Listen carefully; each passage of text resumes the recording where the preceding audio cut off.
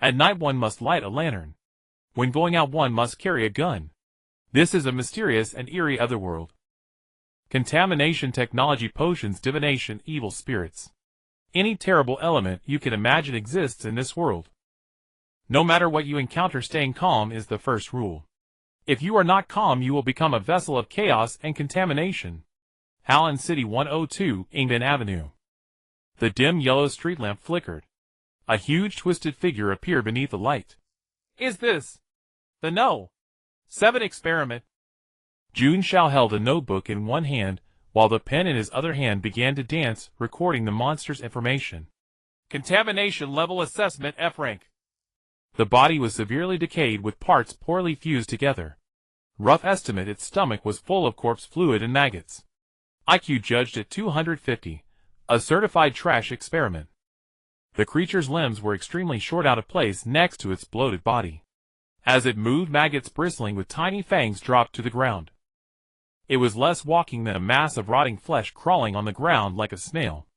It seemed to notice Jun Xiao. The dull eyes in the creature suddenly stirred, and a muffled sloshing of corpse fluid echoed from inside its body. Suddenly eerie and obscure whispers sounded in Jun Xiao's ear. In his sight, the monster transformed into a hill-sized pile of banknotes. Contaminated entities generally carry contamination sources. These sources affect the human mind, conjuring hallucinations from one's desires. Over time, the affected person becomes a new contaminated entity. A few powerful contamination sources can even affect animals and plants. Obviously, this contaminated creature was interfering with Jun Xiao's senses, treating him as its prey. Even though I know it's all an illusion, I still can't help wanting to stay in this scene for a moment. As he said this, Jun Xiao took an electronic cigarette from his pocket, placed it in his mouth, and pressed the switch. The guana grass in the cigarette could stimulate nerves and stabilize emotions, so Jun Xiao always carried his self-made electronic cigarette with him during work to keep his mind sharp. After a brief blur in his eyes, the banknotes, before Jun Xiao vanished, turning back into the nauseating, writhing, rotting flesh. The monster slowly moved toward him. Jun Xiao put his notebook and pen into his pocket, put on the black leather gloves he wore for work, and drew out a silver-white revolver. Bang! Bang! Bang! With each gunshot, the immense recoil of the Colt Python set Jun Xiao's black trench coat snapping behind him, yet his hands remained perfectly still in firing stance. He unhurriedly reloaded the bullets. For an excellent investigator, emptying the chamber was just basic technique. Two twisted, slender maggots behind the monster wrapped around its bloated body at terrifying speed, barely managing to block Jun Xiao's gunfire. Roar! The monster let out a pained roar. It realized it had provoked the wrong person, and its bloated body hastily squirmed backward, the ripples spreading across its rotting flesh in a disgustingly obvious way. But the two slender maggots on the monster were not so intelligent. They shrieked and lunged at Jun Xiao. Bang! Another gunshot rang out, and one maggot landed on the ground completely still. When the other maggot was about to bite Jun Xiao's face, his right hand swept upward from his waist, accompanied by a flash of silver light and a cat's cry. Meow! The other worm fell to the ground in 2 pieces. When the cat's cry reached the monster, it instantly stopped moving, let out a miserable roar, and finally collapsed in exhaustion. He walked slowly toward the monster under the streetlight. The sound of leather shoes striking the road was piercingly sharp in the night. Jun Xiao raised the Colt in his hand and pulled the trigger, ending the twisted life form that should never have existed in this world. Letting out a smoke ring, Jun Xiao took the electronic cigarette from his mouth and flicked off the glowing sparks. The ash fell on the rotting flesh and immediately ignited the corpse fluid. A foul smell filled the street. Jun Xiao's expression remained unchanged as he put the electronic cigarette back in his mouth. He began his routine inspection of the equipment on his body. Colt Python. Its colossal power makes it outstanding in any battle. Its equally ferocious recoil is why many people avoid it, but to you it's no problem, right?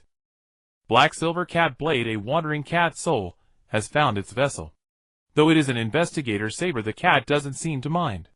The silver patterns on the pitch-black blade resemble the glowing eyes of a proud cat in the dark. It is quite taken with you.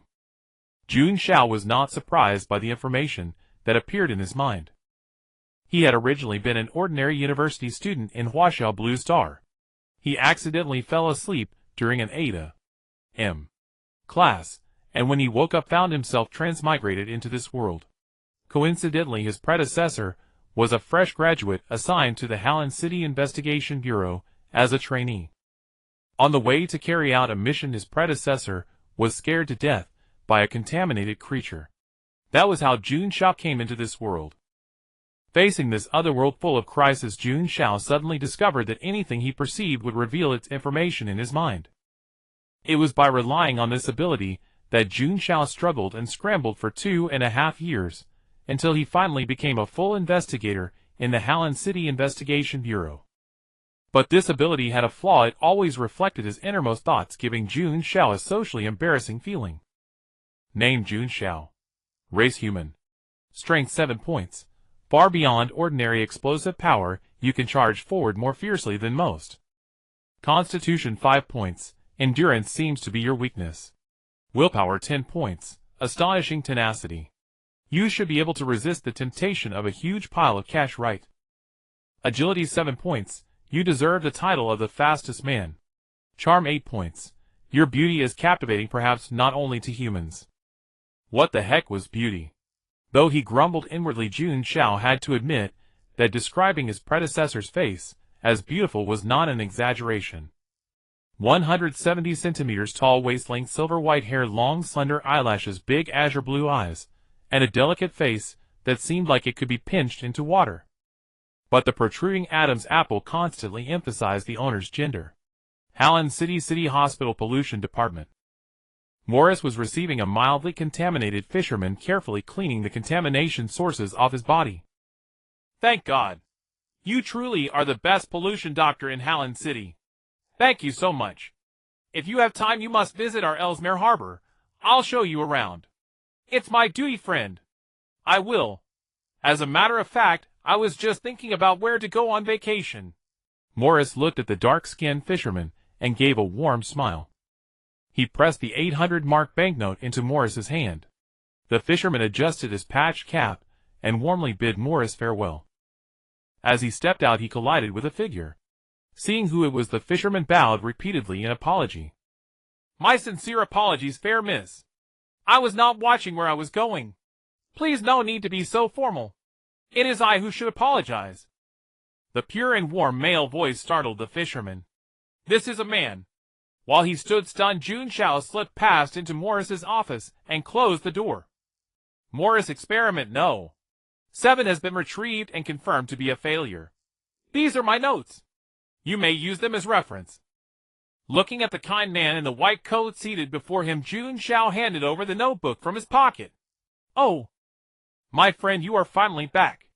As always, you never disappoint me. Morris put down the consultation notes and opened his arms for a hug.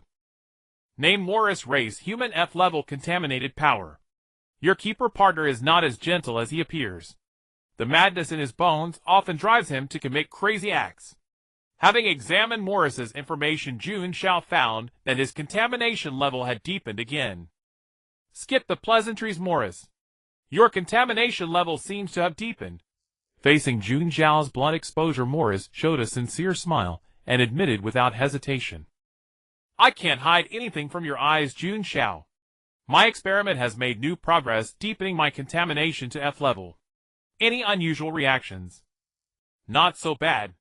Only some obscure whispers by my ears when I sleep at night.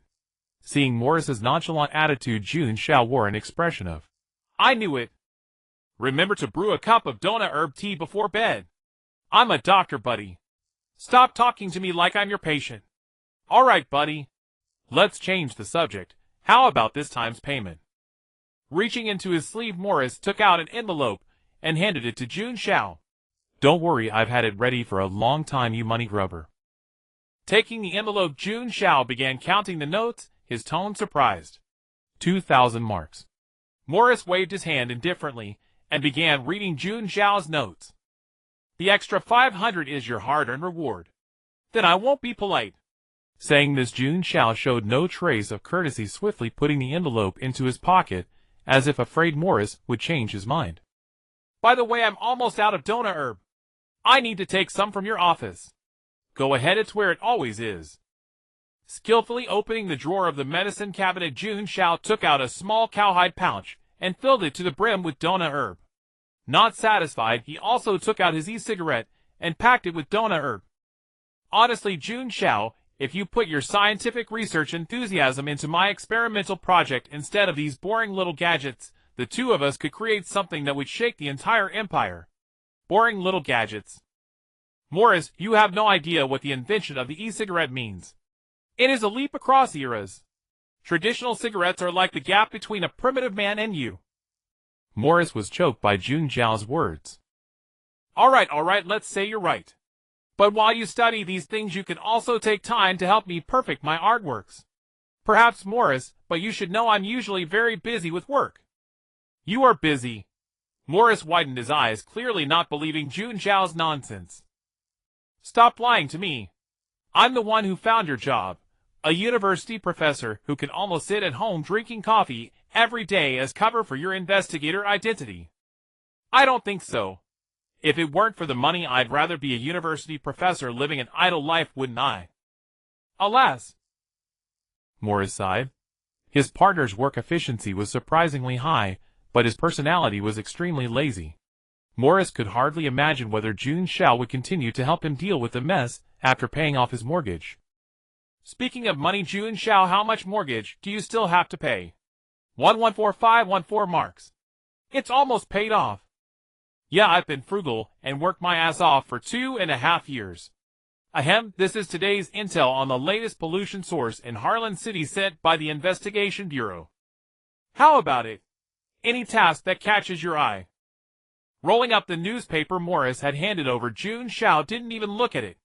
I'll find time to look at it tomorrow. If I take a mission, I'll contact you. If there's nothing else, I'll head home now. Morris stared at Jun Xiao strangely, even suspecting that the person before him had been parasitized and controlled by some strange creature. Wait. If he was really parasitized, wouldn't he have a legitimate reason to dissect Jun Xiao? What are you thinking? I have classes tomorrow, and I need to prepare lessons tonight. Jun Xiao shot Morris a glance. He knew exactly what was going on in that guy's head. He was definitely thinking about dissecting him again. After bidding farewell to Morris, Jun Xiao returned to his cozy little apartment. It was hard to understand why the original owner's parents had taken out a 1,000,000-mark loan to buy this ordinary apartment. And just after buying the apartment, both parents passed away, leaving the debt to the original owner, who had just graduated from college. Unable to figure it out, Jun Xiao shifted his attention and took out his notebook to prepare for tomorrow's class. Driver to Harlan University. The middle-aged man driving glanced at Jun Xiao's young face. Are you a student at Harlan University? Lowering the black hat on his head, Jun Xiao replied ambiguously. Kind of. What a coincidence, my daughter is also a student at Harlan University. Goodbye, driver uncle. Jun Xiao waved expressionlessly, sending off the talkative taxi driver, then adjusted his collar and stepped through the gates of Harlan University. His silver-white long hair was particularly eye-catching on campus. No matter male or female, everyone couldn't help but steal glances. Jun Xiao had long become immune to such looks, and walked all the way to the classroom without obstruction. Hey! Arturo, look, what an adorable girl. Have you seen her before? Wait. Lanika, why is she standing on the podium? Looking at the surprised and noisy students below, Jun Xiao coughed twice to clear his throat, and the students immediately stopped their discussions and turned their attention to him. Nice to meet you all. I am Professor Jun Xiao, in charge of the course Psychological Treatment After Contamination. Feel free to come to me if you have any questions. Huh? Looking at the adorable silver-haired girl on the podium, the students below let out a surprisingly unanimous murmur of confusion. As everyone knows, the source of contamination affects not only the body, but also the mind, causing mental devastation. Many who have been contaminated and later treated still bear psychological scars, more or less. In the terminology of occult studies, the sanity value measures a person's state of rationality, what you often hear referred to as SN. A slight drop in SN value may lead to clinical symptoms such as unfocused vision or auditory hallucinations, while those with critically low SN values may experience a complete mental collapse, descending into madness and becoming new sources of contamination. The students in the classroom were captivated by Jun Xiao's lecture, their young minds brimming with curiosity for the novel and unfamiliar concepts they had never encountered before. Professor Jun Xiao, I have a question. Can the SAN value only be restored through psychological therapy? A plump male student, his face flushed, suddenly stood up and posed the question to Jun Xiao. Giving the student an encouraging glance, Jun Xiao praised him, saying, "That's an excellent question, and it's precisely what I'm about to explain next. Those with a slight drop in SAN can gradually recover over time, provided they are not exposed to any more terrifying experiences during that period. However, individuals with critically low SAN values require psychological intervention." Very well, that concludes today's lesson. See you all next week. Hearing the bell ring, Jun Xiao, regardless of whether he had finished his lecture, closed his notebook and prepared to leave the classroom. Professor Jun Xiao. At the doorway, Jun Xiao nearly collided with an old man with a white beard. "You know me?" Rubbing his white beard, the old man said with a worried expression. "Dr. Morris sent me to see you." Upon hearing the name Morris, Jun Xiao immediately understood the purpose of the visit. He said quietly, "Let's talk somewhere private." "Nice to meet you, Professor Jun Xiao. I am Gilbert, the Dean of the Department of Occult Studies." The Dean of the Department of Occult Studies. Named Gilbert, race human. He carries a faint, obscure, ancient aura. This is not a good sign. "Dean Gilbert, since Morris sent you to me, I assume there is a commission you wish to entrust to me." "Yes, I have been undergoing treatment with Dr. Morris. Naturally, I am aware of his identity. He told me that you are the best investigator in the entire city of Harlan, and he strongly recommended that I seek your services. Let's hear the details of the commission first." Taking out an e-cigarette from his pocket, Jun Xiao took a slow drag. The scent of dana grass filled his nasal cavity, sharpening his mind. "Here's what happened a few days ago. In a village south of Harlan City, some villagers discovered a ruin beneath the ground. They reported it to the city hall, and we were invited, several professors of occult studies and archaeologists, to explore it together." As he spoke, Gilbert, who had been relatively calm, suddenly showed a terrified expression, clutching his head and muttering in agony. "Oh, I thought it was just an ordinary archaeological dig. You know that monster." "Stop, Gilbert. Don't think about the ruin anymore." Gilbert's eyes were bloodshot, and the dense lines on his face twitched incessantly, as if he was about to mutate right before Jun Xiao's eyes. "Here, Gilbert, drink this tea." Taking a teacup from his office, Jun Xiao tossed in a few dana grass leaves to help calm Gilbert's nerves. Gilbert downed the orange-red liquid in one gulp, barely registering its slightly viscous, peculiar texture. "Ugh, ugh." Gilbert dry-heaved twice, and felt much better. "Cough, I'm much better now, Professor Jun Xiao. Thank you, and I apologize for losing control just now." Taking out his notebook, Jun Xiao held a fountain pen and gestured for Gilbert to continue. "When we entered the ruin, we were soon drawn to the murals and inscriptions on the walls. Although I have some knowledge of ancient languages, it's not my forte. So I didn't join the archaeologists in examining those texts. At first, everything seemed normal. The archaeologists slowly deciphered the content of the inscriptions. But before long, they began uttering incomprehensible guttural syllables. The accompanying guards quickly sensed something was wrong and tried to stop them, but it was too late. Their gaunt, starving bodies emerged from the blue mist, resembling hounds. Their narrow eyes were filled with a filth and malevolence I had never seen before. Long, hollow, disgusting tongues shot out, piercing the skulls of those archaeologists. In the blink of an eye, they were drained dry, becoming mummies. The guards immediately pulled us out of the ruin. Fortunately, those monsters did not pursue us. Blue mist canine creatures, hollow tongues used for feeding." Jotting down the key points from Gilbert's account, Jun Xiao closed his notebook. "So in essence, Mr. Gilbert, you want me to assist you in investigating that ruin?" Gilbert shook his head. "It's not that I want your assistance, it's an order from above. If I had a choice, I swear I would never set foot in that place again." "An order from above. Well, I don't care who issued the commission. I'm only interested in the payment." Gilbert looked at Jun Xiao with surprise. This young investigator displayed a maturity and steadiness that belied his appearance. To be honest, when Gilbert first saw Jun Xiao, he mistook him for a young inexperienced girl. 5,000 marks. And if there are further dangers or unexpected incidents in the ruin, the City Hall will consider increasing the compensation accordingly. Hearing Gilbert's offer, Jun Xiao's heart raced with excitement. 5,000 marks were almost equivalent to his monthly salary as a university professor. Go pack your things. We'll depart tomorrow morning. Before that, I need to ask the dean for leave. No need to bother Professor Jun Xiao. The principal has already approved a week's leave for you personally. Raising an elegant eyebrow, Jun Xiao was slightly surprised by the thorough logistical support from the City Hall. By the way, Dr. Morris also asked me to tell you that this leave is paid. Putting the e-cigarette back into his pocket, Jun Xiao felt every cell in his body cheering. Excellent. Then I'll wait for you at the school gate tomorrow morning. The next morning, Jun Xiao, dressed in a black trench coat, waited early at the entrance of Harlan University. His silver hair, which usually fell over his shoulders, was tied into a long ponytail. Several passing male students came up to chat him up, but upon hearing Jun Xiao's gentle male voice, they fled in embarrassment. He took out a handkerchief to wipe his black silver cat blade, and from time to time a cheerful cat's meow echoed in his mind. A steam-powered four-wheeled vehicle suddenly stopped in front of Jun Xiao. Gilbert's voice came from inside. Professor Jun Xiao, get in. We'll ride there.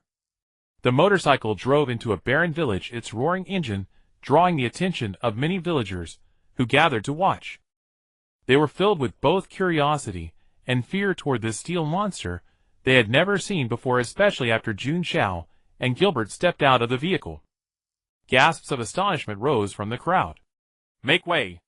Make way! A middle-aged man with dark skin dispersed the villagers who had been gawking. Don't block the path of the city gentlemen. Seeing the village head step forward, the villagers quickly scurried back to work in the fields. Master Gilbert, you finally arrived. I've been waiting for you for a long time. Colby rubbed his hands together, putting on a fawning smile. His gaze shifted to Jun Xiao standing behind Gilbert, a flicker of greed and admiration flashing in his eyes. Is this your daughter, Master? What a lovely little lady. Enough, Colby. Shut that foul mouth of yours, as rotten as the crotch of your trousers. This man is a staff member from the City Hall. Watch your tongue.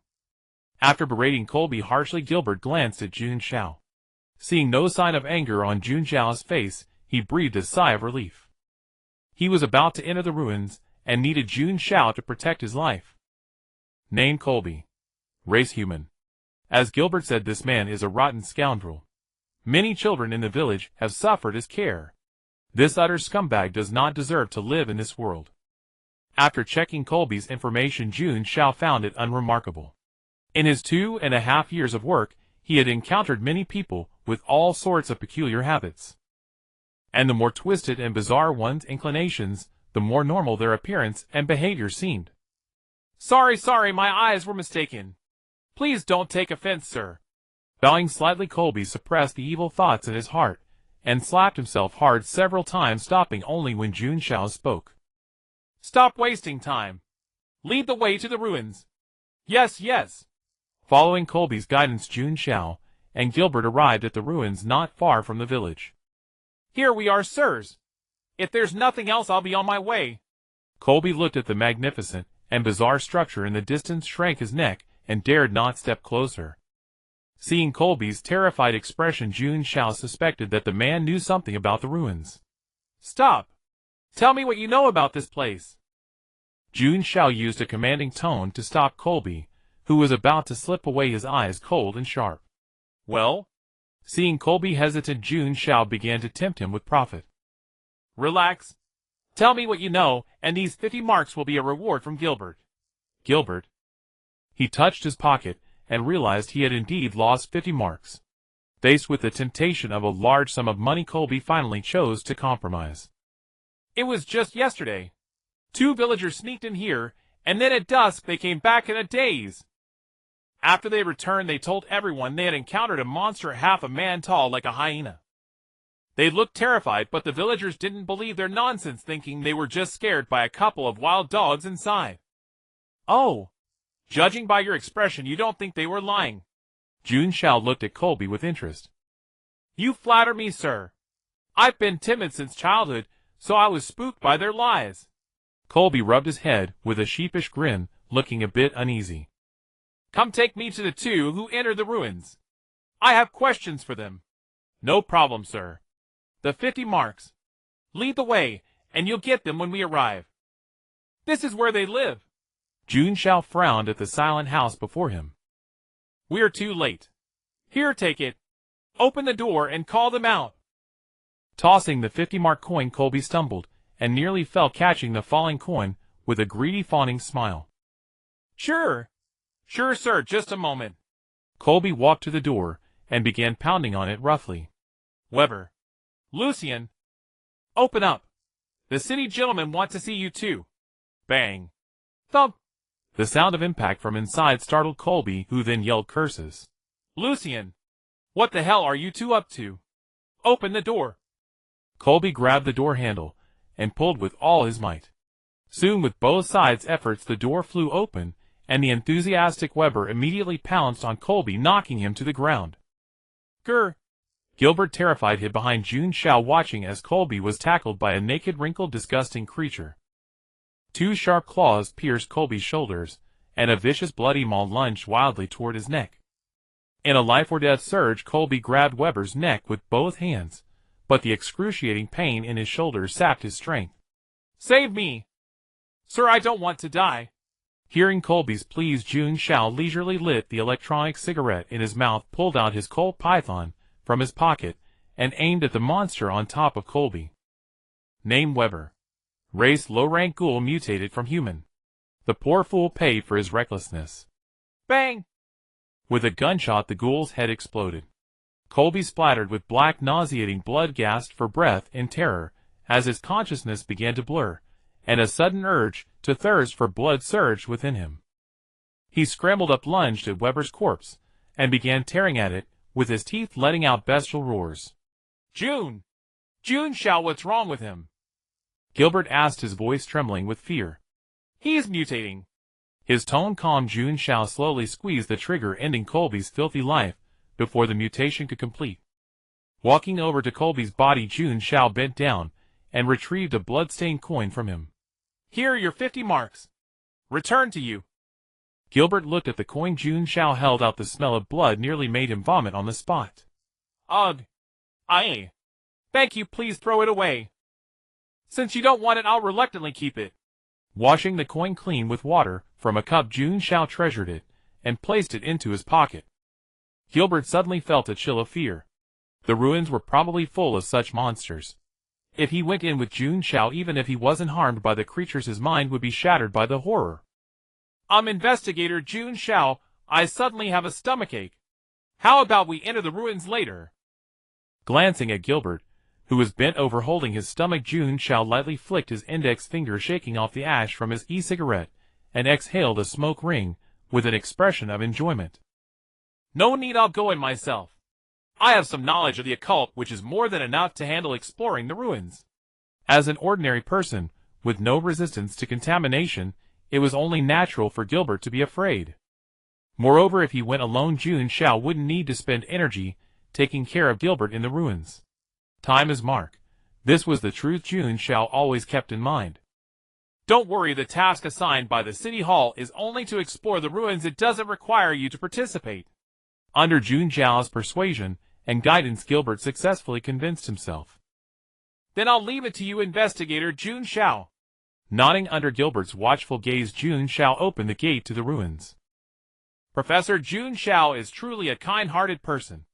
Wiping away his moved tears, Gilbert returned to the village, waiting for Jun Xiao's return. At 1:41 a.m., closing his pocket watch and putting it back into his pocket, Jun Xiao began to observe his surroundings. Ancient writings.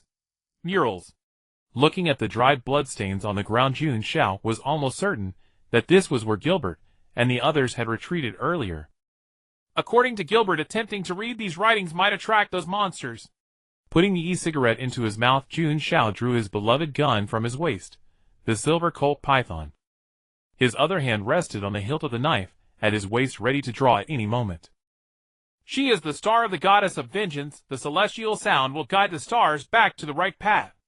She is the star of judgment, the eternally lonely songstress. Wait, I've almost finished reading. Why aren't the monsters coming out? Jun Xiao took out a water flask and drank deeply, forcefully quenching his throat that was about to smoke. Just as he was about to continue trying, a strange singing suddenly came from deep within the ruins. Abandon, struggle, embrace, sleep, you who come to invade.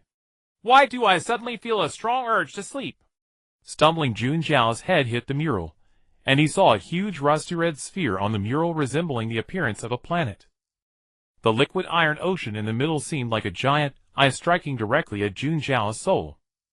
Though it was only a second, Jun Xiao felt as if he had experienced a cycle of a century: anger, confusion, loneliness.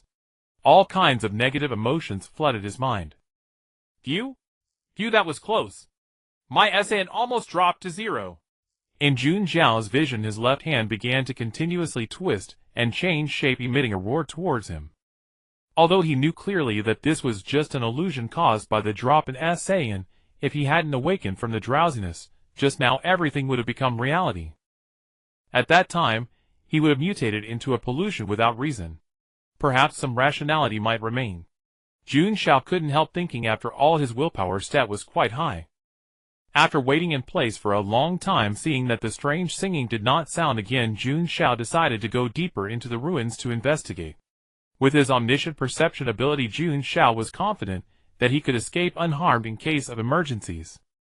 To prevent the singing from reappearing, Jun Xiao took out 2 tufts of duona grass from his pocket and stuffed them into his ears. Continuing forward, there was a dark tunnel so deep that its end was invisible, and the narrow space felt very oppressive. Jun Xiao took out the black silver cat blade and called out softly, "Cat blade, I have to trouble you again." Meow. After a pleasant meow, the short blade in Jun Xiao's hand emitted a faint blue light, allowing him to barely see the path ahead. Carrying a Cat Ghost brand flashlight, Jun Xiao walked through the ruins tunnel. With his unique infiltration method, he managed to make no sound at all. Shortly after, Jun Xiao suddenly noticed a figure on the ground ahead, illuminated by the faint blue light. Stopping, he observed for a long time, and seeing that the figure made no movement, he boldly approached to examine it. A monster appeared in Jun Xiao's sight with a row of barbs on its back, a hollow tongue with a hook hanging down to the ground. Jun Xiao's mouth twitched slightly. Who would want to be sucked dry by this disgusting monster? That said, if I leave it here unattended, it would be terrible if it wakes up on my way back. After a fierce mental struggle, Jun Xiao decided to take a risk and kill it while it was asleep. Taking a deep drag from his e-cigarette to ease his nerves, Jun Xiao reversed his grip on the black silver cat blade, squinted, and aimed at the anomalies hound's neck. He swung the blade, and a silver flash passed. The ferocious head and the twisted body split apart, the originally tightly shut eyes opened wide, staring dead ahead. Is it dead? After all, it was a spawn of an outer god, so easily killed. Jun Xiao kicked the Andalusi hound's body repeatedly, confirming it was completely dead, before continuing on his way with relief. But as Jun Xiao took 2 steps, just as he appeared in the line of sight of the severed head, those long narrow eyes that had been lifeless suddenly flickered with vitality. That crimson long tongue flew toward the top of Jun Xiao's head, its sharp hook slicing through the air. Just as he lifted his foot, Jun Xiao suddenly sensed something quickly approaching from behind. Making a prompt decision, he braced his feet against the walls on both sides and leaped upward. The sharp hook grazed past the crotch area of Jun Xiao's pants, missing by a hair's breadth. "You bastard, you're playing dirty with me." Jun Xiao, whose happiness for the rest of his life was almost destroyed here, was extremely angry. If not for his quick reaction just now, he would now be a genuine girl. Releasing his legs, Jun Xiao leaped straight down and firmly grabbed the Andalusi hound's long tongue. With a slash of the black silver cat blade, he cut off the hook at the tip of the tongue. Sheathing the blade without a drop of blood, Jun Xiao took out his Colt python again. Bang! The loud echo lingered in the tunnel, and the Andalusi hound's head had turned into a pile of mashed flesh. As the gunshot faded, a weak cry for help slowly came. Jun Xiao pricked up his ears, repeatedly confirming whether he had heard correctly. Someone is calling for help deep in the ruins. Could it be that my SAN is too low and I'm hallucinating? After using his ability to confirm, that he was not in an abnormal state, Jun Xiao loaded a bullet into the chamber, and cautiously headed toward the direction of the cry for help. Finally traversing the dark and narrow tunnel, Jun Xiao arrived at the deepest part of the ruins. The vast hall was exceptionally desolate, with only a massive statue seated in the very center. Like a planetary appearance, the rust-red colossal sphere was exactly as he had seen on the murals outside. A statue of considerable antiquity, once revered by tens of thousands, but now merely a useless old relic. Perhaps you could trade it for some marks. His gaze shifting downward, Jun Xiao quickly spotted the source of the cries for help, a young girl with milky white hair lying weakly on the ground. Before the girl, several hounds of Tindalos lay unconscious on the ground. Jun Xiao, who had intended to rescue the girl, suddenly grew wary. Could the singing he just heard have come from her? Name Jehalusi. Race human. A girl deep within the ruins, her voice carries immense power. Perhaps she is connected to that statue. Human. This was the first time in 2.5 years that Jun Xiao encountered such a situation. His ability failed to perceive complete information. It seems this ability is not omniscient. Jun Xiao murmured to himself, showing no surprise. Never mind, let me rescue the girl first. Moreover, unless he dealt with these hounds of Tindalos, he couldn't approach the statue for a close inspection. Having learned from past experience, Jun Xiao was especially cautious. After severing the hounds' heads, he viciously stabbed them several more times. Watching Jun Xiao's brutal method, the girl involuntarily retreated, attempting to stand and flee, fearing she might be his next target. But the sharp pain in her left foot caused her to collapse back to the ground as soon as she stood. Hearing her fall, Jun Xiao frowned and finished off the last hound of Tindalos. He took out his herbal pouch, extracted a few leaves of plantain, crushed them with his hands, and stepped forward to apply the paste to the girl's ankle. Please, don't eat me, I'm not tasty at all. Calm down, miss. I'm nothing like those bloodthirsty monsters. Feeling the coolness on her wounded ankle, the pain gradually subsided. Jehalusi blinked her single azure eye, exposed, surveyed the hounds on the ground, then looked at Jun Xiao, a somewhat dazed expression on her face. You're indeed different, much prettier than them. Although pretty isn't a word for a gentleman, I still thank you. Stepping past the girl, Jun Xiao studied the statue before him, and noticed an ancient stone tablet placed beneath it. What is this?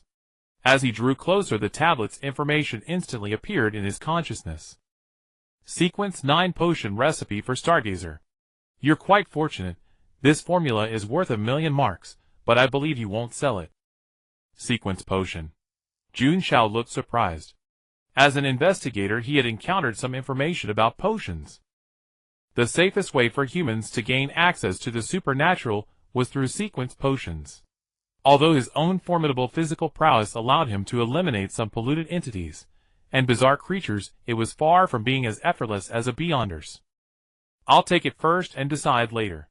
Stuffing the tablet into his pocket, Jun Xiao searched the surroundings thoroughly. After confirming nothing else was left, he decided to leave with Jehalusi. The Exile plays the Symphony of Destruction. Bored, Jehalusi sat on the ground, starting to sing again, with her head bowed.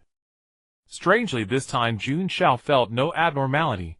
Instead, he found it very soothing. Name Jun Xiao. Race human. Will 13, your will is like steel. Jehalusi's favor. Jehalusi is quite fond of you. You are immune to the effects of celestial sound. Perhaps this is mutual admiration between beautiful maidens. Your whole family are beautiful maidens. After silently cursing in his mind, Jun Xiao scanned his own information again. No changes other than will 3. Let's go, Miss Jehalusi. Where is your home? If it's not too far, I don't mind taking you back along the way. Home. Jehalusi paused slightly at his words, then shook her head. I caused trouble, and was kicked out of home. Caused trouble. Jun Xiao could roughly imagine Jehalusi's story, likely abandoned by her family, because of her peculiar singing. After all, an ordinary family couldn't endure such uncanny power. Then I'll take you out of the ruins. There's an orphanage in Harlan City, and of course if you'd like. As he spoke, seeing Jehalusi's watery azure eye fixed intently on him, Jun Xiao couldn't bring himself to finish the sentence. Like a stray cat begging for adoption, so adorable. But if you refuse, the celestial sound will tear you to shreds. The corner of his mouth twitched slightly, and Jun Xiao sighed. Wasn't this forcing him to take her in? Yet it didn't seem like a bad thing. A wandering girl with supernatural powers might be useful for his work, as romantic and absurd as the stories in poets' song collections. I mean, if you're willing, my place is quite big. You could stay with me. Can I? Jehalusi stood up despite the pain in her left foot, her azure eye glistening, as if she couldn't believe this was real. But I'll cause trouble. I can't help singing. They always say my voice brings calamity. It's okay. I really like your singing. This was indeed Jun Xiao's heartfelt confession. Jehalusi's singing had a calming effect even stronger than his e-cigarette. You like my singing? Jehalusi's mouth fell open. It was the first time anyone had ever said they liked her voice. I'll try not to cause trouble. Taking a deep breath, Jehalusi made a promise. She lifted her foot to leave the ruins with Jun Xiao, but the pain nearly made her stumble. Careful, I'll carry you on my back. Climbing onto Jun Xiao's back, Jehalusi pressed her small face against his silver-white hair. The unique scent of his hair unexpectedly made her feel at ease. For the first time, she felt she had a home. Back at the village, Jun Xiao took out his pocket watch. 5:14 p.m. Professor Jun Xiao, you're back. Gilbert was surprised. Jun Xiao had emerged from the ruins in less than a day. And this young lady is. Seeing Gilbert's gaze on her, Jehalusi shrank back, hiding behind Jun Xiao. A girl I found in distress in the ruins. I'll take her home later. Of course, home meant my place. Jun Xiao silently added in his mind. All right, Professor Jun Xiao, can we leave now? Wait a moment, I need to go back to the ruins. 5 minutes later, Jun Xiao returned to the village, carrying a relatively intact hound of Tindalow's corpse. Gilbert stared at the body on his shoulder, his voice trembling. That's it. The monster we encountered in the ruins. Don't be afraid, Gilbert. It's just a corpse now. Watching Gilbert step back trembling ridiculously, Jun Xiao reassured him. Oh, okay, I'm not scared, really. Under Jun Xiao's persuasion, Gilbert agreed to place the hound of Tindalow's corpse in his trunk. The steam engine roared as it sped straight toward Harlan City Hospital. Stopped by the guards at the gate, Jun Xiao rolled down the window, revealing his distinctive face. The guard immediately and respectfully let him through. Turn left. Left? But that's a dead end. No nonsense, just do as I say. After being lightly scolded by Jun Xiao, Gilbert dared not speak further, and obediently followed his orders. Just as Gilbert thought they would crash into the wall, the vehicle passed through it without obstruction. All right, stop here. Jun Xiao opened the door and helped the somewhat timid Jehalusi out.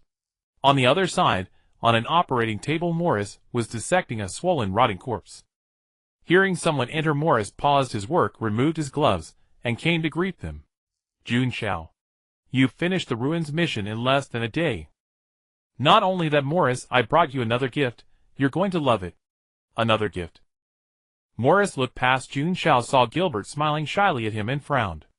Buddy, you should know I'm only interested in monster corpses, let alone a living person.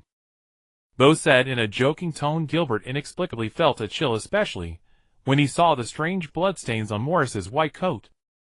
Agatha, handle him. As Morris's voice faded, a tall woman in a nurse's uniform emerged from the operating room. Her elegantly features were somewhat cold, and her gaze filled with mystery made Gilbert dare not meet her eyes. You always like to find me something to do. Let me be clear, this will cost extra. 500 marks. Deal? Sleep, dear child, return to the embrace of the Night Mother, forget everything you did today. Agatha's eyes emitted an eerie crimson glow as she muttered incantations.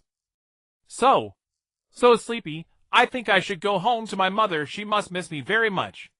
After a dazed look, Gilbert collapsed to the ground. Oh, praise the night goddess. Is this the power of a transcendent? Jun Xiao blinked at Agatha. He was no stranger to this fellow investigator, but it was the first time he had seen her use her abilities on the spot. Good, the irrelevant personnel have left. Who is this beautiful young lady? Looking at Jehalusi hiding behind Jun Xiao, Morris adjusted his collar. I picked her up outside. Picked up? Agatha and Morris exclaimed in surprise simultaneously. Seeing Jehalusi's timid and adorable look, Agatha couldn't help but want to tease her. Apart from drinking, her favorite pastime was to get close and cuddle with cute girls. Let's set her aside for now. Hey Morris, the gift refers to this guy.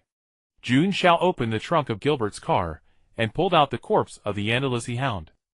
This. Staring at the corpse of the twisted creature, Morris's eyes lit up.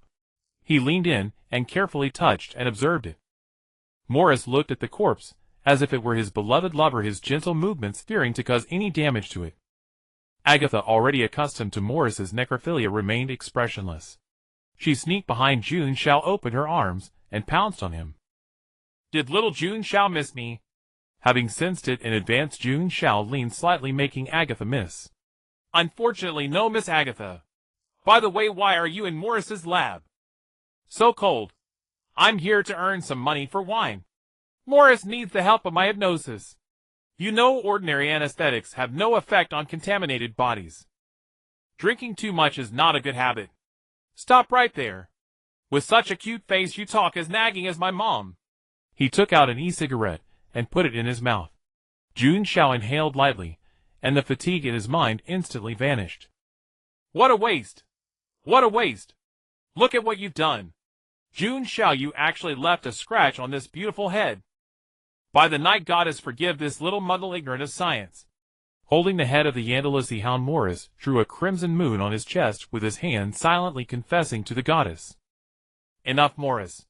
If I hadn't left something on this monster's head, what you'd be holding now would be my head. Sounds pretty good, too. Just kidding. Tell me, how much are you planning to sell these experimental materials for? I don't plan to ask for money this time. What? Morris's eyes widened like brass bells. He never expected to hear the words "no money" from that little money grubber Jun Xiao. Let me finish. I want you to use other conditions as an exchange. Arrange a legal identity for her so she can live normally in Harlan City. I didn't expect you to care so much about a little girl you picked up. Staring at Gahaluasi for a long time, Morris couldn't find anything special about her. All right, I'll contact the higher-ups. The procedure should be completed by tomorrow. Jun Xiao clicked his tongue once again, marveling at the power of Morris's backer. This is a rare opportunity, Jun Xiao. How about coming to my place for a drink? Beer, wine, whiskey. Oh, of course, if you don't mind, you can try my own homemade brew. After being kicked out by Morris, who was immersed in his experiment, Agatha looked at the crimson sunset on the horizon and said absent-mindedly. She deliberately or inadvertently lowered her body, showing off her formidable arsenal to Jun Xiao. Next time, Miss Agatha. I need to go home and settle Gahaluasi. Her ankle is injured. Thinking of the embarrassment last time, when Agatha got drunk and held him to sleep all night, Jun Xiao felt a bit scared. He could even swear to the night goddess that night was the most dangerous he had ever experienced since becoming an investigator. A slight misstep could lead to death by suffocation. All right. Agatha straightened up dejectedly, exchanged pleasantries with Jun Xiao, and left. So, Gahaluasi, do you like your new home? Placing Gahaluasi on the living room sofa, Jun Xiao tidied up the ingredients he had just bargained for from a street vendor.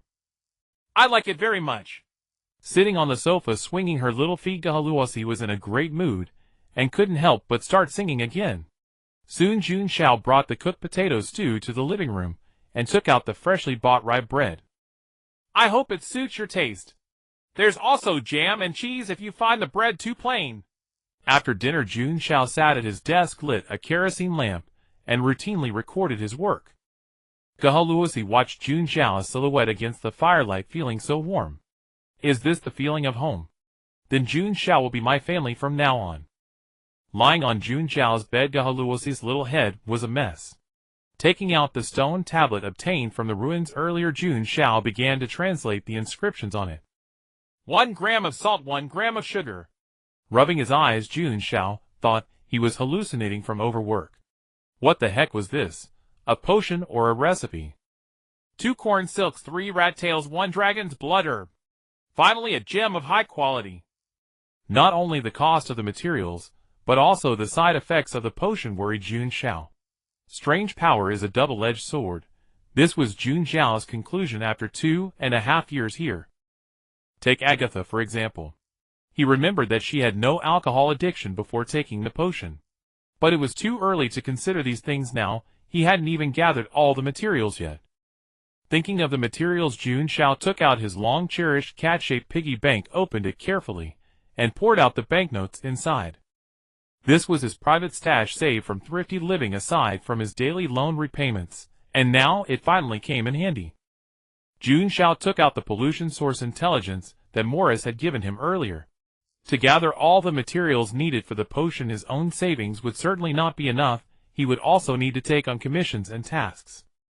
Residents of the St. Malo area have been hearing strange footsteps every night, but patrolling investigators have found nothing unusual. A contaminated entity is suspected with an estimated contamination level of G or F. In Havana town, residents fell ill with a mysterious disease. After the local priest told them the well water was the cause, they were found dead the next day at home, their heads missing. In Newcastle Village, sheep at a certain pasture inexplicably became pregnant en masse.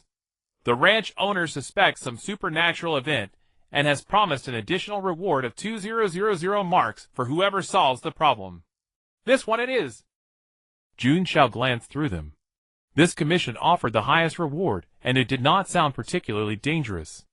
Phew is already asleep. A steady, even breathing sound drifted over. Jun Xiao turned his head to find its source, and discovered it was Jesselo sleeping on the bed. Looks like I'll be sleeping on the sofa tonight. He found a blanket, and covered Jesselo with it, then tiptoed into the living room with his own quilt. It did not matter where he slept. Jun Xiao lay down on the sofa, and slowly closed his eyes. Being able to sleep at all was already a luxury. Before, when Jun Xiao was carrying out an investigator commission, he had gone 3 days and 3 nights without closing his eyes, eventually sleeping for an entire day on Morris's laboratory operating table. When he woke up that time, his first instinct was to check whether all his body parts were still intact. And Morris's excuse for not dissecting him had been, "If you turned into a corpse, I might consider it." The next morning, Jun Xiao was roused by his own biological clock. A healthy routine was an essential quality for any investigator. He took a pinch of dona herb and placed it into a teacup, then poured in hot water. The fragrance of the tea filled the air. Having a cup of dona tea every morning had become a habit Jun Xiao formed after arriving in this world. He vaguely remembered the first time he drank dona tea. Its thick, peculiar texture had nearly killed him on the spot. But after getting used to it, he found himself somewhat addicted to the mouthfeel. Most importantly, it helped maintain mental clarity. In the past 2.5 years, he had witnessed countless investigators die during commissions, many of them losing their judgment and perception due to contamination and anomalies leading to fatal mistakes. After preparing breakfast, Jun Xiao woke the still sleeping Jesselo. Jesselo, get up. We have work to do today. Huh? Work? Jesselo rubbed her bleary eyes, feeling as though she had not slept at all. You don't mean to just free loaf at my place on my marks, do you? I'm getting up right now. So scary. Recalling the eerie, half-smiling expression Jun Xiao had given her with half-closed eyes, Jesselo couldn't help but shudder. Swallowing the last slice of ham, Jesselo mumbled through a full mouth. Jun Xiao, what are you doing with public duties under the lamp? You'll know once we get there. Don't worry, it's simple. I just need you to lend me a hand at key moments.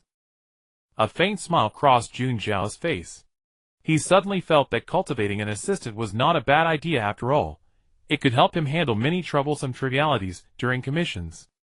Leaving the apartment with Jesselo, Jun Xiao flagged down a taxi and handed the driver 50 marks. Hello, 2 lovely young ladies. Are you off on a spring outing? Take us to 114 Milliam Street. The taxi drove away, leaving Jesselo and Jun Xiao standing before an old office building. Manzanillo Security Company. Jesselo stared blankly at the faltering company sign above the entrance. Let's go.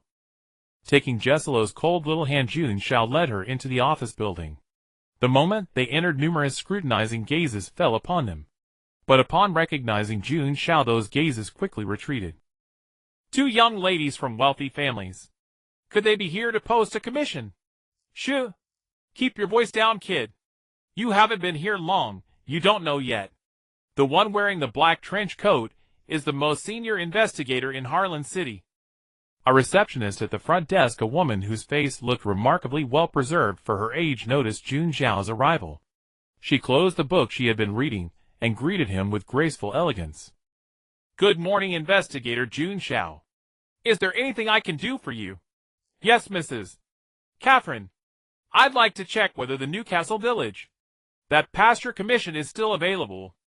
One moment. Catherine turned around and pulled out a stack of papyrus papers to flip through. Newcastle Village. Found it. No one has taken this task yet. Would you like to accept the commission, Investigator Jun Xiao? Yes, thank you for your trouble. Noticing Catherine's hesitant expression, Jun Xiao asked curiously, Is there something else on your mind, Ms. Catherine? Oh, forgive me. Catherine snapped back to reality, her tone apologetic. I was wondering if you're unaware of something that happened in Newcastle Village 3 years ago. 3 years ago? It seems you have not heard about it. Sighing softly, Catherine composed herself and continued. 3 years ago, a commission from Newcastle Village was also posted, and the content was exactly the same. The generous reward at the time tempted many investigators, but the lucky one who secured the commission had his death report returned before 2 days had passed. It was said that he committed suicide in the house arranged for him by the ranch owner. Afterward, the ranch owner raised the reward again, and another investigator, unable to resist the temptation, took on the task, and met the same fate. One death might be a coincidence. 2 deaths are not. In the end, no one was willing to take the commission anymore. At that time, a recent graduate from Miskatonic University happened to be in Harlan City. Upon hearing about this strange matter, he volunteered to go investigate. Miskatonic University. You mean the one in Arkham? Yes. Upon receiving confirmation, Jun Xiao nodded thoughtfully, and made a few more notations in his notebook. That graduate was fortunate. When he arrived there, all the sheep in the pasture had already died. He spent a week investigating the area, but found nothing unusual, and was ultimately forced to leave empty-handed. Having finished her story, Catherine felt as though her entire body had been soaked in nervous sweat. These strange, tense stories always made her heart race. That story sounds rather unbelievable, Catherine muttered to herself. The more absurd something sounds, the more likely it is to be true. Thank you for the information, Mrs. Catherine. Closing his notebook, Jun Xiao wore a grateful smile. Seeing his earnest expression, Catherine suddenly understood why Jun Xiao had become the most senior investigator in Harlan City. But the most senior investigator had never heard of this incident. You're welcome. Almost everyone here knows about this. Didn't you hear about it from your friend's investigator, Jun Xiao? Hearing Catherine's question, Jun Xiao's expression twitched slightly. The only investigator he could really call a friend seemed to be Agatha, and the drunkard's mind was filled with nothing but drinking. After bidding farewell to Catherine, Jun Xiao led Geheluosai to the building's equipment maintenance section for investigators. Are you here to pick up your 2-wheeled motorcycle? Yes, Uncle Wilbur, though I prefer calling it a motorbike. With a hearty laugh, Wilbur paid no mind to the trivial details. What amazes me is that you built this vehicle yourself. I usually only repair firearms, but a motorcycle is no challenge for me. Take a look. Are you satisfied? Wilbur said, proudly showcasing his work to Jun Xiao. Stepping closer, Jun Xiao examined the black motorcycle before him. The damaged exhaust pipe and front fender had been replaced with brand new parts by Wilbur. Excellent. I trust your craftsmanship, Uncle Wilbur. This motorcycle had taken Jun Xiao nearly half a year to build, laboring tirelessly in Morris's laboratory. After all, a motorcycle was a man's romance. Definitely not about saving on taxi fares for missions. And who is this young lady? Wilbur noticed Geheluosai beside Jun Xiao, surprised to see him accompanied by someone else. My newly hired assistant. Mounting the motorcycle, Jun Xiao had Geheluosai sit behind him, revved the throttle a few times, and sped out through the company's back gate. Watching Jun Xiao's carefree and dashing silhouette, Wilbur was suddenly reminded of his own youth. With a wistful sigh, he turned and immersed himself back in his work. The deep, rhythmic hum of the motorcycle engine captivated Jun Xiao. Before long, he arrived at the outskirts of Newcastle Village. After asking a villager for directions, Jun Xiao easily found the ranch. Learning that a professional from Harlan City had arrived, the anxious ranch owner rushed out of the house and warmly clasped Jun Xiao's hands. Praise the night goddess! Finally someone has accepted my commission. Mr. Darcy, I presume. Jun Xiao pulled out the commission details verifying the name of the client. Yes, that's me. Let's not waste time. Let's talk inside. Though the two young ladies seemed inexperienced and unreliable, Darcy had no choice but to trust them. Pouring cups of black tea for Jun Xiao and Geheluosai, Darcy fidgeted nervously. It all started a week ago. At first, only a few sheep suddenly developed swollen bellies. I didn't think much of it. I assumed the neighbor's ram had sneaked in and done the deed, so I reinforced the fence. But the next day, when I checked again, there were even more pregnant ewes. That's when I realized something was off. I reinforced the fence again and stayed in the sheepfold at night. And you know what I saw? Raising an eyebrow at Darcy, Jun Xiao didn't expect him to be in the mood for suspense. The ram and you having a secret affair. Wrong. Darcy proudly lifted his chin when Jun Xiao got it wrong. It was my youngest son sneaking off with the ewes. Jun Xiao spat out the tea he'd just sipped, spraying it all over Darcy's face. Waving apologetically, he said, My apologies, mister. Darcy, I didn't mean to. This is just too astonishing. Wiping his face with a tissue, Darcy showed no sign of offense. Instead, he wore a satisfied expression, as if to say, I knew you'd react that way. Jun Xiao, this tea is so sweet and delicious. Geheluosai had drained her cup and held it up, blinking at him. If it's good, have another cup. He refilled her cup and ruffled her hair. Fortunately, Geheluosai hadn't been listening to Darcy's story. It was far too inappropriate for a child. I was horrified too. I wanted to stop my son's foolish behavior, but I held back. The village priest said that people possessed by filthy things shouldn't be directly awakened. Jun Xiao nodded, appreciating Darcy's cautious approach. When facing unknown anomalies, the safest course was to observe quietly. I didn't sleep a wink that night. As soon as my son woke up, I asked him what he'd been doing. He looked puzzled and said he was sleeping in his room. I know him well. He wasn't lying. Something must have tampered with his memory. Darcy's voice grew emotional. Please, my friend, save my son. He's only 9 years old. 9 years old and already sneaking off with ewes. Though Jun Xiao was inwardly amused, he maintained a solemn face and comforted Darcy. Putting clients at ease was part of his job as an investigator. Don't worry, mister. Darcy. That's exactly why I'm here.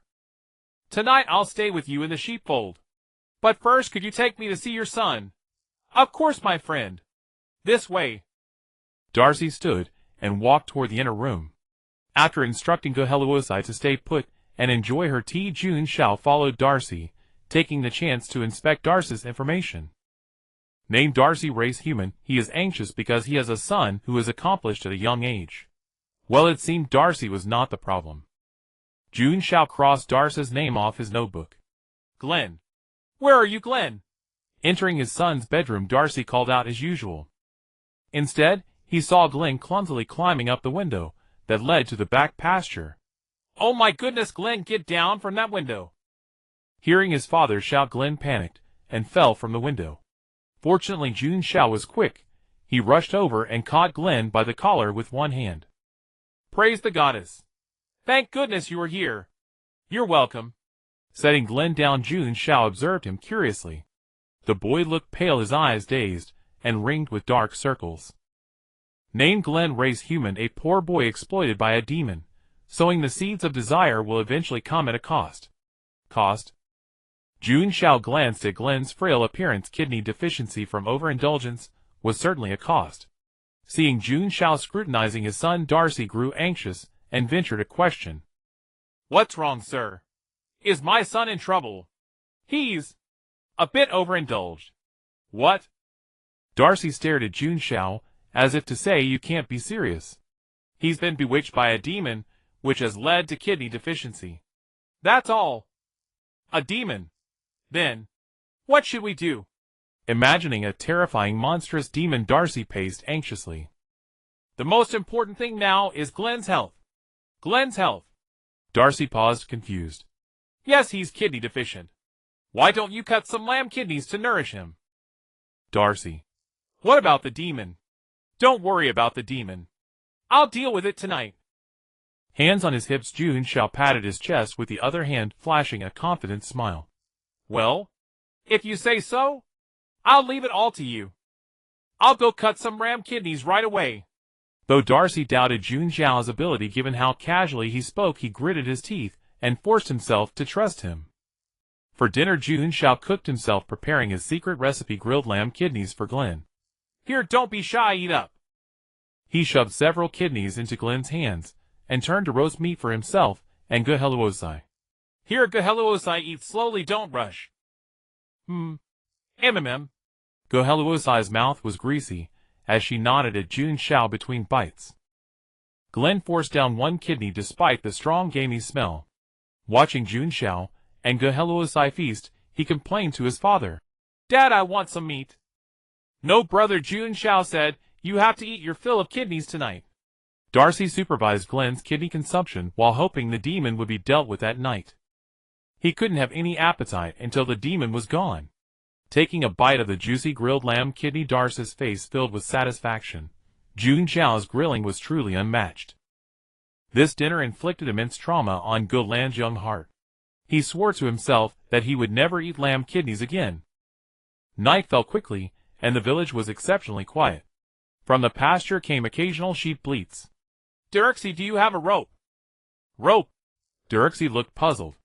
Could Jun Xiao be planning to use a rope to bring the demon to justice? Yes, I have one. Please wait a moment. After searching the warehouse for a while, Dirksy came back panting, holding a thick hemp rope. How about this? Good. Go tie your son Gulan to the bed. Jun Xiao looked at the hemp rope in Dirksy's hand, nodded, and said with satisfaction. This is not right. Why tie up my son? If we don't tie your son up, are you going to let him wreak havoc on your sheep at night? The sharp retort left Dirksy speechless. With a hardened heart, he turned his gaze to his son. Gulan lay weakly on the bed, feeling that as soon as he opened his mouth, he could smell a strong odor of mutton. Dad, what are you doing? Seeing Dirksy suddenly approaching him with a thick hemp rope, Gulan was startled. Don't be afraid, son. Dad is doing this for your own good. With that, Dirksy tied Gulan up hand and foot on the bed, and casually grabbed a rag to stuff into Gulan's mouth. Come on, take me to the pasture first. Under Dirksy's guidance, Jun Xiao and Geheluosai arrived at the pasture in the backyard. That pen contains the pregnant ewes. Next door are the rams. And this newly fenced pen holds the ewes that haven't been attacked. Dirksy pointed at the sheep pens, looking distressed. A gray and white sheepdog ran over, frantically wagging its tail and circling around Dirksy. Good boy, buddy. Dirksy bent down and patted the sheepdog's head. Later a demon will appear. You'll protect me, right? Jun Xiao inspected the sheep pens thoroughly but found no clues. There was also no lead from the pregnant ewes. The only thing that could be confirmed was that the demon might appear at night. As time slowly passed, Dirksy, who had been worried about the demon, had already fallen asleep with his beloved dog in his arms. Only Jun Xiao remained vigilant, ready to face an attack at any moment. Geheluosai, bored, was teasing the ewes in the pen with a twig. Geheluosai, you can get some sleep if you're tired. Throwing the twig into the pen, Geheluosai shook her head and said timidly, Jun Xiao, I can't help it. I want to sing. Hold on a little longer. If you see something strange suddenly appear, just sing it to sleep. Okay. Geheluosai forced herself to suppress the urge. Finally, Jun Xiao needed her help. She must not let him down. Woof, woof, woof. The sheepdog in Dirksy's arm suddenly pricked up its ears and began barking fiercely into the darkness. What's that sound? My old friend, have you found something? Awakened, Dirksy stood up and looked in the direction where the sheepdog was growling. Woo-ow, woo-ow. As if sensing something, the once agitated sheepdog drooped its ears and cowered behind Dirksy, trembling. A pair of eyes resembling goat pupils suddenly appeared in the darkness. Here it comes. Jun Xiao gripped the hilt of his blade with his right hand and pulled out his coal python with his left, ready to attack if the creature made any move. Soon the entire body of the monster revealed itself. A goat's head, a human torso, limbs with goat hooves, and a long slender tail swaying behind. Its eerie eyes gleamed with wisdom, making one feel as if they were looking at an aged sage. Put down your weapon, friend. Trust me, I mean no harm. The goat-headed nightmare slightly bowed and raised its hooves toward Jun Xiao. No harm. My employer doesn't think so. Look at what you've done to his poor son. At the same time, Jun Xiao used his other hand to pat Jehalusi's head, signaling her not to sing yet. Dirksey looked at the goat-headed nightmare, shrinking his neck in fear, but seeing that Jun Xiao had his back, he immediately gained some courage. That's right. You'd better give me an explanation. Explanation? Raising an eyebrow, the goat-headed nightmare couldn't help but chuckle at the sight of Dirksey's trembling legs. I smell fear and terror on you. And anger. Well, I see you in a new light. I'm hosting a banquet, and your son is the chef preparing the delicacies for me. Banquet? Chef? Do you think I believe your nonsense? Dirksey felt that the creature was completely mocking him. Scratching its head with a hoof, the goat-headed nightmare looked quite helpless. I have no reason to lie to you. I'm just trying to fill my stomach. You have no idea how delicious the anger is from the rams, who witness the ewes being violated every night. As it spoke, the goat-headed nightmare wiped the drool from the corner of its mouth, its horizontal pupils shining with manic light. And the fear of the ewes and the little boy. What a magnificent feast. Madman! You madman! Dirksey's finger trembled as he pointed at the goat-headed monster before him. Get out of my pasture! You have no right to make me leave! With that, the goat-headed nightmare turned its gaze to Jun Xiao. He might, but I think we can avoid unnecessary conflict. What do you want me to do? This was the first time Jun Xiao had encountered such a strange creature that actively communicated with humans, and he found it quite novel. Leave this pasture. Of course, I won't send you away empty-handed. I know you humans like money. All the assets of this ranch owner will be yours as long as you leave. Nearby, Dirksey stared nervously at Jun Xiao, fearing that he might agree to the monster's terms. Sounds tempting. Jun Xiao's voice slowly sounded, causing Dirksey's heart to sink. But I have one more question. Did you do the things here 3 years ago? The goat-headed nightmare nodded without hesitation. Then did you kill those 2 people 3 years ago? Stunned for a moment, the goat-headed nightmare recalled that it had indeed crushed 2 insignificant ants that had no sense. It was me. But don't worry, you're not like them. They were too weak. Bang. Before the goat-headed nightmare could finish its sentence, Jun Xiao pulled the trigger. The goat-headed nightmare clutched its eye, letting out a painful shrill scream. You bastard. Look what you've done. Sorry, the gun went off. What? Bang. Another gunshot blew out the other eye of the goat-headed nightmare. Couldn't resist another shot. Congratulations, now they're symmetrical. The blind goat-headed nightmare suddenly realized that this guy was toying with him. Are you mocking me? The goat-headed nightmare demon's voice rang out angrily.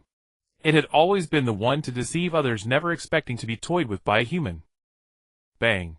Another gunshot rang out, but the goat-headed nightmare demon was already alert, sidestepping Jun Xiao's shot. Jehalusi, it's your turn. All right. Unable to hold back any longer, Jehalusi immediately began to sing, eager to show her talent. He was formless and void, and darkness was over the surface of the deep. His spirit was hovering over the waters. As Jehalusi's singing began, the goat-headed nightmare demon felt an unbearable headache. Her voice reached his ears, transforming into blasphemous, obscure, and bitter syllables. Meanwhile, Dirksey fainted on the spot, collapsing unconscious. Jun Xiao didn't rush to interrupt Jehalusi. Since it was a rare opportunity, he let her sing to her heart's content. Pressing the switch on his e-cigarette, Jun Xiao blew smoke rings, quietly savoring the tranquility brought by Jehalusi's song. Do I sing that badly? Why did everyone faint? Jehalusi looked around at all the beings lying unconscious, except for Jun Xiao. Even the sheep in the pen had fallen asleep. Not at all. They were just lulled into slumber by your moving voice.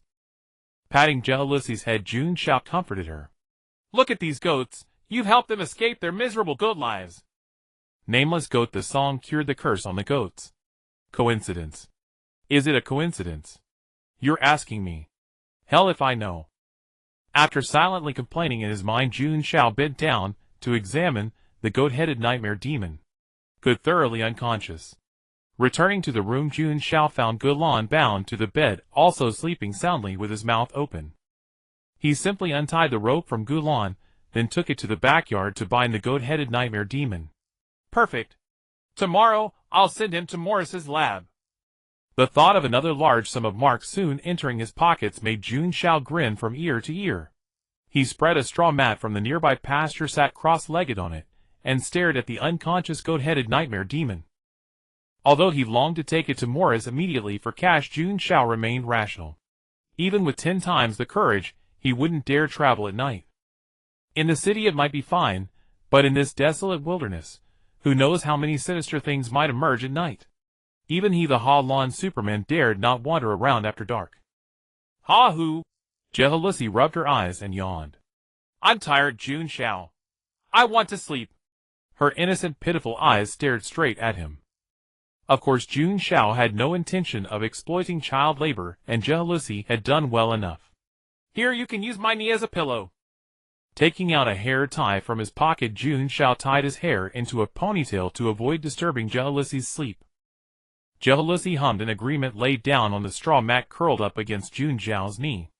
Taking off his trench coat, Jun Xiao draped it over her, and took the opportunity to ruffle her creamy white hair.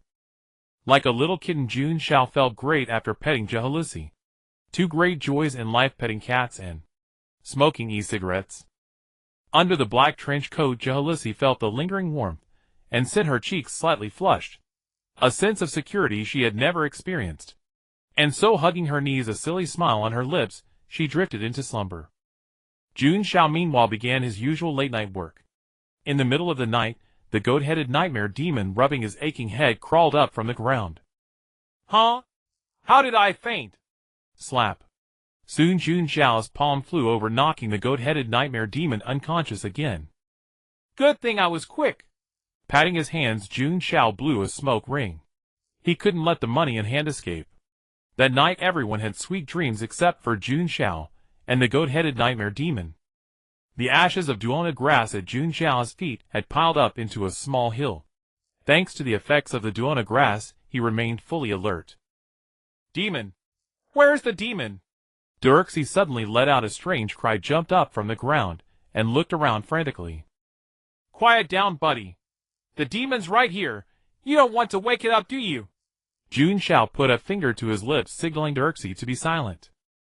In terror, Dirksy covered his wide-open mouth, with both hands craning his neck to look at the goat-headed demon lying motionless before Jun Xiao. Did you kill it? No, demons aren't so easily killed. Seeing Dirksy's timid expression, Jun Xiao played a little joke on him. Demons are indeed tenacious, but if I cut off your head and turn it into a sieve, I doubt you'd survive. Of course, the main reason was that this goat-headed nightmare demon wasn't particularly powerful. What do we do? Will it come back to my ranch for revenge? Don't worry, I'll handle the aftermath. I'll ensure you have no worries. Allowing Jun Xiao to pat his shoulder, Dirksy felt that something seemed off. Then I'll leave it to you. Oh, and here's the agreed payment. The extra 2,000. No 5,000 marks, consider it a tip for your trouble. Trembling, Dirksy pulled out a wad of bills from his pocket and handed it to Jun Xiao, afraid that Jun Xiao might think it too little. Jun Xiao accepted the payment calmly, then woke up the drowsy jealousy. Work's over. Let's go home. Taking the rag from Goodland's mouth inside the house, Jun Xiao stuffed it into the goat-headed nightmare demon's mouth. He then asked Dirksy for another sack and carefully packed the goat-headed nightmare demon inside. Don't forget to roast lamb kidneys for your son at noon.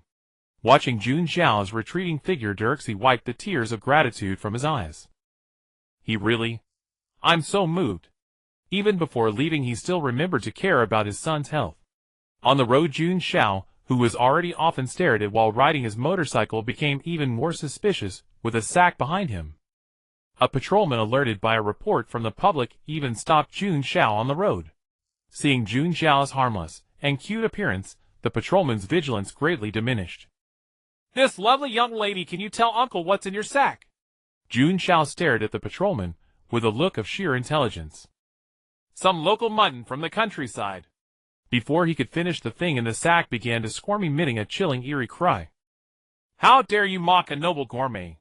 I'll kill you, you brat. The patrolman was startled, his hand holding the gun trembling slightly. Drop your weapon. Release your hostage. Reluctantly, Jun Xiao had to show his investigator's badge. Behave yourself. Then, under the patrolman's horrified gaze, Jun Xiao punched and kicked the goat-headed demon unconscious again. Vroom vroom vroom. With the roar of the engine, Jun Xiao and Jealousy vanished from the patrolman's sight in a flash. They were right. None of those investigators are normal. Where is Morris? Won't he come out to greet your old friend? I'm coming, I'm coming. I've already sorted out this young lady's identity for you. She is now your distant cousin. Morris's expression was somewhat displeased. It was evident he was a little annoyed at being interrupted from his experiment by Jun Xiao. Well, I originally planned to give her the identity of your younger sister, but I was worried it would complicate things when you two eventually marry, so I changed it to cousin. Upon hearing Morris say this in a half-joking tone, Jun Xiao's face darkened. On the other hand, Garros behind him blushed furiously, as though she had just discovered a whole new world. Although they could stay together as family, there would inevitably come a time when they had to part. But if Jun Xiao were to marry her, wouldn't they be able to stay together forever? Stop joking, Morris. Garros is still a child. But you don't look any different from her. Gazing at the two figures before him who resembled sisters, Morris curled his lip and spoke in a low, lingering tone that deeply pierced Jun Xiao's heart. You little punk, why do you always poke where it hurts? Ha! Jun Xiao took a deep breath and decided to stop arguing with Morris on this topic. A gift I brought for you. Seeing Jun Xiao casually toss a burlap sack toward him, Morris was momentarily stunned. He stepped forward, squatted down, and untied the sack. What is this? Overjoyed, Morris's eyes widened. He absolutely adored the man standing before him. Praise the goddess of night. This is actually a purebred demon. Eyes gleaming with greedy and manic light, Morris traced a crescent moon across his chest with his finger. Has dawn broken? Where is this? Morris's excited shout woke the unconscious ram-headed nightmare demon. By the way, that little brat. Holding his aching head with his cloven hoof, the ram-headed nightmare demon suddenly remembered he had been ambushed by a seemingly harmless little kid. As he looked up, the ram-headed nightmare demon found himself locking eyes with Morris, who terrified him with the madness and greed blazing in his gaze. Don't be afraid, my little darling. I will treat you gently and turn you into my greatest masterpiece. Observing Morris's crazed demeanor, the ram-headed nightmare demon scrambled backward with all his might until he crawled right to Jun Xiao's feet. No, you can't hand me over to this madman. Clutching tightly onto Jun Xiao's leg, the ram-headed nightmare demon wept and pleaded desperately. Once a gift is given, it cannot be taken back. Reaching out, Jun Xiao patted the demon's head with a gentle, warm smile, then raised his fist. Don't worry, you'll know nothing once you're asleep. With two solid punches, the ram-headed nightmare demon collapsed unconscious once again. Before fainting, he viciously cursed Jun Xiao in his mind, spewing all manner of vulgar demonic curses. This was the third time. He had been knocked unconscious no fewer than 3 times. Watching Jun Xiao casually knock out the nightmare demon with such nonchalance, Garros felt a jolt of alarm and secretly clenched her fists. If she ever disobeyed him, and Jun Xiao grew tired of her, would she too be punched unconscious and left somewhere by the roadside? While it's still fresh, I'll take it back to my laboratory. I'll send someone to deliver your payment afterward. Though he desperately wanted to quip that experiments shouldn't be done, while hot, Jun Xiao was far more interested in the compensation. 20,000 marks. Jun Xiao held up 2 slender fingers before Morris. Deal. Without even looking up, Morris cradled the ram-headed nightmare demon and dashed into the laboratory. Soon the demon's blood-curdling screams echoed out to the outside. Jun Xiao quickly covered Garros' ears, fearing she might be traumatized. I swear if you dare lay a hand on me again. I mean, perhaps we could discuss this. Eep. No. Put down that. Such a thick thing could never go in there. The ram-headed nightmare demon's cries grew increasingly bizarre and mixed with Morris's childlike laughter, the entire laboratory filled with a cheerful atmosphere. Let's go. Cover your ears. We're heading home. Okay. Garros obediently nodded, sat in the back seat, wrapped her arms around Jun Xiao's slender waist, and a strange crimson glow flickered in the eye hidden beneath her hair. Feeling the pair of soft little hands resting on his waist, Jun Xiao was momentarily startled. Back at home, Jun Xiao watched Garros rolling about on his bed, and humming happily, feeling somewhat puzzled. It was the first time he had seen the girl so cheerful. Before he could ponder further, the doorbell rang. Investigator Jun Xiao, Mr. Morris asked me to deliver your payment. A lean-faced man respectfully handed a thick envelope to Jun Xiao, bowed slightly, and turned to leave. 20,000 marks. Returning to the living room, Jun Xiao took out the bills from the envelope, his dark pupils sparkling with starlight, as he stared intently at the marks in his hand. If Garros hadn't been hogging his bed, he would have dashed into his bedroom and rolled around on it in pure ecstasy. Placing his electronic cigarette in his mouth, and inhaling the familiar aroma of Dana herb, Jun Xiao's emotions finally began to settle. With this money, he wouldn't need to worry about alchemy materials anymore. All that remained was to head to the Heron City black market tomorrow. After dinner, Garros lay restlessly in her blankets, unable to sleep. A small head suddenly popped up from beneath the quilt, her sapphire blue eyes slyly fixing on Jun Xiao's back as he sat at the desk. The ram-headed nightmare demon feeds on negative emotions. After recording the useful information from the day's work, Jun Xiao stretched and let out a long sigh. Turning his head, he noticed Garros peeking at him from the bed like a little cat. Still not asleep. Well, the coal lamp is too bright. I suppose I'll move the desk to the living room from now on. No, I just can't sleep alone. Can't sleep alone? Jun Xiao raised an eyebrow. Can't sleep alone? Does that mean you want me to sleep with you? By the way, Jun Xiao, you're done working too. Come keep me company in bed. As if remembering something, Garros leaped out from under the cover, sat on the bed, bent forward slightly, and eagerly patted the space beside her. Seeing the fair skin faintly visible beneath the girl's sleepwear, Jun Xiao kept a calm expression, and averted his gaze, though his heart was racing with tension. What should he do? What should he do? He had always treated Garros like a little sister, more like adopting a homeless little kitten. But now, he suddenly realized this kitten was incredibly alluring. The bed is too small.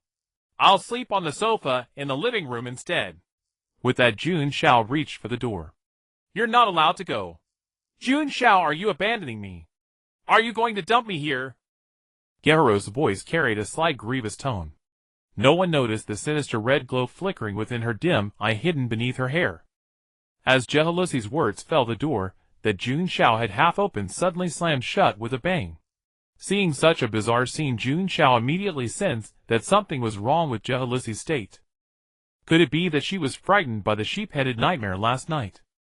Fearing that Jehalusi's emotions might spiral out of control again, Jun Xiao decided to temporarily play along. Don't overthink it. He ruffled Jehalusi's disheveled cream-white hair, his voice gentle, trying not to provoke her. Since I've agreed to take you, and I won't abandon you. Seeing Jun Xiao pat his chest in assurance, Jehalusi was momentarily stunned. The red gleam in her other eye faded, and she said dazedly, Really? Of course, the first rule of a gentleman is never to lie. I'll go brew you a cup of tea outside. After you drink it, I'll sleep with you, okay? Looking into Jehalusi's innocent, pure eyes, Jun Xiao felt like a creepy old man luring a little girl on the street, and a sense of guilt arose. I'll wait for you. Nodding slightly, Jehalusi blushed and buried her head back under the covers. Returning to the living room, Jun Xiao casually picked up a teacup and brewed a steaming cup of donut tea, hoping to stabilize Jehalusi's mood. Hearing Jun Xiao return to the bedroom, Jehalusi crawled out from under the covers. Here, drink it while it's hot. Taking the teacup from Jun Xiao, Jehalusi tilted her head and took a tentative sip. Why is this stuff so thick and bitter? It's awful. Looking at the donut tea in her hand with disgust, Jehalusi stuck out her tongue and mumbled. Drink it a few more times, and you'll find it tastes good. Jun Xiao took the teacup, drank a small sip from the other side, and smiled at Jehalusi. With a pout determined to get Jun Xiao to sleep with her, Jehalusi steeled herself, pinched her nose, placed her lips where Jun Xiao had drunk, and downed the tea in one go. Jun Xiao's mouth twitched, unsure whether Jehalusi was being intentional or careless. So how do you feel? Any better after drinking? Uh-huh. Nodding at Jun Xiao, Jehalusi patted the spot beside her, looking at him with expectant eyes. It seemed to urge Jun Xiao to get into bed and sleep with her. Letting out a helpless sigh, Jun Xiao simply assumed Jealousy had been frightened last night and dared not be alone at night. Climbing onto the bed stealthily, Jun Xiao blushed slightly and laid down 3 rules for Jealousy.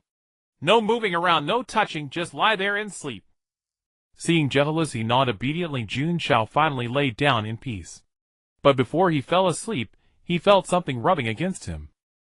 Opening his eyes, he found it was Jealousy hugging his arm and grinning foolishly. After a moment's hesitation, Jun Xiao decided not to wake her. What a sacrifice!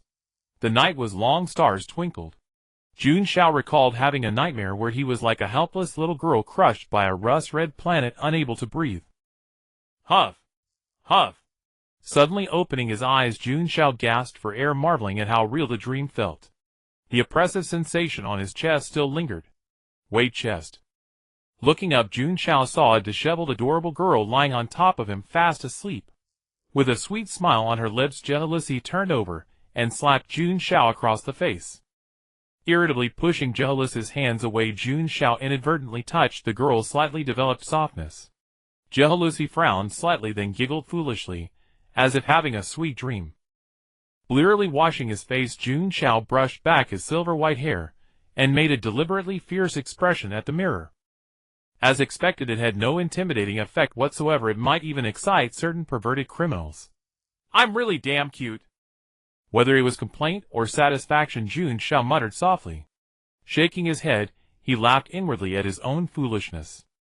Power is the king, firepower is justice. After preparing breakfast, Jun Xiao woke up Jealousy, who was still sleeping in. Ah! Seeing Jealousy open her mouth, asking to be fed, Jun Xiao was momentarily stunned.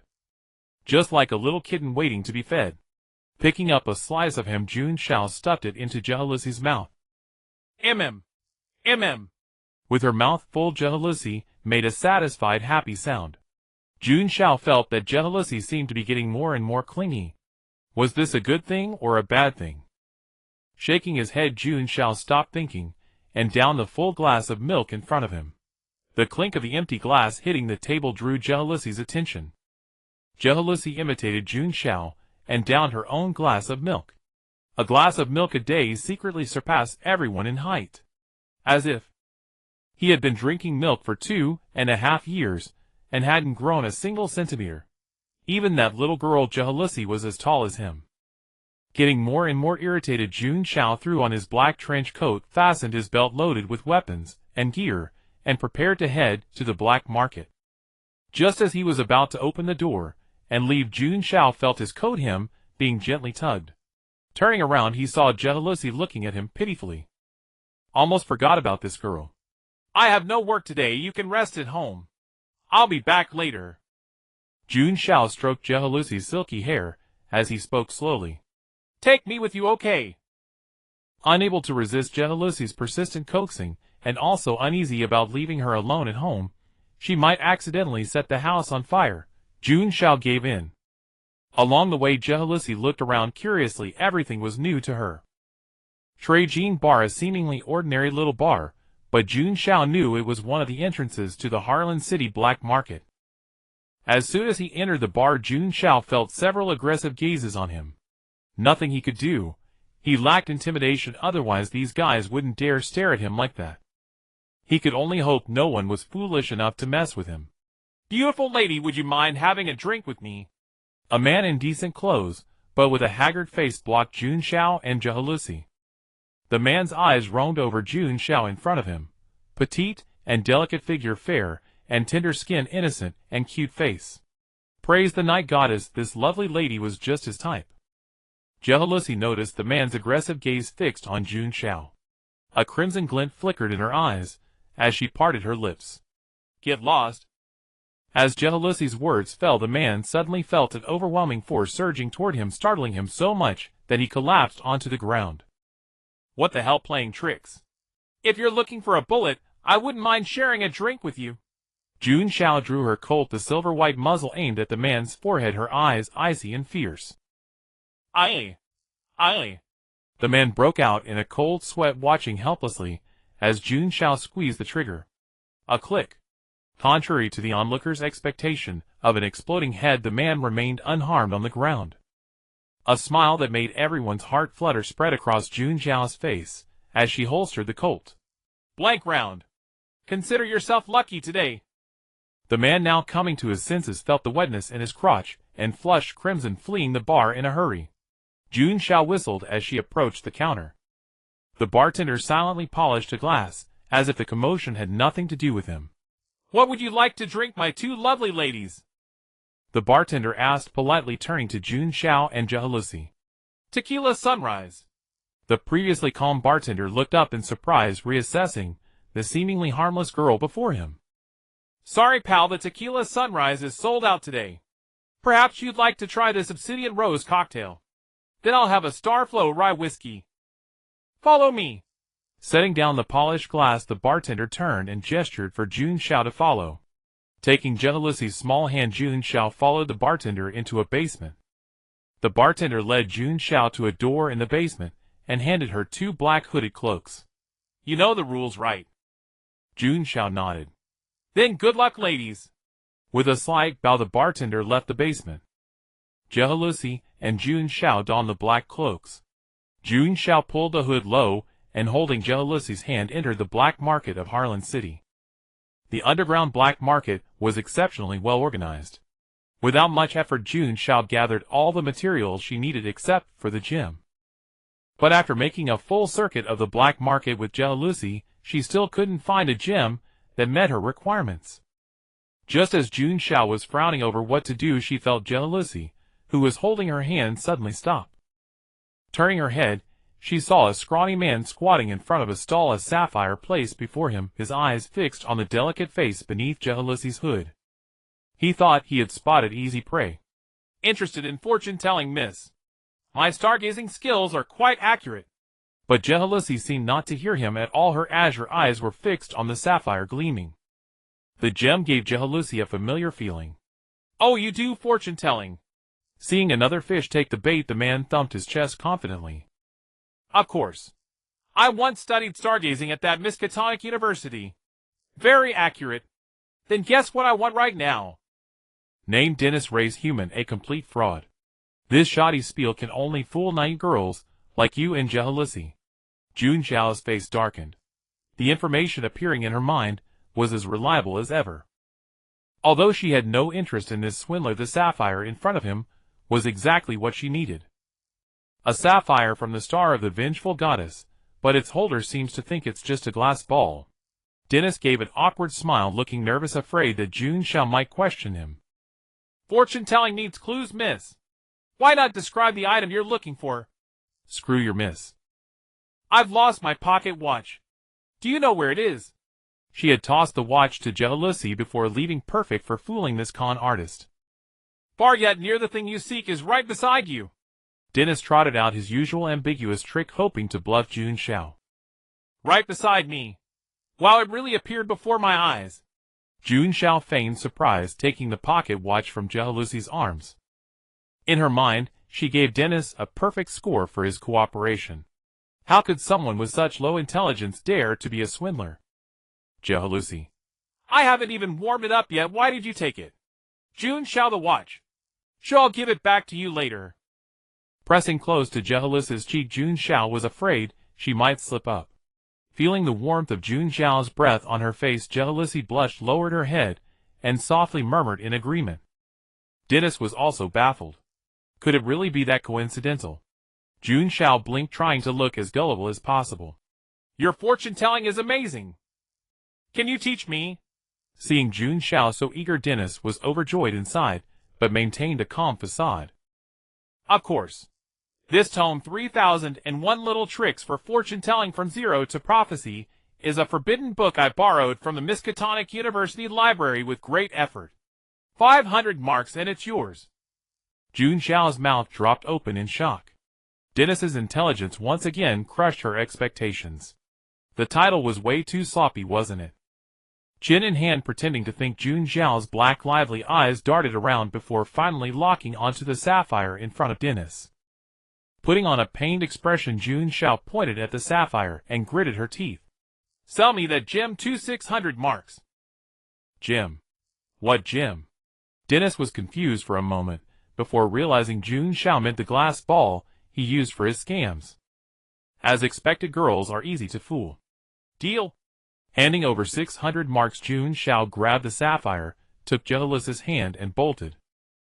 Hey, you haven't taken this 3001 little tricks for fortune-telling from zero to prophecy. Dennis shouted, holding up the book, but Jun Xiao acted as if she hadn't heard, disappearing down the street without looking back. Shaking his head, Dennis clutched the 600 marks in his hand and grinned foolishly, planning to buy some fake glass balls from a jewelry store in the black market for 50 marks and come back to scam others. Are you Mr. Dennis? Yes, what about it? Dennis looked up to see a staff member from the jewelry store. A gentleman would like to meet you.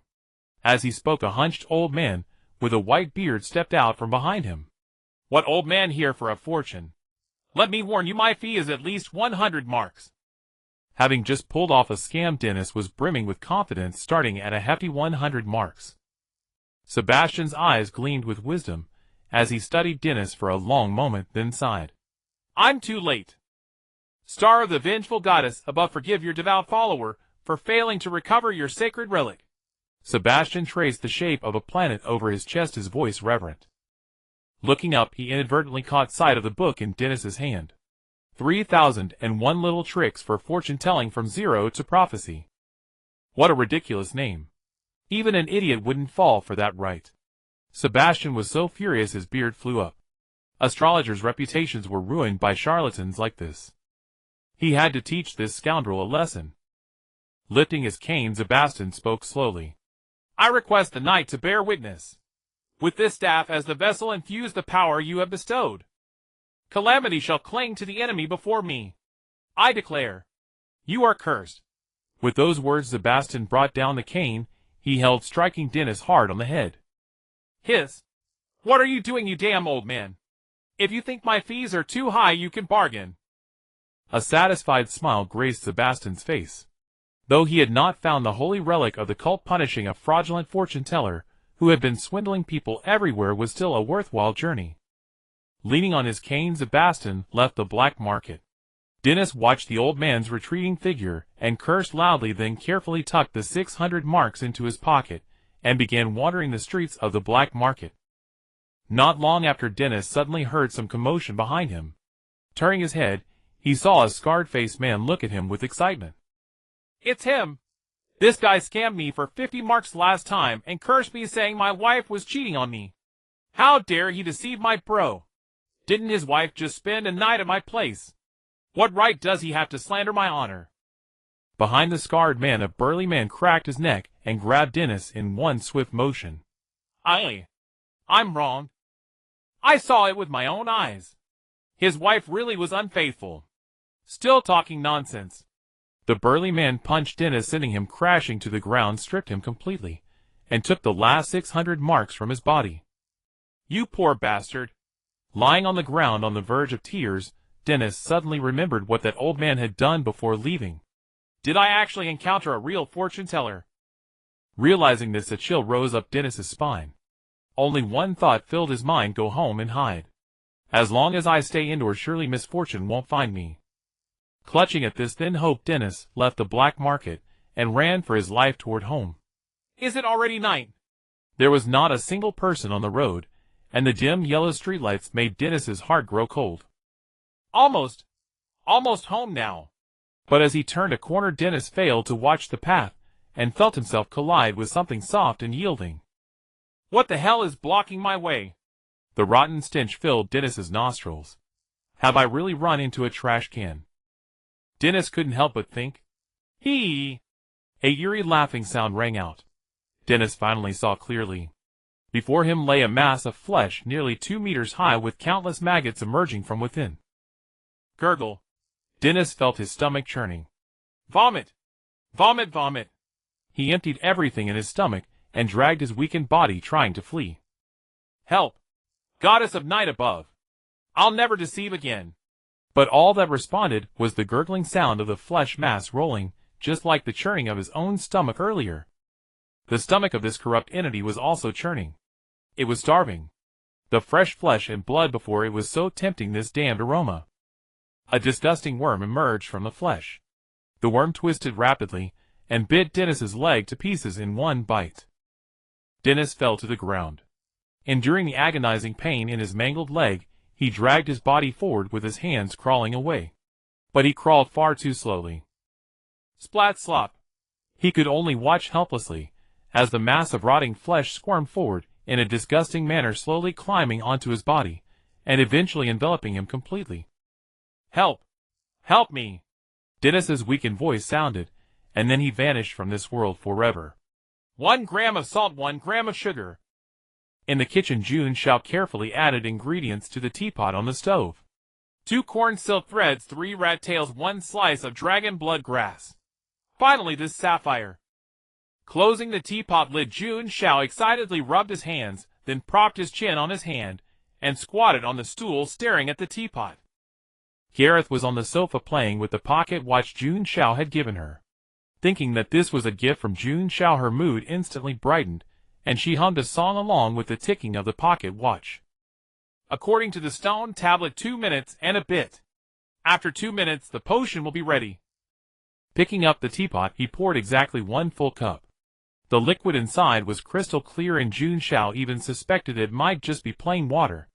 A crystal clear cup of sequence 9 observer potion. After confirming it was not poison, Jun Xiao picked up the teacup and downed it in 1 gulp. As the potion entered his stomach, Jun Xiao felt his body undergoing changes, and at the same time a great deal of unfamiliar knowledge suddenly flooded into his mind. Enduring the discomfort, Jun Xiao tried his best not to faint. In his dazed state, he didn't know how much time passed before his consciousness gradually cleared. He felt that his entire body had been enhanced. Never before had he felt so energetic. Name: Jun Xiao, race human. Sequence 9 observer, strength 8, powerful enough to contend with distortions like Shoggoth.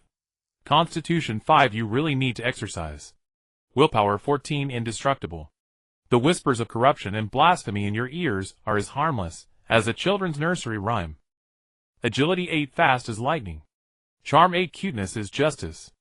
A constitution of 5 was truly abysmal.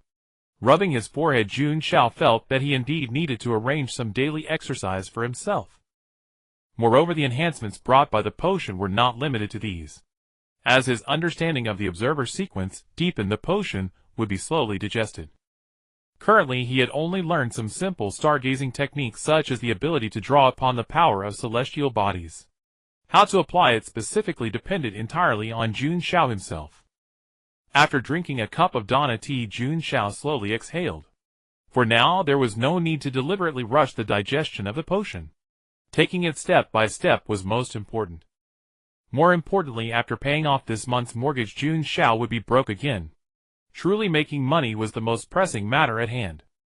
With high morale, Jun Xiao did dozens of push-ups, and then collapsed exhausted onto the bed. So difficult. Never mind, doing dozens is already impressive. The next morning, Jun Xiao woke up as usual, pushed Gareth off himself, and twisted his aching body. All day long being pressed down by Gareth. Never mind growing taller, Jun Xiao felt he might even shrink.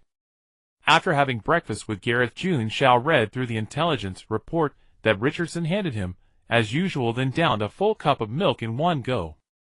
He wasn't drinking the milk itself, it was psychological comfort. Manzano's security company. A fisherman waited anxiously at the reception desk while Mrs. Catherine beside him was trying to soothe his nerves. A fisherman waited anxiously at the reception desk while Mrs. Catherine beside him was trying to soothe his nerves. Outside Harlan University. Jun Xiao rode his motorcycle into the campus, drawing astonished gazes from the surrounding students. Look, Kraken, what is that? Hearing her friend speak, the charming girl with long curly dark green hair turned slightly. A novelty I've never seen before. Isn't that Professor Jun Xiao who teaches us? Spotting the iconic silver hair of the rider, the girl's eyes sparkled as she shook Kraken's shoulders. Calm down, Lanika, you're making me dizzy. Kraken pushed her friend away with a look of disdain. Ah, Professor Jun Xiao is just too adorable, like a porcelain doll. Gazing at Jun Xiao holding Jennalus's hand, Kraken was lost in thought. This professor had left a deep impression on her. He looked even smaller than herself, yet his knowledge was so vast. In just one class, Kraken had developed a keen interest in pollution and aberrations, and even planned to apply for the trainee recruitment cannon fodder recruitment at the Investigation Bureau after graduation. Entering the classroom, Jun Xiao placed Jealousy in the seat beside the first row. "Stay here quietly, and wait for my class to finish. If you feel bored, you can take a nap." After speaking, Jun Xiao yawned himself, cursing the person responsible for scheduling at Harlan University. 8 o'clock every morning, 8 o'clock every morning. Damn freaking annoying. I'll blow this lousy school up sooner or later. Jealousy nodded, obediently took out the pocket watch Jun Xiao had given her, and began to stare into space. "Kind madam, I beg you please save my daughter. Those thugs. Damn bastards, they took my daughter away." Lady Catherine looked troubled. Though their company appeared to be a security firm, it only handled pollution and aberration incidents, and due to its location, few people sought help from this completely unheard-of security company. "Sir, I'm terribly sorry, but all our security personnel are currently on duty. We simply cannot take on your commission." Using the usual tactic to turn away clients, Catherine wore an apologetic expression. "Perhaps you could go to the Procuratorate. They can help rescue your kidnapped daughter." Hearing Catherine's words, the fisherman Edwin could hardly conceal his disappointment. He didn't want to involve the authorities, which was why he chose this obscure security company with no reputation.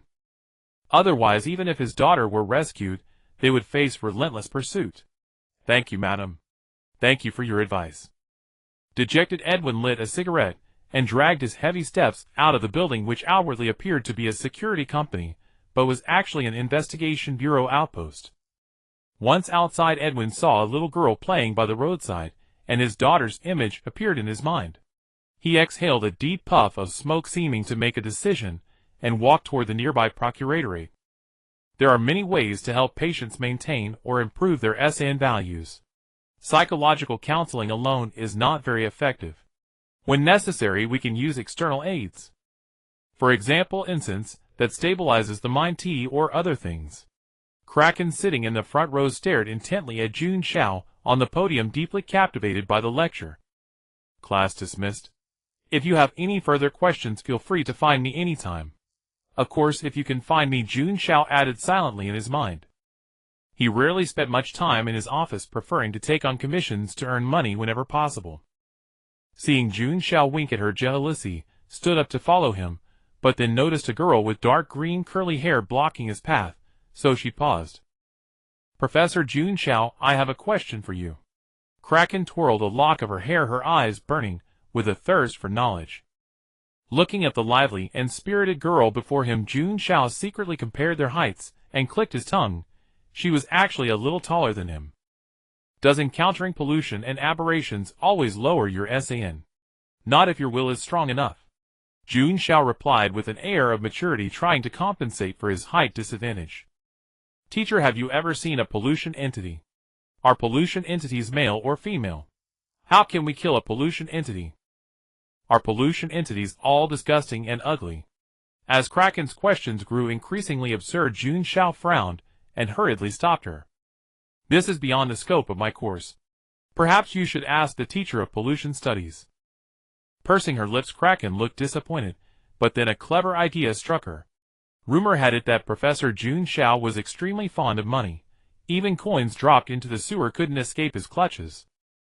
In reality, Jun Xiao had simply fished out all the coins from the sewer while dealing with the school's sewage pollutants, and happened to be seen by students of Harlan University. Thus such a terrible rumor was born. 500 marks for a little of your time, how about it? Student, I'm not familiar with pollution studies. 1,000 marks per hour. Kraken activated her skill, overwhelming with wealth. The effect was super effective. The opponent, Jun Xiao, used glare in retaliation. "Rest assured, student. No one knows pollution studies better than I do." He tilted his chin and thumped his chest. This was no boast.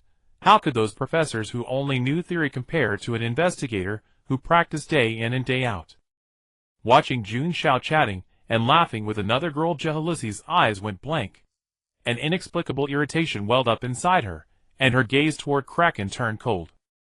Sensing Jealousy's stare, Kraken tilted her head and saw a girl with slightly disheveled hair, one azure blue eye fixed on her from amidst her milky white strands. Kraken gave a faint smile, unconcerned, and naturally took hold of Jun Xiao's hand. As Kraken drew closer, information about her appeared in Jun Xiao's consciousness.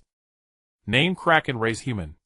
A mysterious young girl, inexperienced in the world, interested in pollution and aberrations, and equally intrigued by the erudite you.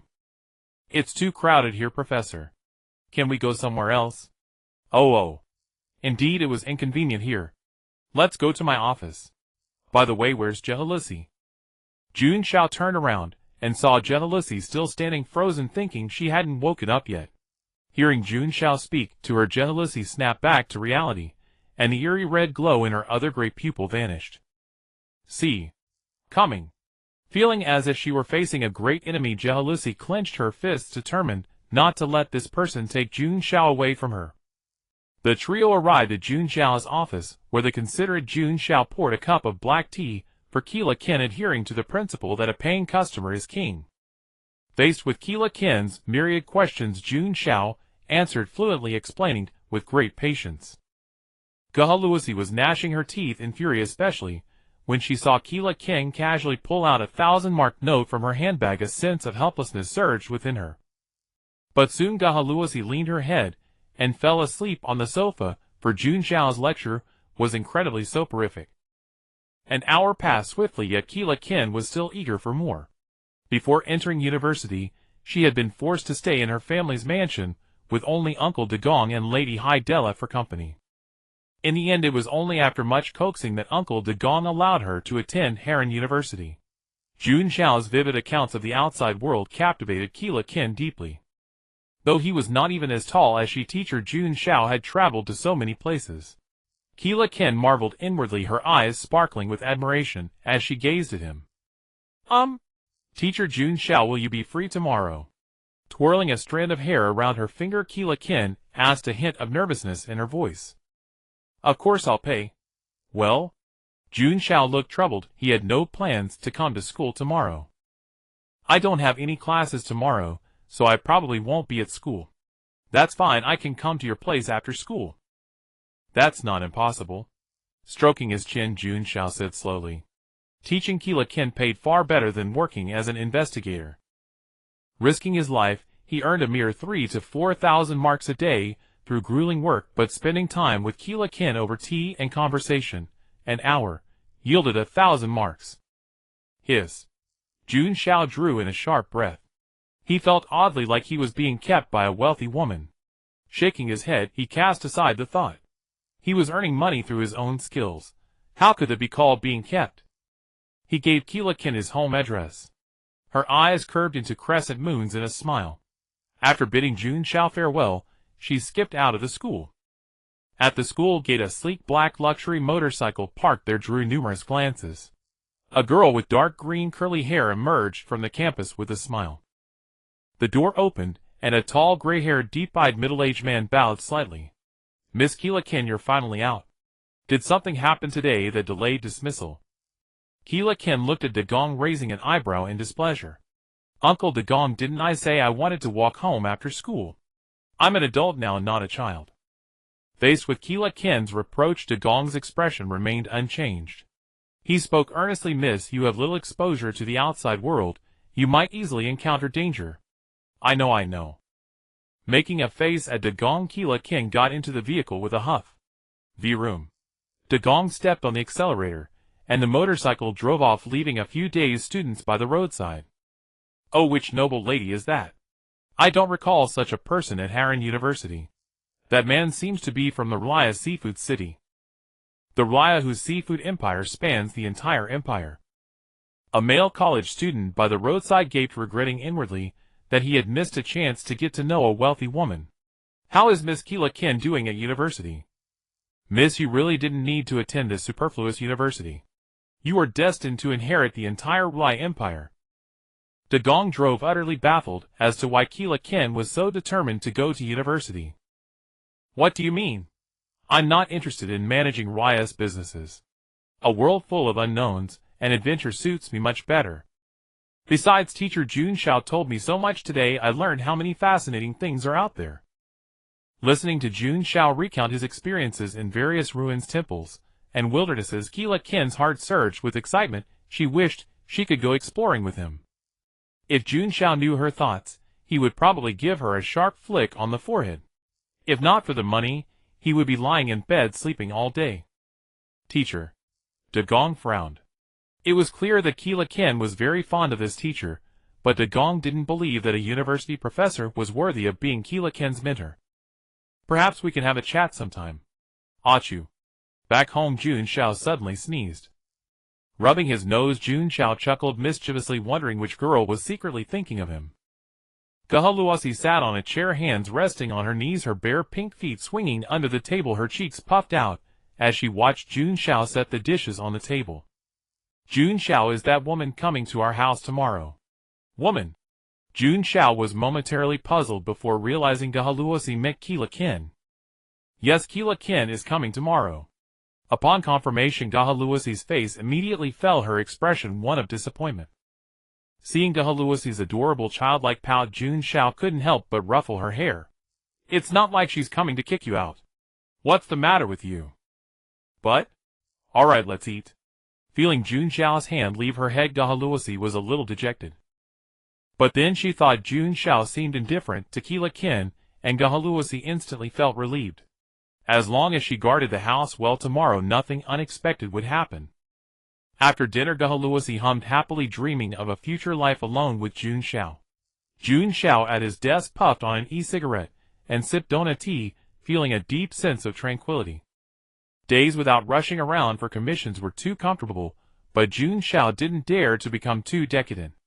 In this bizarre world, weakness was the original sin. Filled with fervor, Jun Xiao rewarded himself generously with 100 push-ups. After finishing, he took a shower, then stood on the balcony with damp hair, letting the breeze dry it. Once his hair was dry, Jun Xiao returned to the bedroom and found Gahaluasi already fast asleep in bed.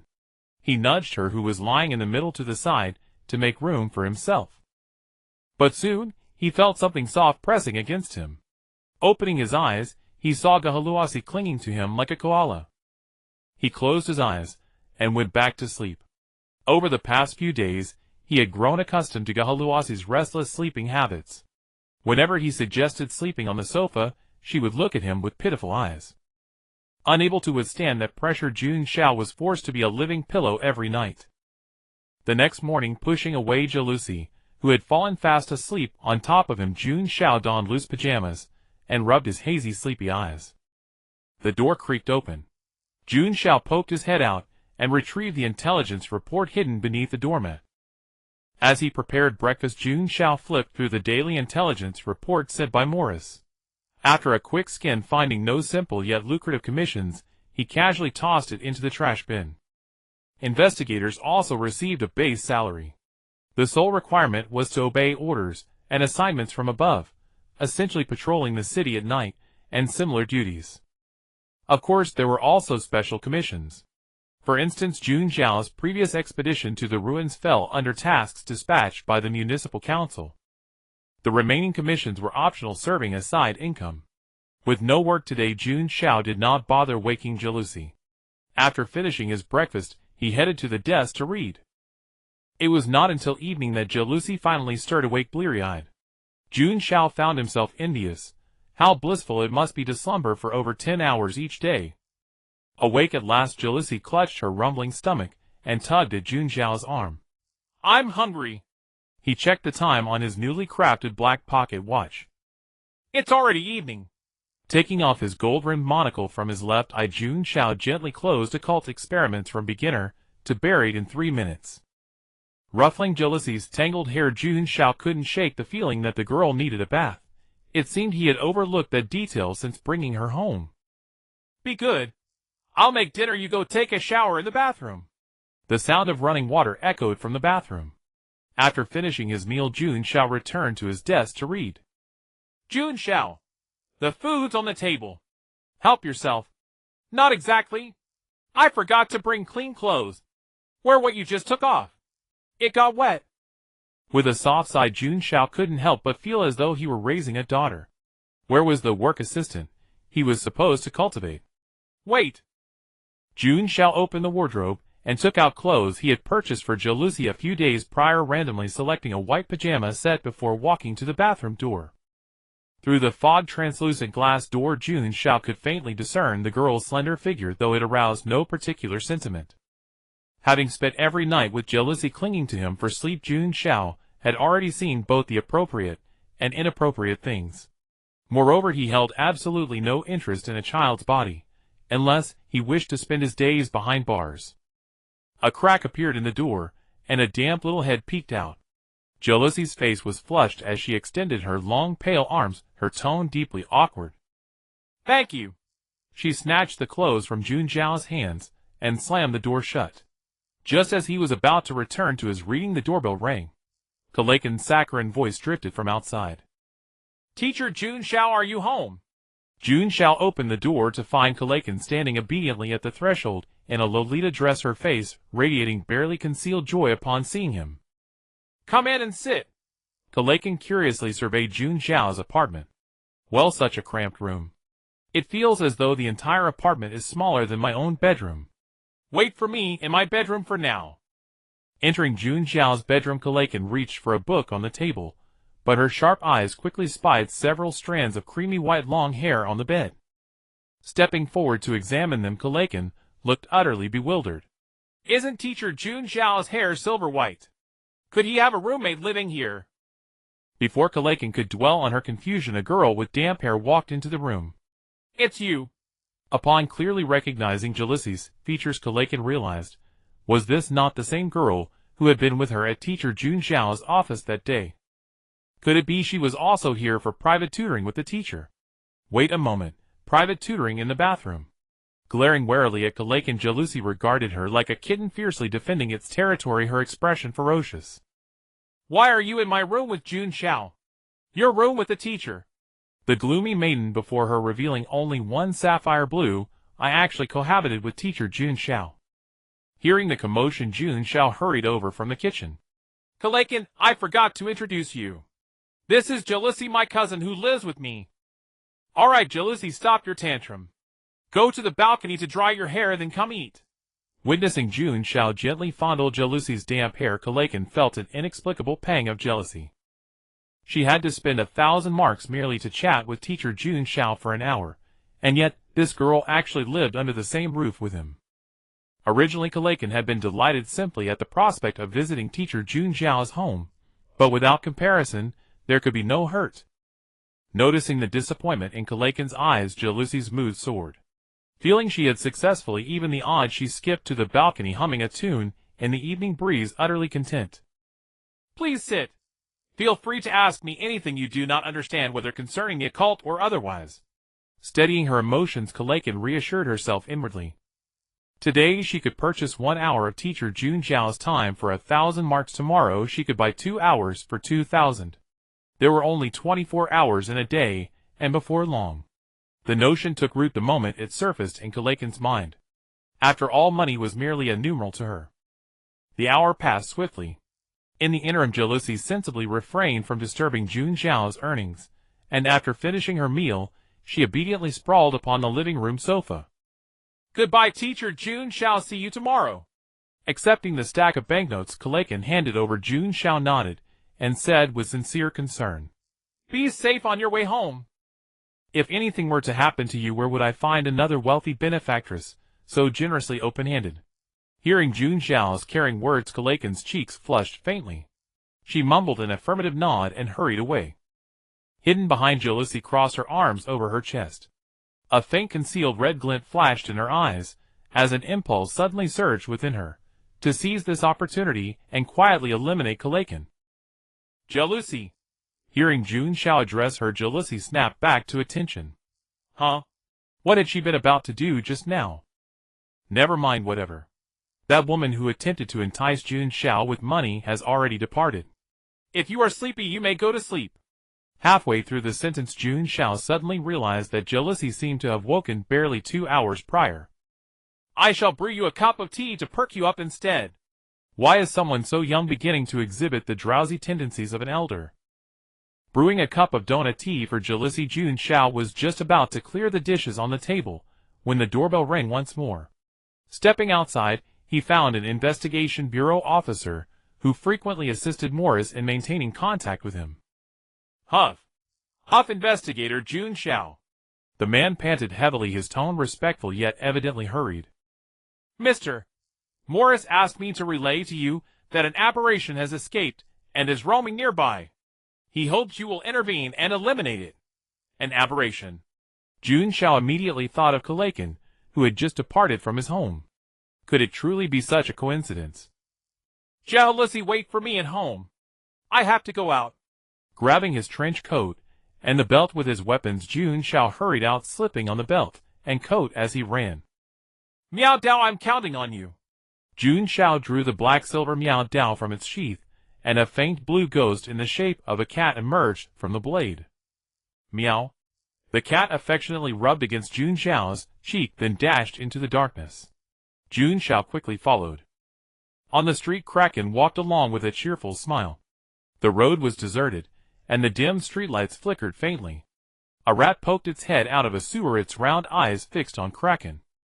As if sensing something, the rat scurried out and gnawed on a discarded piece of bread on the roadside. A figure suddenly appeared and grabbed the rat along with the bread. What was that sound? Under the dark night, Kraken could vaguely make out a figure standing there. Though its features were indistinct, the eerie atmosphere made her afraid, and she regretted not asking Uncle Dagon to pick her up. Driven by fear, Kraken bolted away. But soon the strange sound drew closer, a crunching noise, like bones being chewed, mixed with the sound of liquid dripping onto the ground. Kraken turned her head and saw the figure far behind her. She breathed a sigh of relief. But before long she heard the same eerie sound again. Looking back, the shadow had caught up to her. Kraken panicked completely and ran with all her might, but since she rarely left home, she soon got lost and ended up in a dead end. I'm doomed. The sound drew closer, and Kraken finally saw the figure clearly, a human body, with a fish head, a pair of dead fish eyes, looking left and right respectively, chewing something in its mouth. The rat tail and breadcrumbs dangling from the fish lips instantly turned Kraken's face pale with terror. The fishman revealed a sinister smile and slowly advanced toward Kraken. With each step a slimy, strange liquid dripped onto the ground, utterly revolting. Seeing the fishman getting closer, Kraken was frozen in fear, unable to move.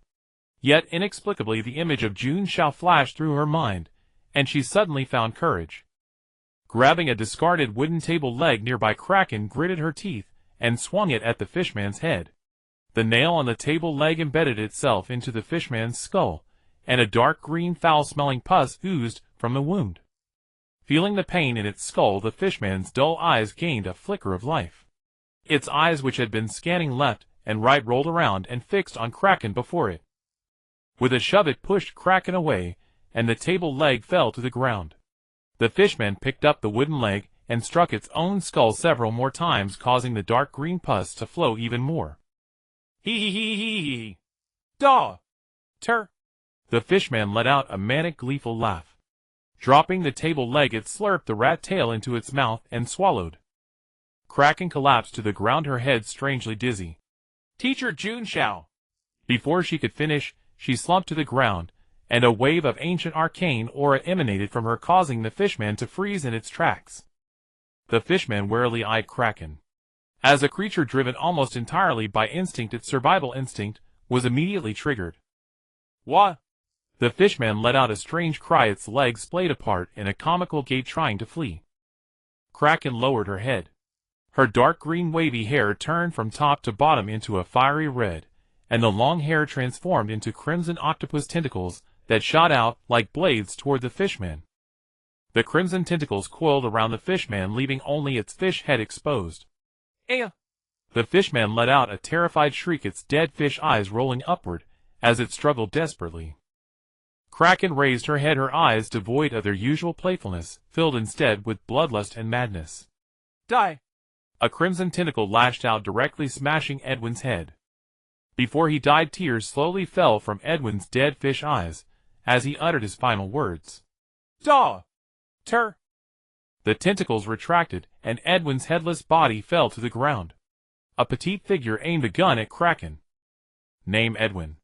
Race mutant fishman transformed from human. A pitiful father who turned into a fishman to save his daughter. The profane primal desires did not completely consume him. His obsession with his daughter preserved the last shred of his sanity.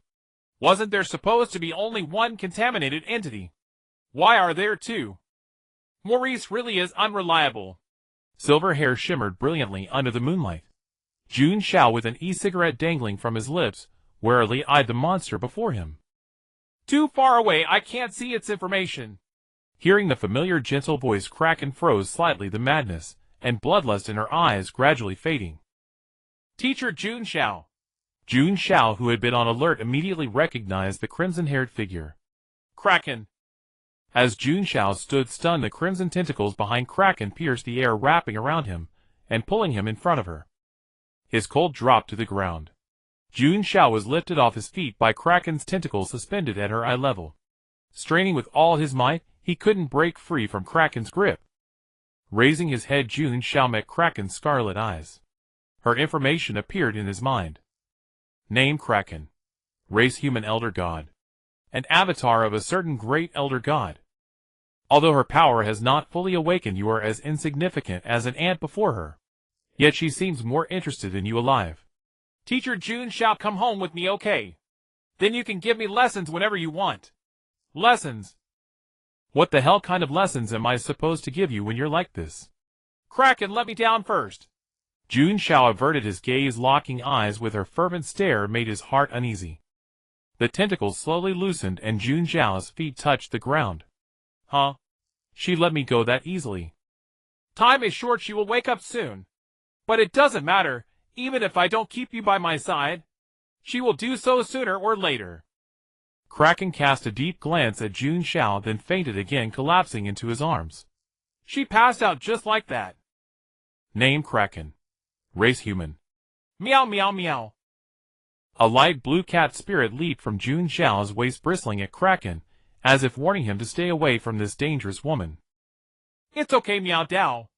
After calming Meow Dao, Jun Xiao looked at Kraken lying on him and began to worry. He didn't know where she lived. Maybe he could just take her back to his place for now. Hoisting the Kraken onto his shoulder, Jun Xiao retrieved his Colt from the ground. After confirming that the corrupted creature was thoroughly dead, he left the scene. Jun Xiao, you're finally back. Jealousy beamed with joy at Jun Xiao's return, but upon seeing the person on his shoulder, her small face immediately fell. Why did you bring that woman back again? She was attacked by a corrupted creature and passed out, so I brought her here. Oblivious to Jealousy's dejection, Jun Xiao laid the Kraken on the bed and settled into a chair, quietly puffing on his e-cigarette. Before long, the Kraken stirred awake, rubbing her head. She felt a gap in her memory, recalling only being attacked by a monster. Ah, the monster. You're awake. Jun Xiao flicked the ash from his e-cigarette and stood up. Jun Xiao, sir. Wasn't I attacked by a fish-headed monster? You don't remember what happened after? No, I don't. The Kraken shook her head in confusion, but soon looked at Jun Xiao with hopeful eyes. Was it you who saved me, sir? Well, I suppose so. After a moment of silence, Jun Xiao replied, deciding not to tell her about the red-haired Kraken. It was too complicated to explain. Besides, he would need to keep a closer eye on her from now on. I thought I was going to die. The Kraken sobbed, throwing herself into Jun Xiao's arms and hugging him tightly. In the moment before she lost consciousness, she had instinctively called out Jun Xiao's name, and he had actually come to save her. By the goddess of night was this fate. You, what are you doing clinging to Jun Xiao like that? Hearing the commotion, Jealousy rushed into the bedroom, only to be greeted by a sight that made her blood pressure spike. Had she taken her eyes off for just a few minutes, and already her home was being stolen. Let go! Let go! Jealousy charged forward, forcefully prying the Kraken, who was clinging to Jun Xiao like an octopus, away. Coming to her senses, the Kraken allowed Jealousy to pull her off, her cheeks flushing. I'm sorry, sir. I was just too emotional. Watching the Kraken blush and twirl a strand of hair with her fingers, Jun Xiao smiled faintly. Indeed, this version of her was far more docile and endearing. It's all right. You've done well to calm your mind so quickly after being attacked by a corrupted creature. Receiving Jun Xiao's affirmation, the Kraken felt her heart leap with joy. Since you're fine now, I'll take you home. Okay.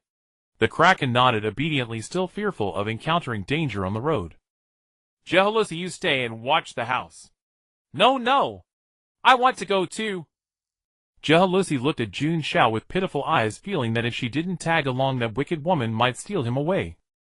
Then come along. As Jun Xiao ruffled her hair, Jealousy let out a contented purr. Downstairs, Jun Xiao mounted his motorcycle. Jealousy and the Kraken silently took their positions, one in front, one behind. It felt like two slices of bread, with a slice of cheese in between. His mind wandering with such fancies, Jun Xiao twisted the throttle, and following the Kraken's directions arrived at a villa. Staring at the absurdly grand house, his jaw dropped, and it took a long while for his shock to subside. Sir, won't you come in for some tea before you leave? Stepping off the bike, the Kraken hoped to invite Jun Xiao in for a rest and some tea. Besides, it was getting late. Why not let him stay the night? After all, her house had plenty of empty rooms. The one next to her seemed nice. As for Jealousy beside Jun Xiao, the Kraken conveniently ignored her.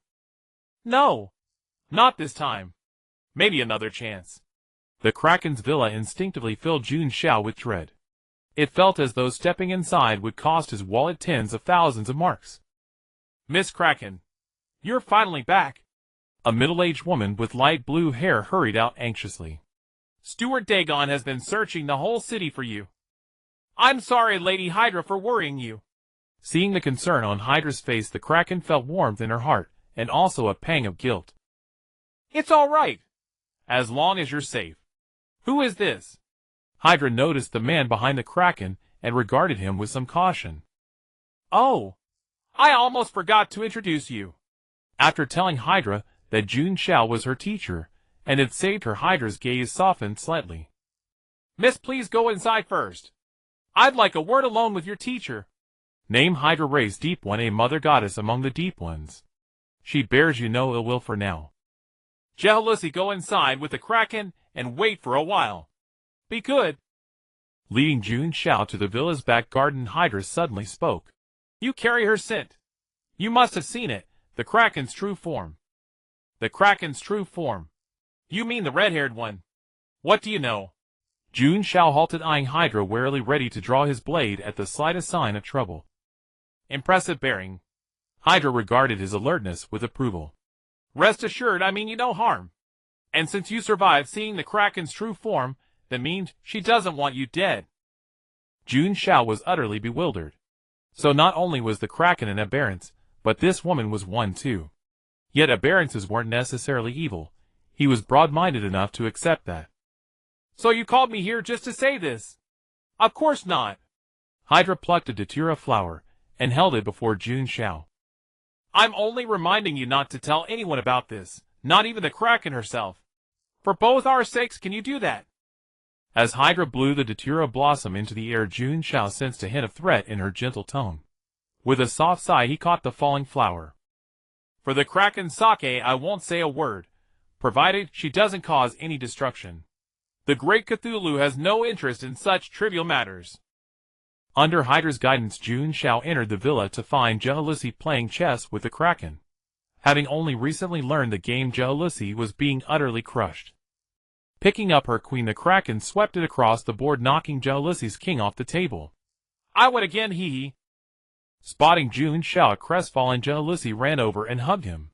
Jun Xiao, let's go home. The Kraken's hand still clutching the queen froze in midair. She suddenly felt that winning against Jealousy wasn't as satisfying anymore. Master Jun Xiao, please have a cup of tea before you leave. Kraken set down the queen chess piece, a hint of entreaty in her voice. All right, miss, don't be difficult. It's late and Master Jun Xiao should go home and rest. Kraken squinted at Hydra, who was speaking to her, feeling a bit miffed. If Hydra hadn't taken Jun Xiao for a stroll in the back garden, she would have already finished a pot of red tea with her teacher. Stuffing the prepared tea snacks into her mouth, Kraken mumbled indistinctly. See you tomorrow, Master Jun Xiao. See you tomorrow. The next morning, the doorbell at Jun Xiao's house rang. What the hell are you ringing for so early? Awakened by the noise, Jun Xiao pushed Jealousy off him. Rubbing his sleep-laden eyes, Jun Xiao opened the door to find Morris smiling at him. Good morning, my friend. Have you eaten yet? You dragged me out of bed just for this. Of course not. You have work to do, an urgent mission. Come in. Morris curiously surveyed Jun Xiao's apartment, the first time he had visited in 2.5 years. Not going to pour your old friend some tea? Help yourself. The teacups and teapot are on the table. The red tea is excellent. Setting down his teacup, Morris watched Jun Xiao's busy figure in the kitchen and said without any pretense, Please prepare me a breakfast too. You came to my place just to freeload.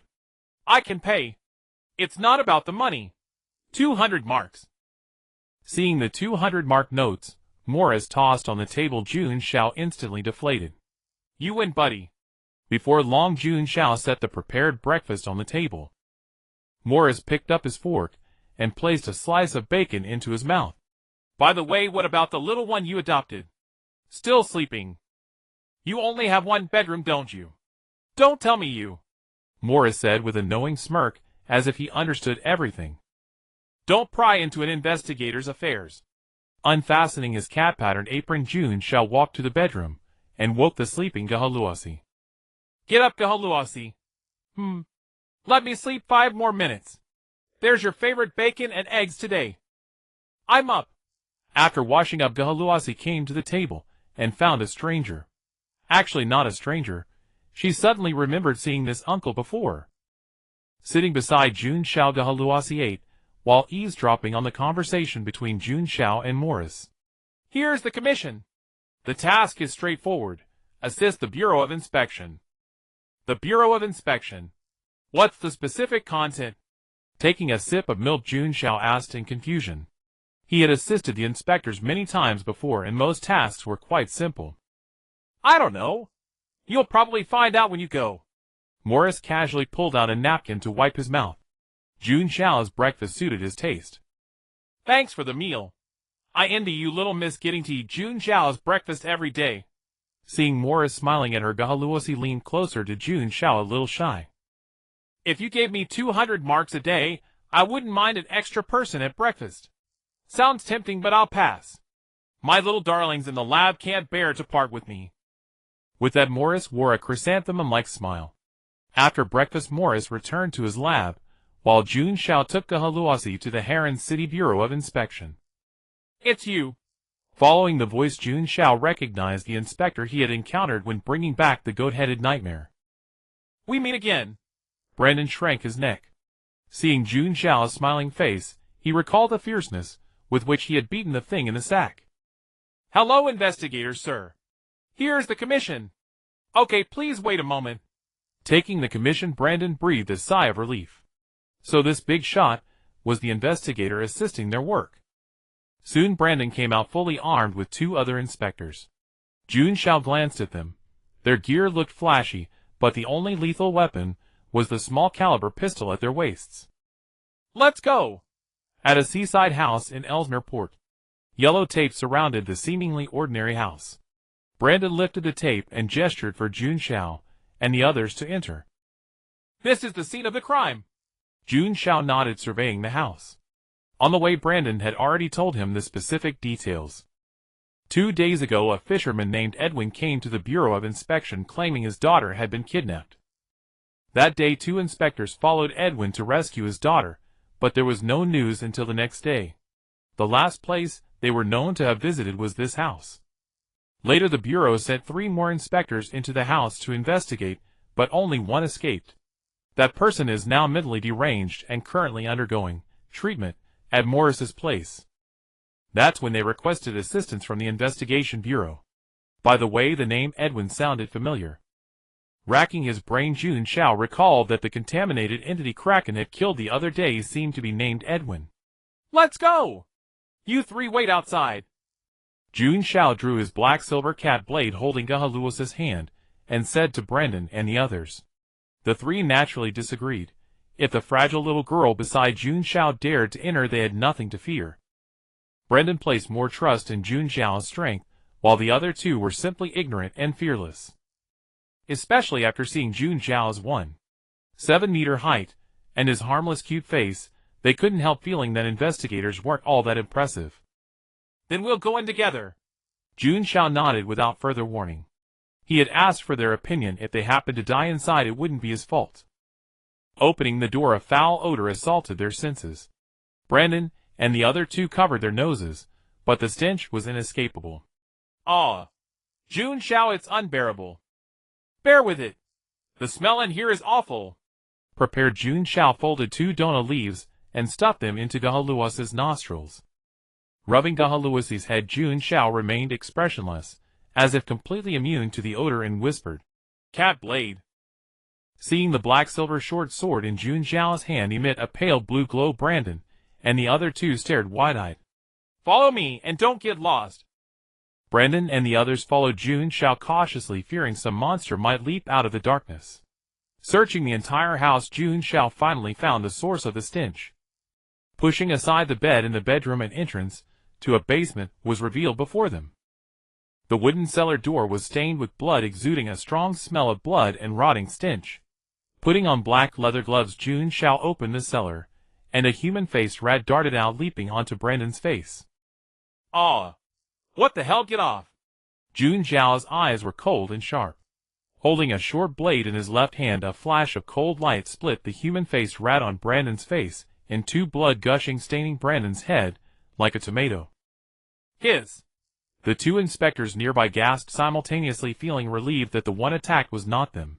Jealousy covered her mouth and chuckled because Brandon's appearance was indeed somewhat comical. "Are you all right?" "No. Thank you, sir. It's nothing." Taking a deep breath, Brandon recovered from the shock. He had indeed clearly felt the sharp claws on his face.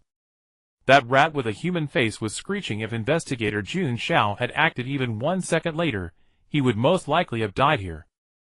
"Well, are you still going to follow me down?" This time the 3 dared not answer, grinning apologetically. "Well, we 3 won't stay here to disturb your work, sir. I won't bother you, I'm leaving." Although Brandon really wanted to stay and help Jun Xiao, he knew he would only be a hindrance. He nodded gratefully to Jun Xiao and followed the other 2 to go slack off outside. Entering the pitch-black basement, Jealousy nervously clutched Jun Xiao's hand, having an innate fear of darkness. After walking for a while, Jun Xiao suddenly felt something under his foot. Turning his head, he saw a man's corpse before him, the chest and abdomen a mess of blood and flesh. Placing his hand on Tennyson's bloodshot eyes, Jun Xiao gently wiped them away. Closing Tennyson's eyes, Jun Xiao continued forward, hearing the rustling sound of gnawing. As if discovering Jun Xiao, the gnawing sound ceased, and the surroundings became utterly silent. Jun Xiao stopped, shielding Jealousy behind him, and cautiously surveyed the area. Sensing something charging at him, Jun Xiao remained calm and swung his short blade to meet it. The sensation of cutting flesh came through. Jun Xiao drew his Colt and fired several shots in that direction, emptying the magazine. By the faint light emitted by the Hein Miao Dao, Jun Xiao finally saw the appearance of the monster that had attacked him. Wrinkled skin, a fish-like head, human limbs, and body with fins on its body. Dark green blood flowed from a long thin wound on its arm, and there were also several wounds on its abdomen, slowly healing. The monster bared its teeth at Jun Xiao, emitting a low growl. "Jealousy, you stay here and watch. If I can't hold on, you sing," he said, then reloaded the Colt. Jealousy nodded heavily, gently patting her cheeks to rouse herself. "Roar!" The fishman let out a strange cry, picked up a human bone from the ground, and hurled it at Jun Xiao. Dodging the fishman's attack, Jun Xiao stabbed his short blade into the gills beside the fishman's neck, then raised the Colt and fired a shot into the fishman's abdomen. The enraged fishman began to rampage, swinging an arm at Jun Xiao. Blocking with the Hein Miao Dao, the blade and the fins on the fishman's arm produced dazzling sparks. Kicking the fishman away, Jun Xiao took the opportunity to shoot the fallen fishman in the head. Breathing slightly heavily, Jun Xiao's silver hair was stained with some dirt and dark green blood. "Follow me, Jealousy, let's move on." After a short rest, Jun Xiao continued deeper into the basement. Soon he reached the end, and the slightly dried bloodstain on the ground caught his attention. "What is this?" Holding the Hein Miao Dao closer, Jun Xiao finally saw what was on the ground. A strange pattern drawn with blood. It looks like some kind of evil ritual was held here. Taking out his notebook and pen, Jun Xiao sketched the somewhat blurry pattern on the ground into his notebook. After searching the surroundings again, and confirming there were no other special clues, Jun Xiao left the house with jealousy. Sir, are you hurt? Upon seeing the blood on Jun Xiao, Brandon ran over with a worried expression. Taking the e-cigarette out of his mouth, Jun Xiao gave a slight smile. I'm not hurt, don't worry. There are 2 corpses inside. If nothing unexpected, they should be the bodies of the inspectors who entered earlier. There's no danger inside now, so I'll leave the corpses to you. This incident no longer requires your inspector's involvement. It's now under the jurisdiction of the Investigation Bureau. After giving instructions to Brandon, Jun Xiao left the scene with jealousy. The only clue left now was this strange magic circle-like pattern. Parking the motorcycle at the school gate, Jun Xiao walked into Harlan University with jealousy under the gaze of the crowd. Kalakin, you're daydreaming again. Lanika puffed her cheeks as she looked at the girl beside her, who was resting her chin in her hand, lost in thought. They had agreed to study together in the library. Sorry, I probably didn't sleep well last night. Having smoothly fooled her good friend without changing expression, Kalakin continued to rest her chin and daydream, her mind full of anticipation for drinking tea and chatting with teacher Jun Xiao tonight. Hey, Kalakin, look, teacher Jun Xiao is also in the library. Sorry. Lanika covered her mouth, blushing. She had been too excited and spoke too loudly, causing the surrounding students who were reading to look up at her with angry expressions. Lanika, let's go. Huh? Taking Lanika's hand, Kalakin hurried in the direction Jun Xiao had gone. On the other side, Jun Xiao looked at the vast library, feeling a bit troubled. I wonder where the books on ritual arrays are kept. Right, why not ask the librarian? Nobody. Looking at the empty sign for the librarian. As soon as Jun Xiao finished speaking, a girl with short golden hair suddenly popped her head out from behind the counter, sniffing the air. You have a nasty seafood smell on you. A seafood scent. Jun Xiao lowered his head and lifted the lapel of his coat to sniff. Indeed, there was a faint odor, probably from when he had gone to Ellesmere Harbor earlier. Miss Librarian, could you tell me where the books on ritual arrays are kept? I won't tell you. Name: Hasimu. Race: human. Librarian and student at Harlan University. She despises seafood. Gazing at the young girl before him, clad in a yellow hooded cloak, Jun Xiao felt a bit speechless as he scrutinized Hasimu. Like Kraken. No, rather like himself, and Geheluosai her information also contained. A fair, delicate hand extended from beneath the cloak, handing Jun Xiao a slightly worn envelope. As long as you join the Karakisa Foundation, I'll tell you where they are. Hasimu, you're tricking someone into joining your weird religion again. Before Jun Xiao could answer, Kraken arrived with Lanika, appearing quite familiar with Hasimu. TCH. Hasimu clicked her tongue, not expecting Kraken to be here too. Teacher Jun Xiao, what a coincidence. You're also in the library. After exchanging words with Hasimu, Kraken turned to Jun Xiao, her hands behind her back, her tone somewhat nervous. Indeed a coincidence. Tonight. I almost forgot to tell you. I need to go on a trip tonight, so I can't give you your lesson. Fortunately, he had run into Kraken here, or else Jun Xiao would have forgotten about it. By the way, could I ask you to take care of Geheluosai for a couple of days? And for future evening lessons, I'll just come to your place. Having learned from last time, Jun Xiao decided to simply offer door-to-door service from now on, saving himself the trouble of escorting Kraken back each time. Sure, no problem. Kraken nodded, recalling the time she had played chess with Geheluosai. She rather enjoyed bullying her. Jun Xiao. Geheluosai tugged at his sleeve, looking most reluctant, her teary azure eyes fixed on Jun Xiao. Be good, just stay at Kraken's for a couple of days. And didn't you two have fun last time? The danger of his upcoming mission was unpredictable, so Jun Xiao decided not to bring Geheluosai along. Moreover, Jun Xiao hoped Geheluosai could make some other friends, and Kraken was a perfect choice. All right. Then I'll leave Geheluosai in your care, Kraken. After bidding farewell to Jun Xiao, Kraken found a nearby seat and sat down, placing a book in front of her, though she was actually secretly observing Jun Xiao. Geheluosai also sat down beside her, since Jun Xiao had told her to stay with Kraken. She casually flipped open a book, and within minutes, she had fallen asleep on the table. Having sent Kraken off, Jun Xiao realized the blonde girl had vanished again, leaving only a worn envelope on the table. Karkisa Foundation. Picking up the envelope, Jun Xiao examined it closely. Are you going to join? From beneath the counter, Hasimi's little head peeked out again. Her voice was very soft, and she kept glancing toward Kraken, afraid she would interfere with her plan again. How many people are in the Foundation? Just me. Are there any conditions or requirements for joining? Well, having afternoon tea together every day. Hasimi raised her arm to scratch her head, her overly long sleeves covering her hands. What do you know about this Foundation? Nothing at all. As she spoke, Hasimi gave an awkward smile. When her adoptive grandfather Shardani was on his deathbed, he had entrusted the Karkisa Foundation to her, telling her only that the Foundation had just one member, and explaining the initiation ceremony. Then he breathed his last. But if you join the Foundation, we can have afternoon tea together, play chess, watch the stars, and... Hasimi tapped her own head lightly, racking her brains to coax Jun Xiao, desperately afraid he would refuse. I'll join. What? Staring at Jun Xiao in disbelief, Hasimi even wondered if her ears were playing tricks on her. I'll join. So am I a member of the Karkisa Foundation now? Yes.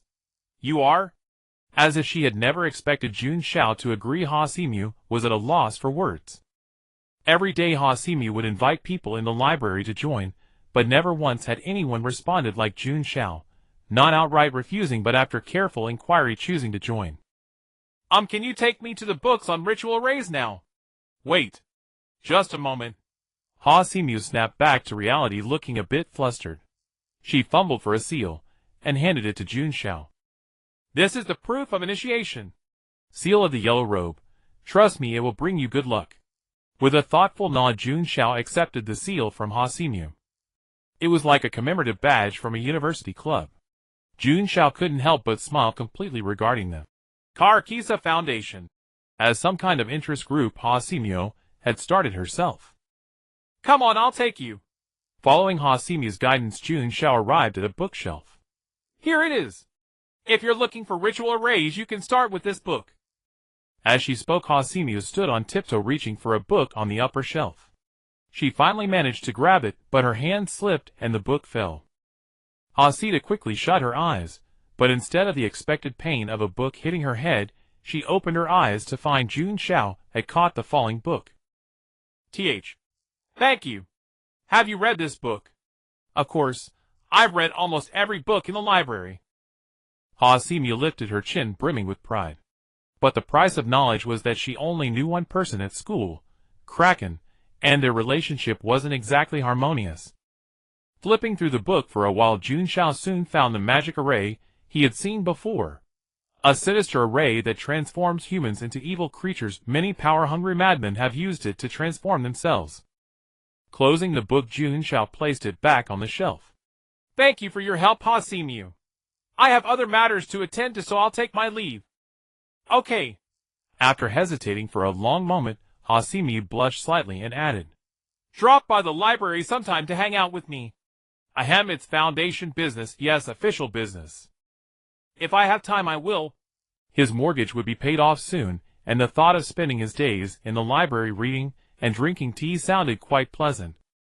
After bidding farewell to Hasimi, Jun Xiao mounted his motorcycle and sped straight toward Ellesmere Harbor. The night at Ellesmere Port, a place shrouded in mystery. Starlight flickered faintly, casting a dazzling glow upon the boundless darkness. The damp sea breeze tousled Jun Xiao's hair, causing him to squint with pleasure. This is a fine place for a vacation. He parked his motorcycle in an empty lot and blew a smoke ring. In this world, no matter how bustling a place might be, hardly anyone ventured out at night, unless they had a death wish. But every rule had its exception. If order was the leitmotif of the day, then night was the prelude to chaos. Those who roamed after dark were seldom normal. Did I just insult myself? Jun Xiao scratched his head nonchalantly and continued on in silence. What are you staring at me for? Go to hell, you bastard. Come on, Xavier, throw a punch. Is that the best you got? Savior, did you spend all your strength on a woman's belly? Ha ha! Drunken brawlers tangled together, while the onlookers, instead of intervening, cheered them on, with great amusement. Emulating the crowd, Donald raised a bottle, and drained it in one gulp. The mingled scents of alcohol, blood, and sweat acted like a stimulant, electrifying the nerves of everyone present. Conrad felt a bit dizzy. Though despised as a rat by others, he felt no shame. Instead, he regarded it as a form of recognition. Mingling with a group of rats living in the dark underworld filled Conrad with a sense of vanity. Damn it, I'm out of money for drinks. He fished out his pockets, cursed, tossed the empty bottle to the ground, and silently left the chaotic scene. After a few steps, he found his path blocked by a little girl with silver-white hair. Burp! Conrad let out a belch of alcohol, staggered, straightened himself, and tried to appear imposing. Dear little miss, why aren't you home so late? Hey! You even smoke. And it's a brand I've never seen. Puff! Blowing a cloud of Duona grass smoke into Conrad's face, Jun Xiao flicked off the ash, tucked the e-cigarette into his pocket, and drew a Colt from his waist, aiming it at Conrad's head.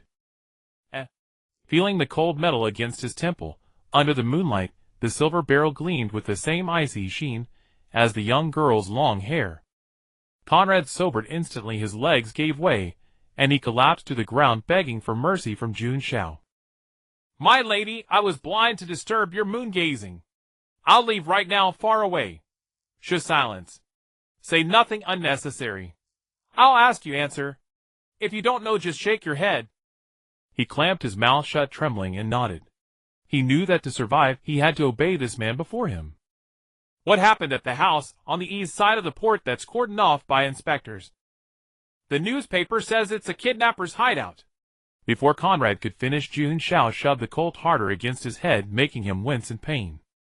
I'm not after the official story meant to fool the public. You're a smart man, I trust. Jun Xiao's finger rested on the trigger, his eyes gleaming with menace, shattering the last shred of hope in Conrad's heart. Don't shoot. I'll talk. I'll talk. It's the local fishermen. Fishermen? Be specific. They seem to have a religious cult. Once I overheard a drunk fisherman say that the port selects a girl every month to offer to a certain lord as a sacrifice. Conrad's face twisted with reluctance. These fishermen were as wary of outsiders as if guarding against thieves. He had only learned the inside story by sheer luck. If they found out he had leaked their secrets, he would likely be tied to a stake and burned alive. Oh, and tomorrow night seems to be their ritual by the seaside. All the fishermen will be there, but outsiders like me aren't allowed.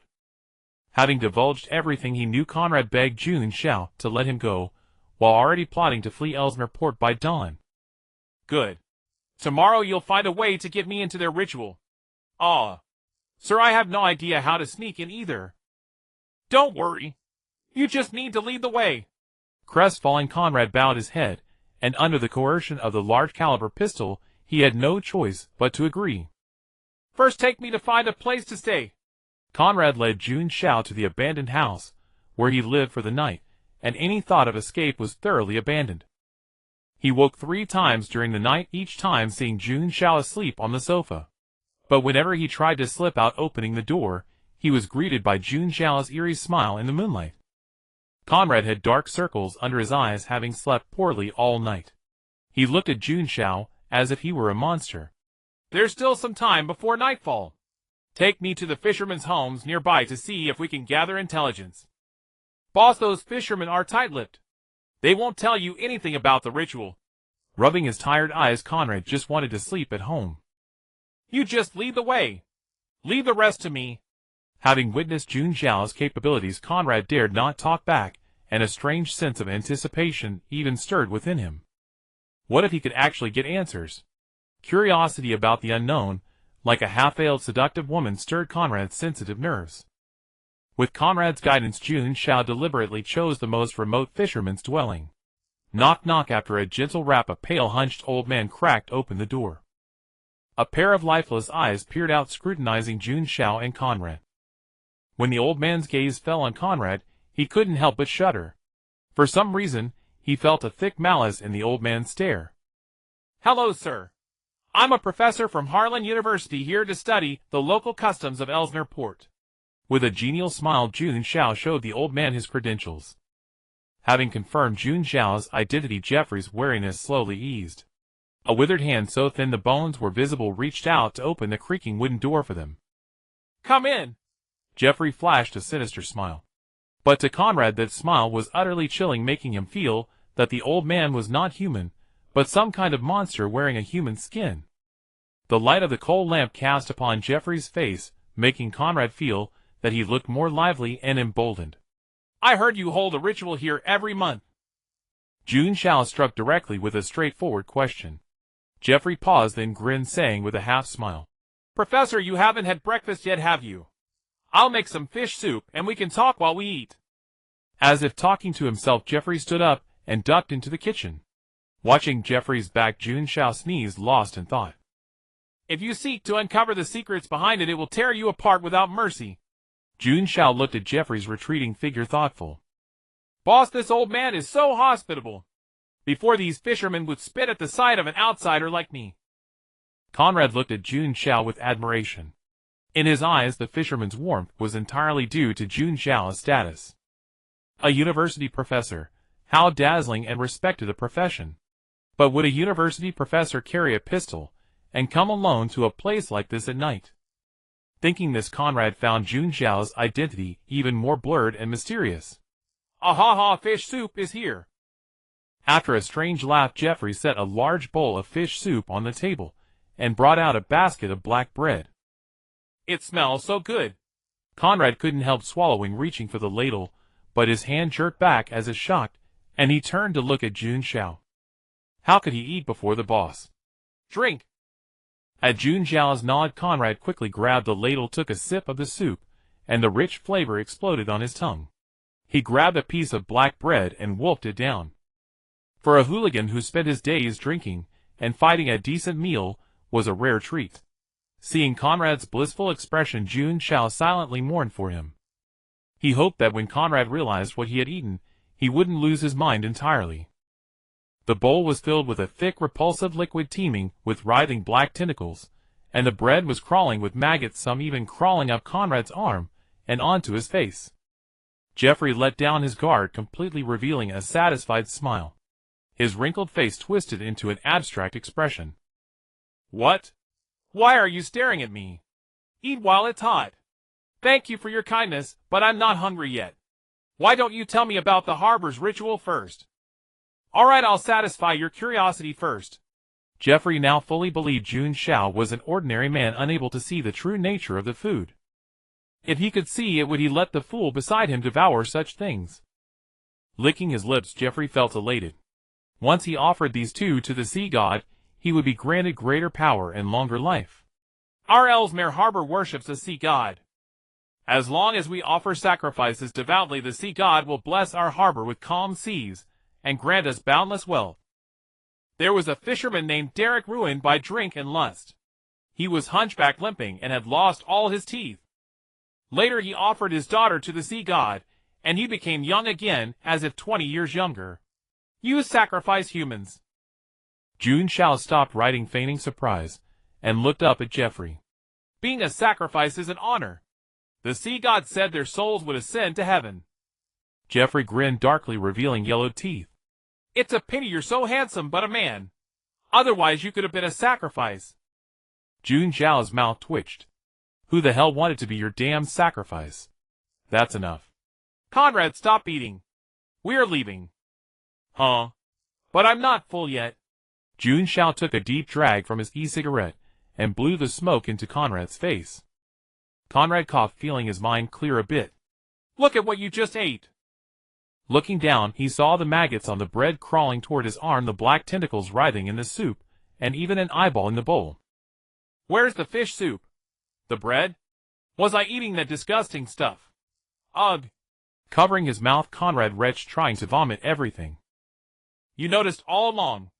Jeffrey looked at Jun Xiao in surprise, then sneered. And you let your companion eat that? You're a devious one. Jun Xiao put away his e-cigarette and smiled benevolently. Necessary sacrifice. Also, old man, didn't your mother teach you not to say things that harm unity? Eat this, it's an emetic. He tossed a small packet to Conrad from his medicine kit. Conrad swallowed it all and ran to the wall to vomit violently. Teach. I'll send you to my mother. You can ask her yourself. Jeffrey's body began to transform, elongating his head, turning into a fish as emanating a foul stench. Drawing his black-silver cat blade, Jun Xiao struck before Jeffrey's transformation was complete, stabbing out one of his dead fish eyes. Young man, no martial virtue. Jeffrey cursed, swiping his claws at Jun Xiao. Easily dodging, Jun Xiao grabbed the bowl of tentacle horror and slammed it onto Jeffrey's face. The tentacles clung to Jeffrey's face, blinding him. Roar! He howled in fury. This was the first time he had been so humiliated since becoming a fishman. As soon as Jeffrey tore the tentacles off Jun Xiao's throat, slashing strike came cleaving off his head. A bald fish head bounced on the floor, its lips flapping furiously. Idiot! Bastard! Damn brat! You'll regret this!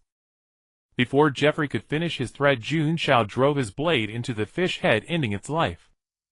Conrad, who had emptied his stomach, stared in shock.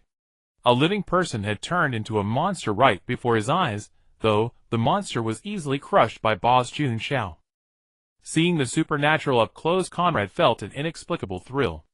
Eliminating monsters that harm humans, walking the night as a legend. Wasn't this the life he had always craved?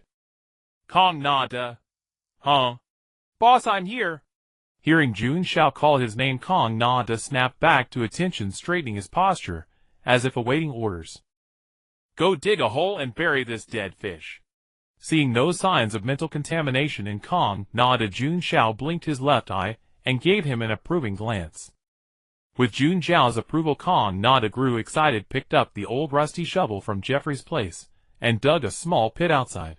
Swallowing hard, Kong Nada gathered his courage and tossed Jeffrey's body and the fish head into the pit. After filling in the hole, Kong Nada ran over to Jun Xiao with an eager expression. Boss, is there anything else you need me to do? This guy. He was thinking about running away just yesterday, yet today he's being so obedient and proactive. Don't you want to escape anymore? Jun Xiao tapped his fingers rhythmically on the table, half joking with Kong Nada. How could I, Kong Nada, possibly run away? As long as you don't disdain me, boss, I'm willing to follow you to hunt down these monsters. Name Kong Nada. Race human. He is full of passion and has had enough of his mediocre life, but reality isn't something that can be faced with hot blood alone, so he chose to follow you. Enough, stop bothering me. Is the boss looking down on me as a burden? Thinking this, Kong Nada lowered his head, his eyes darkening slightly. Jun Xiao closed his eyes, leaning back in the chair to take a short rest. Just don't forget to let me infiltrate their ritual tonight. Kong Nada, who had been disappointed, lifted his head, jumped up wanting to cheer in excitement, but quickly covered his mouth. If he disturbed the boss's sleep, the boss would definitely abandon him. Running outside, Kong Nada suppressed his excited feelings. Since he was going to infiltrate with the boss tonight, he absolutely couldn't be a burden. He needed to make some preparations. With a determined gaze, Kong Nada kicked the wooden board that served as a tombstone on Jeffrey's grave and left this place. The wooden board was something Kong Nada had impulsively stuck up after burying Jeffrey. The sun set and darkness gradually descended once more. The petite figure on the chair seemed to sense something and opened her eyes. It'll be dark soon. That guy Kong Nada wouldn't have changed his mind and run away, would he? Walking out of the house, Jun Xiao saw a small dark figure slowly approaching in the distance. As the dark figure drew nearer, Jun Xiao finally made out the visitor's appearance. Kong Nada held a fishing spear in one hand and an iron bucket lid in the other, with a paint-chipped iron bucket on his head, looking quite comical. Running up to Jun Xiao, Kong Nada bent over, breathing heavily. What's with you? Hey, what do you think, boss? Isn't my equipment pretty good? Kong Nada straightened the crooked iron bucket on his head and slammed the spear handle onto the ground, looking proud. Examining Kong Nada's outfit, Jun Xiao stroked his chin and nodded. It's quite suitable for you. Jun Xiao, kind and gentle, couldn't bear to crush Kong Nada's spirits, so he lied against his conscience. Let's go! The ritual is probably about to start soon. Following Kong Nada's guidance, Jun Xiao soon spotted bright light in the distance, along with a towering bonfire. Drawing closer, he noticed fishermen on guard with sticks nearby, so Jun Xiao reached out and held Kong Nada back. Stay here for now. I'll figure out a way to sneak you in. Let me assess the situation first. Kong Nada nodded and found a patch of grass to lie flat on the ground. Looking up at the twinkling stars in the night sky, Jun Xiao's eyes lit up. This was the perfect chance to test his ability to harness celestial bodies. Closing his eyes before long, Jun Xiao sensed a connection forming between himself and a certain star. Clenching his fist, Jun Xiao felt his entire body enhanced. Moreover, everything in the darkness became crystal clear to him. His figure darted like a spirit dancing in the night, and Jun Xiao silently appeared behind a fisherman. MPH. The black-silver cat blade unsheathed. Jun Xiao covered the fisherman's mouth and slit his throat in one swift motion. Only when the fisherman stopped struggling did Jun Xiao strip him completely and hand the clothes to Kong Nada. Put on this fisherman's clothes, sneak in, and find where the sacrifice is being kept. Understood. Removing the iron bucket from his head, Kong Nada donned the fisherman's clothes, gripped the spear, and cautiously stepped inside. Seeing that the fisherman he encountered on the way showed no suspicion, Kong Nada finally breathed a sigh of relief. Venturing deeper, Kong Nada was suddenly called out. Stop right there. Hearing someone address him, Kong Nada shuddered and turned his head stiffly to see a man in ceremonial robes staring at him with confusion. Hidden in the shadows, Jun Xiao narrowed his eyes, a murderous glint flashing in his dark pupils, as he prepared to strike down whoever obstructed Kong Nada. Go inside, and keep watch over the sacrifice for me. Later I'll allow you to carry the offering to meet Lord Sigod together. After saying this, the man in ceremonial robes hurried away. Watching over the sacrifice, Kong Nada's eyes lit up, and he hurried toward the direction the man had indicated. Not long after walking, a huge opaque crystal coffin appeared before him. Kong Nada's mouth hung open. Such a massive piece of crystal must be worth tens of millions of marks, right? Confirming no one else was around, Jun Xiao emerged from the shadows and ran his hand along the crystal coffin before him. A pity it's only inferior crystal. Otherwise I'd achieve mark freedom in the future. Pushing open the crystal coffin, a delicate-faced young girl lay quietly inside. Name Yolanda. Race human. She has been cursed. She became a victim of the fisherman's desires, witnessing her father being transformed into a monster before her eyes. Her heart turned to ash. She only seeks revenge. So this must be their sacrifice. Kong Nada, come help me carry her out. All right. Kong Nada stepped forward and lifted Yolanda into his arms. He noticed the girl's brows tightly furrowed, as if she were trapped in a nightmare. Stop staring. Find a safe place to put her. She won't wake up anytime soon. Why, yes. After finding a dense patch of reeds to set Yolanda down, Kong Nada turned around to discover Jun Xiao had climbed into the crystal coffin himself. Could it be that the boss wants to experience sleeping in a crystal coffin? Kong Nada closed the crystal coffin lid. When that priest comes to have you carry the sacrifice, carry me away. I understand, boss. Hearing Jun Xiao's words, Kong Nada immediately grasped his intention. The boss was risking his own safety to eliminate a threat to the people determined to take down that damn sea god who demanded human sacrifices.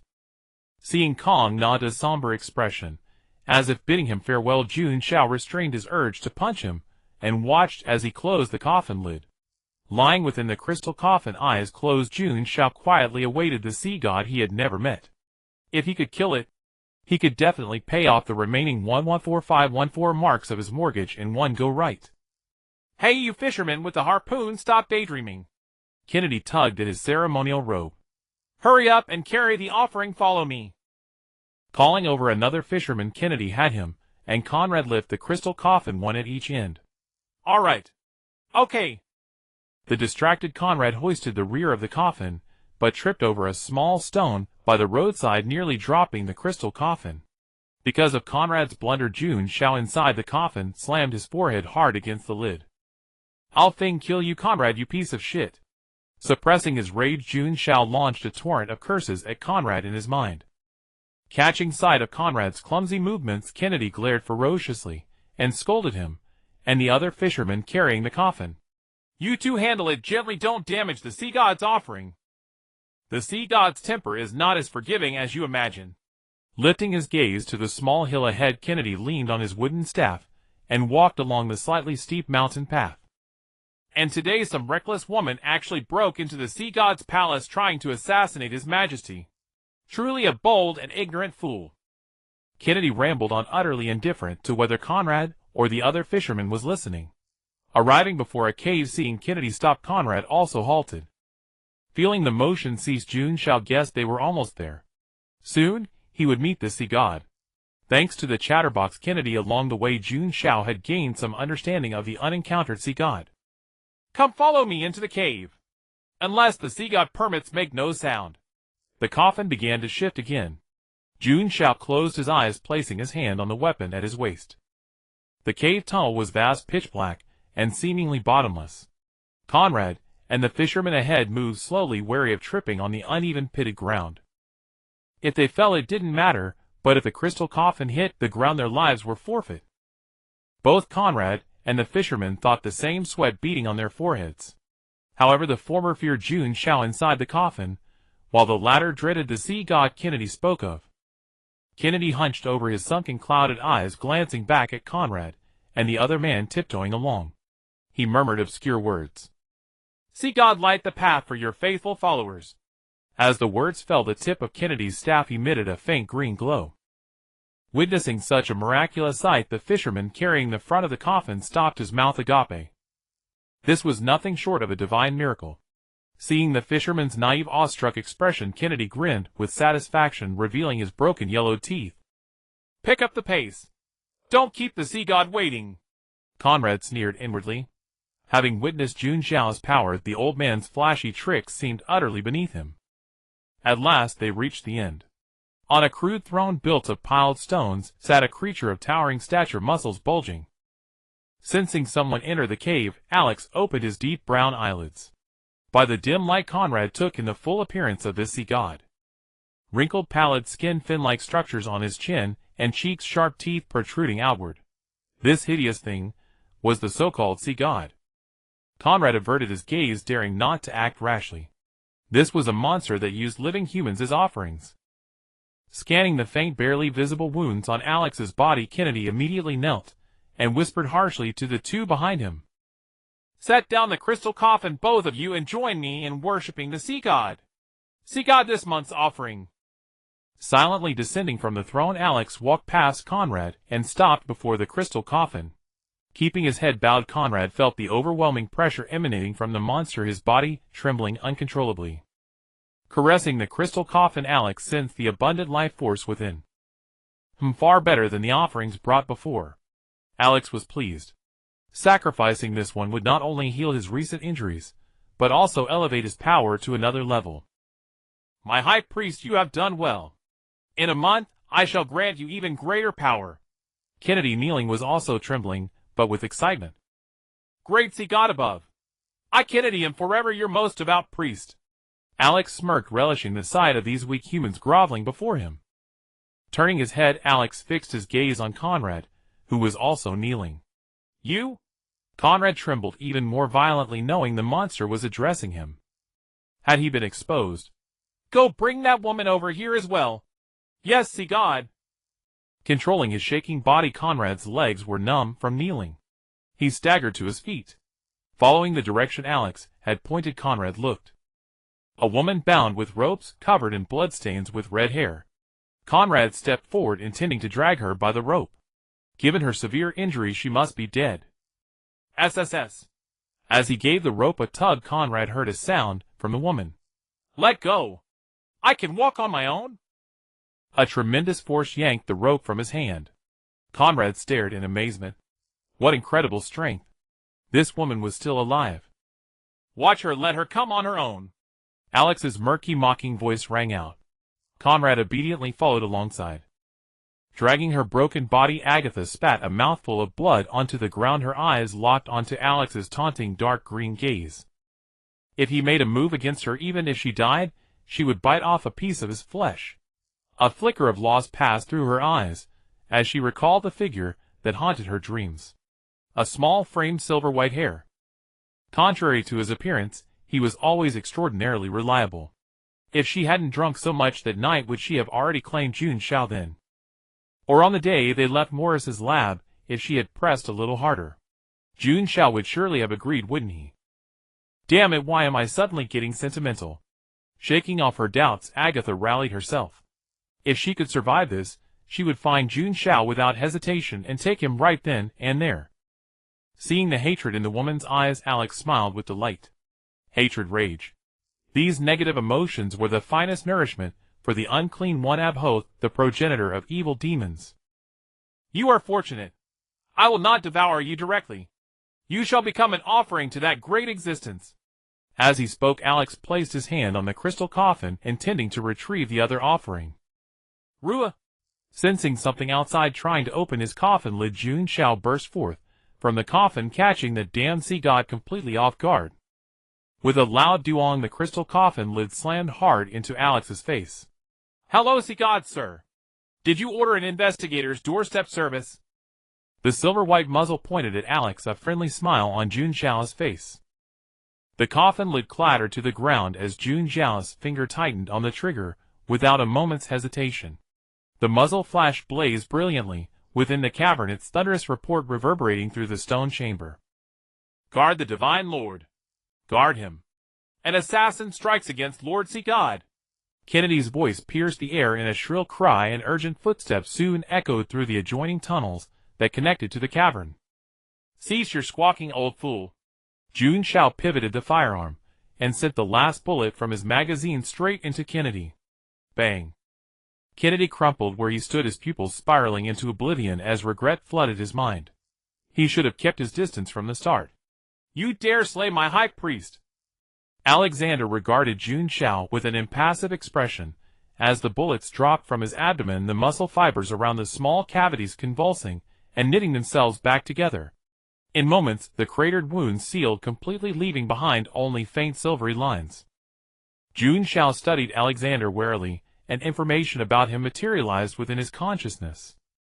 Name Alexander, race deep one, corrupted by the evil god, once a devoted servant of the great lord of Raya, but that allegiance has been broken. The once loyal warrior now serves as a mere hound of the ancestral evil god. Little Jun Xiao, take caution. This creature is immensely powerful. Agatha spoke in a hushed tone to Jun Xiao, her curiosity about his presence burning beneath the surface. Yet this was hardly the time for such questions. Understood, Agatha.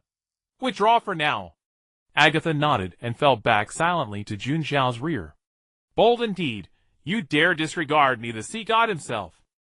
Tendons corded along his forehead, Alexander regarded Jun Xiao with a twisted smile rather than anger. Lord Sea God!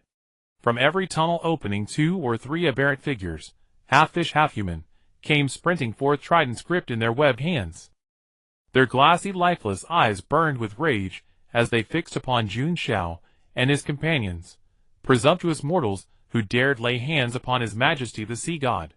Raising their tridents, several of the fishmen advanced toward Jun Xiao, who stood at the forefront, seeking to seize him. Stand down, all of you. I shall handle this matter myself. Alexander's lips curled into a malicious grin. The memory of those bullets drilled into his flesh remained vivid and fresh. The wounds were slight, yet the pain had been quite real. My liege, would you deign to act personally against such an insignificant dwarf? The fishman, who had hoped to distinguish himself before the Lord Sea God, suddenly trembled, feeling 2 piercing stares fixate upon him. Dare you lay claim to my prey? Who exactly are you calling a dwarf? Wait, what did you say? Who are you insulting with that title?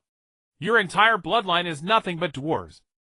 Bang, bang, bang. 3 rounds thundered forth in rapid succession, punching 3 fist-sized crimson cavities into the fishman's form. The cranium, the heart, the gut. Impressive marksmanship, thought Jun Xiao with satisfaction, a faint smile gracing his lips. He then casually poured the remaining 3 rounds into the creature as well. Bang, bang, bang. What a relief! Jun Xiao exhaled, blowing the gunpowder haze from his barrel before sliding a fresh magazine into place. Witnessing the grisly demise of their loquacious companion sprawled upon the ground, the remaining fishmen staggered backward in sheer terror. Alexander regarded Jun Xiao with growing astonishment. This adversary clearly possessed substantial combat prowess. I shall grant you clemency, young one, A singular opportunity. Hand over the two standing at your back, and not only will I spare you, but I shall also elevate you to the rank of my new priest. I decline. Words are wasted, let us duel. Jun Xiao drew his black silver blade poised to charge when Alexander's voice halted him once more. Haste makes waste, my friend. Accept the role of my priest, and I shall bestow upon you a sequence 9 elixir, one completely free of adverse effects. Your sole obligation is to pledge your fealty unto me. With those words, Alexander produced a bottle of dark green potion from nowhere apparent. The surrounding fishmen, ravenous, as hounds catching a favorable wind, instantly fixed their vacant stares upon the bottle in Alexander's grasp. Sequence 9, Priest. Upon consuming this draught, and swearing fealty to your chosen divinity, you shall inherit a fragment of his power. Surely none in their right mind would pledge allegiance to any entity beneath the gods. What exquisite audacity! That man spoke of no side effects with such conviction. Jun Xiao's eyes widened involuntarily, as he studied Alexander, whose mouth ran nothing but falsehoods. Bang! A single gunshot rang out, shattering the potion directly before Alexander's eyes. Jun Xiao lowered his revolver.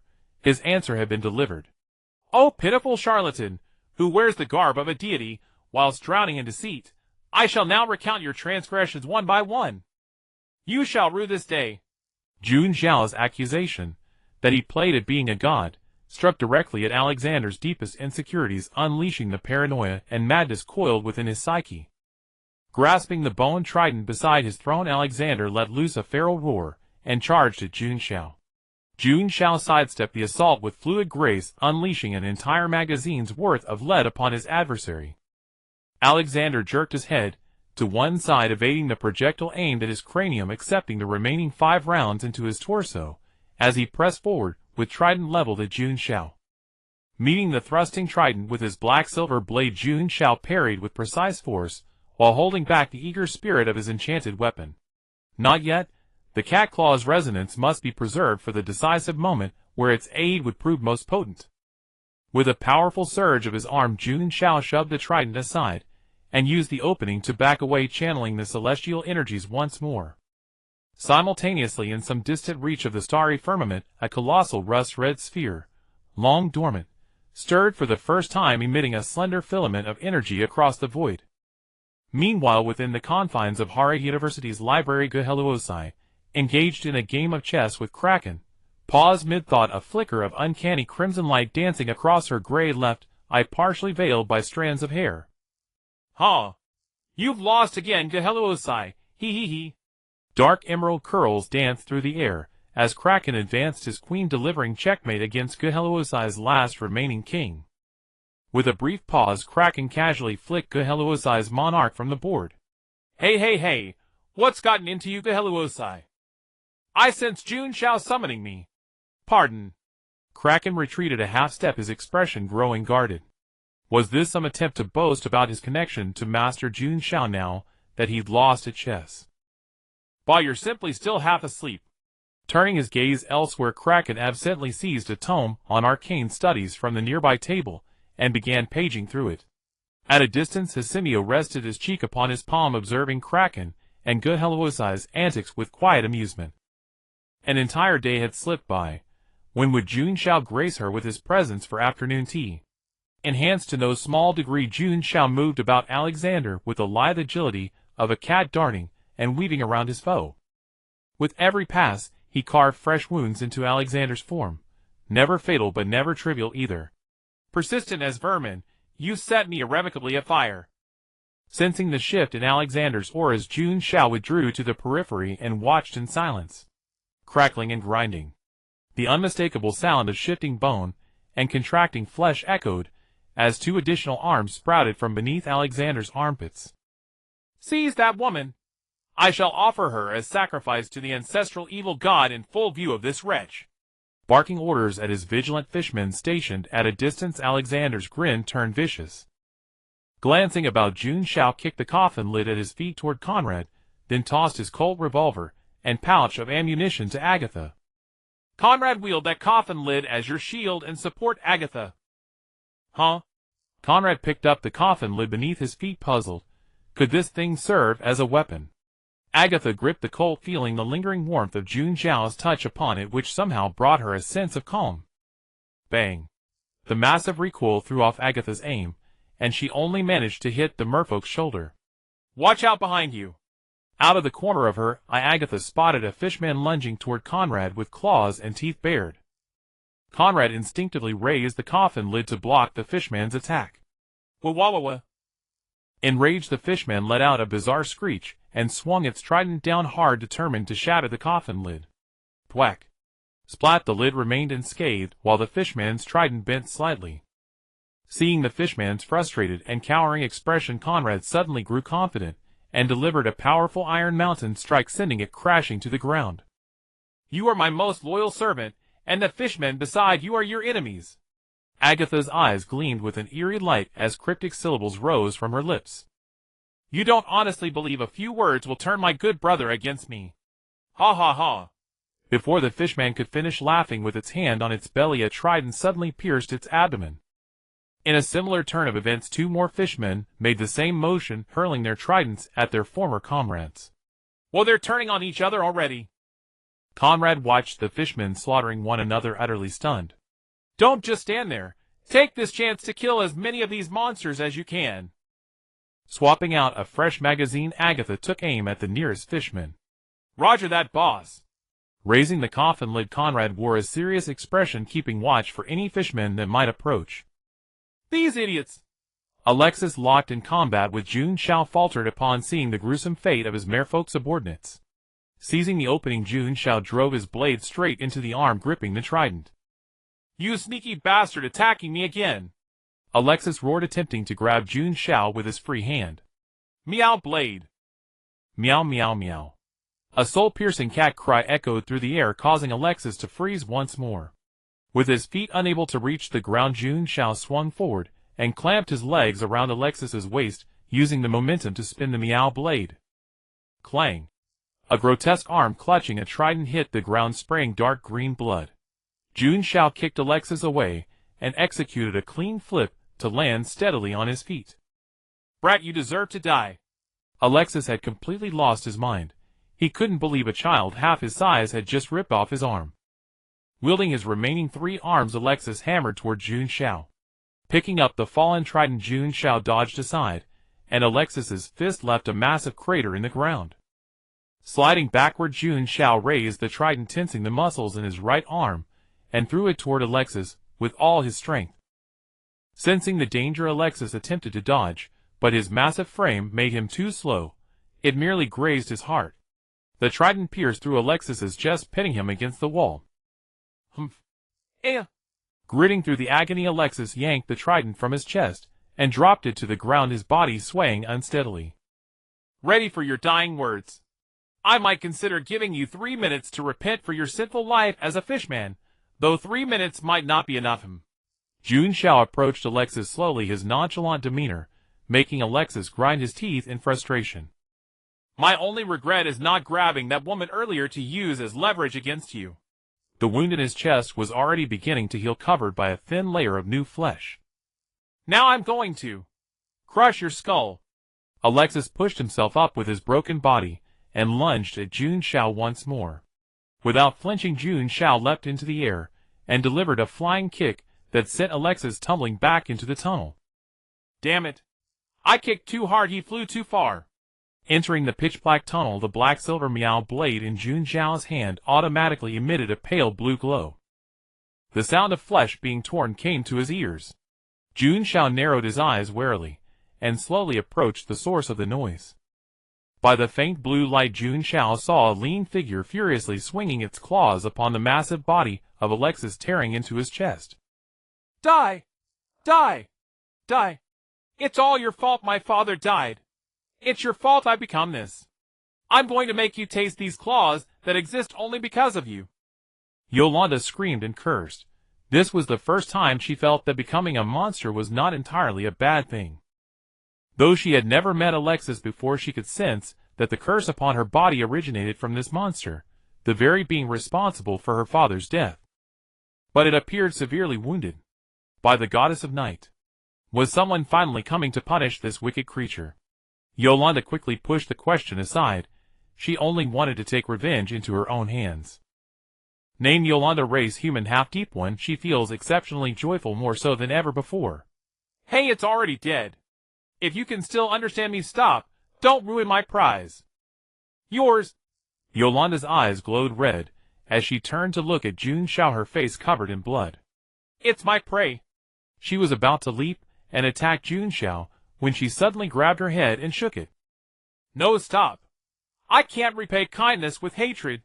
Without him crippling this monster, where would I get the chance for revenge? Returning to her human form, Yolanda hid to the side, sitting on the ground with her knees drawn to her chest, lost in thought. Looks like she hasn't completely lost her mind yet. Boss, how are you doing? You're not hurt, right? Seeing a giant glowing coffin lid swaying in the distance, Jun Xiao heard Conrad's voice. Little Jun Xiao, did you lose any arms or legs? Agatha rushed over from behind Conrad, hugging Jun Xiao and inspecting him from every angle before finally exhaling in relief upon confirming he was intact. Breaking free from Agatha's embrace, Jun Xiao panted and pushed her away. You almost suffocated me.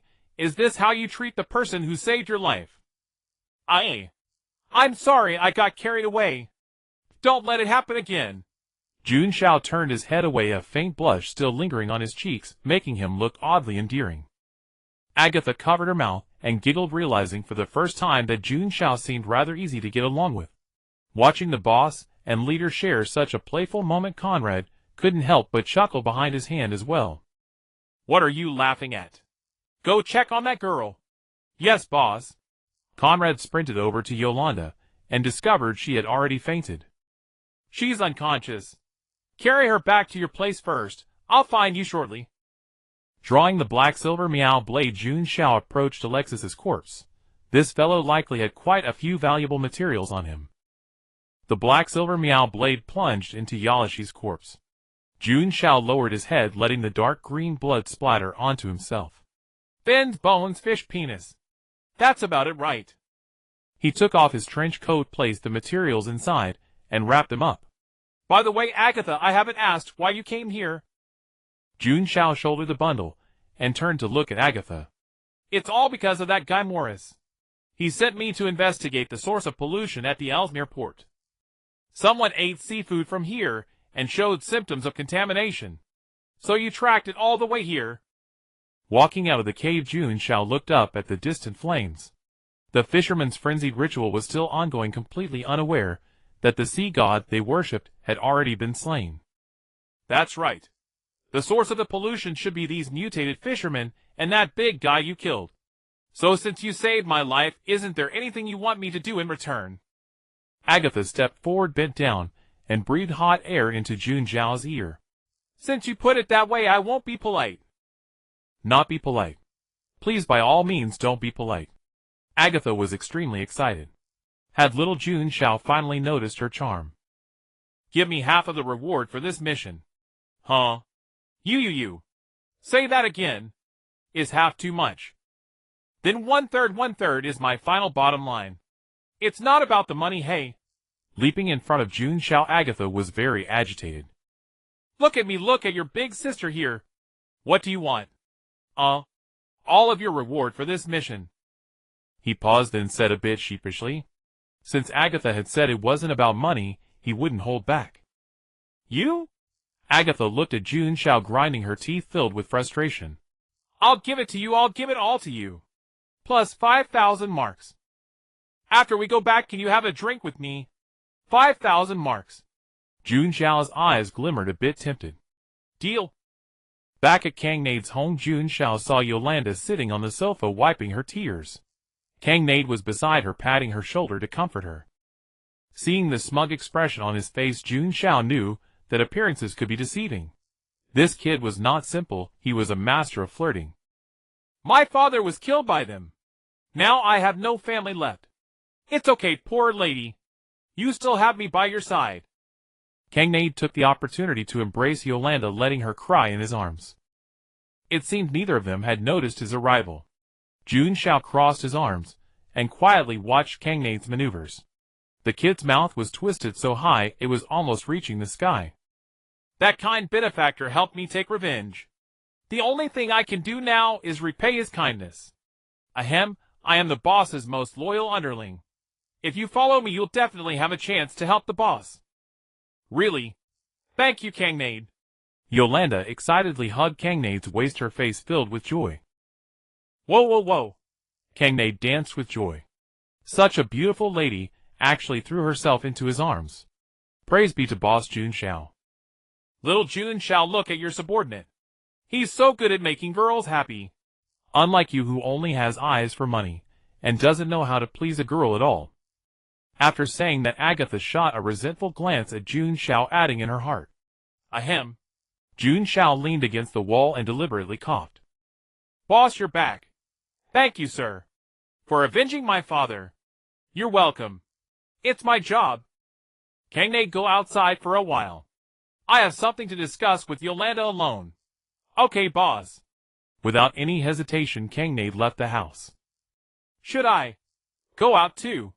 Agatha asked Jun Xiao uncertainly. You stay. Later teach Yolanda how to control her emotions after the mutation. Yolanda, your mutation. Unfortunately, there is no cure at the moment. It's okay. Yolanda smiled. She hadn't expected to turn back anyway. It's fine like this. As long as I don't actively induce it, I won't turn into a monster. There's one more thing I need to tell you, Yolanda. I saw your father. He had already mutated into a fishman, and I killed him. Hearing this, do you still want to repay me? Jun Xiao exhaled a puff of smoke and looked at Yolanda. My father was already dead the moment he was turned into a monster. Her eyes dimmed, and her tone was sorrowful. From now on, you'll follow Kangnade. He'll take care of you and tell you what to do. Life is still long. I believe you two will become friends. Patting Yolanda's shoulder, Jun Xiao left the house, and saw Kangnade outside fiddling with his coffin board. Kangnade, come here. Boss, what do you think of my new gear? Kangnade showed Jun Xiao his modified coffin board. With a handle added in the middle, it was now a full-fledged shield. It suits you. By the way, I'll give you this fishbone trident. Is this the weapon of that monster earlier? Kangnade caught the trident, staggering a bit. The weapon was a bit heavy for him. I'm going back to the city next. I'll go with the boss. No, you stay here. The originally excited Kangnade's eyes suddenly dimmed. Was the boss abandoning him? You need to stay and help me deal with the aftermath. Aftermath. Although this sea god is dead, the religion here still exists. If left unchecked, there will be trouble. What you need to do is assist Yolanda, help her take over this religion and become the new priest. The name of the new religion is Sacred Flame Meow Meow Sect. Jun Xiao raised his head proudly and said this domineering name. Meow Meow. The cat's soul inside the black silver meow blade leaped out, dancing and waving, looking very happy. Oh, does the Meow Blade also think this name is great? A Sacred Flame Meow Meow Sect. Kangnade scratched his head, hearing such a strange name for a religion for the first time. Remember the doctrine of the religion. The sacred flame shines bright, the sacred flame blazes high. All of our followers meow meow meow meow. Meow meow. The Meow Blade was very happy, nodding in approval. Okay, boss, I'll remember. Very good. Next time we meet, I hope you'll bring me some surprises. After instructing Kangnade on the follow-up matters, Agatha had also passed on her experience to Yolanda. They got on the motorcycle, and Jun Xiao and Agatha returned to the city. After dropping off Agatha, who was sticking to him like a plaster, Jun Xiao headed straight to Morris's laboratory. With the materials taken from Yalishi's body and the knowledge brought by the potion, Jun Xiao was now confident he could forge a magical weapon. Mo-Lizzy, let me borrow your lab. Mo-Lizzy. Strange, isn't Mo-Lizzy in the lab? After calling out a few times with no response, Jun Xiao scratched his head. The atmosphere feels a bit eerie. Drawing out the black silver cat blade, Jun Xiao slowly walked towards the depths of the lab. Around him, jars of various sizes were filled with pale green nutrient fluid along with Mo-Lizzy's artworks.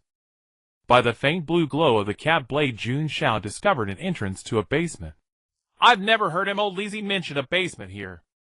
Entering the basement, his eyes fell upon a place resembling a Roman Colosseum.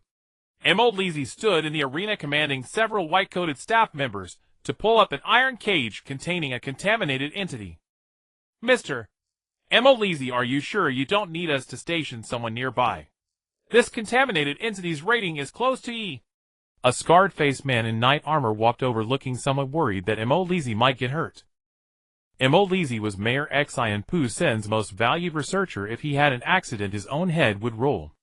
No need, just go up and be spectators. Don't worry, even if I do have an accident, Xian Pu Sen won't make things difficult for you. Completely seeing through the knight's thoughts, Anomalies smiled slightly. Since Mr. Anomalies says so, I'll go up to the platform. AI Boat walked to the platform, gripping his sword ready to draw it without hesitation, and rushed down at the slightest sign of disturbance. Miss, how did you get in? Unauthorized personnel are not allowed here. I'm here to find Anomalies. Oh, are you Mr. Anomalies' daughter? I've never heard him mention having such a cute daughter. The white-coated researcher laughed and scratched his head, completely unaware that the air around Jun Xiao had suddenly turned cold. Harden, my fists hardened. Can't you tell from my voice that I'm not a woman? Hey. Long time no see, Investigator Jun Xiao. AI Boat looked around for a while, and after recognizing Jun Xiao's face, he smiled. Sorry, uncle, a friend is calling me over. After getting rid of that clueless bald researcher, Jun Xiao walked over to AI Boat, jumped up, and patted him on the shoulder. Yo, long time no see, AI Boat. What brings you to Anomalies' place all of a sudden? Didn't Anomalies tell you? His experiment has made new progress, so I was sent to evaluate it. Is that so? Name AI Boat, race human, sequence 9, potion night. A potion most people choose its low-risk, side effects correspond to its unremarkable abilities. Jun Xiao shifted his gaze away, looking down at Anomalies. AI Boat was a person from Anomalies' patron side, acting as a liaison. The last time they met, AI Boat had not yet taken any potion. Night. Most people judge the value of a potion based more on the risk level of its side effects, so being able to provide a low-risk potion like Night. Anomalies' patron is indeed not simple. Come on, let me test my newly acquired power. Click. After muttering to himself, Anomalies pressed the button in his hand, and the cage containing the contaminated entity opened with a sound. Roar! The roar of the contaminated entity echoed throughout the basement, drawing Jun Xiao's attention. Is Anomalies planning to fight this contaminated entity? The swollen body trembled, and the broken iron chains hanging on the contaminated entity made a crisp sound. Creak, tear. The sound of flesh tearing came. The contaminated entity's face, unrecognizable head, split into 4 petals, like a blooming flower. The edges of the flesh petals were lined with tiny fangs. The contaminated entity was on all fours, and countless blood-red tentacles shot out from its newly grown mouth. Saliva with a foul stench dripped onto the ground, producing a sizzling sound of corrosion. Don't think you're the only one who can transform.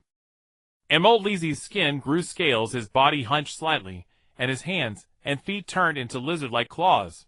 With a push from its hind legs, the contaminated entity pounced at Anomalies, and the tentacles from its mouth curled toward him. Rolling to dodge the contaminated entity's pounce, Anomalies swung his 2 sharp claws, severing the tentacles that approached him. Leaping high, he landed on the contaminated entity's back and mercilessly tore at its flesh. The researchers around, who had never seen Anomalies' contaminated state, looked incredulous. The usually gentle and affable Anomalies actually had such a maniacal side. The torn flesh of the contaminated entity quickly healed, trapping Anomalies' 2 claws inside. Extending its arm, the contaminated entity grabbed Anomalies in its hand and roared excitedly. Opening its mouth, the tentacles covered with disgusting slime coiled around Anomalies. As expected, Anomalies is still overreaching. AI Boat placed his hand on his sword, ready to intervene and rescue Anomalies. Not necessarily. Anomalies might still have a new trump card. With arms crossed, Jun Xiao interrupted. Name Anomalies, race human, low-level demon, a crazy fellow. He successfully replaced his organs and blood with those of a demon, taking another step on the path of not being human.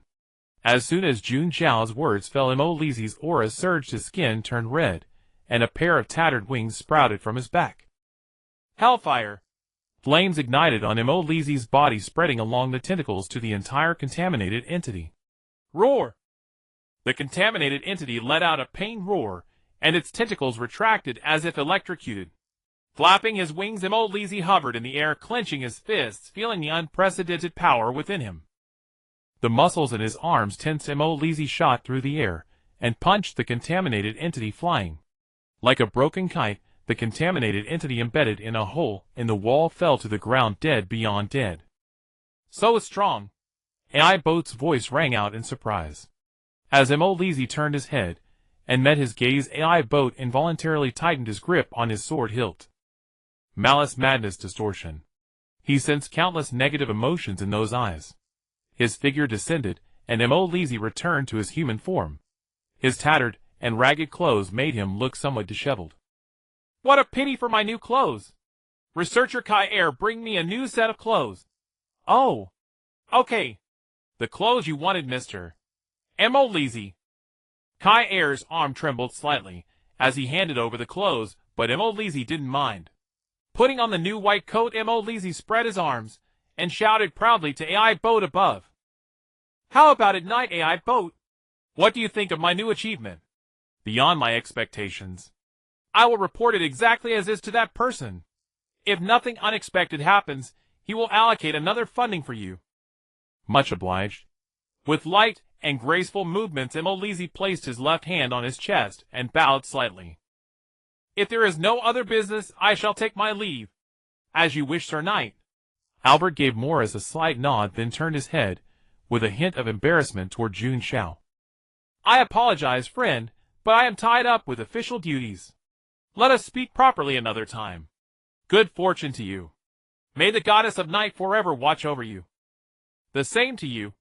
A smile graced his face as Albert traced a perfect crescent moon over his chest. He was a devout disciple of the goddess of night. Upon seeing Albert depart, Morris summoned a few staff members to clear the scene, then leaped lightly to stand beside Jun Xiao. How does it look, Jun Xiao? This is largely thanks to that demon you brought last time. Though its strength is not overwhelming, its bloodline is remarkably pure. Impressive work, Morris. Jun Xiao offered his praise without reservation. Morris's application of mysticism in biology was growing increasingly proficient. Your current prowess could easily crush some Sequence 9 Transcendents. Oh, does that include me? Morris asked curiously, though with no malicious intent. Words are hollow, we can test it right here. Eager to try, Jun Xiao stretched his shoulders. Ever since consuming the potion, he had remained uncertain of his exact limits. His previous battle with Yalik had always left him wanting more, as if he had just found his rhythm, and was gaining the upper hand only for his opponent to surrender on the spot. Ahem, I was merely speaking idly, Jun Xiao. Do not take it to heart. Morris shrank his neck and waved his hands in refusal. He clearly recalled that upon first transforming his body into a polluted entity, he had dueled Jun Xiao. Within 3 or 5 exchanges, the short blade in Jun Xiao's hand had already been pressed against his throat. Even after reshaping himself into a demon, Morris still harbored no certainty of victory over Jun Xiao. Given our bond, could you truly bring yourself to strike me down? Morris slung an arm around Jun Xiao's shoulders, laughing. True. If I were to break you, who would pay my marks? That truly wounds my heart. In your eyes is my only function a mark dispenser. Hello, Morris the ATM. Shouldn't you be settling my mission payment by now? Oh. The mission assisting the prosecutorial bureau. Completed so swiftly. Seems rather smooth. I hope you can still call it smooth after reading my report. With that, Jun Xiao handed over the mission report he had compiled. Evil formations, a religion practicing human sacrifice, and a monster claiming to be the sea god. As expected of you, Jun Xiao. In a single day, you dismantled an entire cult stronghold. And regarding Agatha, I apologize for my negligence, but fortunately you were there. After finishing Jun Xiao's report, Morris felt a surge of relief that Agatha had crossed paths with him, otherwise her demise would have rested entirely on his shoulders. This mission exceeded expectations. I will submit the report to the authorities for a reevaluation of the remuneration. It may require you to wait a few additional days. No matter. By the way, Agatha mentioned she would hand over her share of the reward to me, citing it as repayment for saving her life. Morris stared at Jun Xiao and nodded, offering a silent moment of sympathy for Agatha. She had ventured out, gained nothing, and nearly lost her life. Also, Morris, let me borrow your laboratory. I have some new things to craft. Morris led Jun Xiao to the workbench, watching curiously as he unwrapped a bundle fashioned from an old trench coat. Yalek's fish scales, incredibly hard. Super hard, you can bite one if you don't believe me. Yalek's fish bones. Perhaps they'd make a decent soup. Yalek's fish rod. Though quite small, it is a powerful tonic. Truly, I'm not lying. Excellent. These materials were more than enough for Jun Xiao to forge an arcane hand cannon. These materials are of excellent quality aside from that fish rod. It's rather small. I'll offer you 10,000 marks, Jun Xiao. Just hand them over to me. What do you need these for? Jun Xiao turned his head, regarding Morris with confusion. Could it be that? Don't go down that road, Morris. I'll definitely find you a better whip someday. What nonsense. I intend to use them on my artwork, Morris said somewhat irritably. That goat-headed demon from last time is still clinging to life. Grafting these onto it would give it a high chance of survival. Rare materials. I refuse to let them go to waste like this. How about next time? I need these rather urgently. The firepower of the Colt Python had long since fallen short for his combat needs. It was time to forge a new weapon to replace it. A pity then. My little darling will just have to wait a few more days in the cold storage. Seeing Jun Xiao's resolute attitude, Morris sighed, blaming only his little demon's bad luck. You busy yourself here. I'll swing by the black market to see if I can find suitable materials. With that, Morris departed the laboratory. Free from interruption, Jun Xiao quickly fell into a focused rhythm, beginning to craft his weapon based on the knowledge imparted by the potion. Fish bones for the hand cannon's structural frame.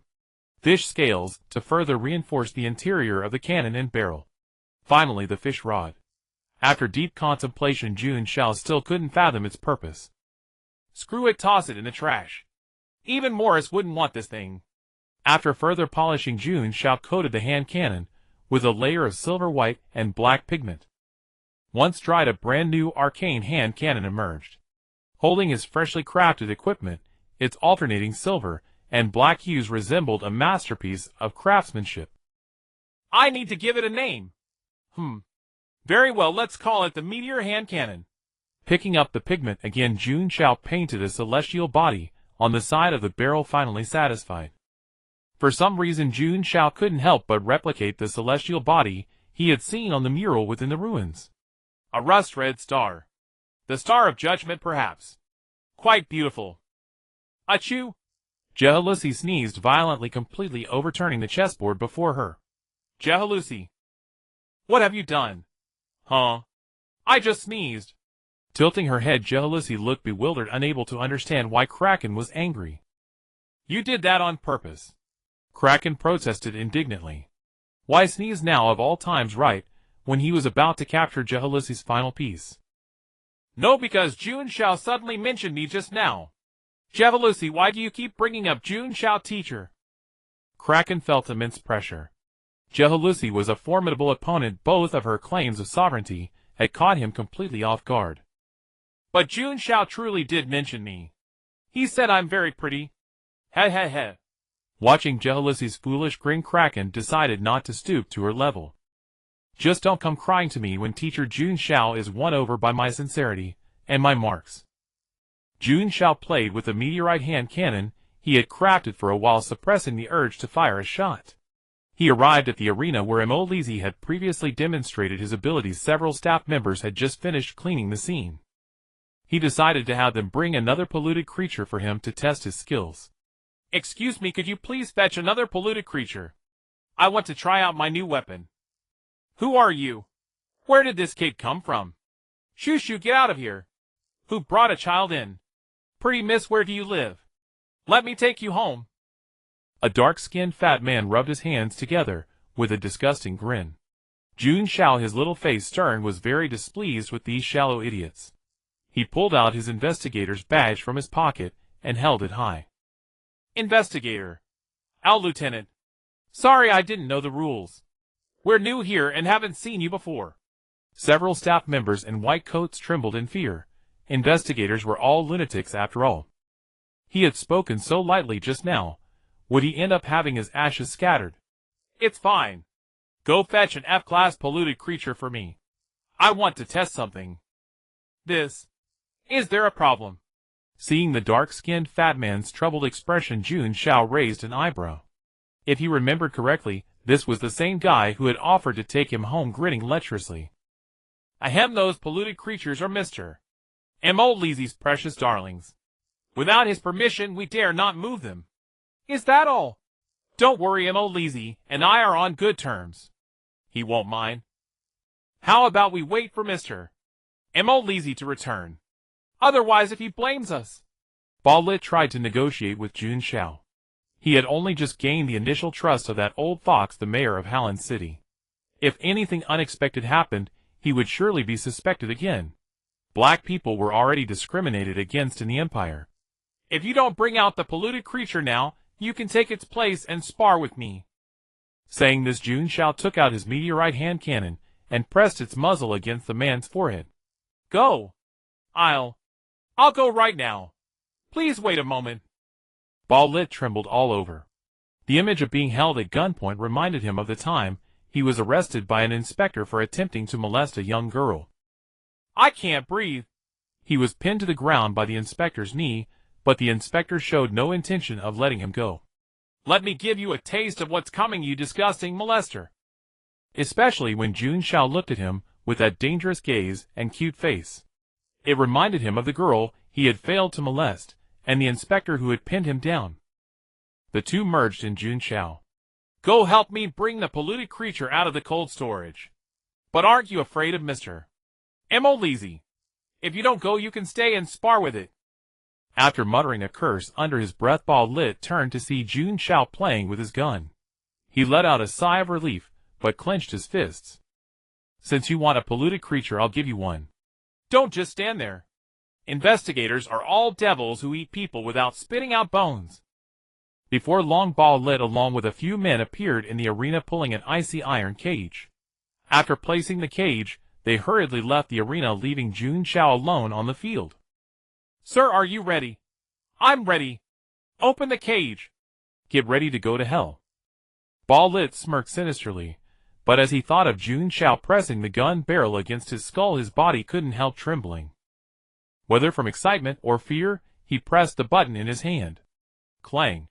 The iron door swung open.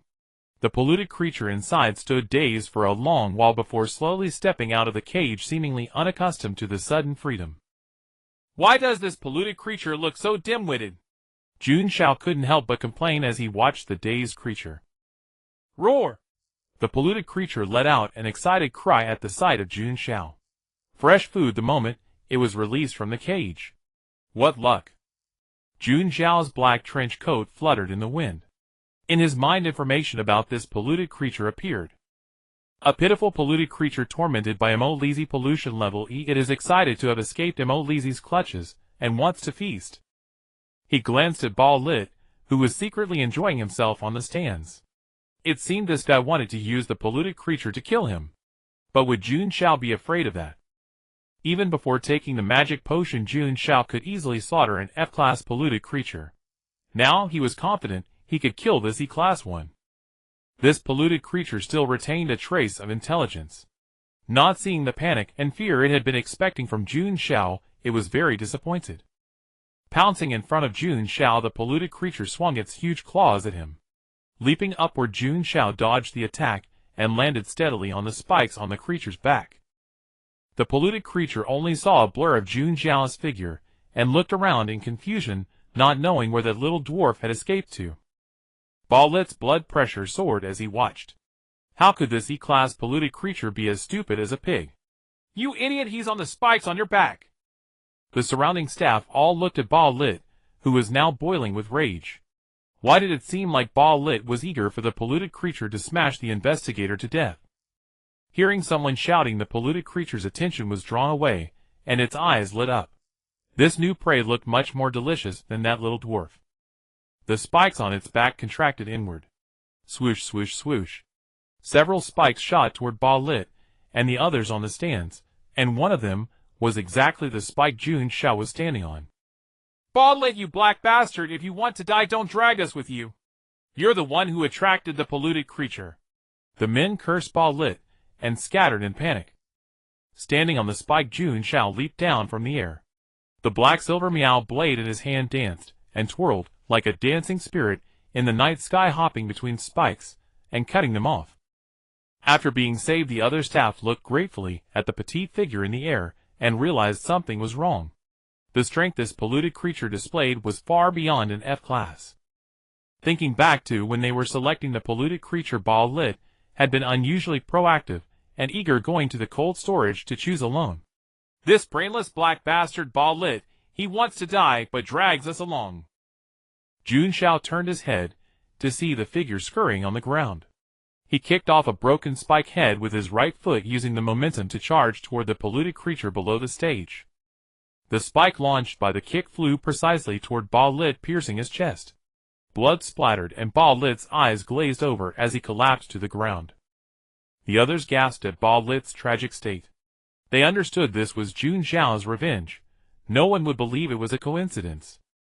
Looking back at Jun Xiao below, he had already begun toying with the E-class polluted creature. Roar!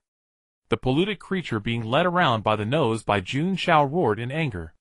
Using its brain of less than 2 megabytes capacity, it pondered why it couldn't catch that little dwarf. As it thought it saw the little dwarf suddenly appear in front of it, raising something toward its head. Jun Xiao mimicked the sensation of summoning a star earlier, channeling his spiritual energy into the meteorite hand cannon in his hand. Boom! With a thunderous sound, the polluted creature watched the hand cannon in Jun Xiao's hand emit a dark red energy blast, its eyes filled with light. A headless giant corpse fell to the ground. It's over. The disheveled young researcher sprawled on the ground, gaped, utterly unable to believe what he had just witnessed. A massive E-rank contamination entity taken down in one shot by him. You're still alive, I take it. Jun Xiao exhaled, turning his head to look at them. Alive thanks to you, our benefactor, for saving us. Morden, still in a daze, leaped to his feet, his face flushed with vitality, as he addressed Jun Xiao, his voice full of energy. I should say everyone except Barrett is still alive. Morden scratched his head, adding, the fat blackguard who had betrayed him. Jun Xiao's gaze fell upon the bloated figure lying in a pool of blood.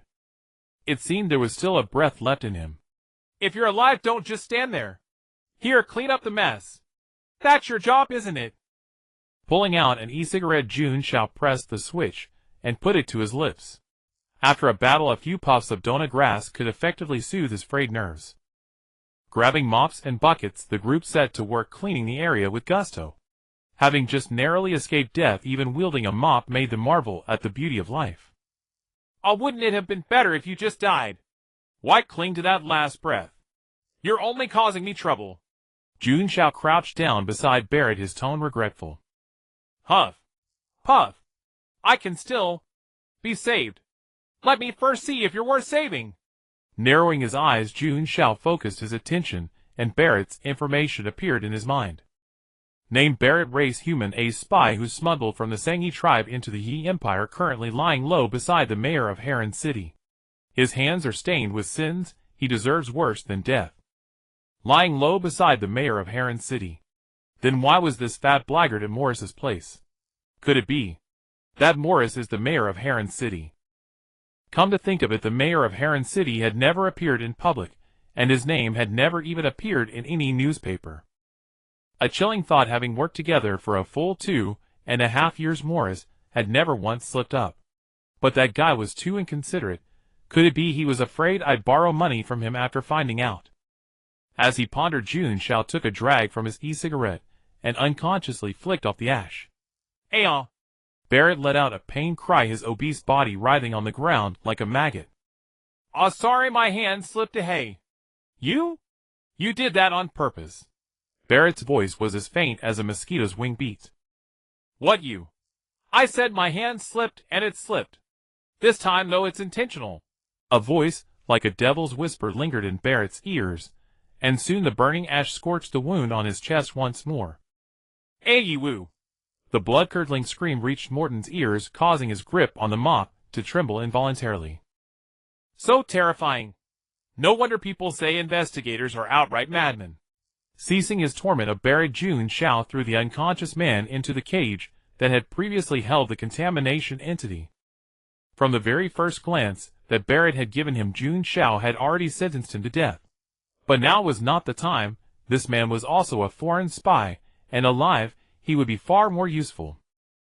As for how to make use of him, that could wait until Morris returned. That guy had far more connections than him. Back in the lab, Jun Xiao recalibrated his meteor hand cannon just as Morris returned from his black market procurement. Morris opened the trunk of his car, and a heap of bizarre misshapen limbs spilled out, burying him. You haven't left yet. Great, come take a look. I can't identify what creatures these mini treasures came from. Morris often brought back strange things. Ever since Jun Xiao casually identified the origin of a giant arm, Morris would seek his help whenever he encountered something unfamiliar. Forget your junk. I have something else to discuss with you. Junk! Morris fumed, emerging from the pile of limbs. These are indispensable precious materials for my experiments. Fine experiment materials. Come with me first. Taking Morris by the hand, Jun Xiao led him to the iron cage holding Barrett. Hey, where are you taking me? Is that Barrett? You locked him up. Morris pushed up his glasses and leaned in to see Barrett's pitiful state. "'Tis crippled like this. I wouldn't even want him as a test subject. You're really twisted, you know. He's still your subordinate." Witnessing Morris's reaction, Jun Xiao couldn't help but retort. "And you're one to talk. Look who did this. What did he do to you? He's a spy from the Sangi tribe. Can you be sure?" Morris dropped his carefree attitude, his expression turning serious. "Of course. Tomorrow bring Agatha here. Use her hypnotic ability, and you'll know everything. If it's true, you can start thinking about what reward you want. That big a deal. Of course. The Sangi tribe and the Empire are mortal enemies, irreconcilable." After saying this, Morris gave Jun Xiao a surprised look. He didn't even know this basic fact about the Empire. "Jun Xiao, you don't seem to know much about the Empire's history." "Indeed?" Jun Xiao scratched his head awkwardly. He had only been in this world for 2.5 years. Although he loved reading, his focus had been on academic books, and he had never delved into history. "Ahem, it seems I need to give you a lesson." Rarely finding something Jun Xiao didn't know, Morris naturally wouldn't miss the chance to show off. The Empire's full name is the Hei Empire, a nation founded by the Night Church, which worships the goddess of night. It is under the goddess of night's protection that powerful evil gods and monsters dare not offend the Empire. The Sangi tribe, on the other hand, worships the primordial evil demon, who is the goddess of night's enemy. Thus they are naturally the Empire's enemies as well. "I see." Jun Xiao nodded thoughtfully. As an investigator, he had heard of the Night Church, but that was the extent of his knowledge. A man who couldn't even pay off his mortgage had no time to delve into such details. What?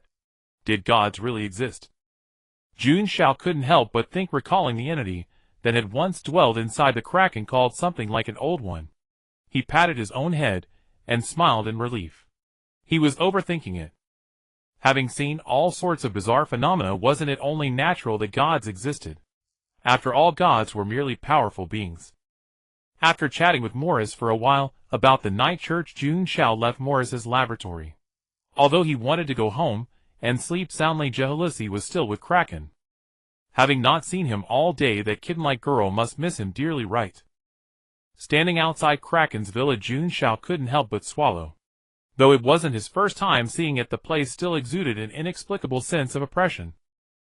Was this the power of money? He pressed the doorbell, and a tall, pale-haired man opened the door, looking down at Jun Xiao outside. "Hello, is Kraken at home? You're here to see Miss Kraken?" Dagon, studying the boy who barely reached his waist, inquired. "Are you a classmate of Miss Kraken from school?" "No, I'm her teacher." "Teacher?" Dagon found it hard to believe. Although Kraken had mentioned a teacher she greatly admired, he never expected it to be a youth who looked barely an adult. Could the young lady be deceived? At this thought, Dagon's gaze toward Jun Xiao turned hostile. Sensing the malice, Jun Xiao narrowed his eyes and probed Dagon's information. Name Dagon, race Deep One. Do not attempt to provoke him, As the father god of the deep ones, his strength rivals that of the elder gods, and he is the most loyal servant of Cthulhu. The name Cthulhu appeared again, just like the head-made Hydra had mentioned. It seemed to refer to the entity inside Kraken. How about coming in for a cup of black tea? I often hear Miss Kraken speak of you. I'm sure we'll have a pleasant conversation. Jun Xiao looked warily at the amiable Dagon. If not for the flash of malice he'd sensed earlier, he might have been fooled. But the prompt had already warned him. He was no match for Dagon. So he could only comply. My pleasure, sir. Arriving at the reception room on the ground floor, Dagon, dressed in butler attire, pulled out a chair for Jun Xiao. Please have a seat, dear young lady. Thank you. The sudden gentlemanly gesture made Jun Xiao instinctively thank him, but he quickly realized something was off. What the hell did you just call me? Please have some black tea. Dagon poured 2 cups of black tea and sat opposite Jun Xiao. You teach at Harlan University? Yes. Which department? Psychology. After a brief exchange of simple questions and answers, the room fell into a short silence. When the tea in the cups was almost finished, Dagon broke the silence. Although Kraken regards you as her teacher, as her butler, I must verify your qualifications once more. I refuse. Jun Xiao's expression remained impassive as he flatly rejected Dagon's unreasonable request. This is for the best for both of us. If you become the young lady's teacher, you will inevitably face certain eerie disturbances and targeted harassment. I can tell you've taken a potion, but that doesn't mean you have the strength to endure this. After you earn my approval, I'll entrust Miss Kraken to your care. And here's 100,000 marks as your compensation. Dagon produced a chest from somewhere and tossed it onto the floor. When it opened, a full pile of banknotes instantly captivated Jun Xiao's eyes. Compensation. 100,000 marks. Jun Xiao suppressed the urge to jump for joy. Calm down, Jun Xiao. You're the strongest investigator in Harlan City. How could you be so bewitched by a mere 100,000 marks? I am all for Kraken's sake. He muttered under his breath, then nodded at Dagon. Very well. Attack me with all your strength. That's simple. Yes, that's simple. All right, I'm coming. Don't say I'm bullying an old man. Despite his words, Jun Xiao immediately unleashed his full power. A silver flash. Dagon raised his arms to block his head, and the collision with the black silver cat blade sparked pale blue sparks. Crackle, crackle. Jun Xiao's right hand danced at a speed he had never achieved even in his past life peak. Though fast, his attacks couldn't breach Dagon's defense. His skin was incredibly tough. The black silver cat blade, which could easily cut through steel, didn't even leave a scratch on his arms. Shoving Jun Xiao's attack aside, with brute force, Dagon lunged forward. Before Jun Xiao could recover from being flung back by the immense force, he sensed Dagon's wind-laced fist flying toward him. He instinctively rolled, narrowly dodging the blow. Good reflexes. You have enough survival skills. You pass. Hearing Dagon's words, Jun Xiao lowered the hand that had been reaching for the meteor hand cannon. It seemed he wouldn't need the stellar power or the meteor hand cannon this time. Let me reintroduce myself, Dagon, butler to Miss Kraken. Dagon gave a slight bow. Jun Xiao's strength had surprised him. Once he grew, he would definitely become an asset to Kraken. 100,000 marks is yours. Take care of Kraken. Of course. She is my student. As he took the chest from Dagon, Jun Xiao's hands trembled. Was this the weight of 100,000 marks? By the way, Miss Kraken is at school. If you need to see her, go there. All right. Jun Xiao replied absent-mindedly, then bid farewell to Dagon and left Kraken's villa. Now he was no longer in a hurry to find Kraken and Jealousy. With this 100,000 marks, he could finally pay off the remaining loan. He rushed straight to the bank in Harlan City and approached the counter clerk. He opened the chest full of banknotes. Under the stunned gaze of the crowd, Jun Xiao paid off his final loan, and the chest was emptied of every mark. What a relief to be free of debt. Jun Xiao hopped onto his motorcycle, stretched contentedly, and stepped on the gas. At Harlan University Library, Kraken found that the books that usually held a deadly allure for her now seemed utterly unreadable. Every time she opened a book, Jun Xiao's image popped into her mind. When she closed it, he appeared again. What kind of illness is this? Watching Jehalusi snoring away, Kraken felt envious. If only she could be as carefree as that girl. Hey, when do you think Jun Xiao will come back? Are you asking me? Kraken looked at Hsimio in surprise. This cousin of hers rarely spoke to her voluntarily. Although Hsimio lived with her, the two always felt an inexplicable rift between them. This opposition seemed to be innate. Today, or perhaps tomorrow. Wait, what does it have to do with you when Master Jun Xiao returns? Kraken watched Hesmo warily. Of course it does. Master Jun Xiao is the first member of the Thulsu Foundation. We had agreed to have afternoon tea together. Is that so? Kraken's expression darkened. She had been guarding against growth all along, never expecting Hesmo would seize the opportunity to ambush her, tricking her master into joining a pretend cult consisting solely of herself. I nearly forgot. Master Jun Xiao and I had scheduled extra tutoring. What a shame, Hesmo. It seems Master Jun Xiao won't have time for afternoon tea with you after all. Never mind. Out of the goodness of my heart, I'll allow Master Jun Xiao to tutor you while having afternoon tea with me. Hesmo waved her hand dismissively, then took 2 steps back upon noticing Kraken's seemingly amicable smile. What are you doing, Kraken? Ugh, you're disturbing my nap. Growth curled up on the desk, rubbed her eyes, and stretched, glaring resentfully at Kraken and Hesmo. Returning to Harlan University, Jun Xiao headed straight for the library. Ever since consuming the potion, she had discovered a faint connection with Growth, a sense that allowed her to perceive the girl's whereabouts. Whether this was a blessing or a curse remained unclear, but Jun Xiao found it quite useful. She no longer needed to worry about Growth getting lost. Upon entering the library, Jun Xiao happened to spot Kraken bullying Hesmo. Hesmo's head was covered by her own hood pulled by Kraken, and her sleeves were tugged behind her back and tied into a bow.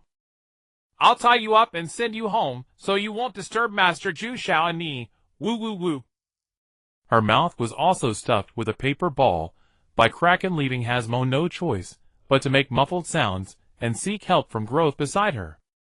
Growth gazed at Hesmo with sympathy. She had been suffering under Kraken's torment these past days, as well, never managing to win a single game of chess against her. Seems I've arrived at an inconvenient moment. Master Jun Xiao. Kraken froze mid-action. Had her bullying of Hesmo just been witnessed by Master Jun Xiao? Would Master Jun Xiao think she was some wicked woman who bullied the weak? Woo woo. Seizing the opportunity, Hesmo scrambled toward Jun Xiao with her hands bound behind her back, nearly tripping before she could react. Fortunately, Jun Xiao reacted swiftly and caught Hesmo. Gazing into Hesmo's tearful, pleading eyes, Jun Xiao removed the paper ball from her mouth and untied the bow around her sleeves. Jun Xiao, you're truly my only good friend. Hesmo clung tightly to Jun Xiao, nuzzling excitedly against her chest. Ever since Jun Xiao agreed to join her foundation last time, Hesmo had regarded her as a kind person. Now that Jun Xiao had rescued her from Kraken's grasp once more, Hesmo found herself unable to help but rely on her even more deeply. While staying at Kraken's home, she felt no warmth of family whatsoever. Uncle Dagon and Mrs. Hydra would deliberately avoid her, as if shying away from something. For Kraken, the two of them, both confined to the villa, had naturally become playmates. But to Hesmo, the feeling was ambiguous, resembling both friendship and enmity. Another intruder. Growth was furious at her carelessness, yet another scheming cat had slipped close to her. Jun Xiao. Hesmo, let go at once. Stop troubling Master Jun Xiao. I won't let go, I won't. If I release you, you'll drag me away. Kraken's face darkened, yet she wore a kindly smile as she explained to Jun Xiao. Haha, Hesmo just loves to joke. How could I possibly do such a thing? Master Jun Xiao, you wouldn't believe Hesmo's nonsense, would you? Well? Feeling the air inexplicably grow cold around her, Jun Xiao scratched her cheek, hesitating whether to speak. Ahem, of course, I don't believe her. Hesmo, please get down from me first. With me here, Kraken won't do anything to you. All right. Hesmo reluctantly hopped down from Jun Xiao. Just moments ago, she had clung desperately to Jun Xiao with both hands and feet, terrified that Kraken might drag her away. Hiding behind Jun Xiao, Hesmo still felt uneasy. She stole a glance at Kraken and discovered the latter watching her with a smile. By the way, Master, do you have time tonight? I'd like to have a lesson with you. How about tomorrow? All right. Though Jun Xiao had declined, Kraken remained undeterred. Tomorrow would suffice. Also, you won't need to pay me any more, Mr. Dagon has already settled all the fees with me. When did you become acquainted with Uncle Dagon, Master? Uncle Dagon strongly disliked her associating with outsiders. If he learned that Jun Xiao was her teacher, he might deliberately make things difficult for him. And then Master Jun Xiao might drift away from her because of this.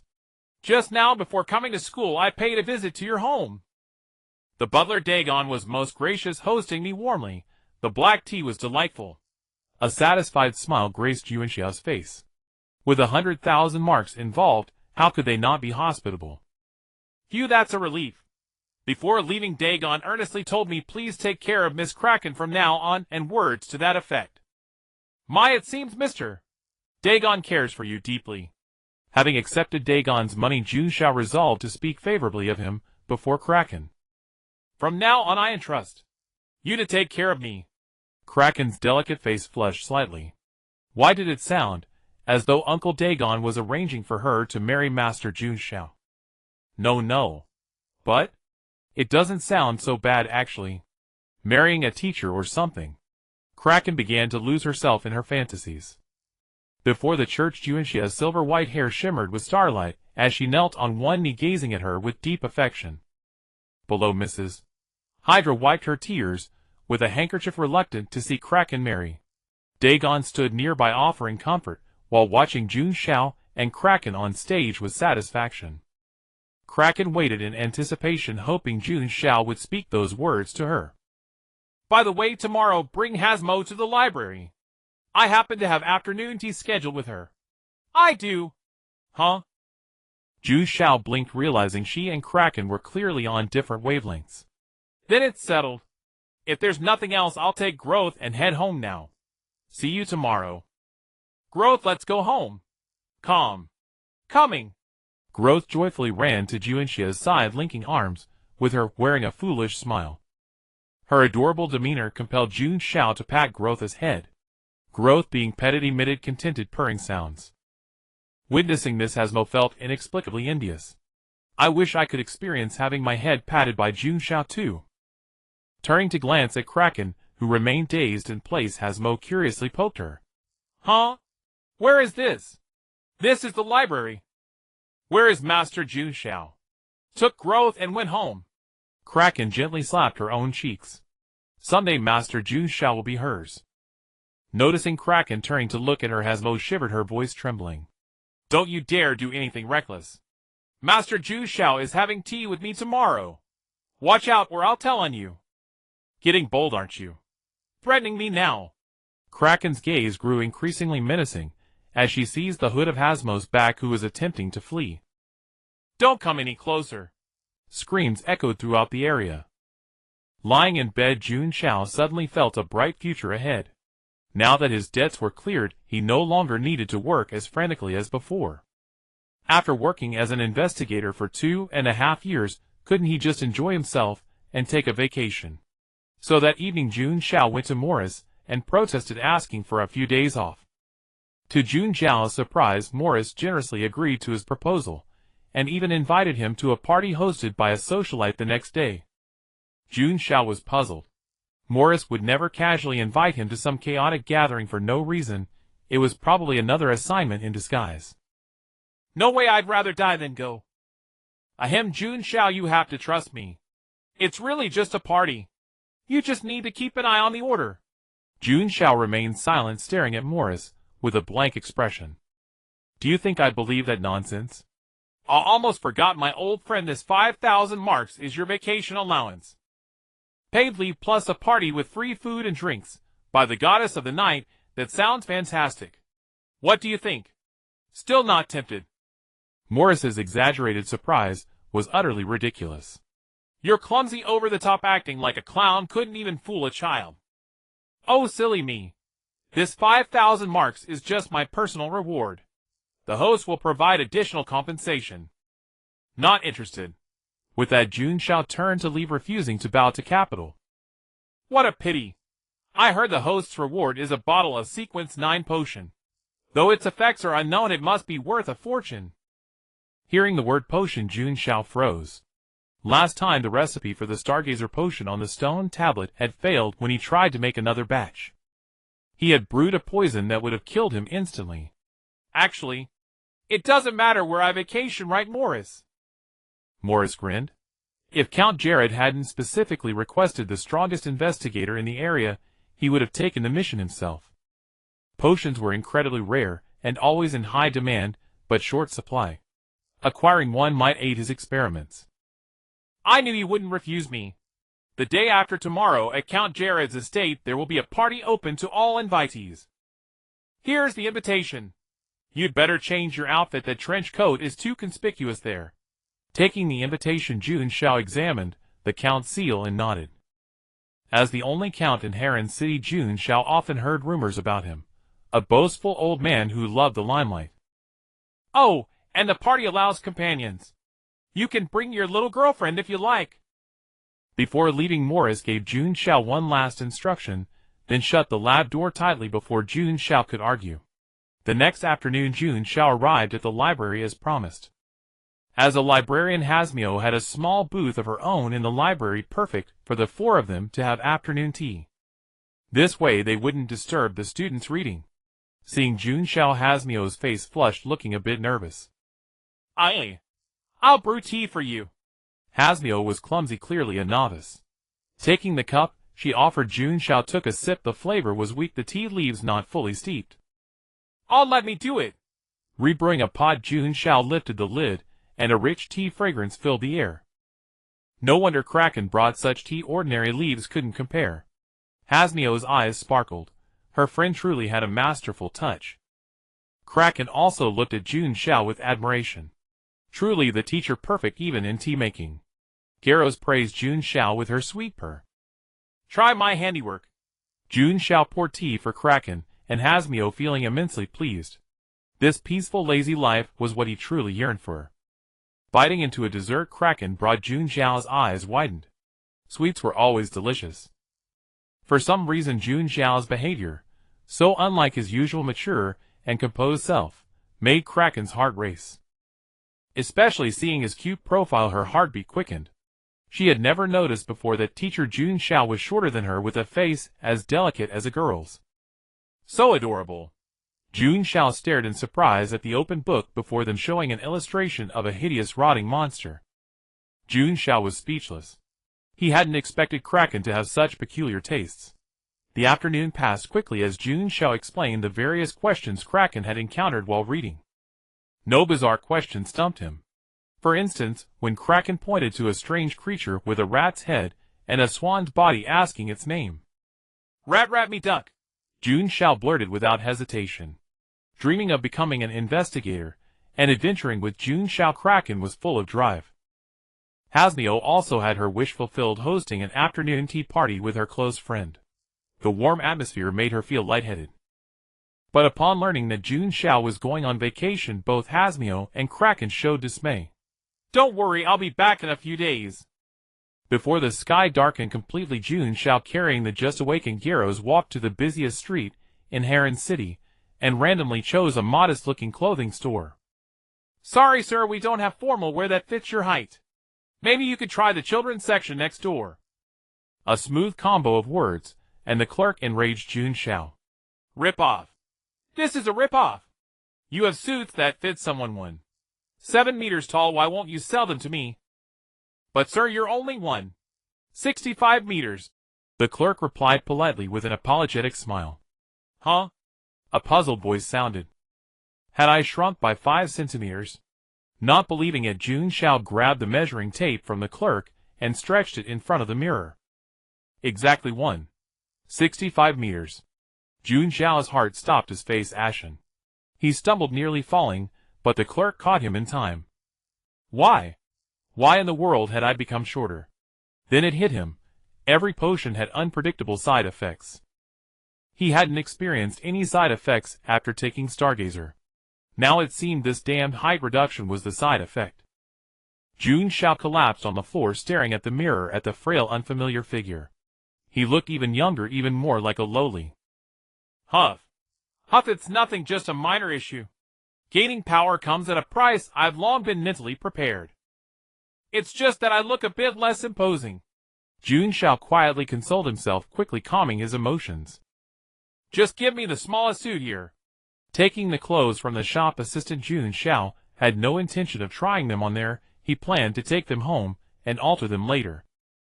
Oh, and one more thing. Give me a walking cane, preferably a heavier one. Please wait a moment, sir. In the Hei Empire, formal attire and a cane were essential accessories for a gentleman as well as symbols of status. Picking up the cane from the table, Jun Xiao swung it a couple of times and twirled it in his hand. Shaking his head, he found it too soft and unappealing. After trying out every cane the shop assistant brought out, Jun Xiao finally settled on a dark gray one. It had substantial weight and excellent hardness. Seeing that Jun Xiao had nearly tried most of the canes in the shop, the assistant recommended the store's signature cane. Sir, actually that rosewood cane would be a better choice. It's inlaid with a small ruby that can perfectly showcase your status. Thank you for your kindness, but I've already made my choice. I'll take that dark gray cane. This one. The assistant scratched his head. This ironwood cane had been sitting in the store for years without being sold. Because the wood was too hard, the maker hadn't polished it much, leaving its appearance rather unremarkable. This ironwood cane isn't finely crafted, but it's extremely hard. Are you sure you want this one? Although he hoped to sell this long-neglected cane, the assistant still honestly described the ironwood cane to Jun Xiao. I'm sure. Having sorted out his own attire, Jun Xiao also picked out a black formal dress for Geheluosai. How about this, Geheluosai? Do you like it? It's beautiful. Rising on tiptoes and twirling slightly, Geheluosai looked at the dress in the mirror with great satisfaction. No, it's you who are beautiful, Miss Geheluosai. Watching Geheluosai's cute and slightly naive expression, Jun Xiao teased her with a straight face. Geheluosai blushed, turned her head away, feeling her heart race, and dared not meet Jun Xiao's gaze again. It seems that since I brought Geheluosai home, I haven't bought her many clothes. She had been wearing his clothes all along, as their body sizes were similar. But now, Geheluosai was half a head taller than Jun Xiao. What a sorrowful tale. After picking a few more outfits for Geheluosai, Jun Xiao called an employee to settle the bill. The employee packed the clothes and cane, scratching a pen on paper as he calculated the bill. Thank you for your patronage, sir. The total is 4900 marks. A pained look crossed Jun Xiao's face. The 5000 marks he had just received from Morris slipped away before he could even warm them up. Truly, the life of a rich man was beyond his imagination. Here is your change. May the night goddess always bless you. After handing Jun Xiao 100 marks, the employee piously drew a crescent moon over his chest. Thank you for your blessing. Exchanging pleasantries, Jun Xiao returned home with Geheluosai. Geheluosai was overjoyed, trying on each new dress Jun Xiao had bought her. Meanwhile, Jun Xiao sat in the living room altering his purchased formal suit with needle and thread and scissors. After shortening the sleeves and trousers, the suit fit much better. Early the next morning, Jun Xiao woke Geheluosai. 5 more minutes. Just 5 more minutes, Jun Xiao. Not even a minute. We have a gathering to attend today, Geheluosai. Rubbing her sleepy eyes, Geheluosai groggily had breakfast with Jun Xiao. Just as Jun Xiao finished changing in the living room, a cry for help came from inside the room. The lady's formal dress was too complicated to put on back in the fitting room. The female assistant had helped Geheluosai into it. Although the assistant had patiently taught her, she still hadn't mastered it. Helping Geheluosai dress, Jun Xiao suddenly felt like a father raising a daughter, but quickly shook off the thought. He wasn't much older than her. The black dress accentuated Geheluosai's creamy white hair, making it even more dazzling, and the bow tie at her neck fluttered in the breeze. The only flaw was Geheluosai's listless, half-asleep look. Arriving at Count Jared's estate, though calling it an estate, was merely a slightly larger back garden. Inside lived only Count Jared's family and a few servants. At the entrance, a middle-aged man dressed as a butler received the guests. Jun Xiao joined the crowd, and soon it was his turn. Taking the invitation from Jun Xiao, the butler's expression shifted slightly, and he called another servant to replace him. Sir, please follow me. The Count has been expecting you. The surrounding guests secretly sized up Jun Xiao, and Geheluosai wondering who could be honored with a personal reception by the Count. But to their confusion, they were two completely unfamiliar young ladies. Those invited by the Count were all wealthy merchants or politicians. Even if they didn't know each other personally, they had at least heard of each other's names, as the circle was small. Could they be the Count's illegitimate daughters? Should keep your voice down. Count Jared values his reputation highly. Be careful he doesn't hear and retaliate. Being stared at by so many people made Jun Xiao uncomfortable. He pulled Geheluosai and hurried after the butler. Sir, please come in. The Count is waiting inside. The butler stopped outside a room and spoke respectfully to Jun Xiao.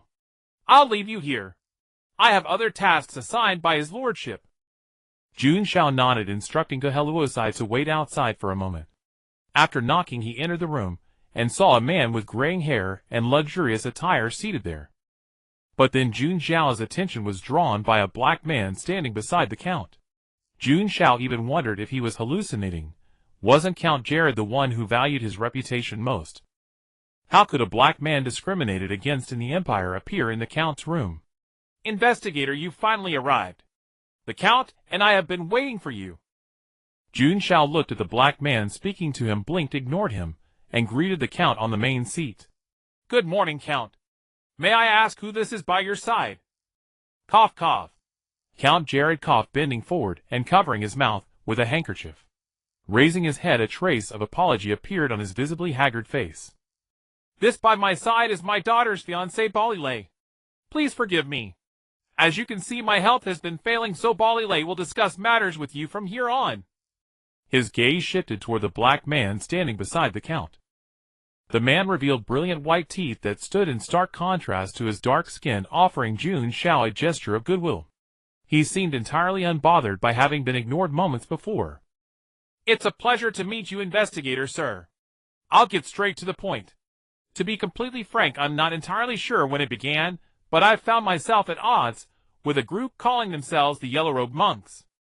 They belong to some cult, or at least that's what it appears to be.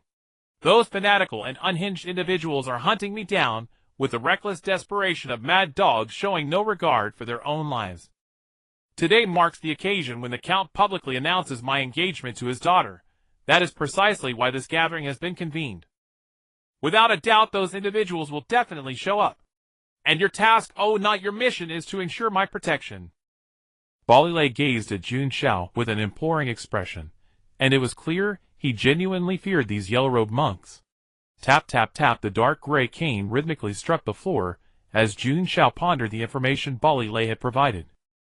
First and foremost, the opposition was not a single individual, but a group, and they might be dangerous cultists devoted to an evil deity. Under any circumstances, the risk of this mission was considerable. Yet there was something unsettling about the nature of the assignment. It was solely about protecting one person. So did that mean the safety of everyone else at the gathering, including the Count and his daughter, could be disregarded? The tapping ceased as Jun Xiao formed a plan. I understand the general situation now. I'll blend in with the partygoers and intervene the moment anything seems amiss. Having heard your word, I am relieved. Balile exhaled, the tension in his nerves easing. Until later then, Investigator, sir. Nodding, Jun Xiao cast a thoughtful glance at the listless Count slumped in his chair, then looked at Balile's beaming face before departing the room. Lost in thought after extracting information about both men, Jun Xiao found the situation growing increasingly puzzling. Name Rupert Jared, race human, a fallen noble who clings to appearances. He is haggard, his thoughts heavy. He has been drugged and his time is near. Name Balile, race human, a spy who stowed away from the Sanghi tribe to the Yi Empire. He rose to become the Count's daughter's fiancé through his masterful deceit. Now he is consumed by fear. Another spy, Jun Xiao thought, rubbing his temples. Balile's position as the Count's daughter's fiancé made him a particularly sensitive figure. Without conclusive evidence, he could not simply summon Morris to arrest him. He would have to wait and observe. At the very least, he needed to obtain the Count's potion. Accompanied by Geheluosai, Jun Xiao arrived at the main venue of the gathering, where numerous merchants and politicians who knew one another were engaged in warm conversation. However, Jun Xiao could perceive that beneath the seemingly harmonious atmosphere lay hidden blades, with everyone probing and testing one another. Fortunately, he did not need to mingle with such individuals. Pulling Gehaluasi along, Jun Xiao found a corner table laden with desserts and began eating immediately. I'm here on vacation. Enjoying food and drink is exactly what I should be doing. This cake is delicious. Gehaluasi, come try it. Gehaluasi opened her small mouth, waiting for Jun Xiao to bring the cake to her lips. I really can't do anything with you. Normally at home, Gehaluasi liked being fed by Jun Xiao. The cake is delicious. Feeding a cat brought pleasure, and feeding Gehaluasi was no different. If there was a single difference between the two, perhaps it was that Gehaluasi lacked ears and a tail. Watching Gehaluasi's joyful expression, Jun Xiao's mind wandered, but he was soon interrupted. Investigator Jun Xiao. Turning his head, he found a heavily made-up noblewoman staring at him with an astonished expression. Wow, it really is you. Seeing that familiar and lovely face, the noblewoman's eyes lit up with delight as she hurried over with a small run. Do you still remember me, Investigator, sir? Of course, I remember beautiful Mrs. Carrie. Though he had little desire to interact with the woman before him, Jun Xiao maintained a gentlemanly and polite demeanor on the surface. I'm so thrilled you remember me. After that night, I couldn't stop thinking about you. I never expected to see you again here. Praise the goddess of night. Gehaluasi quickly extracted the keyword. That night. A dangerous look turned toward Carrie, and Gehaluasi's crimson eyes flickered, stirring an impulse to silently eliminate the woman. Cough, it was merely standard investigative procedure. Jun Xiao deliberately cleared his throat twice. I only took a commission to kill a strange entity in your home sewer. Why does it sound so different coming from your mouth? By the way, Investigator, sir, are you also here for the Count's gathering? Certainly not. Strange entities may appear here, which is why the Count hired me. Strange entities. I suddenly have an urgent matter to attend to. I must excuse myself. Won't keep you from your work. Barely finishing her sentence, Carrie slipped away quietly. She had planned to invite Jun Xiao home, since her wealthy merchant husband would be absent that evening. But upon hearing about strange entities, such thoughts had completely abandoned her. Telling her husband, who was still boasting to other merchants, that she wasn't feeling well, Carrie immediately fled the Count's estate. Watching Mrs. Carrie depart, Jun Xiao sighed and ruffled Gehaluasi's head. Had Gehaluasi lost control here, it would have been a serious matter. Fortunately, his reaction had been quick, using the mention of strange entities to scare her away. It seemed that pitiful creature from the sewer last time had left a considerable shadow over Carrie. There, Gehaluasi, she's gone now. Have another piece of cake. MMPH. Gehaluasi, enjoying Jun Xiao's feeding service, cast her earlier displeasure aside. Jun Xiao sighed silently, wishing Gehaluasi could remain this well-behaved forever. On the other side of the gathering, Kekingan and Hasimio happened to witness the scene of Carrie chatting with Jun Xiao. Kekingan's mood was rather sour, especially after seeing the two of them chatting and laughing together. He couldn't help but begin to wonder, could teacher Jun Xiao possibly be interested in a married older woman? Impossible. How could teacher Jun Xiao ever be such a man? But if it were true, then the only option would be to eliminate that woman just now. Kekingan's gaze dimmed slightly as he restrained Hasimio, who saw their close friend and wanted to dash over. Why are you stopping me? Hasimio glared resentfully at Kekingan, voicing his protest. You'll obediently hold Gehaluasi's hand and go enjoy the desserts with her. If you disturb my conversation with teacher Jun Xiao, I won't take you out next time. Huh? Why can't I play with Jun Xiao? Hasimio protested indignantly. The protest is denied. Just behave and listen to your elder sister. Raising her hand, Kraken chuckled and gently tapped Hasimio on the head. Drooping his head, Hasimio fell silent, completely subdued by Kraken's authority. Seeing Hasta acquiesce to her suggestion, Kraken nodded with satisfaction. That's more like it. Pulling Hasimio along, she approached Jun Xiao, her face glowing with delight. Teacher Jun Xiao. Kraken. Jun Xiao turned his head in surprise, his words muffled, as he hurried to swallow the mouthful of dessert. Cough, cough, what are you doing here? Jun Xiao, drink some tea. Seeing Jun Xiao choke, Geharusi cupped a glass of red liquid in both hands. Jun Xiao took it and drained it in one gulp. Thank you, Jehorosi, but this isn't tea, it's red wine. His cheeks tinged with color. Jun Xiao let out a burp, the scent of alcohol filling his nostrils. The Count also invited Uncle Dagon, but he's too busy to come. So I brought Hasmiel along to have fun. I see. Jun Xiao nodded thoughtfully. Considering that Kraken's villa was even more grand than Count Jared's residence, no wonder he had been invited. But didn't you go on vacation, teacher? Why come to the Count's party? Well, I have some work to handle here. Consider it overtime. Kraken and Jun Xiao fell into idle chatter, though mostly Kraken was initiating topics, while Jun Xiao answered absent-mindedly. He was keeping watch for any suspicious people or movements, though the fate of that black man Berilai was none of his concern. He needed to ensure the safety of Kraken and the other two. By the way, teacher Jun Xiao, what do you think of my dress today? Kraken gazed at Jun Xiao with anticipation. Very beautiful. It suits you perfectly. The exquisite gown made Kraken look more like a proper young lady of wealth than usual. Hasmiel nibbled on his dessert, casting vicious glares at Kraken. He would make sure to tell Jun Xiao about all her tyrannical behavior, and have Jun Xiao settle things for him.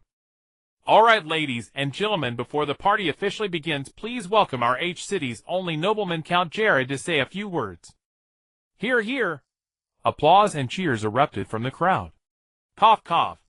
Count Jared's figure was somewhat stooped as he made his way onto the stage, supported by a young woman. Let go, Madeline. I'm not that frail. But father. Enough. Don't give outsiders something to laugh at. Seeing the stern expression on her father's face, Madeline said no more, turned and walked away, a flicker of disgust crossing her features. This proud old fool would sooner or later bring about his own destruction. Though perhaps it would be for the best if he died. Soon, she would be leading with Berilai for the Dawn Empire. Berilai was a true noble, unlike her father, a declining half-ruined count. He was genuine nobility. Once she reached the Dawn Empire, she would live the noble life Berilai had described to her. Composing herself, Count Jared strained to make his voice sound vigorous, unwilling to let others perceive his frailty. Thank you all for honoring my ball despite your busy schedules. This gathering is not merely to reconnect with old friends. I wish to use this opportunity to make an announcement. My daughter Madeline has found her life partner, her fiancé. In the witness of all present, the two shall officially seal their betrothal. The previously quiet venue erupted in murmurs. Many in attendance had previously approached the old count hoping to arrange a match between their family's young people and Madeline, but he had always found excuses to decline. They were curious. Who was this lucky one who had caught the count's favor? Cough, cough, everyone quiet, please. I know you're all wondering what manner of exceptional youth has earned my approval. Count Jared smiled, wrinkles gathering across his face. Come, Berilai, step forward. As Berilai walked onto the stage, the crowd fell instantly silent. Someone rubbed their eyes and stared again at the stage, doubting their own sight. The count, who valued face and status above all else, had actually chosen a black man as his daughter's fiancé. Not seeing the expected cheers and congratulations, Count Jared looked puzzled toward Berilai on the stage. What he saw was a handsome, tall white man, almost perfectly matching his ideal image of a son-in-law. My lord Count, no, father, your health is poor. You should return and rest. The steward has already placed the decocted medicine on the study desk. Jared had intended to refuse. For a host to leave mid-party was unthinkable. But strangely, before he could speak, his head suddenly grew heavy and sluggish, and his thoughts shifted without warning. You're right. I do feel rather tired. Berilai, have Madeline help me back.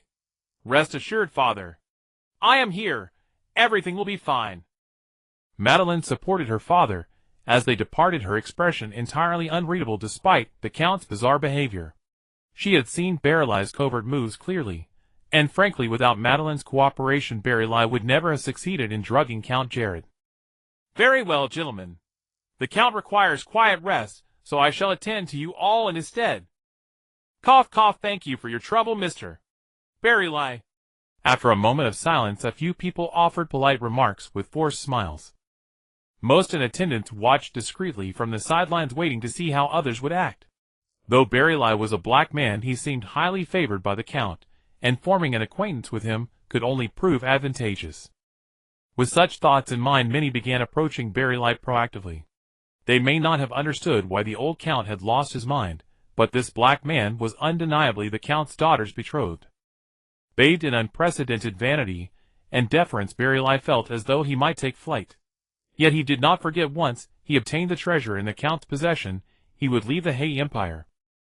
Jun Xiao remained quietly in the corner observing this bizarre spectacle.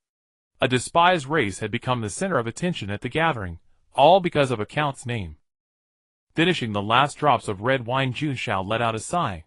Perhaps these people did not understand why a certain race was discriminated against, nor why a Count commanded such reverence.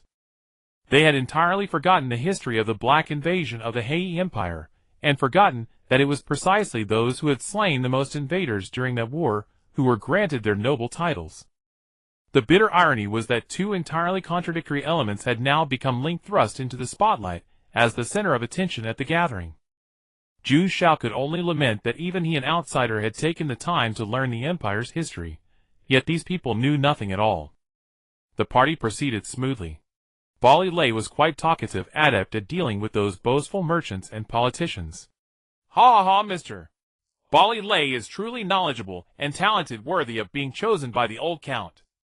You flatter me, I still have much to learn. Time passed quickly. The sky was about to darken, and the party drew to a close. The party is about to end. Thank you all for taking time out of your busy schedules to attend. For the final dance segment, you may pair up freely. I wish you all a wonderful time. After a round of applause, the crowd that had gathered dispersed, each seeking a dance partner. Many young men and women who had just met at the party came together with remarkable tacit understanding. The purpose of these people attending the party was entirely this final segment: marriages between merchants and politicians, or other combinations. Many noble ladies noticed Jun Xiao in the corner, and came to ask him to dance, but they were all driven away by Kalakin. His mysterious aura and adorable appearance were almost irresistible to every noble lady present. But after seeing Kalakin beside Jun Xiao, they almost all gave up. No one present dared to provoke this young lady. The power behind her was far beyond what these small merchants and politicians could contend with. Master, would you dance with me? No. Geheluozai stepped between Jun Xiao and Kalakin, answering on Jun Xiao's behalf, her expression somewhat displeased. Although she had already regarded Kalakin as a friend, it did not mean Geheluozai would allow Kalakin and Jun Xiao to be too intimate. Kalakin, you and Geheluozai dance together. I'll just watch from the side. It was rare for Geheluozai to make a friend, and this was a good opportunity for them to deepen their bond. Okay. Geheluozai stepped forward and tugged at Kalakin's sleeve. Looking into Geheluozai's innocent eyes, Kalakin turned her head away, unable to utter a refusal. Well, all right.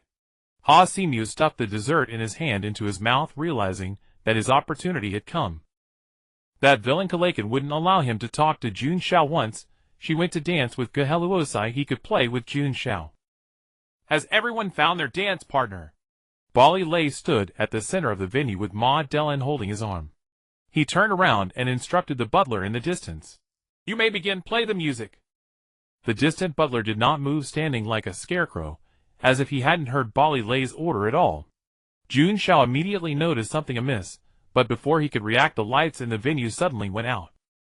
Darkness caused chaos among the crowd, but after a few seconds, the lights came back on. However, Bali Lei, who had been standing at the center of the venue, had vanished. Ma Dellen beside him first looked bewildered, then began to shout in panic.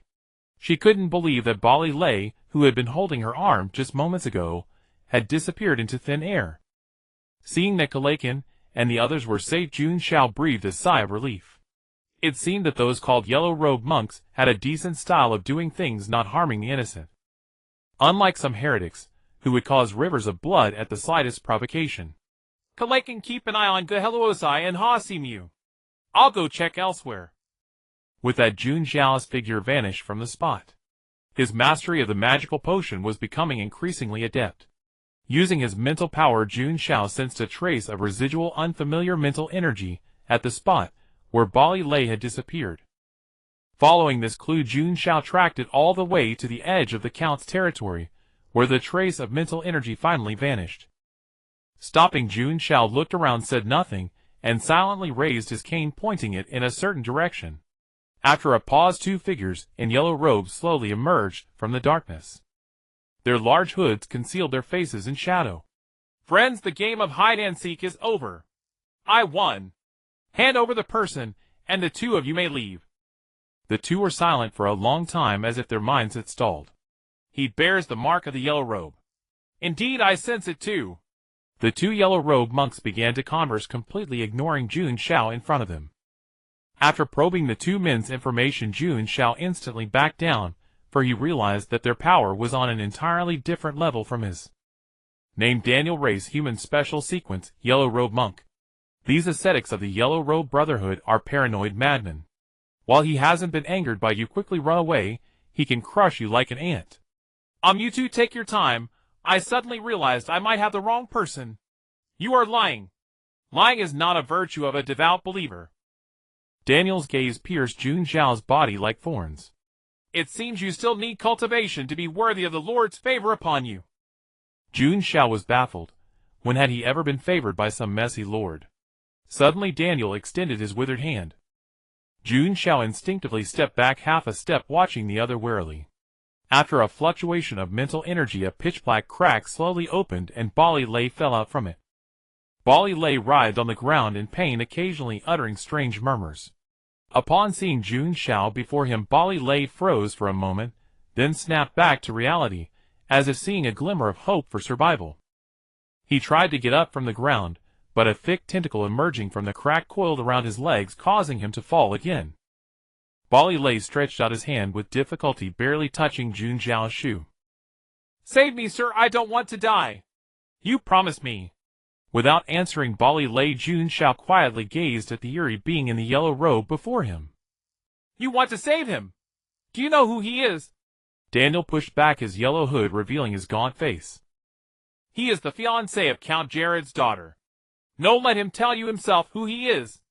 As the words fell, Daniel's powerful mental energy surged toward Bali Lei. After a brief moment of howling and struggle, Bali Lei lay on the ground with dull eyes, serene. Tell me, who are you? Daniel's ethereal voice, full of enchantment, echoed. I am Bali Lei. Where do you come from? The Black Mulberry tribe in the far north. Why have you come? I want to obtain information related to the night church that Count Jared holds for the ancestor of demons. Just as he was about to utter the name of the evil god he worshipped, Bali Lei suddenly began to convulse in pain, and an indescribable black fluid began to pour from his mouth. Daniel's expression remained unchanged, his fingers trembling slightly like dead wood. The tentacle in the crack seemed to receive some instruction, let out a joyful cry, and dragged Bali Lei back into the pitch-black fissure. Are you still going to save him, this lackey of the evil god? Having witnessed Daniel's uncanny methods, Jun Xiao became even more determined to flee. This time he had truly bitten off more than he could chew. I never expected him to be a minion of the evil god. A misunderstanding, it's all a misunderstanding. Jun Xiao rubbed his head, feigning shock, trying to play innocent, and slipped through. Daniel continued to stare at Jun Xiao without blinking, as still as a corpse, making Jun Xiao's skin crawl with unease. Withdrawing his gaze, Daniel once again concealed his face beneath his hood. We'll meet again. He is watching you. If you're in trouble, you can find me at the library of Miska University. After speaking, Daniel and the other yellow-robed figure gradually faded away, vanishing before Jun Xiao's eyes. Huff! Huff! Jun Xiao let out a long sigh of relief. The oppressive aura of that yellow-robed man had been overwhelmingly strong. The moment they appeared, he had sensed the murderous intent radiating from Daniel. Yet for some reason Daniel's murderous intent suddenly dissipated, and he even promised that Jun Xiao could seek his help if trouble arose. Taking a couple of puffs from his e-cigarette, Jun Xiao calmed down. The immediate issue was how to explain the matter of Bali Lei. Though he was indeed a spy from the Haizang tribe, Jun Xiao had no evidence, and the man had been taken away by the yellow-robed monk, likely already dead beyond recovery. I have no proof that Bali Lei was a spy, but I can definitely find evidence that he poisoned Count Jaelide. Just from the behavior of Count Jaelide's daughter and the butler at the party, it was impossible they were unaware of what Bali Lei had done to the Count.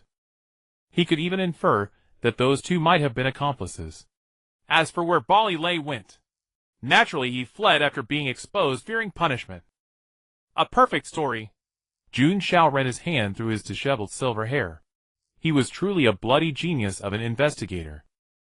Back at the venue, Jun Xiao tricked the merchants and politicians, claiming that he had found Bali Lei, but the man was injured and lying in the hospital.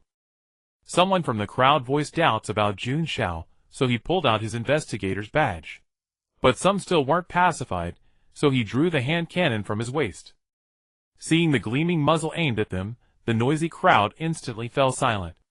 Even the politician, who had been shouting the loudest, came up to fawningly fuss over Jun Xiao before leaving, acting like a sycophant. You've worked hard, sir. Please get some rest early.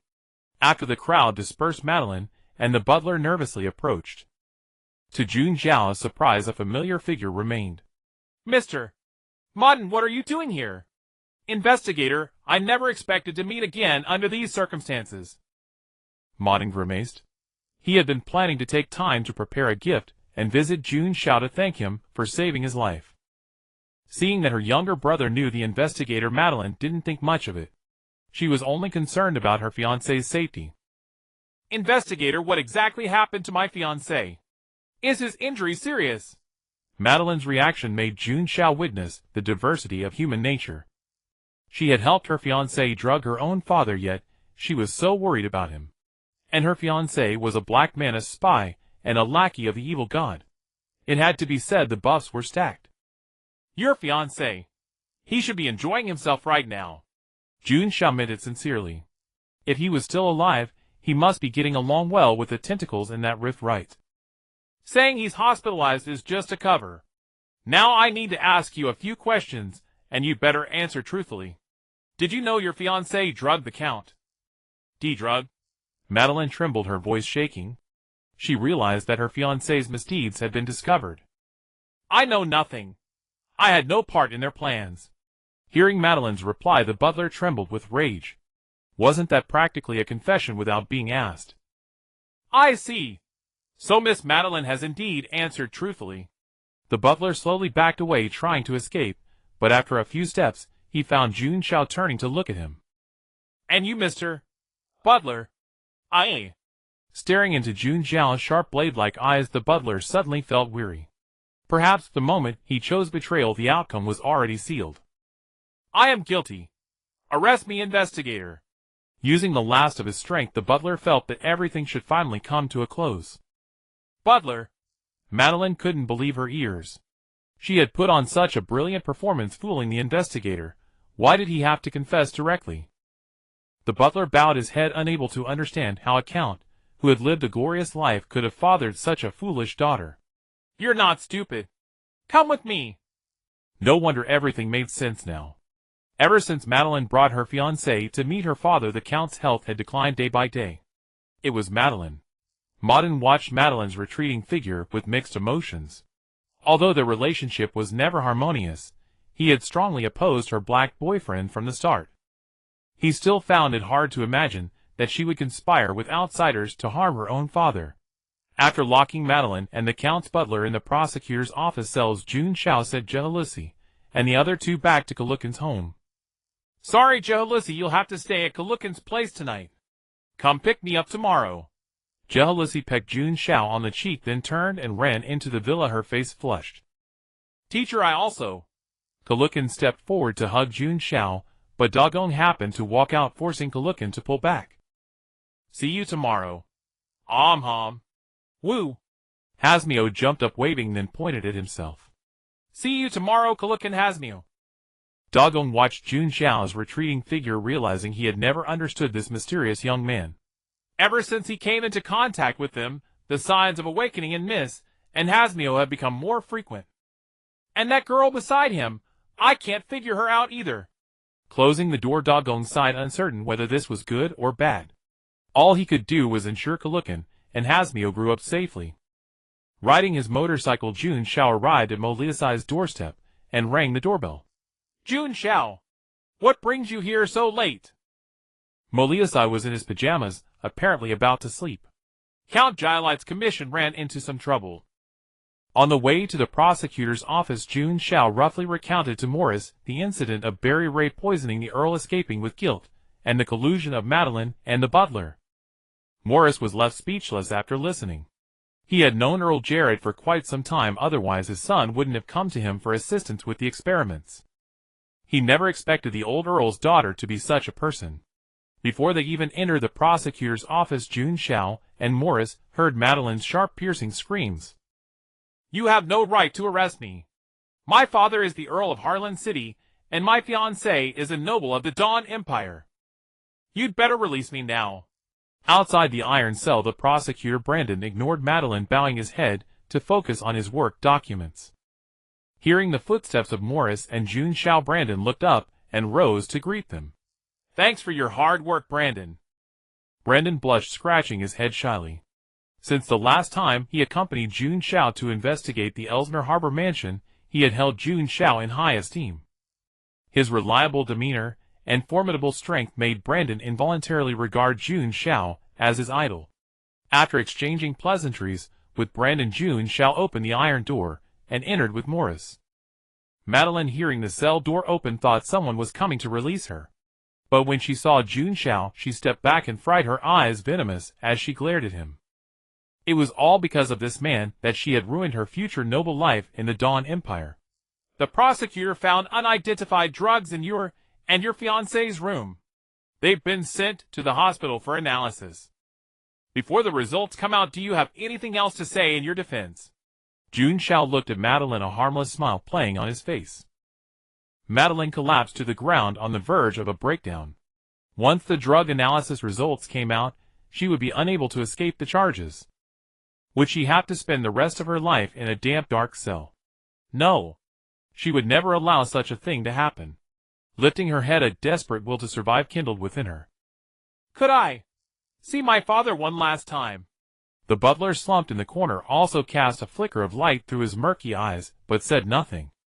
Jun Xiao looked at Morris, leaving the troublesome matter for him to decide. "Let's wait until Earl Jared regains consciousness, and let him make the decision." Morris turned and left, closing the iron door once more.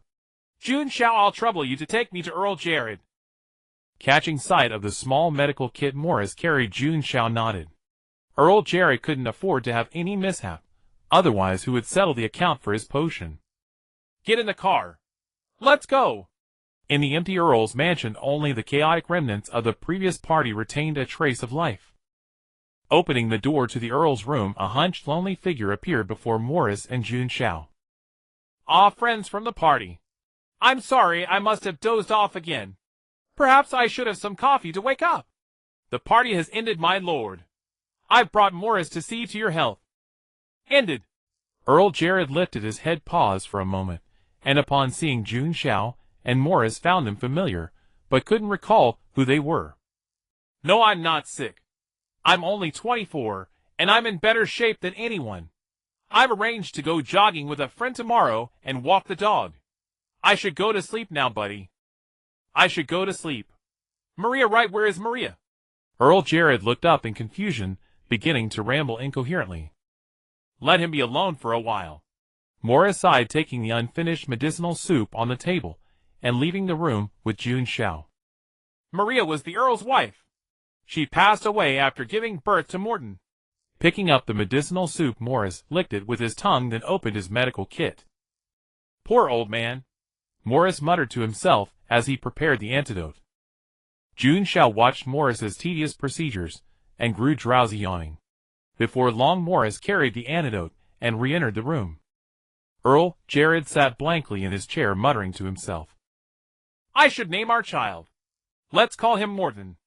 Jared Morton, after my old dog." Jun Xiao couldn't help but laugh inwardly, wondering what Morton would think upon learning the origin of his name. Raising his hand, Morris knocked Earl Jared unconscious with a single punch, then poured the antidote down his throat. "That should do it. When he wakes up tomorrow, he'll probably be back to normal. Don't you ever get complaints for treating patients like this?" Witnessing Morris's rough treatment, Jun Xiao couldn't help but remark. "Making patients cooperate with treatment is also a doctor's job." The next morning, Earl Jared awoke groggily, his head throbbing with pain. "What happened to me?" It took a while for Earl Jared to piece things together. The medicine his daughter claimed would slow his aging was actually a poison that impaired cognition. Even the butler, who had served him for over 20 years, had conspired with outsiders. The only one in the entire household who genuinely cared for him was his youngest son Morton, with whom he had the most strained relationship. Tears traced down his cheeks. Earl Jared suddenly realized how cold and useless the fame and power he had relentlessly pursued truly were.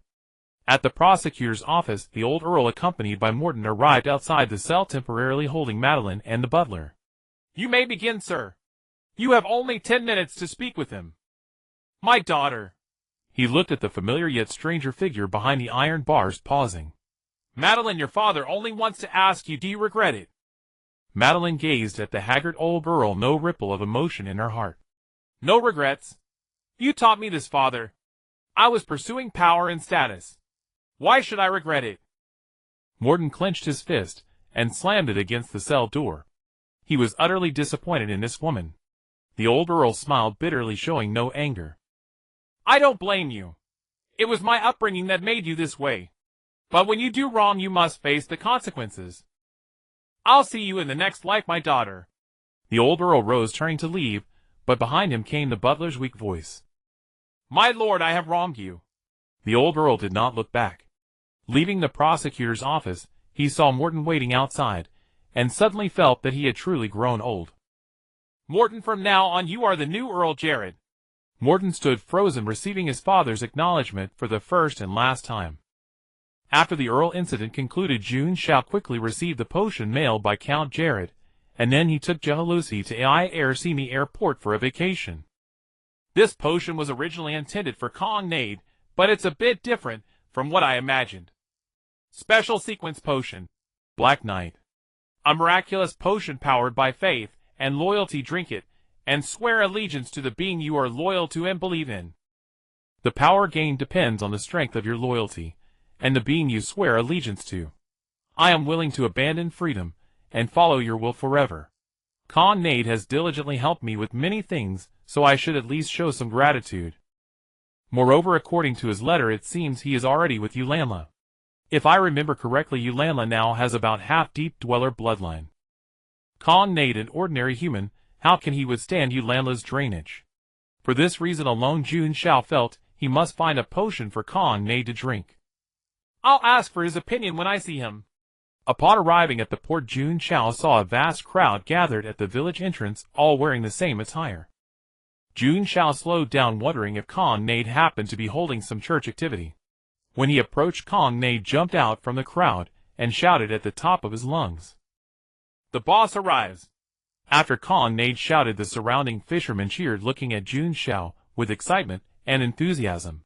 "Kong Nade, explain what you are doing." "Huh? Boss, don't you like this kind of welcome?"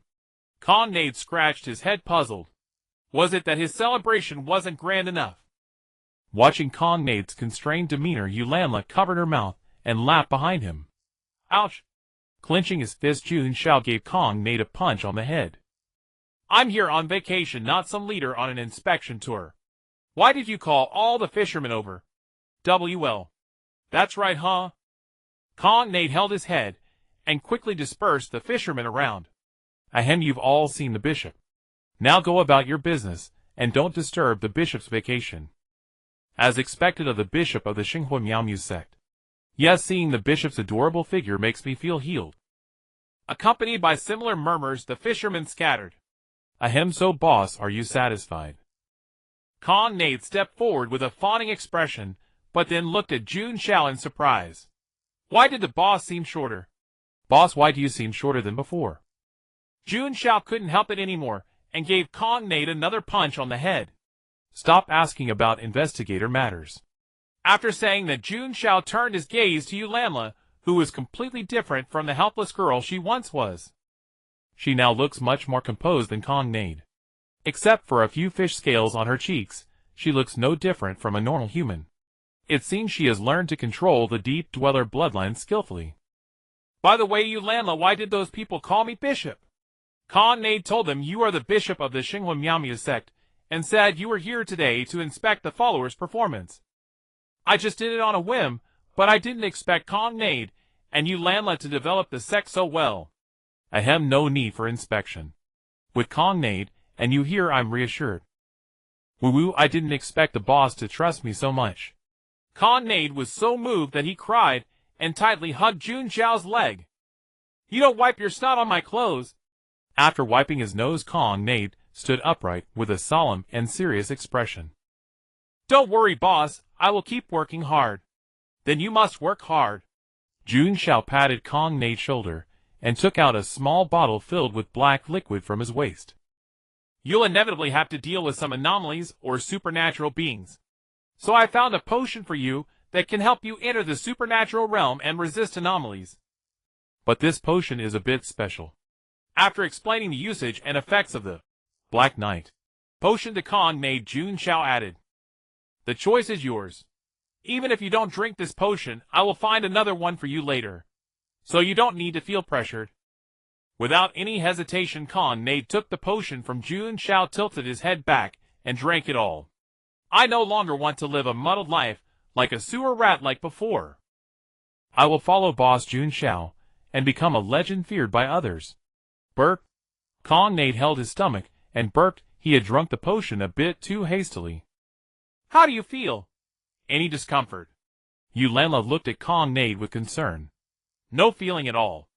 I drank too fast and didn't even taste it. Wait.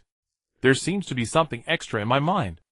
After a moment, Nade suddenly exclaimed. It seems it worked. That's the inheritance the potion gives you. Congratulations on stepping through the gate of transcendence. That's it. I succeeded. Nade couldn't believe it. Then should I prepare a suit of armor? I'm a knight now. Oh. I also need a steed, a black horse, to match my identity as the Black Knight. Nade paced excitedly, thinking about what other equipment he could get. You'd better first understand and digest the abilities the potion has given you. Boss is right. Nade digested the knowledge in his mind, chanting obscure incantations. A magic circle appeared out of nowhere, and black flames burst forth. Holy crap, awesome! Excited like a child, Nade held up the flame for Jun Xiao and Yulanla to see. Yulanla, I can do magic now. How about we spar a few rounds? After taking the potion, Nade felt confident again. Lately, he had often sparred with Yulanla, but each time he was beaten to tears. Jun Xiao shook his head. The result was obvious. How could Nade, a novice, who had just taken the potion, possibly be a match for Yulanla? I'm going to the beach with Jealousy. You two take your time. Setting up a beach umbrella on the sand, Jun Xiao, wearing shorts, lay on a recliner and leisurely watched Jealousy building a sandcastle on the beach. Wearing the school swimsuit Jun Xiao bought for her, Jealousy sat on the ground, wiggling her little feet, concentrating on the sandcastle in front of her. Jun Xiao, you and I will live in a castle like this in the future. Having built an exquisite sandcastle, Rose stood up and smiled at Jun Xiao. What a beautiful castle! Jun Xiao climbed up from the lounge chair and offered sincere praise. But wouldn't it be too spacious for just 2 people? Why not invite Kraken and Hasmio to keep you company? Splat. Rose kicked the sandcastle, sending sand flying into Jun Xiao's face. She stomped her foot, ran alone to the shore, and sulked while dipping her little feet into the clear icy seawater, stirring ripples. Could she be in a conflict with Kraken? Jun Xiao shook his head, shaking off the sand from his hair, and leaned back on the lounge chair, leisurely checking his own information. Nearly a month had passed since he consumed the potion. Name: Jun Xiao, race human. Sequence 9. Stargazer. Perfectly digested, strength 9, physique 6, willpower 15, agility 10, charm max incredible. Your physique score has increased by 1 point. Your efforts have not been in vain. I've been working out every day, and my physique only increased by 1 point. Jun Xiao once again realized the difficulty of enhancing his strength. Moreover, since the potion had been completely digested, he estimated that his power would not improve for a while. Should I look for a Sequence 8 potion? But such matters still depend on fate. Not just any Sequence 8 potion could allow a Sequence 9 extraordinary to successfully advance.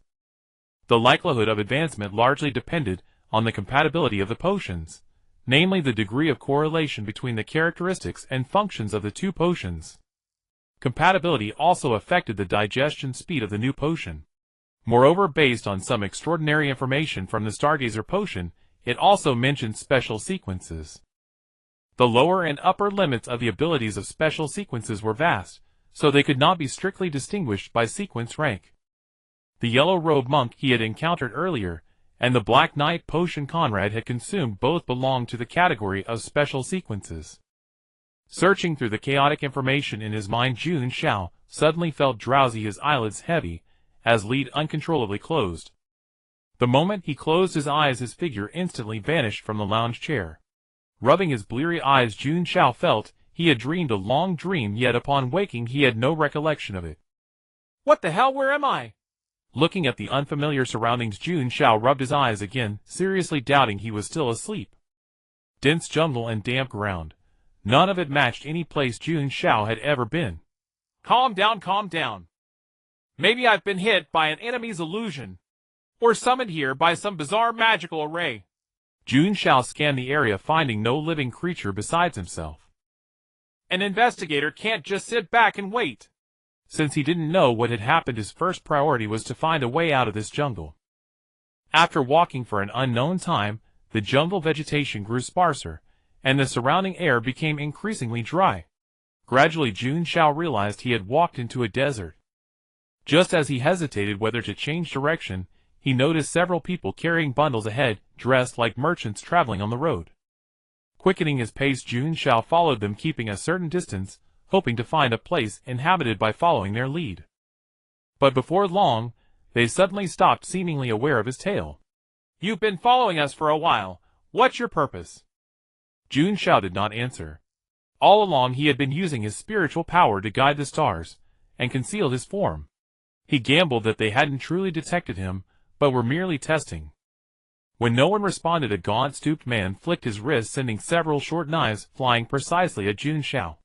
Jun Xiao leaped back to dodge, then dropped his disguise. It's a misunderstanding, buddy. I was just lost and happened to run into you. After hearing Jun Xiao's explanation, and seeing his harmless, adorable appearance, the traveling merchant's wariness greatly diminished. Lost? You don't know where this is. Looks like a newbie. You scared me. I thought you were one of those bandits or cultists. The stooped man who had thrown the knives at Jun Xiao sighed in relief, and warmly invited him to travel together. As they drew closer, information about the stooped man appeared in Jun Xiao's consciousness. Named Joseph, race human, sequence 9, antique collector, a traveling merchant who profits from selling antiques. Newcomer, welcome to the Dreamlands, the world of the extraordinary. Your arrival here means you've recently successfully digested a Sequence 9 potion. Every person who reaches Sequence 9 is pulled into this dimensional world during their first sleep after digesting the potion. With Joseph's enthusiastic explanations along the way, Jun Xiao roughly understood his situation. This was a dimensional world that only extraordinaries could be drawn into.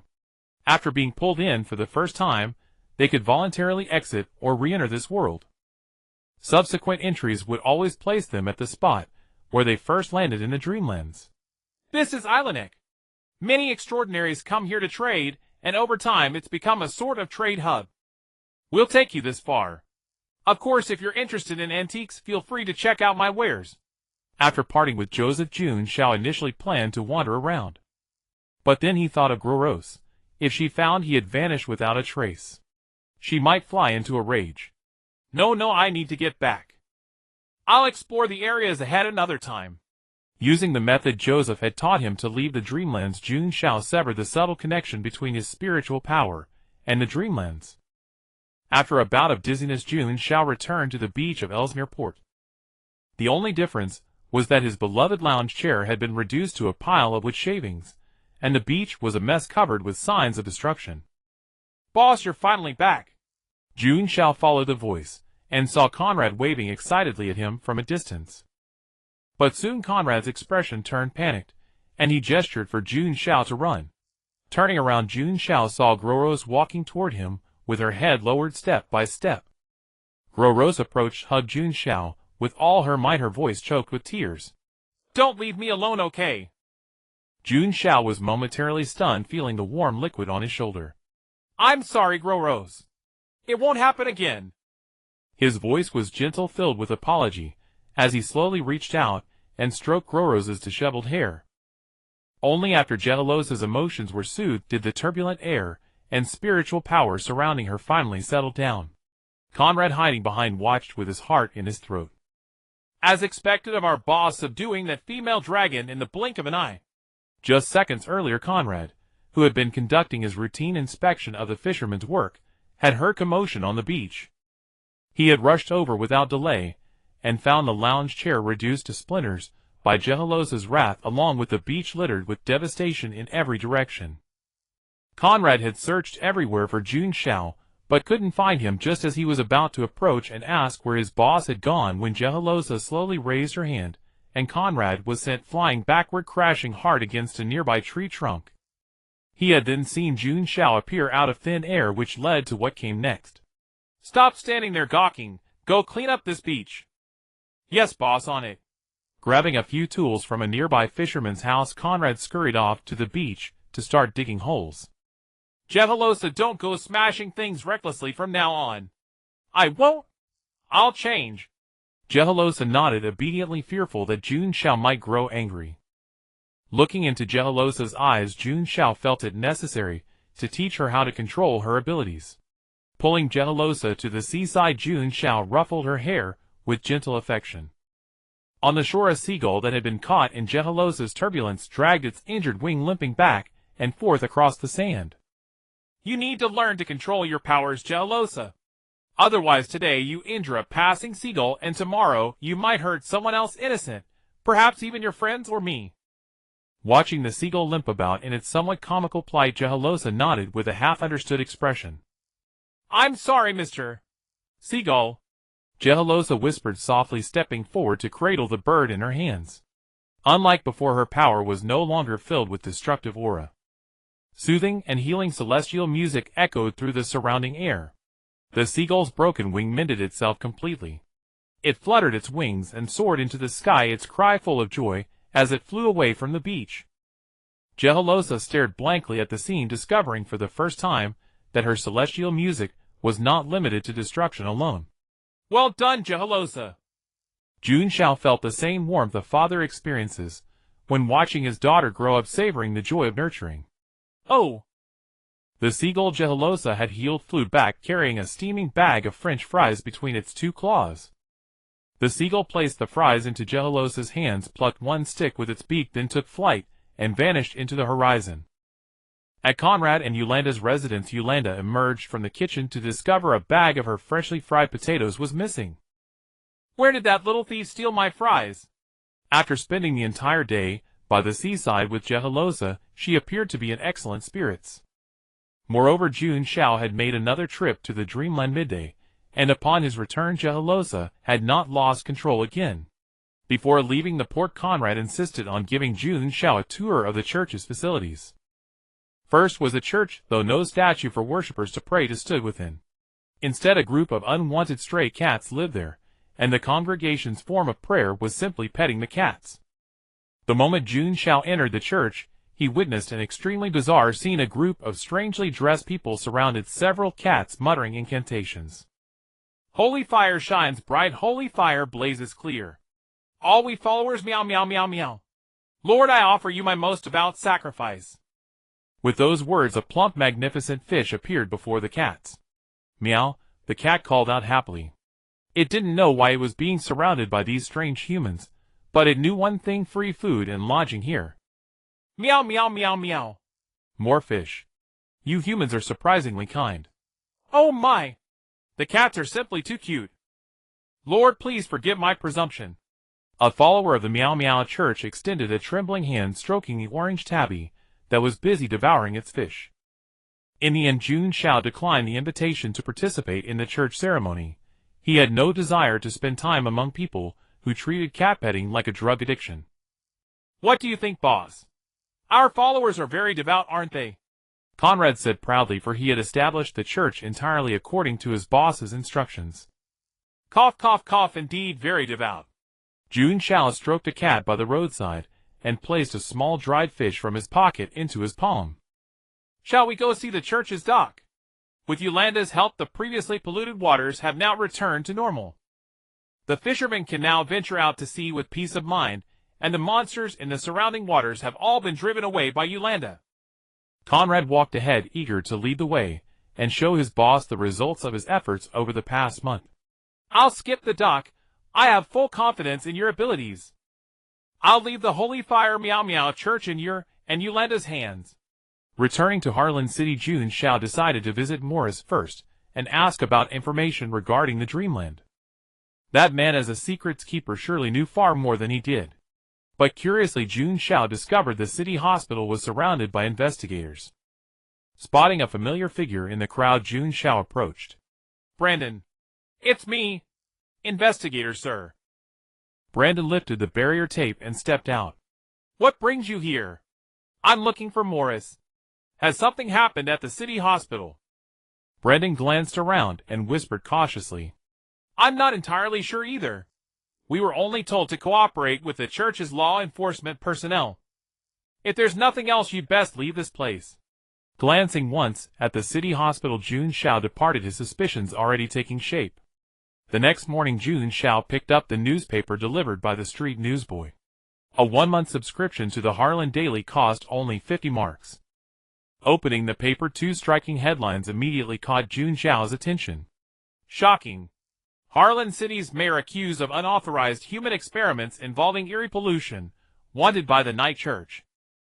The late Count's daughter Madeline escaped yesterday. All guards charged with prison oversight perished. Before Jun Xiao could finish reading the newspaper, the doorbell rang. Opening the door, he found a figure wrapped head to toe with only a pair of eyes visible standing there. Come in and sit, Morris, or should I call you Mr. Mayor? Jun Xiao tapped his fingers rhythmically against the doorframe, speaking in jest. I shouldn't have kept this from you. Forgive me, friend. Morris unwrapped his scarf, looking somewhat disheveled, as he greedily inhaled the fresh surrounding air. But right now you're the only one who can help me, mate. Please, I beg you, rescue my wife. Wife? When did you get married, Maurice? About 3 years ago. Maurice fell into recollection, his expression somewhat dazed. I married my childhood sweetheart, Fiona. At that time, I had just become the mayor of Harlan City, and everyone around me envied my life. Both love and career were flourishing. But I was still too young, underestimating the darkness of politics. My bold new policies offended many people. One rainy night, Fiona didn't come home for a long time. I searched for her like crazy, and finally at the rain-soaked alley entrance, I found Fiona lying unconscious on the ground. Jun Xiao listened silently beside him, pushing a cup of black tea in front of Maurice. Maurice gave a bitter smile and downed the tea in one gulp. Those bastards actually injected the pollution source into Fiona's body. I held Fiona at a loss. Everyone who had been close to me shut their doors. No one was willing to accept my plea for help. Only my mentor from university helped suppress the spread of the pollution in Fiona's body. The next day I brought gifts to his home to thank him and ask if he could cure Fiona. Just as I was about to ring the doorbell, I found the door already open, and a thick smell of blood filled my nostrils. My mentor lay in a pool of blood, clutching the key to his study. Morris's emotions became agitated and his entire arm uncontrollably demonized. Splat. My little bear teacup. Jun Xiao watched helplessly as his beloved teacup was crushed into pieces, his voice full of grievance. Coming to his senses, Maurice awkwardly looked at the remains of the teacup in his hand. I got a bit emotional, sorry. I'll compensate you, buddy. After that, I took all the research on pollution from his study. I spent all my savings to buy a low-level pollution entity on the black market. Then I transformed myself into a pollution entity and killed everyone who orchestrated this. After that, through a friend of my mentor, I became the keeper of secrets of Harlan City, and I met you. Taking advantage of my mayoral position, I built my own laboratory underground in the hospital and tried to find a way to wake Fiona up.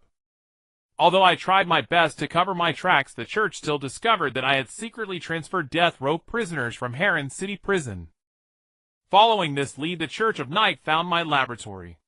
To avoid being captured by the church's enforcers, I unsealed all the pollution entities in the lab and escaped in the chaos. My wife Fiona is in the deepest room of the laboratory warehouse. With my abilities, it's impossible to rescue her, so I can only come to you for help, Jun Xiao. Jun Xiao did not respond. He was weighing the pros and cons.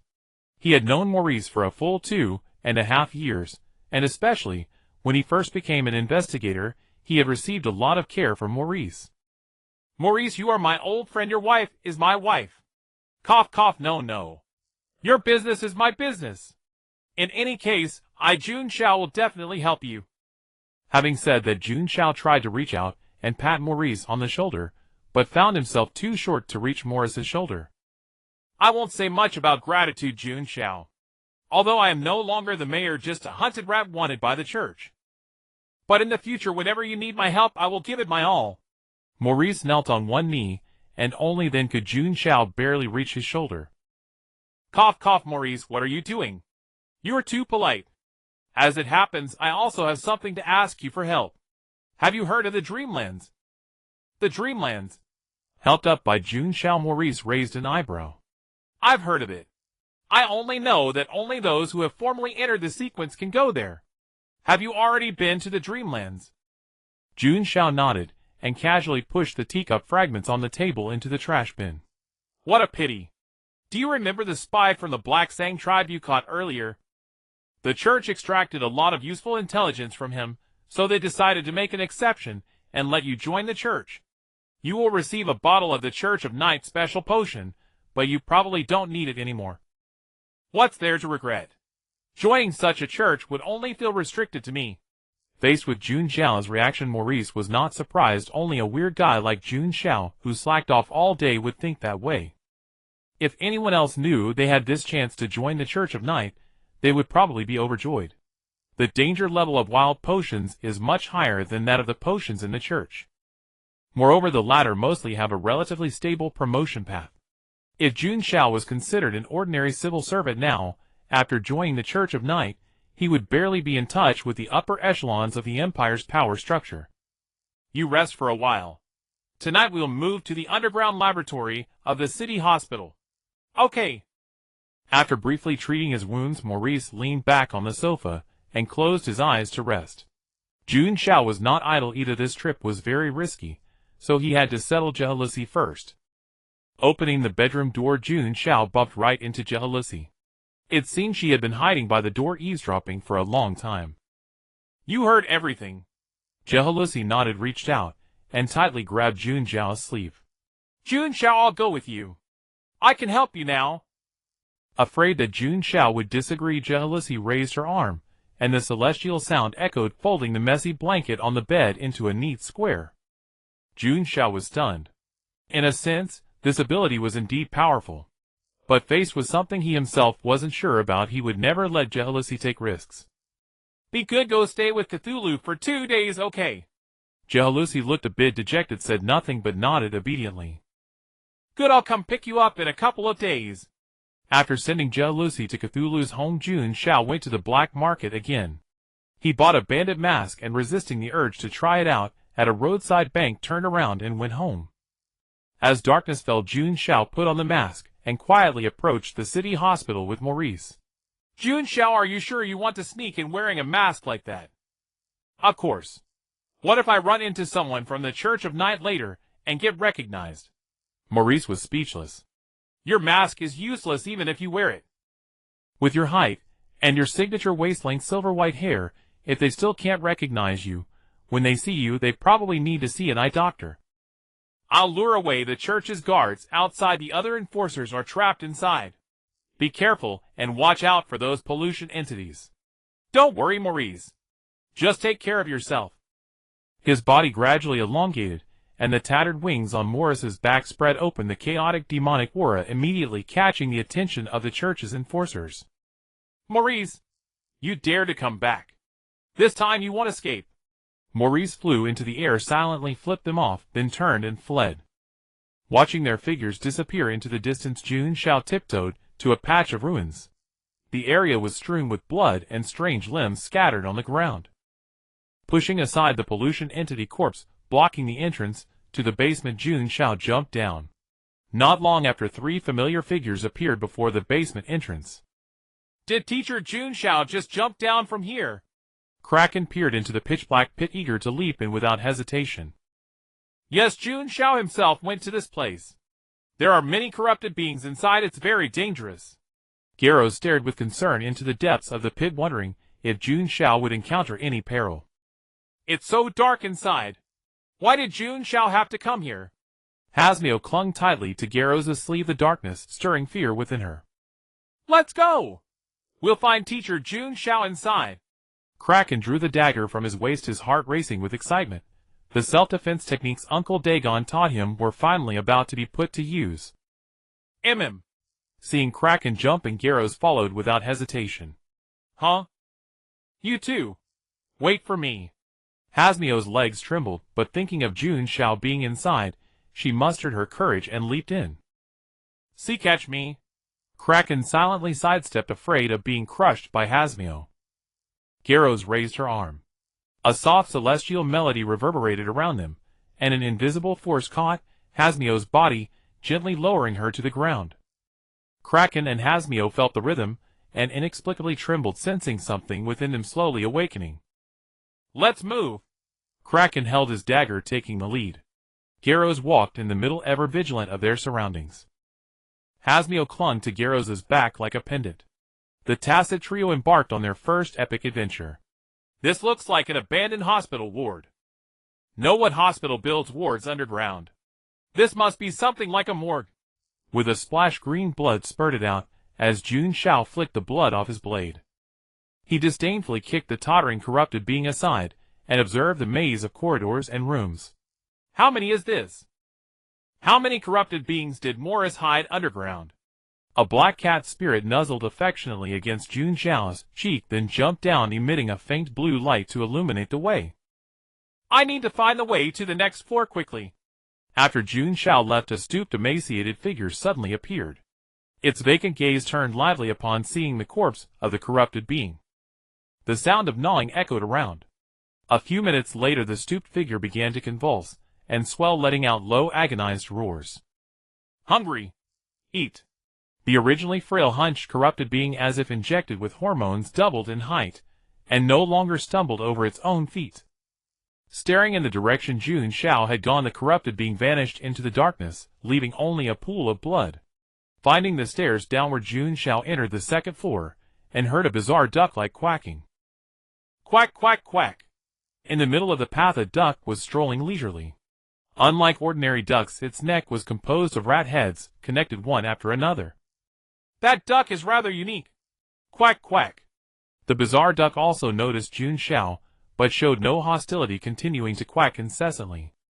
Soon the quacking attracted another corrupted being. A blur flashed, and the duck was pinned to the ground. Two forelimbs like mantis size held the duck firmly. Drool dripped from the corrupted being's mouth. Duck. Duck neck I want. Duck neck. It opened its maw and bit into the duck neck made of rat heads. I thought corrupted beings were stupid, but I didn't expect they couldn't even tell rat heads from duck necks. Jun Xiao watched in disbelief. How pitiful. You must have never eaten duck neck in your past life.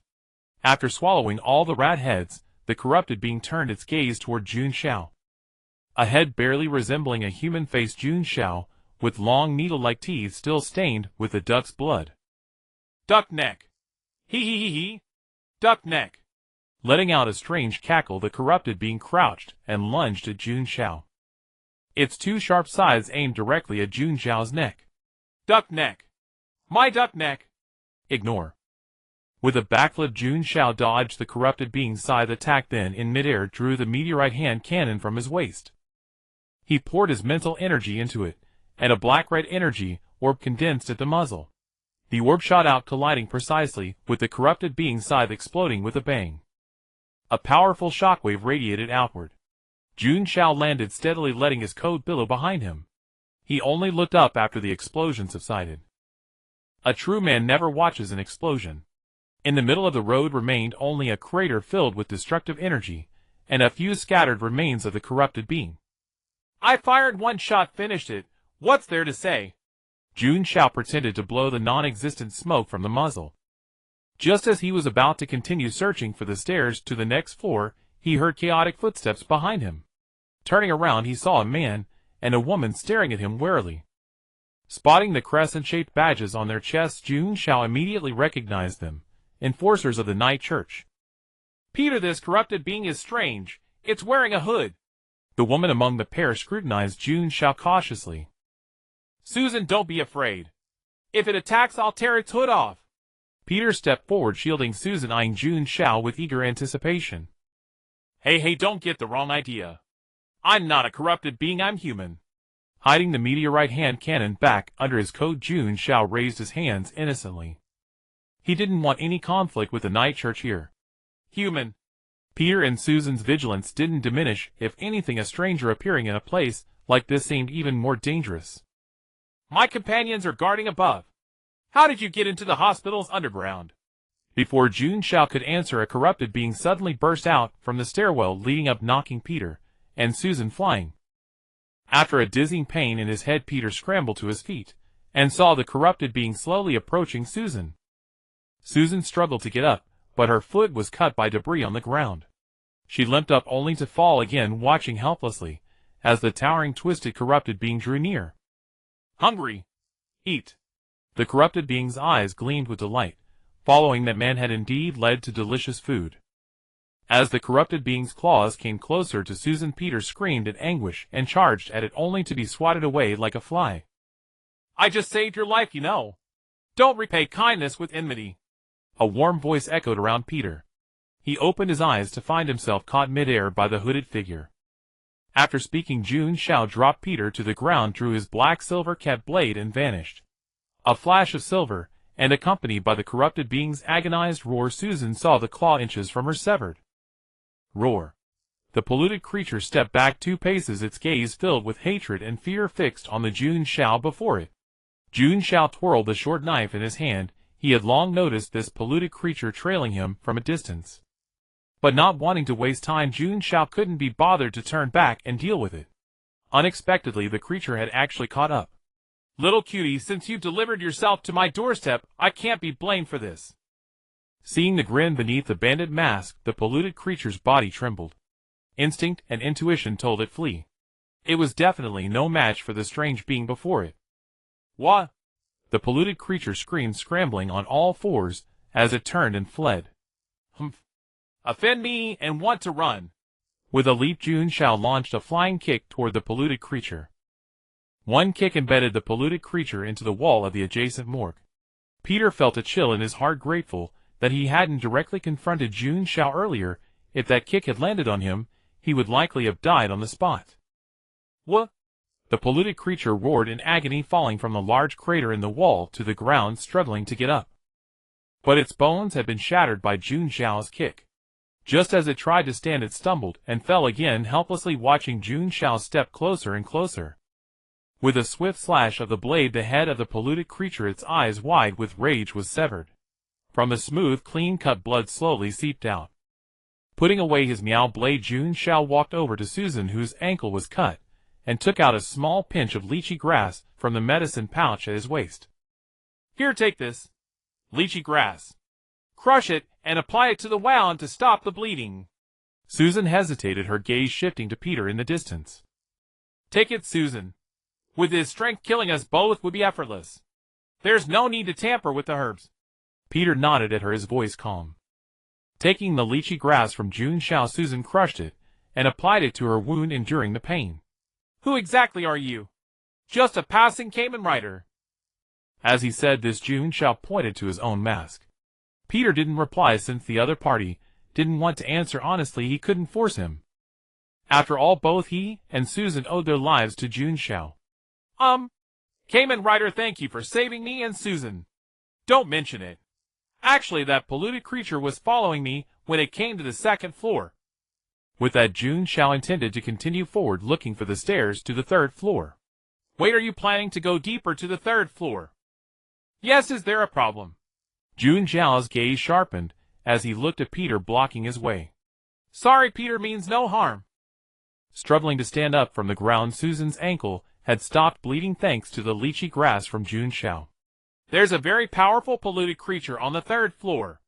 Peter stopped you because he was worried something might happen to you. A very powerful polluted creature. Jun Xiao tilted his head, scratching his mask, signaling Susan to continue.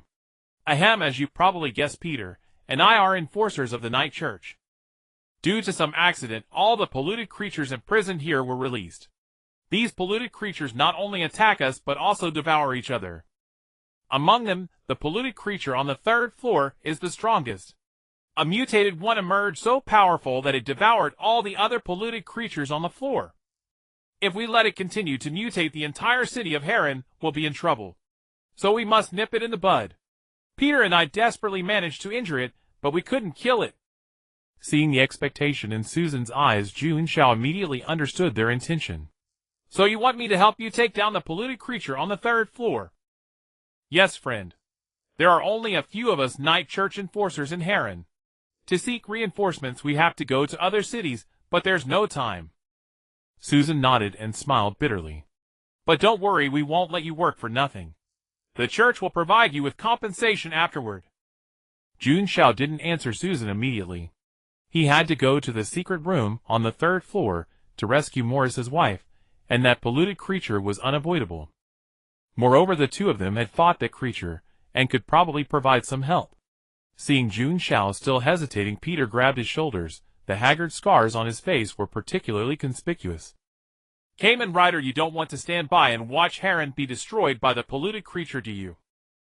Ahem, of course not. I'm Harlan Superman. Besides, I have my own reasons for going to the 3rd floor. Lead the way. Let's go to the 3rd floor. The stairs to the 3rd floor are blocked by collapsed rubble. We can only go through the ventilation ducts. Opening the iron door of the duct, Peter climbed in first, followed by Jun Xiao and Susan at the back. We're here. The iron door of a ventilation duct on the 3rd floor was kicked open and fell to the ground, the sound echoing through the corridor. After landing, Jun Xiao scanned the surroundings. There were colorful bloodstains everywhere, but no corpses or remains. It seemed that the polluted creature had already eaten everything on the 3rd floor. According to Morris, his wife Fiona was kept in a locked private room. He hoped she hadn't met with any mishap. Just as he was about to set out to find the polluted creature, a familiar voice reached Jun Xiao's ears from the corner ahead. I am a purebred demon, and you dare to kick my ass. Shh! Keep quiet or you'll attract that monster. Albert gave the restless goat-headed dream demon another kick on its bottom. If it weren't for that damn brat, I wouldn't be trapped in this hellhole. I'll curse that bastard. The goat-headed dream demon's goat-like nostrils blasted 2 streams of air, its ears flapping. Lily little brat. The two groups met just at the corner. The goat-headed dream demon curled its tail and quickly hid behind Albert, its rectangular pupils filled with terror. How could it meet him right after badmouthing the brat? Although Jun Xiao was wearing a mask, the goat-headed dream demon recognized him at a glance. Albert, why are you here too? You are? Albert froze for half a second, about to blurt out Jun Xiao's name. But seeing Jun Xiao put his finger to his lips in a shush gesture, he swallowed the words. You? I was sent by the mayor to help Morris with the experiment, and then I got trapped here. After hearing Albert's story, Jun Xiao looked at him with sympathy. He had been diligently working for the so-called mayor, not even knowing that Morris was actually the mayor of Harlan. Now our team has grown larger. The odds of defeating the contaminated entity are much higher. May the goddess of night bless us. Susan closed her eyes, traced a crescent moon over her chest, and prayed devoutly. Jun Xiao glanced around, and the information of his 4 temporary teammates appeared in his consciousness. Name: Peter, race human, sequence 9, night walker. Becoming a night walker means you will never need sleep, working 24 hours a day, truly a capitalist's blessing. Peter is injured, but he still loves Susan. Name: Susan, race human, sequence 9, night walker, enforcer of the Church of Night, the grassroots force of the church. Susan is injured, but she still loves Peter. Name: Albert, race human, sequence 9, night. A loyal knight. No. He's a honest, hard-working laborer. A world where only the honest get hurt. Mr. Albert, if you're injured, don't charge anymore. Name: Dennis, race goat-headed dream demon, once pure blood, its demonic pure blood drained, it is now just a goat that can speak foul language. Bah. Bah bah bah bah. What a luxurious lineup. 3 injured sequence 9s, and a mascot goat that speaks foul language. Isn't this basically a 1-carry-3? After analyzing the situation, Jun Xiao exclaimed, damn it. It seems I have 3 more teammates, but in reality, I have 3 deadweight accessories. Who? After composing himself, Jun Xiao let out a long sigh and comforted himself inwardly. It's fine. If we really can't win, we'll just leave Dennis behind to bait the contaminated entity. Let's go, we're moving out. Moving out. Don't be stupid, kid. You really want to hunt that monster? Dennis said in a doubtful tone. In his view, the best choice was to escape immediately, flee Harlan City. Shut your mouth, demon. Say one more word and I'll cut off your goat horns and stuff them in your mouth. Dennis quickly covered his mouth with his hooves, not daring to speak, and retreated sulkily behind Albert. He was just giving good advice, but he got yelled at. That's why he hated kids. What should I call you? Just call me Dickie Goo. Albert was silent for a moment. What a strange king name. Ahem, Dickie Goo, relying on just the four of us, we might not be a match for that contaminated entity. No choice. If we let that contaminated entity continue to grow, the entire Harlan City will suffer. We have to take a gamble. Albert didn't speak. It would be a lie to say he wasn't afraid of death. He worked under the mayor. Now that the lab had gone wrong, there was no need to risk his life for a few thousand marks. But thinking of his parents, his wife, his daughter in Harlan City. This time, I really have no choice but to charge. Albert took a deep breath. All right, I'll charge. Let's go, Dickie Goo. They moved cautiously along the corridor, the stench of rot and decay growing stronger as they went deeper. A pile of flesh as high as the ceiling, a small hill of blood and meat appeared before them. The mountain of flesh writhed like a beating heart, powerful and strong. Sensing the presence of living beings, 3 tightly shut eyeballs emerged from the mass of flesh. Splat, splat. The sound of flesh tearing exploded in everyone's ears. The 2 shut eyeballs on the sides opened, becoming 2 bizarre eyes. The closed eyeball in the center transformed into a gaping maw with rows and rows of sharp fangs writhing inside. With a low roar, the mountain of flesh began to slowly move forward. From other parts of the flesh mass, countless tiny eyeballs emerged. The tiny eyeballs split open one after another, becoming floating monsters covered in fangs. At that moment, the information of the contaminated entity appeared in Jun Xiao's consciousness. Name: Mountain of Flesh. Race: D-level contaminated entity, an aggregate of all third-floor contaminated entities. It is a pure collection of evil thoughts and filth. Scream and flee. Fear is its best nourishment. What kind of monster is this? We saw it before, but it hadn't grown to this extent. Are we too late? Albert and Peter stared at the monster, letting out sighs of despair. Anyone facing such a huge twisted monster would feel small and terrified. Don't just stand there like an idiot. If you don't want to die, run. Hearing Jun Xiao's curse, the 4 of them snapped out of their daze, turned around and ran. The mountain of flesh moved very slowly, unable to keep up with them. But the tiny eyeball monsters that emerged from the flesh were very agile, frantically chasing Jun Xiao and the others. Jun Xiao deliberately slowed down, staying behind the 4. Whoa! The fastest eyeball monster had already floated behind Jun Xiao. Get lost. Jun Xiao drew his black silver cat blade, turned around and swung. The eyeball-like monster was split in 2 and fell to the ground.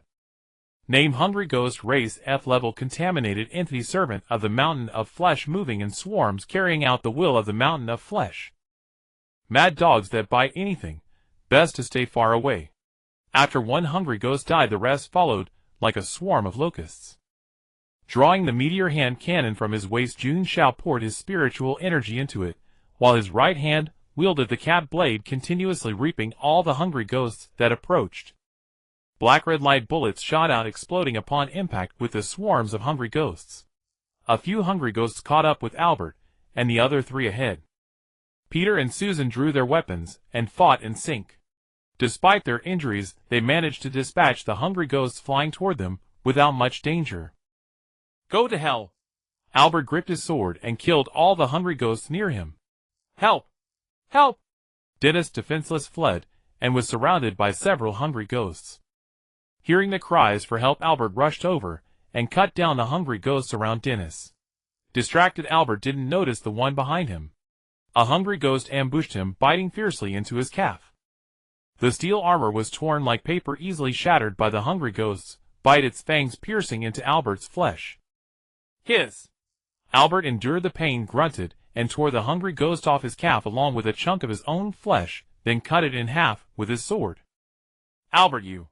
Dennis saw that Albert was bitten because of saving him, gritted his teeth, and got down on all fours. Get on, Albert, I'll carry you. Albert dragged his injured left leg and mounted Dennis. Dennis began to gallop with Albert, feeling the dormant bloodline within him awakening. The goat and the lame knight united. Seeing all the hungry ghosts emerging from the flesh mountain slain, Jun Xiao breathed a sigh of relief. If I can stabilize the situation, I'll be able to shake off the flesh mountain soon. Whoa! Before Jun Xiao could finish his sentence, the flesh mountain, slowly dragging its bulk behind them, let out a deafening roar. Another vast swarm of hungry ghosts drilled out from its body, and right after they emerged, Jun Xiao clearly noticed the flesh mountain's movement speed had increased considerably. Can't handle it, so you're speeding up, huh? The hungry ghosts attacked once more, and Jun Xiao sensed their aura was significantly stronger than the previous batch. Name Hungry Ghost Race F-tier pollutant servant of the Flesh Mountain. Wait, what? It's gotten stronger. Everyone be careful, these newly spawned monsters are far stronger than before. Upon hearing Jun Xiao's warning, Peter and Susan exchanged a glance and nodded. Goddess of the night, I pray unto you. The staves they had been using as weapons began to glow, and a beam of dark light pierced through countless hungry ghosts before striking the Flesh Mountain's body. The beam carved a massive crater into the Flesh Mountain, yet failed to pierce through its body completely. Countless crimson flesh buds writhed within the crater, slowly knitting the wound back together. Simultaneously, the Flesh Mountain's speed decreased once more. Dichi, Susan and I have done all we can. It's a pity we only managed to slow it down.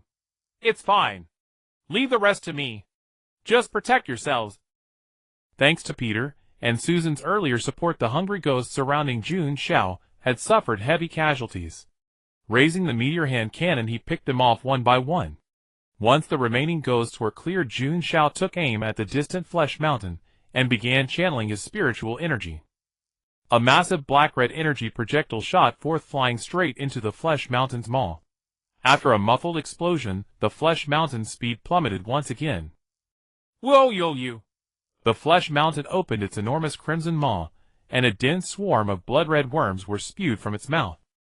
Upon hitting the ground, the worms burrowed into the earth and walls, rapidly moving toward Jun Xiao and the others' positions. Focusing his spiritual sense, Jun Xiao felt the faint chittering sounds of digging all around them. A crimson worm emerged from the wall beside him, its suction cup-like mouth bristling with rows upon rows of razor-sharp teeth. Jun Xiao drew the meow blade from his waist, gripped it reverse style, and slashed cleanly along the worm's body. Name Blood Leech Race F-tier pollutant, a worm-like parasite expelled from the Flesh Mountain. If it gets a taste, it will suck you dry alive, won't it? Seeing the blood leech Jun Xiao had cleaved in two, Albert turned around on Dennis's back and tightened his grip on his long sword. Here they come! The digging sound grew closer. Albert anticipated the attack and slashed preemptively, severing a blood leech that had just broken through the wall. Dennis sprinted forward, his four cloven hooves striking the ground in a steady rhythm. Several blood leeches burrowed out of the ground ahead of him, opening their cavernous mouths. Lowering his head, Dennis charged upward, with his horns piercing the blood leeches' bodies with their sharp points. Shaking his head, he sent them crashing to the ground, where his hooves mercilessly trampled them. However, one blood leech survived the crushing, and seized the opportunity to leap up, its suction cup mouth clamping firmly onto Dennis's rear. Albert, this is weird. My butt is itching badly, scratch it for me quick. Dennis, a worm like that just kissed your ass. The blood leech greedily drank Dennis's blood, its shriveled body swelling at a visibly rapid pace. Why are you just watching? Help me get it off. I swear I feel like I'm being drained dry. Feeling the blood rapidly draining from his rear, Dennis grew dizzy, his limbs growing weak. A profound emptiness akin to that felt after extreme depletion flooded his entire body. Dennis, bear with it. It might hurt a bit. Albert reached out, grabbed the blood leech clinging to Dennis's rear, tensed the muscles in his arms, and pulled with all his might. Plop! Accompanied by the sound of tearing flesh and blood, the leech was ripped free, still firmly clamping onto a chunk of Dennis's flesh. Die! Albert slashed the leech in two. Its bloated body burst open, spewing a torrent of plasma, all the blood it had drunk from Dennis's rear. with his head bowed, and teeth gritted so hard they threatened to shatter. The excruciating pain made Dennis involuntarily recall the day he first arrived at the Morris laboratory. Tears of sorrow unbiddenly streamed down his savage-looking goat face. This hurts like hell. When I escape, I'm finding some remote place to hide. The outside world is too dangerous, wah wah wah. After several waves of attacks, everyone except Jun Xiao bore wounds, both major and minor. Enraged that it couldn't even catch a few tiny insects, the flesh mountain began to accelerate frantically. Jun Xiao's attacks could only briefly slow its momentum, utterly failing to halt its advance.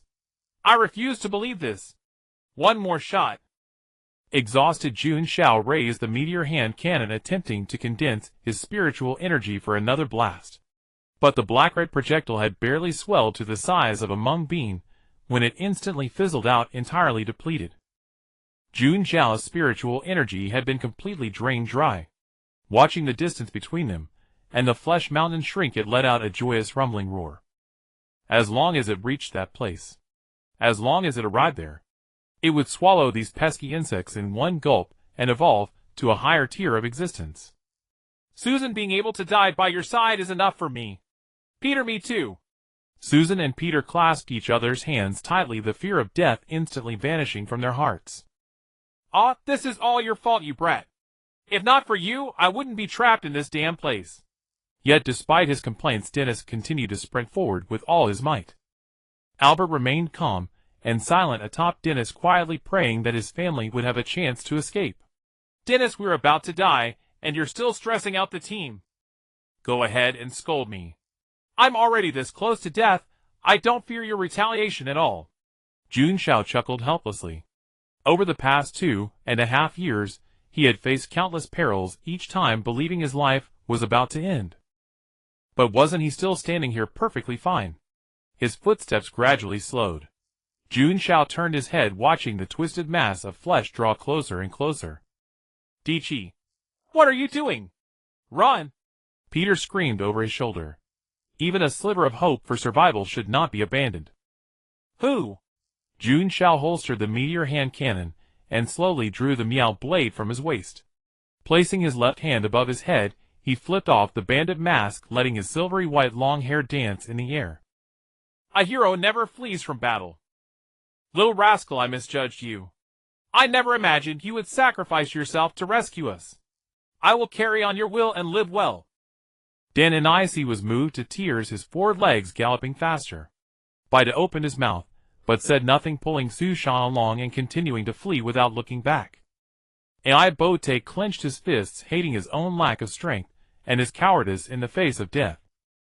The mountain of flesh, seeing its delivered meal, opened its massive blood-red maw, from which tentacles coated in crimson slime emerged, surging toward Jun Xiao. Dodging while severing the disgusting tentacles that drew near with his meow blade, Jun Xiao advanced steadily toward the flesh mountain. It's my turn now. Jun Xiao mustered his remaining spiritual energy and swung the meow blade at the enormous eyeball beneath the flesh mountain. Clang! A sound like metal striking metal rang out. Jun Xiao failed to breach the eyeball's defense, and instead found himself frustrated. Why the hell is your eyeball so tough? In a brief lapse, Jun Xiao was caught by the tentacles, his limbs bound, and the meow blade fell to the ground. Suspended midair by the tentacles, he looked up to see 2 bloodshot giant eyeballs scrutinizing him. Actually, I haven't bathed in a month. I'm sour and foul. Eating me will definitely give you diarrhea. Roar, roar, roar. A powerful gust of wind forced Jun Xiao's eyes shut, and an indescribable stench wafted from the flesh mountain's maw toward him. Cough. Cough, all right, buddy. I admit your breath is far worse than my stench, absolutely putrid. The tentacles began to retract, dragging Jun Xiao into the mouth of the flesh mountain. Stop, stop, I said stop. You've been trapped down here, so long, so lonely. Don't you want a companion to chat with? Jun Xiao broke out in a cold sweat. He had heard that the more powerful a contaminated entity, the clearer its mind. This was a D-level contaminated entity. Surely it could exchange a few words. If he could stall a bit longer, maybe a glimmer of hope would appear. Food. Delicious. Smack. Eat. The flesh mountain let out a strange childlike cry and dragged Jun Xiao into its mouth. Eating everything will only harm you, you bastard. On the other side, Guhi Luosi followed the path Jun Xiao had cleared, encountering no obstacles all the way. When they reached the stairs to the third floor, the three girls found the staircase blocked by rubble. However, with Guhi Luosi's celestial sound, they didn't need to use their hands. It took a bit more time to clear a path wide enough for the three of them to pass. Hearing the commotion from the third floor, Guhi Luosi and the others followed the sound and arrived just in time to witness Jun Xiao being swallowed by the flesh mountain. "Teacher!" Kulaken sprinted toward the flesh mountain, her dark green hair gradually turning red, the tips transforming into crimson octopus tentacles. The crimson octopus tentacles enlarged, curling into a massive fist, and slammed heavily into the tightly shut maw of the flesh mountain. "Give me back my teacher!" Guhi Luosi stood frozen, unable to believe what she had just seen. The world seemed to lose its color before her eyes, turning gray once more just like before. "No, Jun Xiao promised to always play with me." Ha Si Miao trembled, pulling her hood over her head, as the air around her began to riot. "It's all your fault." Ha Si Miao lifted her head, her eyes vacant, a cold glare fixed on the flesh mountain. Several invisible wind blades formed around her, and flew toward the flesh mountain. "You deserve to die." Guhi Luosi, coming to her senses, erupted with an unprecedented aura of destruction. The celestial sound swept toward the flesh mountain. 3 different attacks struck the flesh mountain, causing it, which had been enjoying its meal, to let out a pained howl. "What?" The flesh mountain stared at the 3 terrifying presences, before it almost pissing itself in fear, unable to comprehend why just having a meal had provoked them. Just as it tried to flee, a strange sensation arose within its body. It felt something eroding and digesting it from the inside. Inside the flesh mountain, Jun Xiao's black coat had already been corroded by the mucus. He was enveloped by a black nameless mist that resisted the corrosion of the mucus inside the flesh mountain. Instead, the mist began to spread outward, eroding the flesh mountain's body. As the erosion progressed, the nameless mist grew denser, and the rate of erosion accelerated. "What?" The flesh mountain wailed in agony. More than the pain, what tormented it most was the feeling of its own aura gradually weakening, wilting, and the helplessness of being unable to resist. "We need to cut it open.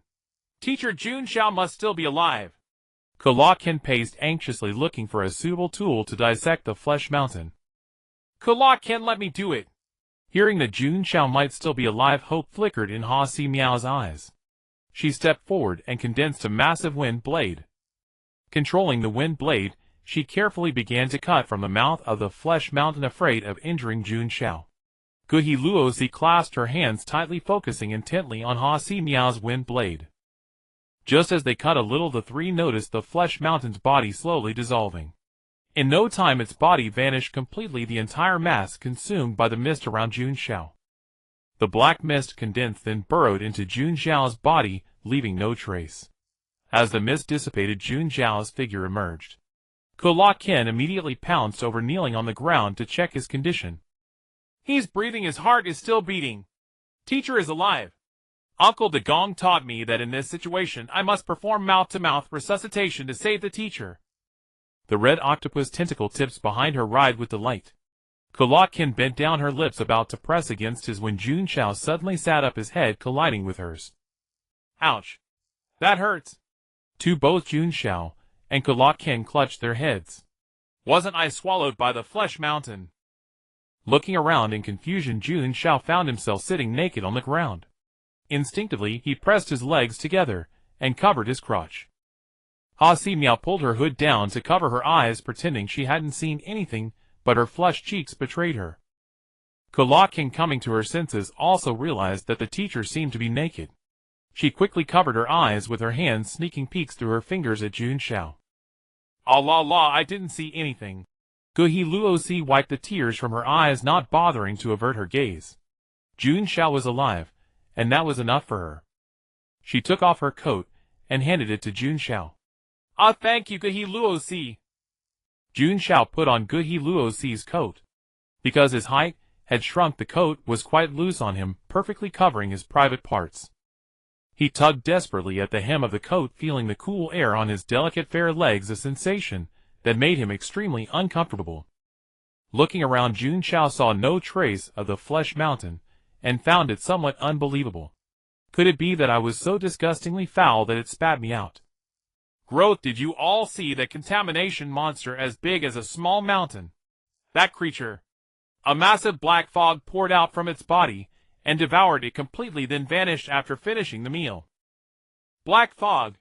Jun Xiao patted down his entire body and found all his parts intact, letting out a sigh of relief. Good thing it didn't take any of my pieces. Wait, didn't it seem like something extra appeared inside me? After sensing the foreign presence within his body, Jun Xiao began driving it away with his mental energy. Soon enough, a ball of black fog emerged from his chest.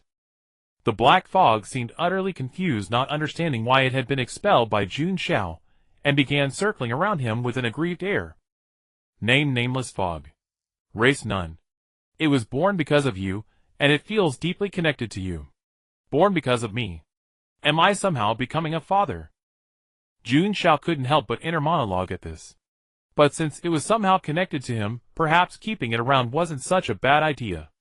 You want to make your home inside my body? The black fog seemed to understand Jun Xiao's words, and quietly settled onto his hand. According to Growth, you saved my life. As long as you behave yourself and don't cause trouble, I'll let you live inside me. How about that? Through contact with the black fog, disjointed information flowed into Jun Xiao's consciousness. It was essentially the fog promising to be well-behaved and begging him not to abandon it. From now on, you're riding with me. Jun Xiao gently stroked the black fog, allowing it to enter his body, then checked his own information, discovering something new had appeared. Name: Jun Xiao. Race: Human. Awakening Level 1. What on earth is this awakening level thing? Jun Xiao looked at Growth, and the other two, noticing they had the same thing. Name: Growth. Race: Human. Outer God. Awakening Level 2. Name: Kraken. Race: Human. Great Old One. Awakening Level 1. Name: Haster. Race: Human. Great Old One. Awakening Level 1. The only difference was that their previous had already been revealed, but his remained hidden. Still, what exactly were Outer Gods and Great Old Ones? Jun Xiao was thoroughly bewildered, feeling for the first time just how little he understood about this world. But now was not the time to ponder such matters. Jun Xiao hadn't forgotten what he came here for in the first place. Right. The key Morris gave me earlier. After searching the ground for a long while, Jun Xiao could only find his meteor staff cannon and black silver cat claw blade. Everything else was gone, most likely corroded by the mucus inside the flesh mountain.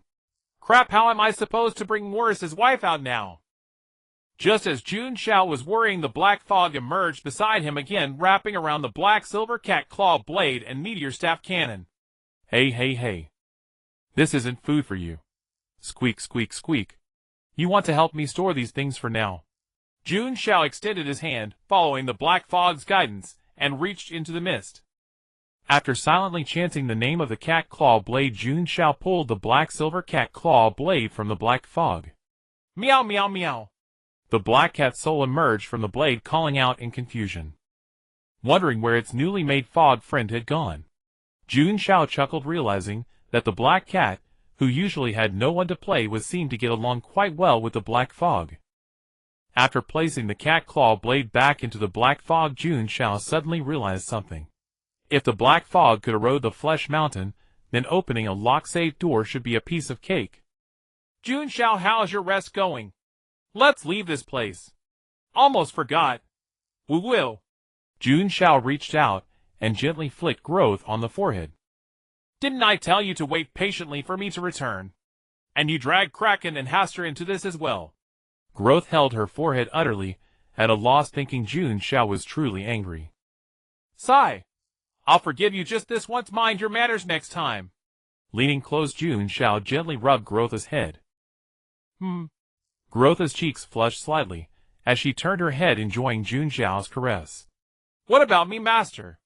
Doesn't Master want to reward Kraken as well? Jun Xiao, Haster has also worked very hard.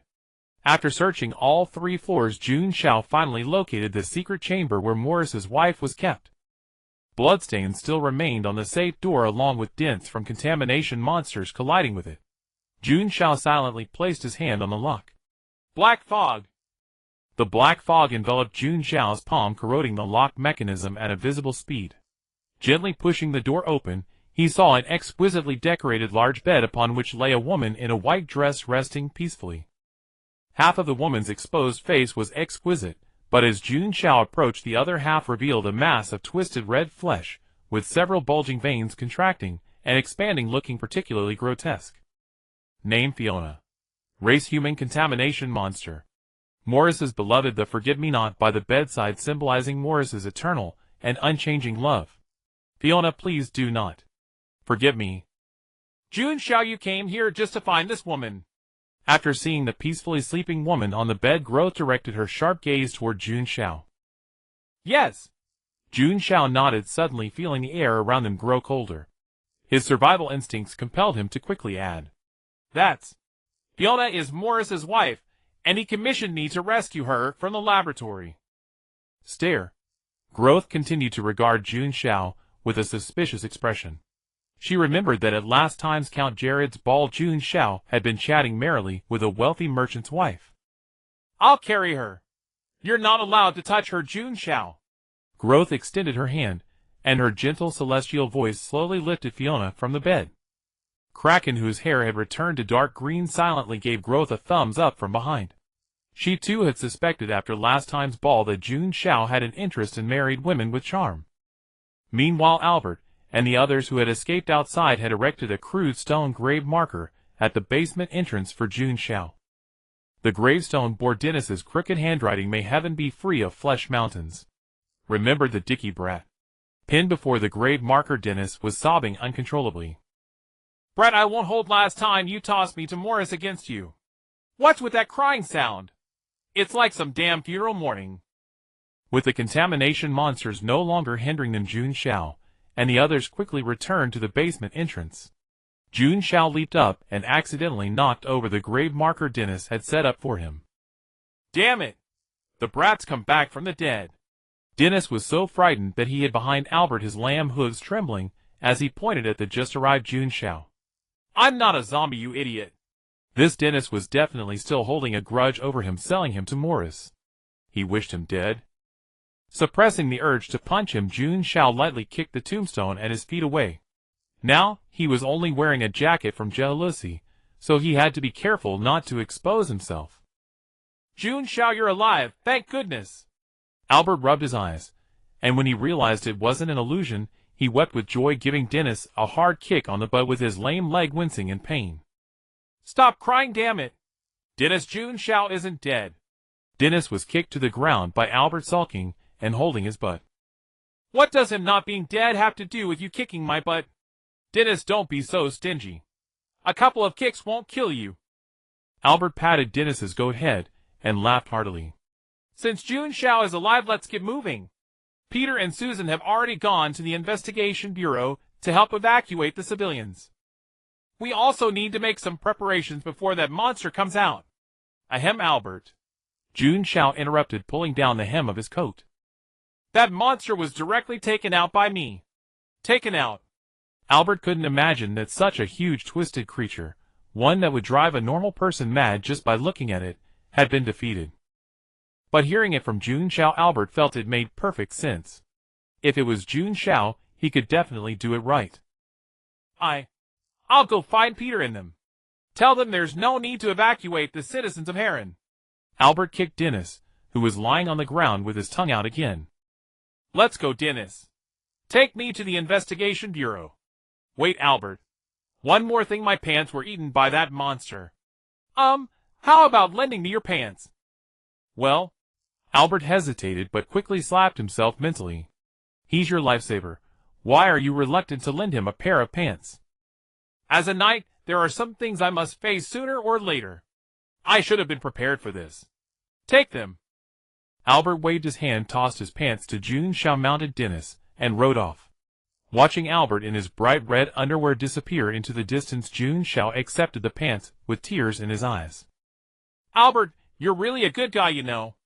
After putting on the ill-fitting pants, Jun Xiao called up Jealousy and the others, who were still underground. "Jealousy, bring them up." "Okay." The celestial sound lifted everyone back to the surface. "Let's go. First we go home." He still didn't know where Morris was. But with his strength shaking off those injured church enforcers from back, then was definitely no problem. For now, he had to hide Fiona in his own home and wait for Morris to come to him. Once home, Jun Xiao changed clothes, grabbed Albert's pants, hopped on his motorcycle, and sped off to the Investigation Bureau.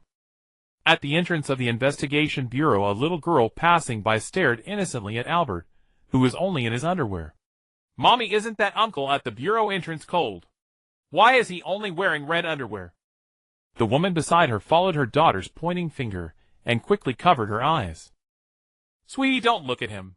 It's because he goes out in just his underwear that he got caught by the Investigation Bureau." Hastily taking her daughter, the woman brushed away, afraid of being attacked by Albert. Albert's face flushed red. He had been stared at by countless strange looks along the way. Gradually he stopped caring, and even began to enjoy this feeling of being true to himself. "Ha ha, Albert. Even kids are laughing at you, you pervert, wearing your underwear outside. Go to hell." Albert limped over and kicked Dennis, who was rolling on the ground holding his stomach, then trudged into the bureau, with a dark face, running into Peter and Susan. "Albert, what are you doing here? Wait, why aren't you wearing pants?" Albert was about to explain when Jun Xiao's voice came from outside. Albert! Albert! There you are, Albert. Here are your pants. I'm returning them." Taking the pants Jun Xiao tossed him, Albert saw that behind Peter and Susan almost every investigator in the bureau was there, all staring at him with strange looks. Albert put on his pants, burst into tears, and ran out of the bureau. Could Albert have been affected by that monster under the hospital and developed some mental illness? No, that voice sounded familiar. Peter rubbed his eyes and stared at Jun Xiao standing before him, stunned. That silver-white hair. No mistake. Peter would never forget that silhouette that stood up in the moment of despair. "It really is you, Emperor Ryder. Ha ha, oh my." Peter's mouth split into a grin. Emperor Ryder was alive. He was still alive. "Peter, let me reintroduce myself. Jun Xiao, Chief Investigator of Harlan City. Investigator. You're that investigator." Peter was excited as if he had heard something incredible. "What, you've heard of me?" "A bit." Peter suppressed his excitement. Now was not the time for reminiscing. "When we have time, we'll catch up. For now, we need to evacuate the civilians." Ahem, Peter. "It's already over. I killed that monster. No need to evacuate the civilians." "Really?" Peter's eyes widened in disbelief that Jun Xiao had already slain the monster. "Of course it's true." Seeing the warm smile on Jun Xiao's face, Peter let out a long sigh of relief and dismissed the investigators behind him. "Guys, the monster is dead. Our Harlan has been saved. Since everything's under control, I'll take my leave. Oh, Peter, don't forget the reward you promised." Seeing Jun Xiao turn and walk away with carefree grace, Peter chuckled softly and murmured, staring at Jun Xiao's retreating figure. "Of course it's true, buddy. Isn't that what heroes do? Create miracles." Upon returning home, Jun Xiao saw Jehalusi and Asimio lying on the bed playing chess. Jehalusi, who had extensive experience of being defeated by Keela Kin, was evenly matched with Asimio. "Teacher, you're back." Jun Xiao looked up at the sound and saw Keela Kin walking out of the kitchen wearing the apron he usually used for cooking, holding a ladle. Her cheeks flushed as she looked at him. "Keela Kin, are you cooking in the kitchen?" "Yes, teacher, please sit down first. Let me bring up the fish soup I've been simmering." Jun Xiao pulled out a chair and sat at the dining table, never expecting that Keela Kin, such a wealthy young lady, would know how to cook. After a short while, Keela Kin emerged from the kitchen carrying a steaming pot of fish soup, which she placed in the center of the table. "Teacher, this is a secret recipe taught to me by Lady Hydra. Please drink it while it's hot." Jun Xiao nodded, ladled a full bowl of fish soup, picked up a spoon, and took a sip. "How is it, teacher?" Keela Kin nervously watched Jun Xiao, afraid that her fish soup might not suit his taste. "It's absolutely delicious, Keela Kin. Very fresh, very tasty." Jun Xiao's eyes sparkled with admiration. Keela Kin's cooking skills were excellent. "I'll go call Jehalusi and Asimio for dinner." Keela Kin happily skipped over and found that the chess game between Jehalusi and Asimio was still unfinished. "Which move should I make? Which move should I make?" Hisimio frowned at the chessboard, murmuring in a cryptic tone. Ow! A karate chop landed on Hisimio's head, and Keela Kin took over the game herself. Let big sister play for you. Jehalusi, as if facing a great enemy, tensed up, but after a few rounds, she was thoroughly defeated by Keela Kin. You lost, Jehalusi. Jehalusi stared blankly at the chessboard, silently consoling herself that losing a game was no big deal. But when she sat down for dinner, she found she had lost in other aspects as well. All the exquisite dishes on the table were actually made by Keela Kin. Jealousy Hisimio, all the food on the table was cooked by Keela Kin herself. Please sit down and eat. Hooray! Hisimio swallowed at the sight of the sumptuous dinner, then sat next to Jun Xiao, and began eating ravenously. For her, having a close friend to share a meal with was already the best thing in the world. Jehalusi watched Jun Xiao praise Keela Kin endlessly, and saw Keela Kin's rising smile, and the provocative look she shot at her. She tightened her grip on the fork, stabbed a piece of golden chicken nugget, put it into her mouth, and couldn't help but take another bite. Although Jehalusi was reluctant to admit it, Keela Kin's cooking was indeed good. After dinner, Keela Kin and Hisimio left Jun Xiao's apartment. With Keela Kin around, Jun Xiao wasn't worried at all that they might encounter any danger on the way. Having cleared the table, the doorbell rang just then. Jun Xiao walked to the door, already having a good guess as to who the visitor was. Opening the door, a demonized Morris stood outside, covered in wounds of various sizes, with a small bundle on his back. Jun Xiao, Fiona. How is Fiona? She's inside. Before Jun Xiao could finish, Morris rushed and saw Fiona still sleeping on the sofa and fell to his knees. Morris's fingers trembled as he stroked Fiona's cheek, his gaze infatuated and wild. Fiona, I will never let you leave me again. Soon, very soon, I will wake you up. Jun Xiao stood aside in silence. He had previously thought Morris was just a scientific madman purely pursuing power.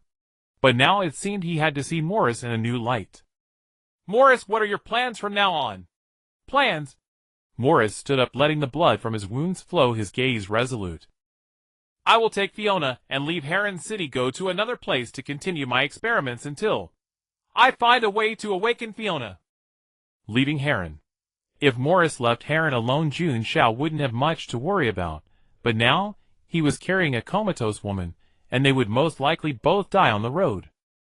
Morris, how many years have we known each other? Morris was puzzled, wondering why Jun Xiao suddenly asked this, and said with emotion, It's already been 2.5 years. Time flies. If you trust me, as a friend, take Fiona to Ellesmere Port. The church's people won't find such a remote place. Besides, the local religion there has some connections with me. They will help you evade the church's pursuit. Jun Xiao believed in helping to the fullest extent. He couldn't stand by and watch Morris walk into danger. Jun Xiao, Morris couldn't find words to express his gratitude. He owed Jun Xiao so much that he didn't know how to repay him. The bundle on his back fell to the ground, containing all of Morris's experimental achievements over the years and a golden-laid rosewood cane.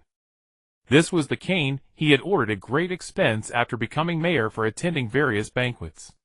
Morris bent down, picked up the cane at his feet, and stared blankly as scenes of his past life flashed before his eyes. Then, there is only one answer. With a fierce expression, Morris raised the cane with both hands and snapped it over his knee. I will swear my allegiance to you. I will become your sword. The rest of my life, Morris, is yours to command. Morris threw the broken cane to the ground, knelt on one knee, lowered his head, and pressed his right fist against his heart. Jun Xiao was dumbfounded. I only took you in for a few days, and you're going to cling to me for life. Morris, stop messing around. What allegiance? I've made up my mind, Jun Xiao. I will prove my worth in the future. Morris shook his head stubbornly and stood up. There's no time to lose. I'll take Fiona to the port. Goodbye, Jun Xiao. Jun Xiao shook his head, with a smile, not taking Morris's words seriously, and then plucked out one of his own silver hairs. Take this. Go there and find a man named Conrad. He will help you on my behalf. Wrapping the silver strand around his finger, Morris picked up Fiona and leaped off Jun Xiao's balcony. Tattered wings unfurled from Morris's back. Jun Xiao silently watched his figure disappear into the moonlight. Morris's matter is settled. I can finally get some good rest. By the way, where is Jealousy? Jun Xiao opened the bedroom door and found Jealousy already lying on the bed fast asleep. Already asleep. You've worked hard, Jealousy. You've done your best. He tucked Jealousy and quietly laid down beside her and drifted into dreamland. It's ringing so loud. The sound of the sacred hymn is growing clearer. I am about to find him. Goo goo goo goo. Just after his excitement, Shibestein's stomach began to protest. From sensing the celestial sound to tracking it all the way here, he had not eaten for 3 days and nights. Rubbing his belly, Shibestein happened to spot a street food vendor by the roadside. Boss, what do you sell best here? Give this old man a portion. Sir, you have come to the right place. What I sell here is authentic Harlan stir-fried noodles. The vendor wore a wretched grin as if to say the old fool had struck it rich. Oh! Intrigued, Shibestein reached out to stop the vendor from tossing the noodles into the wok. Just a moment. Raising his staff inlaid with a red crystal, Shibestein devoutly closed his eyes and began muttering incantations. O spirit of the stars, help me avert future calamities. Watching the rambling old man, the vendor nodded thoughtfully. It seemed this elderly fellow was a lunatic. The star spirit tells me not to add chicken essence to the stir-fried noodles. So you don't want chicken essence, sir. That's correct. The vendor said nothing further and silently began cooking according to Shibestein's request. When dealing with such mentally unstable individuals, the best approach was to simply indulge them and avoid confrontation. Before long the noodles were done, and the vendor handed them to Shibestein. Quite fragrant. After sighing in appreciation, Shibestein began eating. Between bites, he suddenly sensed the fluctuation of the celestial sound by the roadside. Not far away, Jun Xiao and Garoses had just stepped out of their apartment. This fluctuation. It cannot be wrong. It cannot be wrong. Watching Shibestein's agitated state, the vendor shook his head sympathetically. Poor madman, losing his mind even over a meal. Splut! Shibestein threw the half-eaten noodles onto the ground and sprinted forward, blocking the path in front of Jun Xiao and Garoses. Sensing the aura radiating from Garoses, Shibestein's mouth hung open in ecstasy, unable to utter a word. Jun Xiao, watching the old man twitching before him, could only pull Garoses back 2 steps. Garoses, do you know him? Seeing Shibestein staring fixedly at her, Jun Xiao assumed he might be someone from Garoses' past. I don't. Garoses shook her head. She had never seen this strange old man before. Coming to his senses, the ecstatic and twitching Shibestein threw back his head and laughed uproariously, producing an exquisitely bound secret cult scripture from his chest. Rejoice! He who inherits eternal duty, judges and exacts vengeance, the demon king songstress, who sings the sacred hymn without end, whose name is the Star of the Furies. This is the very moment of his awakening. My demon king, come back with me to the secret cult. Everyone awaits your leadership to destroy this world. Shibestein gazed expectantly at Garoses, waiting for her response. I don't know you, and I won't destroy the world. Having Jun Xiao by my side is more than enough. Garoses looked at Shibestein as one would a fool, and shook her head. Hearing her unexpected answer, Shibestein stood frozen, his salt and pepper beard disheveled in the wind. This doesn't add up. How is this different from what the secret scripture states? Shibestein frantically flipped through the holy book in his hands, desperately seeking answers. The furious stir-fried noodle vendor came running over. You greedy old crustacean, eating for free and wasting food. Saying this, he snatched the red crystal staff from Shibestein's hands. This thing must be worth quite a lot. Leaving it in your mad hands is a waste. Consider it payment for your noodles. Shibestein was so enraged his beard twisted askew. You wretched muddle, give it back at once. This is fine red crystal worth 500,000 marks. 500,000 marks. The vendor's eyes gleamed brighter upon hearing this.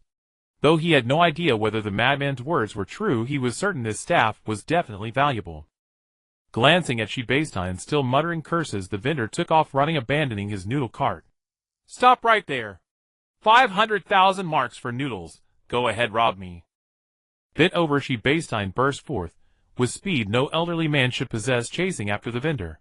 Name: Shibestein, race human, special sequence, star observer, Spell Soul Bishop of the Groth's secret cult, as well as a distinguished mage. Unfortunately, his staff has been stolen by a mundane. Jun Xiao watched Sebastian depart, and breathed a sigh of relief. This old man was clearly after Garoses. Although Jun Xiao did not know whether the other party was friend or foe, he felt it best to keep them apart. Let's go, Garoses. It's a rare day of leisure. Let's wander around the city. Garoses stepped forward and linked her arm through Jun Xiao's, smiling sweetly. Huff. Huff wheeze. How the hell do you run so fast, old man? The stir-fried noodle vendor panted heavily, watching the limping Sebastian trailing behind. It's fine, the old man is already limping. I just need to run a little faster. Gritting his teeth, the vendor endured his exhaustion and forced himself to speed up. Have I shaken him off now? Having run headlong for a long while, the vendor felt he was about to collapse, and turned to look back. Sebastian was still limping behind, always maintaining the same unnerving distance. That old man is still chasing me, damn it. His legs trembling with extreme fatigue and rage, the stir-fried noodle vendor stumbled over a small stone by the roadside, and fell hard, his front teeth smashing against the stone. My tooth! My front tooth! The vendor curled up on the ground, wailing in agony. Young man, where's your martial virtue? Sebastian picked up his staff from the ground and cursed loudly. Come on, ambush me! Come on, deceive me! Saying this, he struck the vendor twice on the buttocks with his staff. Only after hearing the vendor scream in pain did he feel satisfied. Wait! Where is the Demon King? Realizing too late that he had lost Garoses in the chase, Sebastian's white beard began to tremble with fury.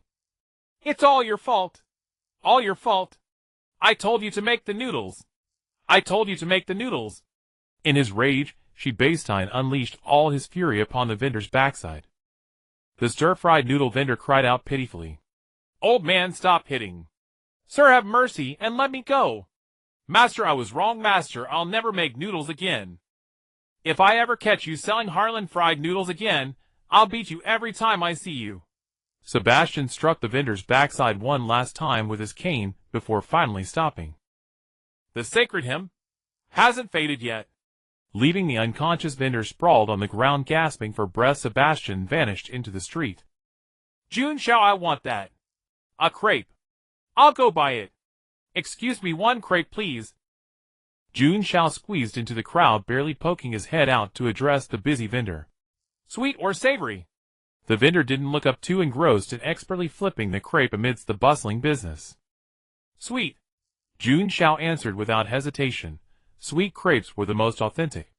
After a long wait, the crowd around the stall gradually dispersed, and the vendor handed Jun Xiao a freshly made strawberry crepe. 10 marks, sir. After paying, Jun Xiao returned to Jealousy and handed her the crepe.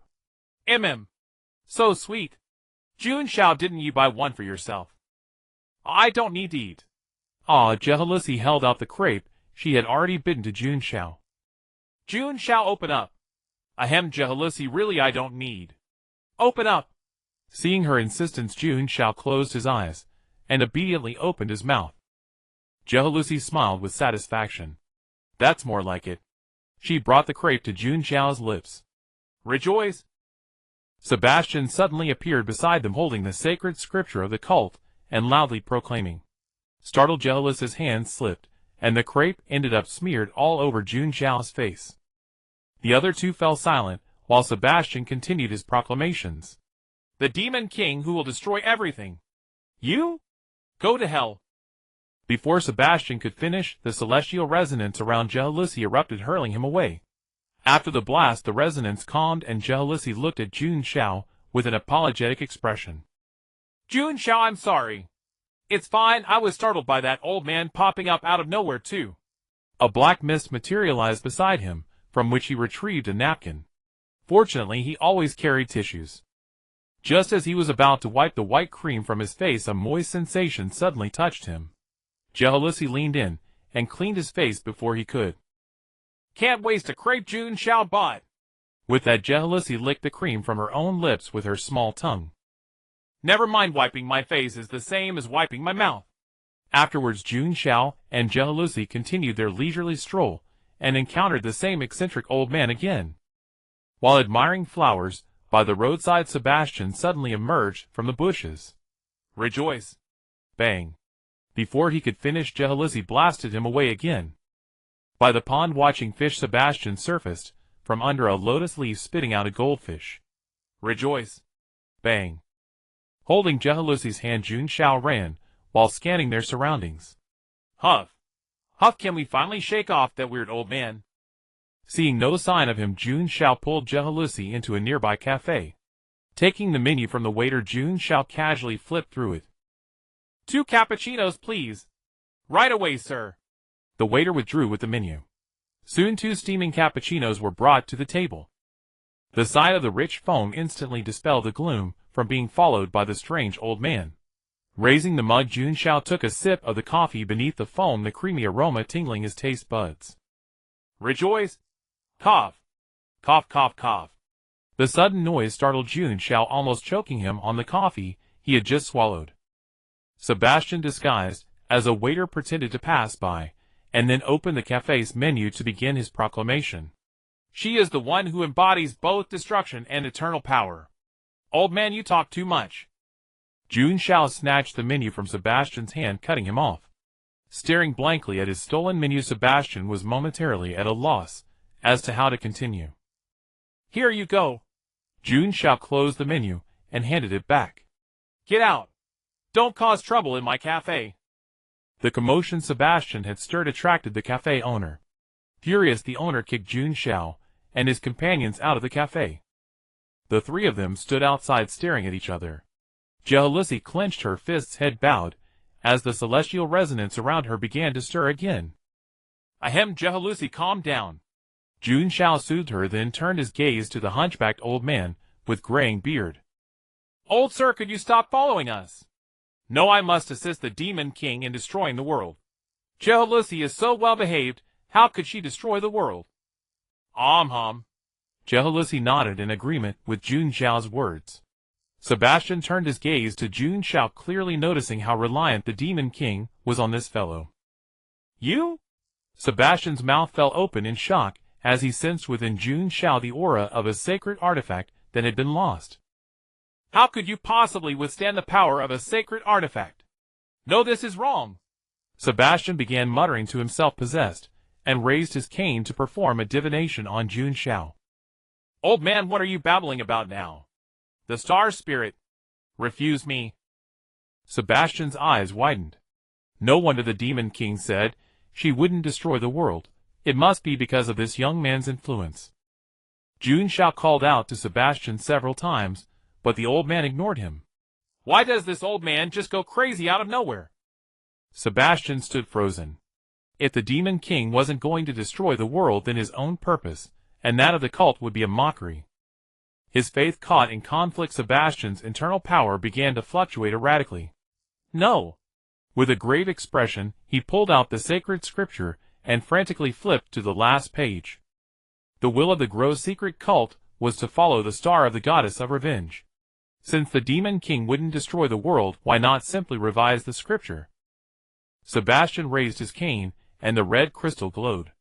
On the last line of the scripture, the words, "The Demon King who destroys everything," slowly faded away. In their place appeared, "The Demon King of ultimate benevolence and kindness." As the last page's writing was altered, the scripture began to flip forward, automatically absorbing Ziviciding's spiritual energy. As the pages turned rapidly, all the contents of the scripture were overturned, landing quietly in Ziviciding's hands. Meanwhile, in the star abyss of the Dawn Empire, the scriptures carried by every follower of the Jealousy Church had all changed. Ziviciding put the scripture back into his bosom, took out a teaching seal of the Jealousy secret sect, and tossed it to Jun Xiao. "From now on you are a member of the Jealousy secret sect. Serve well, Lord Demon King." Jun Xiao caught the seal, instinctively looking bewildered. What was the old man up to again? "When you one day come to the Dawn Empire, you can find me in the Star Abyss. The teaching seal will guide you." Having said that, Ziviciding waved his staff, and luminous star spirits surrounded him, as he flew up and disappeared from Jun Xiao's sight. "Strange, old man." Jun Xiao shook his head, and turned his gaze to the teaching seal in his hand. Jealousy secret sect teaching seal. Identification of a follower of the jealousy secret sect holding it can guide you to the star abyss. It seems no tricks were played. Jun Xiao breathed a sigh of relief, and then tossed the teaching seal into the black mist for storage. No one's bothering us now. Let's go, Jun Xiao. They had been playing with jealousy until nearly dark. The streets were almost empty of pedestrians, and all the shops were closed. Returning to the apartment, Jun Xiao happened to meet Peter while going upstairs. Jun Xiao, great. I thought I wouldn't see you today. Peter, how do you know where I live? Things like that are easy to check, aren't they? Jun Xiao almost forgot that Peter was a member of the night church. Finding out his address was a piece of cake. Let's go, let's talk inside. Entering the room, Jun Xiao poured Peter a cup of black tea. Thanks, buddy. The tea tastes good. Peter took a sip, then drained the cup. Last time, Jun Xiao, didn't you capture a spy from the Heising tribe? The church hadn't had time to give you your reward, and then you helped save Harlan City. So the higher-ups decided to allow you to pick a Sequence 8 potion from the church's warehouse, and also make you an envoy of the night church as an exception. A Sequence 8 potion? Jun Xiao toyed with his hair, lost in thought. Peter, can I just take the potion without joining the night church? Huh? You don't want to join the night church. This is something everyone in the Hay Empire would kill to get. I'm used to being lazy, and really don't want to be tied down. Jun Xiao shook his head, and waved his hand in refusal. Not only that, but he also didn't believe in any night goddess. You don't need to worry about being tied down. Unless there are special circumstances, church envoys are usually not dispatched by the church, and in the Hay Empire, you can enjoy the privileges of church personnel. Then I'll take it. Jun Xiao replied without hesitation. Why refuse something for free? As for any tasks the church might assign later, he would do what he could. If he couldn't, he would just resign. As for the potion, you need to go to the Imperial Capital's church warehouse to get it. Do you have time now, Jun Xiao? Now? Peter, wouldn't it be too late now? Harlan is on the Empire's border. It would take at least 3 days to reach the Imperial Capital. Don't worry about that. We have another shortcut. Peter shook his head and smiled. Then let's set off now. After saying goodbye to jealousy, Jun Xiao followed Peter and Susan to the night church in Harlan City. Walking deep into the church, Jun Xiao saw an ancient teleportation array. This magic array is the one that can teleport to the Imperial Capital. Once you become an envoy, Jun Xiao, you can freely use the teleportation arrays in every city. Let's go. Following Peter's steps, Jun Xiao stepped onto the array. After a buzzing sound, the two figures vanished from the array. Opening his eyes again, Jun Xiao found himself in an unfamiliar environment. Not far away, 2 enforcers of the night church were on guard. The enforcers heard the commotion of the array and came over. It's me, Peter. Peter, you finally decided to come back to the Imperial Capital to see us. After exchanging pleasantries with the guards, Peter led Jun Xiao away to the night church's warehouse. Seeing the certificate issued by the church that Peter produced, the guard let Peter and Jun Xiao in. Come, Jun Xiao, I'll take you to the area where Sequence 8 potions are stored. Nodding, Jun Xiao looked around. There were many materials emitting powerful auras and oddly shaped objects. Before long, the two arrived at the area where Sequence 8 potions were displayed. Slate tablets of various sizes and shapes appeared before Jun Xiao. The tablets recorded the recipes for the potions, and in front of each tablet was a detailed introduction to the potion's abilities. Jun Xiao stepped forward and began to examine them one by one. Sequence 8 potion, Necromancer. After drinking it, you will gain the ability to summon the souls of the dead, and you yourself will become an undead. Compatibility 13. Sequence 8 potion, which, after drinking it, you will learn to brew potions with various strange effects. With a snip of scissors, who says boys can't be witches. Compatibility 47. Sequence 8 potion, Jester. After drinking it, you will become a happy jester. Who would refuse to be a happy jester? Compatibility 90. To hell with a happy jester. Jun Xiao continued to look further down. Compatibility 20. Compatibility 52. Compatibility 66. How come there is no potion with high compatibility besides the jester? Jun Xiao couldn't help but doubt himself. Could it be that he was destined to be a jester? Impossible. Absolutely impossible. Jun Xiao continued to look down and found that the subsequent tablets had no detailed introductions, but that didn't affect him. Jun Xiao, you might as well pick one from the front. These behind are potions that the church has no accurate basis for. They can't judge the specific effects and risks. It's fine, Peter. I have my own judgment. After looking through almost all the sequence 8 potions, Jun Xiao finally found one that suited him better than the jester. Sequence 8 potion. Fate's Jester. After drinking it, you will learn a series of arts related to killing. Death is the most important moment in a person's life. My mission is to make every deceased person shine like a meteor. Compatibility 92. I've decided on you. Peter, I've made my choice. It's this one. Very well. I'll retrieve it for you. Peter withdrew a Knight Church insignia from his chest and pressed it against the transparent container holding the stone tablet. The insignia and container vanished together, and Peter handed the stone tablet to Jun Xiao. And this Knight Church emblem as well. Jun Xiao skillfully caught the emblem Peter tossed him, pretending to slip his hand into his pocket, while secretly discarding the emblem into the black fog. Does this mean I've officially joined the church? Don't I need to swear an oath to the goddess? Or some other ritual? Upon hearing Jun Xiao's words, Peter stared at him, as though he were a fool. Faith in the goddess alone is sufficient. As a native citizen of the He Empire, haven't you worshipped her from the bottom of your heart? Cough, of course I believe. I adore the night goddess the most. Peter scratched his head, sensing something odd about Jun Xiao's words, but shrugged it off. Passing through the magic circle, the two returned to Harlan City. After bidding farewell to Peter, Jun Xiao did not head straight home.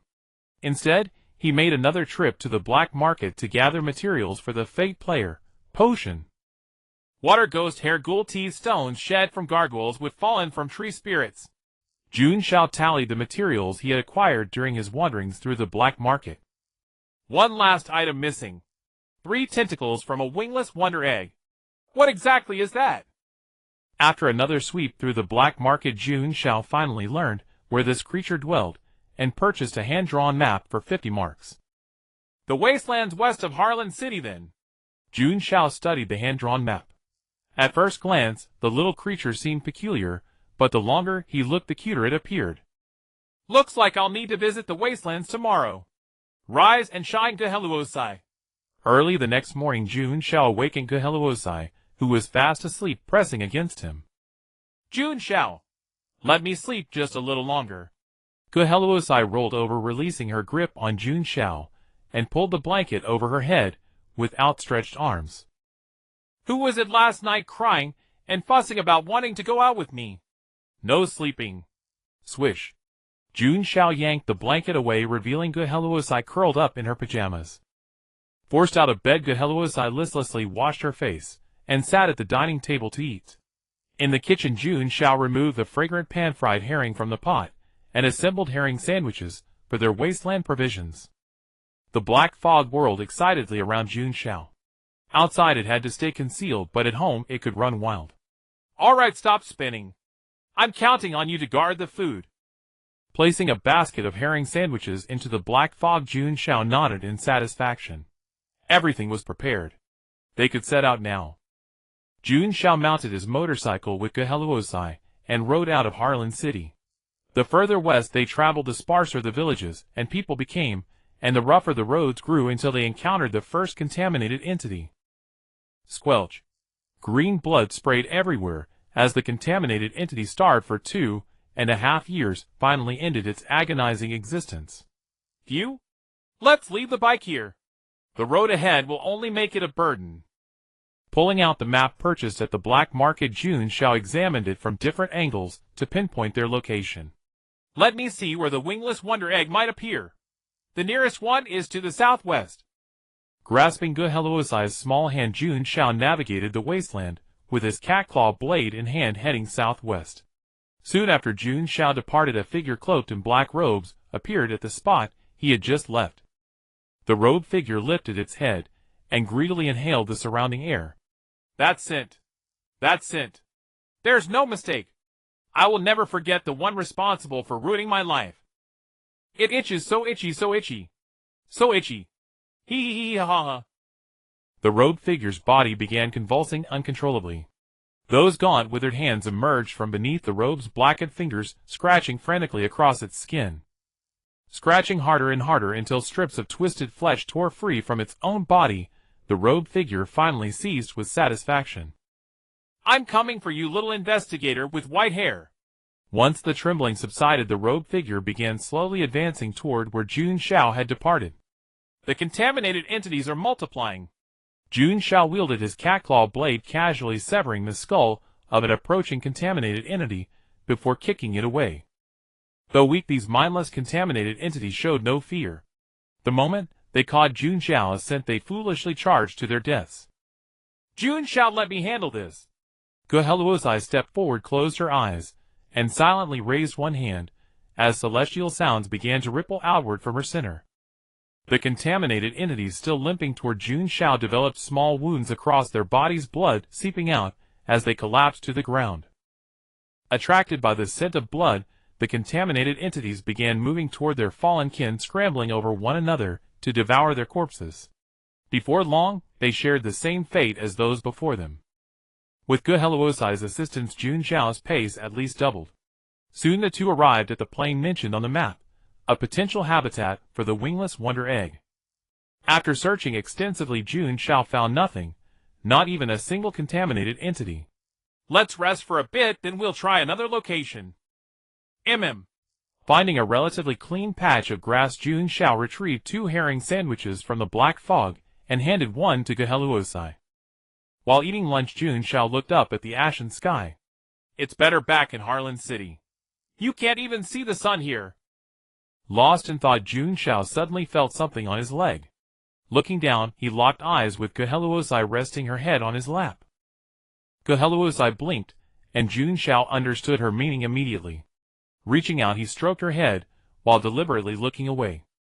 Living with such a lovely girl all this time, it would be impossible for Jun Xiao, not being completely immune to certain thoughts. But Geheluosai was far too innocent. Her constant closeness stemmed from simple dependence, nothing more. Doing anything to her would overwhelm him with guilt. At this realization, Jun Xiao's restless heart settled. Having slept beside Geheluosai every night, he had cultivated the ability to reach a state of clarity at any moment. Hee ha ha ha. Before Geheluosai could drift off, manic laughter shattered the tranquility. A grotesque figure in black robes appeared on the grassland. Investigator Brad, didn't expect to see me again, did you? Hearing the raspy, grating voice of the figure in black robes, Jun Xiao tilted his head, unable to recall where he had seen this person before. That's right, it's me. I've come for revenge, Madeline, for what you did by locking me in prison. Who asked you? Hearing Jun Xiao's response, Madeline, who had been laughing maniacally, suddenly froze, her expression twisting into a grimace. You're still as detestable as ever. Madeline ground her teeth, removing the hood of her black robe to reveal a face covered in boils. How is this visage? All thanks to you. In her screaming, Madeline's mind drifted back to that day in the prison. In utter despair, she had gazed at the emerald ring on her finger, and remembered words her fiancé had once spoken to her. If the poisoning of Count Jared was ever discovered, she could simply swallow this emerald to escape her predicament. Staring at the eerie glow emanating from the emerald on the ring, Madeline felt an inexplicable shiver. The ring slipped from her fingers and landed on the ground with a soft thud. Madeline gazed at the emerald ring on the floor, her eyes filled with terror. It seems to be looking at me. No. I can't think about that now. I must escape this prison. I am nobility, a count's daughter. Madeline fell to her knees, clutching the emerald ring like a lifeline. She pried the gem from its setting and swallowed it in one gulp. Forced to swallow the gem, Madeline collapsed on the ground, clutching her stomach and retching. At first, she thought it was a normal reaction, but the more she vomited, the more she realized something was terribly wrong. Something was writhing inside her stomach. Madeline covered her mouth in sheer terror. Soon she felt an unknown entity moving through her esophagus, pressing against her throat. This form is also your doing. Hee ha ha. Madeline threw open her black robe, revealing a twisted body entangled with tentacles before Jun Xiao's eyes. At the center of the mass grew a single tightly shut eye. Madeline's arms were likewise formed from several intertwined tentacles. Damn, you're too ugly. I can't stand it. Gazing at Madeline, who had lost all semblance of humanity, Jun Xiao fought back his nausea and pulled out his meteor star cannon, firing wildly. Muda muda muda muda. Madeline spread her arms wide, her defenses lowered, letting Jun Xiao's attacks rain down upon her. You're utterly hopeless, Investigator brat. Seeing his attacks had no effect, Jun Xiao's expression turned grim. Information about Madeline appeared in his consciousness as dark red energy spheres gathered at the cannon's muzzle. Name Madeline, race demon, corroded by a fragment of Abhosa's power, she has become a grotesque collection of filth and malice. I'm no longer human. Investigator brat. Boom. The energy sphere shot forth, yet Madeline did not dodge. The single eye at the center of her body opened, flashing with an eerie light. Upon contact with the projectile, the eyeball absorbed the attack and then closed once more. What? Is that the best you got? Your attacks are so feeble. It tickles. It tickles. Hee ha ha. Madeline threw her head back and laughed maniacally, her long-nailed hands frantically scratching at her body. The tentacles writhing across her form suddenly elongated, lunging toward Jun Xiao and Garros. Pushing Garros aside, Jun Xiao raised his cat blade and swung furiously, severing every tentacle that approached. But the tentacles rapidly regenerated, launching another assault toward Jun Xiao. Jun Xiao, let me help you. Garros raised her hand, preparing to unleash the heavenly celestial sound to disperse the tentacles before Jun Xiao. Madeline watched Jun Xiao with a mocking expression. She had no intention of killing him outright. She wanted to savor the process of revenge, to watch the damn man sink into despair bit by bit. Swish. Two tentacle-formed arms extended, and Madeline launched an attack at Garros, who stood beside Jun Xiao.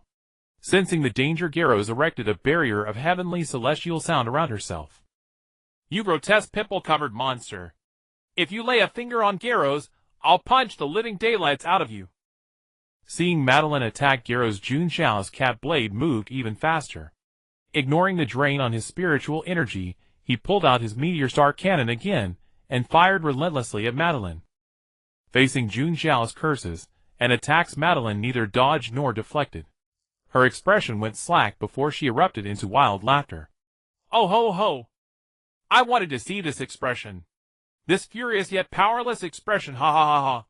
Jun Xiao paid her taunts no heed, still searching for a way to break free.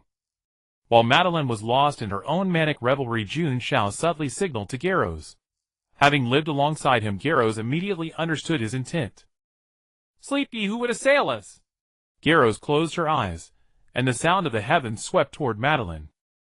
Brimming with absolute confidence in her strength, Madeline neither dodged nor flinched. In her eyes, all resistance was merely entertainment for her performance. Why do I suddenly feel so drowsy? Madeline's eyelids began to droop. Soon Jun Xiao noticed the tentacle attacks had slowed considerably. Now was the moment. Baring his teeth, Jun Xiao reached the pinnacle of his reaction speed, severing all the tentacles in an instant. Garros, let's go! Grabbing Garros' hand, Jun Xiao turned and sprinted without looking back. Brad, don't run! The tentacles supporting Madeline's body writhed forward, but after only a few steps, Madeline felt her consciousness growing increasingly blurred. Before long, Madeline suddenly jolted awake to find Jun Xiao and Garros had vanished from sight. Hey ah! Damn brat! Damn brat! Slam slam. Madeline, driven mad with rage, furiously lashed the ground with her tentacles. After venting her frustration, Madeline regained her composure and sniffed the air like a hyena. That scent. The brat hasn't gone far. With tentacles writhing, Madeline began moving in the direction Jun Xiao had fled. Jun Xiao, who had already put considerable distance between himself and his pursuer, consulted a wilderness map, having chosen not to flee back to Harlan City. Instead, he was making his way toward the second location where wingless wonder eggs might appear. That monster had already memorized his scent. If he simply fled back to Harlan, Madeline would never give him another chance to venture deep into the wasteland in search of wingless wonder eggs. When trouble comes, you can't just sit idle and wait for disaster. Arriving at the second location, seeing the sparse wild vegetables and gnawed fruits around. Jun Xiao quickened his pace. Under a fruit tree not far away, he found a walking egg bumping its head against the trunk. With each impact a few fruits fell. The wingless Jitsu egg used its tentacles to roll the fruits up, and put them into its mouth, which was located on its head, and surrounded by tentacles. Finally found you. Jun Xiao stepped forward quickly, and grabbed the tentacle of the Jitsu egg. G. The Jitsu egg began to struggle, its short limbs flailing wildly, but it still couldn't escape Jun Xiao's grasp. Race wingless Jitsu egg. These pitiful, clumsy, wobbly creatures are out of place in this dangerous wilderness. It's hard to imagine that such a stupid and blind creature hasn't gone extinct. After struggling some more, it seemed to realize that it couldn't resist Jun Xiao's strength at all. The Jitsu egg stopped, its tentacles drooping lifelessly. Not so stupid after all. It knows how to play dead. After saying that, Jun Xiao released his hand and put the Jitsu egg down. After being put down, the Jitsu egg wobbled on its legs and continued bumping the tree to shake down fruits. Never mind. Stop the Jitsu egg from bumping the tree. Jun Xiao picked it up again and began counting the number of tentacles on its head. 1, 2, 3. 9. You have 9 tentacles. Giving me 3 isn't too much, right? G. Although stupid and clumsy, the Jitsu egg understood Jun Xiao's intention and began to resist. So eager to agree. Refreshing, I like your attitude. Don't worry, my knife is fast. I guarantee a quick cut without pain. After saying that, Jun Xiao took out his Miao blade, waved it casually, and 3 tentacles fell to the ground. Then he put the Jitsu egg down. G. Not sensing any pain, the Jitsu egg let out a confused sound, then turned around and continued bumping the tree. Without paying further attention to this fool, Jun Xiao took out the other ingredients for the potion and a large cauldron from the black mist. Set up the cauldron, added water, lit a fire, and Jun Xiao began to add the ingredients in the order of the potion. Hair of a water ghost. Teeth of a ghoul. Stone of a gargoyle. Wood of a treant. And the last one, 3 tentacles of a wingless Jitsu egg. After stirring with a ladle, Jun Xiao covered the cauldron and took out a pocket watch to time. Time's up. Jun Xiao opened the lid, and a foul stench hit his nose. Jun Xiao, it stinks. Gyarados pinched her nose and ran away with a look of disgust. Looking at the strangely colored, foul-smelling liquid in the cauldron, Jun Xiao showed a troubled expression. If he didn't drink this potion when Madeline caught up, he would definitely die. Meow, whether it smells good or bad down the hatch. Gurgle. Jun Xiao lifted the cauldron, tilted his head back, and drank. The strange-tasting viscous liquid slid down his throat. Suppressing his discomfort, Jun Xiao drank every last drop of the potion. Plop! The iron cauldron slipped from his hand, and Jun Xiao fell to the ground, sitting with a blank stare, feeling his stomach churn. G. The sound attracted the Jitsu egg that was bumping the tree. It stuck its head into the iron cauldron. G. After a painful struggle, the Jitsu egg fainted on the ground. Soon the potion began to take effect, and Jun Xiao regained consciousness. Many unfamiliar pieces of knowledge kept flooding into his mind, and his body was also changing. I made it through. Success. Jun Xiao stood up, and suddenly felt that his line of sight was higher, momentarily disoriented. Wow, I grew taller. Looking at his clothes that no longer fit properly, Jun Xiao was overjoyed. The side effects of this potion were really too cool. Before Jun Xiao could recover from his joy, Madeline's hoarse, sharp voice suddenly sounded. Kid, I found you again. Madeline's voice carried an abnormally manic joy, and a mass of clustered tentacles surged toward Jun Xiao. Perfect, I'll try my hand on you. Gyarados, just watch from the side. He stopped Gyarados, who wanted to help. Jun Xiao unhurriedly took out an electronic cigarette from the black mist, put it in his mouth, and with a smirk kicked the Jitsu egg that was wearing an iron cauldron on its head. With a swift dodge, he evaded the tentacle attack, and the electronic cigarette in his mouth continuously emitted mist, concealing his figure. Madeline waved her tentacles, trying to disperse the mist, but as the tentacles swept through, the mist continued to linger around, and it was getting closer to her. What the hell? Sniffing the air, Madeline found that she could no longer detect Jun Xiao's scent, only a strong fragrance of Dona grass. As the mist spread over Madeline, Jun Xiao's figure emerged, aiming the meteor hand cannon at Madeline's head. E-cigarette grenade, buddy. He pulled the trigger. As the black-red energy bullet hit Madeline, the surrounding mist suddenly exploded, and a piercing, ear-shattering scream echoed around. Aw! You actually hurt me, kid. I'll kill you. Madeline roared, and the huge, eyes surrounded by tentacles opened, firing over a dozen energy beams simultaneously at Jun Xiao.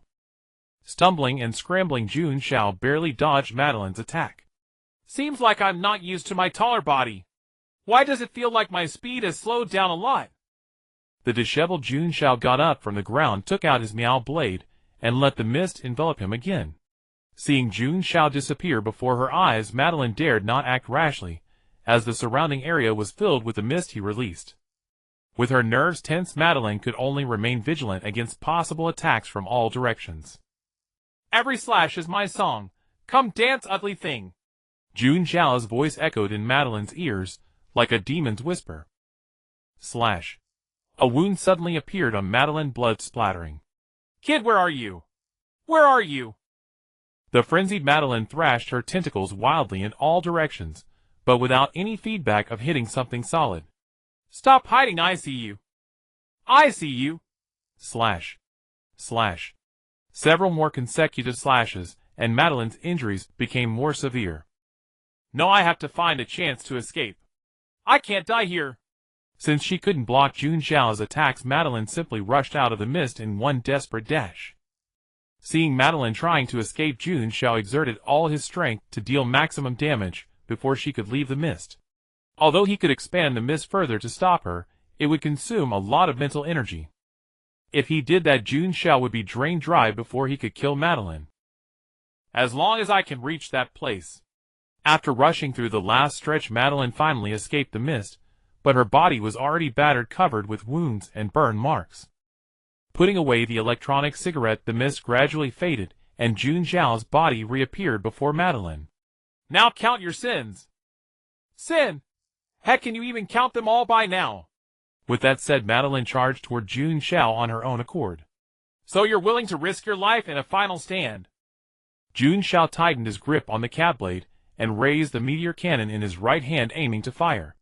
The massive eyeball in the center of its body opened, absorbing all the energy shots Jun Xiao fired. Swinging the cat blade in her left hand, Madeline lunged forward without flinching, pinning Jun Xiao to the ground. Unexpectedly, she didn't attack him, but instead used the tentacles covering her body to restrain him. She then twisted off her own head with her hands, the bloody stump writhing with tiny tentacles. You've been tricked, kid. This is my escape route. Upon finishing her words, the arms clutching her severed head on Madeline's body exerted force, hurling her skull into the sky in a graceful arc. Kid, I'm not done with you. Just wait for me. After issuing her threats, Madeline's skull vanished into the heavens.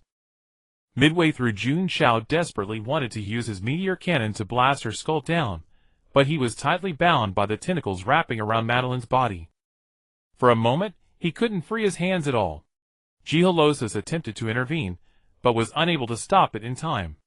Once Jun Xiao broke free from Madeline's remaining body, he kicked it away, and skillfully placed his e-cigarette between his lips. Smoke enveloped Madeline's remnant body as Jun Xiao lifted the cannon and pulled the trigger. Boom! That grotesque mass of writhing tentacles was completely annihilated in the explosion and flames. What a shame! I let my guard down and didn't dodge. If I had, this ugly thing would have been reduced to dust today. Jun Xiao murmured with slight disappointment, watching the ashes drift through the air. Jun Xiao, are you hurt?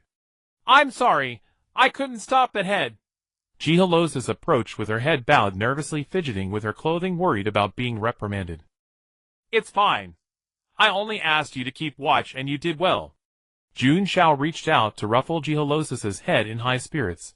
The feeling of no longer having to look up at people was wonderful. This height suited him perfectly. He was absolutely thrilled. Ha ha ha ha ha. While stroking Jiholosis, Jun Xiao took the opportunity to check his status information. Name: Jun Xiao. Race: human. Awakening level 1. Sequence 8, Fate actor, Digestion 3. Strength 13. Constitution 10. Willpower 20. Agility 9. Charisma max. What happened? Your agility score decreased slightly. You are the silent singer, the legless dancer. It seems the side effects of the Fate Actor potion go beyond just growing taller. However, with only a slight decrease in agility, Jun Xiao wasn't too concerned. Compared to growing taller, this minor agility loss was negligible. By the way, where did I kick my pot to? When Madeline's tentacles had suddenly lunged at him, Jun Xiao had been forced to kick it away to prevent that idiot from getting caught in the crossfire. After searching for a long time with Jiholosis, Jun Xiao finally retrieved his iron pot and the unconscious Chigu egg. Picking up the iron pot, the foul stench of residual potion hit his nose, and looking at the idiot lying on the ground, the reason for his fainting was immediately apparent. Sniffing everything will only get you into trouble. Setting the unconscious Chigu egg beneath the fruit tree it loved to crash into, Jun Xiao finally felt at ease and left with Jiholosis. After dropping Jiholosis off at home, Jun Xiao visited the black market before dark, purchasing various materials and several new outfits since he grown taller. Armed with new knowledge from the Fate Actor potion, Jun Xiao had fresh ideas for crafting magitech weapons. His top priority was the e-cigarette that had accompanied him for 2.5 years, but since Morris's laboratory had been destroyed, he lacked adequate tools. Jun Xiao racked his brain and barely managed to convert the e-cigarette into a magitech weapon. From now on, you're called Reek. Putting away Reek, he used the knowledge from the Fate Actor potion to craft a magitech sniper rifle. However, limited by materials and tools, once again Jun Xiao estimated the rifle could only fire 3 shots before shattering. This will have to do for now. By the way, I should also let Morton know about Madeline. After instructing Jiholosis to stay home, obediently Jun Xiao changed clothes and made his way to Count Jared's estate. After pressing the doorbell, a young man dressed as a butler came to answer. I'm here to see Morton. Tell him Investigator Jun Xiao has business with him. Please wait a moment, sir. The butler bowed respectfully and turned to enter the mansion. Moments later, Morton ran out excitedly, a broad smile on his face. Brother Jun Xiao, I never expected you to come see me. I'm truly thrilled. Jun Xiao had not only saved his own life, but also his father's, making him a true benefactor to the Jared family. When the title succession ceremony was held, Morton had wanted to invite Jun Xiao, but unfortunately Jun Xiao happened to be on vacation at the port at the time. Later, Morton had intended to visit Jun Xiao, but he simply couldn't find the time. With his recent promotion to Count, there was an overwhelming amount of work awaiting him. Let's go. We'll chat in the study. Morton led Jun Xiao to the study, and personally poured him a cup of fine black tea. Brother Jun Xiao, why do I feel like you've gotten taller? I've been experiencing a sudden growth spurt lately. It's quite troubling for me too. Taking a sip of tea, Jun Xiao replied with a smug expression. Enough about that. I came here for something else. Do you still remember Madeline? Your elder sister. I remember. I saw in the newspaper a few days ago that she broke out of prison and killed quite a few guard inspectors. As he spoke, Morton clenched his fists. No matter what, Madeline was still family, and such actions tarnished the family's reputation as well. I encountered her today in the wilderness west of Harlan City. Upon hearing Jun Xiao's words, Morton's tension mounted as he looked up at him. Where is she now? I don't know that much, only that she's no longer human. She's already attacked me, but unfortunately I let her escape. Realizing she couldn't defeat me, her next target for attack or revenge is most likely the old Count or you. That's why I came, to warn you to stay vigilant. Setting down his empty teacup, Jun Xiao looked at Morton with a calm expression. Thank you, Jun Xiao. I'll take proper precautions. Morton's expression grew grave. Given that she had escaped from Jun Xiao, her strength was undoubtedly formidable.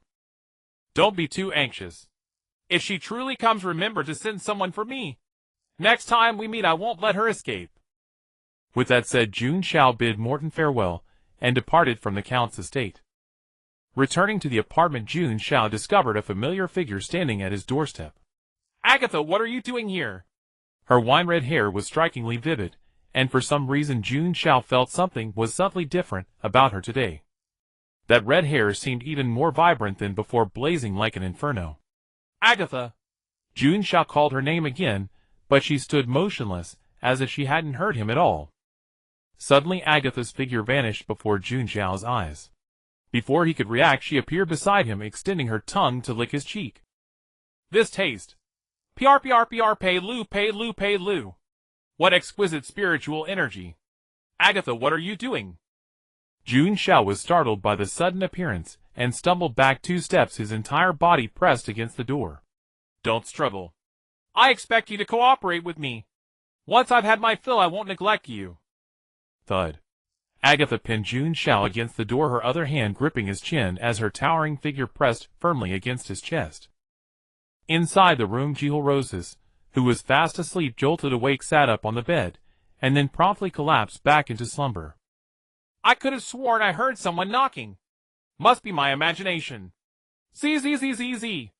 Jun Xiao reached out to push Agatha away, but no matter how hard he strained, she didn't budge an inch. Something was wrong. Agatha couldn't possibly possess such strength. This wasn't Agatha. Before Jun Xiao could probe for information about the woman before him, she raised her other hand to pin his chin, and pressed her lips against his. MMPH. More. Agatha released his lips, wiped the saliva from the corner of her mouth with her hand, and devoured Jun Xiao, with greedy eyes locked onto his furious glare. Squelch. Jun Xiao's pupils dilated. He tried to resist, but she pinned both his wrists to the door with one hand. At that moment, information about Agatha surfaced in Jun Xiao's consciousness. Name Agatha. Race human, possessed by Thugga, the Great Old One, recovery rate 5. It has been attracted by the residual aura of Agatha upon you. Your spiritual energy is its finest nourishment. Extremely fresh. Extremely delicious. Thugga's own verdict. At that moment, Jun Xiao also realized that his spiritual energy was slowly flowing toward Thugga. Apparently deeming the feeding too slow, Thugga's tongue pried open Jun Xiao's tightly shut teeth, and slithered about inside his mouth like a nimble snake. Feeling his spiritual energy drain faster, Jun Xiao struggled even more fiercely, but he was already nearly depleted, and no match for Thugga. MMPH. Inside, Jihul Roses rubbed his sleepy eyes, and climbed out of bed. What was that noise? In his pajamas, Jihul Roses hopped off the bed, walked to the door, and sniffed the air with his eyes closed. Outside the door is clearly Jun Xiao's scent. He grasped the doorknob. Click. The door swung open. The 2 intertwined figures tumbled to the floor. Jihul Roses saw Thugga pressed atop Jun Xiao, greedily sucking away. Huh? The half-asleep Jihul Roses couldn't immediately process the scene. A strange woman, and Jun Xiao was pinned beneath her. Wait. Jun Xiao. Jihul Roses' composure shattered in an instant, his eyes going blank. Why you? Get off Jun Xiao right now. A furious cosmic voice surged toward Thugga.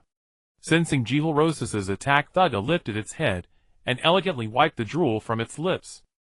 With a toss, Thugga discarded Jun Xiao, who lay on the ground with his tongue lolling out, completely drained of spiritual energy and unconscious. A foul temper is terrible for one's complexion, young lady. With a casual flick of its wrist, a wave of fire erupted from nowhere, blocking Jihul Roses' attack, its fiery red hair flowing wildly in the gale. Sensing the formidable aura radiating from Thugga, Jihul Roses held back and cautiously faced off against it. His gaze fell upon the defeated Jun Xiao on the ground, and he clenched his teeth. Give Jun Xiao back. Give him back. Why would I return such delicious sustenance? Thugga smiled faintly regarding Jihul Roses with a mocking gaze.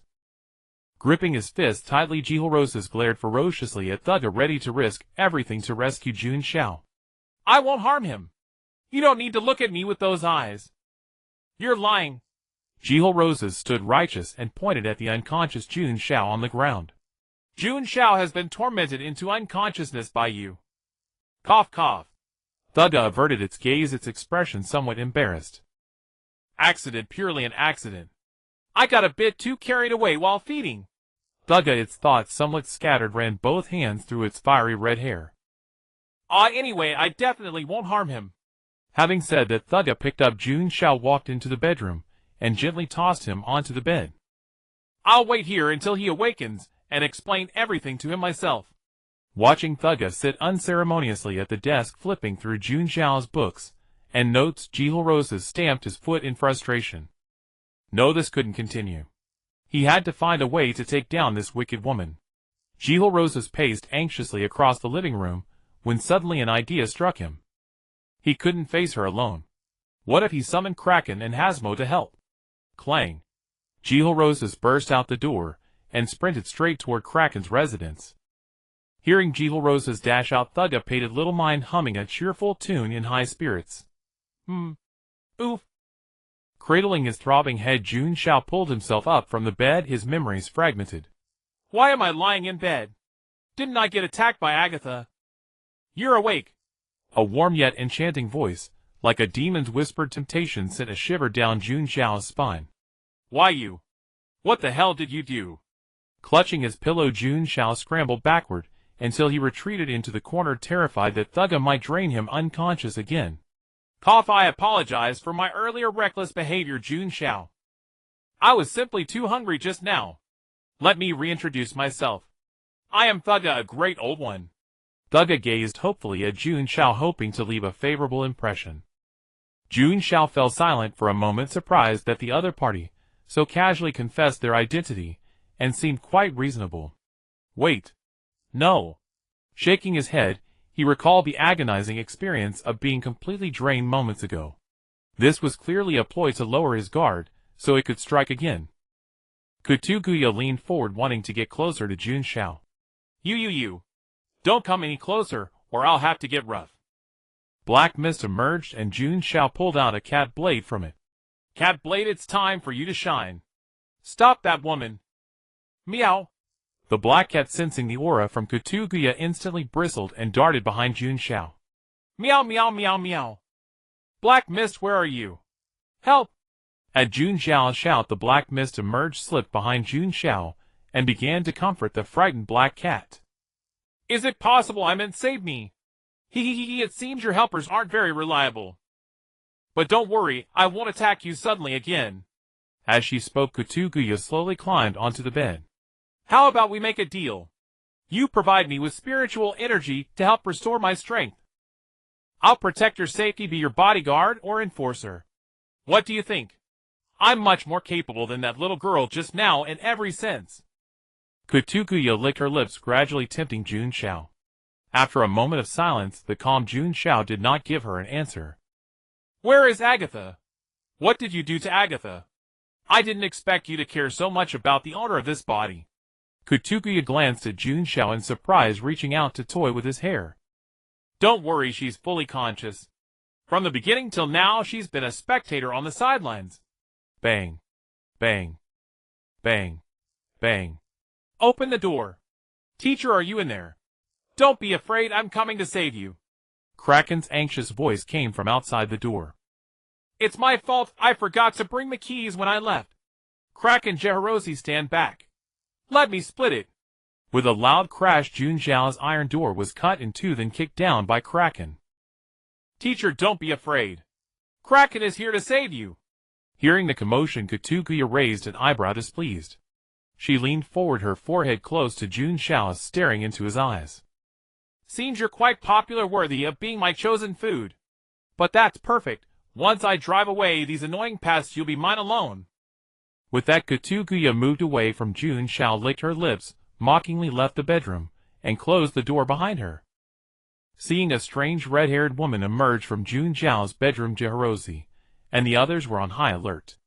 As she scrutinized Kutuguya, Kraken's eyes were instantly drawn to the abyss of Kutuguya's chest. So strong.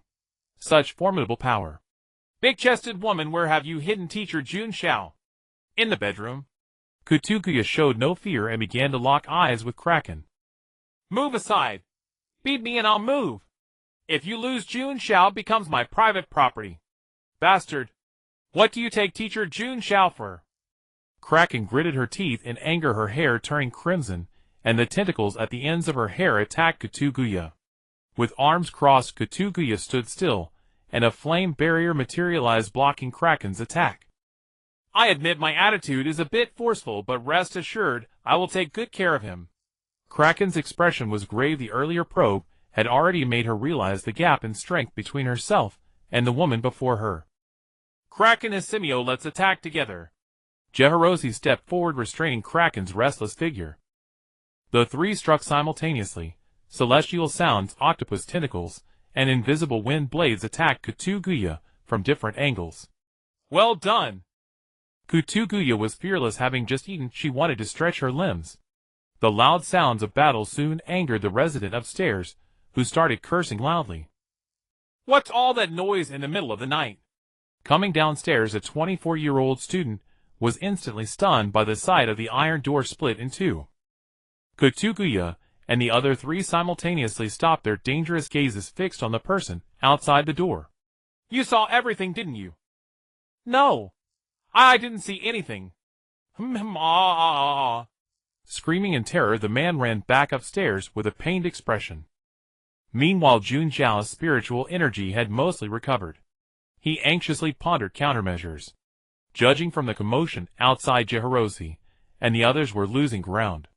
If this continued, he would be captured by Kutuguya. The thought of living the rest of his life under Kutuguya's exploitation made Jun Xiao break out in a cold sweat. No, I absolutely cannot let this happen. Kutuguya's target is me. She probably won't trouble Jeharosi and the others. Now is the time to quickly. His mind raced, and Jun Xiao's gaze fell on the bedroom window. Run for it! You give Lu to yo. Crash. Smash. Splat. Jun Xiao broke through the window and landed steadily on the ground.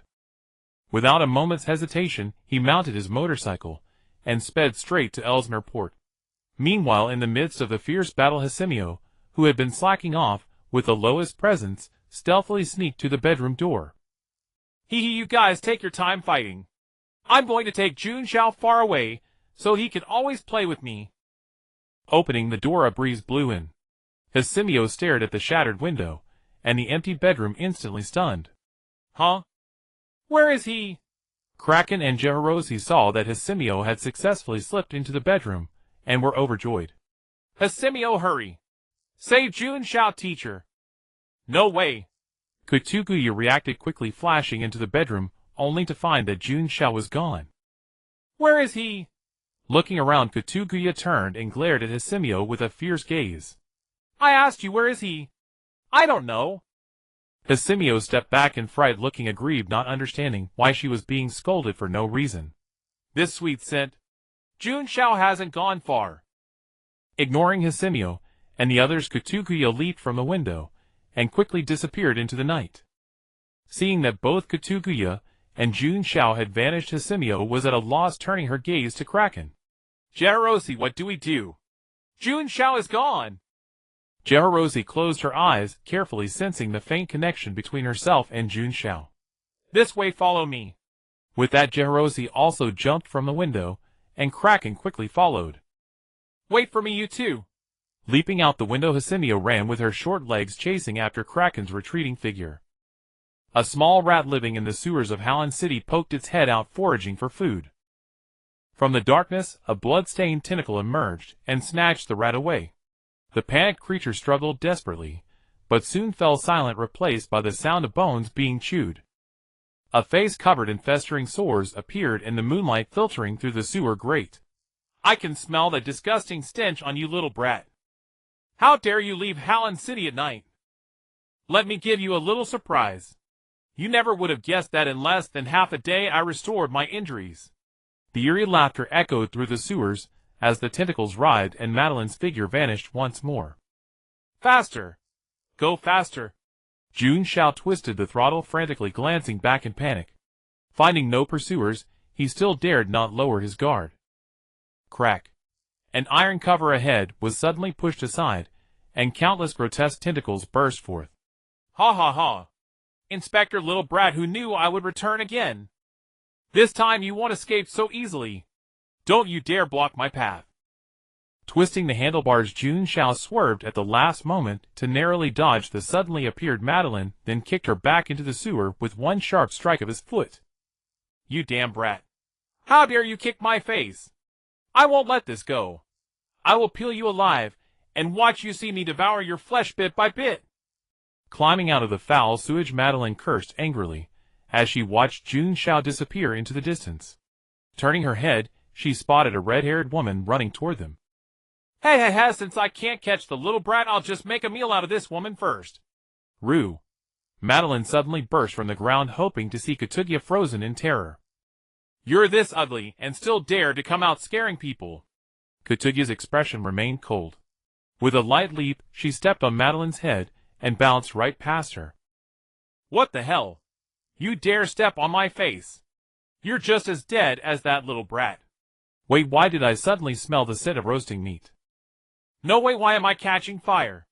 Coming to her senses, Madeline clutched her flaming skull and frantically rolled in the sewer's filth.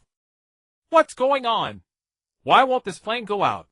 Madeline screamed in agony, rolling endlessly in the contaminated water until the flames finally extinguished after she was nearly burned to half her life.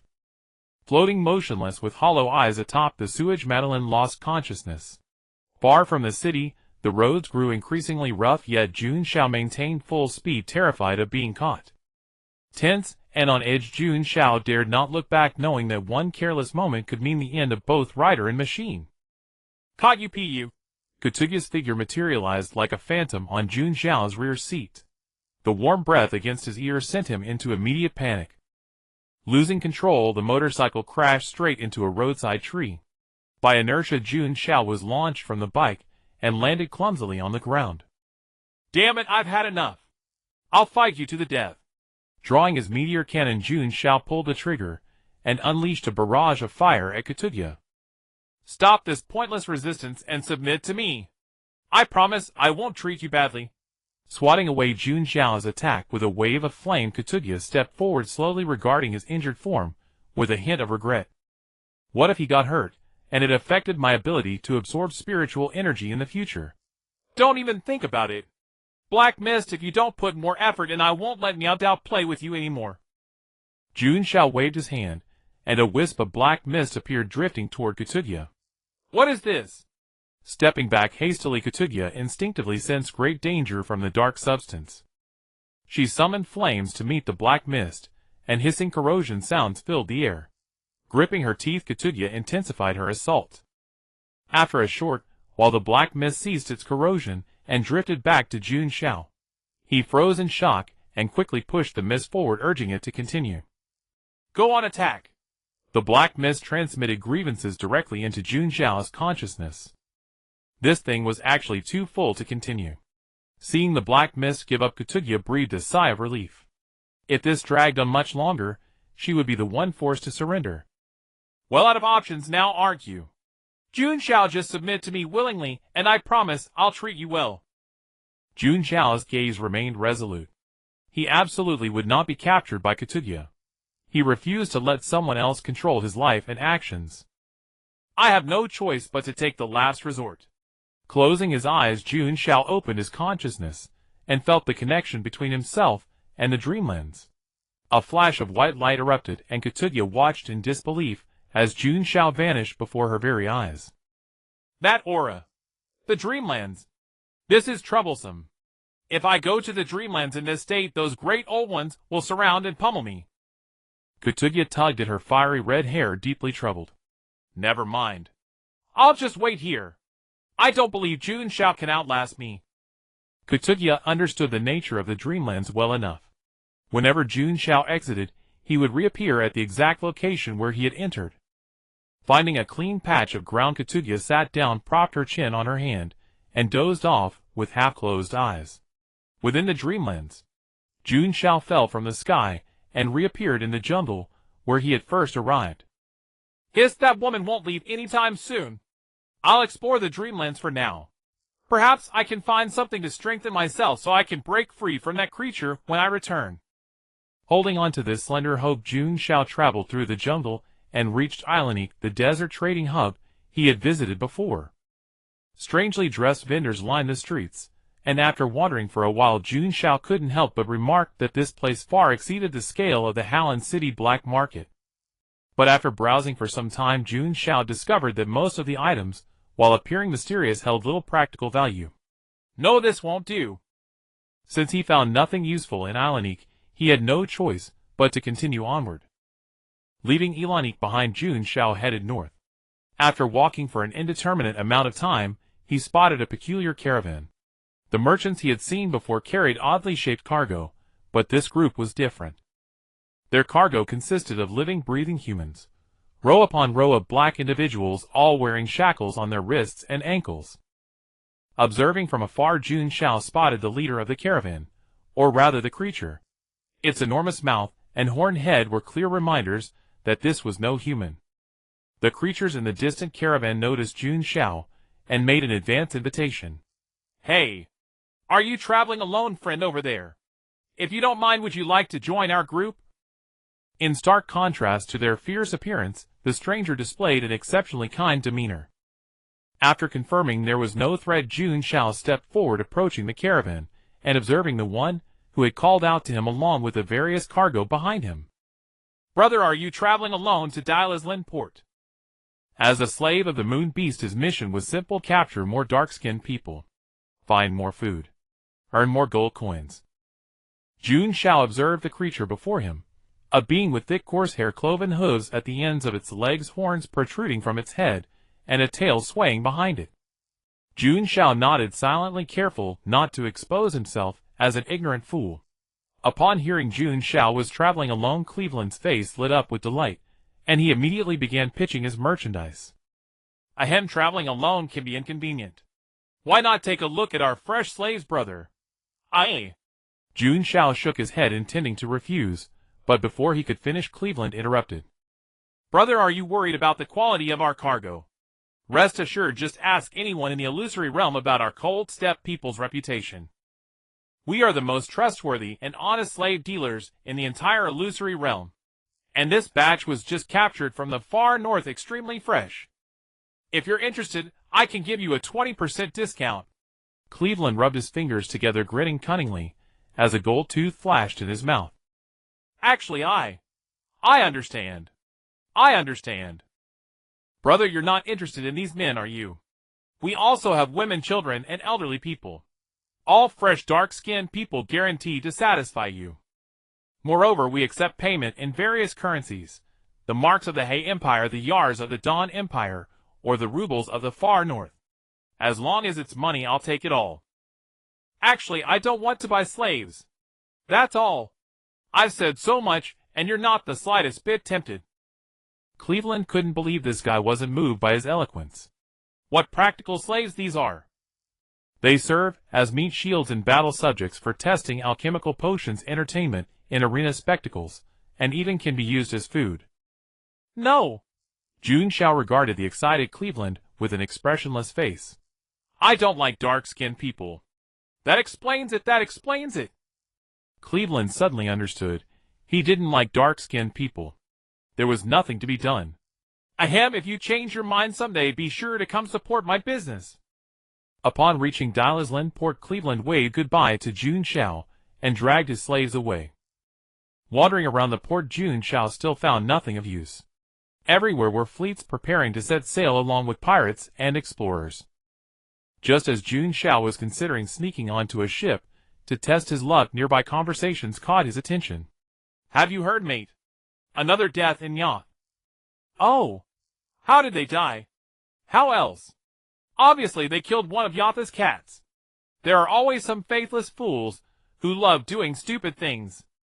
"Interesting. Perhaps I should visit Yacht first to see if there's something to gain. If not, I'll have to take to the sea." Asking for directions along the way, Jun Xiao quickly arrived at Yacht. The city showed virtually no signs of strangeness, except that everywhere was filled with warnings painted in bright dyes. "Harming any cat is forbidden." Looking at the conspicuous sign, Jun Xiao stroked his chin. "Indeed, one should not harm cats. They're so cute." Walking down the street, cats scurried about everywhere. "If the followers of the Holy Fire Meow Meow sect could come here, they would surely faint from excitement on the spot." Meow, Meow Dao proactively emerged from the black mist, its eyes gleaming as it saw cats everywhere around it, all its own kind. "Meow meow meow meow." Excited Meow Dao began gesturing, animatedly communicating with its companions. Just as Meow Dao was about to be seduced by some smooth-talking tomcat, the black mist appeared out of nowhere, condensing into a fist that knocked the tomcat flying away from Meow Dao. Witnessing this, Jun Xiao's smile instantly froze. Glancing around, he discovered that everyone was deliberately keeping their distance from him, casting pitying looks in his direction. Black Mist, look at the mess you've made. Jun Xiao mercilessly punched the black mist apart. The mist reformed, and the aggrieved black fog began circling Jun Xiao resentfully. Buzz, buzz, buzz, you're saying that Tomcat was a player. You vented your jealousy, but now I'm finished, damn it. Not sure if it's still possible to escape at this point. Better slip away quickly. Gathering black mist and Miao Dao, Jun Xiao hurriedly left Yoth, ignoring the stares of the crowd. Shortly after departing, the sky gradually darkened, and soon the illusory realm was shrouded in darkness. In the darkness, two ghostly green eyes suddenly appeared, flickering like flames. Jun Xiao halted, watching warily in the direction of those feline eyes. He summoned black mist and Miao Dao, then pushed them forward. Black Mist, you caused this trouble yourself. You need to learn to bear the consequences. Miao Dao, you're also a cat. See if you can beg for Black Mist, or at least get it to let us go. Human Miao. The ghostly green eyes drew nearer, and a creature with a human body and cat head clad in armor appeared before Jun Xiao. Name Osborne. Race cat, illusory realm. A devout follower of the cat goddess Bast. Every move it makes represents Bast's will. Armor-clad cats are really cool. Ahem, brother cat, all the cat beating in Yoth was done by it, nothing to do with me at all. As he spoke, Jun Xiao held black mist with both hands and placed it before Osborne. What strange words are you muttering, Miao? Osborne's cat ears twitched atop his head, failing to understand what Jun Xiao was saying. The goddess wishes to see you. Come with me, human Miao. Turning his head, Osborne continued walking forward without caring whether Jun Xiao was following. After a moment of hesitation, Jun Xiao decided to follow this somewhat peculiar cat. As he walked, he noticed the surroundings changing, and a pyramid-like palace appeared before his eyes. Come along, human. Osborne turned and urged Jun Xiao, who was still frozen in thought.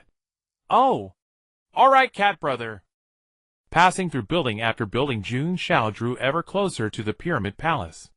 Cats of every variety surrounded them, even more numerous than those in the city of Ubar. Before reaching the palace, Osborne halted and glanced back at Jun Xiao. Go on in, human. Remember to show proper respect when facing the goddess. Having spoken, Osborne turned and departed.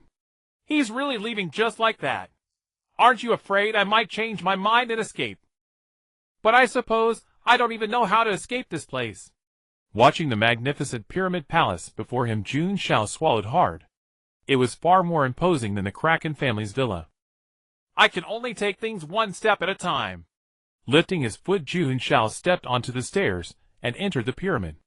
The palace interior was lavishly decorated with statues of cats in various poses and gestures scattered throughout. You've arrived. Upon a large silk bed lay a woman whose body was wrapped in bandages, and who possessed a pair of cat ears reclining in languid repose. Her body exuded alluring curves, and her pair of eyes glowing with an ethereal luminescence held an entrancing rhythm and profound mystery. Name Bothet. Race cat, Dreamland's old goddess of cats. An elegant yet deathly goddess, she has grown weary of the dull existence within the Dreamlands. Her dream is to become the faith of all cats across the world. You are quite special. Bothet slowly descended from the bed, every movement causing Jun Xiao's nerves to tingle. Let me smell. What familiar scents cling to you? Her graceful figure entwined in bandages vanished before Jun Xiao's eyes, replaced by a soft yielding pressure from behind. Jun Xiao broke into a cold sweat, his body locked rigid, daring not to turn around. A pair of cat paws settled upon Jun Xiao's shoulders. Bothet closed her eyes, her tiny nose twitching continuously beside his cheek, as she sampled the faintest traces of scent. Her quivering whiskers swept across Jun Xiao's face. Bastet's soft yet enchanting voice drifted through the air. Growth. Cthulhu. Hastur. Sea goose. And then this. Bothet suddenly startled, stepping back from Jun Xiao as her expression shifted. Though faint, it sends instinctive terror through me. No wonder they have all formed connections with you.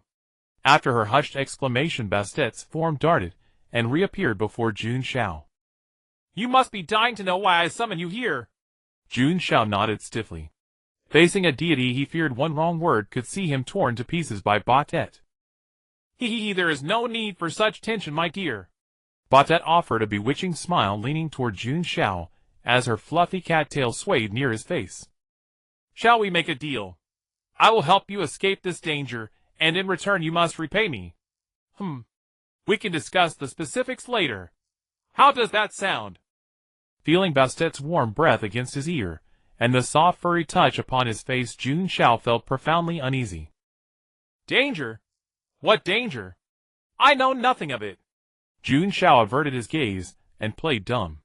He would rather face being drained dry by Siyugus than accept aid from some unknown deity. Moreover, she was already laying groundwork for future repayment, clearly setting a trap for him. I find myself growing ever more fond of you. Your refusal is invalid. No sooner had Bastet's words left her lips than Jun Xiao felt a pair of fluffy cat paws cupping his cheeks. He found himself locked in eye contact with Bastet. What did you just do? I have merely left my mark upon you. Bastet closed her eyes and gently pressed a kiss to the top of Jun Xiao's head.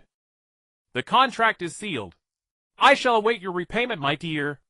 Her lithe figure bounded away. As if recalling something, Bastet licked her cat paw. This seems insufficient. All I know. Reaching out into empty air, a dark blue-black cat soul materialized in Bastet's palm. What are you doing? Let go of Meow Blade. Meow. Meow meow meow meow. Meow Blade seemed oblivious to his situation, only beginning to struggle wildly upon catching sight of Bastet. Do not squirm, little black cat. Grasping Meow Blade by the scruff of his neck, Bastet leaned close and spoke with narrowed, sly eyes.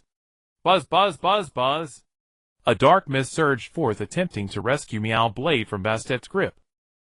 When you have grown somewhat stronger, you may yet pose a threat to me. Until then, return to your slumber. Bastet casually dispelled the dark mist and pressed closer to Meow Blade, continuing in a low murmur. You wouldn't want him to know that Nyx placed you by his side, would you? Upon hearing Bastet's words, Meow Blade instantly ceased struggling, closed his eyes, stuck out his tongue, and played dead, allowing Bastet to hold him. Silly cat, playing dead is useless. Never mind. Nyx, you are watching, aren't you? You are watching, right? Very well, I shall take your silence as confirmation. Your little black cat is far too weak. I simply cannot bear to watch. Allow me to add some seasoning. Having spoken, Bastet extended her other cat paw and pressed it against Meow Blade's head, chanting mysterious and obscure incantations. Meow meow meow meow meow meow meow. They're prepared to begin your new feline existence. Swoosh. What?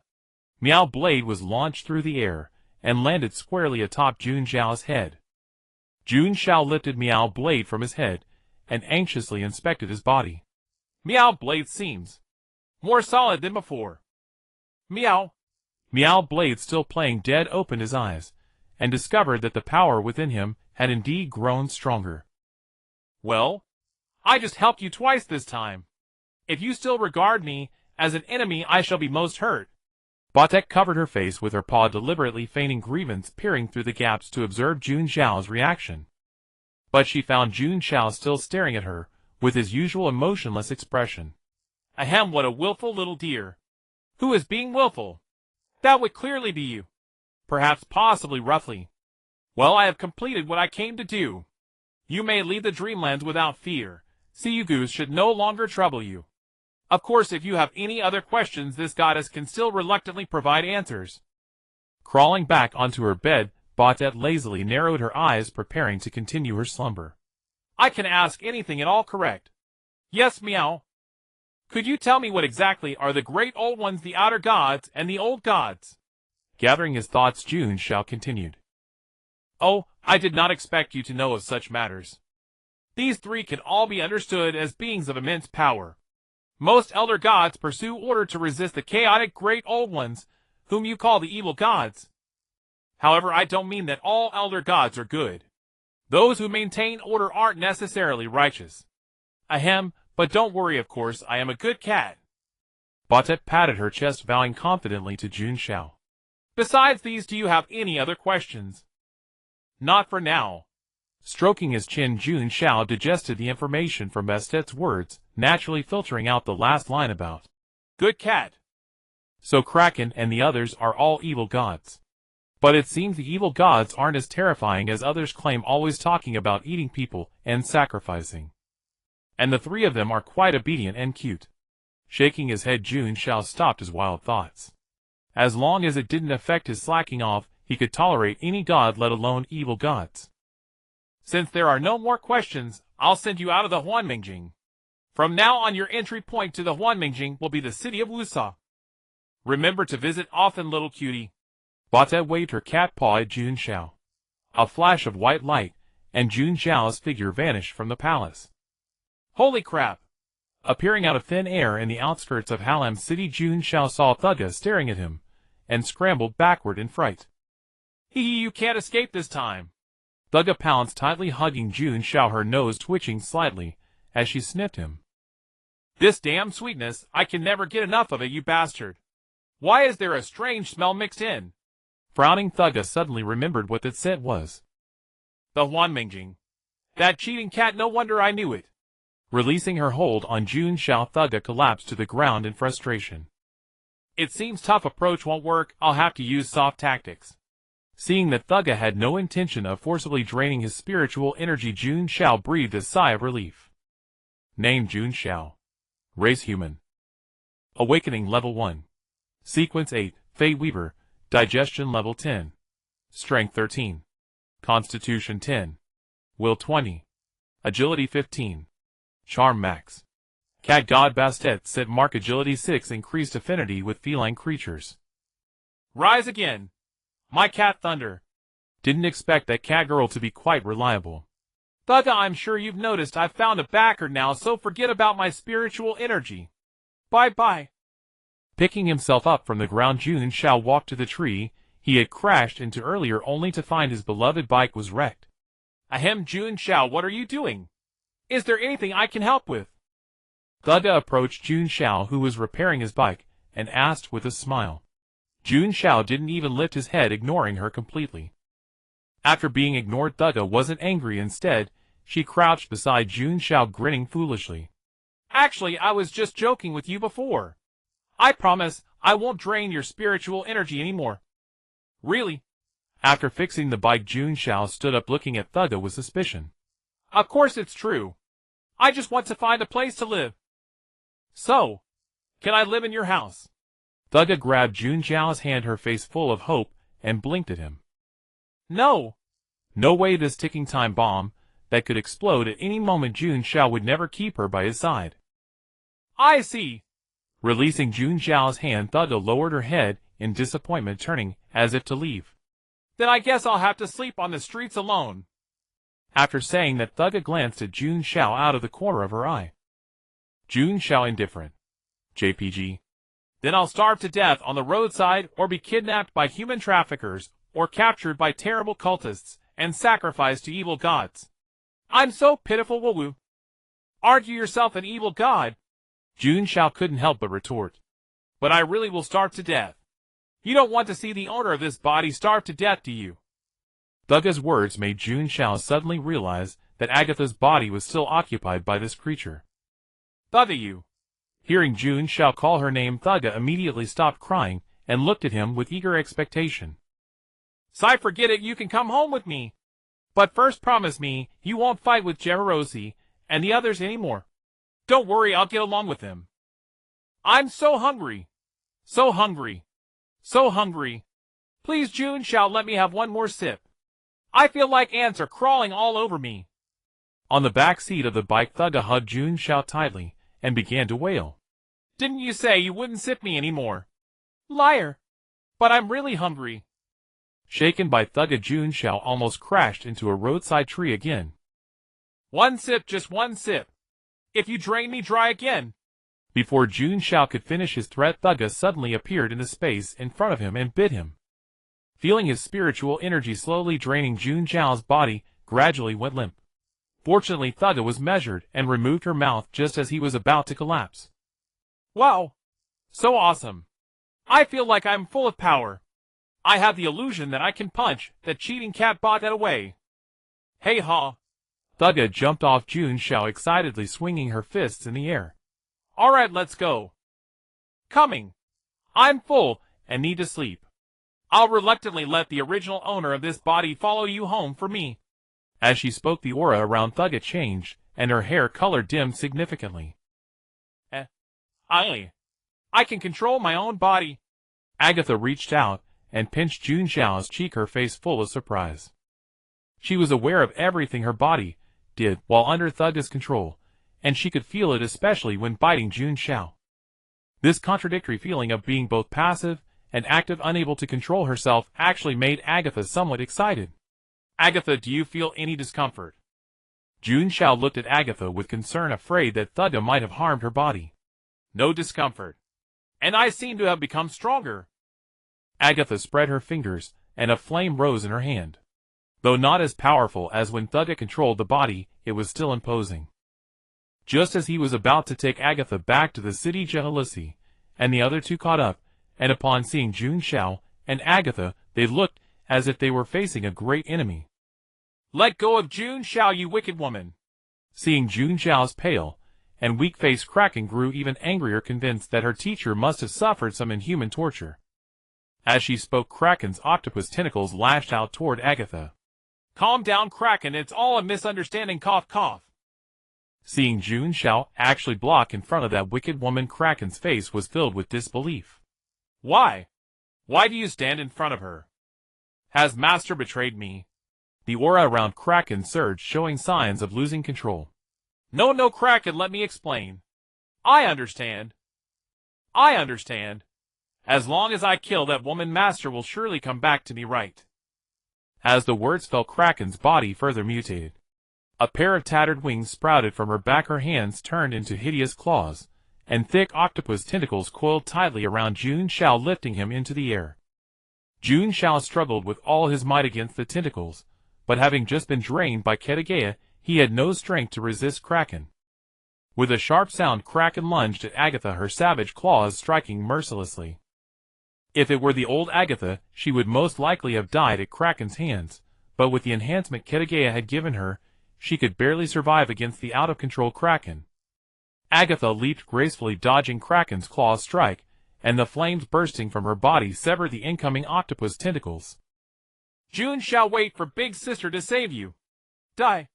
Seeing Agatha still thinking about Jun Xiao, Kraken's attacks grew even fiercer. The sudden turn of events left Jealousy and Asimio stunned, uncertain whom to help. Jealousy, what should we do now? Asimio looked at Jealousy for guidance, wondering why something as simple as wanting Jun Xiao to accompany her for tea, reading, and fun was so hard to achieve.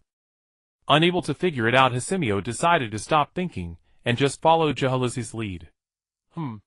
We need to stop them and rescue Jun Xiao. I've got it. Asimio, you hold off Kraken, and I'll take the chance to rescue Jun Xiao. Okay. I'm charging. Just as Asimio was about to move, she suddenly realized something was wrong. Wait, how can I alone hold off Kraken? You're not trying to trick me, are you? TCH. Jealousy clicked her tongue and turned away, having thought she could fool the simple-minded Asimio, but she saw through it. We'll both attack together and find the right moment to calm Kraken down. On the other side, Agatha was gradually weakening against Kraken's increasingly fierce onslaught, on the verge of being caught by Kraken's tentacles. A blade of wind swept in, severing the tentacles in front of Agatha. The madness in Kraken's eyes momentarily receded, as she looked at the two former comrades now standing before her, frozen in shock. Asimio, Jealousy, have you betrayed me too? Seeing Asimio save Agatha, Jun Xiao breathed a sigh of relief.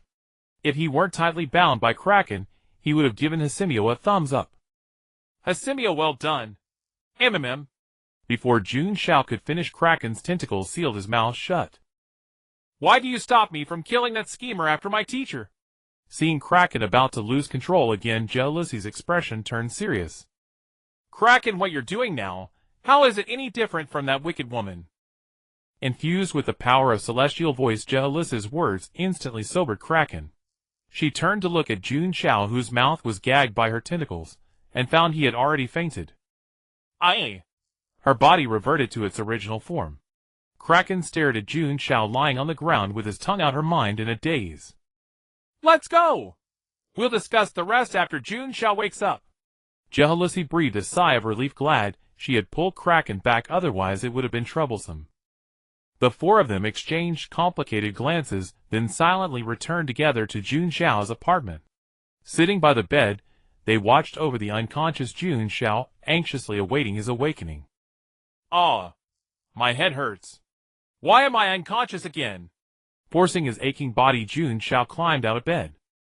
In just one day, he had lost count of how many times he had been knocked out. Opening his eyes, he found himself surrounded by jealousy, and the others all looking at him with concern. Jun Xiao Master, how are you feeling? Any discomfort? Nothing much, except my throat hurts a bit. Feels like something was stuck in it. Seeing Jun Xiao's puzzled expression, jealousy, Hisimio, and Agatha simultaneously turned their gazes to Kraken. Ah-ha-ha. Must be a nightmare, Master. You were just dreaming. Kraken looked away, forcing a smile. Maybe it was a strange dream. Rubbing his head, Jun Xiao didn't think further, and explained Kitagaya's situation to jealousy and the others. I disagree. Kraken reacted the most strongly. The thought of this newcomer living with Jun Xiao was worse than death. Cough, it can't be helped. I'm sorry, Jun Xiao, it's all my fault. Agatha lowered her head in guilt, knowing that if Kitagaya hadn't possessed her, Jun Xiao wouldn't have suffered so much. It's not your fault. Jun Xiao shook his head.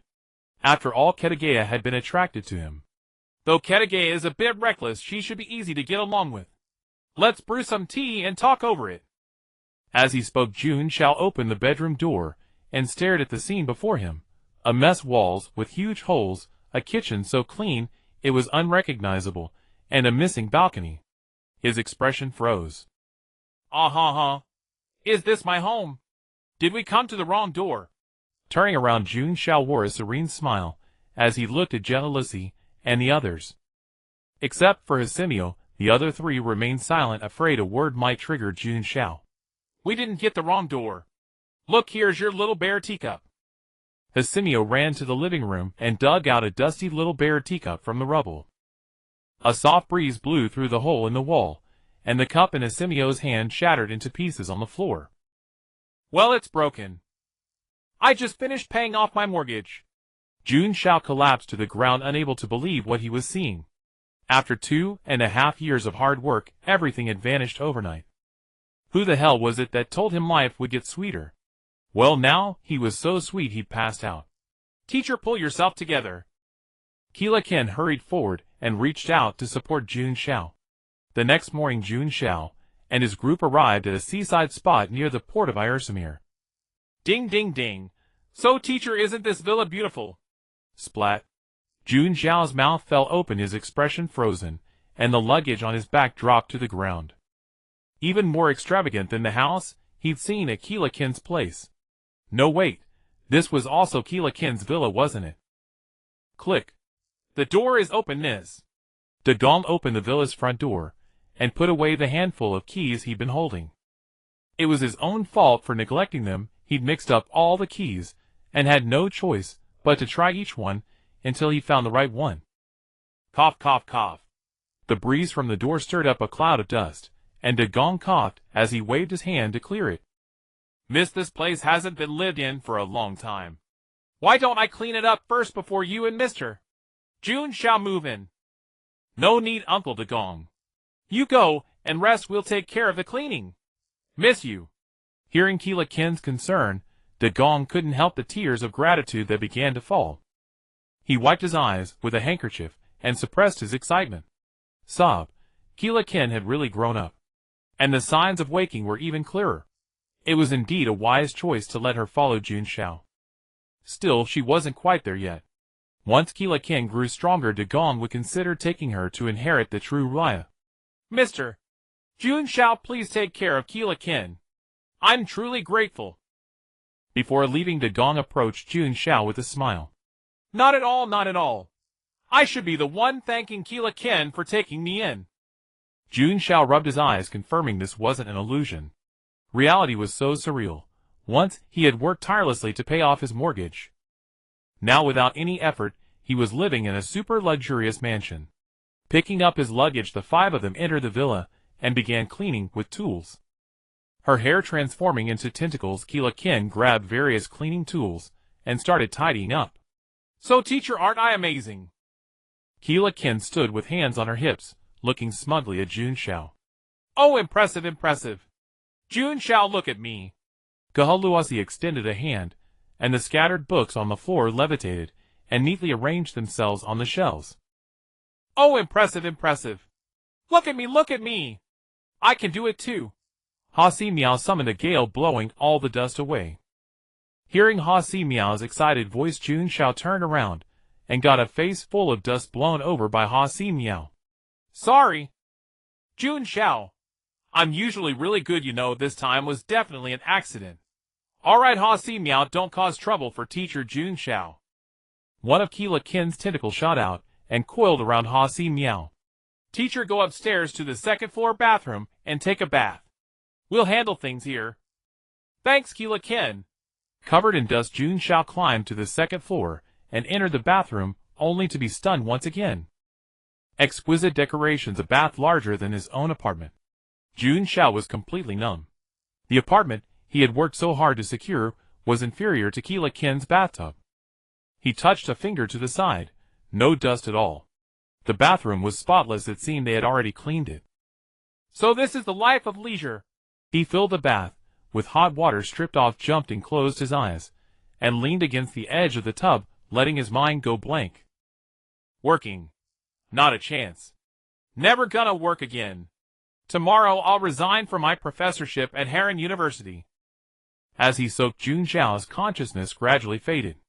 After cleaning the villa, Keela Kin and Gehaluosi piled up various odds and ends outside the villa. Where did that fire-wielding bad woman go? Call her to burn this trash. Keela Kin scratched her head, with a tentacle looking at the small mountain of garbage on the beach with some difficulty. Could it be? Gehaluosi suddenly thought of something. Jun Xiao was still upstairs in the bathroom. And now Agatha was missing. Clearly Jun Xiao was in danger. Keela Kin upstairs. Hearing upstairs, Keela Kin immediately caught on. Huh? What's going on? Watching the two of them rush upstairs, Ha Si Miao, who was still blowing away cobwebs, looked utterly bewildered.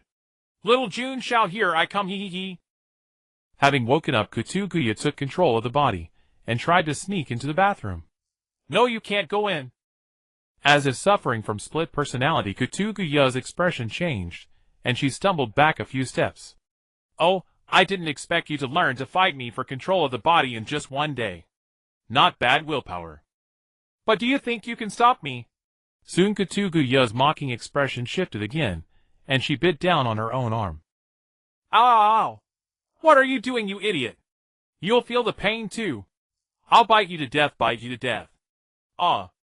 Kutuguya's other hand pushed her head away, holding it back to prevent herself from biting her own arm. Gehaluosi and Keela Kin arrived just in time to witness the bizarre scene of Kutuguya fighting herself frozen in place. Gehaluosi, what do we do? She's fighting herself. Tie her up first. Pulling out a rope they'd found during cleaning, Gehaluosi expressionless subdued Kutuguya, who was rolling on the floor. Carrying Kutuguya, who was bound in a hogtie, Gehaluosi and Keela Kin went outside the villa and ordered her to burn the trash. Go, or there'll be no place for you in this house from now on.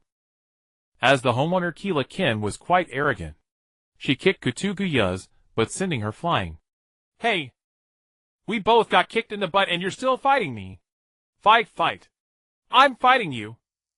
Before long, the rope on Kutuguya burned off and Agatha began to fight for control of the body again. In the midst of the struggle, she casually burned the pile of useless junk to ashes. Ow, I can't stand it. There's no way I can lay a hand on Jun Xiao. Ketegea held her head, nearly collapsing. How about we make peace? Continuing like this is just a waste of time, and it's not good for either of us. Make peace. How? Ajiasha asked tentatively, for she had been waiting for Ketegea to propose a truce. Let me think. 1 month of body usage rights for each person.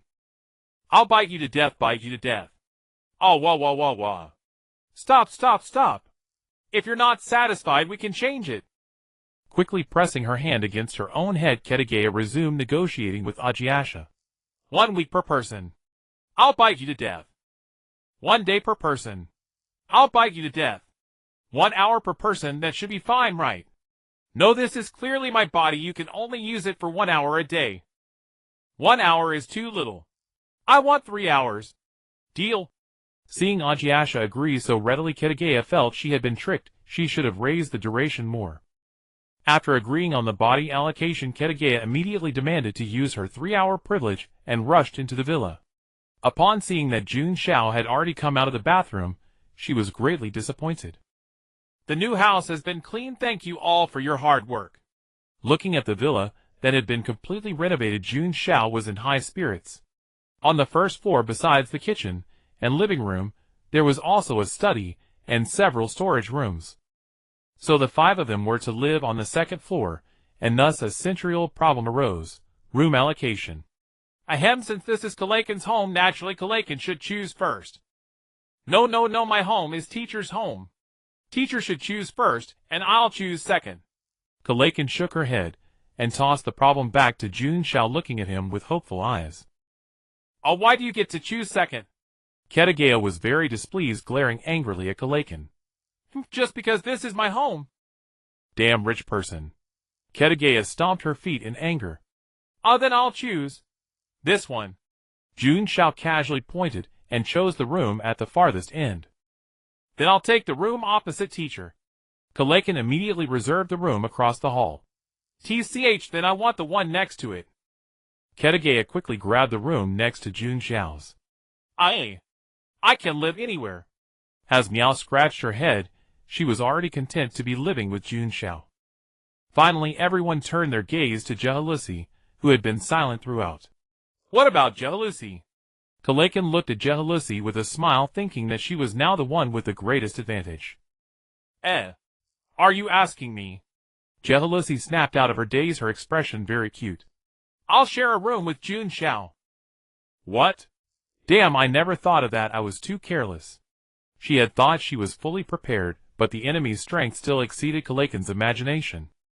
That works too. Is she really a genius? Ketagea stroked her chin and slowly nodded, acknowledging Jehalusi's idea.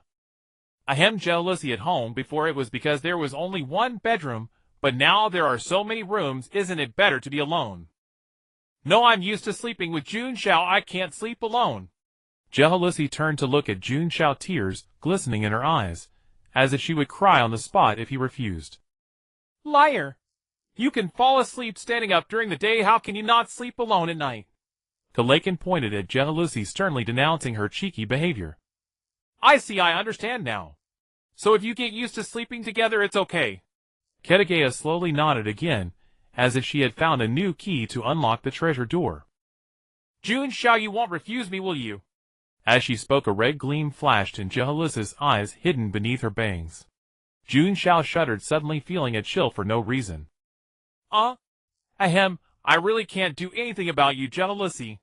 He reached out and rubbed Jehalusi's head, and she made a purring sound like a cat.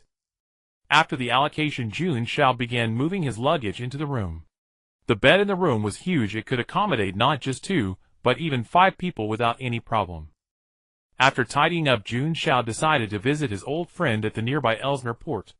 He refused the requests of Jehalusi and all the others to come along. Rarely having a chance to enjoy some peace, Jun Xiao walked leisurely along the way and arrived at Ellesmere port. How long has it been? The fishing village has changed so much. Not only was there a huge silver cat statue built, but the fishermen's houses were also much better than before. While observing the changes in the port, he hurried towards Conrad's residence. Jun Xiao noticed that there were many more tourists in the port, and a lot of people were gathered in front of a strange shop.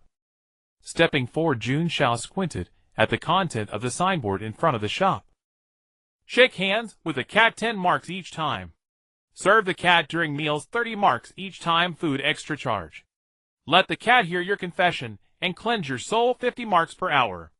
Turning his head to look at the crowd in front of the shop, and then at the content on the sign, Jun Xiao began to wonder whether it was his own mind that had gone wrong, or the minds of these people. Even at the entrance, Jun Xiao could see people inside talking to various cats. Julian Meow, are the followers' sardines not to your taste? Try this bluefin tuna, how about it? Xiao Xiao Meow, I stole all my family's savings to gamble, and lost everything, leaving only 50 marks. I hope you can forgive my sins. They even gave the cats names. I'm crying, no wonder the port has developed so fast. But I'm increasingly feeling that the Holy Flame Meow Meow sect is a bit like a fraudulent cult. Jun Xiao scratched his head. If that were really the case, wouldn't he be the cult leader? Arriving at Conrad's residence, as a deacon of the Holy Flame Meow Meow sect, he had naturally renovated his house as well. Bang, bang, bang. Conrad, are you home? Boss. Wait, I'll open the door right away. Boss, please come in and sit down. Scanning Conrad's house, Jun Xiao noticed the financial report of the Holy Flame Meow Meow sect on his desk. Last month's net income of the Holy Flame Meow Meow sect 114514 marks. Hey, boss, how's it going? Our Holy Fire Meow Meow sect made a full 114514 marks last month. So all those random shops out there are run by the sect. Yes, all my ideas. Conrad puffed up his chest with pride. Ever since these businesses were established, fishermen no longer had to laboriously venture into the sea for fishing. They could get rich simply by raising cats. You're one damn genius. Jun Xiao patted Conrad on the shoulder. How come he never noticed this guy had such talent before? Where's Morris? Where is he now? That doctor. I helped him open a clinic south of the harbor. By the way, boss, how should we handle this money? After finishing his sentence, Conrad pulled a burlap sack from under his bed. Inside there was a huge pile of marks. This. Jun Xiao swallowed hard, struggling to look away. It's just some dirty money. You should use it to expand the church further. No need to report to me. Boss. You actually trust me so much. Why, I'm so touched. Boss, don't worry, I'll continue to develop the church with all my strength. Someday, boss, your Holy Fire Meow Meow sect will have believers all over the world. Ahem, your enthusiasm is appreciated. I have other matters to attend to, so I'll take my leave now. Jun Xiao kicked away Conrad, who was clinging to his leg, and headed toward the southern part of the harbor. Soon after, he spotted a building with a hospital sign. Approaching it, Jun Xiao found the doors locked and tried pushing but couldn't open them. Are you also a patient coming to see Dr. Morris by reputation? Turning around, he noticed a pale young man engaging him in conversation. Is Dr. Morris really that famous? Of course. When Dr. Morris first arrived, he cured old bastard Stan's 5-year epilepsy in no time. Oh! Jun Xiao nodded thoughtfully. It seemed Morris was doing quite well here. But Dr. Morris seems to be off today. Such a pity. I was hoping he could help treat my kidney deficiency. Shaking his head, the pale young man left in disappointment. Off. That guy Morris is probably lost in his experiments again. Taking outright gray smoke enveloped Jun Xiao before seeping through the door cracks. As the smoke cleared, Jun Xiao appeared inside. Looks like an ordinary clinic. After observing the clinic, Jun Xiao quickly located a cellar in one of the bedrooms. Using the same technique, he released more smoke and descended into the cellar. The moment he entered, he heard Morris's excited screams. Resurrect. My love. Going deeper, Jun Xiao found Morris kneeling on the ground surrounded by empty vials and spilled colorful liquids. Failed again. It hurts. It hurts so much. Fiona, why do you keep running from me? Seeing Morris's frantic state, Jun Xiao realized he had arrived at a bad time. Just as he was about to slip away quietly, Jun Xiao bumped into a scattered vial on the ground. Hearing the noise, Morris turned around. The two locked eyes, the awkwardness thick in the air. Cough, cough, long time no see. Morris, I'm glad to see you in good spirits. Old friend, what brings you here? Morris sounded weary, his voice lacking strength. I just moved to a new place near the harbor, so I thought I'd drop by to check how you're doing. But you seem a bit overexcited. Take care of yourself, Morris. Thank you, I'm doing well here. Gathering his remaining energy, Morris forced a weak smile. This smile is proof of my health. With that, Morris bent down to gather the scattered empty bottles on the ground. I've tried countless methods, but still haven't been able to awaken Fiona. Perhaps my approach is wrong. What is this? Calming down, Morris started flipping through his research notes on the bookshelf, then suddenly let out an astonished cry. Curious Jun Xiao leaned in to see a tattered ancient page tucked inside the book featuring a strange pattern and some jagged scribbles that resembled writing. Looks like doodles a kid would draw randomly. Rula. I can read it. It's demonic language. Morris stared blankly at the fragment in his hand, as if grasping a lifeline. Perhaps there's a way to awaken Fiona over there. Staring at the fragment for a while longer, information from the text surfaced in Jun Xiao's consciousness. The teleportation array leading to the demon homeland, the Abyss. If one day you find yourself as desperate as I am, why not come to the Abyss and test your luck? Looks like something left by a predecessor who visited the Abyss. Morris, a place like that sounds incredibly dangerous, so you'd better not act rashly. Jun Xiao patted Morris on the shoulder, worried his friend might rush in headstrong and meet his end. Would he really have to care for his comatose wife alone? Don't worry, Jun Xiao. I'm rational right now. I won't head to the Abyss without thorough preparations. But if I truly die in the Abyss, Fiona, my wife, I entrust her to you. Jun Xiao fell silent, stunned by Morris's trust, handing over his wife so casually. Nothing will happen. Once I bring back that horned nightmare, you can ask it about the Abyss. Horned nightmare. Morris couldn't immediately place what Jun Xiao was referring to, pausing in confusion. That pure-blood demon I drained dry. It didn't die in the underground laboratory beneath the hospital. I rescued it on my way down. Oh, and Albert too. It should be staying at Albert's place now. When you see Albert, apologize to him for me. Morris fell silent for a moment. Though he hadn't known Albert well, Albert had always been a diligent worker under his command. A man like that nearly died because of him, and Morris felt a pang of guilt. Also about the Investigator matter. I'm now an Imperial fugitive. Miss Kwa will likely send another Keeper of Secrets to replace me. Miss Kwa? Jun Xiao asked in confusion. Isn't it the Empire that sends someone to take over? You don't think the Investigation Bureau is an institution under the Hay Empire, do you? Isn't it? Of course not. Morris shook his head, looking helplessly at Jun Xiao. You've been an investigator for 2.5 years, and you don't even know which faction you belong to. The Investigation Bureau is an organization established by Miska University within the Hay Empire. Not just the Hay Empire, Miska University, located in the independent city of Acom, has cooperative relationships with many countries. These countries are also more than willing to let the Investigation Bureau set up branches within their borders. After all, in a country as vast as the Hay Empire, it's difficult for official personnel alone to cover every city.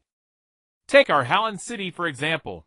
The night church has fewer than 10 people stationed here. The daily maintenance of public order related to pollution and anomalies relies entirely on the Investigation Bureau. I see. Jun Xiao nodded thoughtfully.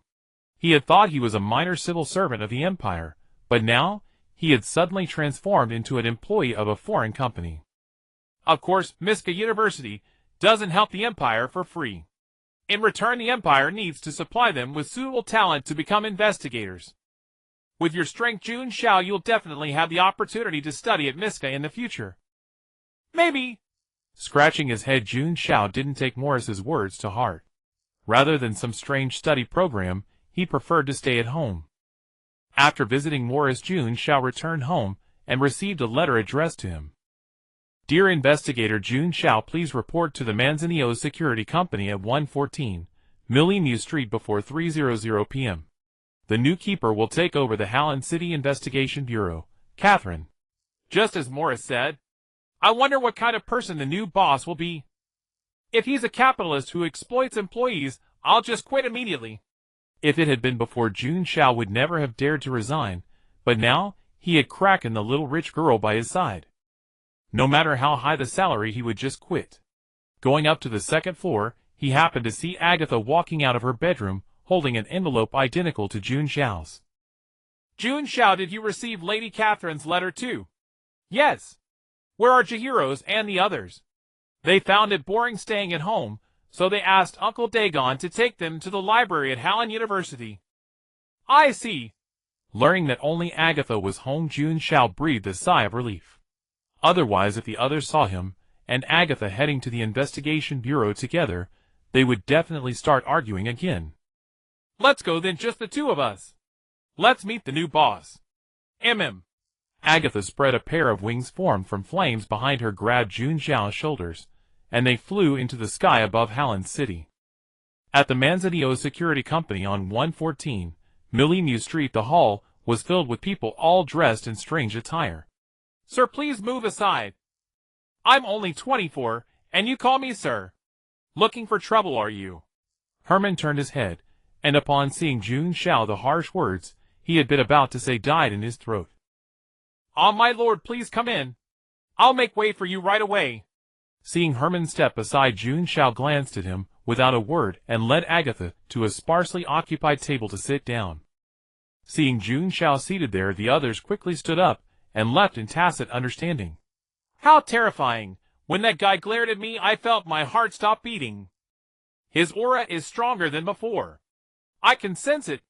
I feel like he's grown taller than before, and considerably so. All sorts of whispered remarks reached Jun Xiao's ears.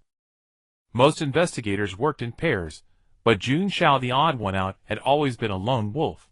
Coupled with his strength and seniority, he had always been the center of attention at the Investigation Bureau.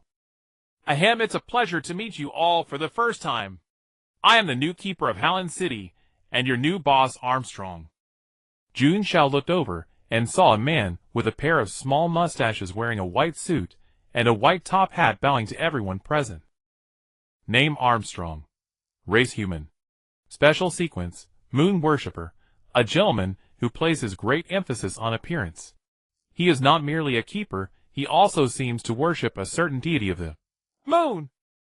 After bowing, Armstrong looked at the somewhat tense crowd and showed a friendly smile. Everyone, please don't be so nervous. I'm a very easygoing person. As before, any necessary commissions will be assigned to the right people based on their abilities. Speaking of which, I have an urgent commission right now. The former mayor of Harlan City, who was also the previous keeper, used his position for personal gain, conducting a series of human experiments involving pollution and anomalies. Not only has the Hei Empire issued a warrant for his arrest, but our Investigation Bureau has also issued a commission. Then this commission will be yours, Investigator Jun Xiao. With a smile, Armstrong looked at Jun Xiao in the corner. Huh? You know me? Meeting Armstrong's gaze, Jun Xiao looked puzzled. He didn't recall ever meeting this man with the mustache. Of course. I read everyone's files before coming here, and you, Jun Xiao, are recognized as the strongest investigator in Harlan City. Naturally, you left an impression on me. Jun Xiao didn't reply. After all, entrusting him with the commission to capture Morris seemed suspicious. This guy clearly knew about the relationship between Jun Xiao and Morris. What do you think, Investigator Jun Xiao? If you don't want to take it, you can certainly pass it to someone else. No. I'll take it. Jun Xiao gave Armstrong a faint smile in return.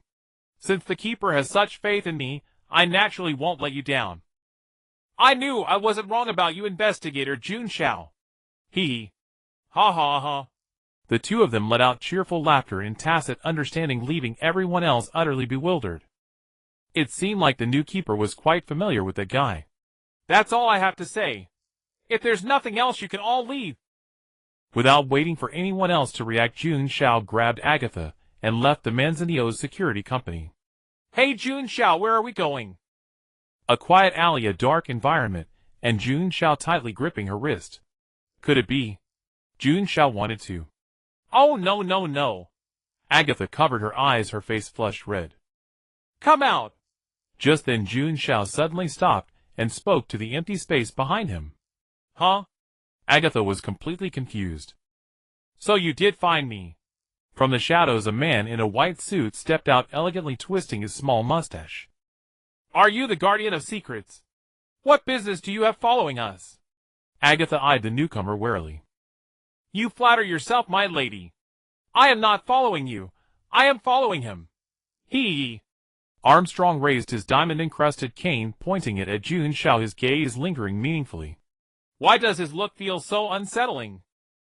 Meeting Armstrong's gaze, Jun Xiao shivered despite himself, a cold dread creeping up his spine. This smug prick is too much. Agatha clenched her fists, barely suppressing the flames swirling around her. You should understand, Investigator Jun Xiao, why I entrusted this mission to you. Jun Xiao remained silent, offering no response. Instead, he silently reached behind his back and drew out the meteor star cannon from the black mist. There's no need for such tension. It seems you still do not grasp the customs of Miss Gua. The so-called commission to hunt Morris was merely a facade for the church.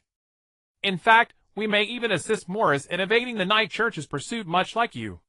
Before he could finish, Jun Xiao watched as Armstrong suddenly vanished, his ghostly voice echoing from behind. That little toy of yours seems rather dangerous, Investigator Jun Xiao. Surely you wouldn't aim it at me.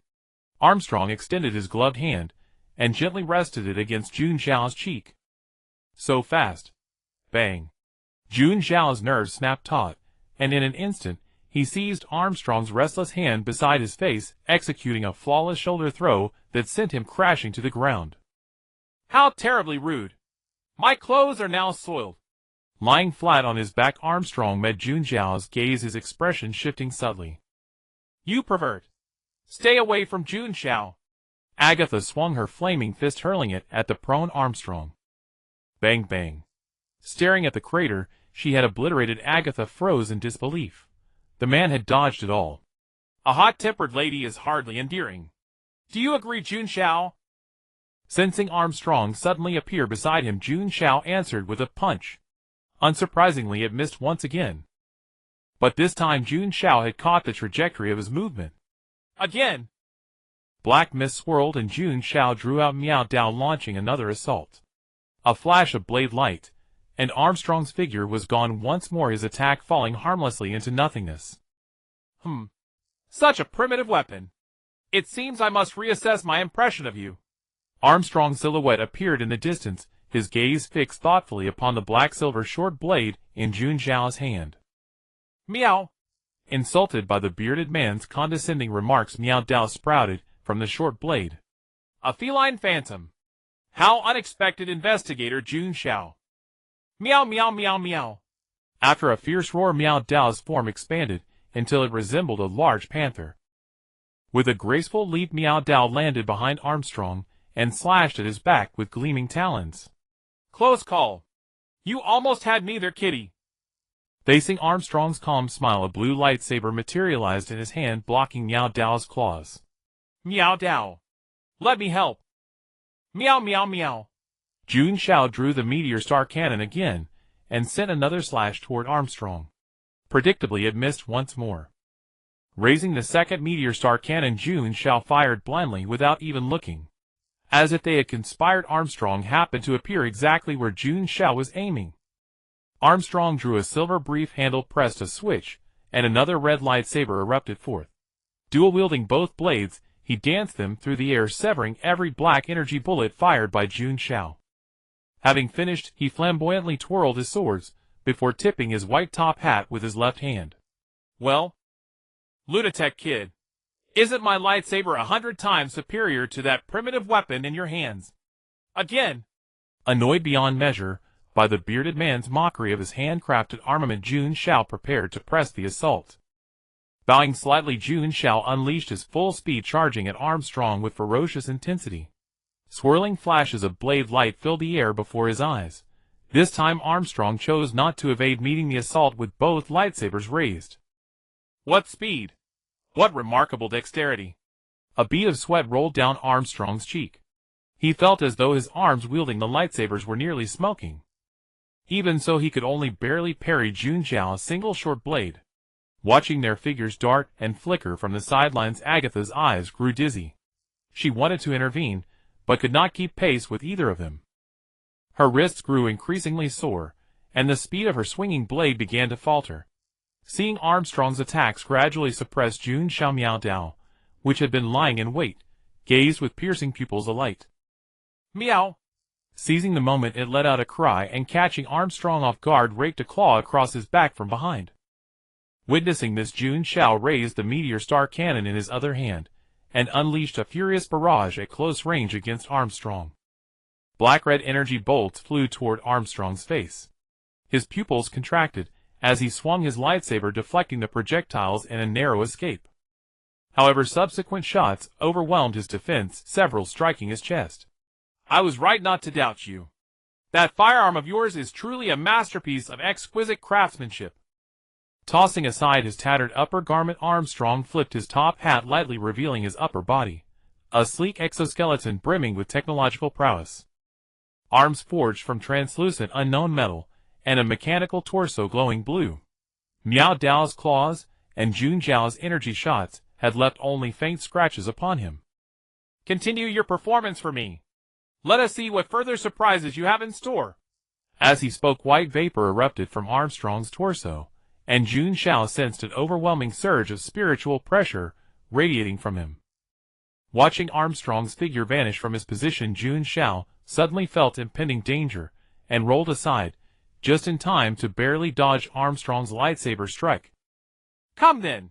Show me whatever other novelties you possess. You asked for this yourself. With a grave expression, Jun Xiao reached out and drew his rig from the nearby black mist, clipping it between his lips. Smoke began to spread quickly, enveloping both Miao Dao and Jun Xiao within its dark veil. Armstrong studied the swirling fog curiously, noting that it interfered with his sensory perception. What is this substance? Smoke, Rick Kid. From within the smoke, a flash of blade light and a claw strike struck at Armstrong simultaneously from both front and rear. Blades of light and claw strikes sparked against Armstrong's body as he swung his lightsaber wildly, missing his target in the smoke. Fascinating. A truly fascinating artifact. You're indeed a genius. Thank you for your compliment. Another combined assault of claws and blade light struck him, but Armstrong neither dodged nor blocked, letting Jun Xiao and Miao Blade's attacks hit his body. But it seems you don't have any weapons with significant firepower. With mere ticklish attacks like these, you won't be able to harm me. Jun Xiao remained silent, sheathing Miao Blade as he quietly drew forth a half-finished sniper rifle from the black mist, a prototype he had crafted just days prior. He could hold back no longer. It felt as though a brat were mocking him. Not even a single move capable of satisfying him. Truly pathetic. Coward, coward, coward. Not another second. I'm grabbing the big sniper now. Oh! Have you already given up, Investigator Jun Xiao? You seem rather disappointing. Within the smoke, Jun Xiao's expression remained expressionless as he raised the sniper rifle, aiming directly at Armstrong's heart. Seeing Jun Xiao show no sign of further attack, Armstrong crossed his arms and shook his head regretfully. I had thought you worthy of joining us, but what is this? His earlier disappointment vanished, replaced by an excited grin on Armstrong's face. Cold-eyed, Jun Xiao pulled the trigger without hesitation. Bang! A thunderous report echoed, and a sphere of spiritual energy tore through the smoke, piercing Armstrong's chest and leaving a gaping hole. Ha ha! Yeah. Armstrong gasped for air, enduring the pain in his chest as a shrill scream escaped his lips. This is exactly what I wanted. How can you be hit and still sound so excited? Bang! Enduring the recoil, Jun Xiao pulled the trigger once more, landing another shot on Armstrong's shoulder. Another massive hole opened in Armstrong's shoulder, and he collapsed to the ground. Yes, he's done for this time. As the smoke cleared, Jun Xiao's figure emerged, and he stowed the sniper rifle back into the black mist. He had only one precious round left. Thud thud. Stepping forward, Jun Xiao kicked Armstrong twice while he lay on the ground. Looks like he's dead for real. Before he could finish, Jun Xiao felt something seize his ankle. Looking down, he saw Armstrong grinning cheerfully at him, the wounds on his chest and shoulder knitting themselves back together. Kid, I approve of you. Join our glorious evolution. Thwack thwack. Jun Xiao kicked Armstrong twice more in the stomach, which felt like kicking a steel plate. His foot ached. Damn it. This fight is impossible. You're clearly cheating. Cough cough, don't be so excited. Join our great moon worship cult, Investigator Jun Xiao. You truly have remarkable potential. Let go first. Armstrong released his grip on Jun Xiao's ankle, rose from the ground, and brushed the dust from his clothes. Cough cough, believe me, your research abilities would be wasted as an investigator. Only by joining the moon worship cult can you unlock your true potential. I refuse. You're disgusting. Stay away from me. I never expected that upon our very first meeting Investigator Jun Xiao would harbor such profound misunderstandings about me. Armstrong sighed with visible dejection. You damn fool suddenly sneaking up and grabbing my face. Wasn't that gross enough? At that moment a wave of nausea rose within Jun Xiao. How many unhinged people existed in the investigation bureau? I was merely checking whether you had modified your own body. Go to hell. Only an idiot would transform themselves into something neither human nor ghost. Flesh is weak. Mechanical ascension is the true path to power. Armstrong picked up his clothes from the ground, lowered his top hat, and grasped the diamond-headed cane leaning against the wall. You'll change your mind eventually. The Mu worship cult will always keep its doors open for you. One more thing, your actual commission should be assisting Morris in evading the Night Church's wanted list. Work hard, Investigator. Mu worship cult, huh? Watching Armstrong's retreating figure, Jun Xiao spoke thoughtfully. Though he had no desire to transform his own body like that madman, he found himself genuinely intrigued by the lunar technology Armstrong had mentioned. Jun Xiao, are you injured? Agatha gazed at him with deep guilt, having assumed that with Thujia's power, she could finally be of help. But reality had shown her that she was still too weak. Don't be so discouraged, Agatha. Look, I didn't even need to intervene. His expression shifted as Thujia seized control of their body and spoke dismissively. That person earlier was annoying, but he harbored no ill will toward Jun Xiao. Well, I certainly wanted to incinerate him on the spot, but the forces behind him should not be underestimated. If only my strength could fully recover, I would never fear them. Cough, cough. Speaking of recovering strength, Jun Xiao. Noticing Thujia's dangerous gaze, Jun Xiao quickly stepped back 2 paces and summoned Meow Blade to shield himself. Thujia, don't do anything reckless. I just finished fighting Armstrong. My mental energy is severely depleted. I can't handle whatever you're planning. TCH stingy. Seeing Jun Xiao refuse to let her feed, Thujia returned control of the body to Agatha. After the brief interlude, Jun Xiao returned to his old apartment to pay his respects, then decided to visit his upstairs neighbor as well. He had caused her considerable trouble the night before. Carrying apples purchased from a roadside vendor, Jun Xiao knocked on his upstairs neighbor's door. Creak. The rusted iron door swung open on its own with the lightest touch. Looking at the disordered apartment with obvious signs of a hasty move, Jun Xiao already understood. The neighbor had been so frightened that they fled overnight. What a shame. I'll have to enjoy these fresh apples myself. Shaking his head, Jun Xiao took a bright red apple from the paper bag and handed it to Agatha beside him. Thank you. As they left the apartment building, a flustered middle-aged man collided with Jun Xiao. Unmoved by the impact, Jun Xiao took a bite of the apple in his hand, looking down at the fallen man and finding him vaguely familiar. I'm sorry, I was running too fast and didn't watch my step. I feel like I've seen you somewhere before. Oh, you're the new butler at Morton's estate, aren't you? You know me. Rubbing his aching head, the butler rose from the ground, retrieved his glasses, and upon recognizing Jun Xiao's face, his stunned expression shifted to one of delight. Why, you are Investigator Jun Xiao. The Earl sent me to seek your help. Monsters suddenly attacked the manor, and the old Earl has been killed. With a splat, the paper bag full of apples fell to the ground. Steward, I'm going to find Morton now. This bag of apples is for you. Meow Dao. Meow. Understanding Jun Xiao's intention, Meow Dao emerged from the black mist, its body beginning to grow. Agatha, let's go. Jumping onto Meow Dao's back, Jun Xiao pulled Agatha up. The two of them, and the cat, vanished from the steward's sight. A giant black panther appearing out of thin air. Am I hallucinating? Picking up the large bag of apples from the ground, the steward rubbed his eyes, took a bite of an apple, and stood there dazed. The Count's mansion. Count, get the old Count out of here now. Albert raised his long sword, breathing heavily, with exhaustion, his eyes fixed on the twisted monster before him. Albert, hold on. I've sent the steward to fetch Jun Xiao. Morton gritted his teeth, straining his legs, as he carried the old Count, whose chest was drenched in blood. If only I can get father to the hospital, everything will be fine. Hee ha ha ha. Morton, if you hand over that old man, I'll let you go. How about it? Madeline's manic laughter pierced the eardrums of everyone present. Damn, I thought my own laugh was already ugly enough, but there's a master here. I can't take it anymore. Dennis covered his goat ears with his hooves, his expression twisted in pain. Watching Morton's retreating figure, Madeline's face showed contempt. I'm trying to escape. Whoosh.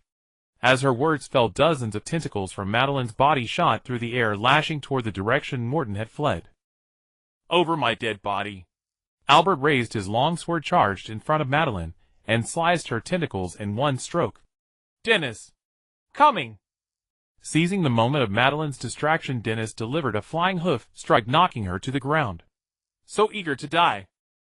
Old goat, you really are a pure blood demon. You almost ripped my tentacles apart with that kick. Madeline looked at Dennis, a glint of greed in her eyes. If she could devour him, her power would surely rise to another level. Then beating Albert with one hand and stepping on that bratty investigator with the other would be no dream. Anyway, that old man's not far from death. I'll let him breathe a little longer and deal with you two first. Ignoring the fleeing Morton, Madeline turned her attention to Albert and Dennis before her. The large eyeball wrapped in tentacles in the center of her body opened as a terrifying power gathered in its pupil. Madeline laughed maniacally. Die! All of you just die! Hee hee ha ha ha ha! A massive beam of energy shot out from the eyeball on Madeline's belly. Albert, watch out! Dennis kicked the heavily armored Albert aside, then used the momentum to dodge Madeline's attack himself. You won't be so lucky next time. Die! Albert rolled to close in on Madeline, raising his sword and slashing with all his might at her seemingly fragile eyeball. Clang! A sound like metal striking metal rang out, and a small dent appeared on Albert's sword. This cornea is way too damn hard. Refusing to believe it, Albert raised his sword again and slashed wildly. Creak! Splat! Albert stared at the broken sword on the ground, frozen in shock. Had enough of chopping. Hee hee ha ha ha ha. Are you tickling me, Sir Knight? Whoosh! Tentacles shot out, binding Albert's limbs and hoisting him into the air. Albert, hold on. I'm coming to save you. Ha. Dennis charged at full speed, head low, his sharp goat horns aimed straight at Madeline. Several of Madeline's tentacles twisted together, forming a thick whip that swept along the ground, tripping Dennis and sending his horns plunging into the earth. Hee hee ha ha ha ha. How pathetic. Splat! The tentacle whip lashed viciously across Dennis's backside. She wrapped his hind hooves and yanked him from the dirt, hanging him beside Albert. The only difference was that Dennis was upside down, his reddened rump facing upward. You damn bastard, you ugly monster, you pus-faced witch. How dare you humiliate me and spank my bottom? Just you wait, once I recover my strength, I'll spank your bottom too. As he spoke, Dennis seemed to notice something and looked at Madeline's disgusting tentacle-formed body. Looks like you don't even have a bottom. Ha ha ha, you bottomless pus-filled freak. What? Madeline's gaze turned icy. She smacked Dennis's head into the ground, then lashed his bottom again with her tentacles. I'll eat you later, you foul-mouthed goat. Albert stared at Dennis, whose backside was practically smoking, and glared at Madeline with fury. How dare you torture Dennis like that? I'll kill you, you damned wretch. Hee hee. Shouldn't you be worrying about yourself right now? You don't think just because you're dressed like an iron turtle I can't do anything to you, do you? The tentacles pulled Albert closer, and Madeline looked at him with a grin. Let's see, shall we? Which is stronger, your armor or my attacks? As she spoke, the large eye began to gather energy again. Despair welled up. Albert grinned. Dying along with Dennis wasn't so frightening. The only thing he worried about was his wife and 5-year-old daughter back in the countryside. Ha ha! When I'm dead, Jun Xiao will avenge me for sure. Take care of my wife and daughter for me, Jun Xiao. Why does everyone entrust their wife to me? Am I that kind of person? A familiar voice came, and Albert's face lit up with joy. Madeline, full of hatred, looked around, but didn't find the figure she loathed. You little brat. Where are you hiding? If you don't come out, I'll kill your knight friend. You asked for it. Above Madeline's head, Agatha descended at high speed, gripping Jun Xiao's shoulders. Jun Xiao held the meteorite hand cannon, which was charging energy, squinted, and aimed at Madeline's chest. Whoosh! A black-red energy bullet shot out, blasting both Madeline and Albert away. Damn, are you trying to blow me up, Jun Xiao? Cough cough. Albert rolled twice on the ground and stood up covered in dust. Thanks to his armor, the explosion's shockwave hadn't harmed him. Hand slipped. Hee hee. Jun Xiao smiled at Albert without a hint of apology, gestured for Agatha to let go, and lightly leaped down from midair, landing steadily on the ground. Ugly thing, I was just worrying about finding you, and you came to me yourself. Reaching into the black mist, he pulled out a black-silver short blade, and Reich and Miao Dao also appeared beside Jun Xiao. Agatha also walked to Jun Xiao's side, flames bursting forth from all around. Agatha, you don't need to come over. Go keep an eye on her, make sure she doesn't escape. All right. Spreading her flame wings, Agatha flew into the air, acting as the referee of this battle. Come, let's end our unfinished fight. Putting right to his mouth, thick smoke enveloped Jun Xiao and Miao Dao. That trick again. This brat only knows how to hide and dodge. Madeline warily watched the smoke that was about to surround her, her tentacles whipping around wildly like long lashes. How about that? I don't believe I can't hit you, you little brat. Idiot, what if I just don't get close? Hiding in the distance, Jun Xiao raised his meteor hand cannon and opened fire fiercely. Black-red energy bullets pierced through the tentacles, finally striking Madeline's body, leaving small scorched craters. No, if this continues, I'll be worn down to death by that brat sooner or later. Braving Jun Xiao's shots, blood splattering, Madeline recklessly charged out of the smoke. Agatha, that monster is about to break out of the smoke. Hearing Jun Xiao shout, Agatha held her breath, staring intently at the edge of the smoke. The moment Madeline burst out, she hurled a fiery tongue with all her might. Damn! Sensing Agatha's attack, Madeline changed direction, opening her tightly shut enormous eye and aiming it at the fiery tongue released by Agatha. A strange light emitted from the eye, slowly absorbing Agatha's fiery tongue. But the splashing flames touched the residual smoke on Madeline's body and instantly exploded. Boom. Boom. Boom. Aeon! You've angered me, brat. As the smoke from the explosion cleared, Madeline's mangled body appeared before Jun Xiao. Her already blind enormous eye and scorch marks all over her body, even the pustules on her face, had been burned clean off by the explosion's flames. You look much more pleasing now than before. Not satisfied with the free plastic surgery I gave you? Jun Xiao winked at Agatha in the sky, shooting her an appreciative glance. I'll kill you. I'll kill you. Even if it costs me my life, I'll tear you into 1,000 pieces. Madeline howled in agony, her body beginning to convulse. The tentacles that had drooped to the ground regained their vitality. Strangely, the tentacles did not attack Jun Xiao. Instead, they began to slowly crawl toward Madeline's head. Wait. What are you doing? Stop, stop. I am your master. Are you rebelling against me? Having lost control of the tentacles, Madeline was left with only a bare head, spewing one venomous curse after another. No. You can't. Woo-woo. Completely swallowed by the tentacles, Madeline's resentful sobs gradually faded away. Looking at the tentacles growing wildly within the twisted mass of flesh, Jun Xiao felt a sense of urgency. We need to get rid of this disgusting thing quickly. With that, Jun Xiao took out Reich and emitted smoke to envelop the tentacles. Agatha, set it on fire. All right. Hearing Jun Xiao's instruction, Agatha channeled her mental energy, forming a massive fireball in her palm. The crackling sound of fierce flames echoed all around. With a whoosh, Agatha hurled her supersized fireball, which collided with Jun Xiao's Reich smoke, resulting in a violent explosion. The shattered tentacles splattered everywhere, but the ones on the ground still writhed, seemingly containing something within. What is this? Focusing on the crimson object wrapped in tentacles, information appeared in Jun Xiao's consciousness. Demon heart, the product of Madeline's sanity being completely devoured, it is the ultimate embodiment of evil and hatred. It seems that to kill these tentacles we must destroy this heart. The tentacles grew rapidly. In the blink of an eye, the demon heart was once again enveloped and protected by them. Swoosh! Swoosh! The tentacles, which had been writhing chaotically, suddenly attacked Agatha in the sky. Flapping her flame wings, Agatha dodged the tentacle strike and raised a hand to engulf them with a wave of fire. But as the tentacles multiplied, Agatha began to tire. The speed of her flames could barely suppress the growth rate of the tentacles. Agatha, come to me. Hearing Jun Xiao shout, Agatha decisively unleashed a wave of fire to push back the tentacles, then propelled her wings to retreat at lightning speed.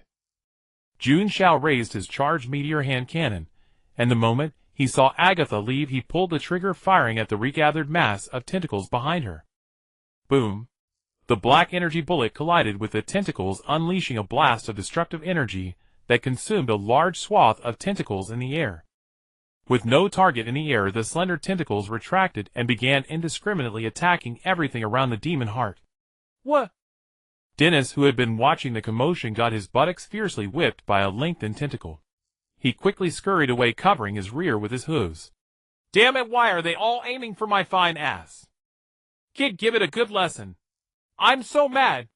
Hiding behind Albert, he glared venomously at the twisted mass of tentacles in the distance. Moreover, as the tentacles grew and multiplied, the coverage area expanded, and it wouldn't be long before they covered the entire Earl's territory. Jun Xiao, what should we do? This is not looking good. If we delay any longer, something big will happen. Albert gripped his long sword, straightened his crooked helmet, and prepared for a desperate fight. Don't worry, I'm here. Reaching out to pat the steel plate on Albert's shoulder, Jun Xiao took a satisfying drag of Reich, exhaling smoke with the fragrance of dying grass. Agatha, I need your help. I'm here, Jun Xiao. Agatha nodded excitedly, especially when Jun Xiao said he needed her. The flames on her body burned even more intensely. Just compress the fireball to the extreme, leave the rest to me and Albert. All right. Agatha focused intently, beginning to condense a fireball in her hand. Albert, charge with me. Cut through the tentacles and carve a bloody path to the heart. All right. Albert mounted. Dennis grabbed its horns and gave its rump a hard slap. Dennis, carry me one more time. Albert, you bastard, how dare you smack my butt again? After this battle, I'll make you pay.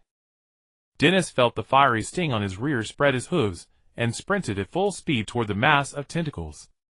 Sensing a creature intruding its territory, the tentacles, which had been writhing aimlessly in the air, surged madly toward Albert. Meow blade! Meow! Meow blade, the size of a snow leopard, emerged from the black mist. Jun Xiao lightly leaped and landed steadily on its back. Cross slash! Watching the tentacles about to lash at his face, Albert held his breath and focused his mental energy. Sharp slashes cleaved through all the tentacles before him. Swish! Swish! Meow blade carried Jun Xiao to Albert's side, extending its claws to shred the remaining tentacles. Soon the two humans, one cat and one sheep, charged to the front of the demon heart. Grasping right, Jun Xiao silently channeled his mental energy, and a sea of mist shrouded the writhing cluster of tentacles before them. Meow blade, Albert, and Dennis surrounded Jun Xiao, fending off the incoming waves of tentacles. Only when the mist completely enveloped the tentacle mass did Jun Xiao withdraw. Reich. Agatha, it's your turn. Hearing Jun Xiao's call, Agatha ceased the condensation of the fireball in her hands, her forehead beaded with sweat. Compressed to the size of a fist smaller than Agatha's, the fireball had undergone a qualitative transformation, its flames turning a deep blue. Spreading her flaming wings, Agatha soared into the air and positioned herself at the optimal angle. All the tentacles were attacking Albert and the others, while the demon heart, shrouded in mist, lay almost completely exposed before Agatha. Jun Xiao, this is the last of my mental energy. Agatha hurled the azure fireball, draining her last shred of mental energy. Her flaming wings dissipated, and she plummeted from the sky. Boom! The tiny blue fireball contacted the mist, detonating and spreading, igniting every tentacle. With its source burned away, the tentacles besieging Albert and the others wilted, falling lifelessly to the ground. The explosion tore a gaping hole in the tentacle mass, revealing a violently pulsating crimson heart to the eyes of all. The tentacles desperately stretched to re-enshroud the heart, but the blue flames consumed them far faster. Meow blade, catch Agatha. Meow. Meow blade understood, leaping from its spot to let Agatha land on its back. Black mist swirled as Jun Xiao withdrew his magic sniper rifle, which had only one shot left, and aimed at the distant demon heart. Bang! The immense recoil sent Jun Xiao's body lurching backward, colliding with Agatha's chest, which bounced him back again. A large hole appeared in the demon heart. Bereft of their host, the tentacles fell to the ground, shriveling like withered vines into desiccated husks. With its last shot, the magic sniper rifle in Jun Xiao's hands fulfilled its duty and expired, scattering as a pile of scrap metal parts from the air. Phew, it's over. Just as he breathed a sigh of relief, Jun Xiao felt someone suddenly pounce from behind and wrap their arms around his neck. Sensing the softness against his back, Jun Xiao helplessly pried the arms dangling from his neck away. Agatha, stop messing around. Before he finished, Thugga pulled him back, causing Jun Xiao to collapse onto Meow Blade's back. Looking at the crimson-haired woman before him, Jun Xiao realized Thugga had surfaced again. Thugga, what are you doing here? Seeing Thugga's licking her lips expression, Jun Xiao instantly understood her intent. Wait. I'm not in good shape right now, don't do anything rash. MMPH. Before he could finish, Thugga swept aside her hair and pressed her lips directly onto his. Jun Xiao squeezed his eyes shut, but the expected exhaustion from being drained never came. Instead, he felt a flow of mental energy transferring from Thugga into his own body. Only when Jun Xiao's mental energy was nearly fully restored did Thugga lift her head, licking away the residual liquid from the corner of her mouth with lingering satisfaction. Why You're helping me recover my mental energy. Jun Xiao stared at Thugga in astonishment, unable to believe she hadn't taken the opportunity to drain him dry. I see you have some prejudice against me. I'm not some devil you think too badly of me. Well, not a devil, but a dark god. Jumping off Meow Blade's back, Jun Xiao muttered with a hand over his mouth. Dark gods aren't all villains. There's no more compassionate dark god than me. Thugga snorted coldly. Now that Agatha was unconscious, she could control the body without restraint. It's over. Albert gazed at the tentacles littering the ground, and the now ruined Earl's territory, his mind dazed, feeling the scene before him was somewhat surreal. Hey Dennis, I said it's over. Taking off his helmet, Albert tossed it at Dennis's rear. Aw. Ow. If it's over, it's over. Why did you hit my butt? Cough, I just felt a bit unreal, but seeing your backside still bright red and purple, I feel much more grounded. Picking up the fallen helmet, Albert wore a simple grin. I'll FCK you, Albert, you. Furious, Dennis began spewing a torrent of demonic curses at Albert. Completely ignoring the drooling Dennis beside him, Albert put on his helmet, as if suddenly remembering something. By the way, Jun Xiao, the old Earl, was injured. Morton took him and fled in that direction. Let's go chase after Morton. After stowing the demon heart, Jun Xiao mounted Meow Blade. Seeing this, Thugga also jumped on. Dennis, charge. Albert mounted Dennis and galloped after Jun Xiao's figure in the distance. Not long after, Jun Xiao saw Morton kneeling on the ground with his head bowed. Morton, why are you kneeling? Where's the old Earl? Jumping off Meow Blade, Jun Xiao hurried to Morton's side and found his body trembling. Looking in front of Morton, he saw his hands tightly gripping the old Earl's neck. The old Earl's eyes had rolled back, a grotesque bloody mouth had split open on his face, and his hands had turned into elongated claws. Jun Xiao. Morton's voice quivered, tears mixed with blood rolling down his cheeks and dripping onto the old Earl's corpse. I killed my own father. Morton lifted his head, his expression agonized, as he looked at Jun Xiao. After a moment of silence, Jun Xiao placed a hand on Morton's shoulder. I'm sorry. If I had come a little earlier. It's not your fault. Morton shook his head, wiped away his tears, and the scene before the old Earl's transformation replayed in his mind. End my life, Morton. It's time to go. Dad, hang on. Just get to the hospital, just get to that place. Receiving no response from the old Earl, Morton quickly looked down to check on him, and froze. The bloody mouth split on the old Earl's face was baring its teeth at Morton. Ah! Morton roared, his expression crazed, his voice choked with grief. He said it's time to go. As the words fell, Morton reached out, and with all his strength twisted his own father's neck. Huff.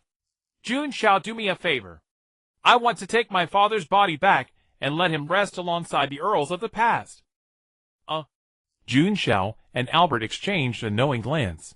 How exactly were they supposed to tell Morton that not only his house, but his entire territory had been ravaged by tentacles? Let alone the ancestral tombs.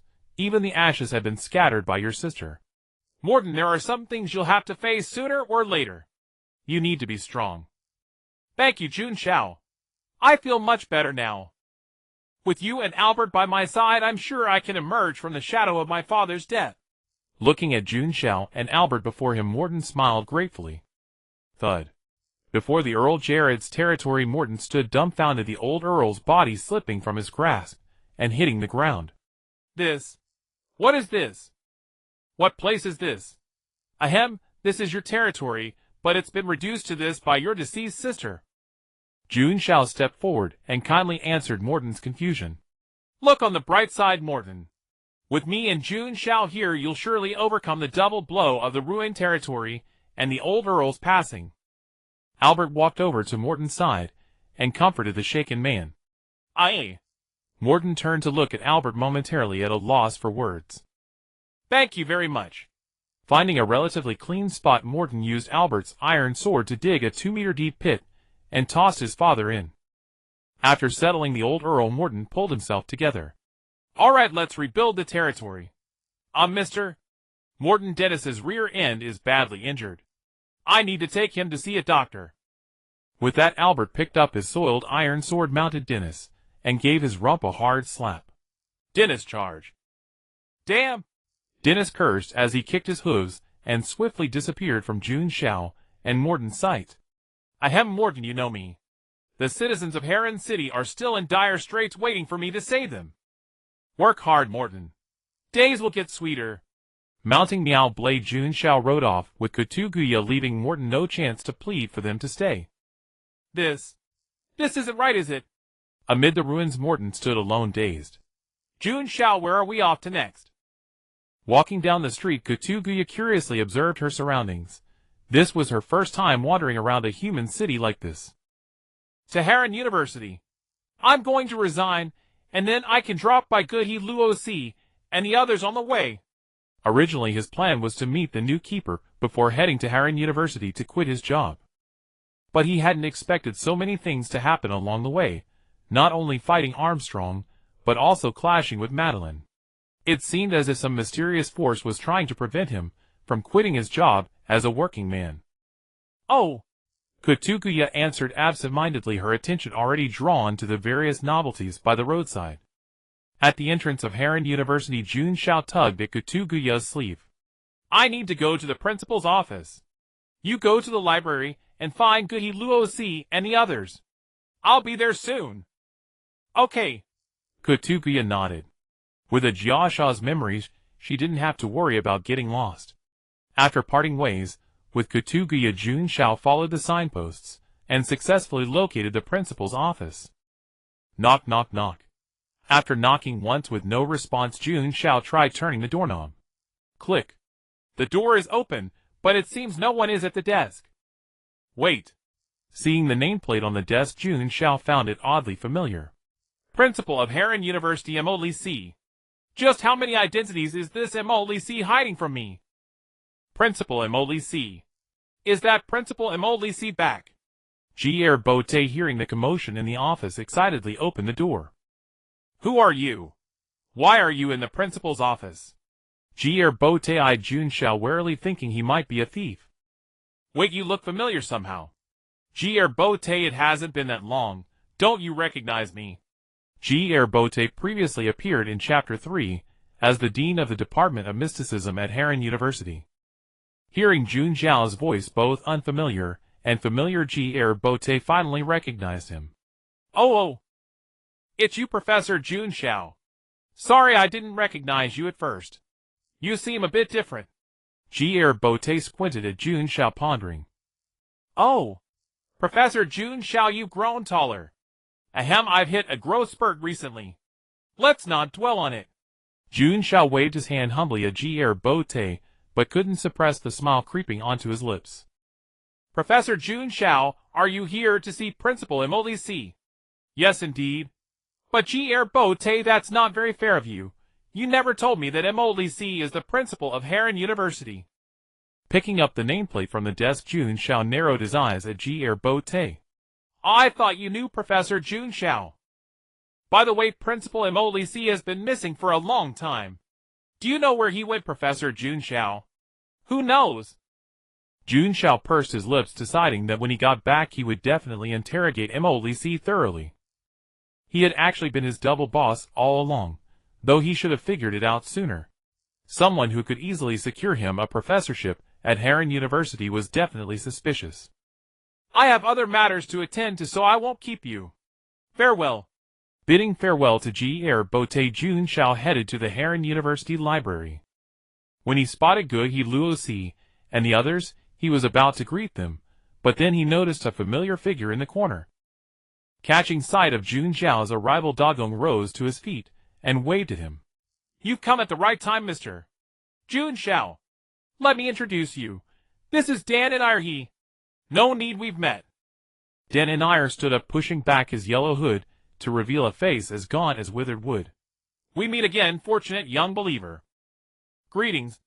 Jun Xiao replied politely, his demeanor restrained, knowing that one extra word could provoke this madman. Since you two know each other, that makes things easier. Let's go. Miss Kulakin and the others are in the compartment. Opening the door, he found Gu Luosi dozing off, while the other three were reading. Upon seeing Jun Xiao, Ha Si Miao hurried over and clung to his leg. Jun Xiao, save me.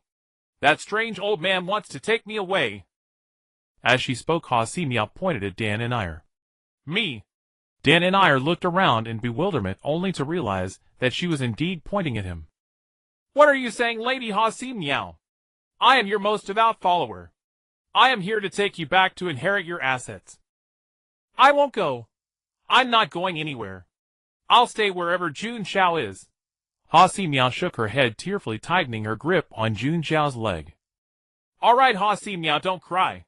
Rest assured, I won't let that strange old man take you away. Strange old man. The epithet stung Dan and I deeply. Do I look that frightening, Dagong? Well? Dagong looked at Dan and I's sunken eyes, pallid skin, and corpse-like frame, and nodded without hesitation. He really doesn't look human, quite ghastly. Suddenly I understand why the Huangyin Brotherhood is often mistaken for a cult. These are different times. Perhaps you should pay more attention to your appearance. With that, Dagong straightened his bow tie with an air of affectation. You're nothing but a stinky fish from La Lai, yet you dare to lecture me about looking human. Dan and I's face hardened, clearly offended by Dagong's remark. Stinky fish. You call me a stinky fish from La Lai? Dagong's mind went blank with rage. After all these years, old man, your mouth is still as foul as ever. He he he. At least I'm better than you, stinky fish. Dan and I bared his few remaining teeth in a grin that was both eerie and grotesque. Call me stinky fish one more time. Dagong suppressed his fury, unwilling to shatter the image he had cultivated for so long in front of Kulakin. Stinky fish, stinky fish, stinky fish, stinky fish. Come, Dan and I, let's step outside and have a little chat. Dagong threw an arm around Dan and I's shoulder, intending to drag him out for a sound thrashing. Getting riled up. Ha ha ha ha ha. Dagong, you're still as easy to break as ever. Dan and I laughed wantonly as he let Dagong escort him out of the room. So noisy. Gu Luosi rubbed her eyes, then perked up instantly upon spotting Jun Xiao. Since Gu Luosi is awake, let's head home. That strange old man. Ha Si Miao still clung tightly to Jun Xiao's leg, clearly worried Dan and I would come for her again. Don't worry, he's probably busy catching up with Dagong right now. We can ignore him. Oh.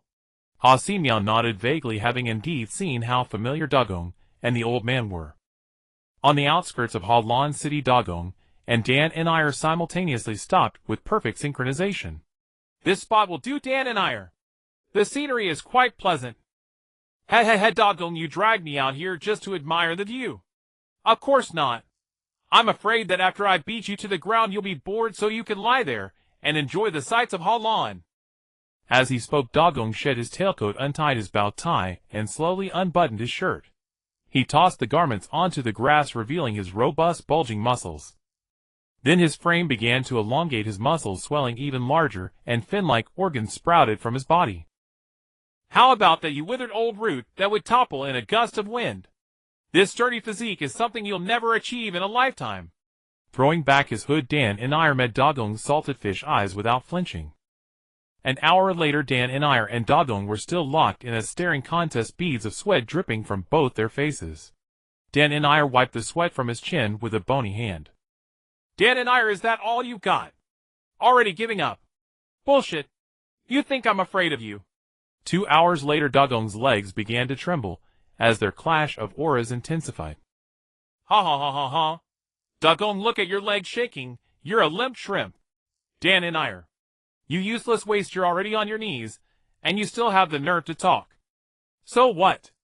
Leg shaking, can't a man call you out on it? For hours later, both of them lay collapsed on the ground. Hey, Dogong, the moonlight is really beautiful tonight. Hearing this, Dogong struggled to turn over and looked up at the pitch-black sky. Not a moon, not even a single star. Ha ha ha. I was one step ahead, Dan and I. You lost again. Creak. Hearing the door, Haida, who was in the backyard garden, narrowed her eyes. She slowly set down her watering can and left the garden. Dogong. How did you end up like this? And who's that you're holding? Cough, cough. I met an old friend. Don't you remember Dan and I? Dogong spoke weakly, covering his mouth as he coughed as if he had just been through an exhausting ordeal. Dan and I. Haida looked at the man dangling from Dogong's grip, gradually matching the figure in her memory.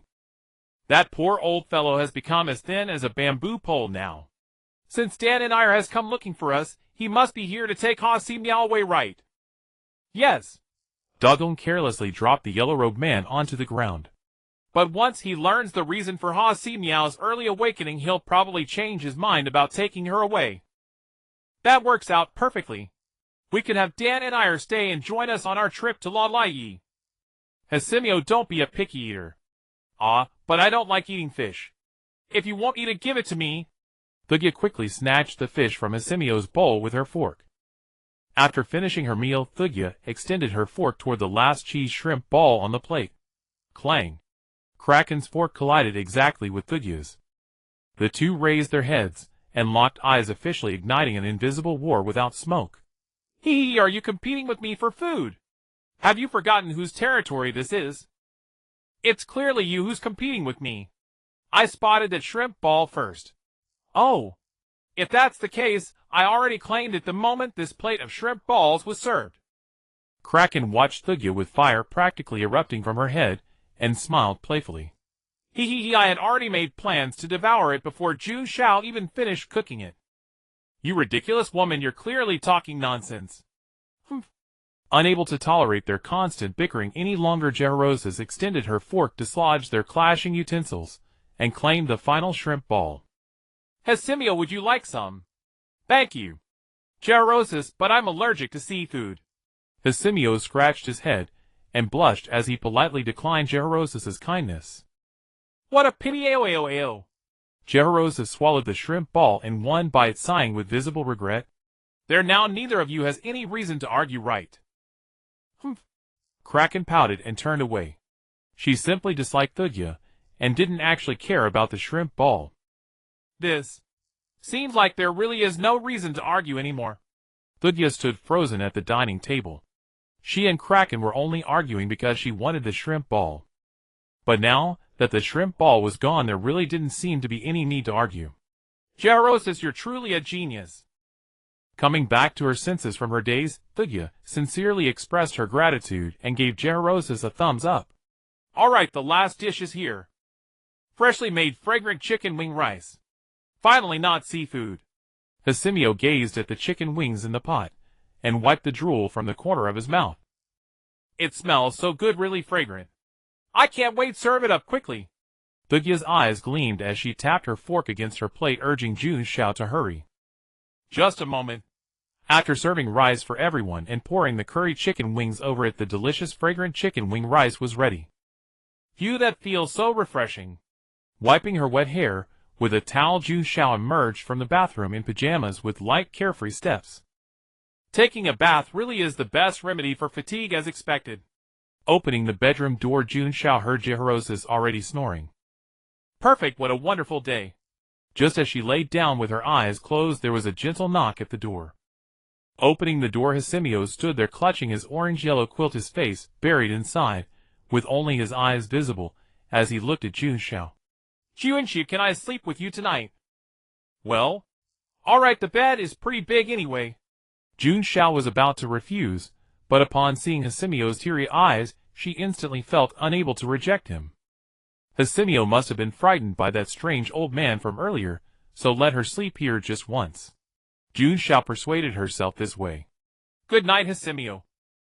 After quietly saying good night to Hisimio snuggling beside her, Jun Xiao closed her eyes. Then another knock came from outside.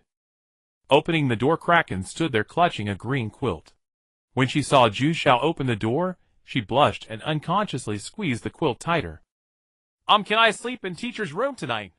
I want to stay with Hisimio. Well, alright, the bed is really big anyway. Seeing how much Kraken cared about Hisimio, Jun Xiao felt she couldn't refuse, and had to yield to their close sisterly bond. Good night, Kraken Hisimio. Feeling the warmth pressed against both sides of her, Jun Xiao closed her eyes again, but the knocking came yet again. Opening her eyes, Jun Xiao climbed out of bed. She opened the door to find Agatha standing there clutching a pink quilt, nervously playing with her hair. I'm Jun Xiao. I used a lot of energy today, and I'm having trouble sleeping. Could you let me sleep with you tonight? Well, alright, the bed should fit us.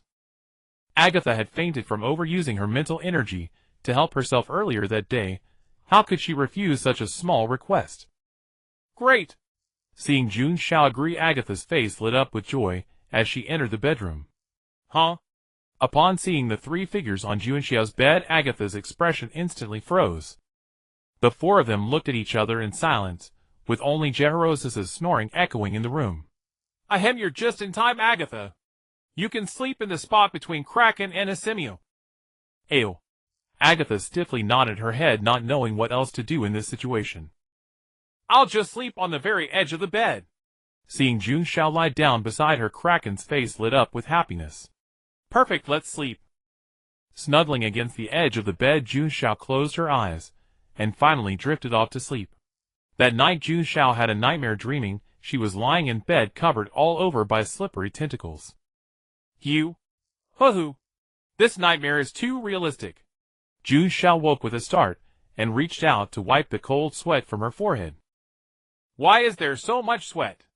Squinting, Jun Xiao examined her hands, which were covered in a somewhat viscous strange liquid. Teacher. Hearing Kraken's dream muttering beside her, Jun Xiao instantly realized she wasn't the one dreaming, Kraken was.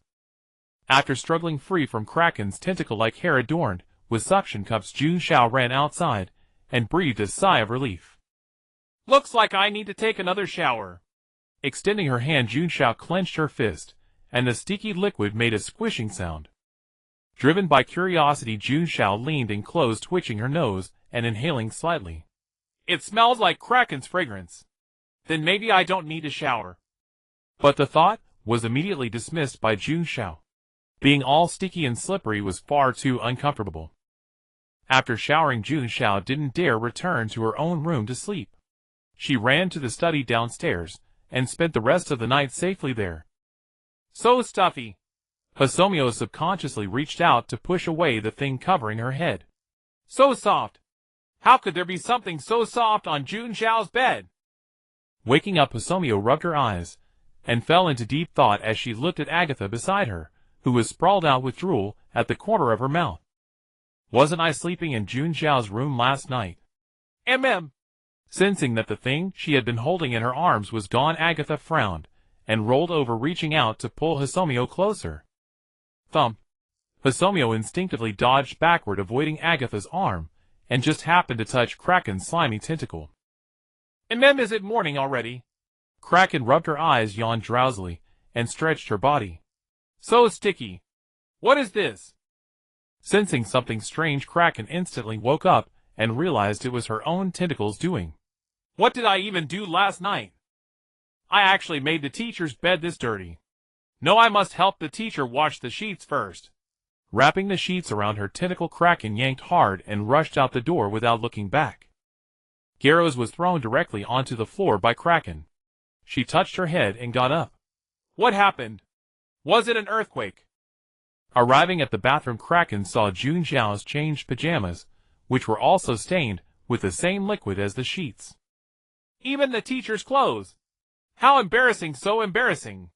Kraken's face flushed bright red as she picked up Jun Xiao's pajamas and washed them together with the sheets. She had lost control of her tentacles while sleeping, and the sticky liquid had gotten everywhere. After washing them clean, Kraken sneaked downstairs. Kraken, you're awake already. Jun Xiao, who had just finished making breakfast, was about to go upstairs to call the others, when he bumped into Kraken sneaking down the stairs. Aw. Tay, teacher, you just woke up too. What a coincidence, ha ha. Hiding the freshly washed sheets behind her back, Kraken's eyes were flustered, and she dared not meet Jun Xiao's gaze. Seeing Kraken's hands behind her back and her flustered expression, Jun Xiao narrowed his eyes. Very suspicious, Kraken. Is there something hidden behind your back? Huh? Nothing at all. Look, teacher. Kraken spread her hands, her smile forced. I see. Then let me see what's behind you. Stepping around Kraken, Jun Xiao used a flash step to appear behind her, and saw two octopus tentacles tightly wrapped around an unknown object. This is... Jun Xiao stared closely, then suddenly realized weren't these his bedroom sheets, and the pajamas he had changed out of. My sheets and pajamas. Aw. Caught red-handed, Kraken's face turned crimson, and the tips of her hair transformed into another octopus tentacle wrapping around Jun Xiao's head and covering his eyes. Teacher, you saw it all. Already incoherent, Kraken reached out and shook Jun Xiao's shoulders. Ahem, Kraken, stop it, you're making me dizzy. Hearing Jun Xiao's words, Kraken regained some composure and loosened the tentacle covering his eyes. Teacher, I'm sorry. I'm so sorry, boo-hoo. I've caused you trouble again. I'm so stupid getting the teacher's bed and clothes dirty. That's why I wanted to wash the sheets for you. Alright, it's just sheets, don't cry. I'm not blaming you. Seeing Kraken start to shed tears, Jun Xiao quickly stepped forward to comfort her. Stroking Kraken's head, he reached out and wiped the tears from her eyes. Really?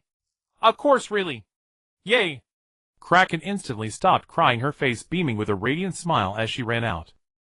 Running outside the villa, Kraken hummed a tune and used her tentacles to hang the sheets on the clothesline. Just then Dagon arrived at the villa and saw Kraken hanging the sheets, completely frozen in shock. This. The young lady actually. She's doing housework. Dagon walked up to Kraken, both excited and thrilled. Oh. Good morning, Uncle Dagon. What brings you here? I came to see how the young lady is doing. Did the young lady wash these sheets and clothes herself? Dagon looked at Kraken with expectant eyes, struggling to contain his excitement. Yes, what's the matter, Uncle Dagon? No, of course not. On the contrary, it's wonderful. Just washing clothes yourself, why get so excited? Daniel appeared from behind, looking at the hopping Dagon with disdain. What do you know? Dagon forcefully grabbed Daniel by the neck and pulled him into a corner, whispering. On the surface, the young lady just washed her own clothes. But isn't she doing something for her companions? Look, that bare pajamas clearly belong to Mr. Jun Xiao. So what? Daniel scratched his head, still not understanding Dagon's point. You still don't get it. Kraken has learned to care about others. She's caring about someone else, not you. Why are you so happy?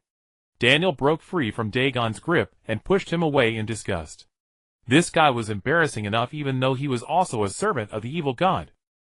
You two stop fooling around. We're here for business. Hydra watched the two pushing each other and helplessly rubbed her forehead. Sometimes she even felt that Dagon and Daniel should be a couple, and she was just the third wheel. Right, there's business. Kraken is Mr. Jun Xiao at home. Aw, and Hydra, you're here too. The teacher is inside. I'll take you to him. Following Kraken, Hydra and the other two entered the villa. Just then Garros and the others were gathered around the dining table waiting for Jun Xiao to bring out the breakfast he had made. Mr. Dagon, Mrs. Hydra. And the strange old man from last time. Jun Xiao looked surprised at the visitors. 3 of them coming together must mean something important. Upon hearing Jun Xiao's address, Daniel frowned. How come Dagon was Mr. and he was strange old man? Should I really pay more attention to my image? Sorry for the sudden visit, Mr. Jun Xiao. Not at all. I happened to make a bit too much breakfast. If you don't mind, why don't you all sit down and eat together? Well, Dagon and the others hesitated because the gazes of two certain people at the table were not friendly. Garrow's Thugga don't cause trouble. Hearing Jun Xiao's words, Garrow's closed her eyes and stopped looking at the uninvited guests disturbing her peaceful life. TCH. Thugga turned her head away and stopped. As soon as she sensed the aura of Dagon and the others, she had taken over the body from Agatha. Clearly these three were here to help their master fool Jun Xiao, so she certainly wouldn't give them a friendly face. Seeing Jun Xiao silence, the two terrifying beings with just one word, Daniel, was utterly shocked. He had originally dismissed Dagon's idea, but now, maybe Jun Xiao really did have the ability to help Hasomio wake up faster. Alright, all the dishes are ready. Eat while they're hot. Wow, so delicious. Hydra looked surprised. Her taste was very picky, but she never expected Jun Xiao's cooking to be so exquisite. Ahem, not bad, I suppose. For serving Lord Hasomio, it's barely passable. Daniel kept devouring the food, but it didn't stop him from being stubborn. Very fresh, very delicious. Dagon the gourmet of Raya gave his highest praise. Halfway through the meal, Dagon expressed his purpose to Jun Xiao. Mr. Jun Xiao, are you busy with work lately? Work? Jun Xiao scratched his head. What work? He was already being kept by Kraken, only a fool would go to work.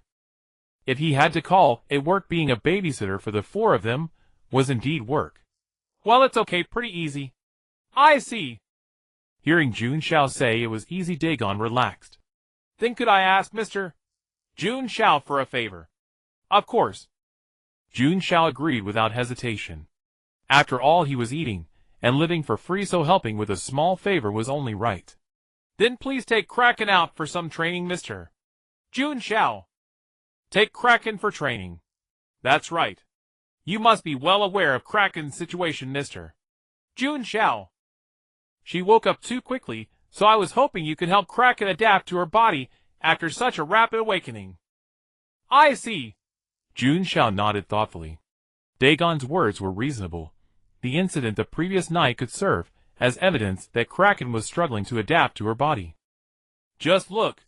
Those tentacles crawled out on their own last night. It's clear the condition is rather serious. But as for training, I need to figure out where to take Kraken first. Jun Xiao scratched his head, pondering.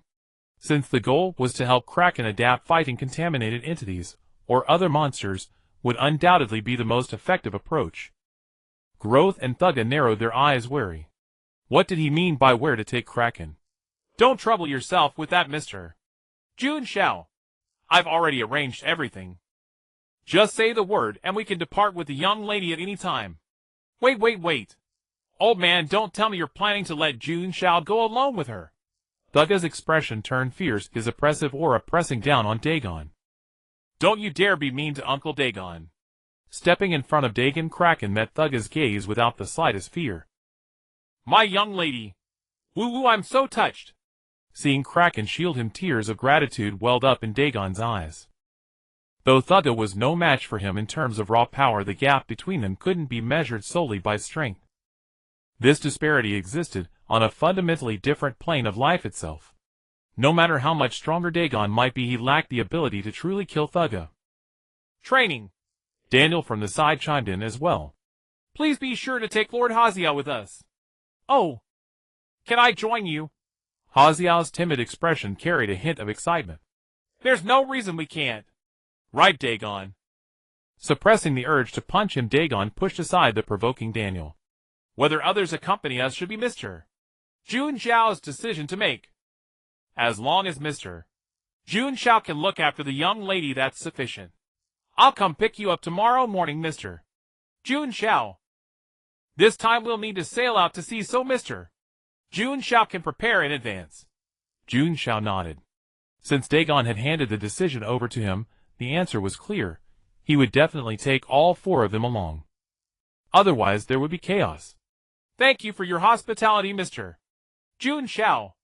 After dinner, Dagon respectfully expressed his gratitude. In the past, Dagon had merely regarded Jun Xiao as a slightly unusual human being. But after witnessing the entities gathered around Jun Xiao today, he suddenly realized. Could someone capable of attracting so many terrifying existences really be an ordinary person? Your cooking is excellent. I'm entrusting Kraken to you. Take good care of her. Hydra smiled with relief.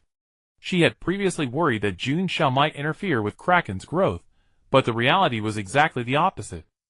Young believer, tend to Lord Haziao properly. If you serve well, there will be a reward.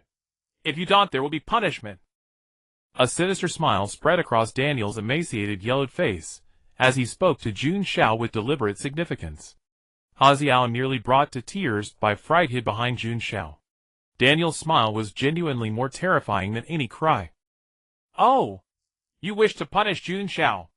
Thugga's lips curled into a smirk, eyebrows raised, his voice laced with mockery. Cough cough, I was just joking. Feeling the terrifying aura emanating from the flames in Thugga's hand, Daniel took 2 steps backward, wishing he could slap himself. He had only intended to encourage the young man, but the harsh words had slipped out before he could stop them. Let me teach you a lesson, old man. Whoosh! Extending his arm, Thugga opened his palm, and a tongue of fire shot toward Daniel's head. Daniel didn't attempt to block it. Though the flame's aura was terrifying, it couldn't truly harm him.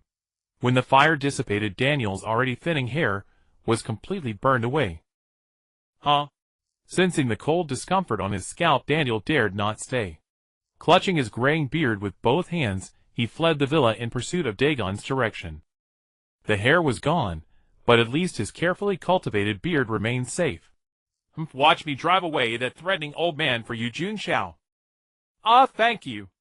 Observing Thugga's eager to be praised expression, Jun Xiao sighed, and offered a helpless smile. He had been planning to ask Daniel to elaborate on what rewards were available. The following morning, Jun Xiao stared at the 5 suitcases of varying sizes on the ground, and snapped his fingers. Black mist, time to get to work. Instead of the usual black mist, a massive cluster of iridescent transparent spheres materialized from nowhere. What the hell is this? BZZZ BZZZ. Black Mist's aggrieved voice echoed in Jun Xiao's consciousness. He couldn't believe that after just one night, this heartless entity had already forgotten him. You're Black Mist. How did you change like this? Jun Xiao stroked his chin, studying his current Black Mist closely. Not bad, those sparkling little colorful bubbles are rather cute. Name Yog-Sotho's species outer god growth one, he's grown up. Is that true? How could black turn into colors? Meow. Meowdow burst out from the colorful transparent spheres, then excitedly bounced across them, as if they were a trampoline. BZZZ BZZZ. Black Mist emitted happy buzzing sounds as well. It was clear he enjoyed playing with Meowdow. Even though it's a cluster of colorful spheres, I seem to see a dog. By the way, it's a simp. Almost forgot the important matter. Kraken and the others are waiting for me at the port. Picking up the suitcases, Jun Xiao shoved them directly into Black Mist's body. Whether it was mist or bubbles, anything that could help carry his luggage would suffice. BZZZ BZZZ. The aggrieved Black Mist began complaining about Jun Xiao's rough handling. He had stuffed so many disparate items in all at once. Sorry about that, it's urgent, Black Mist. Though calling you Black Mist now seems a bit odd. Colorful bubble-like spheres. How about I call you Bubbles from now on? What do you think, Bubbles? Do you like your new name? BZZZ BZZZ. As long as you're satisfied, then it's good. Locking the door, Jun Xiao hurried toward the port. The floating bubbles carried Meowdow above Jun Xiao's shoulder. Boss! From far away, Jun Xiao saw Conrad excitedly jumping and waving at him. As expected of the boss, you even managed to get such an impressive ship. Beneath the sun's rays, a massive and elegant cruise ship was docked at the shore. How should I put this? I've become immune to the Kraken family's wealth. I'm boarding now. While I'm gone, I'll leave everything to you if anything happens. Don't worry, boss. Watching the cruise ship depart, Conrad waved farewell to Jun Xiao, suddenly feeling his 114514 marks meaningless. He needed to keep earning money to buy such a ship for the Meow Meow Church as well. Teacher, come here. Stepping onto the deck, Kraken happily grabbed Jun Xiao's hand and led him inside the cruise ship. The yacht was divided into 3 decks. The middle deck housed the kitchen dining area and several bedrooms. The upper deck was the captain's quarters. The lower deck contained the storage room and engine compartment. Master, this is your room. Bubbles, spit out the luggage. Buzz, buzz, buzz. The multicolored bubble swarm emerged, spitting out 5 suitcases. The nearby meow blades slipped back into Bubble's body, as she truly disliked staying on the ship. Buzz, buzz, buzz. Bubble vanished into thin air, slipping away to play with Meow Blade. Kraken, where are the others? Gyros and the others are playing on the upper deck. Uncle Dagon is in the captain's quarters. Can you take me to the captain's quarters? I have something to discuss with Dagon. Yes, master. Holding Jun Xiao's hand, Kraken secretly rejoiced that she hadn't gone to the upper deck to play like Hisimio, and the others all for the chance to have the master all to herself now. Arriving at the captain's quarters, Dagon sat there holding the ship's wheel with several maps placed beside him. Master Jun Xiao, how are you? Are you comfortable on the ship? Dagon wore a gentle smile, while beside him lay Daniel, half dead and sprawled out. Although it's my first time at sea, I don't feel any discomfort. By the way, what happened to him? Jun Xiao pointed at Daniel beside Dagon, curiosity gleaming in his eyes. Daniel is also a first-time sailor, but unlike you, Master Jun Xiao, he's not adapting well. He's seasick. Nonsense. Slander. How could I, the great servant of Hastur, possibly? Ugh. Ugh. As he spoke, Daniel grabbed the bucket beside him and began vomiting violently. How could I be seasick? Go, go, go. If you want to vomit, do it outside. Don't pollute the air in my captain's quarters. Seeing Dagon pinching his nose and looking down at him with disdain, Daniel's face flushed red. He had never been so embarrassed in all his life. Don't think you've won, Dagon. And you, kid, what are you staring at? Never seen someone seasick before. Clutching the bucket, Daniel vomited with a series of ugh, and slunk out of the captain's quarters in disgrace. Don't take it too seriously, Master Jun Xiao. Daniel may have a sharp tongue, but he's a good person at heart. You seem quite familiar with old man Daniel, Master Dagon. Curious, Jun Xiao began to pry for gossip. He had long wanted to ask Dagon, but had never found the right opportunity. We have indeed known each other for a long time. Daniel has always regarded me as his rival, but he has never once defeated me in every aspect. You could say we became friends through a fight. A faint smile unconsciously curled at the corner of Dagon's mouth as he recalled long-forgotten trivial matters. Are we leaving the Black Empire on this voyage? Not exactly. Strictly speaking, we will reach the maritime boundary of the Black Empire. Our destination is here. Pohnpei Island. Reaching out, Dagon pointed to the map closest to him. Pohnpei Island is the largest island in the Sinyavin Islands, located in the northwestern waters of the Black Empire. Although it is part of the Black Empire, Pohnpei Island is a territory of our Waya. So Master Jun Xiao, feel free to treat it as your own home once you arrive. Ahem, I will. Jun Xiao had thought he was already immune to the extent of Kraken's family wealth, but he was still too naive. This was an entire island, and right within the territory of the Black Empire. After exchanging a few more casual words with Dagon, Jun Xiao left the captain's quarters, not wanting to disturb Dagon's steering. Returning to the middle deck after tidying up his own bedroom, Jun Xiao happened to run into Kraken, who had just come out of the kitchen. What a coincidence. I was just about to go find you, Master. Here, try the milk chocolate pudding I just made. Blushing, Kraken raised a spoon filled with alternating layers of black and white pudding. I'll open wide, Master. Woof. Before Jun Xiao could say anything, Gyros popped out from the side and bit down on the spoon Kraken was holding. Is it good, Gyros? Hisimio stood nearby looking adorable. She also wanted to taste a bit of Kraken's pudding. After eating the pudding, Gyros' eyes lit up. She scooped another spoonful and stuffed it into the mouth of Hisimio, who was watching with eager eyes, and gave her a thumbs up. Hisimio, it's delicious. I was wondering why you hadn't come up. So you've been scheming here in secret. Thugga crossed her arms, a mocking smile on her face, as she looked at the flustered Kraken. I just thought the master looked a bit tired, so I wanted to make him some dessert. With a forced smile on her face, Kraken knew she was in the wrong. You little scheme, I saw through it at a glance. Picking up another spoon stuck in the pudding, Thugga naturally brought the pudding to Jun Xiao's mouth. Ah. Aye. As soon as Jun Xiao opened his mouth, Thugga's spoon slid in, delivering the soft, smooth, and chewy pudding. The flavors of milk and chocolate exploded on Jun Xiao's taste buds. It's 10 or even 9 times delicious. You did a great job, Kraken. As long as the master likes it. Even though she hadn't fed the master herself, receiving Jun Xiao's praise made Kraken very happy. She gently tilted her head, lifted the forehead covered by dark green hair, and leaned forward slightly. Her eyes looked at Jun Xiao, blinking softly. Can you give me that, master? You're such a handful, Kraken. Gently stroking the side of Kraken's head, Jun Xiao took another bite of the pudding. Hey. I was the one who fed you the pudding. Shouldn't I get some praise too? Scram. With a blank expression, Jun Xiao responded to the pouting thugga beside him. This one was too reckless. Before he could react, she had already barged in. Agatha, look at Jun Xiao. So unreasonable. Unable to contain her anger, thugga sought help from her. Good sister. Oh dear, the pudding is delicious. Having temporarily taken control of the body, Agatha took another bite of the pudding, completely ignoring thugga.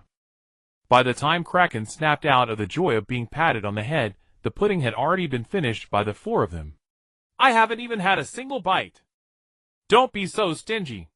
If you want to eat, just make another batch. Thugga scratched her head, looking nonchalant. She ate it all.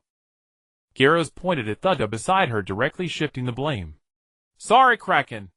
Hasimio blushed in shame and apologized sincerely to Kraken, having forgotten to leave a bite for her. Before Kraken could say anything more, Dagon suddenly appeared on the middle deck, looking hurried. Master Jun Xiao, I have an urgent matter to attend to. Please take care of Kraken. I'm off. Without waiting for anyone else to respond, Dagon strode onto the deck and stripped off his shirt. Facing the wind, he swung his arms and spun his body. He rushed forward at an incredible speed, then executed a perfect leap. Splash. Dagon plunged into the sea with a splash. Uncle Dagon seems to be in a hurry. Indeed, it looks urgent. Wait a minute. Jun Xiao suddenly noticed a problem. At this moment, Daniel was lying on the deck, barely alive, clutching his bucket, and Dagon had also jumped into the sea. Since Dagon is gone, who is steering the ship now? Rushing to the captain's quarters, Jun Xiao saw an octopus lying on the seat, where Dagon had been controlling the wheel with its tentacles. An octopus is steering the ship. Am I hallucinating? An octopus can steer a ship. Ooh. The octopus let out an annoyed sound, and tapped Jun Xiao's shoulder with its tentacle, telling him not to question its steering skills. The octopus turned the ship's wheel with surprising competence, the cruise liner gliding smoothly across the sea. You actually know how to pilot a vessel. But do you even know where we're headed? But as soon as the words left her mouth, Jun Xiao suddenly felt ridiculous. Why was she chatting with an octopus? Oh! The crimson octopus freed a tentacle, and used its tip to point at Ponape Island circled on the nearby map. You can understand what I'm saying. Ooh! The red octopus turned its full attention to steering the vessel, ignoring Jun Xiao entirely. Name Milameo. Race follower of the stars. A great servant of Cthulhu, yet it appears to be nothing more than an ordinary small red octopus. Since Milameo wouldn't engage with her, Jun Xiao stopped pressing the matter.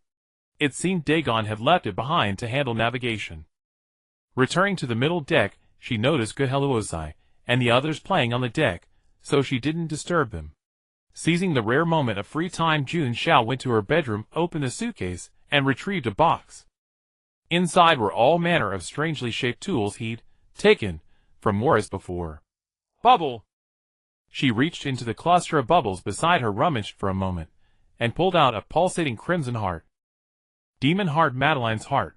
Malice and hatred suffused every inch of it, sending chills down her spine. This was the finest material she currently possessed, along with these others. Reaching back into the bubble's body, she extracted a withered blackened arm. Ghoul's arm. A natural weapon, though the shackle on its wrist suggested its former owner might have been a jailer.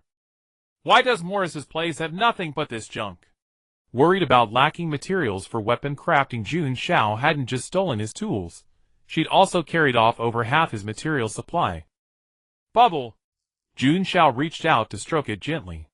The creature nuzzled against her hand, savoring the affection. Sorry about this, Bubble, but taking things out one by one is far too slow. With a questioning hum, Jun Xiao lifted the creature with both hands, and shook it violently, sending cascades of debris tumbling out. Only when nothing remained could she extract did she stop, setting Bubble down with care. Meow meow meow. Meowdow emerged with graceful steps from the bubbles, watching curiously as Jun Xiao rummaged through the growing pile of refuse. Trash, all trash. Jun Xiao tossed the useless items behind her, while Bubble swarmed after them, devouring everything she discarded. Watching Bubble's nimble maneuvers catch every item Jun Xiao threw, Meowdow offered genuine praise. Bubble hummed triumphantly, treating the task as trivial, but grew overconfident and lost focus, missing a bone Jun Xiao tossed its way.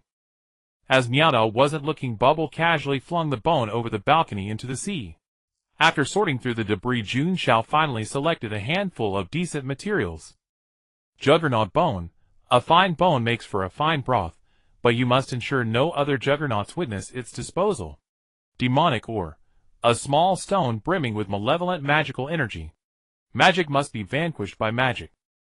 Arranging the materials on the balcony, Jun Xiao drew out her tools and began working beneath the salty sea breeze. Using the demon heart as the core, with demonic ore and juggernaut bone forming the frame and barrel, she assembled a brand new magical sniper rifle. Unlike the previous broken failure that shattered after 3 shots, this rifle could fire endlessly in any direction without restraint. As long as Jun Xiao's spiritual energy held out, she could shoot as much as she pleased. The weapon's barrel shimmered with an ominous blend of black and purple hues, infused with a crimson glow emanating from the demon heart. While the craftsmanship impressed her, looks alone didn't guarantee effectiveness. Practice would reveal the truth. Squinting one eye, Jun Xiao shouldered the rifle and took aim at the distant horizon. She channeled her spiritual energy with fierce intensity, driving it into the crimson heart at the core before it surged through the weapon's barrel. With a trigger pull, a faint sound like a passing wind escaped the muzzle. A purple-black diamond-shaped projectile shot forth and pierced the sea surface. Staring fixedly at the impact point, Jun Xiao held her breath, watching for any sign of movement. Surely that's it. Before she could finish, a massive wave erupted outward from the impact site. Spray even hit Jun Xiao's face. Such destructive power. Calling this a sniper rifle is generous. It's more like an artillery piece. From now on you shall be called the Agate Blast Gun. Agate Blast Gun. Desperate life. Tides of darkness. Shatter it with a single shot. Smile, everyone. Please smile. Each bullet carries a thread of my soul, each muzzle flash a fragment of my life. Beauty is suffering. On the retractable terrace at the bow, 4 young women in swimsuits sat in perfect alignment on their lounge chairs. Each held a fishing rod. Initially bored out of their minds, Kraken had retrieved rods from the lower storage to pass the time. But then Thugga proposed a fishing competition. The one who caught the most would share Jun Xiao's room that night. Uncle Dagon takes me fishing all the time. I won't lose, Kraken declared confidently, gripping the rod like a seasoned angler. Fishing. Jehaluosi tilted her head in confusion. Could using celestial power to summon fish count as fishing? I don't know how to fish. Hasimio accepted the rod with blank confusion, mimicking Kraken's technique to cast the line. I've never fished before, but this should be simple enough, Thugga said with absolute confidence, executing a proper cast, except the rod itself flew from her grasp. Huh? Reset. Reset. That doesn't count. Another rod was provided, and Thugga carefully lowered her hook into the water. I got one. Kraken's triumphant call came quickly, fueling Thugga's jealous gnashing of teeth. As more fish kept coming aboard, Thugga grew increasingly anxious. Why couldn't she catch anything? Desperate, Thugga turned to Agatha for help. You've come to the right person. No one knows fishing better than I do. Agatha spoke with evident pride, clearly a veteran angler herself. After switching turns, she immediately hooked a massive fish, holding it up defiantly to meet Kraken's gaze. Kraken pouted and looked away, focusing intently on fishing. Both competed fiercely, neither willing to yield. Jehaluosi whistled cheerfully, while using her celestial power to auto-catch fish, essentially delivering them straight to the hook. While everyone else showed off their skills, Hasimio simply stared blankly at her own hook in the water. Boom! A sudden deafening explosion sent the surrounding fish scattering in terror. Kraken watched in frustration as a giant fish she'd just hooked escaped stomping her foot in anger. Damn it! Who the hell is making such a huge commotion on the sea? The commotion seems to be coming from the side of the ship. Agatha watched the faint silhouettes of fish scattering across the sea surface, lamenting inwardly that she rarely got to enjoy a peaceful fishing session. The side? Could something have happened to teacher Jun Xiao? Kraken's demeanor shifted from ferocious to anxious in an instant. He hurried towards the cabin, kicking aside a wooden barrel of fish that obstructed his path. The freshly caught bucket of fish was all released back into the sea. Hey, I think I've hooked a fish. No sooner had Kraken left than Hasimio's voice rang out with surprise. It's huge. So much strength, I can't pull it in. Let me help you. Jehalusi, standing beside Hasimio, pressed herself against Hasimio's back without hesitation, and together they heaved the fishing rod upward. Exerting all their strength, they finally managed to haul the fish up with Jehalusi's celestial power. Splashing water, a massive fish landed on the deck. Agatha leaned in for a closer look, then recoiled in alarm.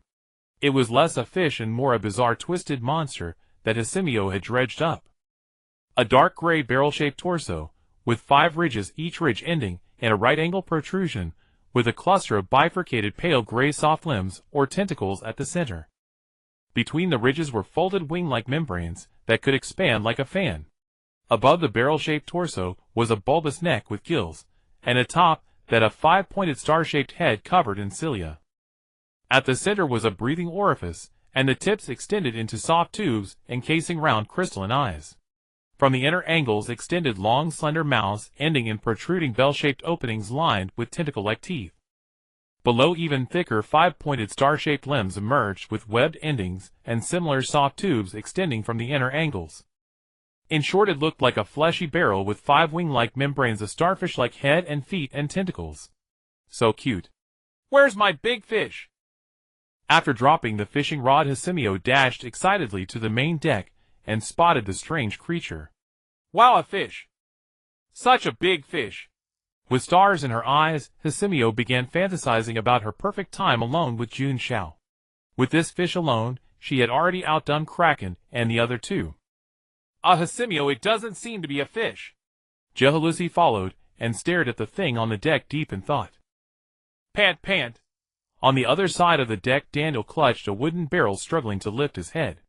He only wished the ship would stop soon. What is this? After clearly seeing the creature's appearance, Daniel even suspected he was hallucinating. Quick! Quick! Grab that thing! Ugh. Halfway through his sentence, Daniel resumed vomiting into the barrel. Don't let it escape. Right, we can't let it get away. Hasimio raised both hands and feet in agreement. The big fish she caught must not slip away. Let's tie it up first.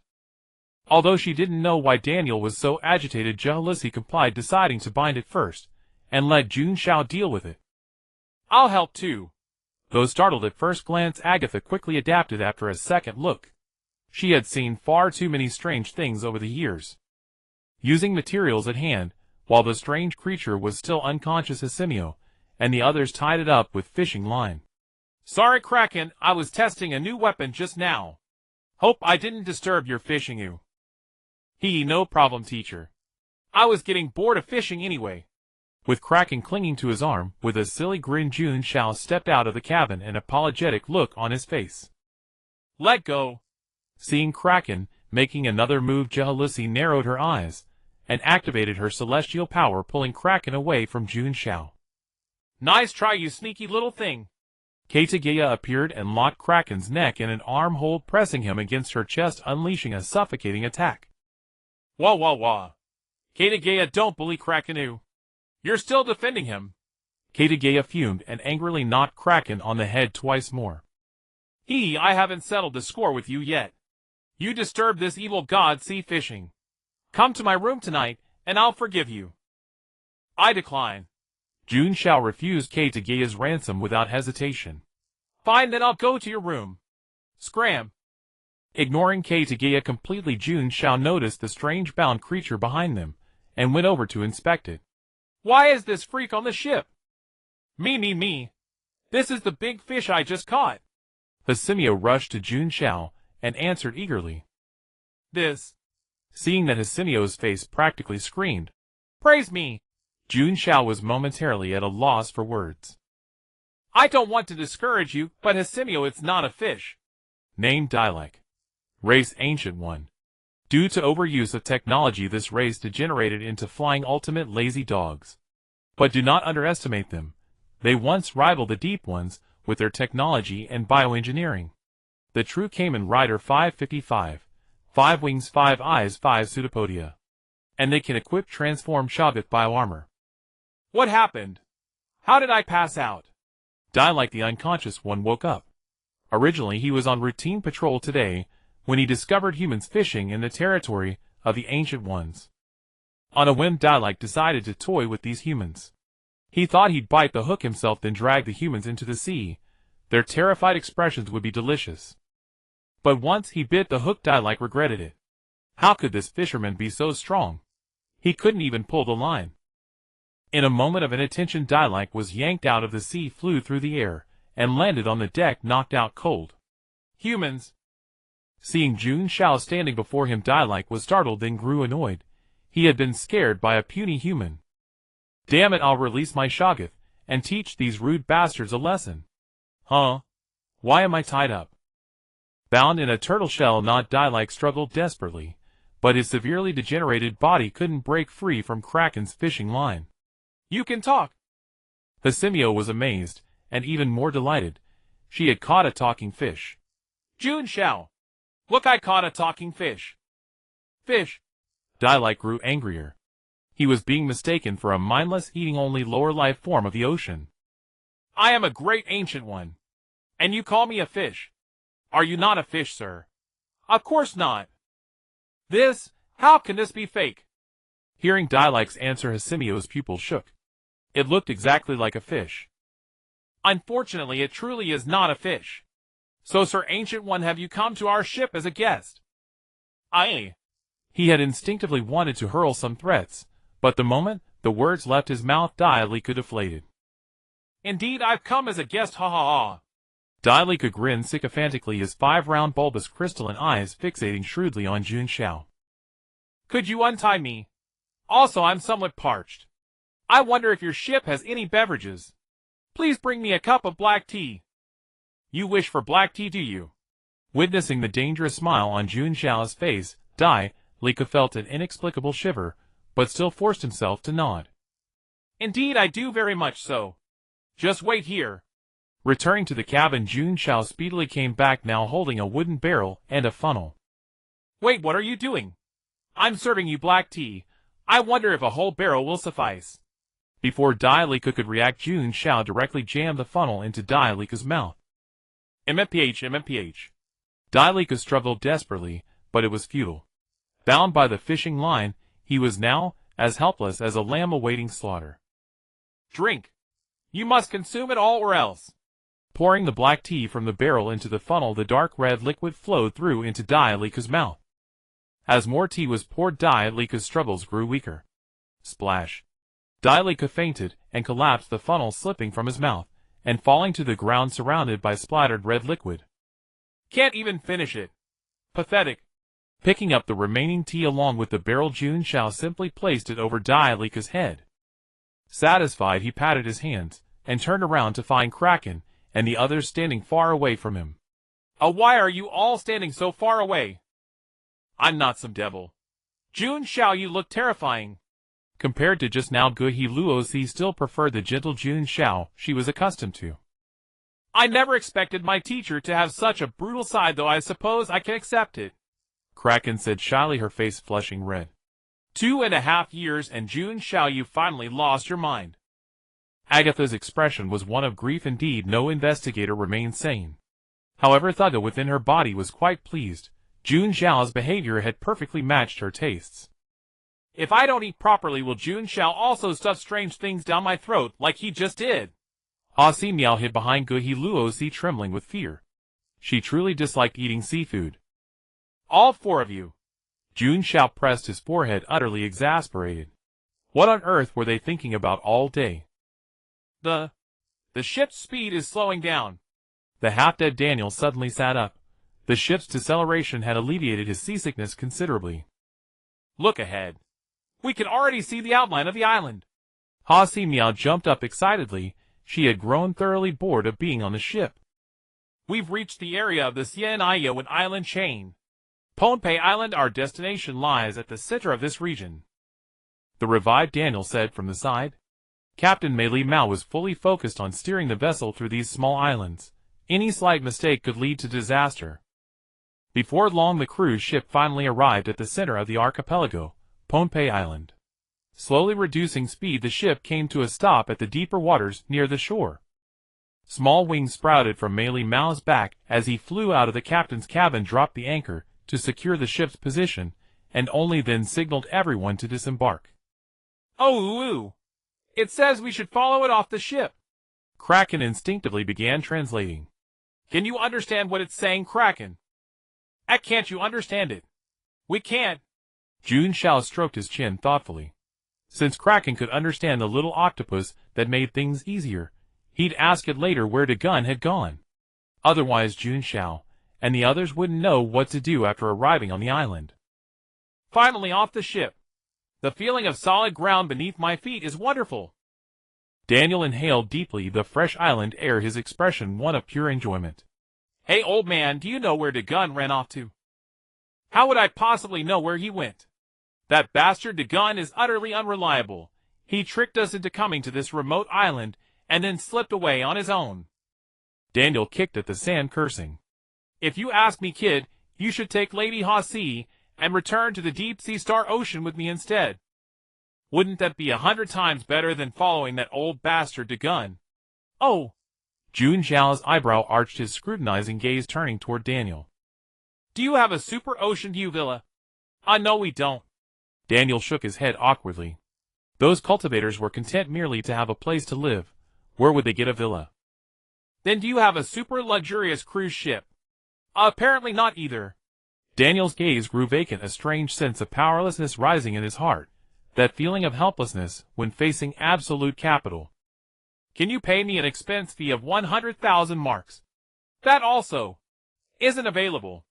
Then on what basis would you expect me to follow you? You're a penniless ghost. Jun Xiao deliberately drew out the words, delivering a harsh mockery toward Daniel. You? Daniel was so angered he began stuttering. How can you be so materialistic? I call it careful consideration. Otherwise, if I blindly took Lady Ha-Si and followed you, wouldn't I starve to death at your place? Ha ha ha. Mister, Jun Xiao is absolutely right. Daniel, you penniless ghost. Dagon suddenly emerged from the sea nearby, fiercely mocking his old rival, who was trying to poach his followers. Dagon, are you looking to start a war with me? Furious, Daniel glared at Dagon with his gleaming bald head. Indeed, he loathed wealthy people like this the most. Under normal circumstances, I would gladly fight you to the end, but we have business at hand. Mei Li Mao, who had been circling Kraken since Dagon's arrival, and immediately flew over. Oh, well done, Mei Li Mao. Dagon wore an affectionate smile and patted the octopus's head. I apologize, Mr. Jun Xiao. I had intended for you and the Kraken to rest for a few days first. However, as you can see, matters have taken an unexpected turn and require urgent attention. At the center of Pohnpei Island lies a lake enclosed by barriers. I would like to entrust you with taking Kraken into the lake to search for a certain location. I must depart immediately and cannot explain in detail, but Mei Li Mao will guide you and Daniel will serve as your escort. I entrust this to you, Mr. Jun Xiao. With that, Dagon turned and leaped back into the sea. Hey, you made me this kid's escort without even asking my permission. Daniel cursed toward the direction Dagon had departed. Search for something in a lake. Jun Xiao found himself puzzled. He wasn't a fish and couldn't breathe underwater, so how was he supposed to find something in the water for him? Kid, look at this. Dagon is such an unreliable old man. Daniel seized the opportunity to badmouth Dagon again. Master, I'm sorry. Uncle Dagon seems to have caused you trouble. Kraken said with a full face of apology, afraid that Jun Xiao might be angered. No need to apologize, and it's not your fault, Kraken. Jun Xiao ruffled Kraken's head and smiled casually. Let's first find the lake at the center of Ponape Island, as Dagon said. Woo woo woo. Mei Lima circled around Kraken. You're asking where the ring Uncle Dagon gave me before he left is. Here, right here. Kraken took out a ring set with a sapphire blue gem. Woo woo woo. Mei Lima extended a tentacle pointing at the ring, then at Jun Xiao. Can wearing this ring allow breathing underwater? Master, come quickly. Mei Lima says wearing this ring grants the ability to breathe underwater. Let me take a look. Jun Xiao leaned in, and the ring's information appeared in his mind. Ring of Ponape. Crafted from the sea prism crystals native to Raya, only the most honored guests may wear this ring. Gazing into this azure gem, you can feel the dark cold depths of the ocean. This ring was given to me by Uncle Dagon before we set sail, and he told me to present it to you, Master. But I never found the right moment until now. As she spoke, Kraken's face reddened. She had delayed giving it because she wanted to create a grand atmosphere and truly convey her feelings to her master. But now, she had to steel herself. Master, extend your hand. I'll put the ring on you. All right. Jun Xiao stretched out his hand, letting Kraken handle it. She lifted Jun Xiao's left hand and couldn't resist squeezing it. Master's hand was so smooth. And even fairer than her own skin, she was a little envious and wanted to keep touching it. Hey, hey, hey. You're just putting on a ring. Why are you fondling it? Thugga strongly condemned Kraken's behavior. Ahem, you're talking nonsense. I was just thinking which finger would be appropriate. With that, Kraken slid the ring of Ponape onto Jun Xiao's left ring finger. There, it's done. Hee. Kraken stared at the ring on Jun Xiao's finger and giggled foolishly. How pathetic. It's just wearing a ring. Why are you so happy? Anyone would think you're about to marry Jun Xiao. Thugga looked at Kraken's infatuated smile with disdain. Wearing a ring on the left ring finger usually means engagement or marriage. Agatha took over the body's control and said. Is that so? Thugga's expression changed as she jumped out again, exclaiming in shock. Take it off. Right now, immediately. Rushing to Jun Xiao, Thugga grabbed the ring on his left hand and started pulling. Woo woo woo. Mei Lima commented that Thugga's action was already too late. What? You say once the ring is on it can never be removed. Why didn't you tell me something this important earlier? Outwardly, Kraken was complaining that Mei Lima hadn't informed her of such crucial information sooner. But inwardly she was ecstatic. I refuse to believe it. I'm an old one. How can I not take off a lousy ring? Gritting her pearly teeth, Thugga gripped Jun Xiao's wrist and yanked at the ring with her other hand. Ow! Thugga, stop. If you keep this up, my finger will break before the ring comes off. Sorry, Jun Xiao. I'll be gentler next time. Once I recover a bit more power, I'll help you remove this wretched ring. Hearing Jun Xiao cry out in pain, Thugga quickly let go and apologized. Break his finger. Garo's voice sounded puzzled from the side. If you cut off Jun Xiao's finger, the ring will come off with it, won't it? Huh? Jun Xiao doubted his own ears. Had those words really come from Garo's? Turning around, Jun Xiao saw that the only visible eye of Garo's was glowing red, and she was smiling at him. Ahem, Garo's, calm down. I'm just wearing a ring. It's not like I'm actually marrying Kraken. What? Jun Xiao himself wants to marry Kraken. Lady, I think you're misinterpreting what I said. Kid, her state isn't right. You'd better grit your teeth and sacrifice yourself, or else all of us will suffer. The aura of destruction radiating from Garo's made Daniel tremble. His instinct warned him to flee immediately, or he would truly die. But His Majesty Hasimio was still here. He couldn't escape. How do you expect me to sacrifice myself? Jun Xiao couldn't help stepping back. Just give in to her and it'll be done. Daniel shoved Jun Xiao forward, and the others tacitly distanced themselves from him. Sorry, Jun Xiao. I can't defeat Garo's in her current state, so I'll have to ask you to bear with it. Thugga scratched her head, averted her gaze, and looked guilty, unable to meet Jun Xiao's eyes. Whoa, it's all my fault, Master. I've messed up again. Kraken wiped her tears, shedding little pearls of remorse. If it had been anyone else, she would have gone all out by now. But not Garo's. The other Kraken inside her admitted can't beat her, absolutely can't. Oh. Oh. Oh. Hisimio, completely clueless about the situation, let out a series of confused sounds. What was happening? Go Jun Xiao. Though she didn't understand to fit in, Hisimio also cheered Jun Xiao on like the others. Oh. I misinterpreted Jun Xiao. Then who does Jun Xiao actually want to marry? Gyaro slowly stepped forward, lifted her head slightly, and met Jun Xiao's gaze with that dangerous red eye, posing this fatal question. Of course. Of course it's Gyara's, ha ha ha. Jun Xiao's smile was somewhat forced. You're not lying to me, are you? Of course not. When have I ever lied?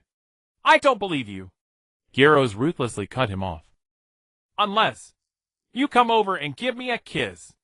Having said that, Gyaro moved her gaze slightly away, but the flush on her cheeks betrayed her true feelings. This. Jun Xiao looked shocked. The usually obedient and well-behaved Gyaro was actually at Sundra. Gyaro, here I go. Stepping forward, Jun Xiao cupped her cheeks and met her evasive red eyes. Since he had already been ravaged by Thugga, Jun Xiao figured he had no more resistance left.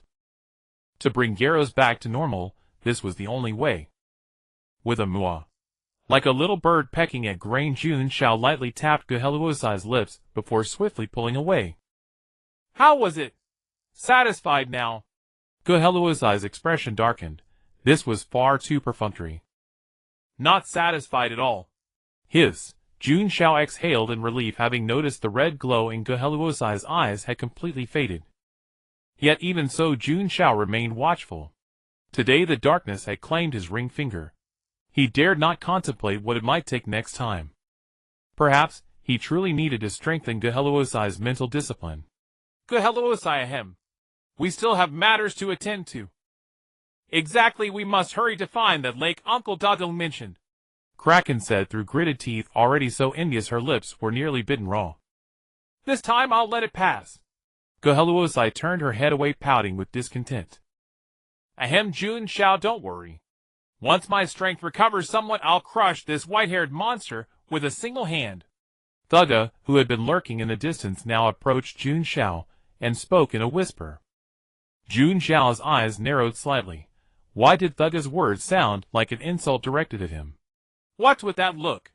Ah, I nearly forgot you're also white-haired. I wasn't referring to you, don't take it personally. Thugga waved innocently, but ultimately revealed its true intentions. Ahem, of course, to help me recover faster, you wouldn't mind letting me feed a few more times, would you? Scram. Not a single reliable one in sight, Jun Xiao thought bitterly. It seemed relying on others was futile. He needed to grow stronger, or he'd become everyone's pushover from here on out. Wait. There was also Hisimio. The well-behaved Hisimio had never done anything wrong. If only others could be as obedient, Jun Xiao couldn't help but imagine. Name Jun Xiao, race human. Awakening rate 1, sequence 8, Fate Dancer, digestion degree 66. Strength 17.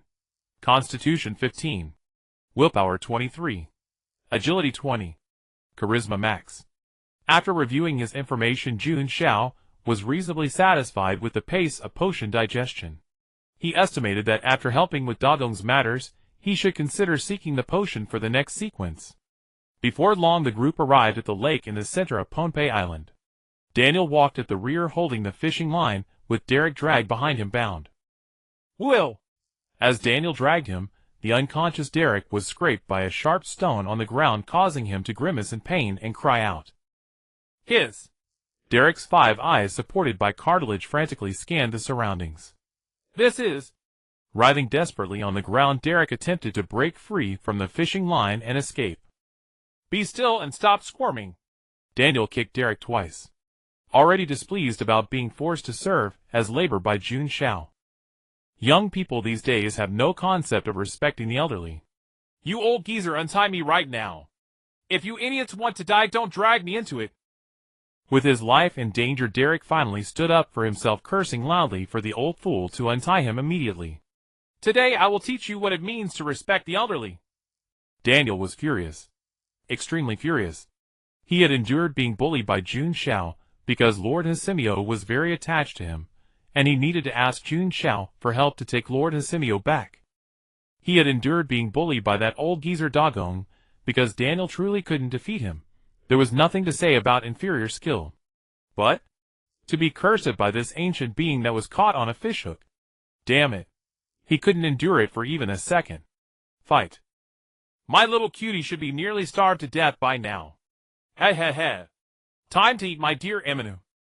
As Daniel's voice cold, as a knife cut echoed a pitch-black crack, suddenly appeared beside Derek.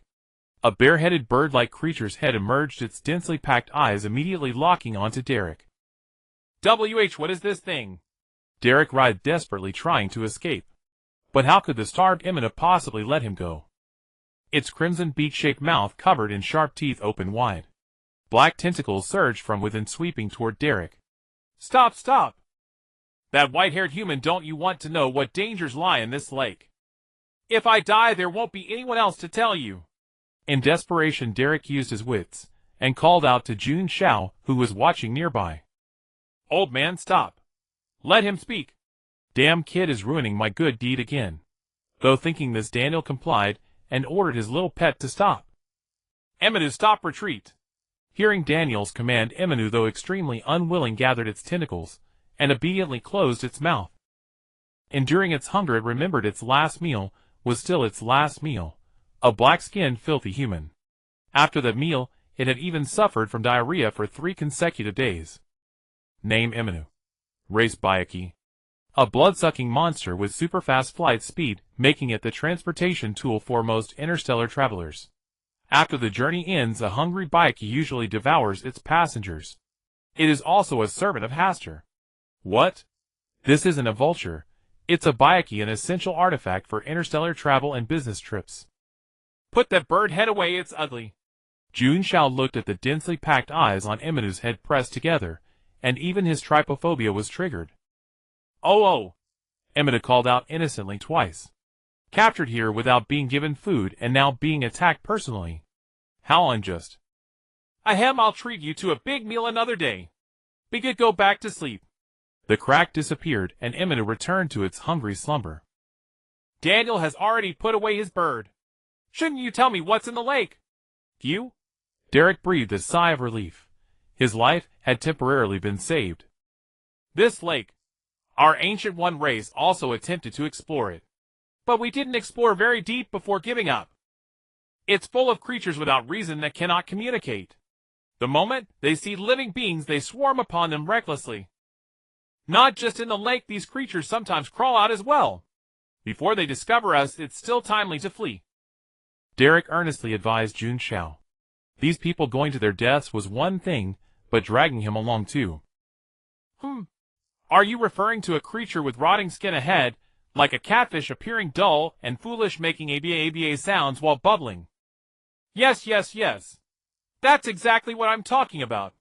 A look of joy spread across Derek's face, as if he had found a kindred spirit.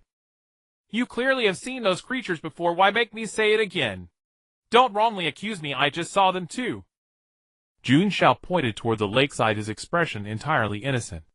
Hearing this, Derek looked in the direction Jun Xiao was pointing. A hunched creature with aquatic plants on its head spewing bubbles, and making ABA sounds had just crawled out of the lake. Name he boat. Race Deep One, corrupted by evil. Affected by the aura of Abhoth, the source of the unclean, this deceased Deep One has transformed into a mindless monster driven solely by slaughter and devouring. The warriors who once guarded the great underwater city of R'lyeh in death, they have merely changed their method of guarding R'lyeh. Grower. Upon detecting living beings, he boat's previously dull bulging eyes became bloodthirsty and frantic.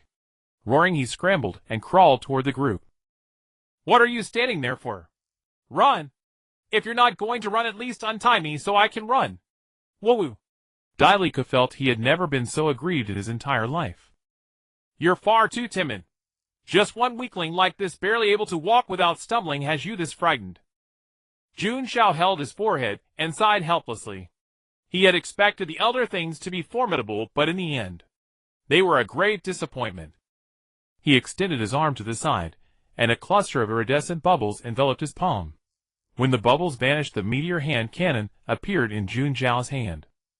With a casual shot of black light, or flew out. He boat's green head topped with seaweed burst like a watermelon.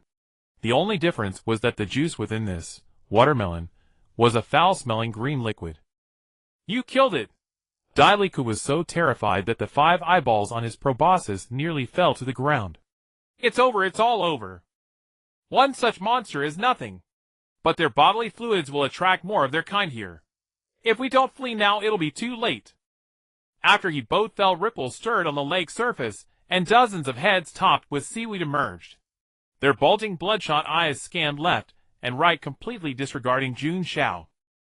Though the scene appeared comical, Jun Xiao could sense that those malevolent, bloodthirsty gazes were locked firmly onto him. More and more of the dead deep ones crawled ashore. Daniel, upon witnessing this, felt a secret glee. Seeing so many disgusting monsters charging at once, that kid must be trembling with fear now. But he would not act so easily. Daniel held grudges. Though he would ensure Jun Xiao came to no harm, that didn't stop him from letting Jun Xiao suffer a bit. As Daniel had imagined, Jun Xiao was indeed trembling. So many live targets rushing at him. This time, he would definitely shoot to his heart's content. How could his hands not tremble when shooting? Don't any of you act. Leave them all to me. Afraid that Gahaluasi or the others might steal his kills, Jun Xiao raised his hand to stop those about to strike. He tossed the meteor hand cannon lightly upward. Bubbles appeared in the air, caught the cannon, and then spat out the onyx blast gun. With a suave flourish, Jun Xiao caught the black-purple firearm as it descended, spinning it elegantly. Beyond 5 steps the gun is fast. Within 5 steps the gun is both fast and accurate. He channeled his spiritual power into the core of the onyx blast gun. A crimson light flickered, and a black-purple diamond-shaped bullet brimming with destructive energy shot forth. The black-purple bullet met the horde of dead deep ones, and exploded instantly, sending green fluid and severed limbs flying everywhere. Near the lake, a rain of green blood and a hail of flesh chunks fell from the sky. The small-scale group of dozens of dead deep ones was almost entirely obliterated by Jun Xiao's single shot, leaving only a few still writhing feebly on the ground. He retrieved the meteor hand cannon and fired a few more shots. Within a minute the battle was over. Whoosh!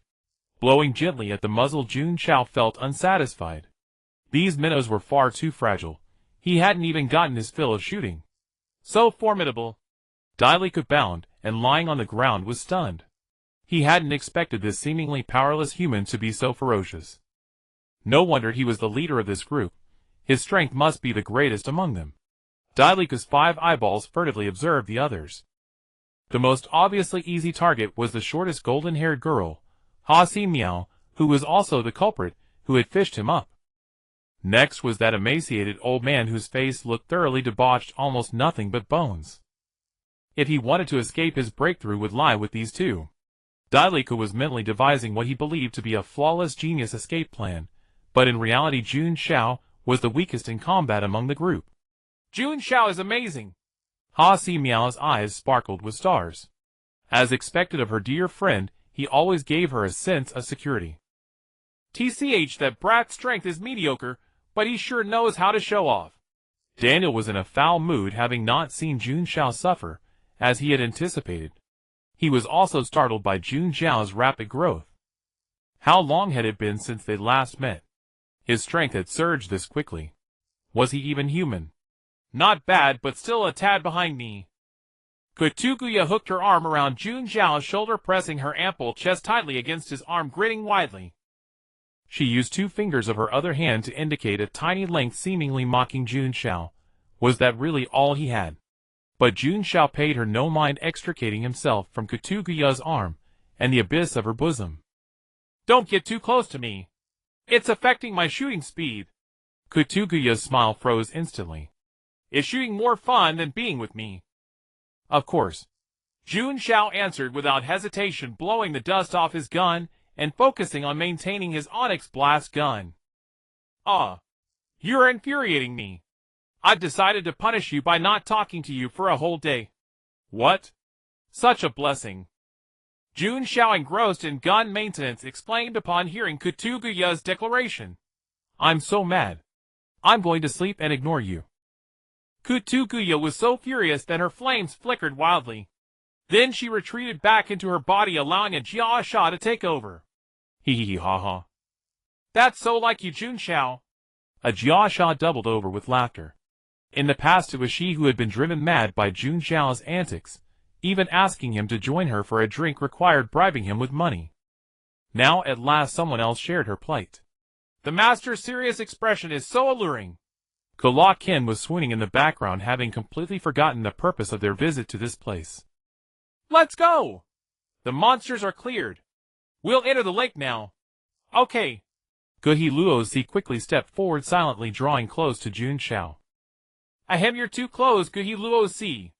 To prevent any sudden monster attacks, it is my duty to provide close protection.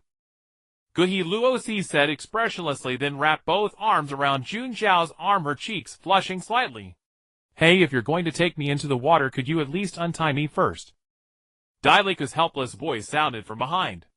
If he were thrown into the lake tied up, like this, wouldn't he become fish food for the monsters at the bottom? Daniel, untie him. Once in the water, let him take the lead. You elder things have explored the lake bottom before, haven't you? So you'll be our guide. Guide us well, and we'll treat you fairly. Hearing Jun Xiao's words, Dailika nearly fainted from fright. Wasn't this just sending him to the front as a meat shield? If he weren't tied up by the fishing line, he would have slapped himself hard right now. He should never have mentioned that he had once been to the bottom of this lake. The fishing line was untied, and Derek tremblingly stepped forward. He couldn't win by fighting, so he had to submit. White-haired master, could I take some protective measures first? Derek looked at Jun Xiao with a pleading gaze. If he were to jump into the water recklessly, and a monster suddenly attacked him, he would probably die on the spot. Hurry up if you delay my business. Seeing the dangerous smile on Jun Xiao's face, Derek trembled all over, and the painful memory of being forcibly knocked out by black tea resurfaced in his mind. He used to love black tea the most. But now the mere sight of it fills him with terror. Derek swore he would never drink black tea again in this lifetime. Extending his tentacles, Derek took out the Shaga storage device he carried with him. It looked like a perfume bottle containing a fluid that was a mixture of black and green. After twisting the bottle cap, Derek placed the bottle at his waist. The belt flew out from the middle of the bottle on both sides, securing it to his waist. Shoggoth Bioarmor 2. Zero system is starting. Shoggoth Life Activity Detection. Good. Shoggoth Controller Detection. Normal operation. Shoggoth Limiter Detection. Normal operation. All systems normal, activate. An emotionless mechanical voice came from Derek's belt. Then a fluid substance mixed with glowing eyeballs emerged from the bottle and enveloped Derek's entire body. Jun Xiao observed everything with interest. Indeed, after Derek equipped the Shoggoth bioarmor, his aura had become much stronger. The nameless Shoggoth. Created by the Elder Ones, as slaves after gaining sentience, they rebelled against their oppressors, but they failed and were fitted with the collars and limiters, meticulously crafted by the Elder Ones, becoming slaves once again. We are all born unique and free, but is there really freedom beyond the sea? Plop. Watching Derek jump into the water, Jun Xiao followed closely. The ring of Panopi emitted a faint light, enveloping Jun Xiao's entire body and separating him from the lake water. Jehalusi and the others also jumped into the lake. Unlike Jun Xiao, they could move freely underwater with their own abilities. Following Derek, as they slowly descended, the surroundings grew darker. Before long, Derek suddenly stopped. They're surrounding us. The Deep One corpses swam over. Derek, at the front of the group, was the first to be surrounded by the Deep One corpses. Wearing the Shoggoth armor, he was fearless. His 5 tentacle limbs simultaneously exerted force, directly crushing the heads of the Deep One corpses that approached him. Under the dim lake water, more and more Deep One corpses emerged. Miao Dao. Jun Xiao summoned Miao Dao, and a faint blue light instantly illuminated the surroundings. Miao. Miao Dao's chi-like figure dashed out, and with a single swipe sent a Deep One corpse behind Jun Xiao flying. These flames can actually burn underwater. Ajiasa's palm shot out a tongue of flame, instantly igniting the Deep One corpse's entire body, and then spread like a plague. Teacher, I'll protect you. Leaning close to Jun Xiao, Keela Kin's hair behind her turned crimson red, curling into 2 fists, and sent all the surrounding Deep One corpses flying with a hammer blow. Humph. Seeing Keela Kin clinging to Jun Xiao, Jehalusi snorted coldly. The celestial sound instantly sent all the Deep Ones around flying, and also pushed Keela Kin away. What are you doing? Keela Kin gritted her teeth and glared at Jehalusi, who had ruined her plans, very angry. You were too close to Jun Xiao. I accidentally mistook you for an enemy, Jehalusi said without any apology. If it weren't for the fact that Keela Kin was her good friend, anyone else would have been torn to pieces by the celestial sound. TCH. A pair of wings sprouted from her back. Keela Kin propelled herself through the water, like a missile charging into the group of Deep One corpses. After wreaking havoc, Keela Kin looked at Jehalusi provocatively. Her thought was simple: as long as she killed more monsters than Jehalusi, the teacher would surely pay more attention to her. Jehalusi was not to be outdone. She could not let anyone else steal the spotlight in front of Jun Xiao. The celestial sound propelled her swiftly through the water, and wherever she went, the Deep One corpses were all torn into pieces. Why are both of them so inexplicably motivated today? Jun Xiao, who had originally intended to draw his gun, abandoned the idea. He remembered clearly what Da Gong had entrusted him with, and it was a good opportunity to train Keela Kin more. Lord Hisimio, let your most loyal follower also witness your majestic posture of slaughtering these ants. Daniel watched Jehalusi and the other two showing off their skills, so he ran over to Hisimio and said excitedly, I don't like fighting. Hisimio timidly refused Daniel. The great Asta has rejected my prayer. Like a thunderbolt, Daniel stood there dazed, muttering to himself, beginning to reflect on whether he had done something wrong that displeased Lord Hisimio. Hisimio, frightened, quickly urged the wind to swim to Jun Xiao's side and hugged him tightly. What would Jun Xiao? That old man's expression is so scary. Don't be afraid, I'm here. Jun Xiao gently patted Hisimio's back, looking helplessly at Daniel not far away, and suddenly felt a bit sorry for Hisimio. If he had such a strange follower who went crazy at any time, he would definitely tell this guy to go find a piece of tofu and hit himself to death. Ajiasa, tired from playing with fire, returned to Jun Xiao's side. Seeing the adorable Hisimio, she felt a stir. Jun Xiao, can I hold Hisimio? Of course, meow. After saying that, Jun Xiao tried to push Hisimio away, but she hugged him even tighter. I don't want to be hugged by that auntie. Hisimio's voice came with a crying tone. Katugia had left a very bad impression on her, and the experience of almost being suffocated in her sleep had left a huge shadow. Women with big chests are all demons. Auntie. Ajiasa's face darkened, and she suddenly felt that Hisimio was not cute at all. In the distance, Keela Kin was also getting into the groove. As she killed more and more Deep One corpses, she felt that she had become much stronger, and her control over her body was more adept. But despite this, she still couldn't match Jehalusi's achievements. Ha ha ha. Take this punch. Derek laughed heartily, sending a Deep One corpse flying, and immediately felt that all the grievances he had suffered before had dissipated. Hey, why are they all running away?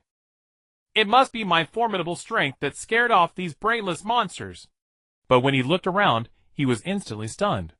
Keela Kin and Jehalusi were mowing down the fleeing Deep One corpses like grass. This. What kind of monsters are these? Derek, who had just regained his confidence, instantly wilted, and the idea of escaping was completely abandoned. Something is wrong, very wrong. Jun Xiao frowned as he watched the previously mindless Deep One corpse horde suddenly begin to retreat in a highly orderly manner. Probing the surroundings with his spiritual sense, Jun Xiao soon spotted an unusual Deep One corpse within the horde. Name: Warwick.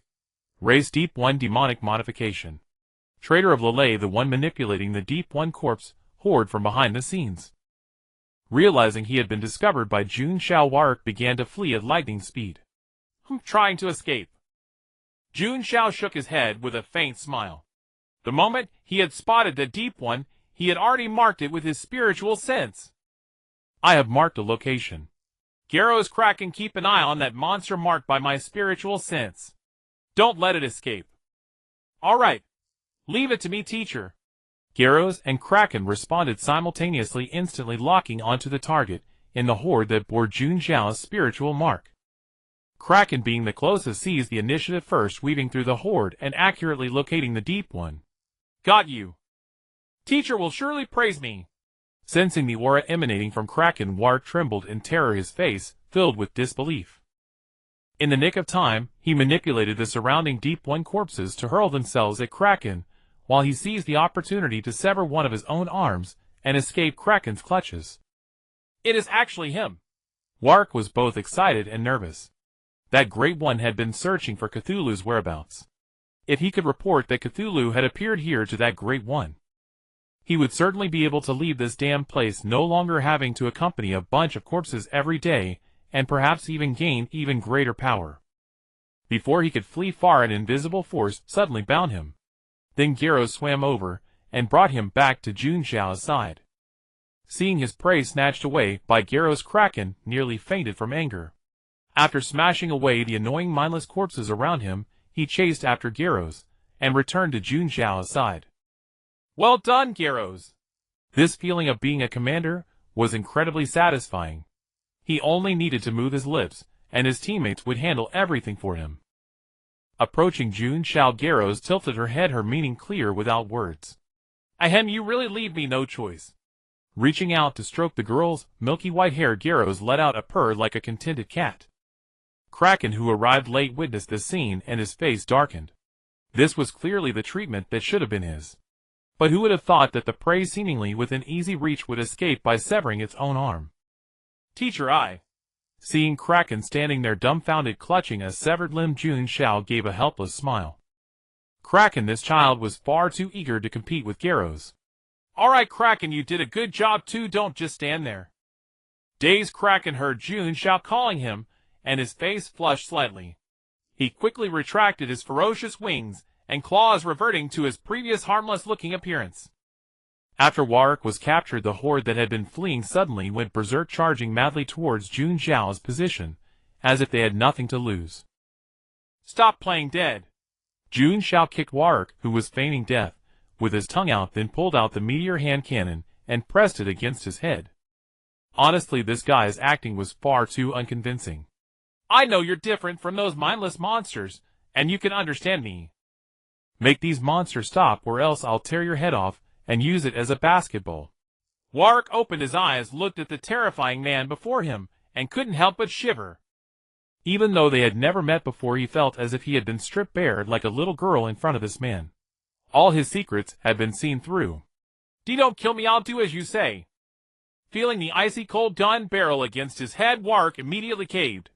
With a thought, the bloodlust in the eyes of the surrounding deep one corpses instantly turned to dullness, and they all stood frozen, babbling mindlessly. Good. Now tell me, why did you manipulate these monsters to attack us? Wark shook his head desperately, as if touching some forbidden topic, his attitude instantly reversing. No comment. Even if you kill me, I won't say a word.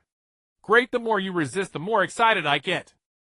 Derek, standing nearby, saw the familiar smile on Jun Xiao's face, and immediately felt a twinge of sympathy for Wark. Poor fellow. Come on, buddy, pick when you like. Jun Xiao casually grabbed a few tools from the bubble that he had obtained from Morris. A whip, a collar, and all sorts of strange little gadgets. Wark was instantly terrified. How could anyone possibly choose from such things? You have the right to remain silent. Then let me choose one for you. Seeing what he had pulled out, Jun Xiao fell silent himself. Why did Morris have nothing but these bizarre items? Let's go with this one. Jun Xiao randomly picked up a whip and stuffed the rest back into the bubble. Though reluctant, the whip was the only normal thing among them. Picking up the whip, Jun Xiao casually cracked it a few times in the water. Not bad, it felt quite handy. One last chance. Speak or not.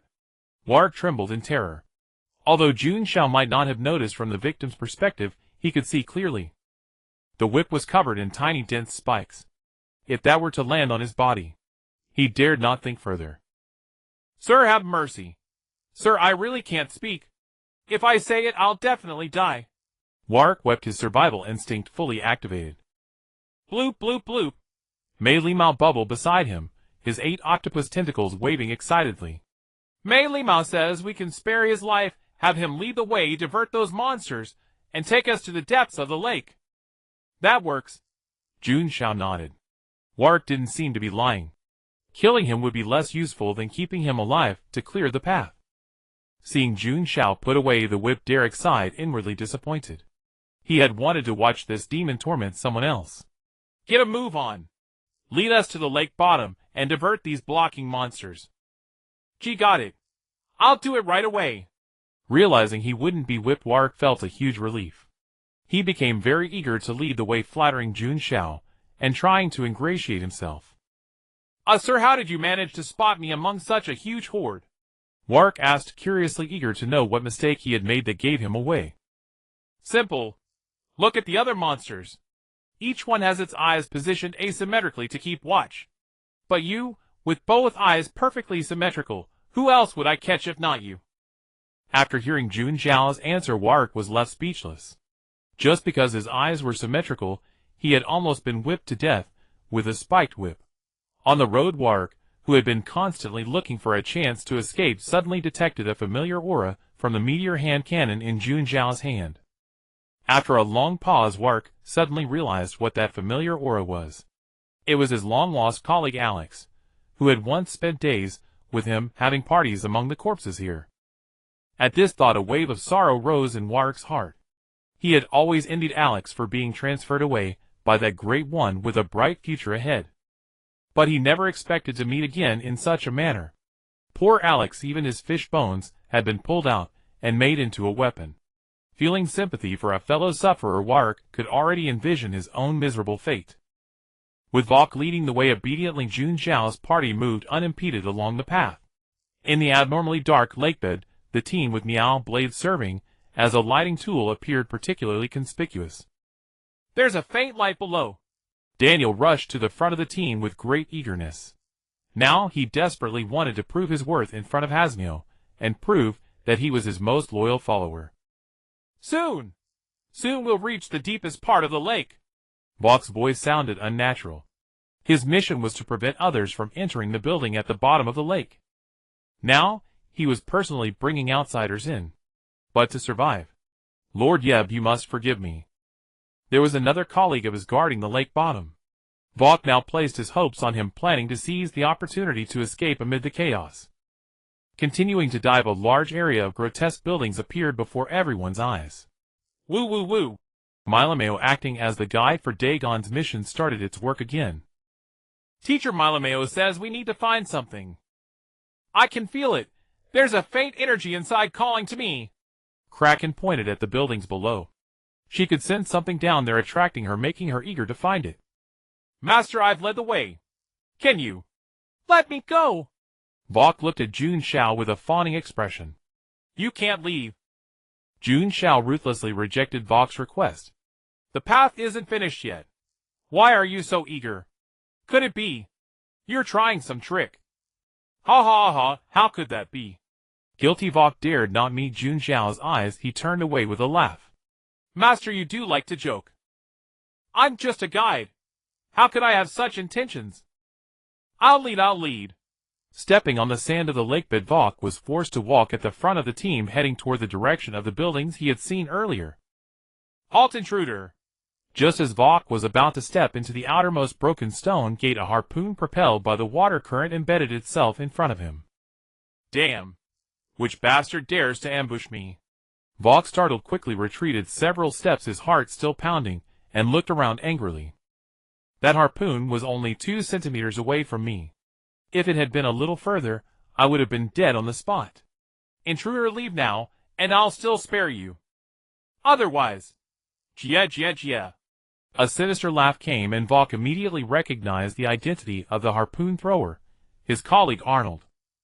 Another one. Looking at the monster that suddenly appeared, Jun Xiao was somewhat surprised. It looked similar to Vok. The only difference was that this newcomer's eyes were also asymmetrical. Even though he was speaking to him, it seemed he wasn't looking directly at him. Name Arnold, race Deep 1, demon modified trader of R'lyeh, capable of controlling corpse groups infected by the Aura of Abhoth. He is clever, at least it seems so. I think we can talk nicely. We should avoid unnecessary conflict.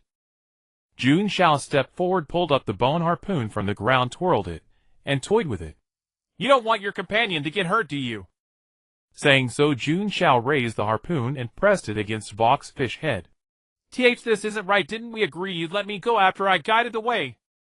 Feeling the cold spike pressed against his scalp, Vok was on the verge of tears, trembling. Why did he get caught in the crossfire even when lying down? Jia. Did you think I didn't see through your act? Arnold gave a mocking smile. His two intelligent eyeballs began to rotate. That bastard Vok has betrayed us. He brought the enemy in. Do you think I care about the life of this traitor? After hearing Arnold's speech, Vok almost fainted from anger. How could it be seen that his current miserable state was that of a prisoner captured by that white-haired demon? What? You saw through that? Jun Xiao pretended to be surprised, his tone full of disbelief. Jun Xiao is tricking people again. Jehalusi behind him complained helplessly. Cough, teacher's acting seems a bit fake. Kraken beside him also chimed in. Jun Xiao's expression change was too abrupt. Jia. I knew it would be like this. As he laughed, Arnold's tone turned, his expression fierce. Intruder, I'll give you one more chance. Leave this traitor to me for disposal. Then I'll let you leave and forgive your rudeness for trespassing here. Ahem, don't even think about it. Vok is my good brother now. How can I abandon him and run away? After saying that, Jun Xiao casually tossed away the harpoon that had been pressing against Vok's head, immediately feigning indignation. Since you insist on seeking death, I'll grant your wish. Arnold sneered with a jia, then waved his hand, and a giant octopus swam out from the shadow above him. Even if Jun Xiao handed Vok over to him, he wouldn't let them go, because just now he had also sensed the aura of Kraken and Hasmio. Their whereabouts were exactly what Lord Yeb had been seeking. Starspawn corpse affected by the aura of Source of the Unclean. Abhoth, these long-dead Starspawn corpses have begun to stir again.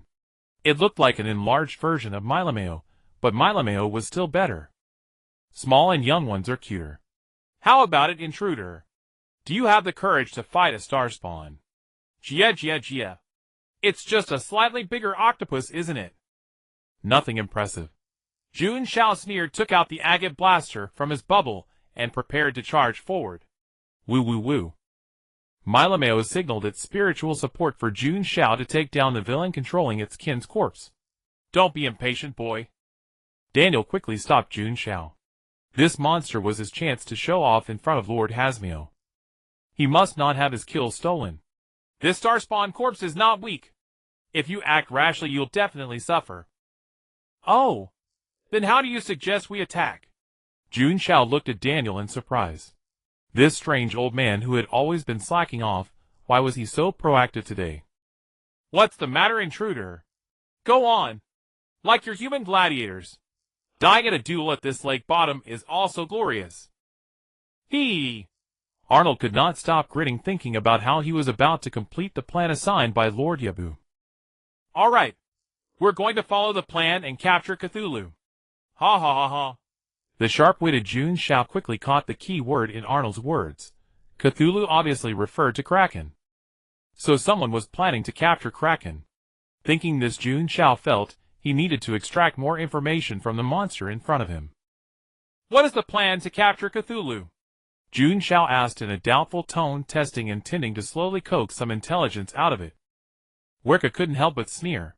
Although Arnold was stupid, there was no way he would directly answer such an obvious question right.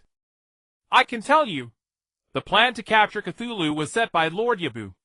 We must capture Cthulhu and his brother Hastur. Hee. Watching Arnold laugh arrogantly with his head tilted back and hands on his hips, Werka was dumbfounded. Had this idiot's brain been damaged when he was infected by demonic energy? So you answer whatever the enemy asks. Not only Werka, but everyone present was stunned for a few seconds by Arnold's response. Capture Hastur. Daniel exploded instantly. How dare he say that in front of me, the most loyal follower of Hastur? If he didn't act now, it would be an insult to his faith. But beside him, Jun Xiao suddenly reached out to stop him, shaking his head. You're still stopping me. Daniel was almost fainted with anger. If not for fear of angering Hasmio, he would have beaten Jun Xiao first, teaching him how to properly believe in the great Hastur. Don't be impatient, old man. Jun Xiao's tone was calm, and his faint smile made him look very reliable. Especially in the eyes of Hasimio, and the others behind him. Jun Xiao formed a stark contrast with the already red-faced Danier. Calm down first. Be careful of traps ahead, don't rush in. Star spawn attack. Act according to the plan to capture Cthulhu. Seeing Arnold directly drive the enormous corpse of a star spawn to charge over Jun Xiao, who had just stopped, Danier awkwardly twirled a strand of hair around his finger. He almost forgot that this guy's intelligence was just that. Even if his 2.5 MB capacity brain were to explode, he couldn't devise traps or ambushes. That big octopus is yours, Danier. Jun Xiao pushed him from behind. In the end, it still takes the old man to handle it. The Tsundere Danier snorted coldly, still brooding over Jun Xiao's earlier interference. He took off his hood, flicked his right hand, and his yellow robe fluttered as a pitch-black crack appeared behind him. A creature covered with dense bird heads emerged. Oh! Seeming hungry, and having been confined for too long, Imania curled up, lying on the ground, its head full of eyes, looking pitifully at Danier. Don't look at me. Go kill that big octopus. It's your dinner. Following the direction Danier pointed, a giant octopus was flapping its wings and flying toward them. Imania instantly recognized its identity, Star Spawn. Spreading its wings, Imania stood up and extended its sharp claws.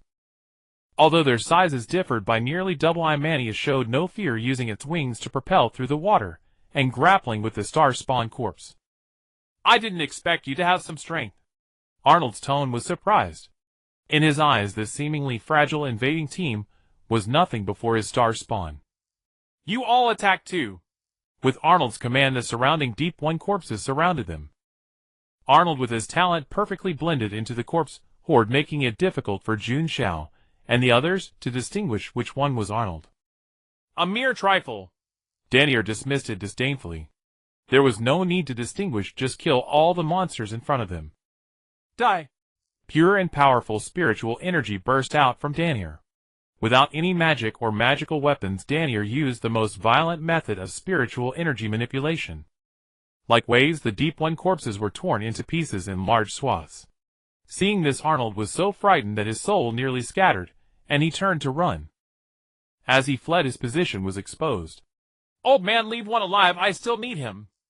You're really treating me like a bodyguard, aren't you? Danier snorted, withdrew, his spiritual energy flickered, and in a moment returned, holding the fin on Arnold's back. Meanwhile, Imania had already killed its opponent, leaving only a giant octopus head. The ground was littered with wing fragments and severed tentacles. Opening its mouth, black tentacles licked the octopus head again and again. After licking enough, Imania finally began to eat. Its tentacles retracted, revealing rows of sharp teeth, and bit into the octopus head. But the result was not as delicious as it had imagined. The expected blood juices, brains. None appeared. How could it be fake? Imania's expression stiffened, as uncomfortable as if it had eaten something disgusting. Dry, stiff, rotten. This was clearly zombie meat. Oh! The aggrieved Imania returned to Danier's side, patting its growling stomach with its claws. Hungry. There's the octopus head you just got over there. Go eat that. Oh! Imania gestured with its claws, indicating that the octopus head was not something a Bayaki could eat. Even a dog wouldn't sniff it, but would turn and walk away. Having said that, Imania's dense small eyes shifted, landing on Arnold in Danier's hand. Hey, control your bird, okay? We still need this guy for something important. The wary Jun Xiao waved his hand to shoo away Imania, whose neck was stretching closer. Imania says that octopus is zombie meat, not tasty. It wants to eat this. Danier pointed at Arnold in his hand. It should forget about eating this monster. But we can feed it the other two. What do you say? Die like Werka, you too. Why are you suddenly so far away? Hearing Jun Xiao's devilish whisper, Dilak and Werka, who were quietly sneaking away together in the distance, trembled in fear. Werka was so frightened that his legs gave way, and he knelt on the ground, already imagining the scene of being punished by Jun Xiao's spiked whip later. Seeing that his life was about to end in peril at the critical moment, Derek triggered a brainstorm. He directly took out the Shoggoth armor bottle and twisted the switch. With a click, watching Derek's smooth series of actions, Jun Xiao thought he was trying to escape, and was about to raise his gun and fire a shot at him. After transforming, Derek, without a word, kicked the kneeling Walker to the ground. Then he dragged him back to Jun Xiao's side. "Oh dear master, you've wronged me. I saw this guy trying to escape, so I secretly followed him thinking I'd help you catch him back." Derek lowered his body and threw Walker in front of Jun Xiao. "This bastard even dared to run away. Master, you must teach him a lesson with your thorny little whip." "You?" Walker was so enraged by Derek's words that he fainted. It was he who had suggested they both escape together. After being discovered, he surrendered without hesitation and even sold him out. "Nonsense! You were the one who seduced me to escape together. Shut up! Shameless bastard trying to slander me." Fearing Walker might say more, Derek started punching and kicking him. "Enough, Derek, stop." Having witnessed their infighting with interest, Jun Xiao finally halted Derek. Master, are you satisfied with what I did? Don't be so nervous, Derek." Jun Xiao reached out and poked Derek's trembling body, his smile warm. "I can understand the urge to escape. And haven't I promised you? As long as you lead the way properly, I won't treat you badly." Derek was too scared to speak, his 5 eyes tightly shut, fearing that a single glance might make Jun Xiao unhappy and shoot him. Seeing Derek tremble even more, Jun Xiao was a bit displeased. How could a healthy, warm, and reliable adult male like me appear to him like a plague god or the king of hell? "All right, strictly speaking, you've finished leading the way, so you can leave. After all, I'm not exactly a devil." Really?" Expecting death, but instead this demon was letting him go. Derek felt everything was so unreal that he even suspected he was hallucinating. "Really as true as pearls." Jun Xiao's expression was serious. He suddenly thought Derek looked a bit mentally unstable. Poor thing, he wondered what it had experienced to become like this. "Then, I'm really leaving?" Derek cautiously probed. "Go." With Jun Xiao's permission, Derek moved a small step, and when he saw no reaction, he was about to bolt. "Wait." Seeing Derek still in that half-dead state, Jun Xiao felt he couldn't let him go so easily. During his time as a psychology professor at Harlan University, Jun Xiao had treated many patients with mental abnormalities. Derek seemed to be in a similar state. The nearly charging Derek stumbled to a halt, almost falling headfirst. Master, do you have any more orders?" Thinking Jun Xiao had changed his mind, Derek broke out in a cold sweat. "I just suddenly wanted to say a proper goodbye to you. Derek, when we meet again next time, you must be happy, be joyful, and live strong, okay?" "Okay. I will." Though he didn't understand why the white-haired demon said this, Derek obediently nodded. How could he not be happy and joyful? Escaping from this demon was the happiest and most joyful thing Derek could imagine.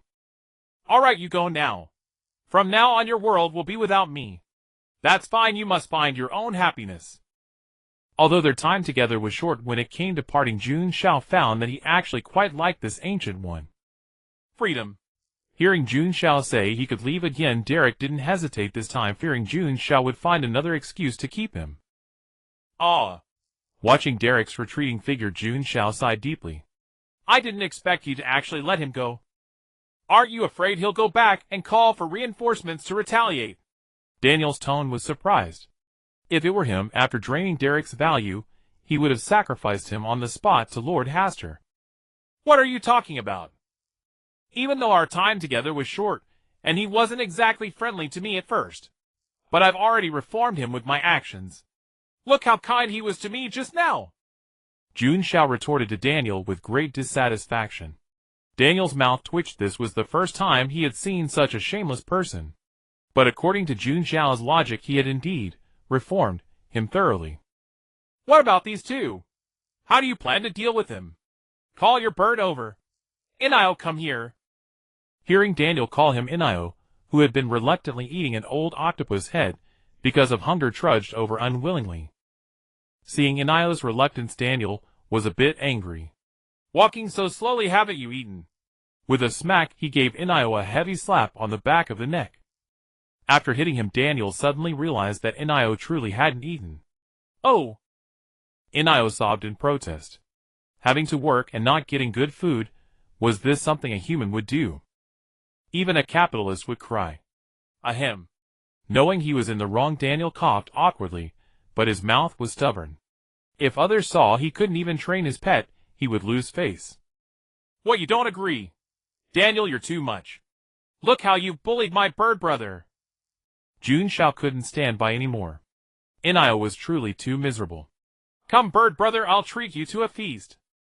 Hearing someone defend him and offer food, Inio trotted happily to Jun Xiao, completely opposite to his half-dead demeanor when Daniel called him. Watching his beloved pet run into someone else's arms, Daniel was on the verge of tears. Back then it was you who didn't let Inio eat Arnold, and now you're playing the good guy. The greatest pain in the world is none other than Daniel's watching his beloved pet be lured away by Jun Xiao. Wake up! Stop pretending to be dead. Jun Xiao kicked Arnold and Walk on their backsides respectively. Walk screamed in agony and crouched on the ground, clutching his head, trembling like a well-behaved prisoner, terrified that Jun Xiao might produce a leather whip to torture him next. One day I will make you repay every humiliation you've inflicted upon me. Arnold's face twisted into a hideous grimace. He had never expected to be captured alive by invaders. As a loyal guard of Lord Yeb, this was simply the greatest dishonor. Cut the nonsense. I'm asking you too, what specific task did this Lord Yeb of yours assign you?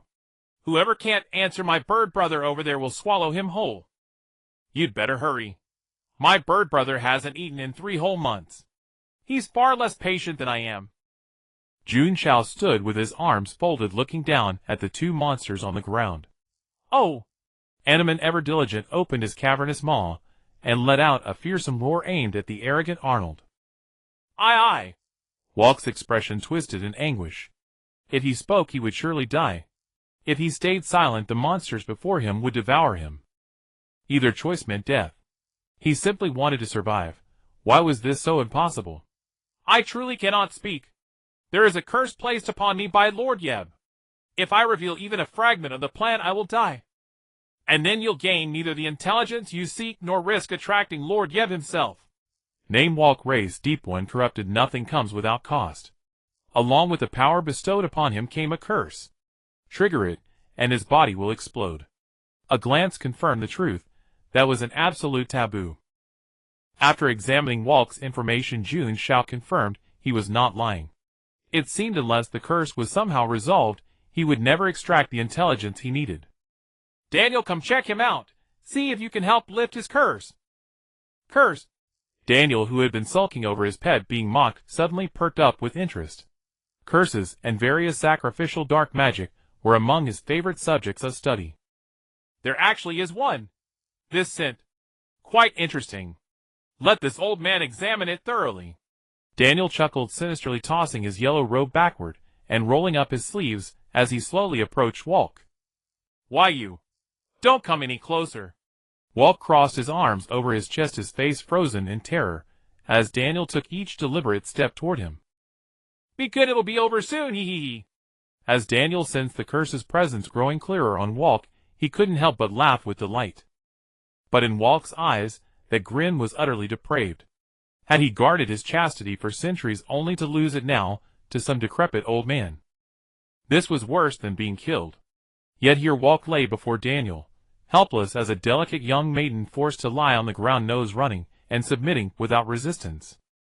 A palm like withered wood pressed against Walk's fish head. Daniel closed his eyes, channeling his spiritual energy to examine every corner of his body. Soon, in an extremely concealed location, Daniel discovered the curse Jun Xiao had mentioned. How about it, old man?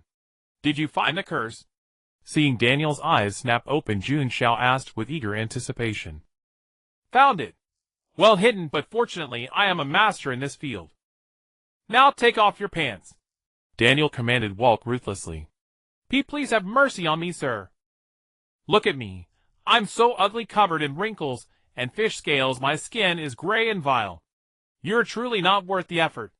Kneeling at Daniel's feet, Walk wept with heartbreaking sobs. This day marked the darkest moment of his fish existence, and he finally understood the words an elder from his tribe had once told him. Humans were the most complex race in this world, and one should never underestimate them. At first Walk had only scoffed dismissively at those words. But now, He was reduced to groveling before a human old man like common livestock, all to protect his chastity. Daniel paused for a moment before grasping what Walk was implying. His fist clenched tight right there on the spot. What the hell are you thinking? Thud. Daniel delivered a hard punch to his head, immediately raising a lump. Though he was indeed no decent man, and had committed many wicked deeds in the past, still, no matter what, he could never lay hands on such a monster with a fish head and human body. Why you? The furious Daniel could hardly form his next words. Watching from the side, Jun Xiao covered his mouth, but still couldn't suppress his laughter. Fortunately, Jellulos and the others had gone to gather around those strange buildings. Otherwise, Jun Xiao truly feared he might corrupt the children. Boy, what are you laughing at? Cough, cough. I just remembered something happy. Forcing back his laughter, Jun Xiao spoke through coughs. Humph. Daniel's expression darkened, and he turned to extend his demonic claw toward Walk, who knelt on the ground. What are you going to do? Walk sobbed tremulously. After all he had endured with this old man, never let him be. Be obedient. With a downward tug, the seaweed pants were pulled down halfway, exposing Walk's buttocks. Daniel stared intently at Walk's backside, scrutinizing it repeatedly before his brow relaxed and he smiled. As expected, I wasn't wrong. It's right here. Keep your posture steady, and don't move or you'll regret it. Sensing Walk's body trembling slightly, Daniel issued his warning. He now needed to focus and analyze the curse upon Walk at close range. Jun Xiao, witnessing the scene beside him, found it unbearable to watch. After instructing Animu to keep an eye on Arnold, he made his way over to where Jellulos and the others were. What ugly statues! Hasimio gazed at the surrounding structures, grotesque and completely defying geometric aesthetics, and her head began to spin. Ugly. I think they're quite beautiful, said the nearby Kraken in confusion. What do you think, Jellulos? There's a certain abstract beauty to them. Jellulos carefully chose her words to avoid hurting Kraken's feelings. Behind them, Agatha held her head in discomfort. She felt indifferent toward the buildings, but Thugia inside her mind found them hideous, and kept clamoring to smash all these grotesque statues. Be reasonable. Breaking the statues might cause trouble for Jun Xiao. Upon hearing Agatha's reasoning, Thugia finally settled down, adopting the principle that out of sight means out of mind, and returned to sleep. The teacher is coming! Sensing Jun Xiao's presence, Kraken instantly lost interest in the statues. After arriving here, Kraken clearly sensed that something beyond the stone door, at a short distance, had been continuously attracting her to approach. It had even begun to cloud her thoughts, stirring an instinctive urge to draw closer, which frightened her somewhat. But upon seeing Jun Xiao, she felt considerably more at ease. These statues. I wonder which artist's abstract work they are. Oh, ooh. The Malemut guide continued, directing Kraken toward Dagon's quest, its 8 claws wrapping around her forearm, as it coaxed and pouted, begging her to quickly find whatever had been drawing her in. Ouch, you're tickling my arm, Malemut. Well then, Kraken, have you discovered anything? After confirming the statues were merely ordinary, Jun Xiao turned his gaze toward Kraken. Shooing away the troublesome Malemut, Kraken rubbed her arm. I'd like to go check that stone door over there. Can you come with me, teacher? Let's go. Jun Xiao nodded and took Kraken's small hand, leading her toward the stone door not far away. He was eager to find whatever Dagon sought, so he could leave this lakebed. Though Kraken's ring allowed him unimpeded movement underwater, he still felt rather uncomfortable. Noticing that Kraken and Jun Xiao had gone elsewhere, Jaretha's eyes narrowed slightly. She had merely looked away for a moment, and Kraken had once again spirited Jun Xiao away. Hasmus, we'll skip the sculptures. Let's go find Jun Xiao. Grabbing Hasmus's arm, Jareth hurried toward the stone door as well. Agatha silently followed upon seeing this. Upon reaching their destination, Jun Xiao cast a detection spell upon the stone door before him. An ordinary stone door. Confirming there were no traps or mechanisms, Jun Xiao's vigilance eased considerably as he looked up at the structure ahead. It seemed acceptable from a distance, but up close, it was truly hideous. He almost suspected the architect of this palace-like structure had deliberately lost their mind during construction. Or perhaps they had been blindfolded. The abstract structures and twisted dimensions combined with the uniform green stone material made one inexplicably uneasy after staring too long. Only someone of perfectly sound mental state could design such a spiritually polluting grand palace. Noticing Jun Xiao observing the gate, deeply absorbed Kraken did not disturb him, and quietly watched his profile from the side. Alright, let's go inside. Oh, alright. Alright. Kraken withdrew her gaze, lost in thought. She had been watching her teacher in such an unguarded state. A sudden urge rose within her, to wrap her teacher in tentacles and carry him away. Faintly she could almost hear a strange voice tempting her. Seeing Kraken somewhat distracted, Jun Xiao assumed she was tired, and wanted to rest, completely unaware that he had barely escaped another cruel torment at the hands of tentacles. With considerable effort, they pushed open the heavy stone door, and Jun Xiao and Kraken stepped inside almost simultaneously. Jareth, arriving late, witnessed this, and prepared to follow using her celestial power. However, the moment the two entered, the stone door suddenly closed on its own. Melmoth, leisurely trailing behind, found one of its tentacles caught in the door. Oh! Melmoth used its remaining 7 tentacles to push against the door, with all its might, but to no avail. Forced by desperation, it had no choice but to sever one tentacle to break free from the stone door. Gazing at the tightly sealed stone door, Jareth's expression darkened. She had known nothing good would come of this. From now on she should bind Jun Xiao securely to herself. Only then would she be certain no accidents would occur. Hasmus, help me smash this stone door open. Why, yes. Hasmus shrank back in fear, finding Jareth rather terrifying at this moment. While Jun Xiao is truly the best, he never yells at her and often cooks delicious meals for her. Boom, boom, boom. Invisible celestial power and wind blades struck the stone door in unison, yet the green stone door remained completely unmoved, leaving not even a single fragment behind. Fortunately, Jun Xiao's voice came from inside the door, at this moment calming Jareth's turmoil. Jareth, Hasmus, can you hear me from outside? We can hear you. Jun Xiao, are you in any danger inside? Jareth approached the stone door, asking with deep concern etched across her face. No danger, but Kraken and I seem to be trapped inside. Upon hearing Jun Xiao's reply, Jareth grew even more worried. What did he mean by no danger? Being left alone with that creature Kraken was precisely the greatest danger of all. Jareth, go find Daniel. He may have a way to open the stone door. Very well. Hasmus, let's go. Without wasting a moment, Jareth activated her celestial power and departed from the stone door with Hasmus. Hearing the outside grow silent, Jun Xiao let out a long sigh, placing his hopes solely on Daniel. At the same time, he re-examined the information on the stone door. An impenetrable, unopenable stone door. You have triggered a mechanism causing the stone door to change. So he had been outmaneuvered. Agatha, coincidentally passing by, saw Jareth hurriedly leaving without even having time to ask what had happened. She had only dimly perceived Jun Xiao opening the stone door, and after approaching both of them had simply vanished. Jun Xiao! Agatha, is that you outside? Yes, what happened? After Jun Xiao explained the situation in detail, she too understood that he and Kraken were trapped inside. However, Agatha's first reaction was not worry for Jun Xiao, but envy toward Kraken. Why hadn't it been her and Jun Xiao stranded together in that secluded chamber? She was so envious she nearly bit through her back teeth. Rousing the sleeping Thujia upon hearing that Jun Xiao had encountered trouble, Thujia instantly became wide awake. Just a mere broken rock. It was time to display his prowess before Jun Xiao, and make him understand that he was the most reliable among their cosmic deities. Taste my great fireball. A massive cobalt blue fireball shot forth, and struck the stone door, producing an enormous explosion. Inside the door, Jun Xiao pulled Kraken backward repeatedly, fearing that Thujia's breach might endanger them as well. As the wave of fire dissipated, the stone door still stood firm, with only a small scorched mark at its center.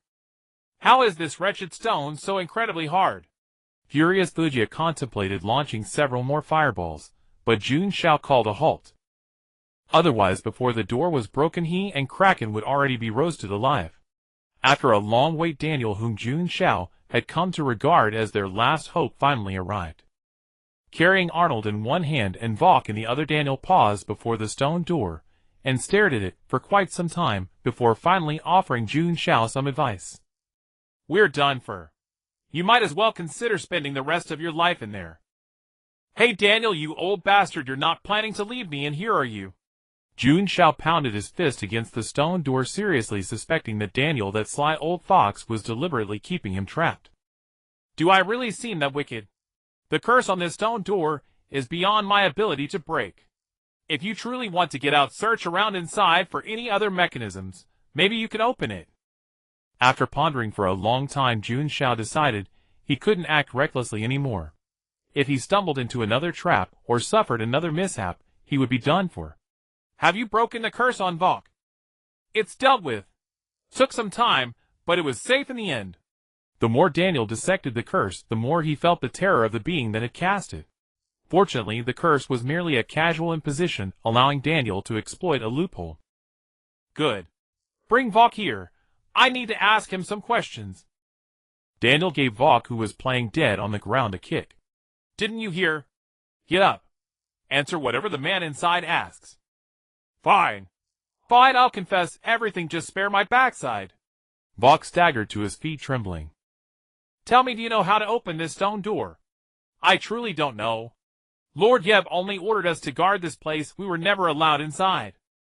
I see. Since Vok was clueless, Jun Xiao would have to figure it out himself. Do you want to live? Jun Xiao's words made Vok's head buzz, and his face light up with barely concealed delight.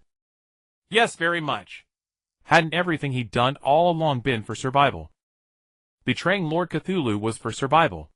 Now betraying Lord Yeb was also for survival. He was like a weed. Only by bending with the wind and clinging to the wall could he survive. Then tell me everything you know about this Lord Yeb. Daniel has already removed the curse from you. You can speak freely now. Actually, I don't know much. All I know is that Lord Yeb has been hunting Cthulhu and his brother, and I was just a prisoner captured in that war. To survive, I became a traitor. I only felt a trace of his aura when the curse was placed on me. Even though centuries have passed, I still remember it clearly. It was a midsummer midnight. Thump. Thump. Daniel interrupted Vok's tale with 2 swift punches. Damn it, I told you to talk about Yeb, not get lost in your own memories. Wah! Vok clutched his aching fish head and sobbed. Why was he still being beaten and scolded even when he was confessing honestly? Was this humane? I was just telling you. Get to the point, do you understand? What? You dare talk back? Daniel raised an eyebrow. A mere prisoner who could only bend over obediently before him was daring to argue. I'll teach you to talk back. I'll teach you to talk back. Kick after kick. Vok's miserable screams were so loud that even Jun Xiao behind the stone door could hear them clearly. Screaming that loud, the old man must really be putting his back into it. Old man, go easy on him. I'm worried. My intel, if you beat him to a pulp, will give me information. The more Daniel kicked, the more cathartic it felt. He had been suppressing his cultist nature while staying with Jun Xiao, and now that he was letting it out, his whole body felt euphoric. Hearing Vok's screams growing fainter outside, Jun Xiao quickly stopped him. Stop it, old man. You'll really cripple him if you keep going.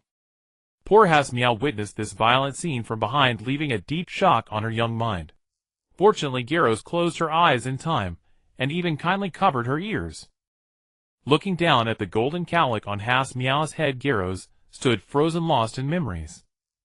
She remembered that Jun Xiao and she had been just like this. In Morris's laboratory, with the same miserable screams echoing around, Jun Xiao had gently covered her ears. I'll let you off for now. Continue. Daniel snorted, feeling refreshed after his outburst, leaving Vok lying on the ground with a reddened posterior. Wah! I only sensed his aura, but I've never seen him. And then, is that all?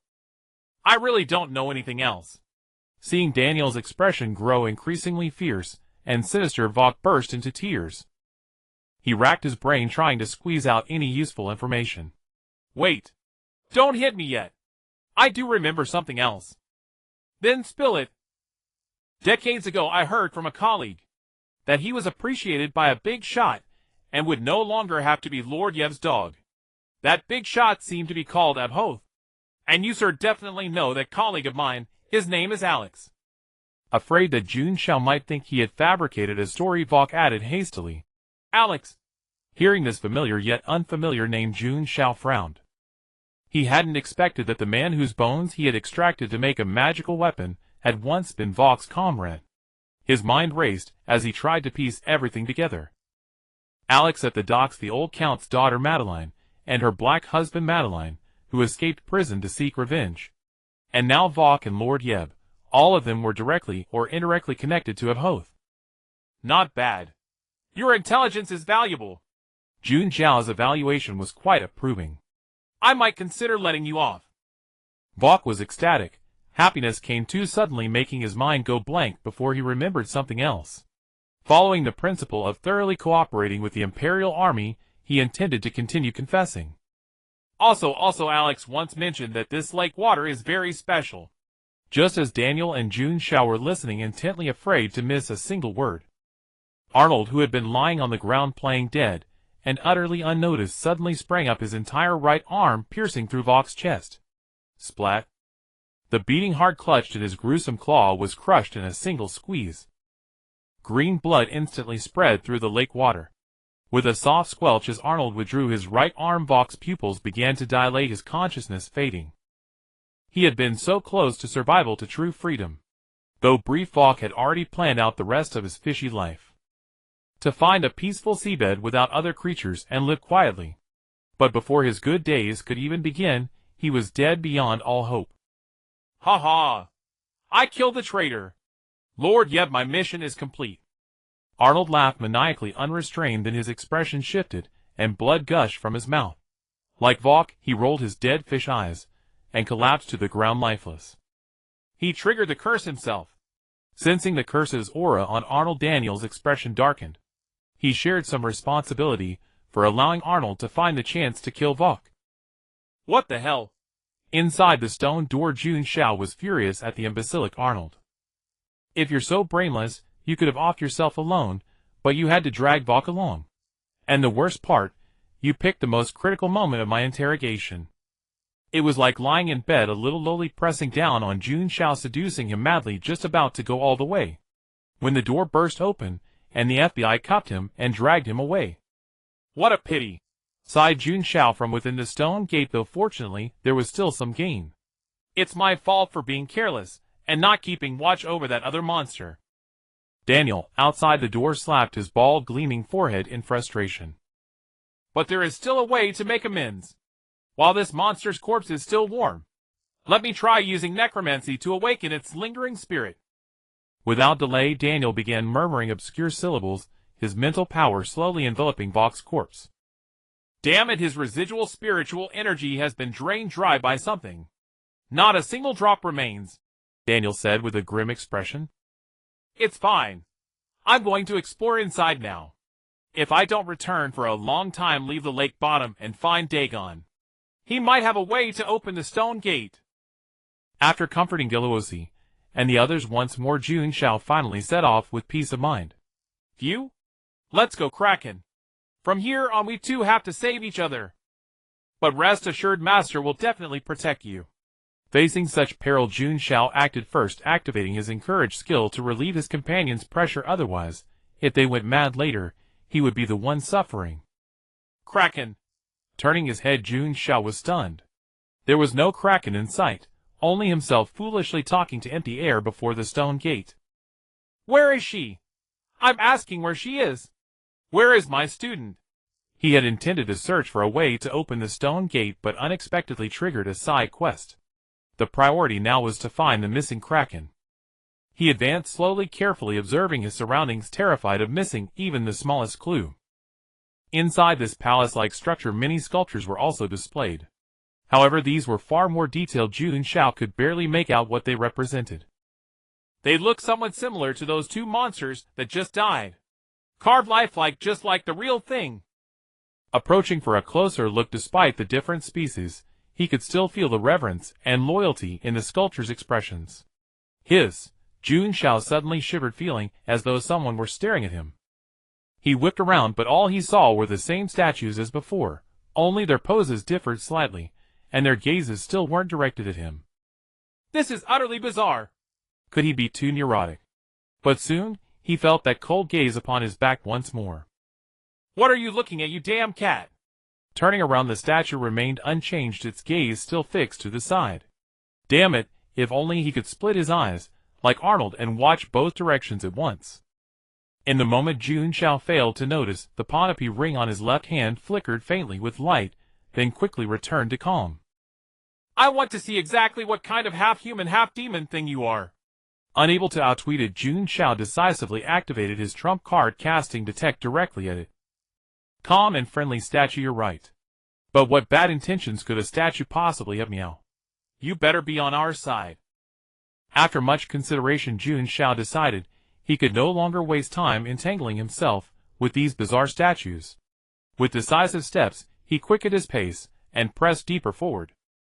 Along the way he still encountered many such statues, but strangely Jun Xiao never felt that same gaze again. Following the various small chambers within the palace, Jun Xiao began to search. Nothing here.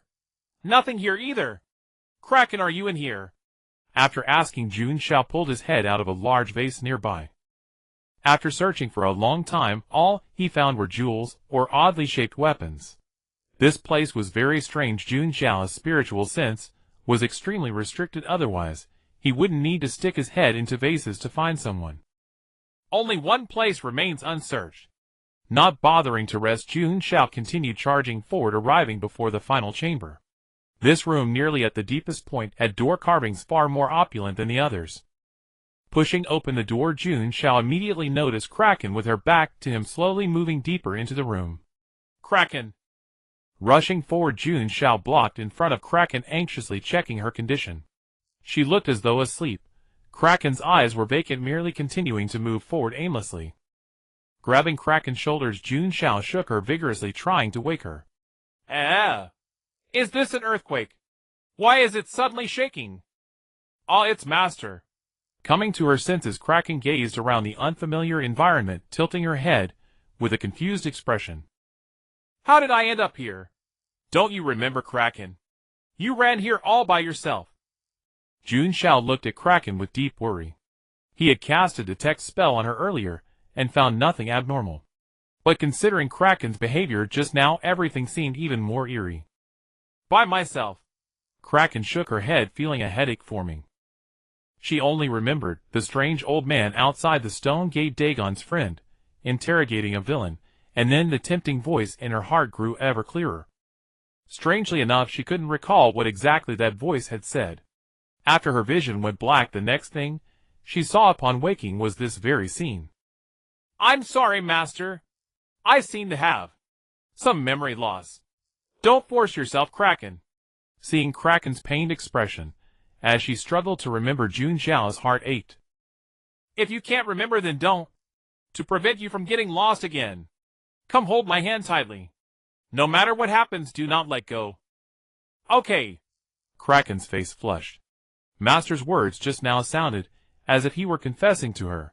Holding Kraken's hand, Jun Xiao completely failed to notice her unusual state. He was observing anything useful around them. Almost immediately, Jun Xiao noticed the most prominent central position in the room. Upon a small pedestal stood a tranquil stone pillar. Walking forward with Kraken, Jun Xiao probed its information. Silent central stone pillar, having weathered the ages, it symbolizes the slumbering Relia. If you carry the key, why not try to awaken it? Doing so would also open the stone gate. This will not end well. Master, I feel that the thing that attracted me was this stone pillar, Kraken said, staring blankly at the pillar. If not for Jun Xiao holding her, she might have already lost her sanity and pressed her hand against it. Could the key refer to Kraken herself? As long as Kraken touched the pillar, the two of them could escape. But Jun Xiao was equally haunted by that final warning. This will not end well. Was it saying that activating the pillar would bring about some calamity?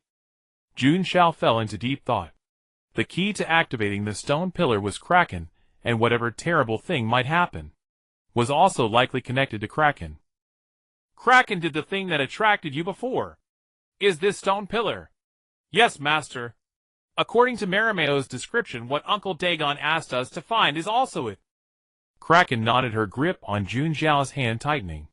The stone pillar's pull over her filled her with dread. She feared she'd fall into the same trance-like state the master had warned about. Kraken, what I can confirm now is that as long as you touch the stone pillar ahead, the stone door outside will open. But something bad is very likely to happen, and it probably has something to do with you. Jun Xiao could sense the faint fear radiating from Kraken, but he still shared with her what he had learned. He handed her the choice. Master, Kraken instinctively recoiled at the thought of touching the stone pillar, yet she refused to let Jun Xiao down. Don't put too much pressure on yourself, Kraken. Gently stroking Kraken's hair, Jun Xiao spoke softly. Even if you don't want to touch the stone pillar, I won't force you. Staying here isn't so bad either. Of course, if you want to leave, Kraken, we can think of other ways together. I don't believe that without this damn stone pillar, I can't even break through a damn door. You. Kraken exhaled deeply, and after hearing Jun Xiao's words, she suddenly felt less afraid. Master is by my side. No, I'll go.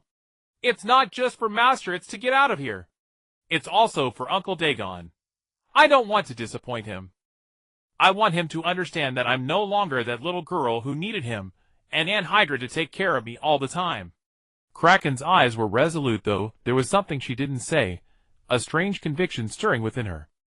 Her fate was sealed this way. No matter how much she ran from it, she'd end up standing here again. You can do it. Jun Xiao smiled warmly, his encouraging gaze meeting hers. Kraken had truly grown so much. Nodding, Kraken released Jun Xiao's hand, and the whispering voice in her mind grew sharply clearer. Her vision blurred, but she clenched her teeth, forcing herself to stay focused as she stepped forward and pressed her palm against the stone pillar's strange carvings. The once quiet stone pillar erupted with golden light, forcing both of them to shield their eyes instinctively. Deep within the palace, they had no idea the commotion outside was far more astonishing. Is that an earthquake? Daniel felt the lakebed trembling and immediately grew alert. Soon the shaking intensified, then a water spout suddenly erupted, hurling the group outside the stone door clear onto the shore. What exactly is happening? Could that kid have encountered something inside and triggered some mechanism? Pa. Daniel sat on the ground muttering, then spat out a fish that had swum into his mouth. I'm going down to find Jun Xiao. Garozas jumped into the lake with a determined expression, only to be thrown back out by the underwater vortex within seconds. After a moment of silence, the air around Garozas grew increasingly cold, and her aura intensified slightly. But after her second attempt, she was still repelled by the vortex. Why won't you let me in? Furious, Garozas picked up a stone and hurled it toward the lake surface. The stone was expelled almost immediately, piercing through a nearby tree trunk. Let me try. Thugwea erupted in flames and charged into the lake, sending up a massive cloud of steam. Just like Garozas, Thugwea was thrown back out after only a few seconds. Witnessing both Garozas and Thugwea, someone far stronger than themselves, failed to breach it, Hajwomi dismissed any thought of trying herself. What should we do now? Just wait here for Jun Xiao? Hajwomi asked timidly, hoping to simply wait here. Crouching by the lakeshore, she reasoned that Jun Xiao was so capable. If one day wasn't enough, she'd wait 2 days, 3 days. He would return eventually. Ahem, Lady Hajwomi, why don't you come back to the deep star sea with me? Once you've recovered your power, you can return and rescue this boy. With the brat in trouble, Daniel seized the opportunity to whisk Lady Hajwomi away. True to his original purpose, Daniel continued his old scheme of abducting an underage evil god. I don't want to go anywhere. Stay away from me. Hajwomi crouched by the lake without looking up, her spirit dampened. Old man, Jun Xiao is in danger, and you still can't stop trying to manipulate Lady Hajwomi. Thugwea, already in a foul mood, erupted in fury, as waves of heat surged toward Daniel. Garozas shared her displeasure. She'd grown weary of this old man long ago. Why is everyone staring at me like that? Ha ha ha. I'm merely offering Lady Hajwomi a personal suggestion. Say another word and I'll kill you. After delivering the threat, Garozas turned toward Hajwomi and gently stroked her golden hair. Come, Hajwomi, let's return to the ship and wait, all right. But Jun Xiao, he'll be fine. Once he emerges, he'll come find us at the ship. Hajwomi hesitated briefly before nodding and following Garosis. Thugwia snorted coldly, sending waves of flame surging toward Daniel and singeing his gray-streaked beard.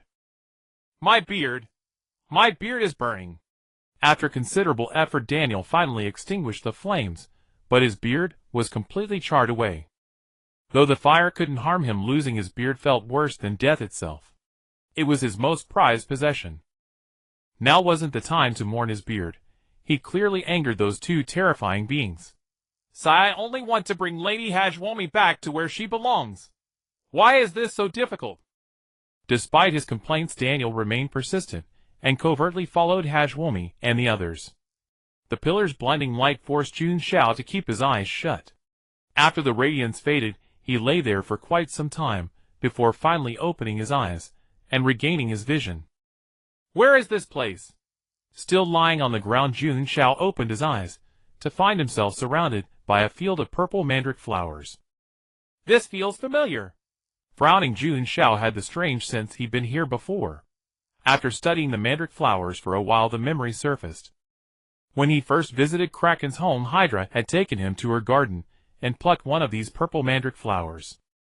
So, am I at Kraken's house? But I distinctly remember being at the bottom of the lake on Pohnpei Island with Kraken. Never mind, I need to find Kraken first. Pushing himself up with a spring, Jun Xiao rose gracefully. Are you someone from outside? Staring at the petite girl with dark green hair speaking to him, Jun Xiao was utterly stunned. She looked so familiar. Almost identical.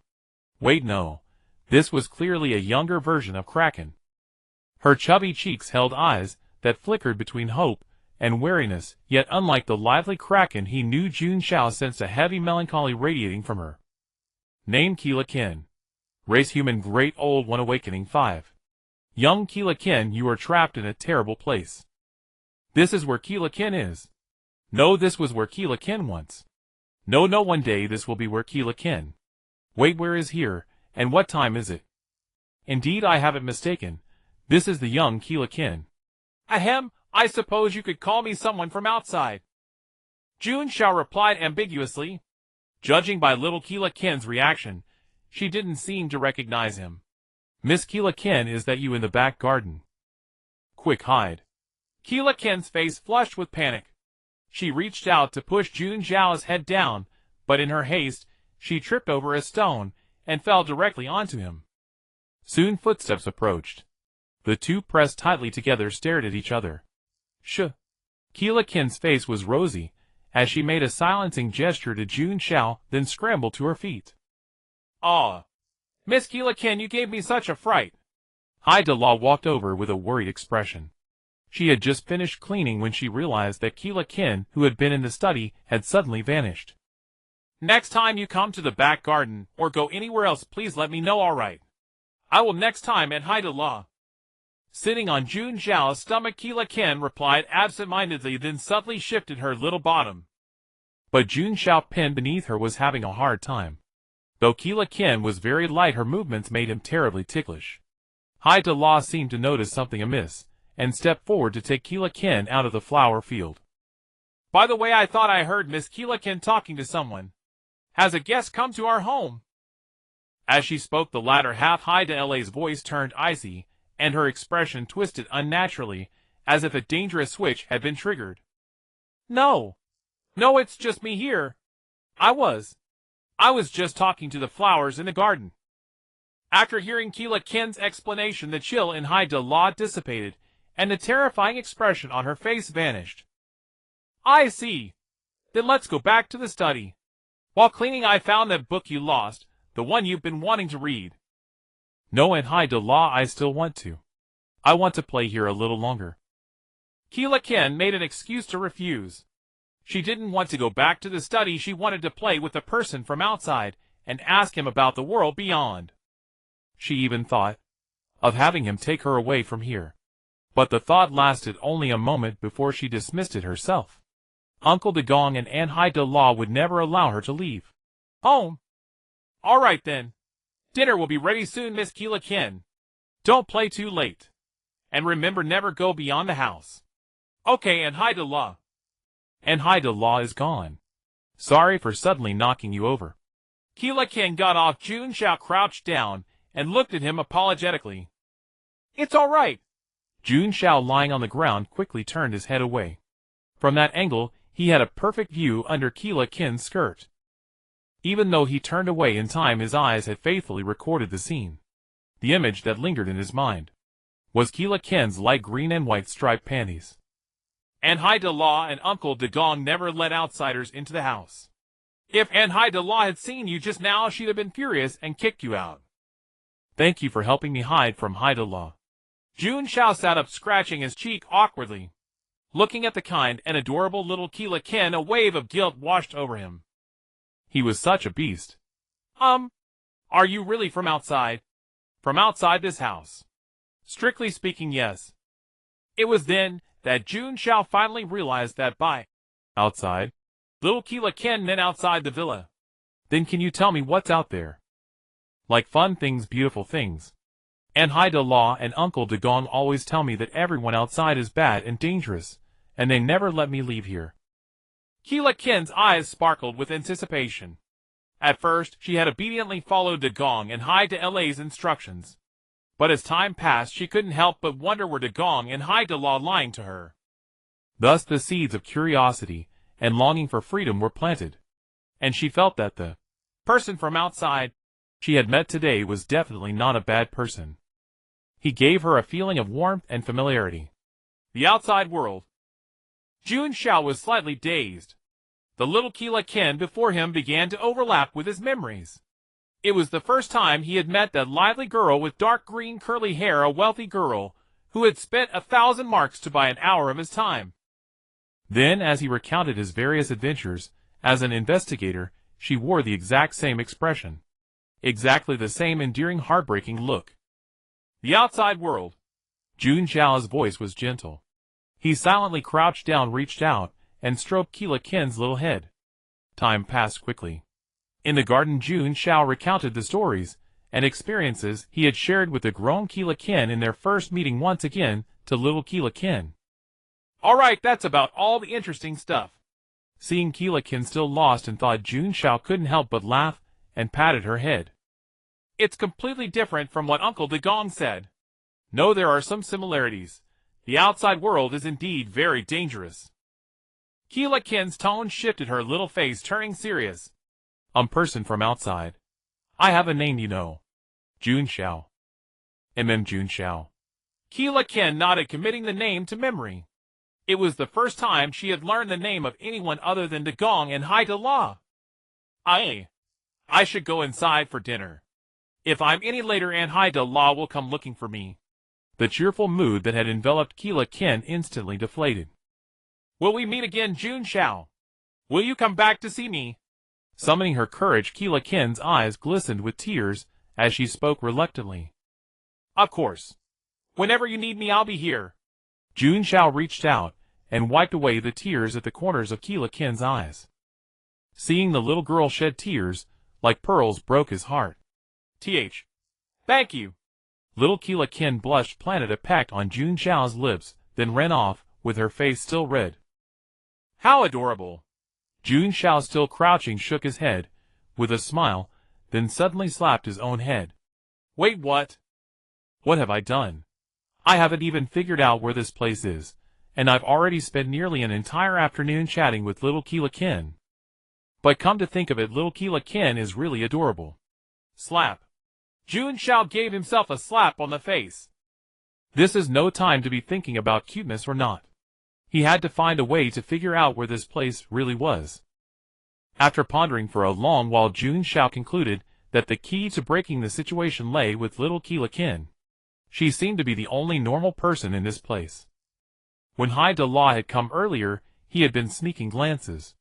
When she suspected a guest had arrived, her expression twisted eerily, as if a machine had encountered a critical error. What would have happened if she had actually discovered him?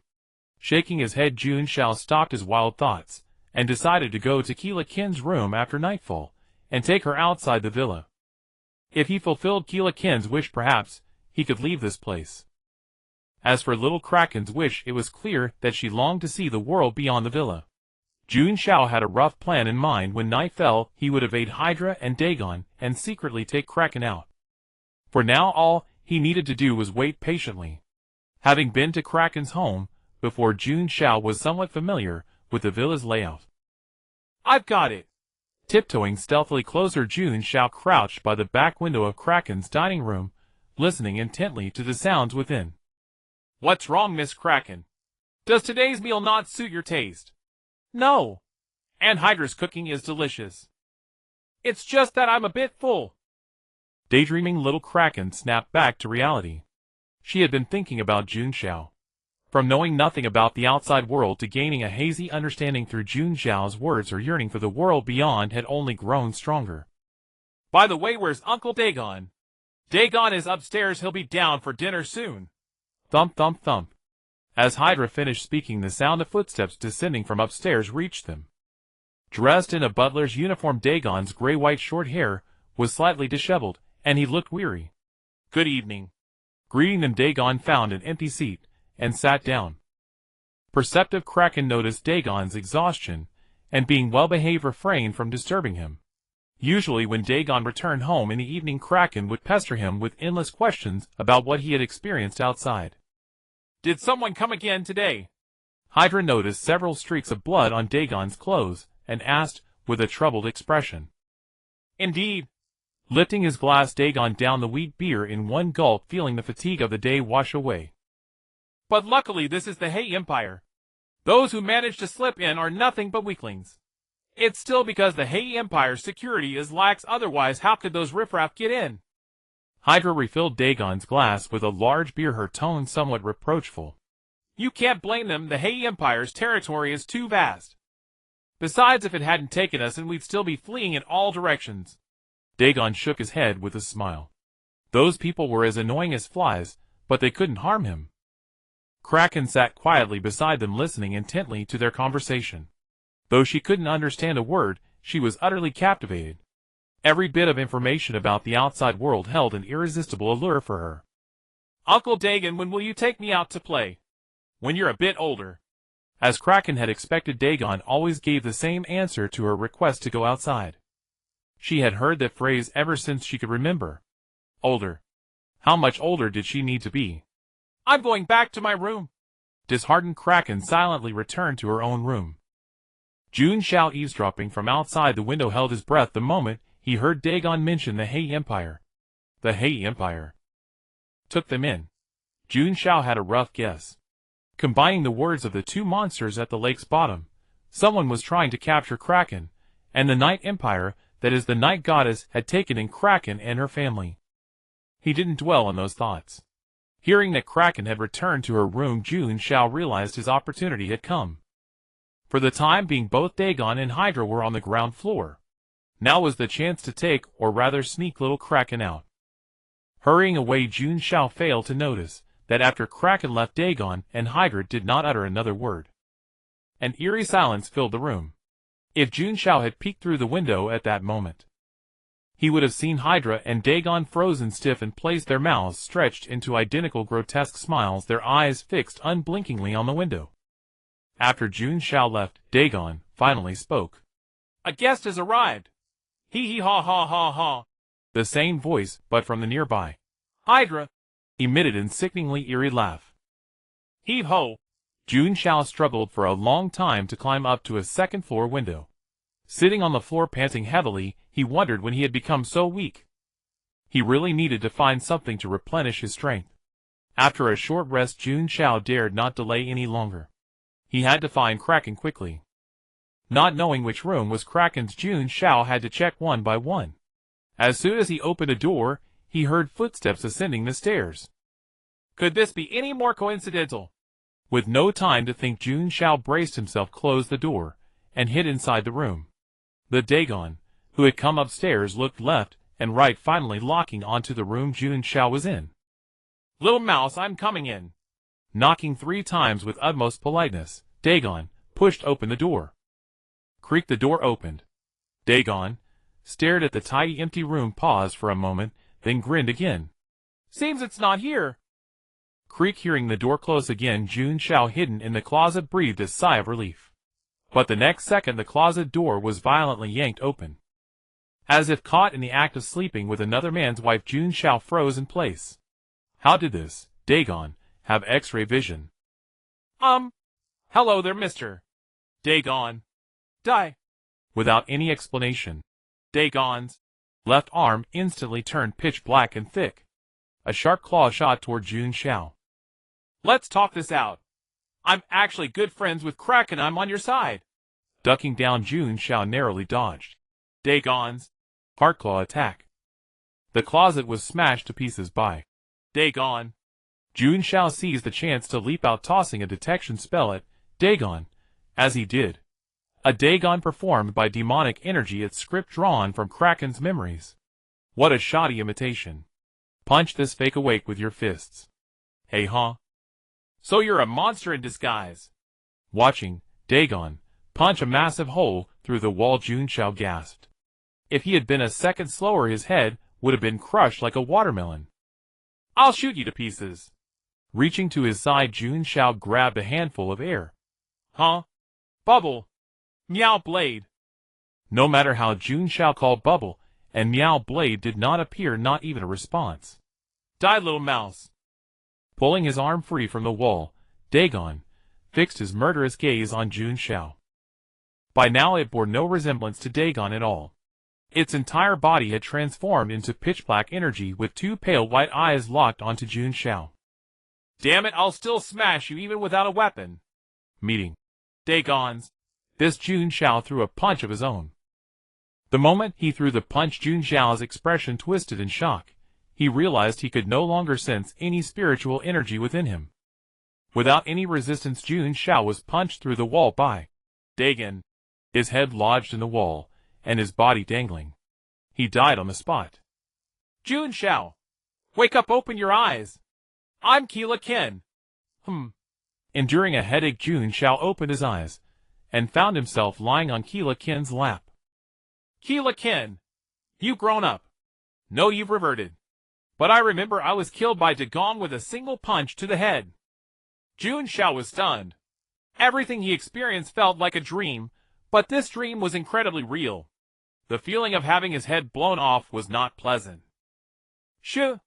Putting her finger to her lips, Keela Ken lowered her head, and after meeting Jun Xiao's gaze for a few seconds, couldn't help but laugh.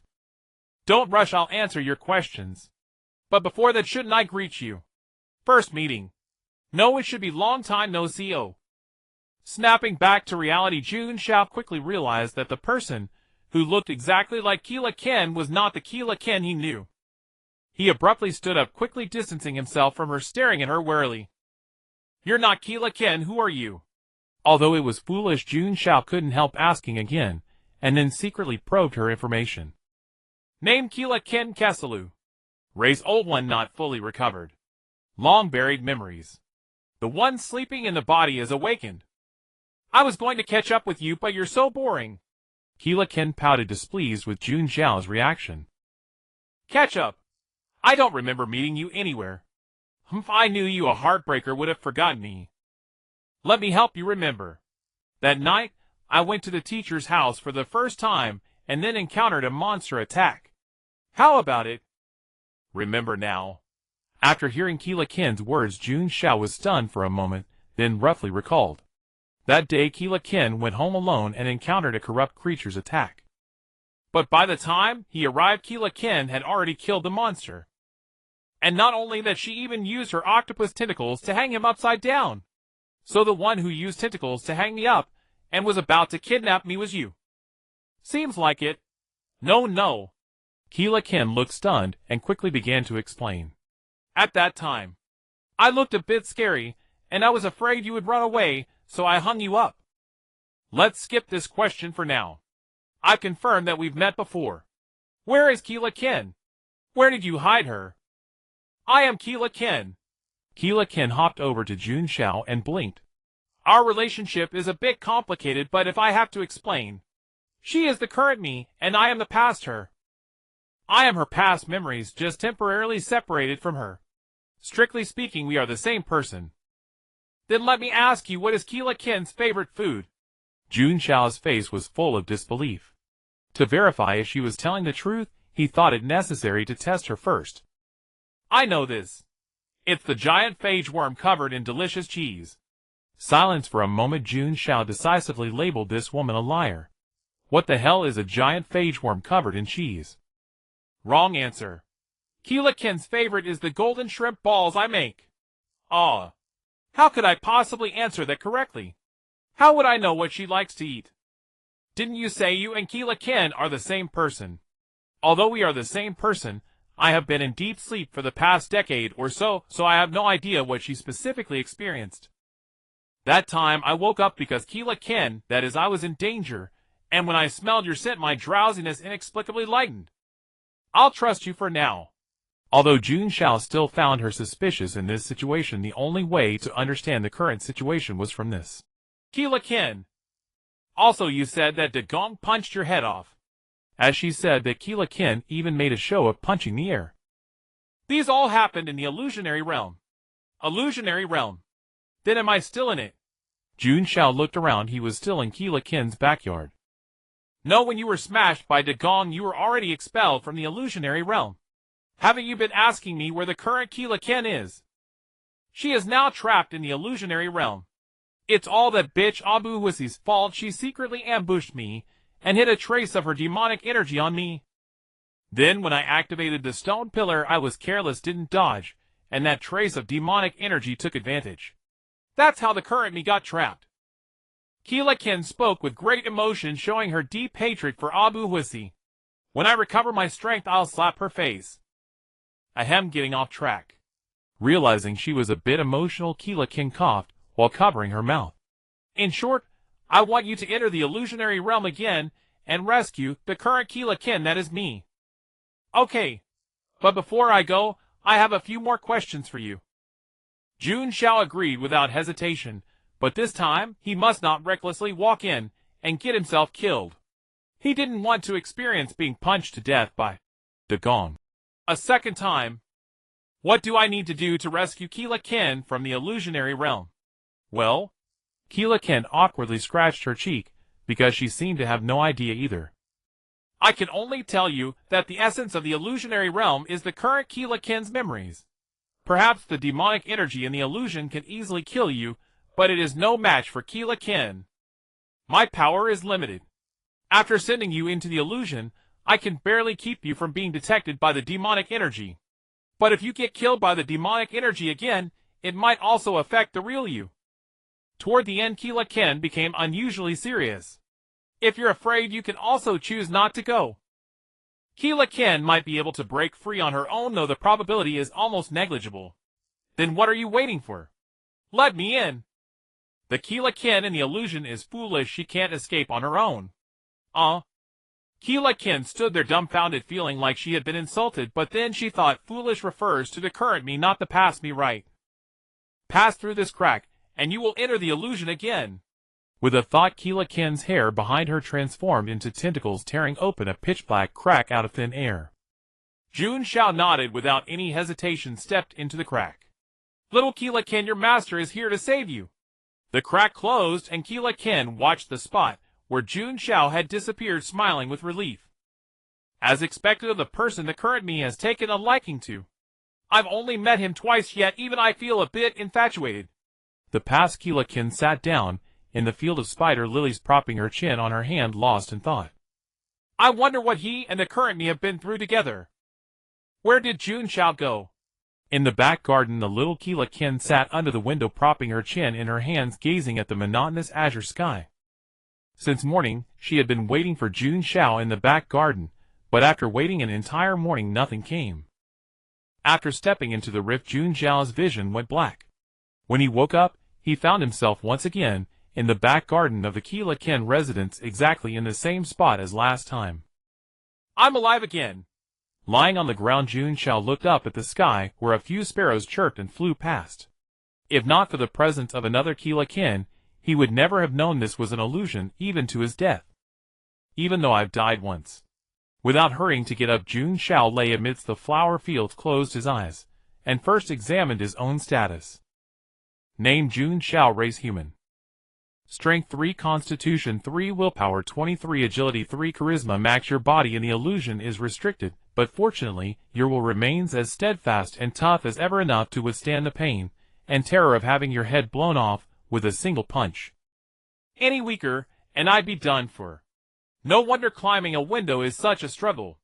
I've become a fish with strength, agility, and physique adding up to a mere single digit.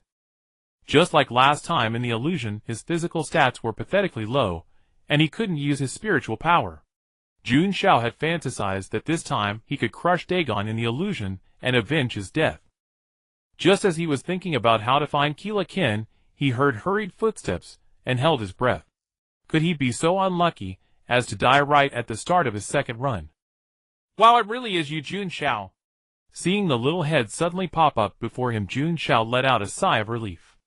I've been waiting for you all morning, and you only show up now. Little Keela Kin pouted, a hint of complaint in her voice.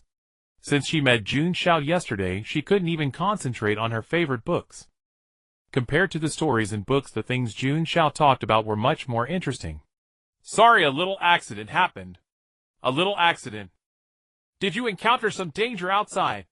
Little Keela Kin, tense with worry, pounced directly onto Jun Xiao, looking at him with a face full of concern.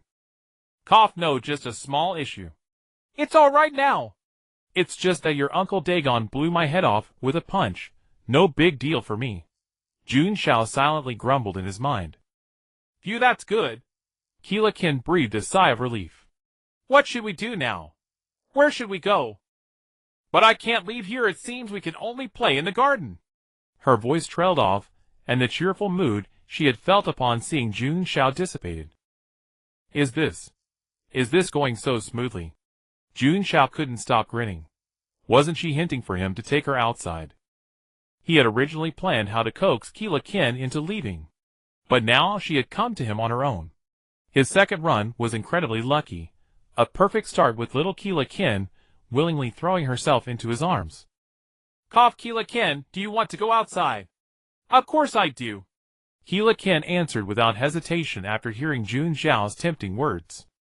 But Uncle Dagon and Aunt Hydra will never allow it. We can sneak out. Jun Xiao gradually led Keela Kin, feeling he was getting into the groove. His skill at coaxing naive little girls, like Keela Kin, was becoming more and more refined. Sneak out. That's right, sneak out. As long as Dagon and Hydra don't know, they can't stop you from going outside. But? A flicker of desire crossed her face, but Keela Kin fell into hesitation. Wouldn't that make me a disobedient bad child? Noticing Keela Kin's wavering, Jun Xiao quickly pressed on, with more persuasion. What nonsense! How is that being a bad child? You're fighting for your freedom, rebelling against confinement. You just want to go out and play. What fault is there in that? But what you say seems right, yet Uncle Dagon. Keela Kin bit her finger in confusion, her little mind racing. In my opinion, your Uncle Dagon is as wicked as the demons in the outside world. He's unilaterally restricting your freedom without any regard for your feelings. All for the sake of Keela Kin. Sorry, Brother Dagon. Jun Xiao silently added in his heart, knowing that Dagon had once done this for Keela Kin's safety, for lack of a better option. After hearing Jun Xiao's words, the image of Dagon in Keela Kin's mind shattered. She couldn't help but start to doubt. Was Uncle Dagon really like the villains in the stories? I just want to go out and play. It's not my fault, it's the world's. What should I do, Jun Xiao? I want to go out. I want to see the outside world. I don't want to be alone anymore. Little Keela Kin was utterly at a loss. The emotion she had bottled up for who knows how long, like a dormant volcano, erupted violently after Jun Xiao's provocation, spilling everywhere. No tears, I'll take you out. Gently wiping the tears from the corners of Keela Kin's eyes, Jun Xiao tenderly embraced her, who was lying on top of him. A wave of guilt surged over him for deceiving the innocent little Keela Kin. Nestling obediently in Jun Xiao's arms, Keela Kin gradually calmed down. This was the first time she had felt such warmth. It was like the sun, my very own sun. Keela Kin couldn't help but fantasize. Stroking Keela Kin's head, Jun Xiao suddenly noticed something odd. Who the hell was snoring? Only then did he realize it was coming from the Keela Kin in his arms. Keela Kin, time is running out. We need to move or it'll get dark. Oh, okay. Drowsy Keela Ken snapped back to attention, quickly got up from Jun Xiao, though reluctant, because sleeping on Jun Xiao was really comfortable. Hup! Jun Xiao stretched and shook his stiff body. Before we execute our escape plan, I need you to gather some intelligence. Gather intelligence. Yes, I need you to go inside and confirm the whereabouts of Dagon and Hydra. Then return to the back garden, and I'll devise a foolproof genius escape plan. Sounds impressive. Keela Ken nodded seriously, feeling as if she and Jun Xiao had already embarked on an adventure just like in the stories he told. Before long, little Kraken excitedly ran back to the back garden. Jun Xiao, Uncle Dagon is in the study, and Aunt Hydra is in the living room drinking tea. After hearing the information Kraken had gathered, Jun Xiao roughly formed a plan in his mind. He could ignore Dagon in the study, but to reach the main gate, he had to cross the living room. He needed to find a way to divert Hydra.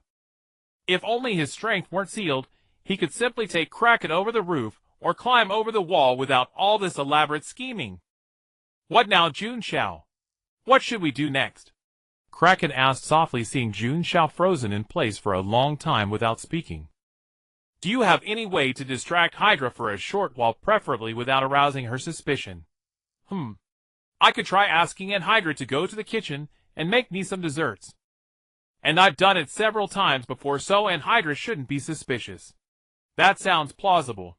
Under these circumstances, he had no choice but to trust Kraken. I'm counting on you, Kraken. Kraken nodded heavily, assuring Jun Xiao she would absolutely complete the task.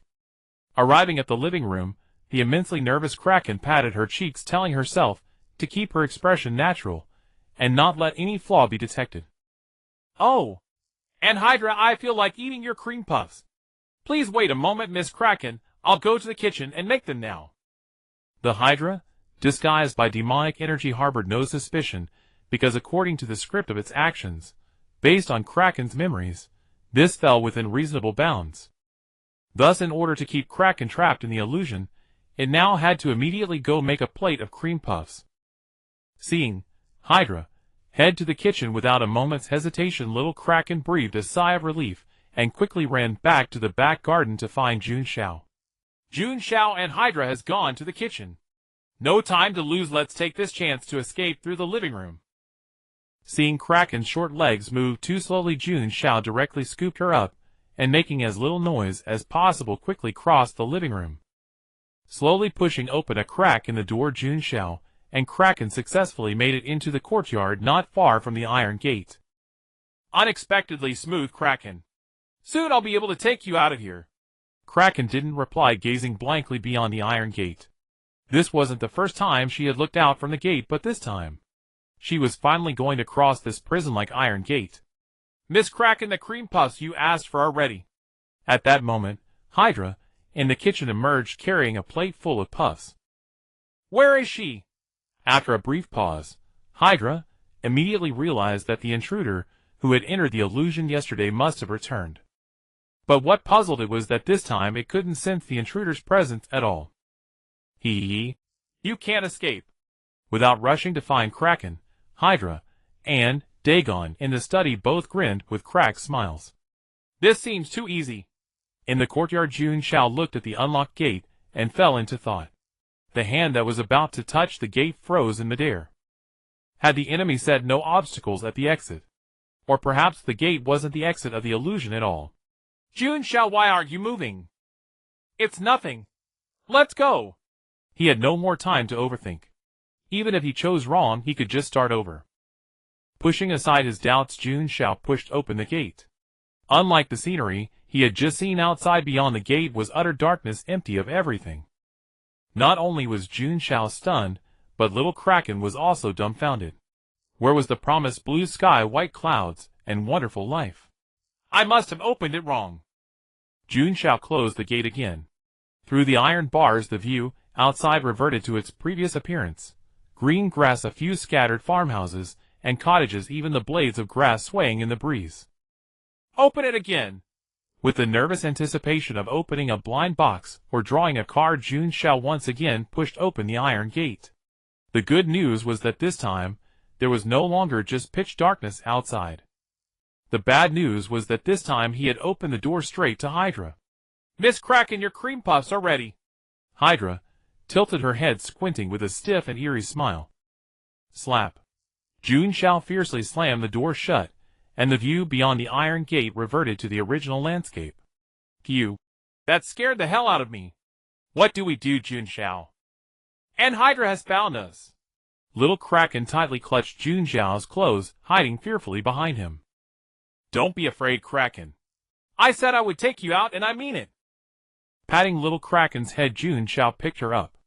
Since the main gate was blocked by Hydra, he had to find another way out. But just as he turned around, Dagon happened to walk out of the villa, blocking their retreat. Where do you think you're going, guest? As he spoke, Dagon's expression turned vicious, his voice gradually breaking down, distorted and grating. Miss Kraken, don't be naughty. Stay away from that intruder. He's a notorious kidnapper. I don't want to. Kraken's expression was conflicted as she refused. Dagon. She felt that Uncle Dagon had become like a different person, and she instinctively resisted. Such a disobedient bad child. The iron gate opened and Hydra also stepped out, her face smeared with white cream puff filling. Jun Xiao's sudden slam of the door had sent the entire plate of puffs flying, plastering her. Don't bother struggling in vain. You're right that taking her outside can leave the illusion. But the so-called outside in this illusion simply doesn't exist. This place is nothing but an unopenable prison. Dagon and Hydra spoke in unison, their bodies beginning to distort as their disguises fell away. Two monsters floating in the air, only half their bodies composed of demonic energy, materialized before Jun Xiao and Kraken. This doesn't look good. Trapped between two sides, it seemed all he could do was wait for death. In Jun Xiao's vision, the two monsters suddenly vanished, giving him no chance at all.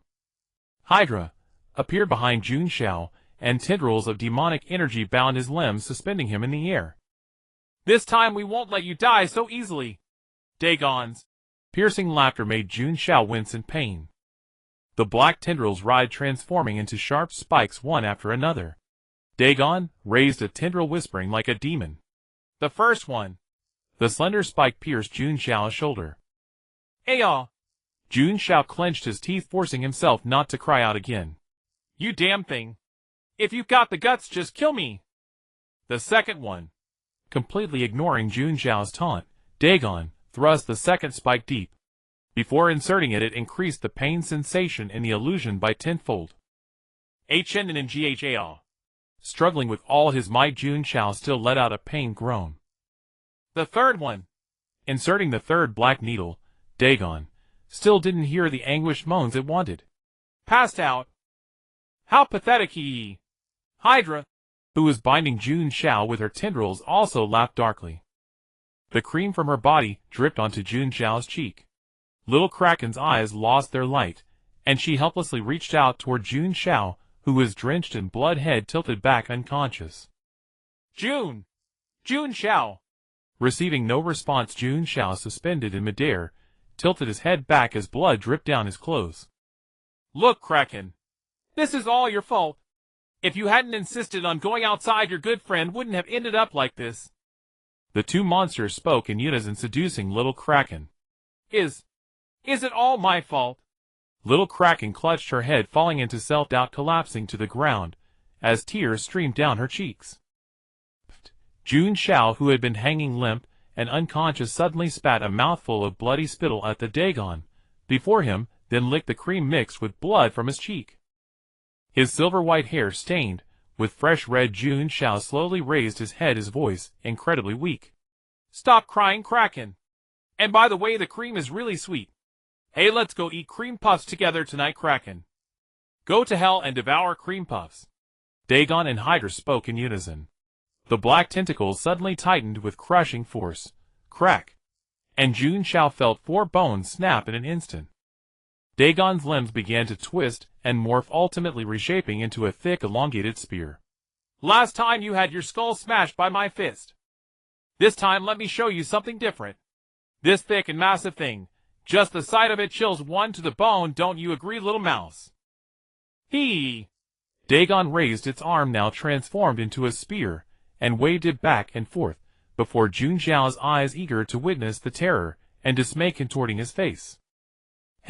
Bleeding heavily and woozy from blood loss, Jun Xiao barely managed to open his eyes, and summoned his last reserves of strength to flip off Dagon with his middle finger. You little toothpick! Still chewing gum at the threshold of death! Jun Xiao's taunt of little toothpick instantly infuriated Dagon. It raised its spear arm ready to impale Jun Xiao's skull on the spot. Stop it! I said stop!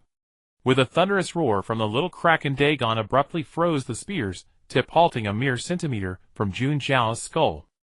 Jun Xiao, who had meekly closed his eyes awaiting death, was utterly bewildered as to why the monster spear hadn't blasted his head apart. Why? Why can't I move? Dagon screamed in terror, but no matter how fiercely it strained, its body remained, as though petrified, utterly immovable. I think I understand what's happening now.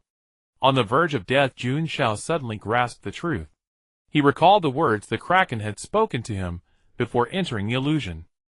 The foundation of the illusion was rooted in the Kraken's current memories. Perhaps the evil entities within could kill him effortlessly, but they were no match for the Kraken. Kraken, quickly make them set me down! Oh, okay! The little Kraken was equally bewildered. Why had its roar caused both monsters to freeze in place?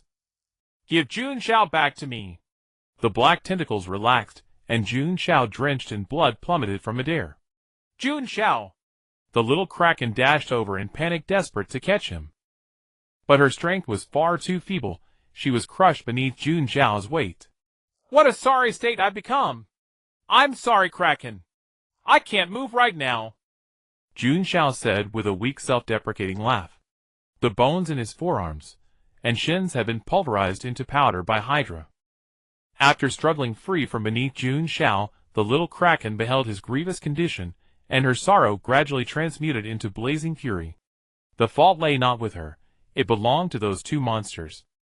The paralyzed evil monsters, sensing the little Kraken's furious gaze fixed upon them, were consumed by terror. It had deliberately crafted the illusion, using only the Kraken's memories from before she matured, meaning the Kraken trapped within possessed solely childhood recollections. Yet unexpectedly, the little Kraken it had always deemed utterly harmless had become the very cause of its undoing. No! You cannot do this, Kraken! The monster's body contorted and shifted back into the forms of Dagon and Hydra. I am your Uncle Dagon, Kraken. What do you think you're doing? But the little Kraken had no intention of being deceived. She knew the Dagon before her was but a monster in disguise. In accordance with the Kraken's will, the monster's form gradually dissolved, and the evil energy was steadily expelled from the illusion. It is futile. You shall never escape. Even as force loggout loomed, the evil energy could not resist hurling its final threats. Yet it remained supremely confident escape was impossible, for the path lay outside, and the Kraken's childhood memories held not a single trace of the world beyond. Thus this illusion from its very inception was a prison from which there was no exit. Even if they cast them out, they still could not break free. Soon the evil energy vanished from the illusion, yet it continued to lurk within the Kraken's body, and the illusion endured. Cough, cough! Jun Xiao, sprawled upon the ground, began to cough up blood uncontrollably. Jun Xiao!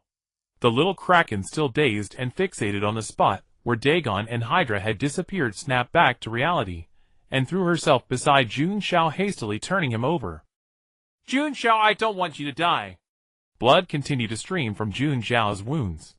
Though the little Kraken could reshape the illusion through sheer willpower, she was powerless to heal Jun Xiao, an outsider within the construct. Kraken, go outside the villa.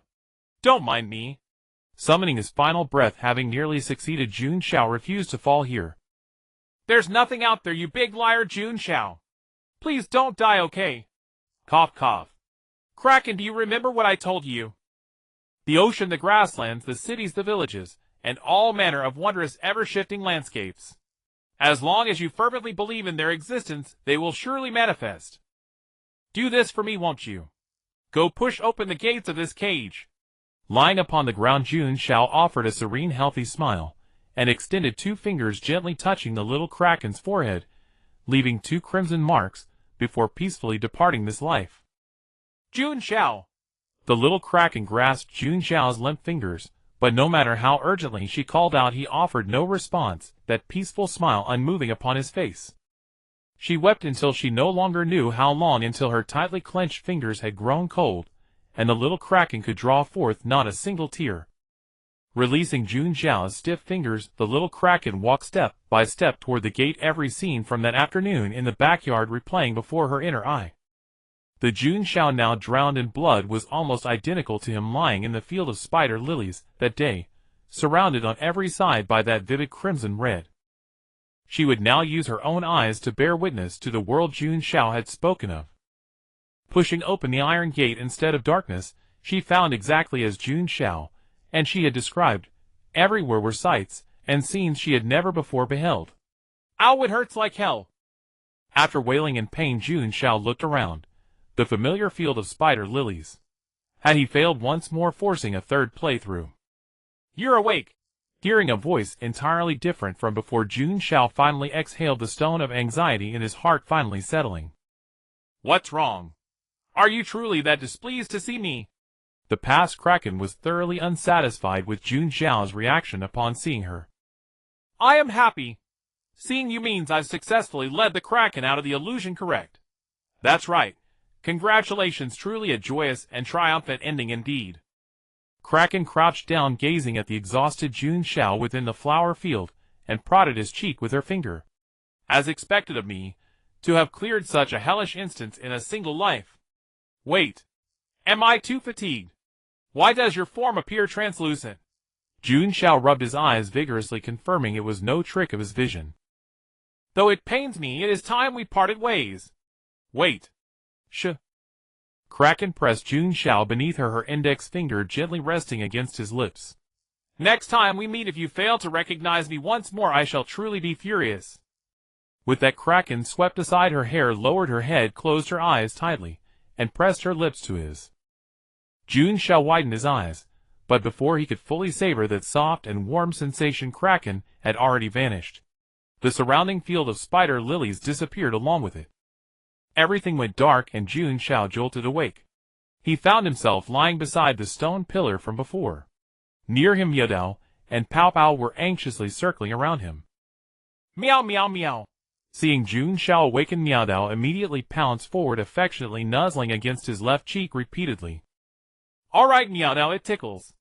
I'm fine, aren't I? Beep, beep, beep. Pao Pao also landed on Jun Xiao's stomach, its colorful bubbles transforming into a horn that blew out a flurry of confetti. However, because they were underwater, the confetti slowly drifted upward after being released. What do you mean celebrating my resurrection? I clearly didn't die, you know. Jun Xiao was quite displeased with Pao Pao's auspicious words, and reached out to gently flick its head with his finger. After shooing away the two clingy little ones, he walked over to where Kraken lay beside him. Kraken, however, had not awakened like he had, and remained lying on the ground in a coma. Name: Kraken race, human, great old one, awakening degree 9. The slumbering maiden's ancient memories are merging with those of the present world. She remains asleep, yet Raya has begun to awaken. Crouching down, Jun Xiao examined Kraken's information, and upon finding nothing abnormal, finally breathed a sigh of relief. But then Jun Xiao's keen senses detected something amiss. Trusting his instinct, he drew the meteor star cannon from Pao Pao's body without turning around and fired directly at the floor beside him. Ah! After a piercing scream, a bizarre black substance seeped from the floor. Waxma. The demonic energy, which had intended to slip away unnoticed, while Jun Xiao was distracted, became enraged upon being discovered and began frantically cursing him on the spot. Jage. Now the roles have reversed, little one. It's my turn to catch you, little mouse. Upon hearing those words, the demonic energy couldn't help but tremble all over. Jun Xiao's lips curved into a smile, clearly remembering how this creature had tormented him in the illusion. Damn it! If I can punch you to death in the illusion, I can absolutely crush you in reality. Summoning courage through sheer will, the demonic energy roared and twisted its form, morphing back into the same monstrous creature from the vision. Jun Xiao watched the transformation calmly from the side, completely unfazed. Now back in his own body, this creature's strength was nothing compared to his. Roar, roar, roar! The demonic energy creature bellowed, and charged at Jun Xiao, its enormous black spear aimed straight for his head. Jun Xiao kept his hands behind his back with an air of calm detachment, simply raising 2 fingers before his eyes. Before long the creature's black spear thrust toward his face, but he pinched the tip firmly between his 2 fingers, holding it fast. The demonic energy creature stood dumbfounded. No matter how hard it pushed, Jun Xiao's 2 fingers remained perfectly still. Over 200 gene of demonic energy, and it can't even bend one. Wait, 2 of my fingers. Meow meow meow. Miaodao's eyes sparkled with admiration from behind, transforming into an enthusiastic fan cheering Jun Xiao on. Refusing to accept defeat, the demonic energy creature tried to wrench its spear free, but Jun Xiao's grip was unyielding. Despite exhausting itself to the brink, it couldn't budge the weapons even slightly. How is this possible? This shot is for my head being smashed into watermelon juice. Raising the meteor star cannon with his other hand, Jun Xiao pressed it against the creature's forehead and fired. AR! The monster's piercing scream echoed throughout the small room. He'd been worried the creature lacked the ability to feel pain, but now, its cries were actually quite pleasant. This shot is for the spikes that pierce my body. Aiming at the monster's shoulder, Jun Xiao pulled the trigger again, but it still wasn't enough. He carved a matching hole in the other shoulder, since symmetry was the ultimate relief for his obsessive nature. This shot is for the little kraken who cried because of you. The mere thought of this ugly monster making her shed so many tears made him furious. Little Kraken was so adorable. Anyone who made her cry deserved worse than death. Bang bang. 2 more shots and Jun Xiao shattered its freshly regrown skull once more. This shot is for 4. I don't even know what for. Boom boom boom. The screams grew fainter, and the creature's regeneration slowed with each blow. The monster dissolved into a puddle of black matter on the ground, simultaneously pleading for mercy, while transforming into a seductive woman in revealing clothing, kneeling pathetically as she begged. Noticing Jun Xiao had suddenly stopped firing, the demonic energy creature grew overconfident, thinking her enchantment was working, and twisting more provocatively. What the hell are you twisting for? Jun Xiao felt sickened watching the creature writhe like a maggot on the ground, and immediately raised his gun, unleashing a barrage of shots without hesitation. The pause had only been because his finger cramped from pulling the trigger. Stop shooting, sir, please stop. Don't you humans find women like me appealing? As she spoke, the creature tore open her clothing to reveal her pale, heaving breasts. Humph. Jun Xiao snorted coldly, utterly dismissive of her display.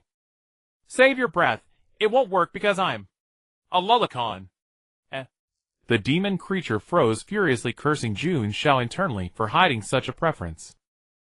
I'm a lullicon, yes. Oh, I heard you.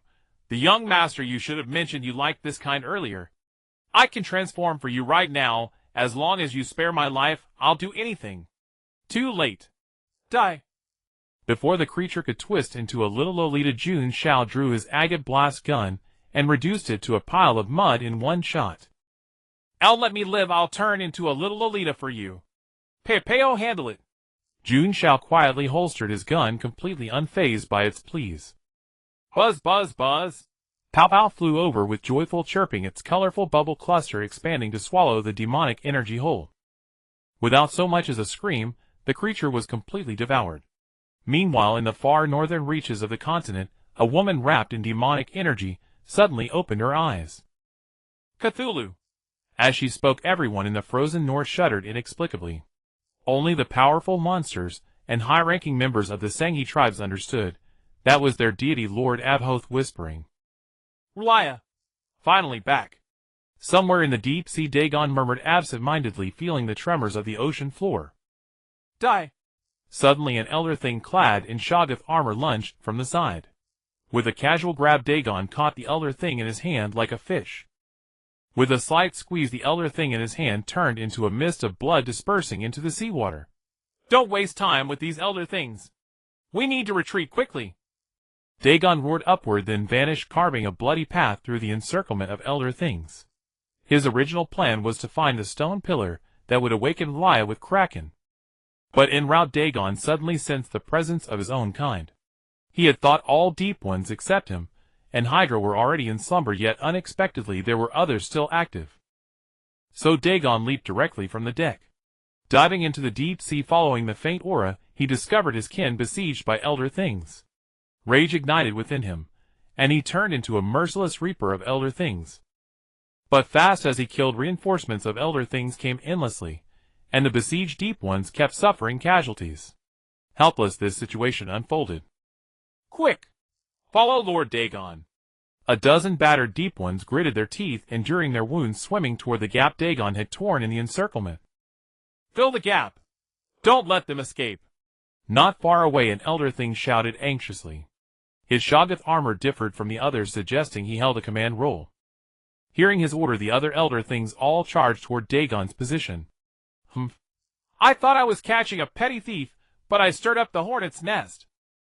The commander elder thing snorted coldly, looking at his army. Originally ordered to capture a deep one discovered by patrols, he never expected to encounter one of such formidable strength. Even a fool could see that Dagon's identity was no ordinary one. Capturing him alive would be a great achievement. You go first. I'll hold the rear. Dagon sent his clansmen out of the encirclement, determined to stay behind. Chieftain, be careful. With that, the deep ones fled without looking back. They knew staying would only be a burden once they were far away. Dagon could move without restraint.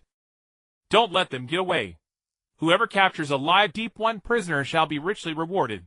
Seeing his easy prey escape, the commander elder thing shouted in desperation. Hearing the promise of reward, the elder things charged even more fervently. Dagon took a deep breath, his foot drawing an arc in the sandy seabed. Cross this line and you die. His calm tone carried an overwhelming, irresistible pressure. For a moment, all elder things halted before the line.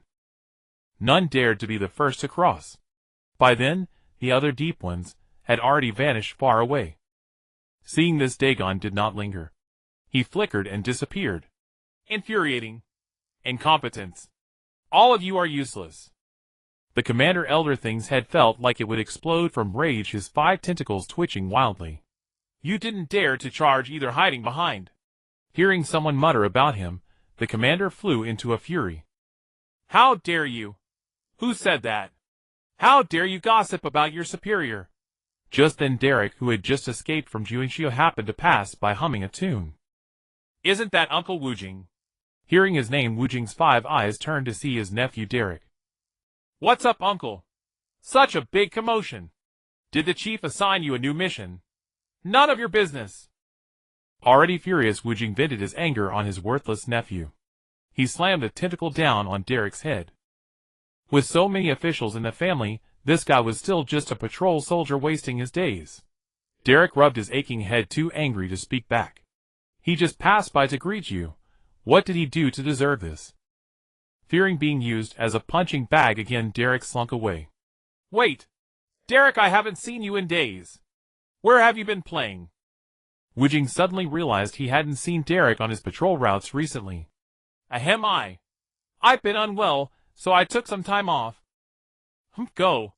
No wonder he'd been a scout for so many years. A lazy good-for-nothing. If not for being his nephew, Wujing would have cursed him out already. Derek smiled, apologetically nodded, and hurried away. Always bullying me. One day when I rise, I'll settle the score with you first. After going far, Derek scowled and muttered threats. Over here. Having escaped far, Dagon sensed his comrade's presence and rushed over. Soon in a hidden sea area, Dagon found the clansmen he had encountered earlier. Chieftain. Alert deep ones, upon recognizing the newcomer, burst into delight. How are you here? Aren't the clansmen all sleeping with Lord Cthulhu? Several deep ones with minor injuries stepped forward to answer Dagon's questions. When Lord Cthulhu fell asleep, we were too weak to be deeply affected by his power. Just a few years later, we woke early from the slumber. After waking, we decided to return to Raya to see, so we left the altar on Ponape Island. But by the time we arrived, we found Raya already occupied by those elder things. Speaking of this, the deep one clenched his fist in anger. We were discovered and have been fleeing ever since. Chieftain, where is Lord Cthulhu? Hearing this, the other deep ones looked up, eyes full of hope. If the Great One returned, he would surely lead them to reclaim Raya and annihilate those vile elder things. Lord Cthulhu has awakened. Immediately the deep ones erupted in joyful cheers. But to reclaim Raya, we need not trouble Lord Cthulhu. If we cannot even accomplish this small task, we are unworthy to follow him." Hearing this, the deep ones present burned with fierce determination. The chieftain was right. If they needed Lord Cthulhu's personal intervention for such a matter, they did not deserve to be his followers. "Let's go! We'll head to the altar at the lake bottom of Ponape Island. The other clansmen should be awake by now." Dagon turned silently, his expression cold. Five-tentacled fish, the war is about to begin. Upon arriving on Ponape Island, Dagon immediately noticed his family's luxurious cruise ship. Boarding the vessel, he failed to see the Cthulhu he revered, but instead spotted Daniel lying sprawled across the deck. "Hey, what are you doing lying here? Has it already gotten light?" The groggy Daniel, half asleep, felt someone kicking him, and slowly opened his eyes. Too afraid to approach Gottreth, whose hostility toward him was palpable, yet unwilling to stray far from Hasimio, Daniel had no choice but to lie down somewhere on the deck for the entire day. Dagon. Upon spotting the one who'd awakened him, Daniel couldn't help but cry out, "Thank the gods you're finally back, you wretch. What's with the insults?" Dagon stood there bewildered. Days of separation, and this is how we're greeted. "Pa, I should be the one demanding an explanation. I've restrained myself from laying a hand on you, and that's saying something. This is all your fault. You made me bake on this miserable deck all day." "Huh?" Dagon scratched his head in confusion. "How does your preference for sunbathing on the deck relate to me?" Spare me the act of innocence. If you hadn't suddenly left, that brat and Thugga would never have been trapped at the bottom of that lake. I wouldn't have been terrorized by that terrifying presence and forced to bake on this deck." "What? You mean Lord Thugga is trapped at the bottom of the lake?" Dagon exclaimed in shock. Just then, having heard Daniel's outburst, Gottreth emerged from within, flanked by Thugga and Hasimio on either side. Unlike her usual demeanor of smiling gently whenever she accompanied Jun Xiao, Gottreth's expression was icily cold, now radiating an aura of destruction. "He's not wrong. If you hadn't asked Jun Xiao for help, he would never have been trapped at the lake's bottom." What worried her most was the pair of them, Clarence and Thugga.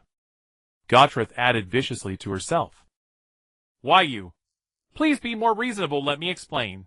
The crushing aura of destruction bore down on him, making Dagon's scalp tingle with dread. This was someone he absolutely couldn't afford to offend. "Lychee. What lychee am I supposed to bring you? Jun Xiao and that woman Clarence have been trapped there for a full day now." At this, Gottreth trembled slightly, her soul visible crimson eye losing its luster. She dared not imagine what horrors had unfolded throughout that entire day. "I can sense that Lord Clarence and Mr. Jun Xiao have already broken free from their predicament." "Really?" Upon hearing this, the gloom instantly lifted from Gottreth's face. "I would never dare deceive you." Dagon was drenched in cold sweat. He'd merely said it off the cuff, but since Raya had awakened Jun Xiao, and the others must have succeeded in freeing themselves. "Then what are we waiting for? Let's go!" Without wasting a single moment, Gottreth launched herself into the air, and streaked toward the island's interior. "So fast. Come, we should hurry and follow. Haven't you been desperate to find Jun Xiao?" Thugga smiled at Hasimio. Though their relationship with Clarence wasn't particularly close, she did find Hasimio a lovely little sister, quite endearing.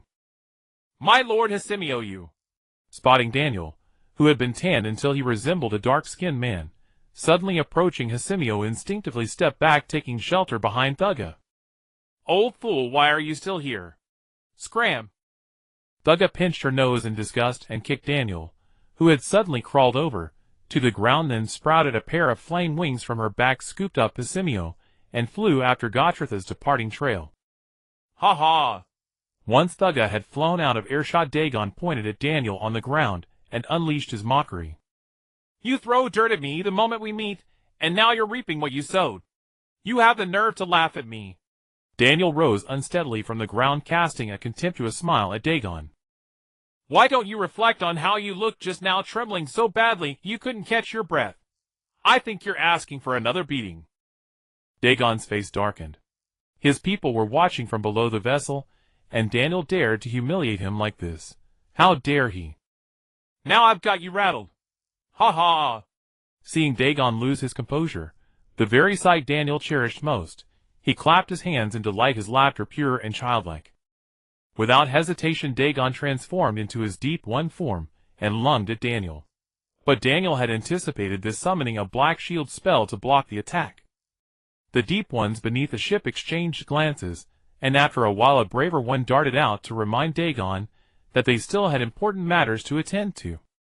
Chieftain, we must lead our people to reclaim Laya. You must see this. No rush. A moment of distraction almost allowed Daniel to exploit an opening, but Dagon reacted swiftly and blocked the surprise strike. Anyone who dares trespass upon my Laya will not escape my wrath. But before that, I need to put this babbling old fool to sleep first. Dagon's gaze turned piercing as his aura surged dramatically. Daniel refused to be outdone, raising his yellow robe and beckoning mockingly with a finger. What? Still want to keep playing these games with an old man like me? Simply waiting here won't solve anything. Deep within the ritual chamber at the lake's bottom on Pohnpei Island, Jun Xiao had been waiting for what felt like an eternity, yet Clarence showed no signs of awakening. We'd better leave this place first. Gottreth and the others must be growing anxious outside. After careful consideration, Jun Xiao decided to take Clarence with him and exit the chamber.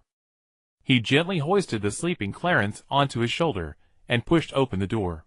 The moment it creaked open, countless round bulging yellow eyes locked onto him with unnerving intensity. Name Clarence. Race Deep One. Having just awakened from their slumber, they discovered someone attempting to abduct their revered deity. Name Malkin. Name Shizhengxiang.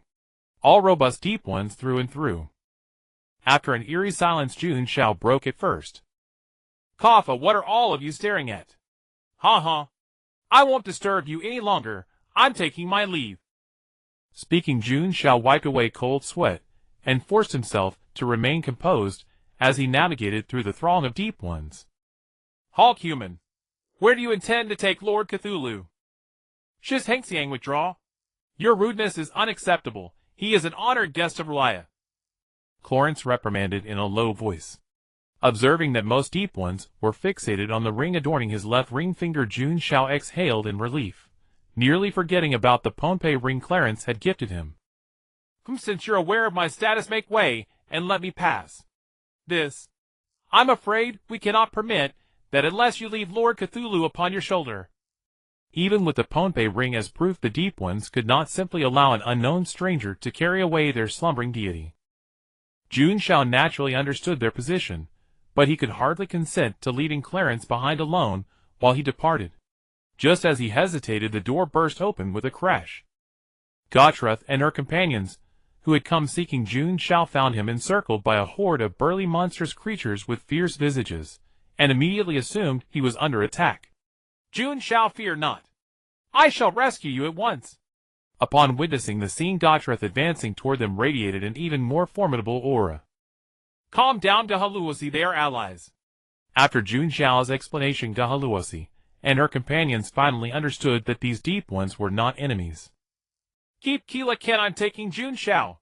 Having grasped the situation, Gahaluosi cheerfully made the decision for Jun Xiao, leaving the unconscious Keela Ken behind. Ahem, that won't do, Gahaluosi. I'm still uneasy about leaving Keela Ken here alone. At least we should wait until the gong arrives. According to Gahaluosi, the gong had returned to the ship, but seemed to have started fighting with Dan in air again. It appeared he would not reach the lakebed any time soon. Waiting idly won't solve anything. I have an idea. Why don't one of you go up and summon the gong down here? Before Jun Xiao could finish, Gahaluosi and Kutu-Gaya stepped back in perfect unison. Excellent, Ha-Si Miao, since you are so eager, this task is yours. Seeing Ha-Si Miao's voluntary offer, Jun Xiao entrusted her with this important mission. Huh? I didn't do anything. The bewildered Ha-Si Miao realized that her two good teammates had already thrown her under the bus. Ha-Si Miao panicked at a loss. To reach the island shore, she would have to cross a forest, but she had no idea how to get there. Helpless, Ha-Si Miao could only stare at Jun Xiao with tearful eyes. Ahem, even if you look at me like that. All right. Jun Xiao helplessly patted Ha-Si Miao's head. In truth, even if she insisted on going alone, he would not be at ease. What if some villain abducted her along the way? Don't doubt it. Wasn't there always that strange old man lurking around constantly scheming to take Hosimiao away? I'll go with you. Gahaluasi and a Jiasha. Hey, I'm Kutugeya. Annoyed that Jun Xiao had mistaken her identity, Kutugeya interrupted. Sorry, my bad. Anyway, you two stay here and wait for me to return and keep an eye on Keela Ken. With that, Jun Xiao took Hosimiao's hand and slowly swam toward the lake's surface. Gahaluasi watched the receding figures of Jun Xiao and Hosimiao. If she had known, she would have volunteered to go instead. Jun Xiao left us to watch over this woman. Kutugeya looked at the unconscious Keela Ken before her. She could clearly sense Keela Ken's aura gradually strengthening. Perhaps by the time she woke up, Kutugeya would be completely outmatched. The Deep Ones kept their distance from Gahaluasi and the others, but dared not stray too far. The auras of these two beings instinctively filled the Deep Ones with fear. See this fist the size of a sandbag? After I knock out your teeth, you old geezer won't be able to eat anymore. Dagong swung his fist with a sinister grin. You think you can hit me? With your sluggish speed, as slow as a sea turtle, have you lived on land so long that you actually think you're an amphibian? Dan Air narrowly dodged Dagong's punch and retaliated with a verbal assault. I'll tear your mouth apart. See, I only said a few words, and you're already losing your temper. Since he couldn't defeat this brute head-on, the old man would use another method to disgust him to death. Who is that old man wrestling with Lord Dagong? A curious Deep One under the ship whispered. I don't know. For some reason, even though they're cursing and fighting, I oddly feel that Lord Dagong and he have a pretty good relationship. I feel the same way. They seem very close. What do you think their relationship is? The Deep Ones chattered among themselves, and like Dagong, they had completely forgotten that their beloved Honla Lai was still occupied by others. Fortunately, Jun Xiao returned with Hosimiao, putting an end to the conflict between the two. Dagong in particular, upon seeing Jun Xiao again, sincerely apologized and promised to give him a reasonable overtime fee after they returned. As soon as he heard there was money to be made, Jun Xiao's eyes lit up. Lord Dagong, you are far too generous. Dan Air looked disdainfully at Dagong, who had willingly offered up his wealth. As a standard penniless cultist, Dan Air detested wealthy people like Dagong. The Deep Ones gazed curiously at Jun Xiao. What kind of being was this that he could appear and instantly halt the fight between Dagong and the old man? Moreover, Lord Dagong voluntarily apologized and offered compensation. A sharp-eyed Deep One soon noticed the ring on Jun Xiao's left ring finger and suddenly understood. That was the highest honor bestowed upon allies by Lord Kusu Lu himself, the Bo Na Pei ring. By the way, Keela Ken has been sleeping without waking. Do you have any way to rouse her? After hearing Jun Xiao's words, Dagong shook his head. Miss Keela Ken's further awakening requires time. I'm not sure exactly how long it will take. But one thing is certain, Keela Ken is in no danger. Very well, let's head to the lakebed first. Dagong turned and ordered the Deep Ones to stay and guard the ship, then left with Jun Xiao. Seeing Hosimiao taken away by Jun Xiao, Dan Air also followed behind without being asked. Great Lord Dagong has returned. Soon the group returned to the lakebed. Upon seeing Dagong, the Deep Ones cheered with excitement. After Dagong explained the situation to the awakened Deep Ones, they glared with fury, especially upon seeing their injured comrades. Those five-clawed fish are nothing but defeated foes. We let them escape once, and now they dare to return and offend us. The enraged Deep Ones clamored to go and slaughter all the foreign elders. Good, full of spirit. All uninjured Deep Ones, follow me. Target La Lai Yi. Five-clawed fish. Are we going to war? Jun Xiao muttered to himself. If he was not mistaken, the five-clawed fish they mentioned referred to the elders he had encountered earlier. Mr. Jun Xiao, please help look after Keela Ken and the wounded. No problem. Jun Xiao nodded. Although he would have liked to join Dagong for some fun, his agate blaster was perfect for dealing with swarms of enemies. He decided it was more important to stay and watch over Keela Ken. You two in my absence follow Mr. Jun Xiao's orders. Yes. The two Deep One guards straightened their backs. Seeing their clan leader treat this human with such respect, they understood that Jun Xiao was no ordinary person. After settling matters, the mighty army of Deep Ones departed from the lake bed. Charge! For the glory of Raya! For Lord Cthulhu! Yura! The Deep Ones shouted their battle cries, and launched a direct assault on Raya. The sudden enemy caught the Elder Things completely off guard. Before the outer scouts could even sound the alarm, they were torn to shreds by the Deep One army. Like a locust swarm sweeping through the land, the inner garrison could not hold back the relentless advance of the Deep One forces. A piercing alarm echoed across all of Raya. Upon hearing the warning, Elder Things from other sectors rushed toward the site of the Deep One attack. The leader of the Elder Things, the oldest and wisest among them, Clifford, was unlike his kin in his calmness.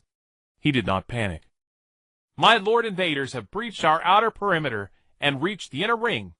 Our warriors are mobilizing to the front lines. What should we? Dismissed. Before the panicked messenger could finish his report, Clifford opened his eyes. I will join the front shortly. Why, yes, my lord. The young Elder Thing bowed its head, struggling to contain its excitement. The clan leader was recognized by all as the strongest among them, yet this junior had only ever heard tales, never witnessed the leader in combat. I knew this day would come. After the messenger departed, Clifford spoke to himself.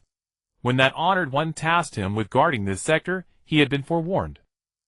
One day he would clash with his ancient nemesis, the Deep Ones. But times have changed. I will repay every insult they have dealt me. Deep Ones, await me. Dagon, commanding the Deep One army, could never have imagined that such a five-tentacled creature lingered in the shadows, harboring thoughts of him. Kill them all. With the arrival of Elder Thing reinforcements, the battle reached a stalemate. Though the Elder Thing's innate combat power was modest, clad in Shoggoth bioarmor, they managed to withstand the Deep One's frenzied assault. Watch me directly. Summon my companions. Several of the more powerful Deep Ones directly summoned their trusted allies, the Star Spawn.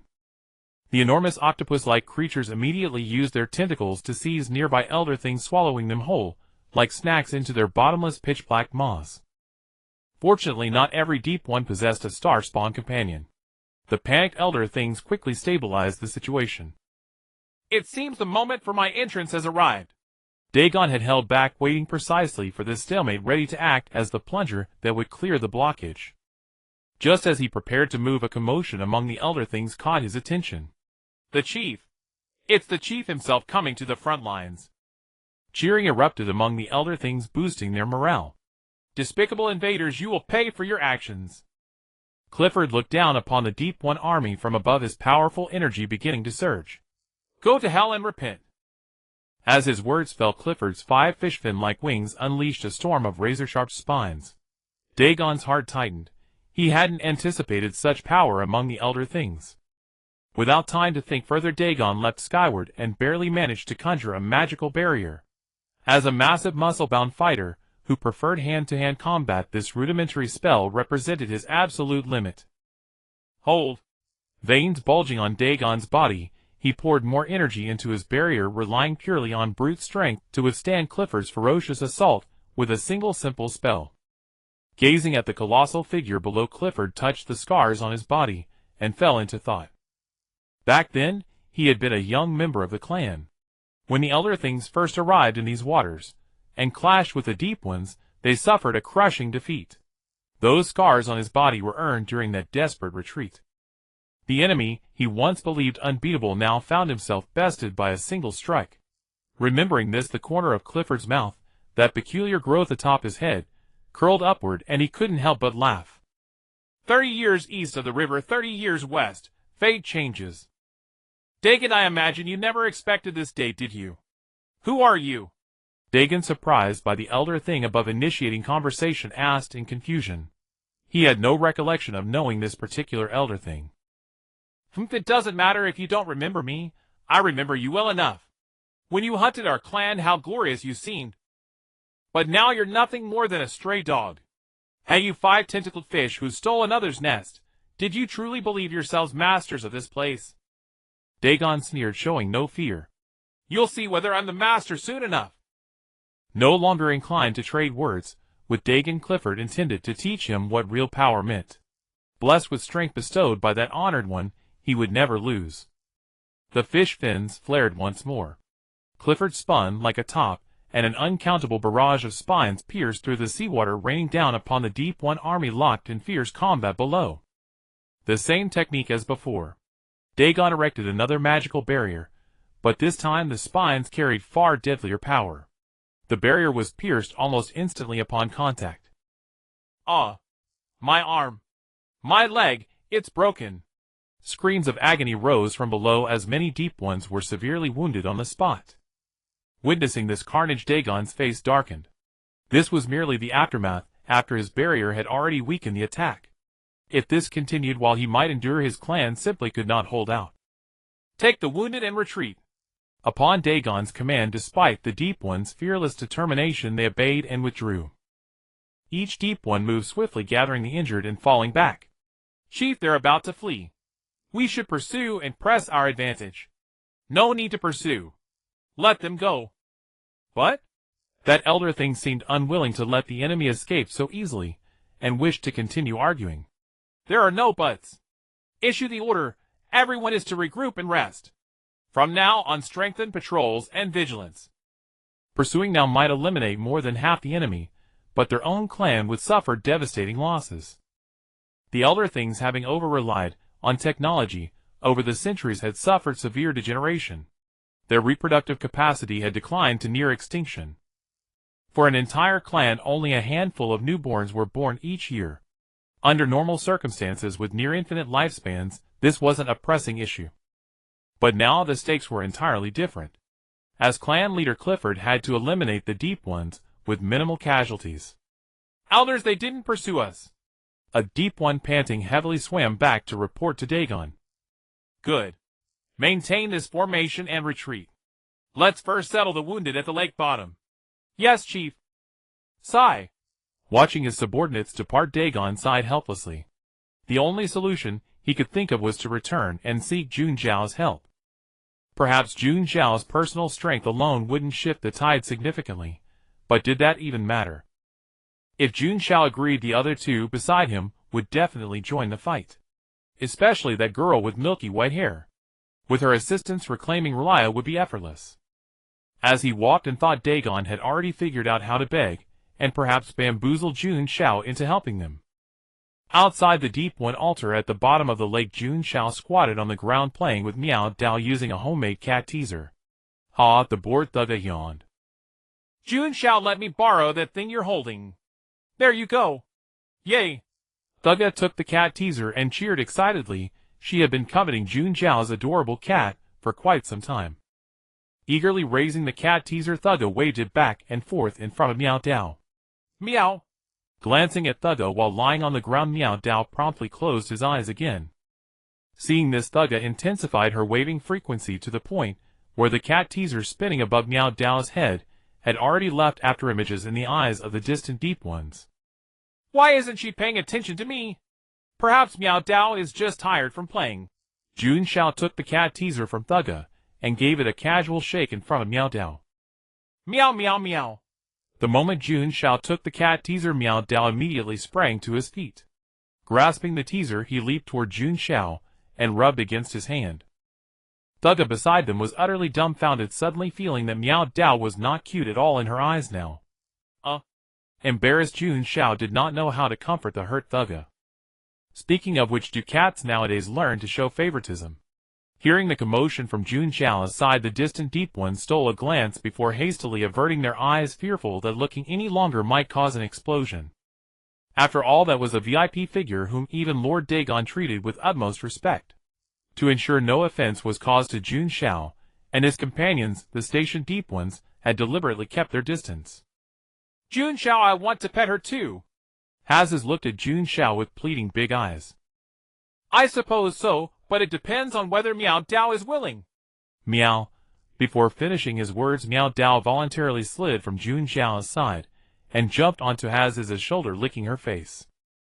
So ticklish. Ha ha ha. Feeling the warm touch on her cheek, Hazes stroked Miao Dao's silky fur. As a phantom cat, Miao Dao required no special care and still possessed a lustrous, beautiful coat. Thugga beside them felt even more devastated. As fellow outer gods, why was their treatment so drastically different? In the consciousness, Agatha couldn't help but laugh upon seeing Thugga's defeat. What are you laughing at? Perhaps it is precisely this body of yours that the cat dislikes. That's right. It must be because of this human body that... Why not just try and find out? Having not come out to move around for quite some time, Agatha took over the body's control, walked over to Haz's, and reached out to stroke Meow Dao's chin. Meow Dao cooperatively raised its chin, squinting with an expression of pure enjoyment, purring softly. Completely dispirited, Thugga simply went back to sleep, out of sight, out of mind. Watching the harmonious scene before him, Jun Xiao could not help but smile. These peaceful and tranquil days were truly wonderful. One only wondered when Kraken would awaken. Jun Xiao! Suddenly drawn near, Growth interrupted Jun Xiao's thoughts. What is it, Growth? Do you want to pet Meow Dao too? Last time you were trapped inside, it was all my fault for not protecting you. It's alright, it wasn't your fault, Growth. Please don't blame yourself. Moved by Growth's guilt, Jun Xiao felt warmth in his heart. Who could have imagined someone cared about him so deeply? He was truly touched. So I have decided never to leave your side by more than 5 meters. Half-moved, Jun Xiao was abruptly interrupted mid-speech. Ahem, Growth, that seems rather unrealistic. You see, I need to bathe every day, right? We can bathe together, Growth said with unwavering determination. This surely wouldn't be appropriate, would it? Are you rejecting me, Jun Xiao? Turning her words around, Growth raised her head, her lightless crimson single eye locking directly with Jun Xiao's gaze. Ha ha ha, how could that be? Lord Dagon has returned. From afar came the joyful cries of the Deep Ones. Ahem, it seems Dagon has returned. I shall go take a look. Wait. Watching Jun Xiao dash off in a flash, Growth hurried to follow. She would never let him escape her sight. Has Lord Dagon already reclaimed Laya so swiftly? Facing the ardent, worshipful gazes of his clansman, Dagon awkwardly turned his head away. How shall I put this? There was a minor mishap. But rest assured, I already have a plan. Next time we march, we shall surely annihilate those 5-clawed fish. As expected of Lord Dagon. So reliable. Seeing that his clansmen still held unwavering faith in him, Dagon finally breathed a sigh of relief. I knew why Dagon returned so quickly. Turns out he had been rebuffed elsewhere. Upon arriving at the scene, Jun Xiao suddenly understood. Sir Jun Xiao, you have come at the perfect time. Overjoyed, Dagon pulled Jun Xiao aside and got straight to the point. To be honest, I would like to ask Sir Jun Xiao to bring this lady along and help us reclaim Laya. Saying this, Dagon cast a cautious glance at Growth beside Jun Xiao. So he wants me to rope Growth and the others into his scheme. Of course, rest assured, I will not let you work in vain. I'll add another 100,000 marks. Sir Dagon, might I suggest? Plus a waterfront villa. Ahem, this is not a matter of money. With that said, Jun Xiao let out a long sigh. To be honest, some time ago, after Sir Dagon departed from the cruise ship, I encountered an Elder One. I warmly hosted the guest who came to visit our ship. We conversed joyfully and felt as old friends at first sight. Moreover, upon hearing about Pohnpei Island, he voluntarily offered to guide us. Thanks to his help, I was able to bring Kraken here safely. And now Sir Dagon invites me to join the slaughter of your own clansmen. I am truly placed in a difficult position. After a moment of silence, Dagon sighed. It seemed persuasion would not work. Very well. I had originally hoped to cooperate between Laya Seafood City and Sir Jun Xiao's Holy Meow Meow Church. Since Sir Jun Xiao finds this so troublesome, I have changed my mind. Actually, that Elder One brother has been complaining constantly about the bullying he suffers among his kind, and has long wished to escape. Now is the perfect opportunity. Let us depart at once, Dagon. Since Sir Jun Xiao is so eager, we shall set off immediately. Seeing Jun Xiao suddenly reverse his stance, Dagon was overjoyed. Shoo! Imlaya Derek, who was lazing about in his shabby little house, suddenly sneezed. It must be that flatbread fellow badmouthing me again. Derek immediately thought of Wu Jing, who had inexplicably cursed him out before. Ever since Derek's parents passed away, this uncle of his not only failed to offer any assistance, but also liked to create trouble for him on occasion. If not for his weakness and strength, Derek would have long fled to establish his own household. For Derek, there was not a single strand of attachment left in the clan, only sorrowful memories remained. Damn it, I'm leaving this place right now. Grabbing his only possession, the Shoggoth armor creature bottle, Derek burst through the door. But upon reaching the doorway, he suddenly froze in place. If he went out? What if he encountered that devil again? Recalling that painful memory, being force-fed black tea until fainting, Derek dejectedly returned to his dilapidated little house, lay back on his bed, and obediently closed his 5 eyeballs. I feel that sleeping is truly what suits me best. Mr. Jun Xiao, this is the place. What do you think we should do next? Dagong signaled the Deep One's army to halt as they were about to reach the Ancient One's defensive line, and asked Jun Xiao in a hushed tone. Jun Xiao stroked his chin, pondering for a moment before speaking. According to what Mr. Dagong told us earlier, the leader of those Ancient Ones possesses powerful area of effect abilities. Why don't we split our soldiers into 5-man units, and attack dispersely, drawing them away from the Ancient One's leader? Then Mr. Dagongi Ross and I will handle their commander. An excellent idea. Dagong slammed the table in admiration. Splitting the tribe meant he wouldn't need to divide his attention protecting others while battling the Ancient One. With the plan set, Dagong quickly organized his people into units based on their combat strength, each squad led by a slightly more capable captain. Excellent. All advance according to the plan. The moment you spot the leader of those 5-clawed fish, withdraw immediately and notify me. Understood. This time the Deep Ones did not converge for a single assault. Instead, they launched coordinated strikes from different positions according to their assigned formations. Bang! The explosion jolted the dozing ancient scout from his daze. Enemy attack! Enemy attack! Sound the alarm quickly. Requesting reinforcement. Static crackled through the communicator before fragmented voices echoed back from other defensive positions. We are also under attack here. With a sharp beep accompanied by his comrades' screams, the communicator was cut off. Damn it! Retreat! Fall back quickly! Squelch! The Ancient One crushed the communicator in its grip, but before it could signal its companions to withdraw from the front, a Deep One's claw pierced through its chest. Across other positions, similar scenes unfolded almost simultaneously. What's happening out there? The commotion roused Derek from sleep. Peering outside, he noticed numerous Ancient Ones clad in Shoggoth bioarmor hurrying toward the front lines. Stepping out, Derek flagged down a hurrying Ancient. Hey buddy, what's going on out there? Those damn Deep Ones are attacking again. The leader has ordered all hands to reinforce the front lines. Without another word, the Ancient vanished from Derek's sight. That makes staying here dangerous, doesn't it? What if the unrest spreads here? Though Derek's dwelling was somewhat dilapidated, it lay within Raya's inner quarters, relatively secure for now. Wait. Unrest. Couldn't I use this chaos to slip away? Derek suddenly realized the opportunity, but questions immediately followed. Where could he possibly escape to? His kin had fled from the northern seas where conditions had become uninhabitable. Going south meant crossing onto land, the domain of the Night Goddess. Those humans might capture him and dissect him for study. No matter. For now, just escape. After observing, Derek chose a less crowded direction, but barely a few strokes, and a familiar voice called out to him. Derek, where are you going?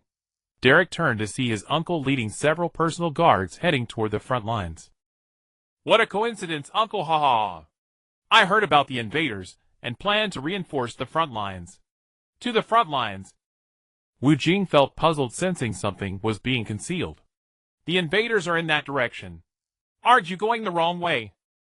Never mind, follow me, and I'll take you along. This is a fine opportunity to earn merit. Young man sees this chance well. Ignoring any response, Wu Jing grabbed him, and they surged toward the front at full speed. Meanwhile, Derek cursed Wu Jing's entire ancestral line. Just when he was trying to avoid danger, they were dragging him along.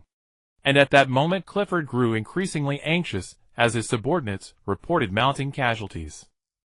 Order all forces at the front to withdraw and regroup at my position. Each fallen clansman felt like a blade piercing Clifford's heart. Chief, all the 5-clawed fish have abandoned resistance and are fleeing toward the center of Raya. Pursue them, but do not approach Raya's center too closely. Understood. After issuing the order, Dagong sighed softly. They're clever knowing to group those 5-clawed fish for easier protection. Regardless, by doing so he has directly exposed his position. Now it's our turn to perform. With that, Jun Xiao turned to Guy Ross, who followed closely behind. Almost every ancient they encountered along the way was dispatched by Guy Ross, leaving him no chance to even draw his weapon. While being protected felt pleasant enough, Guy Ross seemed excessively overprotective. Cough, I'll trouble you again, Guy Ross. No problem, leave it to me. Guy Ross responded with enthusiasm. She thoroughly enjoyed her role as a bodyguard. Soon, having paid nearly half their numbers, the surviving ancients managed to retreat.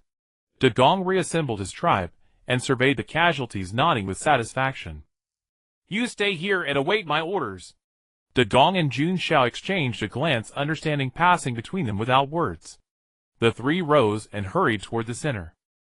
The infantry phase had been decisively won. Now it was time for kings to clash. A familiar yet strange place. Dagong gazed at the structures before him, lost in memory. Decades ago, this had been his residence as the Deep One chieftain. In perfect synchrony, Clifford emerged slowly, his 5 eyes scrutinizing Jun Xiao, and Guy Ross behind Dagong. Dagong, you won't escape this time.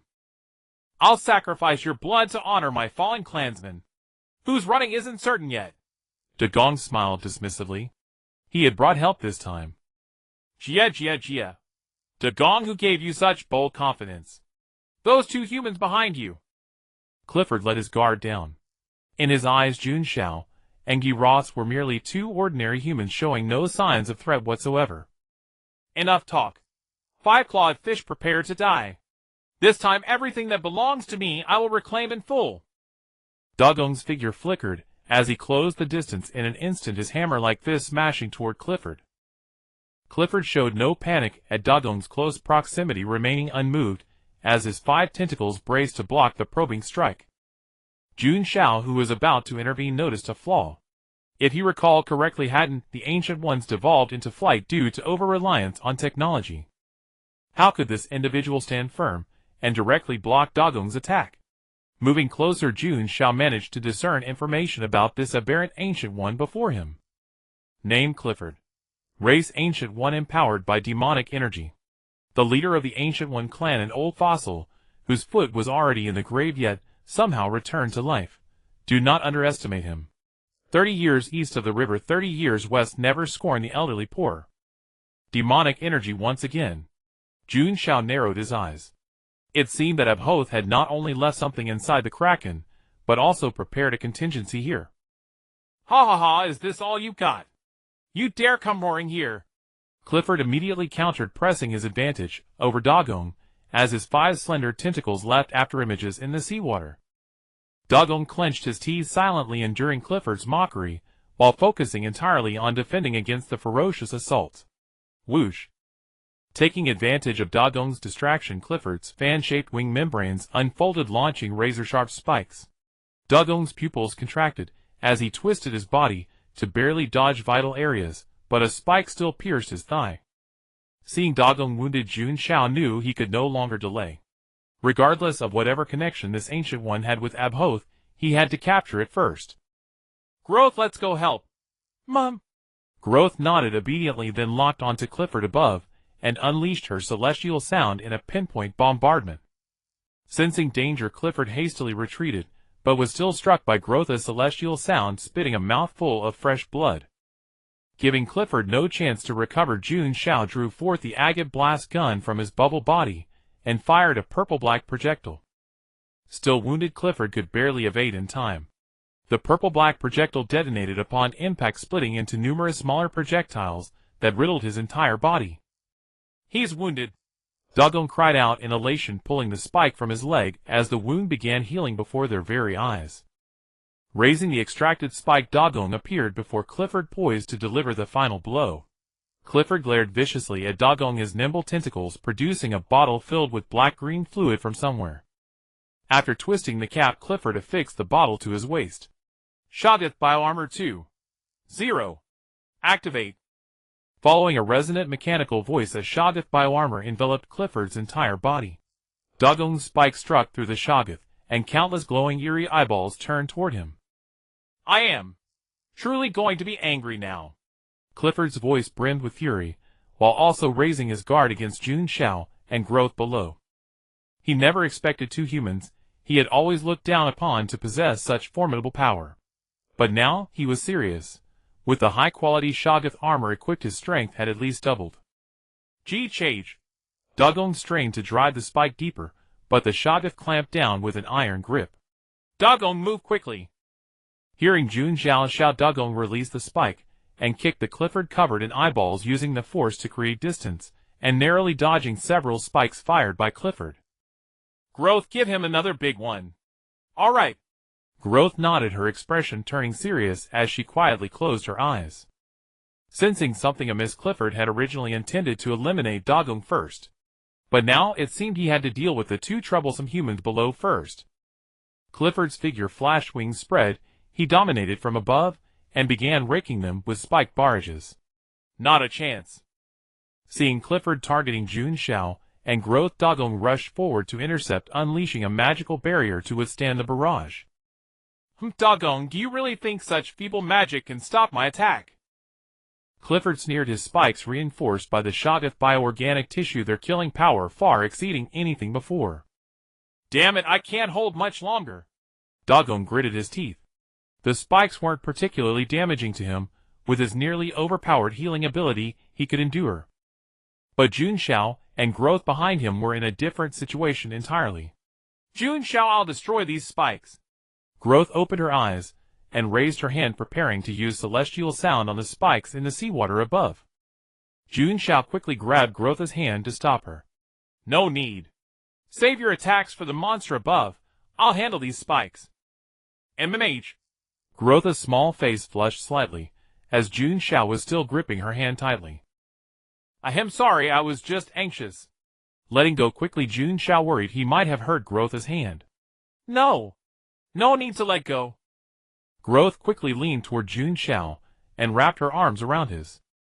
Jun Xiao, I can't hold on much longer, Dagong said through gritted teeth, and when he glanced back, his entire Deep One frame went slack. I'm risking my life protecting you up here, and what are you two doing? Ahem, mister. Dagong, hold on a little longer, I'm coming to help right away. Extending his free arm, Jun Xiao retrieved the e-cigarette rifle that had accompanied him for a long time from his bubble body. Old friend, it all comes down to you. Hey, is it really okay to vape underwater? With no time to ponder further, Jun Xiao placed right to his lips, took a deep drag of Dona grass smoke, and then gently waved the device. A thick cloud of vapor billowed outward, slowly drifting toward Dagong's position. As spikes pierced the opaque smoke barrier, small explosion sounds rang out one after another. The pressure suddenly dropped. Confused, Dagong noted that the energy supply to his magical barrier had suddenly decreased. What is this thing? Clifford gasped in shock as his spikes vanished upon entering the smoke, as though the swirling vapor had devoured them whole. This is the power of the e-cigarette. Taking another puff from right, Jun Xiao slowly exhaled his breath. By sensing the position of spikes entering the smoke and controlling small-scale explosions within the vapor, he intercepted Clifford's projectiles. The Dona grass mist formed a solid, impeccable wall of defense.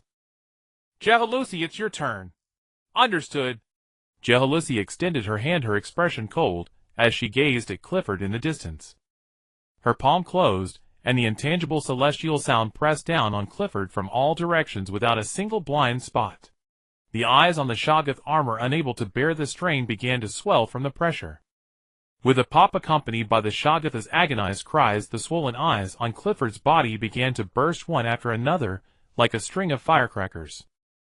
Seeing the life signs of the Shoggoth armor rapidly diminishing, Clifford made a decisive choice to retreat strategically. Otherwise, once the armor was breached, it would be too late to escape. He's trying to flee. Dagon was the first to notice Clifford's intention, but just as he was about to give chase, Jun Xiao stopped him. Dagon, go lead your people to press the advantage and continue the attack. With the leader of the Elder Things wounded, Jehalusi, and I can easily handle him. All right, then I'll trouble Master Jun Xiao. Dagon nodded confidently, entrusting the pursuit to Jun Xiao. Come to think of it, he hadn't contributed much in this battle. Let's go, Jehalusi. Don't let that bastard escape. Taking jealousy with him, Jun Xiao chased after the direction Clifford had fled. The elder things hiding nearby upon seeing their leader flee instantly fell into chaos. Run for your lives. The chieftain has actually lost. What's there to run from? Watch me charge out and fight to the death. Even if I die, I'll take one down with me. If you want to die, go ahead alone. Don't block my escape. Dailike, who had been trying to slip away in the chaos, was caught by his uncle Wu Jing again. Dailike, come with your uncle. The chieftain has lost. If you want to live, follow me. Panicked Wu Jing, surrounded by his subordinates, caught up with Dailike, who had just been about to sneak away.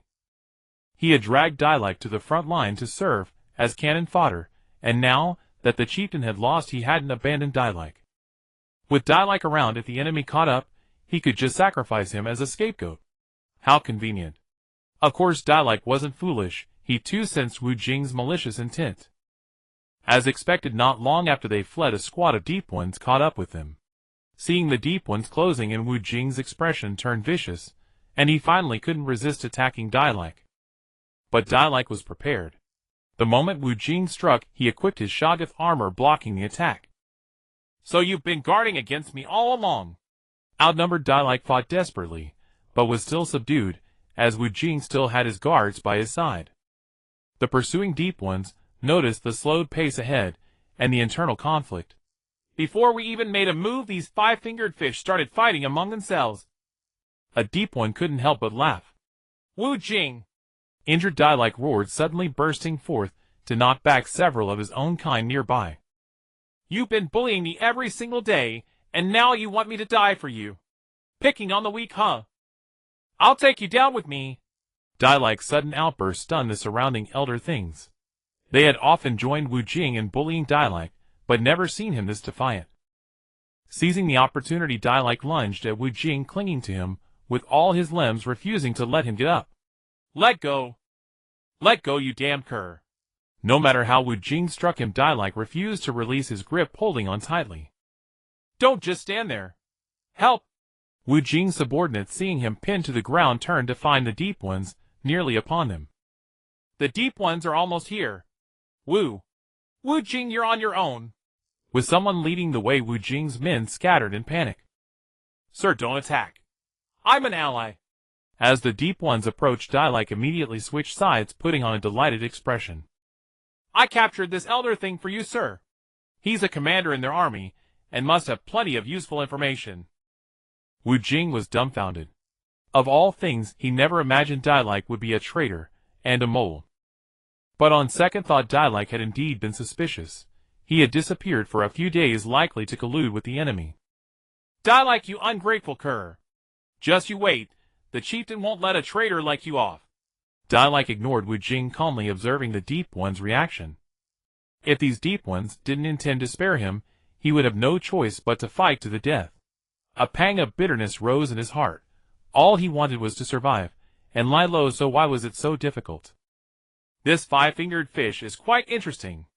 The Deep One squad leader stopped a comrade who was about to attack, eyeing Dailike with interest. Go after the ones who fled. No need to take them alive. Just kill them. Yes, sir.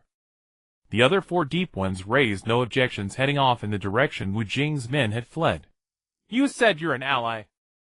Seeing the Deep One squad leader questioning him, Dailike quickly nodded. I'm a mole. That's right, I've been planted here to coordinate with you all during the attack. A mole? The Deep One looked puzzled.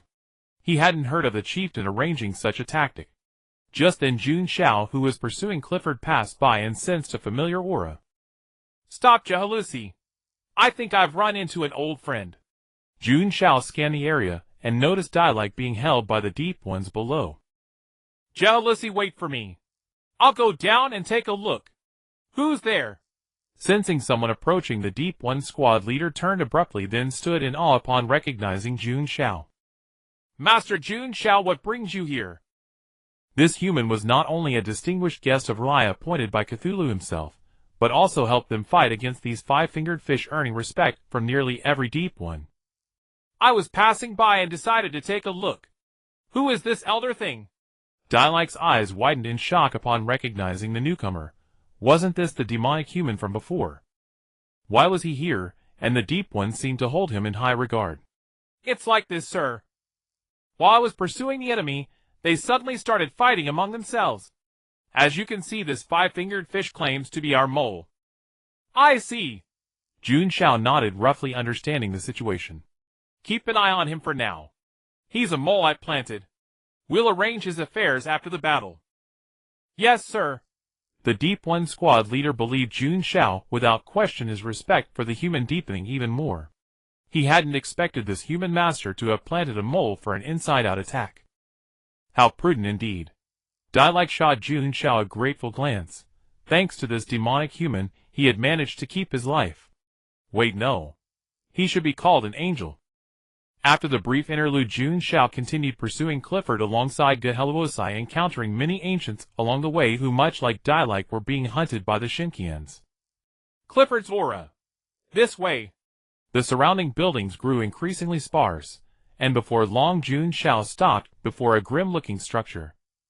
Inside, dozens of iron cells held mostly half-alive ancients, with a handful containing creatures of other races, or simply piles of white bones. Hearing someone enter, the imprisoned beings all lifted their heads. Humans? How could humans appear here? Why bother with all that nonsense? Hey human, go grab the keys over there and open this damn cell door. Unlock mine first. As long as you set me free, well, status. Anything you desire, I can give it to you. In an instant, the formerly silent cells erupted into chaos, each prisoner vying for Jun Xiao's attention. So noisy, Geheluosai said with utter disgust. Damn it, let me out now, or I'll flay you alive. I find it a bit noisy as well. Jun Xiao sighed, resting his hand on his forehead in exasperation while his other hand reached into the cluster of colorful bubbles and drew out the meteorite cannon, firing casually. Thud. In a certain cell, the ancient, who had just threatened Jun Xiao, now had a hole in his skull, his pupils dilating as he collapsed to the ground. Witnessing this, the other prisoners broke into cold sweats and dared not even breathe loudly. The noisy cells fell silent once more. Much quieter now. Seeing Jun Xiao's gentle smile, all the imprisoned beings couldn't help but tremble. No one wished to become the next unfortunate soul with a blown-open head. Very well, I'll ask you a question. Did an ugly barrel-shaped thing run in just now? Whoever answers first will be the one I set free. I know. Although I didn't get a clear look at his appearance, that ancient did indeed rush in just now. Before he finished speaking, another ancient beside him eagerly blurted out his answer. Where is he now? Probably in the underground cells at the far end over there. There's a passage leading downward. Can I leave now? Of course. I'm a kind-hearted person, and can't bear to see you suffering here. I'll let you out right away. Jun Xiao patted his chest, claiming no one was more compassionate than himself. The key is in the guard room over there. The ancient hastily informed Jun Xiao of the key's location. Before he could finish speaking, Jun Xiao pressed the meteorite cannon directly against the cell's keyhole and fired. Clicked the cell door before Jun Xiao's eyes swung open. This thing is far more useful than a key. Huh? The ancient paused for a moment, then 5 tentacles began flailing wildly in the air as he scrambled out. I'm free. Jun Xiao didn't stop him, merely watching his retreating figure and shaking his head with a smile. He truly hoped the creature would remain as joyful after escaping, though it might just be smashed into paste by the Shinkians outside. The other imprisoned prisoners could only watch enviously as the ancient disappeared. Let's go down. Holding Geheluosai's small hand, Jun Xiao walked to the end of the corridor and found the passage the ancient had mentioned. Following the passage, Jun Xiao arrived at the first underground level. The number of cells here was considerably fewer than above, but the auras of the imprisoned beings were correspondingly much stronger. Bang!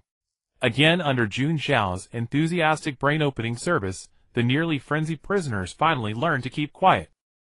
He's not here. Looks like there's another level below. Indeed, following the corridor, Jun Xiao found yet another passage leading downward. Reaching the second underground level, this time, there was only one cell. The door stood wide open, and Clifford had been swallowed halfway by a Shoggoth covered in eyes. Seeing Jun Xiao, the desperate Clifford seemed to spot a savior. Save me quickly, my lord. As long as you rescue me, all the ancients of my clan will serve you. I'll offer you all the young female ancients from my clan. Even my wife can be yours. Aya. The Shoggoth behind him suddenly tightened its grip, forcing Clifford deeper inside. Overwhelming regret flooded Clifford's mind. He should never have risked opening that cell door. This cell held the strongest Shoggoth among its kind. Similarly, the ancients' technology was still insufficient to fully control and enslave the Shoggoth. They had only developed a half-finished controller. In order to deal with Jun Xiao and Geheluosai, Clifford acted impulsively using the half-finished Shoggoth armor vial. He barely unscrewed the cap when the Shoggoth inside broke free from control. Stared Geheluosai's sharp gaze fixed on Jun Xiao, fearing he might agree to that monster's request. She remembered very clearly how interested Jun Xiao was in married women. Ahem, don't look at me like that, Geheluosai. Jun Xiao felt terribly wronged. Was he really that kind of person? Besides, even if he were more depraved and desperate, he wouldn't go after an ancient directly, would he? Before Jun Xiao could respond to Clifford, the Shoggoth swallowed him whole this time. Soon enough, Clifford's screams faded away, apparently devoured completely by the Shoggoth. Should we also deal with that sticky-looking puddle on the ground? Geheluosai asked Jun Xiao, curiously observing the Shoggoth on the ground. Don't kill me!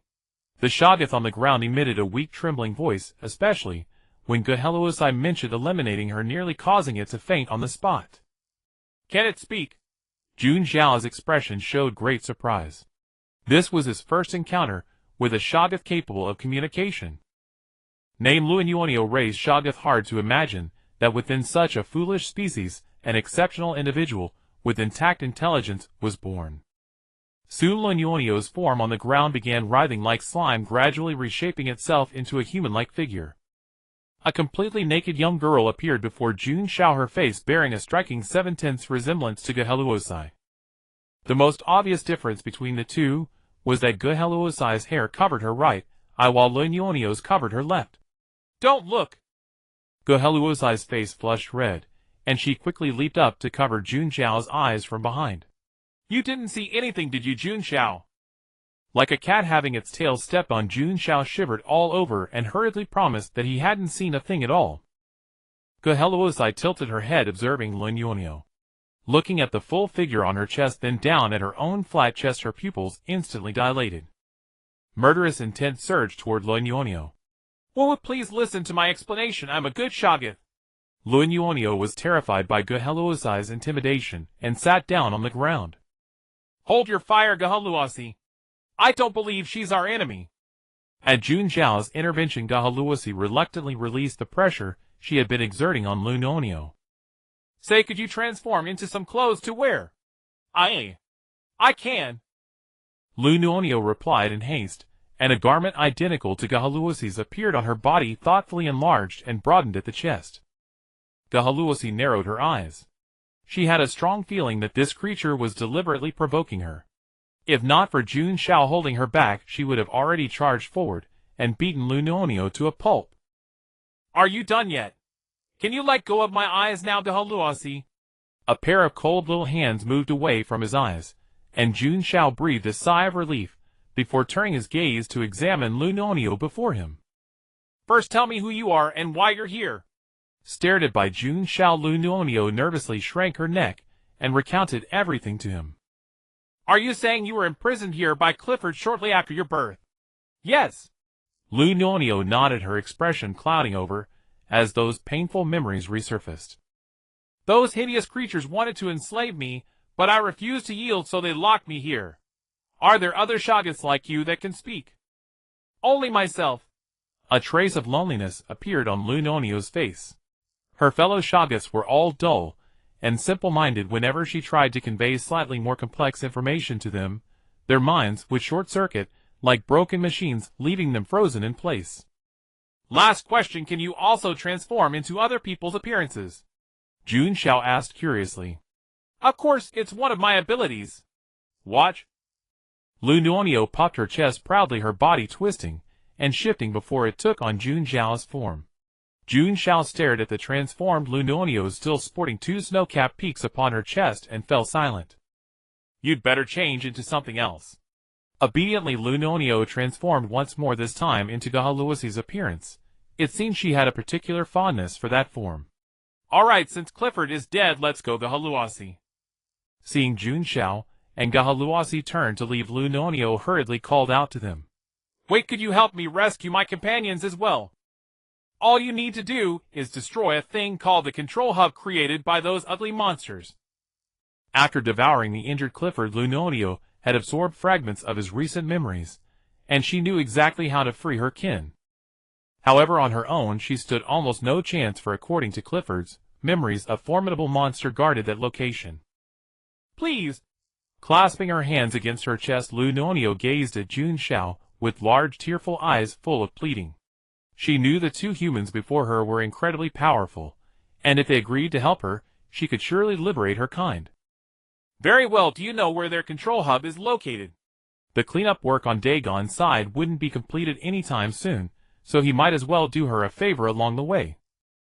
Moreover, if the control hub she mentioned could be destroyed, the elder things, essentially little better than salted fish without their shagas, would pose far less of a burden, reducing the workload on Dagon's front considerably. Yes, yes. This is all for the greater good. Absolutely not because Lunonio's pitifully adorable appearance was too endearing. I know, meow. Why, you're truly a good person. Lunonio thanks you so much. Overcome with excitement, Lunonio tightly hugged Jun Xiao's arm and rubbed against it uncontrollably. Watching from the sidelines, Gahaluasi instantly bristled with irritation and grabbed Lunonio's arm, attempting to pull her away from Jun Xiao. You're a good person too, meow. Lunonio went along with Gahaluasi's tug and then wrapped both arms around her, hugging her tightly. What? Trapped between Lunonio's formidable assets, Gahaluasi's aggressive demeanor completely deflated. She felt as though she might suffocate under this creature's embrace. Huff, huff, huff. After desperately pushing Lunonio away, Gahaluasi glared in alarm at the big-breasted woman before her, who bore a striking 7/10 resemblance to herself. Jun Xiao shook his head with a smile. It seemed that although this Shoggoth could speak, it remained as dim-witted as ever. Lead the way, Lunonio. Take us to the control hub. And Gahaluasi, I'll leave Lunonio in your care. What? Gahaluasi looked toward Jun Xiao with a desperate, pleading gaze. He actually wanted her to look after this troublesome creature. Hee. Lunonio tightly embraced the dazed Gahaluasi beside her, clearly fond of this new form. Even if you look at me like that, there's nothing I can do, meow. I can't exactly let Lunonio hang off my body, can I? Finishing the sentence, Gahaluasi shook her head violently. No way would she allow such a clingy creature near Jun Xiao. This suffering must be borne by me. And so Gahaluasi was forced to become Lunonio's temporary caretaker. Yet through their journey together, Gahaluasi gradually lowered her guard toward Lunonio. After all, who could resist such an adorable Shoggoth? It's right here. Jun Xiao stepped forward beside the entrance to a cellar where a wooden signpost stood planted. The unfamiliar characters inscribed upon it were unlike anything he had ever seen. Military restricted area. No entry. Beware the vicious dogs within. Trespassers proceed at their own risk. They even went so far as to mark it. Do they really fear enemies, not knowing this is a restricted military zone? Kicking the wooden sign aside, Jun Xiao couldn't resist his sarcastic remark. Descending into the cellar, they found numerous bottles containing Shoggoths, neatly organized and segregated according to the creature's power levels. Wait here. I will rescue all of you. Whispering from behind Gahaluasi, Lunonio felt an intense surge of emotion upon seeing her imprisoned kin. Even in her simple-minded state, she could sense deep within her heart a wave of righteous anger. Passing the rows of Shoggoth containers, Jun Xiao and the others arrived at a spacious area. And there, not far away, sat the control hub, except before it lay a colossal monster curled up and fast asleep. So grotesque. That was Jun Xiao's immediate thought upon seeing it. Meanwhile, Lunonio, hiding behind Gahaluasi, caught a whiff of her kind scent upon the creature. Patchwork Monster 2. 0. The ultimate weapon of Elder Thing biotechnology. Restrained by the controller, it cannot leave this basement. A chaotic assembly of assorted biological corpse parts glued together with Shoggoth substance. What a crude and poorly crafted work. But it appeared to be sleeping, didn't it? You two wait here. I'll go smash the control hub. Jun Xiao whispered quietly, then crept stealthily toward the control hub behind the patchwork monster. Achoo! Halfway there, the patchwork monster suddenly let out a massive sneeze, its attention snapping toward Jun Xiao, who had just reached its vicinity. Whoosh! The monster lowered its head, opened its maw, and unleashed a noisome breath attack, while its belly rumbled audibly. Ahem, good evening. Did you order takeout with home delivery service? Without hesitation, Jun Xiao swiftly produced the agate blaster and fired a violet-black projectile straight into the monster's gaping mouth. Sensing something flying into its mouth, the patchwork monster instinctively snapped its jaws shut. A muffled explosion followed, and the creature shrieked in agony, stumbling around dizzily, its head reeling from the blast as it began furiously smashing the floor with its limbs. Jun Xiao retreated backward, putting distance between himself and the monster's attack range. Enjoy my violet-black super missile. Remember to give a 5-star review, dear. Under the combined assault of Jun Xiao and jealousy, the stitched monster soon fell, letting out a mournful wail before perishing completely. So amazing. Lu Wonio's eyes sparkled with admiration. I guess that's settled then. Raising his weapon, Jun Xiao fired and obliterated the device before him in one shot. Meanwhile, Dagon was leading his people in pursuit of the remaining elder things. Ah. Why is my Shoggoth suddenly biting me? Damn it, mine's doing the same thing too. Shield, why, what's gotten into you? Soon this phenomenon spread like a plague. All the elder things possessing Shoggoth bioarmor vessels were viciously attacked by the Shoggoths that had been freed from within. Shoggoths may be a bit dull, but they also have emotions. For so long, they had been enslaved by these octopus-like creatures, forced to do all the filthy and arduous labor. Now finally free, they naturally wanted to vent their pent-up anger. Elder, what should we do? The Deep Ones looked at the elder things on the ground struggling with the Shoggoths, feeling utterly at a loss. Capture them all first. Understood.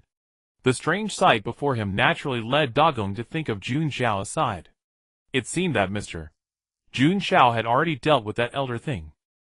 Jun Xiao, can I have the remains of this monster to eat? Lu Wonio asked cautiously, her craving undeniable. Of course, but can you even finish it yourself? Jun Xiao glanced at the stitched monster's mound-like corpse, then down at the petite Lu Wonio. No matter how you looked at it, the two of them belonged to completely different worlds. Of course I can eat it. Lu Wonio patted her small belly and said confidently, Never mind that. Give me 3 more and I'll finish them too. With that, Lu Wonio's figure began to blur, reverting to the same flowing slime-like form as before, and she bounced her way over to the stitched monster's corpse. In the blink of an eye, a huge chunk of the stitched monster's corpse had disappeared. Moreover, Jun Xiao could sense that Lu Wonio's aura had noticeably strengthened. Buzz, buzz, buzz.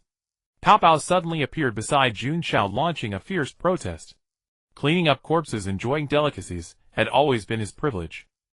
Alright, what's wrong with letting Lu Wonio have a bite? Buzz, buzz. What do you mean you're scolding me for another woman's sake? Jun Xiao was utterly confused, wondering what had gotten into Pow Pow. Buzz, buzz. The heartbroken Pow Pow felt neglected and decided to retreat and ignore Jun Xiao from now on.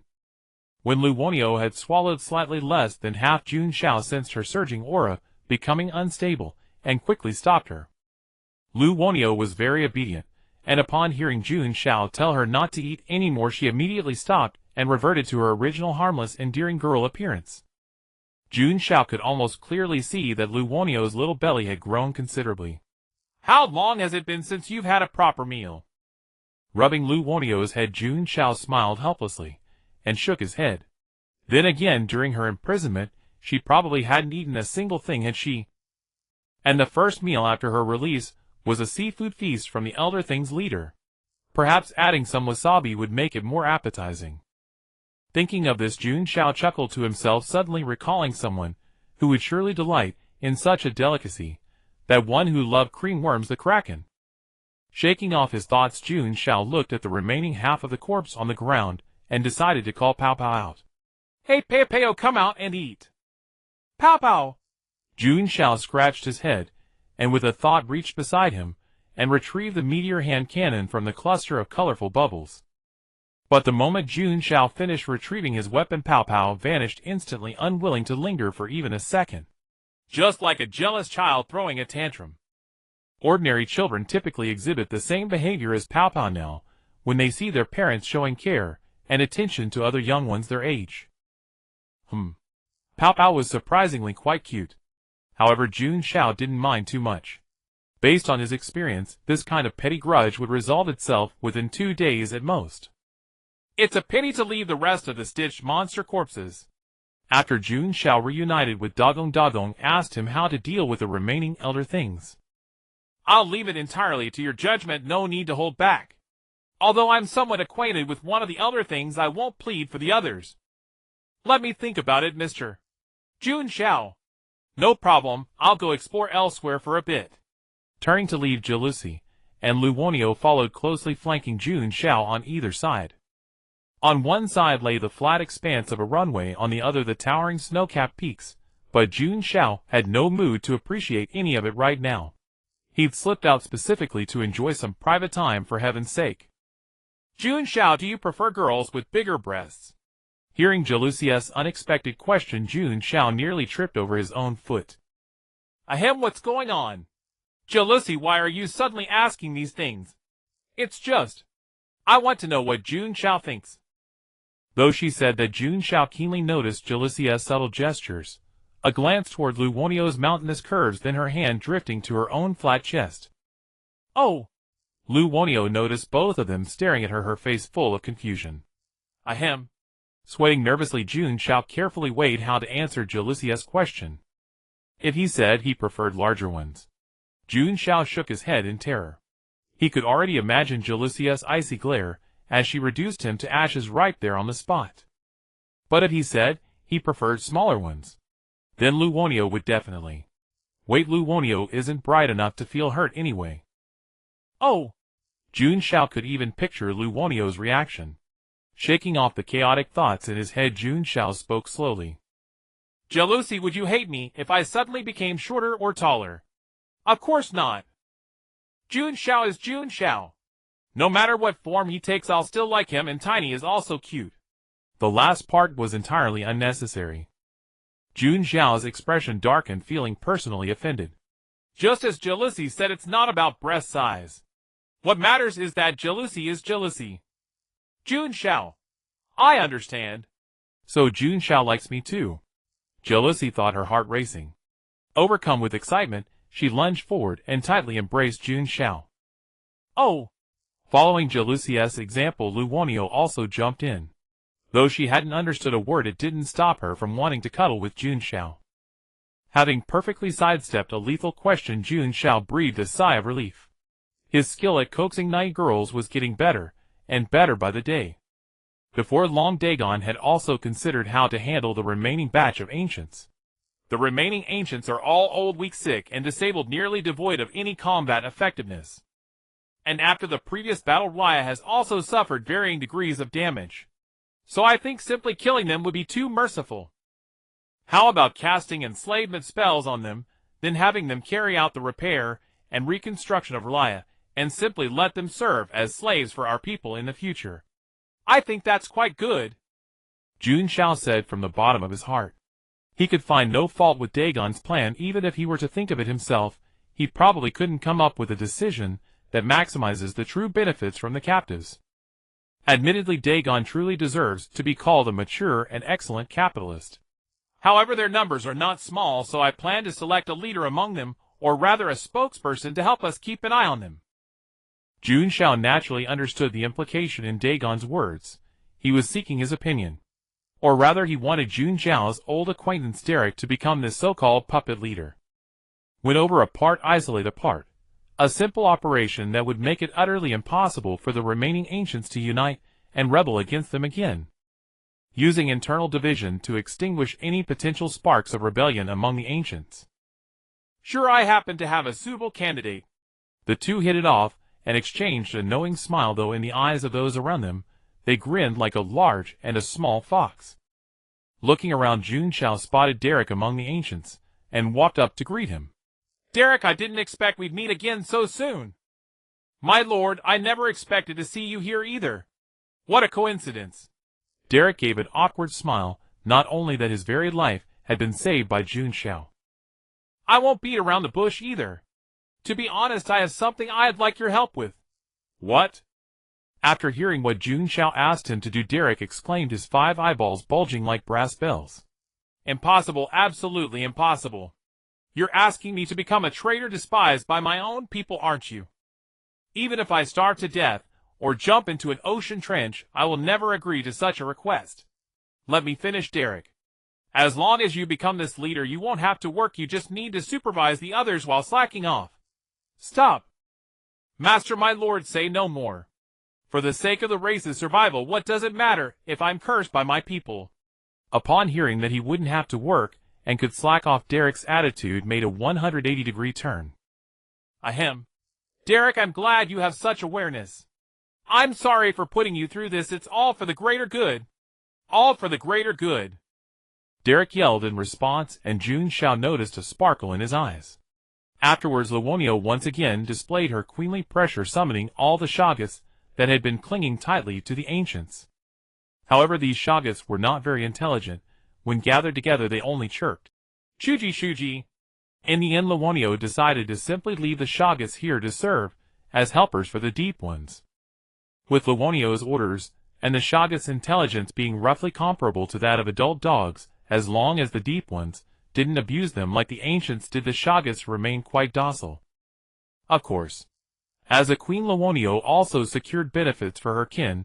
They must be provided with 3 meals a day, and accommodation, and daily working hours must not exceed 8. And Dagon, out of respect for Jun Xiao, readily agreed to Luonio's demands. I guarantee that every Shoggoth will be well fed every day, Dagon said, thumping his chest with assurance, then told Jun Xiao that he still needed to stay and handle the aftermath, and that Jun Xiao could take the yacht back to shore first. Back at the bottom of Lake Ponape, Cthulhu was still sleeping with no sign of waking. So Jun Xiao had no choice but to take Thugga and Hasmio back to the yacht first. You brought another strange woman home again, Thugga said angrily upon seeing Luonio. It can't be helped, Jun Xiao said innocently, spreading his hands. He simply couldn't refuse the pitiful Luonio. Even Jahiro's was pleading for her with Jun Xiao. Perhaps because Luonio's human form resembled Jahiro's, Jahiro's subconsciously treated her like a younger sister. Damn it! Brat, you remember this, Jun Xiao is my prey, you'd better. Thugga pointed fiercely at Luonio, but when she saw the latter's pitiful expression on the verge of tears, it was like being doused with cold water. Thugga's momentum instantly vanished. Don't cry. Ahem, after I finish eating, I can share a bit of soup with you. Don't you forget to consider the feelings of the person involved. Don't be so stingy. Agatha told me that men who are petty aren't liked by girls. Get lost. Jun Xiao covered the chatterbox Thugga's mouth, physically silencing her. Nice to meet you, Luonio. I'm Hasmio. Hasmio, blushing, stammered a greeting to the new member.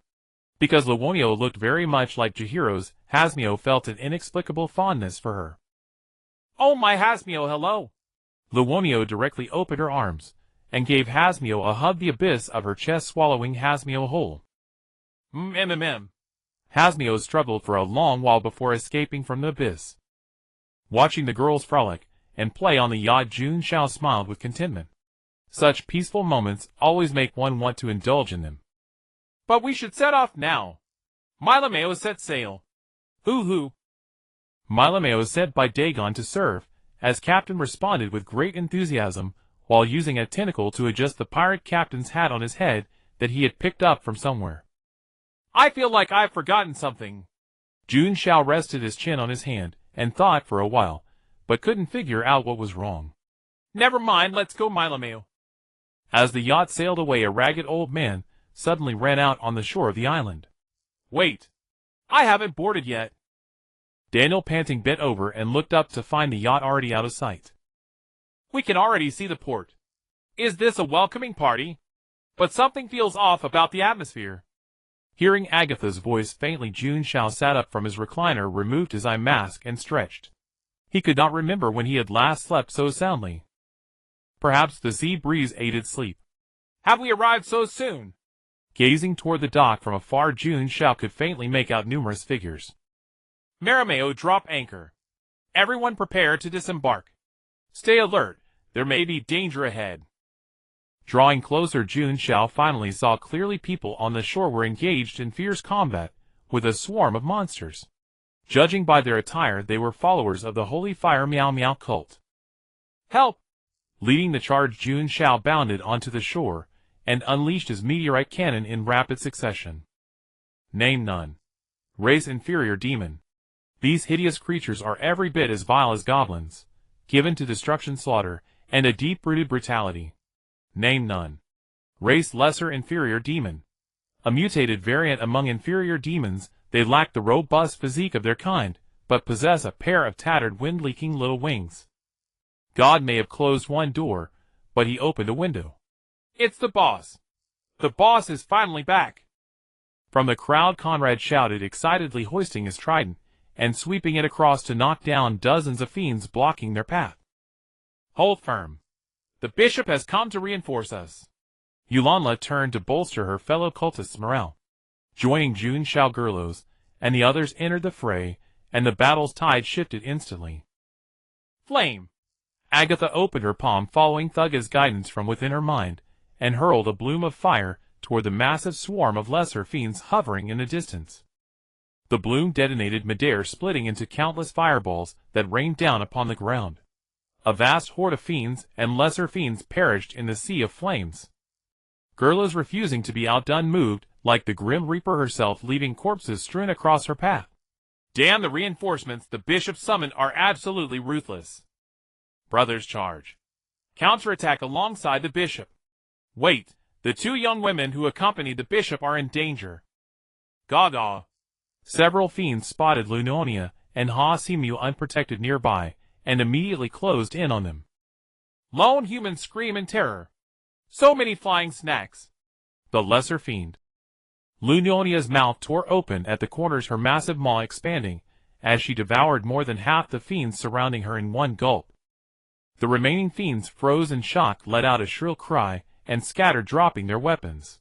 Even the Holy Fire Meow Meow cult followers, who had come to help, were left dumbfounded. As expected of those close to the bishop, they hardly need our assistance. What? The previously aggressive fiends shrieked and fled in terror. Thugga, Gerlos, retreat. No need to pursue. I'm Agatha. Apologies. Jun Xiao gave an embarrassed smile. Seeing such fierce flames, he had assumed Thugga was controlling the body, never expecting it to be Agatha all along. Boss! What, boss? Do you know how much I missed you while you were gone? I couldn't eat or sleep without thinking of you day and night. I even muttered your name in my dreams. Yulanla can vouch for me. Get lost and keep your distance. Jun Xiao eyed Conrad with disgust as the man clung to his leg, his snot nearly touching him. Tell me about these fiends first. So these monsters are called fiends. As expected of you, boss. So well traveled. Cut the flattery and get to the point.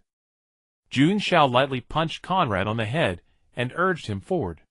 Ahem, boss, here's what happened. A few days ago, that Dr. Morris you brought suddenly came back with a talking goat. Then he asked for my help to gather a bunch of random materials. Didn't you instruct me to accommodate Morris as much as possible?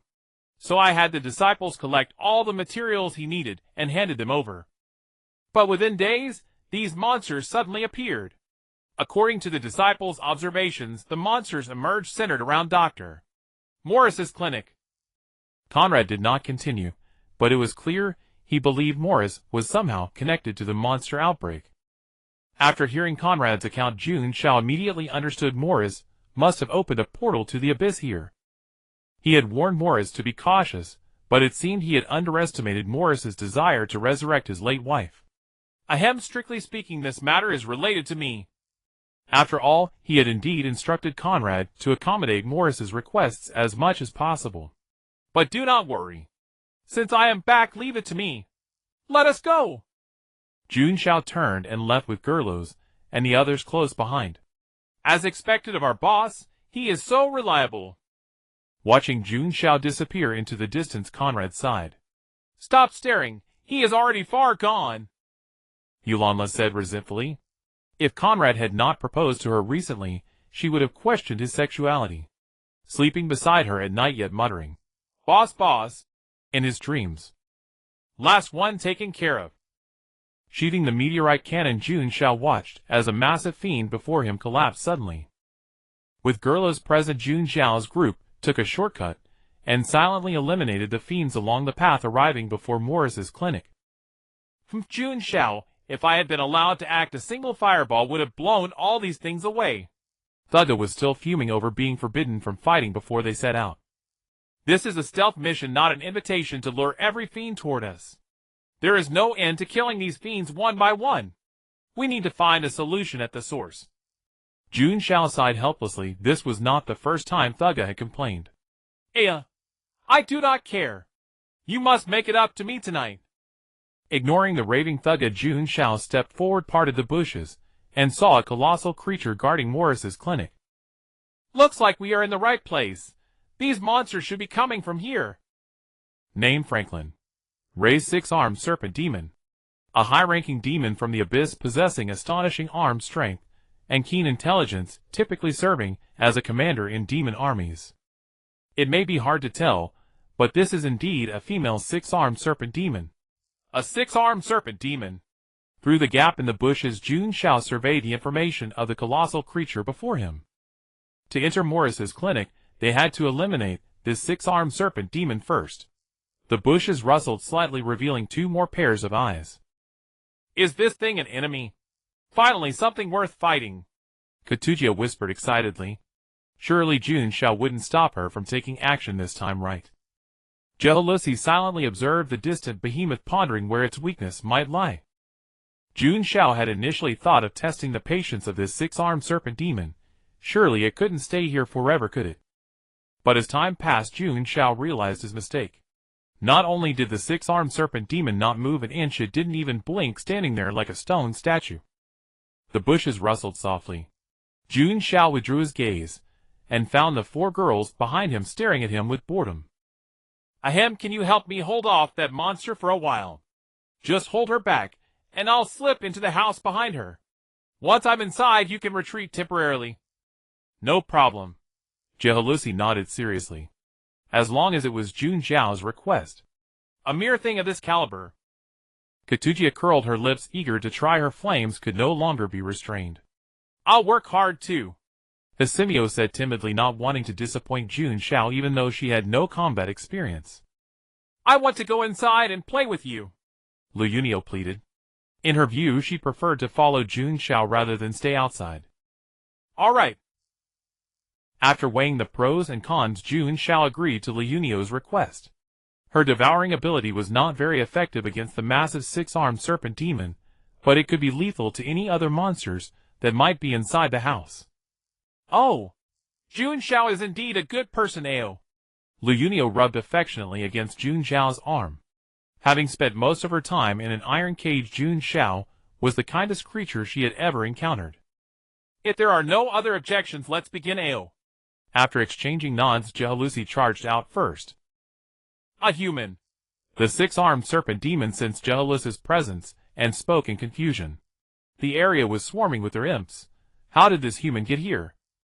Get down. Before the demon could finish her thought, Jealousy struck first, using the intangible celestial sound to pin the 6-armed serpent demon to the ground.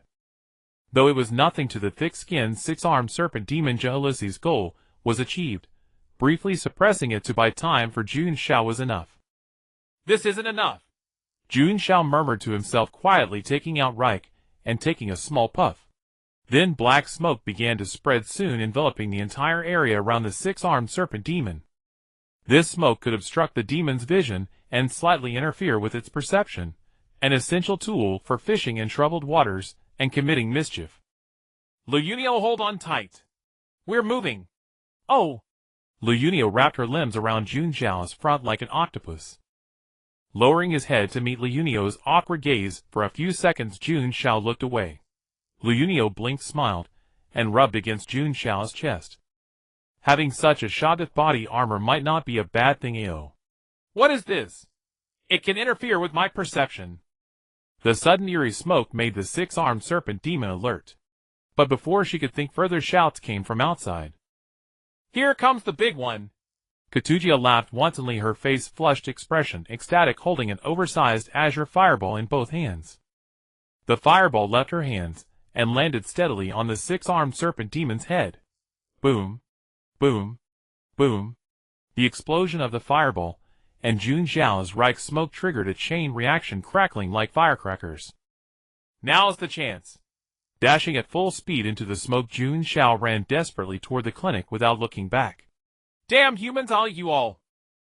The six-armed serpent demon's furious roar came through. Although Katujia's fireball and the chain explosion only caused minor superficial injuries, being wounded by two feeble humans was itself a disgrace to her. Casually uprooting a tree by the roadside, the serpent demon grabbed the thick trunk with two arms and began to spin, turning into a humanoid living tornado. Tornado destroys parking lot. The powerful wind pressure swept in, blowing away the explosion smoke and Jun Xiao's electronic smoke alike. Jehalusi and Katujia looked worried, only relaxing when they saw no sign of Jun Xiao after the smoke cleared. Looks like Jun Xiao has successfully infiltrated. Katujia grinned and hooked her arm around Jehalusi's neck. Jehalusi controlled, she dealt damage. Jun Xiao applied debuffs. A seamless operation. Hasimio. We four are really impressive, AO. Well, let's retreat too. Find a place to wait for Jun Xiao. Hasimio, let's go. Oh, okay. Hasimio, a bit disappointed for not being able to help, unfolded her wind wings and followed Jehalusi and the others. Damn bugs, don't think you can escape. The enraged six-armed serpent demon abandoned her mission of guarding the abyss portal. Flesh tore on her back, and a pair of leathery wings spread out. Dust flew as the six-armed serpent demon lunged into the air, quickly closing the distance with Jehalusi and the others. Damn, she's catching up. Let me hit her with another big one. Katujia's expression hardened, and she began to gather flames in her hands again. Hasimio had a sudden inspiration and activated her ability. A gust of wind suddenly struck, instantly accelerating the three girls' speed, while the six-armed serpent demon faced the opposite. The gale hindered her advance. Well done, Hasimio. I didn't know you were this capable. Katujia extinguished the flames in her hands and smiled in surprise, reaching out to ruffle Hasimio's hair. Jehalusi didn't speak, but her gaze toward Hasimio was full of encouragement. Hee. Hasimio blushed and smiled shyly. Even she hadn't expected such a stunning effect, instantly shaking off their pursuer. Splash. Hot blood splattered.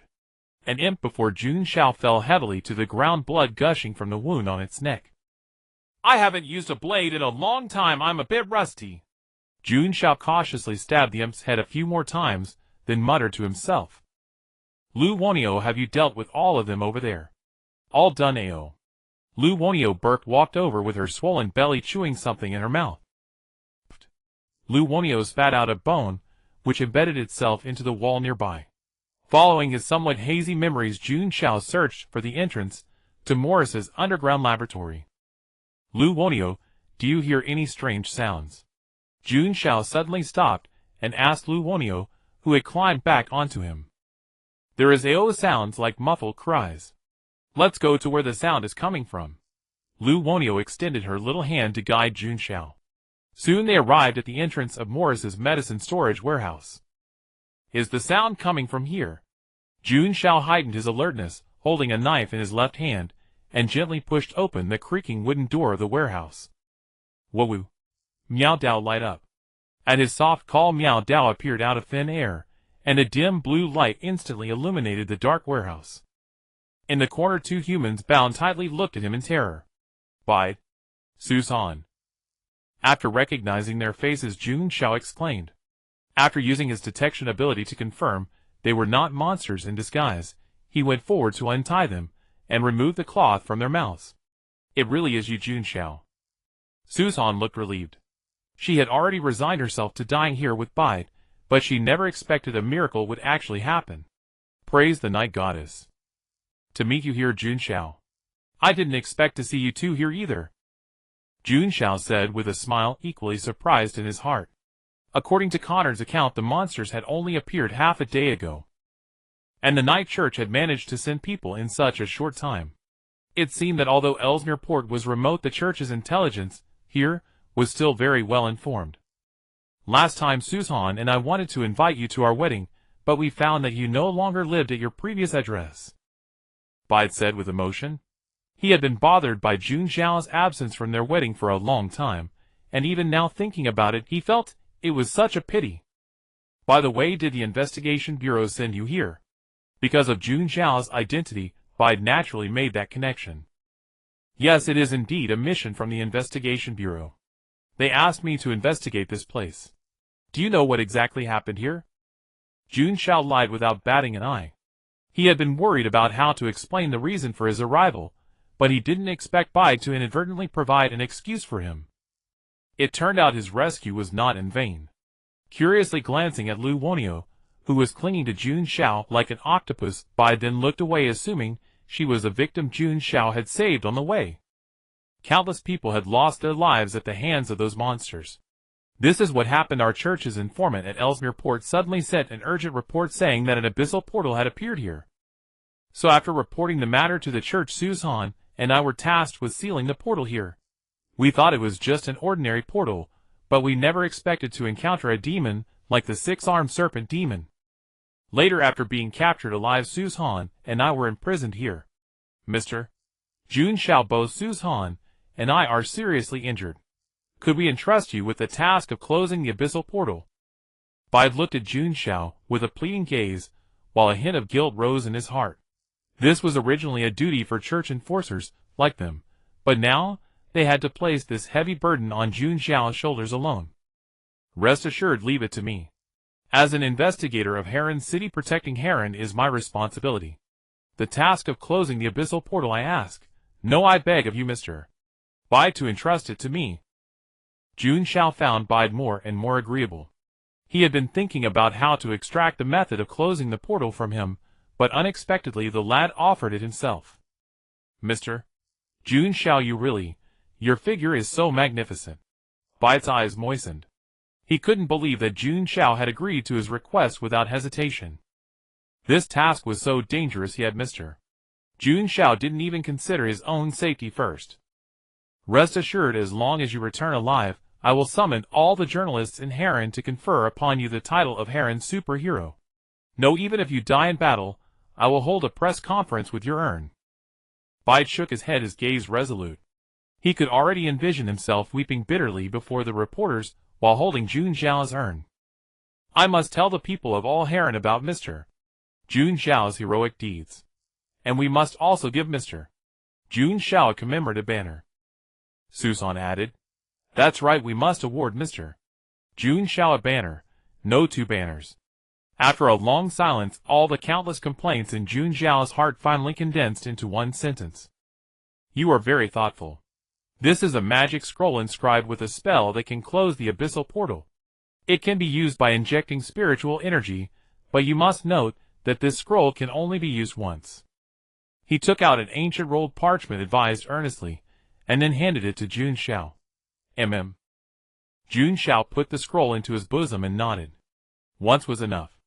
The monsters outside have all been cleared by me, but that six-armed serpent demon is still outside. You two should be safe here for a short time. After I close the portal, I'll find a way to take you out. Thank you.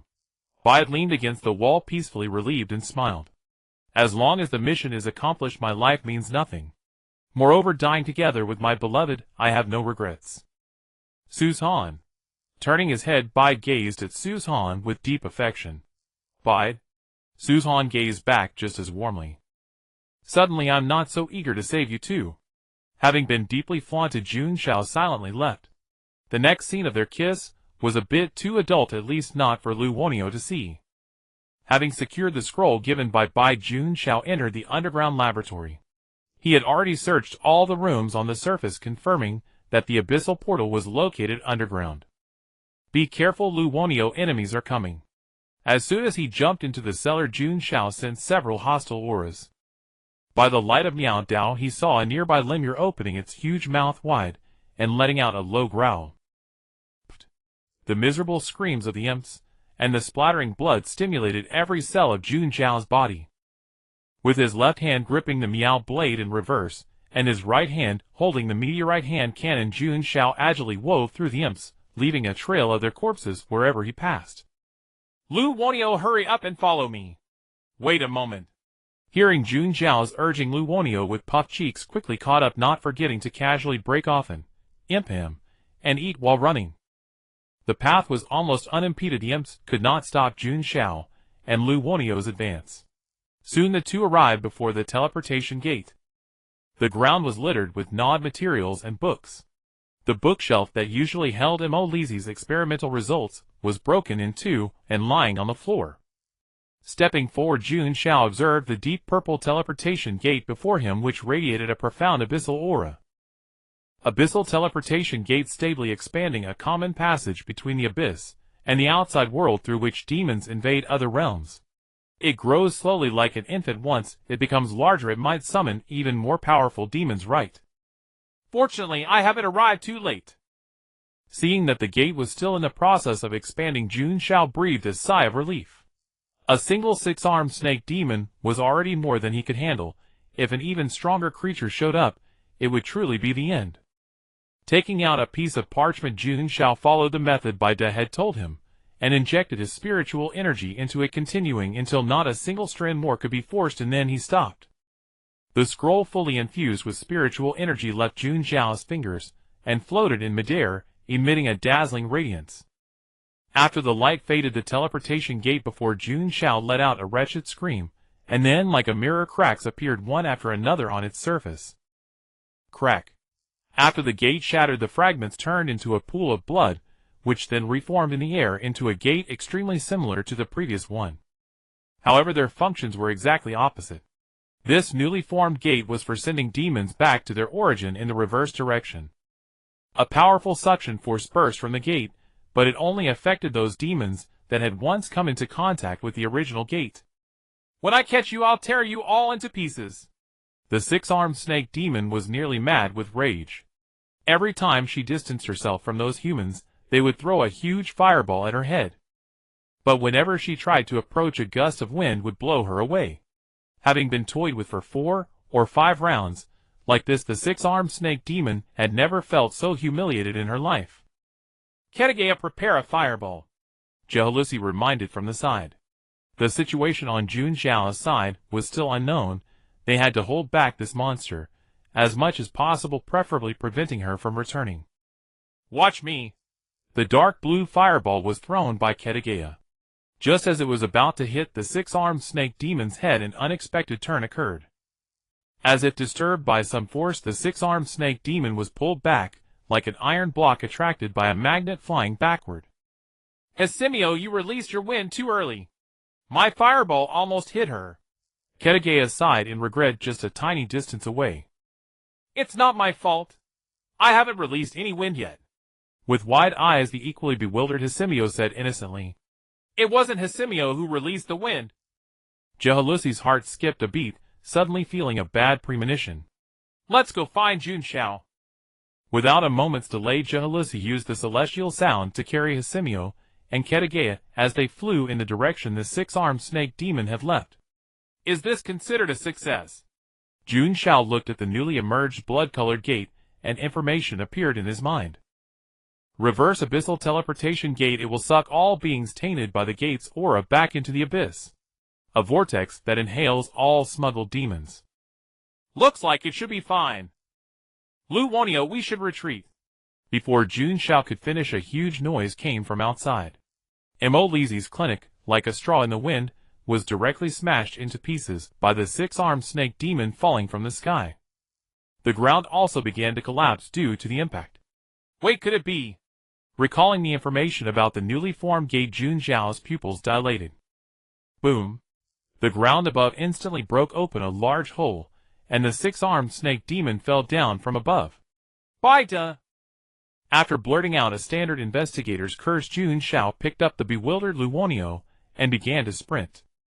That Bai De guy actually didn't tell him that this scroll had such a side effect. After use, it would also suck the original monster back. How could he not tell him such an important thing? In the dim warehouse, the place where Bai De and Su Shan were located was fortunately not destroyed by the falling six-armed snake demon.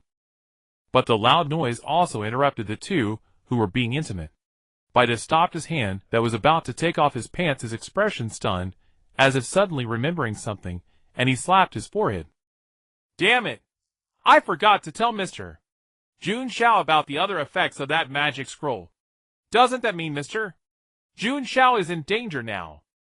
The blush that had just risen on Su Shen's face faded away. It's all my fault. Bida punched the wall, gnashing his teeth. We can only pray that Mr. Jun Xiao won't meet with an accident. Goddess, please bless Mr. Jun Xiao. Mr. Jun Xiao, rest assured, if you really sacrifice yourself, I will definitely have the higher-ups issue a few more banners for you. Damn human, you destroyed the gate. After landing, the six-armed snake demon happened to block Jun Xiao's path, struggling to resist the gradually increasing suction of the blood-colored gate. With a ferocious expression, her bloodshot eyes fixed on Jun Xiao. Having failed to guard the gate, the six-armed snake demon would either die or be severely punished upon returning to the abyss. The demon god they served was a notorious tyrant. Big sister, I'm just passing through here. Please don't wrong an innocent person. Jun Xiao took 2 steps back, searching for an escape route. Although the cellar exit was blocked by the six-armed snake demon, he could escape through the large hole she had just smashed open. Through his violent heartbeat, Lu Wonio also sensed Jun Xiao's nervousness, and stepped forward to grab his hand. Jun Xiao, don't be afraid. Lu Wonio will help you.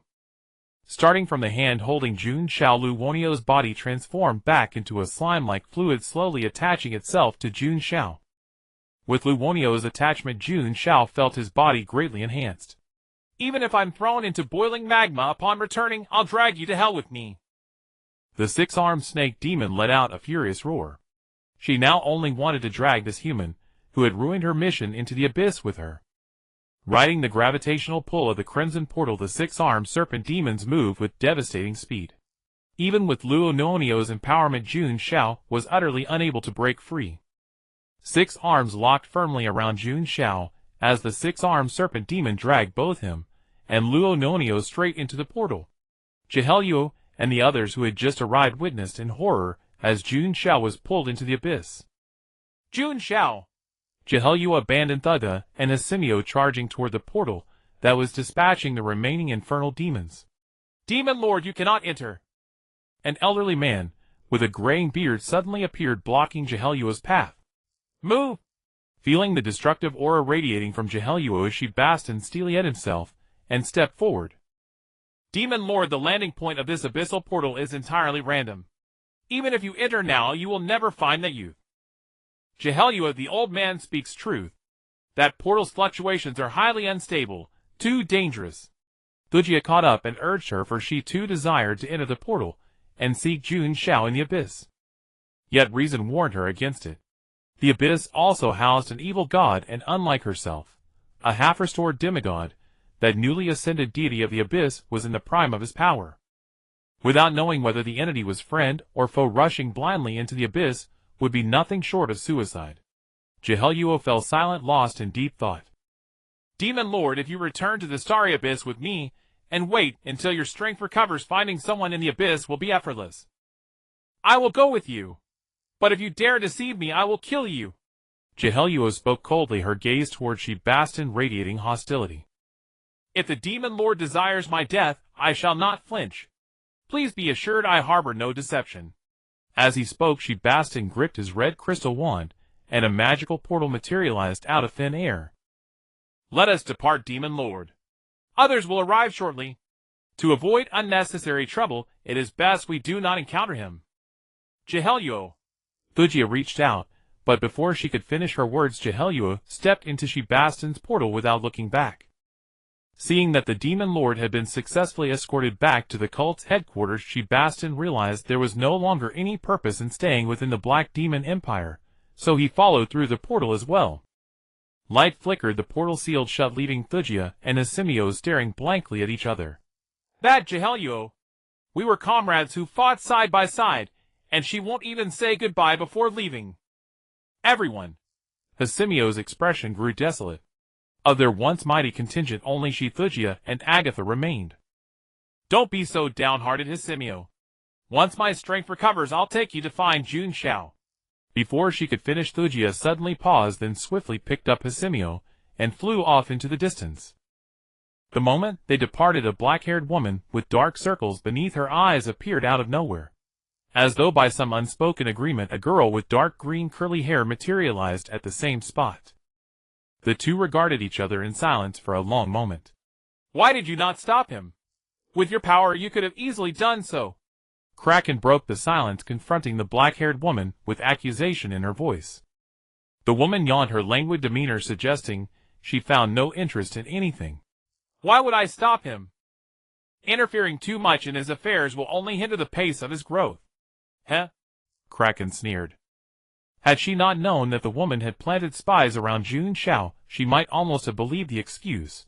But if non-interference were truly her policy, why had she specially arranged for Jun Xiao to hold the position of Night Church envoy? Nyx paid no mind to Kraken's hostility, or rather a Kraken whose power was not yet fully restored simply did not warrant her concern. Sigh, having confirmed Jun Xiao's condition, her purpose here was fulfilled. But before departing, think what you will, Cthulhu. But this is the territory of the Black Demon Empire. Your place is not here. And that fire-loving woman over there, you may leave the Black Demon Empire. You are unwelcome. With Jun Xiao gone, the remaining ones had become variables Nyx could not tolerate. Too lazy to deal with complications, she would not permit them to remain within the Empire's borders. With that, Nyx's figure vanished, leaving behind only a Kraken with clenched fists. Yo-ho, Kraken, long time no see. Thugia emerged from a nearby bush holding Hisimio's hand, and awkwardly waved at Kraken. She had thought her concealment was flawless, yet, somehow, she had been discovered. Thank you for taking care of Hisimio. Hearing Kraken thank her, Thugia wore a stunned expression, as though she had seen a ghost. This haughty young lady, who had always been at odds with her, was actually thanking her. It was nothing. As for thanks, hand Hisimio over, and you may leave. That woman was the goddess of the night. We are not yet strong enough to oppose her. Hisimio stole a glance at Kraken before averting her gaze. There was something subtly different about the person before her compared to the Kraken she had known. It would be better if we left together, keeping an eye on each other. I'm sorry, Hisimio, and I must return to Raya. We cannot accompany you. Goodbye. Kraken refused Thugia's offer. Wings of flesh unfurled from her back as she gathered Hisimio into her arms, and took flight, leaving Thugia standing alone in stunned silence. Damn it, why is everyone so cold these days? But Kraken did say goodbye. That means she still cares about me, doesn't it? Right, Agatha? It's just the two of us now. Agatha, within Thugia's consciousness, remained silent. She had foreseen the day she would part from Jun Xiao, but never imagined it would come so soon. Thugia, I want to grow stronger. Racking her brains, Agatha realized that the only one she could rely upon was the evil god, who had once fought to usurp her body. So suddenly. But I will help you. After all, I've been using your body for so long. Thugia silenced her usual chatter. She wanted to shake off the heavy sorrow of losing Jun Xiao, yet in the end, she could not escape the lingering loneliness.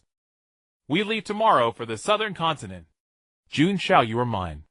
After shifting her mood, Thugia made a silent vow in her heart, her plan already taking shape. That night, a red-haired woman, who had been muttering to herself, left Heron City. Lord Cthulhu, could you please let Ha see me? In Law Lai, Dan and I knelt on the ground trembling as he pleaded. No, go back where you came from. I will take good care of Ha Simio. Kula Ken didn't even lift his head, gently stroking Ha Simio's golden hair beside him. What? Dan and I struggled to get up, his emotions stirring. There is no but. If it weren't for the traitor in your yellow sign Brotherhood Ha Simia, and I wouldn't have ended up like this. Lord Cthulhu, rest assured, I have thoroughly investigated the Brotherhood. There is absolutely no chance of a traitor. Heh heh. Kula Ken, whether angered or amused, laughed out loud. Just because you say so, you can guarantee there are no traitors inside. I know Ha Simia left her memories, and most of her power, in the deep space star sea. When the time comes, I will personally take her to retrieve them. All right, Uncle De Gong, see the guest out. Kula Ken pulled Ha Simio, who had a head full of question marks, and slowly left. Cheer up, old friend. Miss. No, Lord Cthulhu did this for Hasimu's own good. Dagong saw Dan and I standing frozen like a salted fish that had lost its dreams, and kindly comforted him. Of course, I know Lord Cthulhu is right, it's just I hate my own incompetence. As a follower of Lord Hasi Ta, not only did I fail to relieve his worries, but I nearly harmed him. After rising, Dan and I seemed to regain his direction and left La Lai alone. This is far enough, Dagong. Dan and I stopped and looked at Dagong, who had silently followed him all the way. I thought it through. Lord Hasi Ta is fine staying here. And now I have more important things to do, further purge the Yellow Sign Brotherhood from within. This time, I will definitely become Lord Hasi Ta's support. I'm glad you've come to terms. Seeing Dan and I quickly regain his composure, Dagong smiled with relief. I must go. Take care, Dagong. Dan and I paused, suppressing the urge to curse Dagong a couple more times before leaving. He couldn't ruin the good atmosphere. The sea will bless you. Kulaken was that old man trying to take me away? Hasimu asked, confused. Yes, do you want to leave with him? Of course not, I don't know him. Hasimu shook her head decisively, answering without hesitation. If Dan and I saw this, he would probably be so heartbroken he'd faint on the spot. Kulaken covered her mouth with a light laugh. Compared to the Hasi Ta she knew before, who always wore a stern face and never spoke, now the amnesic Hasimu seemed even cuter. Kulaken. Call me sister. She gently flicked Hasimu's forehead with her finger. Kulaken had a sudden whim. She used to do this often, and back then Hasimu would just frown, cover her forehead, and stare at her. Sister Kulaken, is Jun Xiao in danger again? Teacher will be fine. She ruffled Hasimu's hair again, deciding not to continue this heavy topic.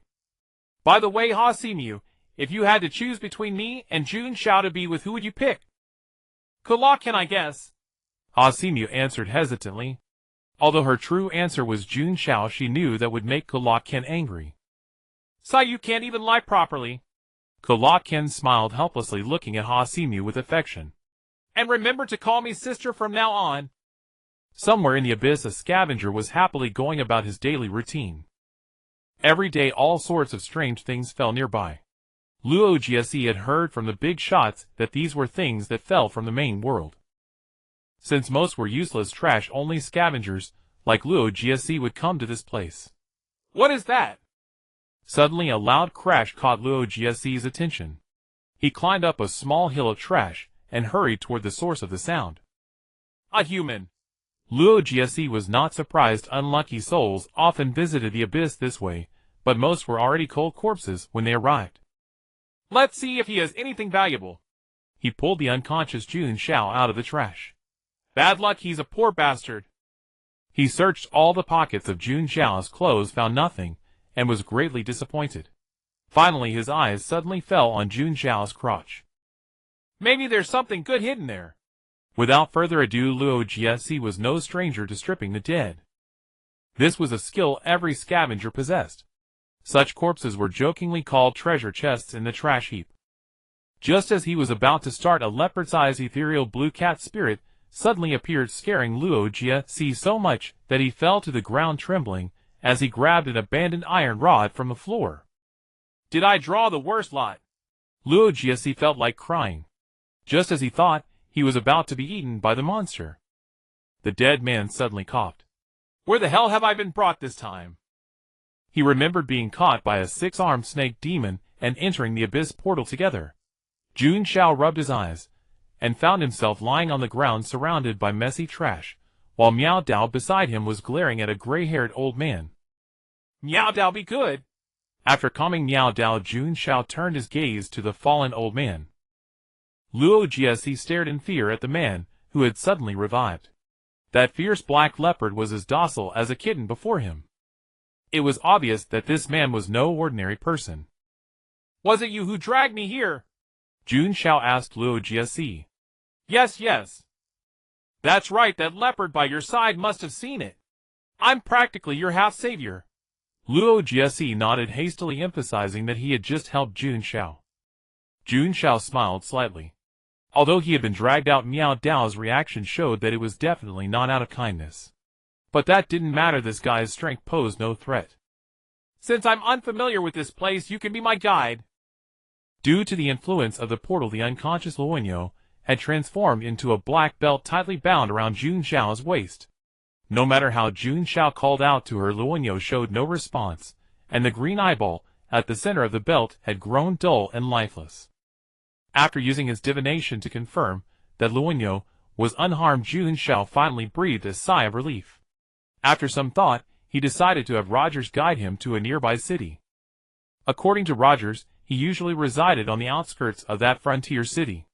Driven by the desire to survive, Rogers eagerly agreed to serve as Jun Xiao's guide through the abyss. After a brief exchange, Jun Xiao gained a certain understanding of the abyss. The native inhabitants of the abyss were a variety of demons, and precisely because of their nature, the abyss was almost perpetually engaged in warfare or on the way to battle. And it was precisely due to this chaos that many who could not survive in the main world or wanted fugitives would flee to the abyss. Over time, the abyss had become a gathering place for all kinds of vicious criminals. Of course, there were also many unfortunate souls who had simply fallen in by accident, such as Rogers and Jun Xiao. But not long ago, a powerful demon lord had risen in the abyss, bringing an end to its chaos. Although minor skirmishes still occurred occasionally, large-scale wars had essentially ceased. And it was said that after unifying the abyss, the demon lord had set his sights on the main world. I heard that not long ago a portal to the main world was opened. The demon lord dispatched considerable forces to secure the portal, allowing even stronger demons to travel to the main world. Sai, who knows how the main world is faring now? Roger sighed bitterly and shook his head. He had no desire for those unpredictable demons to settle in the main world, for deep down, he still harbored the hope of one day returning there. My lord, we have arrived. Thank you for your trouble, old man Lu. It was hardly a city, it was merely a somewhat larger town, with only 2 demonic guards dozing at the entrance. Cough, my lord, I am only 24 years old this year, Roger said awkwardly. The reason I look like an old man on the verge of death is because of an accident that occurred when I accidentally fell into the abyss back then. Don't let this appearance fool you. I firmly believe I will remain 24 forever. A man stays young at heart until his dying day. All right, old man Lu. Jun Xiao was completely distracted, not listening to a word Rogers was saying. He was pondering how to find a way out of the abyss. Jealousy and the others must be worried sick after his sudden disappearance. Seeing that Jun Xiao was entirely unmoved by his story, Rogers didn't mind. Whenever he met someone new, he felt compelled to recount his tale. It was merely a formality, whether others listened or not didn't matter, but Rogers always felt satisfied after finishing his story. What terrified him most was dying without a trace. So as long as he told his story to everyone, surely a few people would remember him after he was gone. Shaking his head, Rogers chuckled. He was still young and had no desire to become a short-lived ghost so soon. My lord, when we face those 2 demon guards below, please bear with me. Those demons may say a few harsh words. Although they certainly pose no threat to you, I suppose you wouldn't want to cause unnecessary trouble. Then I leave it to you. Jun Xiao nodded. This old man Luo was quite competent in handling matters. Or rather, there must be a reason he had managed to survive so long in the abyss with such weak strength. Hoo. The snoring demon caught the scent of humans and instantly woke up. Upon seeing the 2 humans before it, it relaxed its guard. Old man Luo back so quickly this time. And you brought a soft-skinned lad along. Grilled, he'd taste absolutely delightful, wouldn't he? The demon's cunning orange-yellow eyes raked over Jun Xiao from head to toe. Cough, honorable guard, this person is someone I just picked up from the garbage pile outside. Could you perhaps show some mercy? Look at you trembling like that, old man Lu. Seeing Roger's pitiful, pleading demeanor, both demons were amused by his comical appearance. Ever since I met Janet at the brothel in town, I swore I would never eat humans again. Every time I sleep with her, I feel an extraordinary sense of peace and tranquility. I'm being serious, old man Lu. Too bad you're already well past your prime. Otherwise, I'd drag you along to find Janet with me tonight. The demon shook his head, his tone filled with regret. Fine, go on inside, old man Lu. My lord, this is the city entry fee. Rogers dug out several demonic copper coins from the tattered pocket of his clothes. Keep them yourself. I have no use for your paltry copper coins. The demon bared his sharp teeth, flashing a chilling smile. Save your money and nourish your body better. Thank you, honorable sir. Tugging at Jun Xiao's sleeve, Rogers hurriedly expressed his gratitude and hobbled into the city, bent over. Watching Rogers' retreating figure, the demon sighed helplessly. Human lives are far too fleeting. Give it some time and Janet will eventually grow old like old man Luo. Seeing his companion suddenly grow melancholic, the other demon guard patted his shoulder. Don't be sad, mate. While Janet is still young, let's go visit her together tonight. You make a fair point. Tonight's treat is on me. It seems you have a decent rapport with these demons. After entering the city, Jun Xiao teased Rogers. Since I scavenge every day, I've become somewhat familiar with those guards. Rogers gave a shy smile. This was one of the few things he could boast about. Other scavengers had to pay the city entry fee, but he didn't. That was his influence. You know this place so well. Do you know where I can find a way out of the abyss? Well? Rogers scratched his head awkwardly. If he knew how to leave the abyss, would he still be stuck here? Wait, there might be a possible way. He slapped his forehead, and suddenly remembered something. The city's mayor recently issued a proclamation recruiting powerful beings regardless of race. Given your strength, my lord, you would easily meet the requirements. Once you interact with the mayor, perhaps there will be a solution. Having said that, Rogers' eyes filled with envy. If he possessed such great strength, he would have accompanied Jun Xiao to try as well. Let's go! Lead the way. Let's find this mayor of yours. At present, he had no better ideas. After weighing the pros and cons, Jun Xiao decided to give it a try. If any danger arose, he could simply slip away in secret. Following Rogers' guidance, Jun Xiao arrived at the mayor's residence. A number of bizarre creatures had gathered there, seemingly having come for the same reason as Jun Xiao, to respond to the mayor's recruitment order. I never expected so many creatures to show up, Jun Xiao remarked in surprise. Aside from humans and demons, he even spotted a green slime among the crowd. Was it really not here to throw in the towel? Everyone be quiet, His Excellency, the mayor is coming. At the guard's shout, the noisy crowd fell silent instantly. Cough, cough. Through the gaps, Jun Xiao caught sight of a small imp shuffling out with his hands clasped behind his back. Quiet now, my beloved citizens. This diminutive imp was the mayor. Jun Xiao felt thoroughly bewildered, suddenly sensing that something about this situation wasn't quite right. Yet the other creatures around seemed entirely accustomed to this, gazing eagerly at the small imp clutching its cane. Let me get straight to the point. I know you're all here for my proclamation. Mayor, will those chosen truly receive 10 gold coins as promised? Rather than taking offense at the interruption, the little imp actually gave the creature an approving mental thumbs up. Rest assured, I swear by my position as mayor, no, I swear by our demon deity, that anyone I select shall receive my reward 10 demon gold coins. Drawing out the final words deliberately, the little imp produced a small money bag from behind its back and held it aloft. The sharp clinking of gold coins resonated through the air, sending a thrill through everyone present. The mayor is most wise. I can hardly wait. Let's begin at once. The little imp gracefully stowed the coin pouch away and signaled for silence once more. However, let me make one thing clear. Only a single individual shall earn my appointment. Those who desire gold, follow me. You will face a trial of blood and steel. Enchanted by the promise of wealth, the group erupted in cheers and trailed after the imp. Sir, what about us?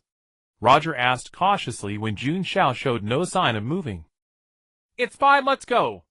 Jun Xiao felt certain the little imp harbored some dark scheme. The creature had deliberately stirred the crowd's passions before leading them away, a tactic that spoke ill intentions. Following the imp, they arrived at an unremarkable clearing, the only striking feature being fresh blood still staining the ground. Yet such blood meant nothing to creatures of the abyss. Ahem, very well, gentlemen, our selection for the strongest demon begins now. The little imp struck the ground with a wand, and a magical cage barrier materialized around them out of thin air. What is the meaning of this? Several creatures demanded angrily, now trapped by the imp's magic. Please remain calm, these are merely preparations for our selection.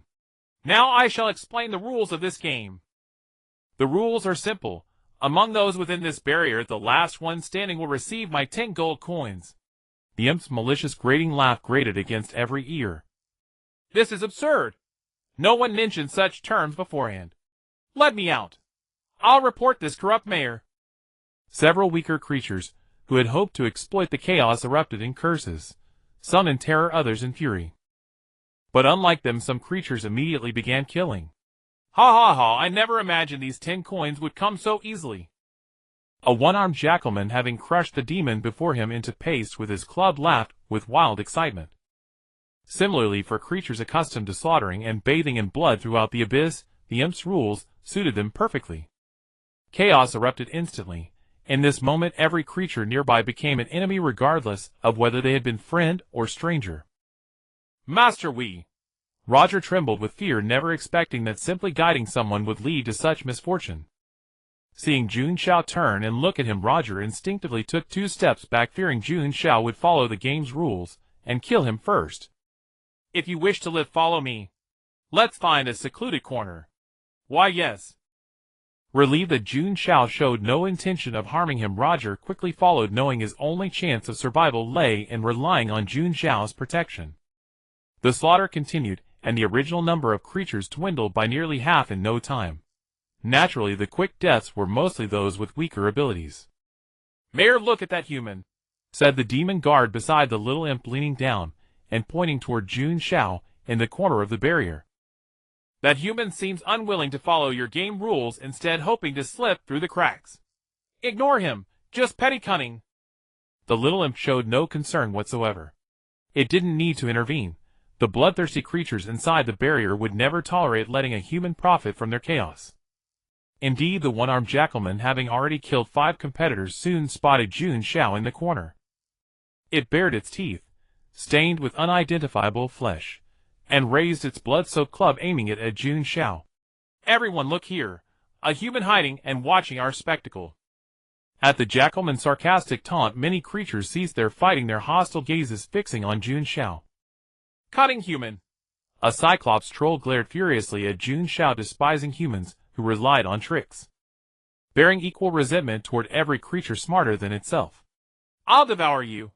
With a strange cry, the Cyclops charged toward Jun Xiao. Master, we're doomed. Those creatures are coming this way. Old Roger, why panic? I'm here. Jun Xiao, who had been crouching, rose calmly and casually reached into the air, summoning the meteorite cannon into his hands. Boom! The Cyclopes, moments away from reaching Jun Xiao, collapsed as a massive hole erupted through its single eye.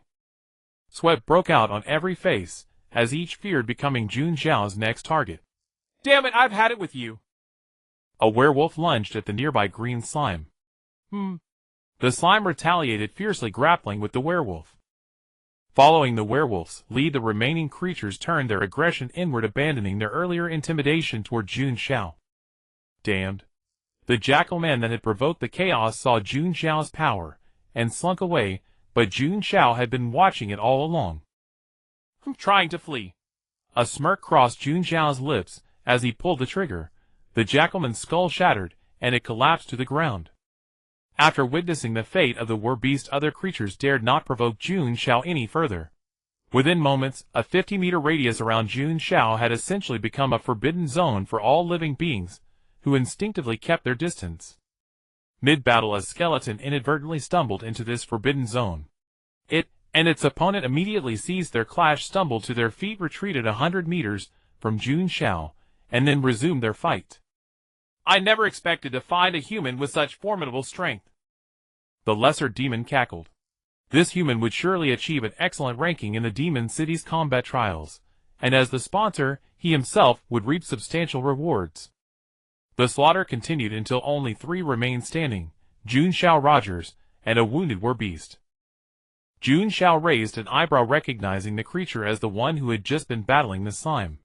The war-beast trembled uncontrollably, whether from the agony of its wounds or sheer terror before Jun Xiao. Whatever the creature might have been thinking, death seemed to be its only fate ahead. Please spare me. The war-beast collapsed to its knees, head bowed low, its tail pressed flat against the ground. No one wished to lose their life so senselessly, and in such desperate straits, the war-beast cared nothing for dignity or any other considerations. My lord, perhaps you could spare it. Rogers whispered softly, not out of compassion, but because if Jun Xiao killed the war-beast, the next target would surely be him.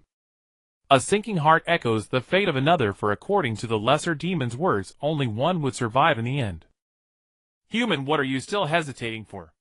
Quickly slay that stray dog before you, then eliminate the old man behind you, and those 10 gold coins will be yours. But I have no intention of doing so. Ignoring the trembling war-beast still kneeling on the ground, Jun Xiao stepped forward and addressed the lesser demon through the magical barrier with a smile. You dare to defy the rules I've established as mayor. The lesser demon paused for a moment before his expression turned vicious. Have you ever heard the saying, little dwarf? Rules exist to be broken. With those words spoken, Jun Xiao drew his agate blasting gun and aimed directly at the lesser demon's head. Boom! As the trigger was pulled with a crisp report, the magical barrier shattered into fragments. The scattered projectiles maintained their momentum, hurtling toward the lesser demon. HRK! Its guard let out a roaring cry and threw itself in front of the demon to shield it. The massive inferior demon guard collapsed and fell unconscious on the spot. From a distance, the war-beast witnessed the barrier shatter under that absurdly powerful human's assault, and immediately bolted, terrified Jun Xiao might turn his attention to eliminating it next. Jun Xiao paid no mind to the fleeing war-beast and slowly advanced. The trembling lesser demon fell to the ground in fear. He never imagined his strongest personal guard would be defeated by a mere human. The creature had relied entirely on that formidable demonic kin to claim victory in the town's mayoral contest. Human, don't come any closer. I am the mayor officially appointed by Demon City. If you lay a hand on me, the Lord will not spare you. Such verbosity. Seeing the lesser demon still daring to threaten him, Jun Xiao raised his fist and delivered a brutal beating. Master, I was wrong. Please stop hitting me. After experiencing the pain firsthand, the lesser demon immediately became submissive, ready to kneel and lick Jun Xiao's boots. Witnessing from behind how even a mayor groveled before Jun Xiao, left Rogers deeply shaken.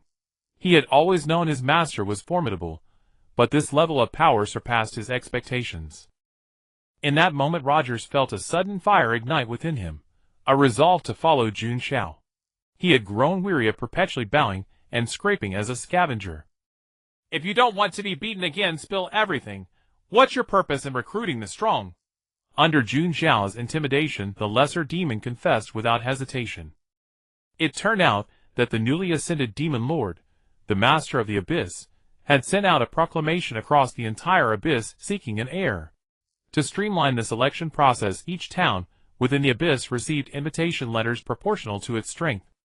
The remote town where the lesser demon resided was granted but a single invitation, which is why it had devised such schemes. In the lesser demon's reasoning, if someone set forth achieved notable results, it would earn substantial rewards and potentially even secure a promotion elsewhere. Ultimately, Jun Xiao confiscated every last possession of the lesser demon, 121 demon gold coins in total, dubbing it reimbursement for travel expenses and startup capital for competing in Demon City. Leave me a single gold coin for food, my lord. The destitute lesser demon pleaded through tears. Pathetic creature. Once I establish myself in Demon City, will you lack for gold? Jun Xiao reprimanded the creature with exasperation before callously kicking it aside. It had nothing left to give. Gathering the necessities for the journey ahead, Jun Xiao unfurled his map and oriented himself toward Demon City. Turning his head, Jun Xiao noticed Rogers still trailing behind him. Why are you still following me? You no longer need to serve as my guide. Upon hearing those words, Rogers felt a profound sense of grievance, as though abandoned by a careless lover. My lord, might you take me along? Rogers begged earnestly, acutely aware this could be his singular opportunity to alter his fate. I can handle numerous tasks. Every matter of chore along the road, supplies, provisions, or dealings with the creatures of the abyss, I shall manage them all for you. Furthermore, my lord, as a newcomer to the abyss, having me at your side will surely help sidestep no small number of troubles. Rogers raked his brains for ways to demonstrate his worth before Jun Xiao. Very well. After careful consideration, Jun Xiao admitted to himself that he was somewhat tempted. Earlier, when purchasing a map, he had nearly been fleeced simply for being an unfamiliar face. Every time, he would have to demonstrate his strength merely to deter these ill-intentioned individuals from pursuing their malicious schemes. Your first task. Demon City lies so far from here, we cannot traverse such distance without a means of travel, particularly given your constitution. Speak, how many gold coins shall suffice? Upon witnessing Jun Xiao's agreement, Roger's weathered face split into a broad grin as he immediately consented. 10 gold coins. No, grant me merely 2 gold coins, and I shall resolve this matter for you, my lord. Excellent. Be gone. A multicolored bubble produced 2 gold coins, which Jun Xiao tossed gently toward Rogers. My lord, wait just a moment. I shall return swiftly. Clutching the 2 gold coins, Rogers bounded away, like a child who had received candy. Grasping a sum of money he had never held in all his days, Rogers felt a surreal lightness course through him, yet he quickly shook his head to dispel such frivolous thoughts. Under normal circumstances, hiring a skeletal steed capable of enduring such a prolonged journey through the abyss would cost no less than 5 gold coins. However, Rogers already had connections in mind. 2 gold coins would prove more than adequate. What are you doing here? Seated in his mayor's office, the little imp tapped the table impatiently with his fingers, staring at Rogers before him. If memory served, this old fellow seemed to be in cahoots with that human who had just extorted him. I've come to make a deal with you. A deal? The little imp looked puzzled. This old man had watched as that human devil stripped him bare, leaving not a single copper coin to his name. What did he have left to trade? If I recall correctly, the mayor often travels by carriage, doesn't he? You want to touch my horse? The little imp instantly boiled with rage. They had already stolen all his gold coins, and now they wanted to take his beloved skeletal horse. Calm down, Mayor.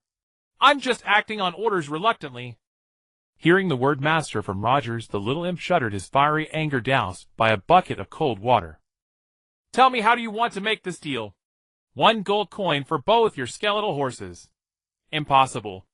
The little imp slammed the table and stood up, roaring at Rogers. Do you know how many gold coins I spent to get these 2 skeletal horses? I bought them from a black market merchant at a high price, the 2 most lustrous bone skeletal horses you could find, and you. Mayor, I think you've misunderstood something. Rogers spoke calmly, tossing a gold coin onto the table before the little imp. I'm not asking for your opinion, I'm informing you. You wouldn't want the master to come here in person, would you? Take it. I'll give you everything. With a darkened face, the little imp glared at Rogers and accepted the hefty sum of 1 gold coin on the table. Shortly after, Rogers led 2 handsome skeletal horses out of the little imp's residence. You're quite efficient. Looking at the 2 rather impressive skeletal horses Rogers had brought back, Jun Xiao remarked in surprise.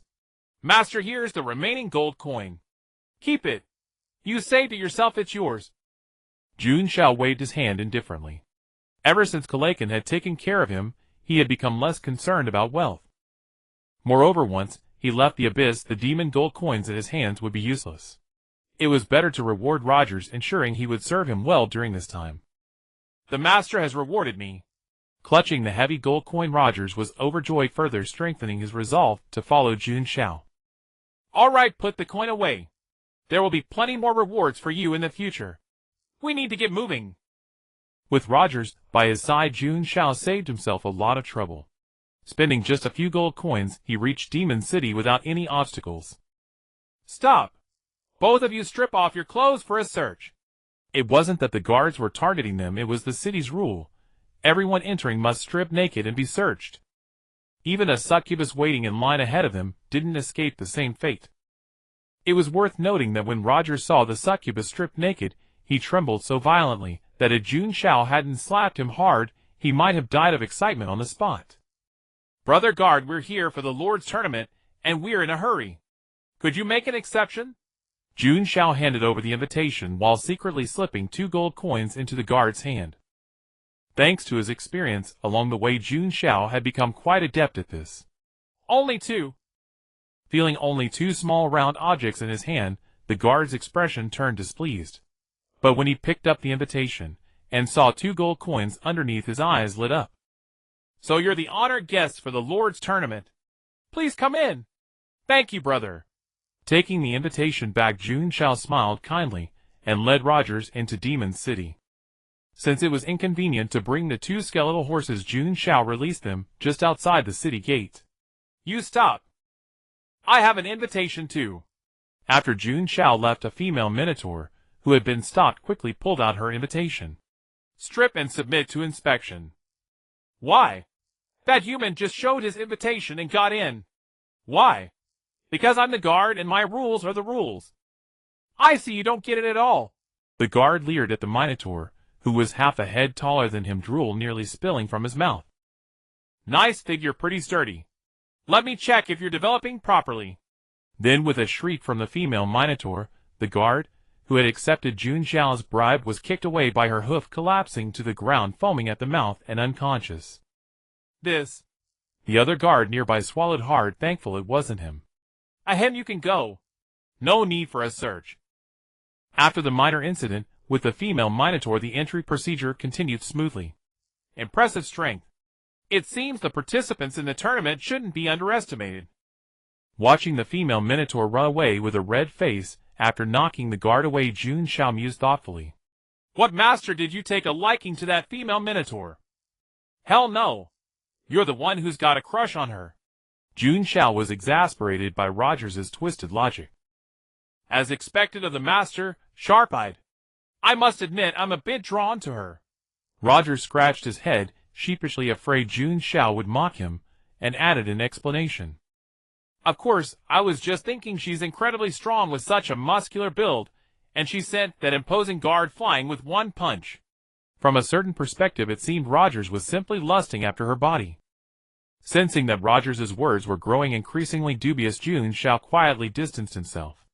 They say perversion is contagious. He didn't want to catch it. Stop staring, old Luo. Let's go. Seeing Rogers still lost in thought, gazing in the direction the female minotaur had disappeared, Jun Xiao grabbed him and dragged him away. Jun Xiao could already imagine the minotaur squashing the poor old man into a pancake with her mighty rear. After asking for directions, Jun Xiao and Rogers arrived at the tournament venue, a massive structure resembling a Roman Colosseum. To Jun Xiao's surprise, the upper stands were already packed with all kinds of creatures. The tournament will begin in 1 hour. Contestants who haven't entered yet, hurry up. The tournament will begin in 1 hour. Contestants who haven't entered yet, hurry up. Here is my invitation. After presenting the invitation, Jun Xiao and Rogers successfully entered the arena. You should go to the spectator stands. Please be careful, my lord. With that, Rogers climbed into the stands and carefully found a seat away from the crowd. A human. The demons in the stands noticed Rogers and licked their lips. Alas, this was the Lord's domain for hosting grand feasts, where any discord was strictly forbidden. Otherwise it would have swallowed Rogers whole right then and there. Enduring a barrage of malicious glares, Rogers shivered as he took his place in the front row. Here is your competitor number. Keep it safe and prepare to enter the ring. A demon in charge of arranging the contest handed a number plate to Jun Xiao. 007. A rather auspicious number. As the heir to the demon lord, by all rights the status must be exceptionally high. Once there, he would have a means to discover how to escape the abyss. He would simply slip away at his leisure. After escaping back to the main world, that demon lord certainly couldn't pursue him, there could he. Just as Jun Xiao was lost in thought, the demon who had handed him the number plate came running to summon him. 007, hey. Stop zoning out. 007, it's your turn to enter the ring. I'm coming. As he stepped onto the platform, the demons in the stands fell silent for a moment before bursting into raucous laughter. A hairless human boy has come to this place to meet his death. Scram back down. I paid good gold coins to watch this, not to see someone get fed upon. How dull. I want to see rivers of blood. The demons started jeering, with most of them shouting for Jun Xiao to get off the platform at once. What the hell have we humans done to you? Exactly. Kidnap that demon flat and let him taste the might of humanity. The humans in the stands began to voice their outrage on Jun Xiao's behalf. Though few in number, every one of them was a master of the sword of wit, each dismantling 7 or 8 demons in a fierce verbal duel. Maintain some order. They're far too noisy. In a private box at the very top of the stands, a towering demon seated upon his throne pressed his hand to his forehead in weary exasperation. Watching these fools squabble endlessly is giving me another headache. Though Asmodeus was a demon unlike his kind, he harbored no fondness for chaos and conflict. Quite the contrary, he suffered from a severe obsessive-compulsive disposition, and this very trait was what drove him to establish dominion over the abyss. Yes, my lord. The demon kneeling beside him on one knee, trident in hand, rose. To its feet unfurled its wings, and soared from the box. Maintain silence. Do not disturb the Lord's enjoyment of the contest. It is the Lord's own guard. Once they recognized the figure wheeling overhead in the arena, the bickering in the stands finally subsided. Begin. Caught by the guard's warning glance, the referee hurriedly declared the match underway, and leaped from the platform. What sheer fortune! I get to face such a human whelp in my opening bout. Pardon. I wasn't paying attention. Realizing the demon across from him was addressing him, Jun Xiao scratched his head in embarrassment. Are you mocking me? Hungry tiger pounces upon its prey. Instant fury seized the demon. To be disregarded by a mere human, unthinkable. As I said, it was merely a misunderstanding. Letting out a helpless sigh, Jun Xiao lightly bounded aside, evading the demon's lunge. The demon, charging at full speed, had not anticipated Jun Xiao's evasion. Unable to halt in time, it tumbled straight off the platform, and landed hard on the ground, its mouth full of dust. Match concluded. Competitor 007 prevails. Barely 10 seconds into the contest, Jun Xiao had already claimed his first victory. Blasted fools! How could you lose like this? You thieves! Give us our money back! The demons in the stands erupted into profanity. Many had wagered heavily on the official side bets designed to heighten the spectacle. Worse still, some had staked their entire fortunes. In their estimation, Jun Xiao, a mere human lacking even the strength to restrain a chicken, stood no chance whatsoever. Gentlemen, I shall meet you on the rooftop. A demon, his face ashen after losing his entire fortune, began to choke back sobs. The hulking beast, standing over 2 meters tall, wept like a helpless child. Cheer up, mate. I'll look after your wife and daughter for you. Saw it off. 9 out of 10 gamblers lose everything. Families are shattered. Shun gambling and cherish your life. This human proves rather intriguing. Asmodeus, seated within his private box, narrowed his eyes. While others might attribute Jun Xiao's victory to mere luck, he held a different conviction. The fact that he had effortlessly evaded that demon's pounce alone testified to Jun Xiao's formidable capabilities. As Jun Xiao stepped down from the platform, the next round of contests commenced without delay. Shortly thereafter, having whittled down nearly half the field, the second half of the tournament began. Unlike the previous format, 10 grand arenas were now configured simultaneously, dividing the remaining competitors evenly across them. Only the last contender standing atop each platform would advance. Impressive. This shall expedite matters considerably. Jun Xiao gave an approving nod. Such a format suited him perfectly. He had no intention of lingering here any longer than necessary. What? Can't you allow us a moment to recover? Many wounded competitors grumbled resentfully. These are regulations personally decreed by the Lord himself. Any who dissent are free to withdraw from the competition. The guard who had emerged to enforce order unleashed his coercive aura, instantly silencing those who had voiced their grievances. Indeed, it does appear rather unreasonable. Asmodeus murmured to himself upon hearing the complaints from his box. Yet to alter the regulations on a whim would seem far too arbitrary and hardly advisable. Asmodeus found himself torn between competing considerations. His mind raced at such velocity that it nearly overtaxed his faculties, a wisp of steam beginning to curl from his brow. Begin! Upon the referee's signal, all 10 arenas commenced their contests simultaneously, and the spectators erupted into a fervor unseen before. Rather than the orderly one-on-one matchups, these creatures reveled in such chaotic spectacle. Some demons grew so overwrought that they fainted outright, overcome by excruciating passion. A demon has collapsed. Within moments, 2 succubi clad as nurses bore away a foaming beast from the arena floor. On Jun Xiao's arena, the earlier contest had drawn considerable attention. Nearly all the demons immediately directed their focus toward him. Take out this whelp first. Without a word exchanged, several demons slowly closed in, seeking to herd Jun Xiao toward the platform's edge. A smirk playing upon his lips, Jun Xiao drew forth his agate blast pistol and fired. The demons, harboring sinister designs against him, were sent flying crashing below the platform, and beginning to wail in agony. Form a line if you seek death. I'll deal with you one at a time. With a flourish of the pistol, Jun Xiao offered the other demons on his platform a cordial, if unsettling, smile. Many demons, seeing Jun Xiao's ferocity in battle, began to waver, but some remained obstinate. Do not fear, another snarled. We hold the numerical advantage. I'll be damned if we can't subdue one mere human boy despite having every demon on this arena. Stoked by these words, all the demons on the arena crowded around Jun Xiao.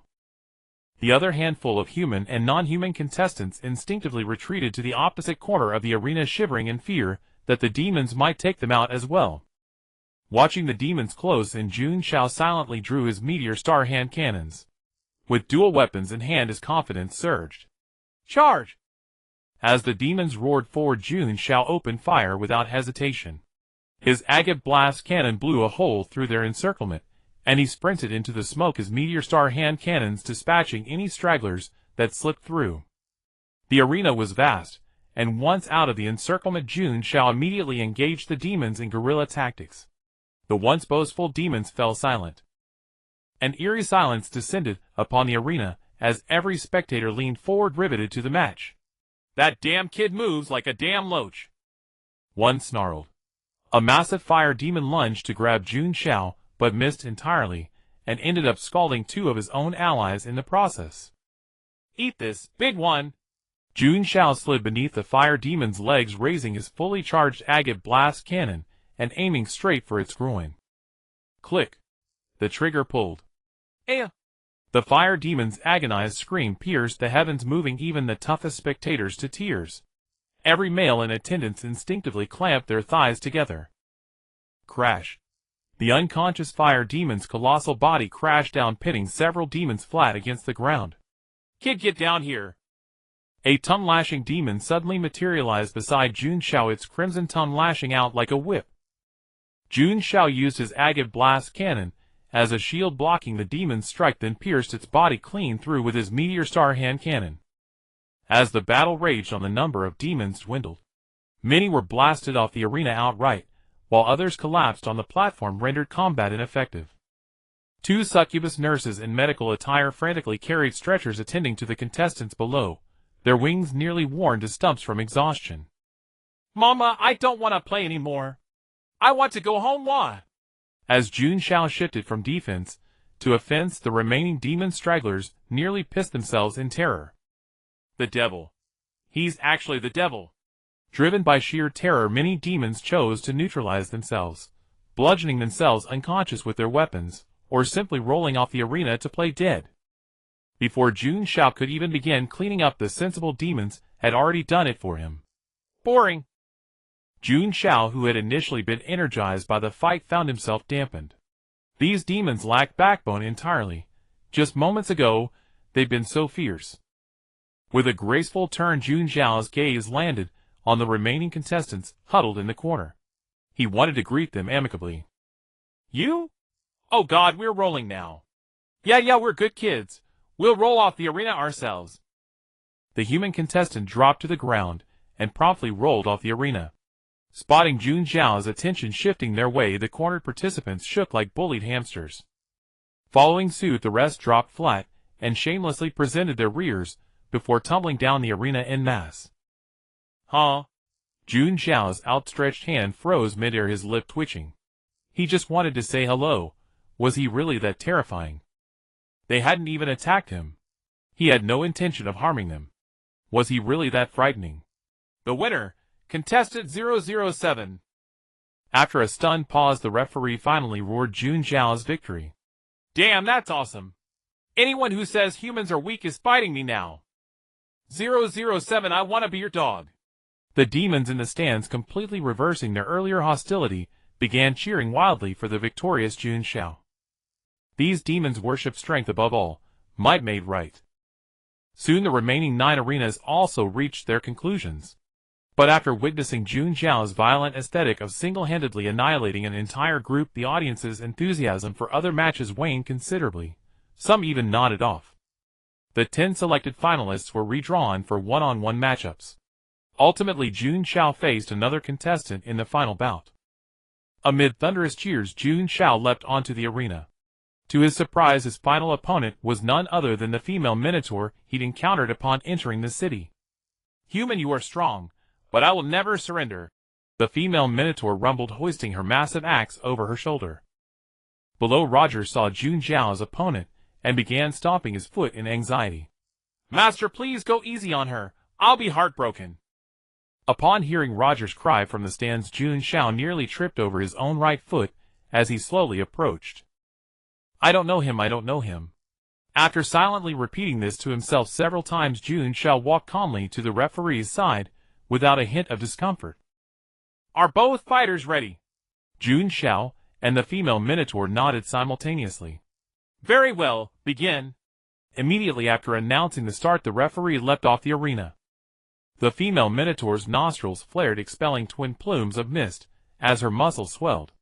Her massive axe came crashing down toward Jun Xiao's position without mercy. When the dust settled, Jun Xiao stood calmly behind where the minotaur's axe had struck. Old Luo, you told me to go easy on her, but she clearly has other intentions." A hoof strike came and Jun Xiao leapt aside once more. Another axe swing. He sidestepped it effortlessly with his hands behind his back. Just as he was contemplating how to gracefully end this match, the minotaur suddenly flushed with rage. "Why won't you attack? Are you mocking me?" Dropping her axe, the minotaur lowered her head, revealing an astonishing pair of horns. "So huge!" As the horns charged toward him, Jun Xiao leapt upward, clearing her horns with a graceful arc. With a desperate skid, the female minotaur barely stopped at the arena's edge. Noticing her unguarded back, Jun Xiao's eyes lit up. This was a perfect opportunity. In a flash, Jun Xiao extended a single finger and gently tapped her.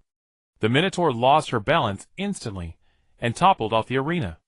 "Elegant, simply too elegant." The crowd erupted with unprecedented cheers. "Well done, human. You impressed me." Amos grew more fond of Jun Xiao by the moment. He burst from his box and appeared before Jun Xiao, pointing at him in front of everyone present. "Be my son." Before Jun Xiao could react, both Asmodeus and Jun Xiao's figures disappeared simultaneously, leaving the spectators on the field in bewildered confusion. "The tournament has concluded. Please exit in an orderly fashion. Rewards will be distributed shortly." Asmodeus's guards stepped forward with practiced efficiency to clean up the mess left behind. "Are you certain? Is it really him? I would recognize him even if he were reduced to ashes." In the audience stands, a human man was speaking in hushed tones to a goat. "Damn it, that Jun Xiao fellow has actually made something of himself. Morris, let's go find him," said Danis, the goat-headed dream demon, speaking with excitement. "I beg Brother Jun Xiao to restore my pure demonic bloodline." Just days prior, Danis had been cast out of his family after returning home, his demonic blood completely drained. After uttering those fierce words, 30 years east of the river, 30 years west, do not bully a demon in poverty," Danis slinked away to the demon city. Just as he and Morris found themselves at their wits' end, they overheard bystanders discussing something. They spoke of a silver-haired human who had single-handedly slaughtered demons across the entire arena, earning the affectionate title of White Reaper 007 from the demons themselves. Upon hearing this, Morris and Danis exchanged glances simultaneously, recalling that man. Driven by a desire to confirm their suspicions, they had come to watch the competition. "Fool, do you even know where Jun Xiao has been taken?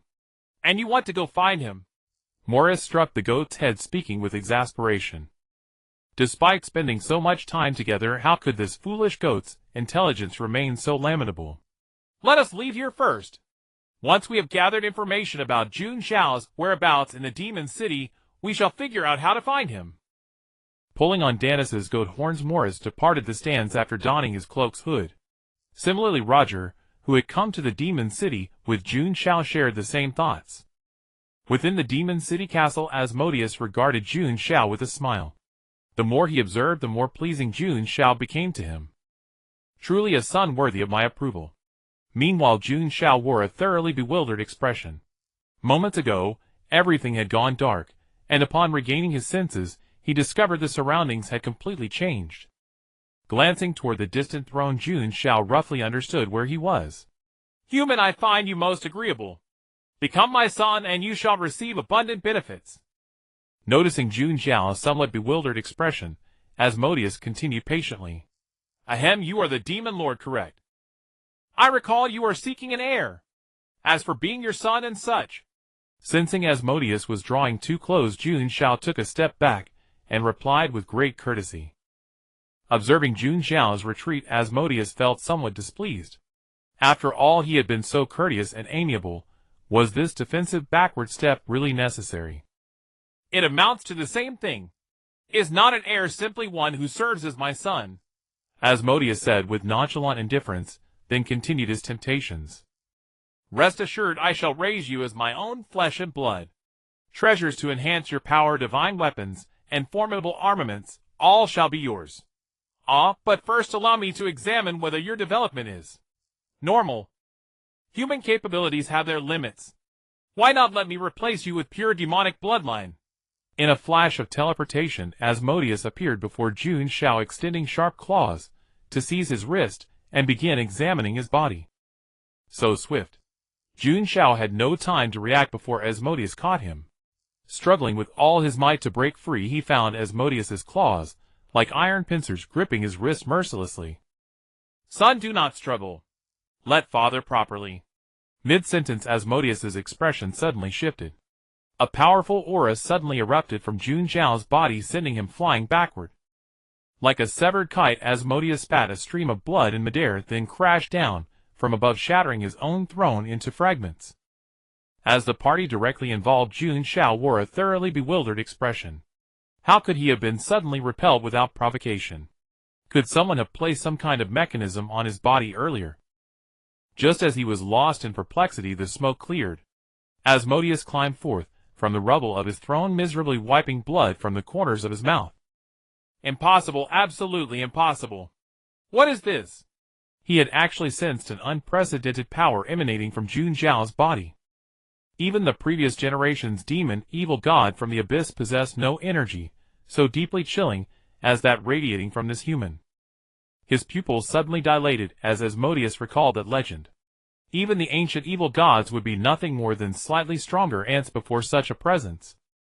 Countless beings had desperately sought entry to his palace, yearning to partake in that chaotic, lawless symphony and perceive truth. Could this human before him? Asmodeus dared not pursue such thoughts further. Regardless of whether Jun Xiao was him, he was absolutely in existence beyond his ability to provoke. At moments like these, one should.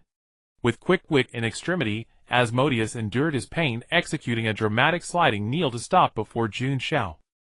I, Asmodeus, have wandered through half my life, regretting only that I had not yet encountered a wise sovereign. Today I am fortunate to make your acquaintance. If you do not disdain me, I, Asmodeus, wish to take you as my honored father. Having spoken, and fearing Jun Xiao might refuse, Asmodeus immediately began prostrating himself with vigorous bows. Honored father above. Jun Xiao was now even more bewildered. A moment ago, he had wanted Jun Xiao to be his son, and now he was kneeling on the ground calling him honored father. There was something distinctly peculiar about this demon lord before him. Honored father, please take your seat. Turning around, Asmodeus waved his hand grandly. The shattered throne rose into the air, reassembling itself into a new throne, perfectly sized for Jun Xiao. Welcome you. Ahem, honored father, you may simply call me Xiao Mo. Watching the giant demon before him, 3 times his height, acting so timidly like a shy maiden, Jun Xiao suddenly felt somewhat nauseated. As for Asmodeus's reaction, Jun Xiao had his own guesses. Perhaps the energy that had suddenly erupted earlier had led him to mistakenly believe Jun Xiao possessed great strength, hence this behavior. Once he had reasoned through it, Jun Xiao felt it necessary to play along. Better to maintain this charade than risk being discovered as a weak human and devoured alive. Well, Xiao Mo, I appreciate your filial devotion. From now on I shall be your honored father. Thank you, honored father. Overcome with emotion, Asmodeus knelt upon the ground and joyfully prostrated himself several more times before Jun Xiao. And precisely at that moment, a guard who had appeared there happened to witness the scene. The guard, who had only intended to inquire about the distribution of tournament rewards, nearly dropped his jaw in astonishment. After rubbing his eyes, he confirmed it was no illusion. Their king. was genuinely kneeling before a human, grinning broadly, while vigorously prostrating himself. Lord, what are you doing? Damn human, what have you done to the Lord? The guard Bulek raised his spear and pointed it at Jun Xiao. Bulek, drop your weapon. Asimode roared, and Bulek's spear fell from his hand. He knelt on the ground with a thud. Godfather, this subordinate is young and ignorant. Please forgive his offense. Shifting from his fierce demeanor, Asimode spoke ingratiatingly to Jun Xiao. Jun Xiao did not respond. It was not that he did not want to speak, but that he could not. Ever since that burst of energy erupted, his body had begun to feel unwell. He felt as though a giant beast was tearing his body apart from the inside out.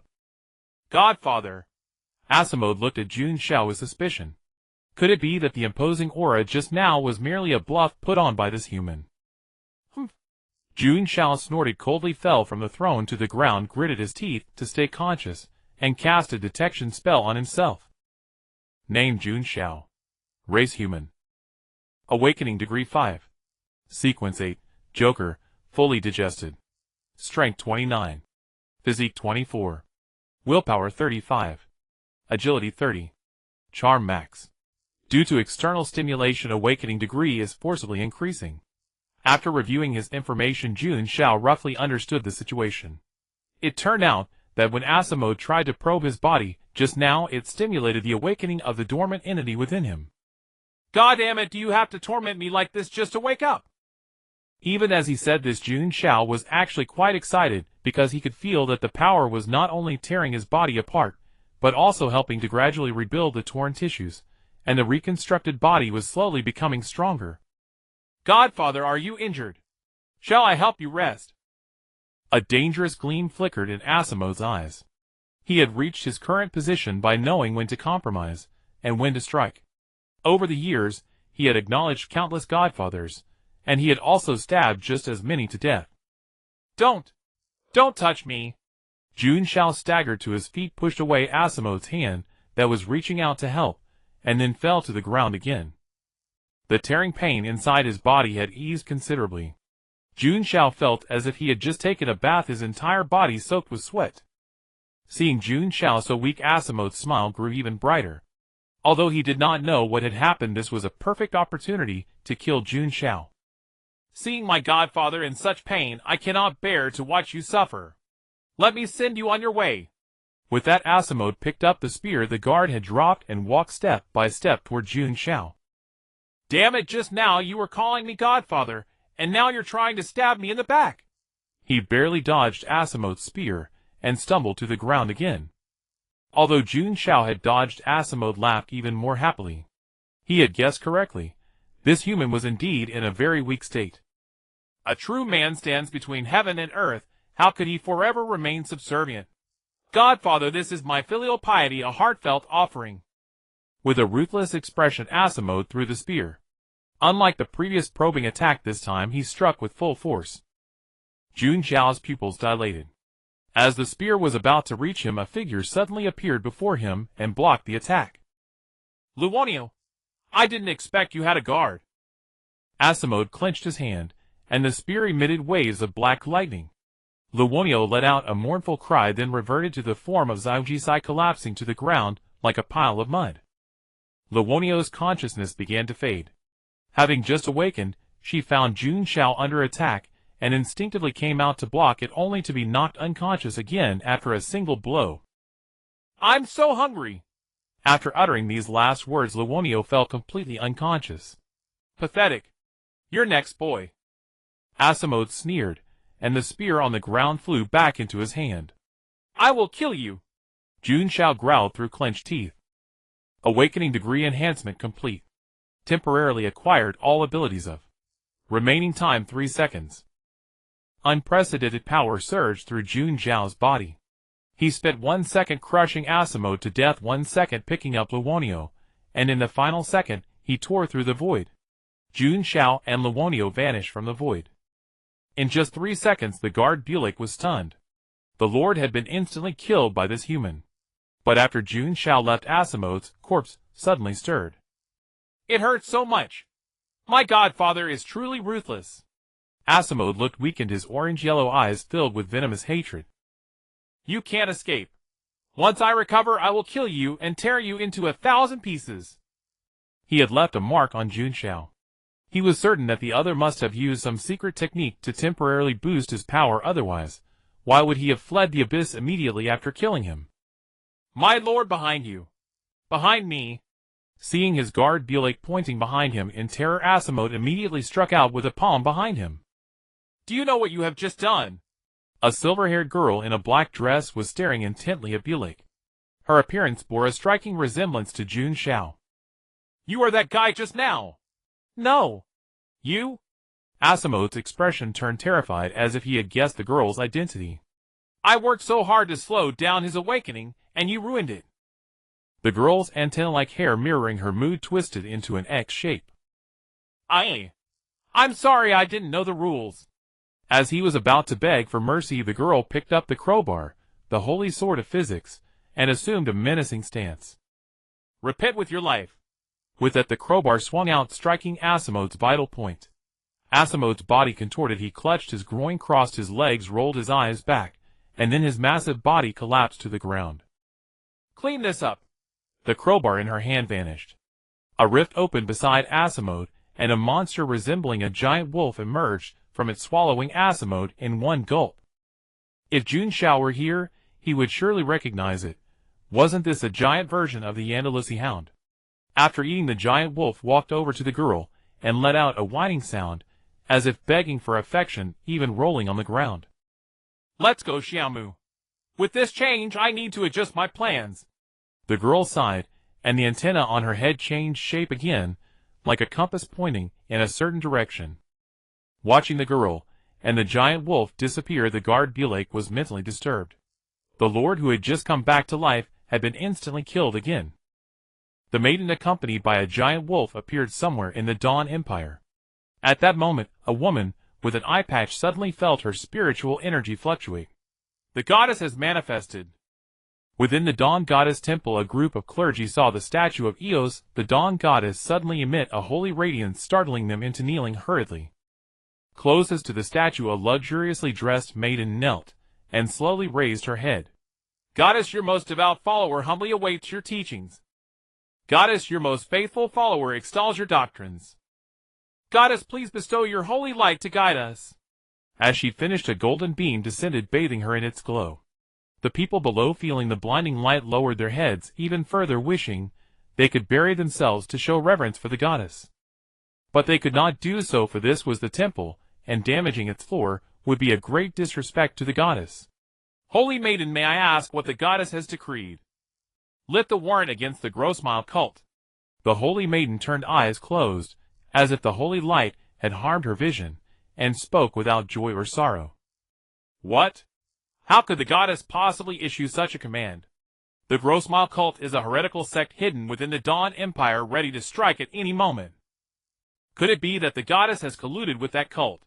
The moment the words were spoken, those around him immediately distanced themselves, creating a vacuum of isolation. Realizing his blunder, the speaker trembled in terror, weeping and begging for mercy. Forgive me, holy maiden. Please spare me. I spoke out of impulse, my mouth ran wild. Please let me go. Knight sees him. He openly slandered the goddess.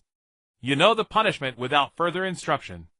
At the holy maiden's command, 2 armored knights stepped forward and hoisted the kneeling man to his feet. Because he had kowtowed so fervently, blood streamed from his forehead. Many pitied his wretched state, yet no one dared to plead for him. For his crime was unforgivable. Interceding would be suicide.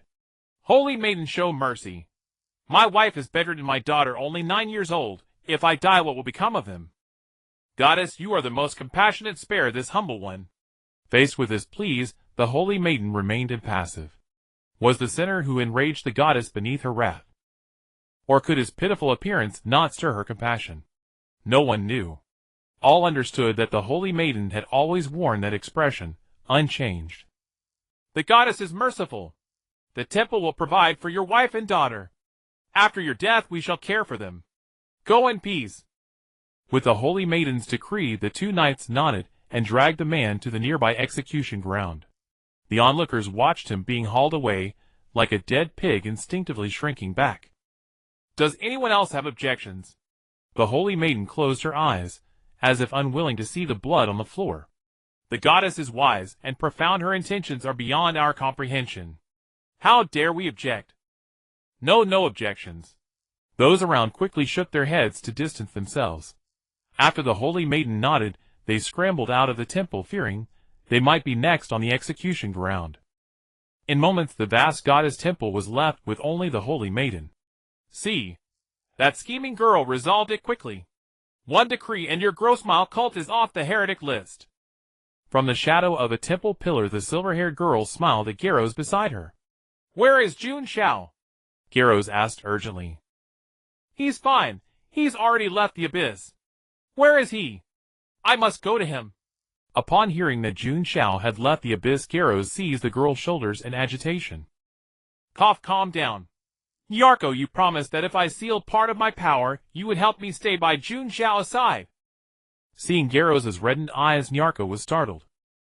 No one knew better than Nyarko what Garros's red eyes foretold. A minor side effect of the seal she had placed on Garros's power. When emotions ran high, she could easily transform. If she went berserk here, the entire Dawn Goddess Temple would be reduced to rubble. Calm down, Garros. I'll take you to him in a couple of days. Really? The red in Garros's eyes vanished instantly, so cleanly that Nyarko wondered if she was being threatened deliberately. But the thought vanished as quickly as it came. Garros was such an innocent child. How could she harbor such cunning? Truer than true. See this antenna on my head. It's now pointing to where Jun Xiao is. Garros looked up at Nyarko's antenna, perplexed. It was spinning wildly like a helicopter rotor, pointing in all directions repeatedly. It might be broken.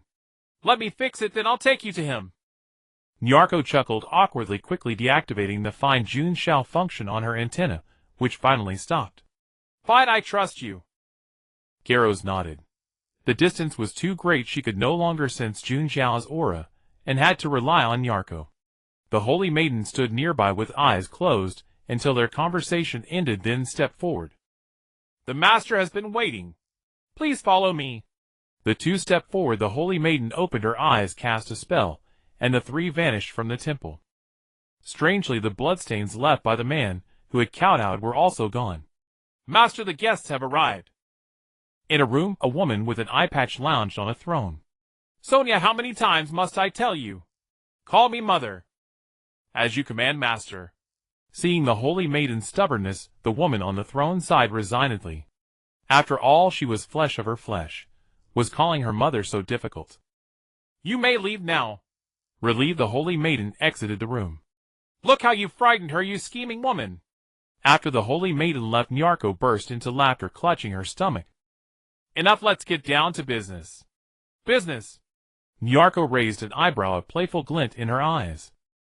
Are you asking me to discuss business with Eos, the Dawn Goddess, or with Shub-Niggurath? Is there a difference? Shabu said calmly. Let's get down to business. That guy from the extreme north land is becoming more active. Is there nothing we can do? Jehalusi remained silent, clearly uninterested in the topic Shabu was discussing. At that moment, all she wanted was to return to Jun Xiao's side. What else can we do? We can't do anything to him, and we're already preparing. The plan is going exceptionally well. His awakening is progressing rapidly. After listening to Nyatsi's reply, Shabu fell silent for a long time before speaking.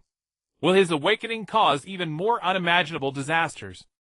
No, Jun Xiao won't do something like that. Before Nyatsi could answer, Jehalusi interjected.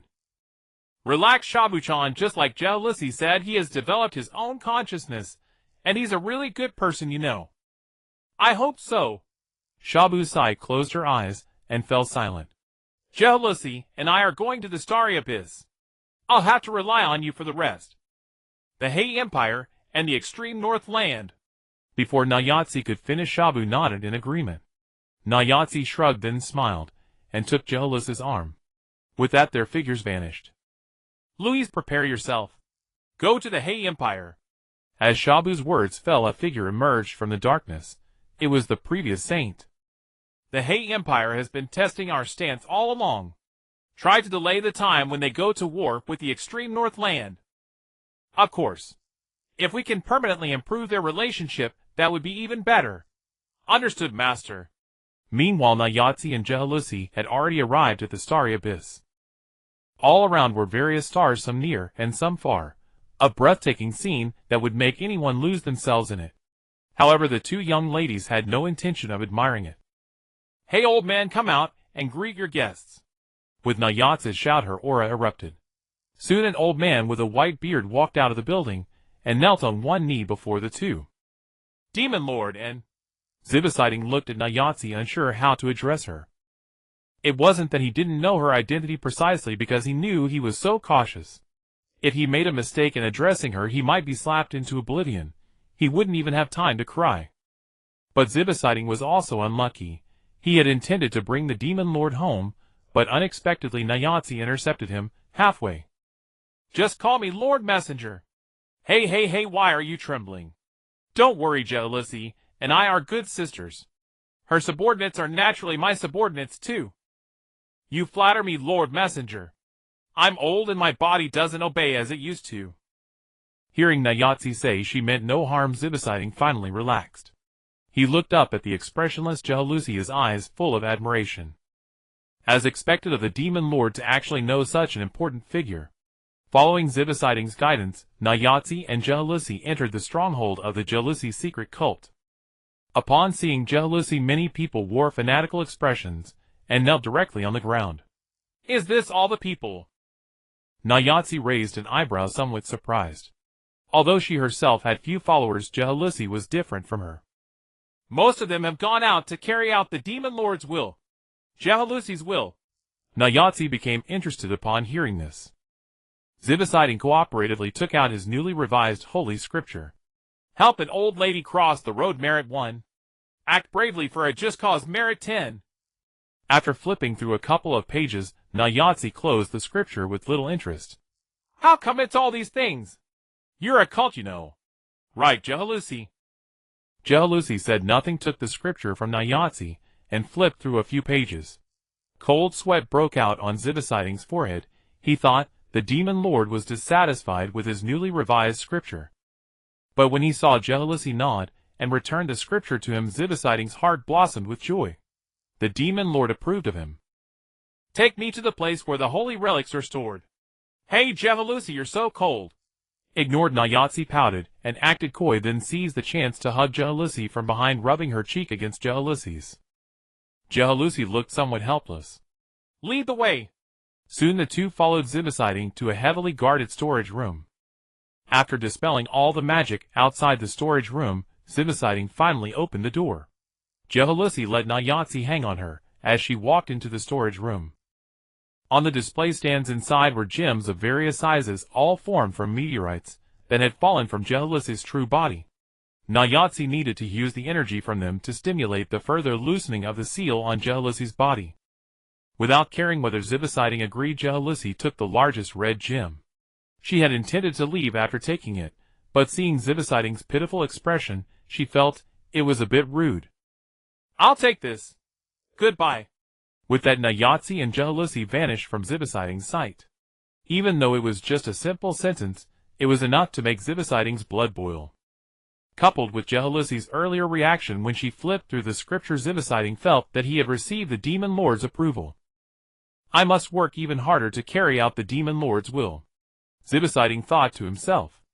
Nayatsi looked at the bright red gem in her hand again, and again, even sticking out her little tongue to lick it.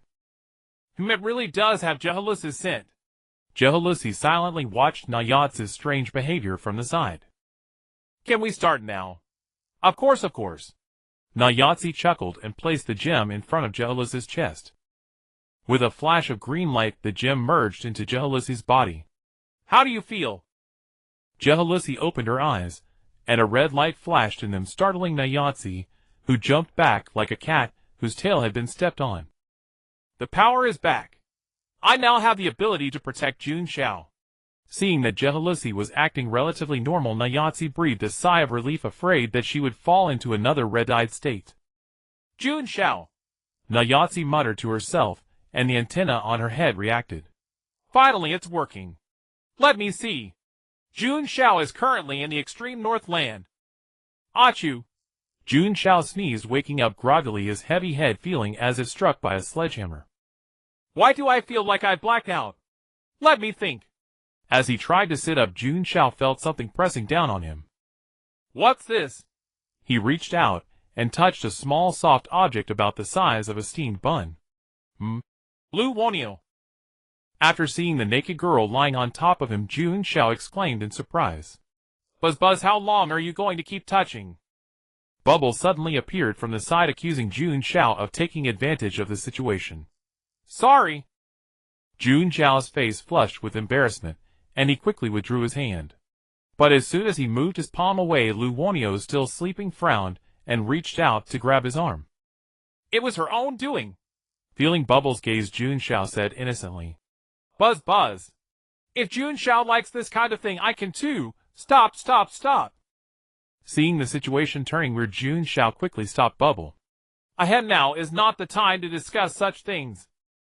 I remember being sucked into the abyss. After his headache subsided, Jun Xiao gradually recalled what had happened.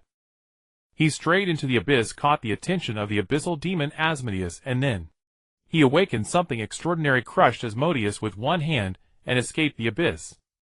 Thinking this, Jun Xiao felt it was unreal. He stretched out his palm and examined it repeatedly. Even though I've long known I'm not human, I still find it astonishing. I didn't expect I'd be so strong. With that, Jun Xiao clenched his hand, but the immense power from before was gone. However, he could feel his strength had more than doubled. Strangely, he could no longer sense the presence of the magic potion within him. Based on past experience, even after complete digestion, he could still sense the magic potion, but now there was no trace at all. At this, Jun Xiao began to panic. Just as he was about to test whether the weapons created by the magic potion's ability could still be used, he found Lu Wonio clinging to him like an octopus. He let out a soft sigh, his gaze gentle, and stroked the sleeping girl's hair. It was Lu Wonio, who had jumped out to block the attack when the abyssal demon god Asmodeus suddenly struck. Allowing Lu Wonio to greedily consume the mental energy emanating from him, Jun Xiao thrust his hand into Bubble's body. Buzz. It's so rude to insert without permission. Watching Bubble still sulking at him, Jun Xiao's gloomy mood lightened considerably. But before, when I reached in, you never said anything. Why now? Bubble snorted coldly, refusing to answer. He took out the meteorite hand cannon and the agate blast gun, firing 2 shots casually. To his surprise, not only could they still be used, but their power was also much greater than before. I don't know what happened, but bigger is better. Shaking his head, Jun Xiao stopped pondering the strange changes in his body. The most important thing now was to figure out where he was. With that thought, he summoned Meow Blade to serve as a flashlight. As before, Meow Blade affectionately rubbed against Jun Xiao, before reluctantly running ahead to light the way. By the faint blue light, Jun Xiao was able to roughly see his surroundings. Looks like an underground cave. Based on the angle of the slope, he chose to move upward. Soon a faint glimmer of light brought a smile to Jun Xiao's face. Quickening his pace, he emerged from the cave. The sudden transition from darkness left him momentarily disoriented. But that didn't matter. The scene before him made him forget all trivial details. The endless expanse of white left Jun Xiao gaping in astonishment. A snowflake landed on his nose, and the chill brought him back to his senses. Having lived in Harran City for 2.5 years, he had never seen such a sight. It was truly moving. It's White Album season again. No, this is not the time for sentiment. The falling snow and the endless snowfield. This was clearly not the Black Calamity Empire. If there was a place where it snowed year-round, only one answer came to Jun Xiao's mind. Have I ended up in the extreme north? No one answered his question, of course. Lu Wonio was still unconscious, Bubble was still sulking, and Meow Blade could only meow. He could only rely on himself now. However, the surrounding whiteness made it hard to distinguish directions. Fortunately, the snow wasn't heavy. Jun Xiao picked a random direction and began moving forward with Lu Wonio. Although he didn't know if Shoggoths feared the cold, Jun Xiao took off his coat and put it on Lu Wonio. He couldn't let her stay naked. Gazing at the sleeping girl in his arms, Jun Xiao couldn't help but think of Jeharosi. He wondered how she was doing. Lost in thought, time flew by. After who knows how long, Jun Xiao noticed a different color amid the vast white. As he approached, Jun Xiao realized it was a tent. Cautiously he moved closer.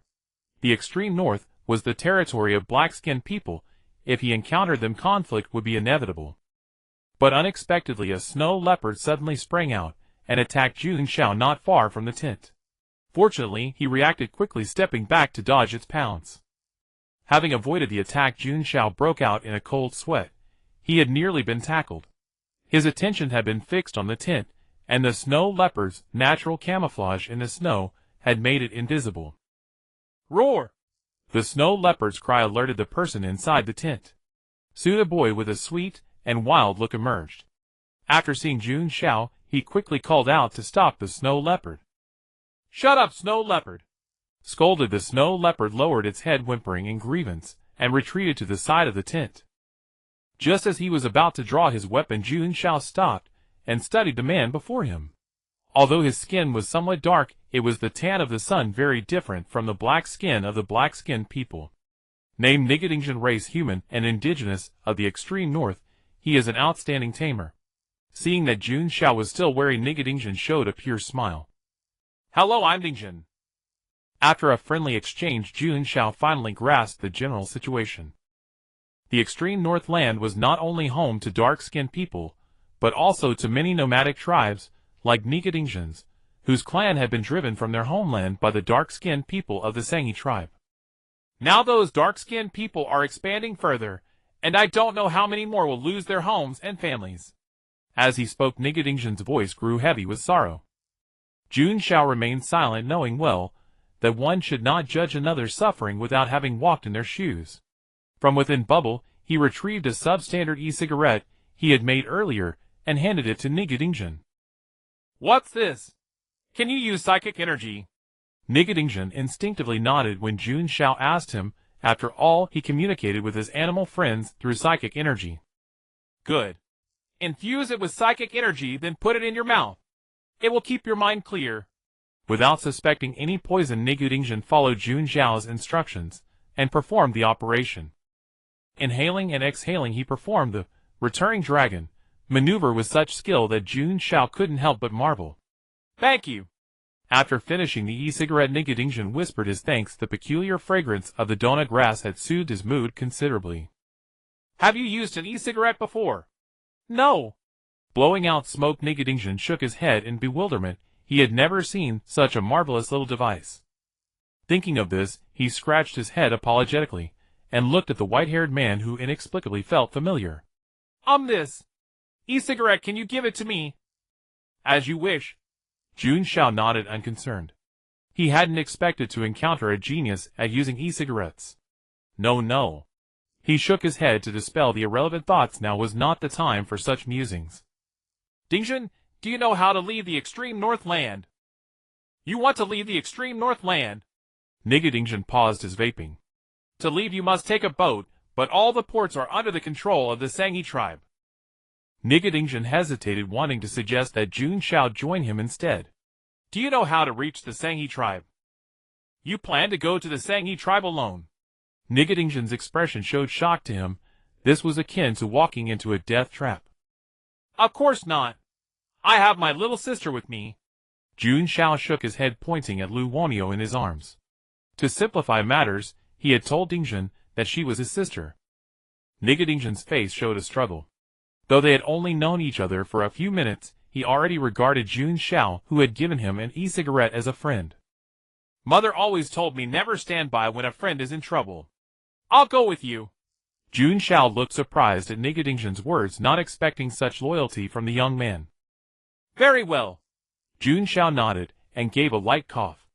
"But I'm not offering this for free. When I have time, I'll make you a new Reich." "Reich? That's the name of the e-cigarette in your hand." Nigadingjan suddenly understood, so this marvelous little device was called Reich. "Snow leopard, let's go." Summoning the snow leopard, Nigadingjan leaped onto its back. He was about to invite Jun Xiao to join him when he saw the latter mount a black leopard. This black leopard was naturally Miao Dao in its enlarged form. The snow leopard stared at this unfamiliar creature, stretching its head with curiosity. "Meow, meow, meow. What are you looking at? Meow Dao's sudden meow startled the snow leopard. What kind of leopard meowed like that? Dingjun merely glanced, then turned away, naturally curious as well. He hadn't expected Jun Xiao to also have an animal friend. On the vast white snowfield, two small black dots moved at high speed, leaving a trail of paw prints behind them. Snow leopard, stop! Upon reaching a corpse lying in the snow, Dingjun leaped off the snow leopard and bent down to examine it. Dingjun, you! Seeing his grave expression, Jun Xiao understood what had happened. Do you know the person lying there? Dingjun nodded, gnashing his teeth as he replied. He was a friend from a neighboring village. After a moment of silence, Dingjun whistled, and a small red creature emerged from the snow. Cheese Fox, my animal friend. He pointed to the little fox, introducing it to Jun Xiao, then crouched down and stroked its head. Whoa. The little fox echoed in response, then scampered away. It says there's a Sangi tribe garrison not far ahead. Should we take another route? Dingjun stood up and turned to ask Jun Xiao. Jun Xiao stroked his chin, pondering. Lu Wanio in his arms had stopped consuming his psychic energy. She would likely wake up soon. Where is the nearest dock? Here. Dingjun fumbled inside his trousers and pulled out a yellow tattered map. To reach this dock, we must pass through the garrison ahead. We could go to a farther dock, but we don't know if we'll encounter more Sangi troops on the way. Squinting, Jun Xiao barely made out the map that Dingjun was pointing at. Let's check the nearby situation first. If it's too risky, we'll consider a detour. It's getting dark. Let's find a place to rest. Dingjun nodded at Jun Xiao's suggestion. His snow leopard was already yawning. Clearing a patch of ground, Dingjun wiped the sweat from his brow and smiled innocently at the small tent he had set up. But when he turned around, Jun Xiao had already lit a campfire, and the exquisite tent behind him looked far sturdier than his own. Most importantly, the aroma of roasting meat over the fire made Dingjun swallow his saliva involuntarily. All these items had naturally been taken out from Bubble. For the sake of caution, Jun Xiao had stuffed many potentially useful things inside Bubble earlier. Hey, want to join me for a meal? Seeing Dingjun hesitate, Jun Xiao took the initiative to invite him. How? The snow leopard raised its head and howled, indicating that it too wanted roasted meat. Snow leopard, shut up. Lowering his voice to scold, Dingjun nodded apologetically. After eating Jun Xiao's roasted meat, the usually taciturn Dingjun became more talkative. What are your plans afterward? Plans? Dingjun, who had been wolfing down food, paused, momentarily shaking his head with a dazed look. How about leaving the extreme Northland with me? The big cities of the He Empire are much better than this place. Jun Xiao smiled, genuinely sympathizing with the innocent young man. The sight of the man and his snow leopard reminded him of his own arrival in this world, when only Meow Dao had been by his side. Sensing Jun Xiao's emotions, Meow Dao, who had been licking its paws, quietly patted over and rubbed against him. Big city. Dingjun murmured to himself, scenes of bustling nightlife flashing before his eyes, finally settling on the image of his mother. Better not. Shaking his head, Dingjun spoke calmly, pulling out the substandard rifle that Jun Xiao had given him from his trousers. This is my homeland. Unless I can rebuild it one day, I won't go anywhere. That night, after refusing Jun Xiao's kindness, Dingjun took puff after puff from his e-cigarette, then smiled innocently at the snow leopard gnawing on a bone, and walked into the tent. He wondered if he would dream of Reich that night. Jun Xiao said no more after being rejected, turned around, and returned to his tent. However, the moment he stepped inside, a figure pounced on him and knocked him to the ground. You've finally awakened, Lu Wanio. Lowering his head, Jun Xiao gently stroked the young woman's hair in his arms, the heavy burden finally lifted from his heart. He, feeling Jun Xiao's gentle touch, Lu Wanio's eyes narrowed contentedly like a cat, and she laughed shyly. I'm sorry for making you worry. As the Lord of Shoggoth, although Lu Wanio's combat strength was merely average, her vitality proved remarkably resilient. She had withstood Asmodeus's attack head-on back then, and now well-fed and satisfied, she remained as lively as ever. Good, I'm relieved. We're currently in the northernmost land. Rest well, and we'll set off at dawn tomorrow. As he spoke, Jun Xiao could feel a pair of cold little hands wandering across his body. Looking down to meet Lu Wonio's gaze, she blinked innocently and blurted out 2 words. Hungry. After realizing she was merely feeding on his spiritual energy, Jun Xiao let her continue. This amount of consumption meant nothing to him. Since leaving the abyss last time, Jun Xiao had felt as though his spiritual energy was inexhaustible. If Thugga were here now, no matter how much he fed, he wouldn't be drained of strength. At this thought, Jun Xiao began to miss everyone back in the He Empire. Was Guheluosai out of control? Was Hasimio eating properly? Had Kraken awakened? Seeing Jun Xiao lost in thought, Lu Wonio felt inexplicably displeased. I'm right here in your arms, yet you're thinking about something else. As if venting her frustration, Lu Wonio suddenly lunged and bit onto Jun Xiao's earlobe. Coming back to his senses, Jun Xiao instinctively pushed Lu Wonio away. You? But before he could finish, Lu Wonio huffed, turned her head aside, and ignored him. Witnessing her reaction, Jun Xiao was completely baffled. Had she gotten angry? Unable to fathom it, he stopped overthinking and focused on the pressing matter at hand. Leaving the northernmost land had already given him enough to worry about. However, just as he was drifting off to sleep, that night a petite figure crawled into his blanket, and the chilling sensation instantly dispelled any drowsiness. Finding a comfortable position, Lu Wonio began feeding on Jun Xiao's spiritual energy. She simply couldn't restrain herself anymore. Ever since that first taste, the sweet flavor had been haunting her thoughts relentlessly. How could Lu Wonio, who had been confined in an underground cell for years, resist such a tempting lure? Thus, despite her sullen mood, her body responded honestly. Lu Wonio, Jun Xiao whispered after jolting awake. Lifting his blanket, he discovered her clinging to him like an octopus. With her eyes closed, Lu Wonio was completely immersed in the pleasure of savoring Jun Xiao's spiritual energy, unable to hear him at all. Calling to her yielded no response, and Jun Xiao couldn't bring himself to use force to make her let go. With no other option, he went back to sleep. The next morning, the diligent Nijdingzhen had already packed up his tent. Leaning against the snow leopard's back, the boy stared blankly at the small device in his hand. The previous night, he had accidentally smoked too much and completely depleted the small pouch of dona grass Jun Xiao had given him. Without the Riki, Nijdingzhen felt deeply uneasy, as though a pair of silky smooth little hands were teasing his lungs. Tossing and turning restlessly, Nijdingzhen tried stuffing other plants into the Riki, but none produced the same clarity and euphoric lightness that Jun Xiao's herbs had given him. Just as he was wondering how to ask Jun Xiao for more herbs, the white-haired youth, with dark circles under his eyes, emerged from the tent, exhaustion written across his face. Noticing Nijdingzhen had already packed his belongings, Jun Xiao greeted him weakly. Are you all right? Seeing Jun Xiao's haggard appearance, Nijdingzhen asked with concern. I'm fine, just need to rest a bit. Nijdingzhen then turned his attention to the white-dressed girl behind Jun Xiao. Unlike Jun Xiao, the girl's cheeks were rosy, and she sat obediently close to him.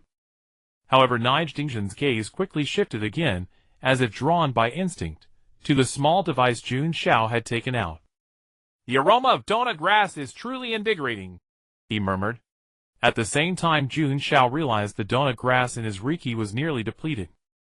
Grasping casually from Bubble's body, a large pouch of dona grass appeared in Jun Xiao's hand. After loading the smoking pellet, Jun Xiao naturally noticed Nijdingzhen's intense gaze. You want dona grass? Nijdingzhen came to his senses, only then realizing his improper behavior. A pure smile spread across his face as he scratched his head bashfully. I accidentally smoked it all last night. You can smoke it that fast? Jun Xiao exclaimed in amazement. Take these.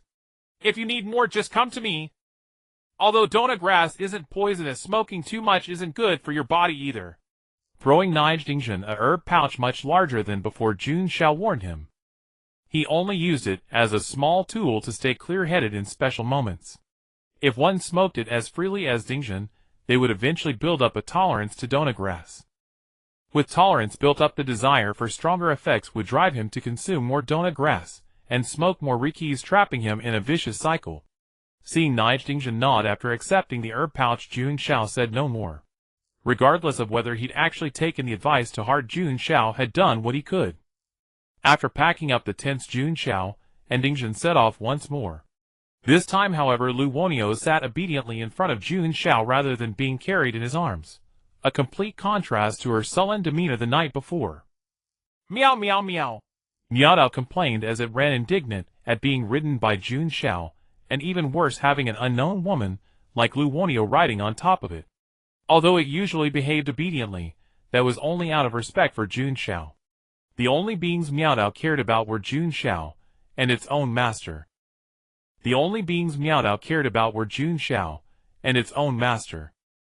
Thinking of his master, Miao Dao felt a pang of longing. It had nearly been 3 years since he'd seen her.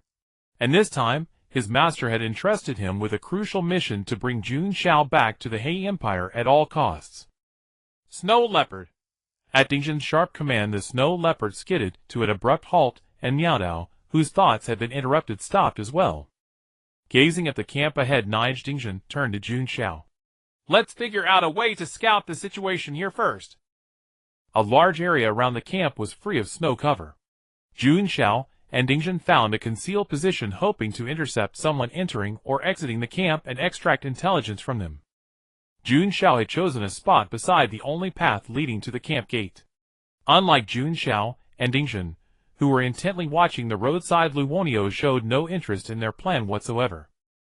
Letting out a yawn, Lu Wonio stretched her small hands to rub her belly, then snuggled close to Jun Xiao, indulging in the pleasure of consuming his spiritual energy. Before long, the noisy sounds of a group of dark-skinned people reached their ears. Several of them were pulling iron cages while beating and cursing at those inside. Damn it! Dingjin cursed through gritted teeth after seeing the person in the cage making a move to rush out. Fortunately, the quick-eyed and swift-handed Jun Xiao timely pulled him back, preventing him from charging to his death. Don't be reckless, Dingjin. But Dingjin turned around, his ferocious expression startling, no trace of his usual innocence left. My mother is right there. Charging in alone now won't help. Once you're captured too, your mother will be beyond saving. Watching Jun Xiao, who was gripping his shoulders and shaking him, Dingjin's anger and impulsiveness mostly dissipated. I was too impulsive. Woo! The snow leopard let out a soft whimper, trying to comfort the dejected Dingjin. Wait a bit longer. Trust me, I will surely help you rescue your mother. Dingjin nodded, firmly hit again, and like Jun Xiao observed the distant team approaching slowly.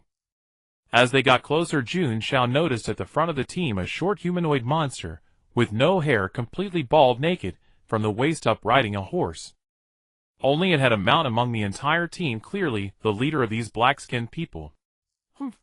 Hearing the sounds of his subordinates torturing captured slaves behind him, the monster frowned, displeased. The reason it disliked these black-skinned humans was largely because it did not approve of their behavior of toying with prey. But not because it disliked playing with prey, it was precisely because these lowly creatures dared to do what it itself enjoyed. What status was it to share the same interest as me? Moreover, this batch of prey was food offered to that great lord.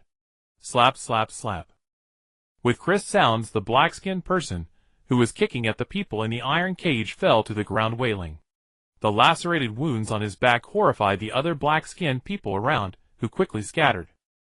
They looked at the long whip in the monster's hand on horseback, shuddering involuntarily, as if mice seeing a cat, a bloodline instinct awaken. Stop this! If you damage these food items, how will you answer to that great lord? Do you want to take their place? As it spoke, the monster grinned, revealing sharp teeth. Upon hearing this, all the black-skinned people began frantically shaking their heads. Some even fell to their knees in terror, kowtowing and begging for mercy. Hee ha ha ha ha! The monster laughed eerily at the sight. This expression is despair. Too delicious. The pitiful yet comical state of the black-skinned people successfully amused the monster. Continue the march. What we are escorting is the protagonist of tonight's banquet. If we are late, that great lord will be angry. Yes, yes. Upon hearing the monster's words, several black-skinned people quickly scrambled to their feet, ran to the back, and began respectfully pushing the iron cage forward. Long after the team passed by Jun Xiao and Dingjin's hiding spot, 2 heads suddenly popped out, looking at the distant procession. Dingjin was anxious. If not for Jun Xiao's restraint, he would have recklessly chased after them. At this moment, Jun Xiao was calmly analyzing the information he had just obtained.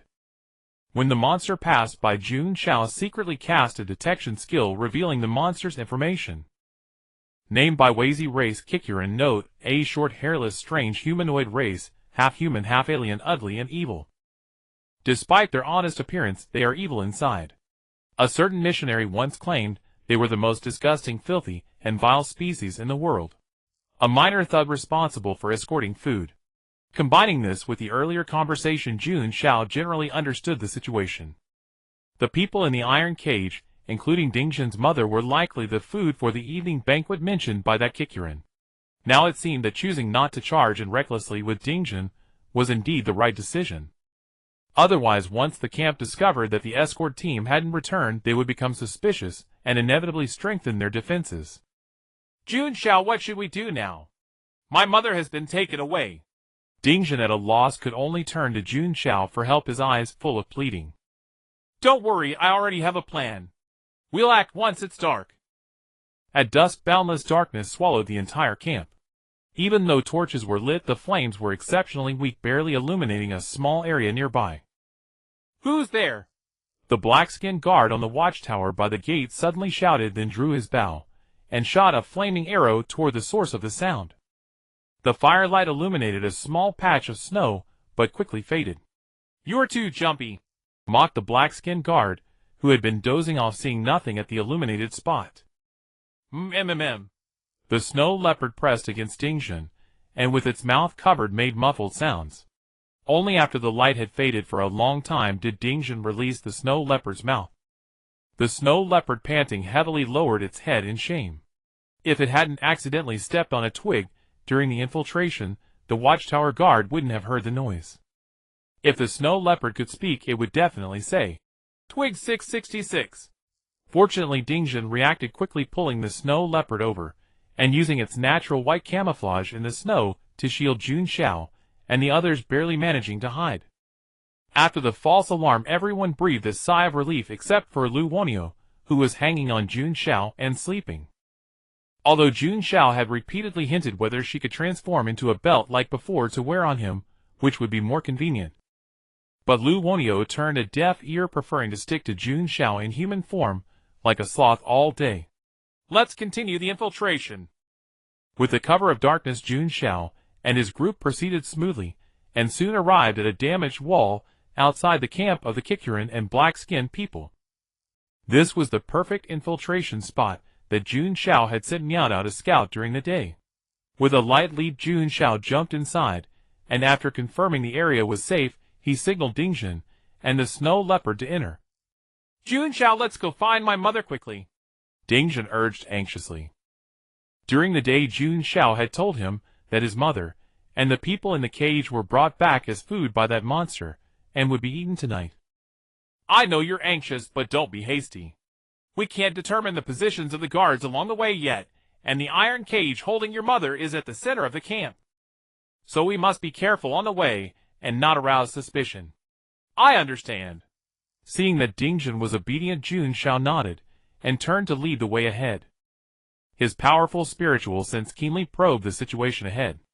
After successfully bypassing all the guards, Jun Xiao and Dingjin arrived outside the tent where the iron cage was placed. Impatient Dingjin was about to enter, when Jun Xiao suddenly reached out to stop him. Then voices came from inside the tent. Is this tonight's ingredient? Yes, my lord. Are you satisfied with these people? A black-skinned person said, fawningly, bowing and scraping before a Chiochuran. Not bad, very good. The Chiochuran narrowed its eyes, grinned, revealing its sharp, ferocious teeth. Finally, it fixed its gaze on Dingjin's mother. This old hag, remember to make her into a soup separately, you hear? Heard. After giving the order, the Chiochuran turned and left contentedly. It had few hobbies. Besides enjoying smoking human tobacco, it liked to eat these older prey. In its eyes, such old things had the most flavor. Leaving the tent, the Chiochuran's expression suddenly changed. It whirled around to look back, but found nothing. Strange, I clearly felt a killing intent behind me just now.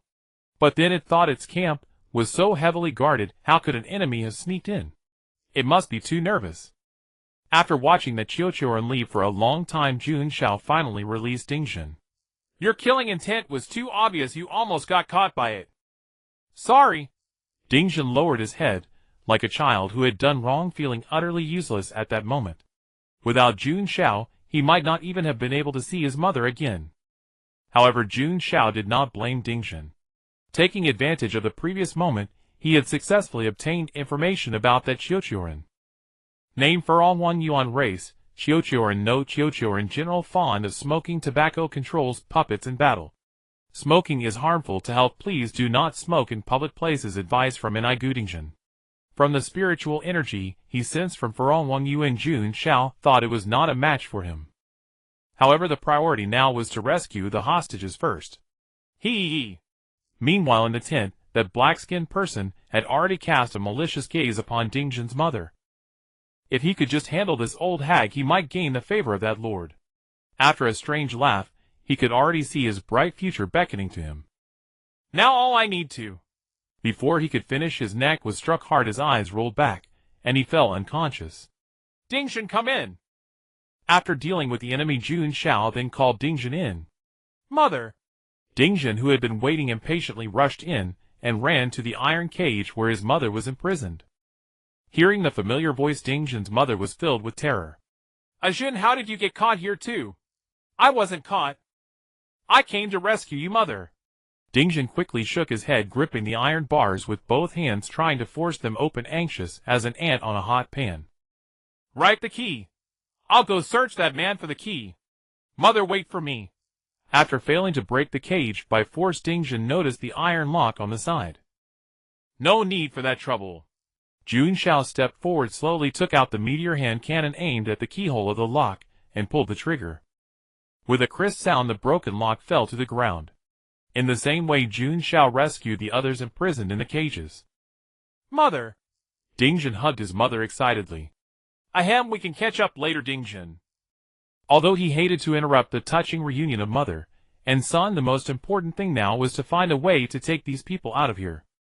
This young man is right, it's too dangerous to stay here. Dingjun's mother nodded in agreement. But with so many of us, there's no way to bypass those guards. At this thought, Dingjun, who had been overjoyed at reuniting with his mother, now pulled a long face. That's easy. I'll go out and make some noise, lure the guards away. That should do it. After hearing Jun Xiao's words, Dingjun was the first to step forward in opposition. How can I let you take the risk alone? Many of the rescued herders stepped forward to support Dingjun, and some even volunteered to replace Jun Xiao in luring the guards away. Of course, Jun Xiao rejected all these proposals. Sending them would barely buy any time, and would not only get them killed but also alert the enemy, causing them to discover that their imprisoned food had escaped. I'll go. Hearing that innocent yet calm tone, everyone turned their gaze to Dingjun. Jin, you. Mother, don't try to persuade me. Jun Xiao has done enough for us. Besides, my strength is great, I will definitely return safely. Seeing Dingjun's determination, his mother opened her mouth, but her outstretched arm slowly lowered, and she said no words of retention. To be honest, Dingjun, it would be best if you stayed to protect them while they leave. How about I go instead? Despite Jun Xiao's earnest persuasion, Dingjun stubbornly shook his head and refused. In the end, Dingjun was responsible for luring the guards away, while Jun Xiao would lead the herders to escape. Boom! Accompanied by a loud explosion, Jun Xiao, who had been resting with his eyes closed, opened his eyes. Dingjun had begun his move. Let's go, everyone, stay close, don't fall behind. And Lu Wonio, you've been clinging to me for so long, it's time you contributed something right. After saying that, Jun Xiao pulled Lu Wonio off himself, shook his head helplessly at her. Hey, Lu Wonio stuck out her tongue, leaning slightly towards Jun Xiao. Keep an eye on these herders. If anyone is in danger, just help them out.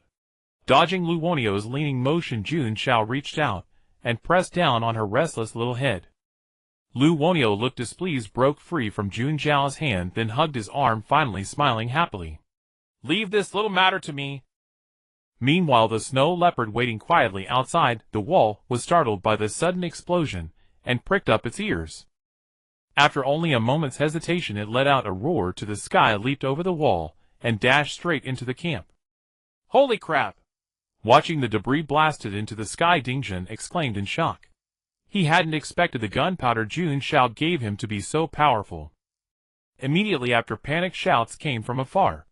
Hearing this, Dingjun hurriedly hid in the shadows.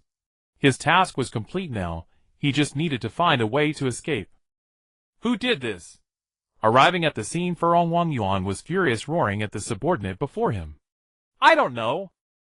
The Qiuqiuan before him trembled in fear, terrified that its secret sleeping during the night watch would be exposed. Fortunately, Furong Wangyuan was in no mood to hold it accountable. Arrange people to put out the fire. Arrest everyone suspicious around. After giving the orders, Furong Wangyuan suddenly thought of his ingredients for tonight. Just as he was about to go check, he sensed a ripple of killing intent from afar. Who's there? Dingjun, hiding in the shadows, was greatly alarmed, regretting that he hadn't controlled his emotions. Just as he was about to flee, Furong Wangyuan had already teleported in front of him, glaring fiercely. So you're the one who caused all this destruction, human? Damn. Dingjun, discovered by Furong Wangyuan, cursed under his breath. He turned to flee, but found his path blocked from behind as well. After seeing the face of the person blocking his way, Dingjun's expression drastically changed. Nima! He shouted, emotionally cupping the person's cheeks. Nima, is that you? Nima, say something. You know him. Furong Wangyuan was first surprised by Dingjun's reaction, then broke into a gloating smile. This couldn't be better. Intruder, allow me to introduce you to my latest masterpiece, a puppet. A puppet! Dingjun froze in place, his expression dazed, his hands trembling uncontrollably as they held Nima's cheeks. His own younger brother Nima Jinju had been turned into a puppet by this monster. No, this can't be. Nima, look at me, say something please. But reality poured a bucket of cold water on Dingjun. His brother shoved him to the ground, staring at him expressionlessly. Through his eyes, Dingjun could no longer see the innocent soul. His brother was truly dead. Dingjun was forced to accept this cruel and cold fact. I'll kill you, you monster. Give me back my brother Nima. With a heart-wrenching cry, Dingjun scrambled to his feet and lunged at Furong Wangyuan, fists swinging. Furong Wangyuan wore a sneer, still with his hands behind his back, watching Dingjun charge at him. Take him down. With a slight raise of Furong Wangyuan's hand, a figure suddenly appeared behind Dingjun, pinning him to the ground. Seeing Nima pressing him down, Dingjun felt a surge of rage, but no matter how he struggled, he couldn't break free from Nima's grip. As Furong Wangyuan approached him, Dingjun looked up, his expression gradually twisting with fury. Yet Furong Wangyuan seemed to see a great treasure in this. Ooh! That expression. Absolutely wonderful. To thank you for the entertainment, I'll make sure you die with some dignity. Then after you die, I'll turn you into my puppet too, so you can reunite with your brother. I am the kindest Qiuqiu in the world. After laughing while holding his stomach, Furong Wangyuan was about to order Nima to kill Dingjun, when a huge shadow flashed and the pinned Dingjun suddenly vanished. Where is he? Furong Wangyuan looked around in confusion, only to see a leopard carrying Dingjun away into the distance. Damn beast, daring to ruin my plans after him. At Furong Wangyuan's command, Nima immediately chased after the direction Dingjun had gone, while several dark figures darted out from the shadows and followed closely. Xiaobao, why are you here? Dingjun had thought he was about to die, but unexpectedly Xiaobao suddenly appeared and saved him. Will! With a toss of its head, Xiaobao flung Dingjun onto its back and let out a soft growl. Are you saying you came to rescue me because you knew I was in danger? Xiaobao nodded, its ears twitching as it heard more than one sound slowly approaching from behind. Will!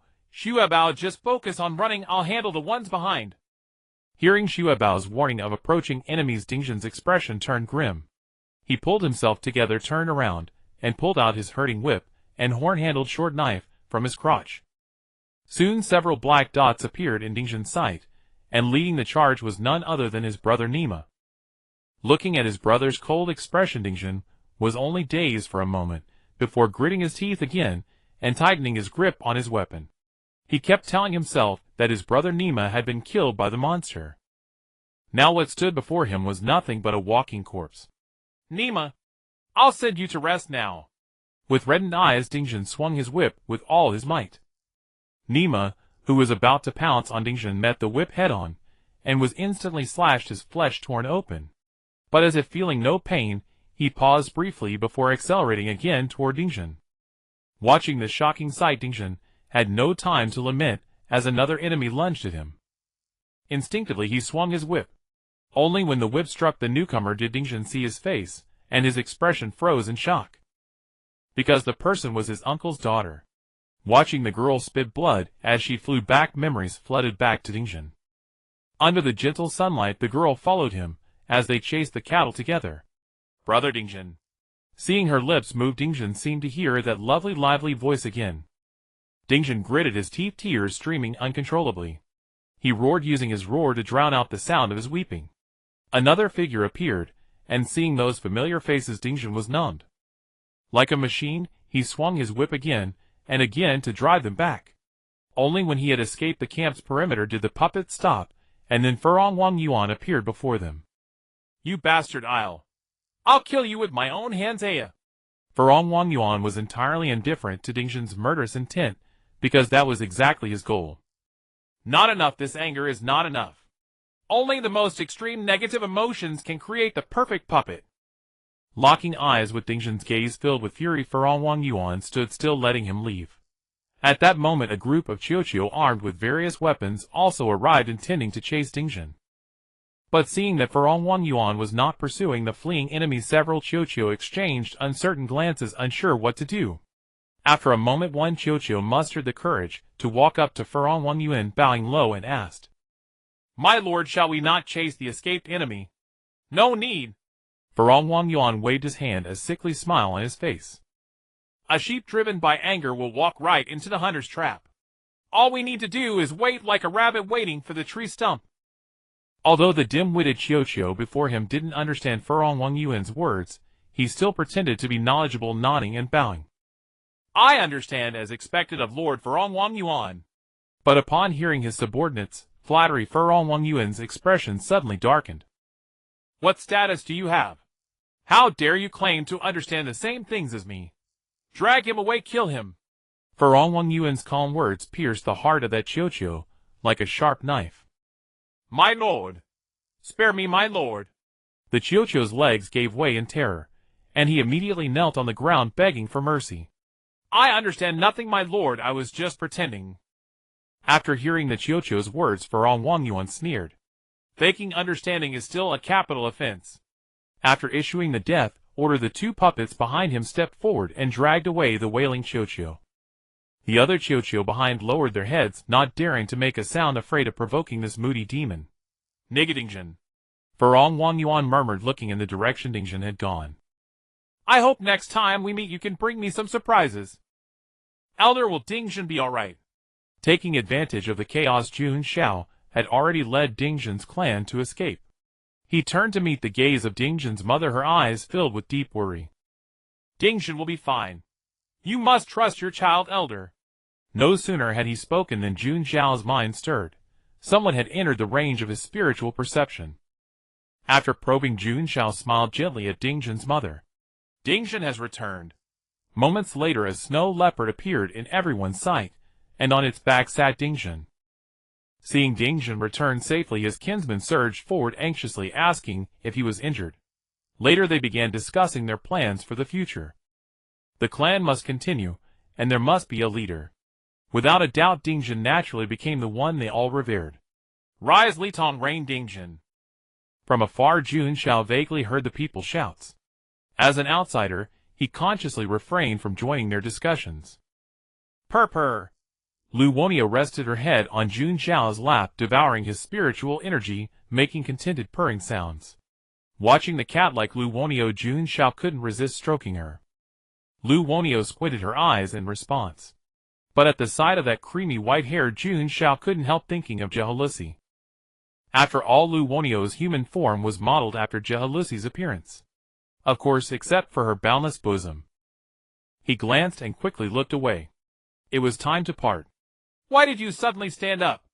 Sensing Jun Xiao rise abruptly, Lu Wonio opened her eyes, puffed up her cheeks, and grumbled discontentedly. She had been just about to fall into a comfortable sleep. "Let's go say goodbye to Ding Jun. Jun Xiao, you're here." Hearing footsteps behind him, Ding Jun turned around, revealing his innocent smile. The other clansmen also looked at Jun Xiao with awe. On the road they had encountered many obstacles from hill people and black tribe people. Without this young man's protection, they would never have escaped. I was just discussing with the clan. We want to go further north into the depths of the snowfield to seek the sacred land of our Litzong. Jun Xiao, would you like to? Dingjun. Hearing Jun Xiao interrupt him, Dingjun was momentarily stunned. He looked at the somewhat cold expression on Jun Xiao's face, unaccustomed to it. I came to say goodbye.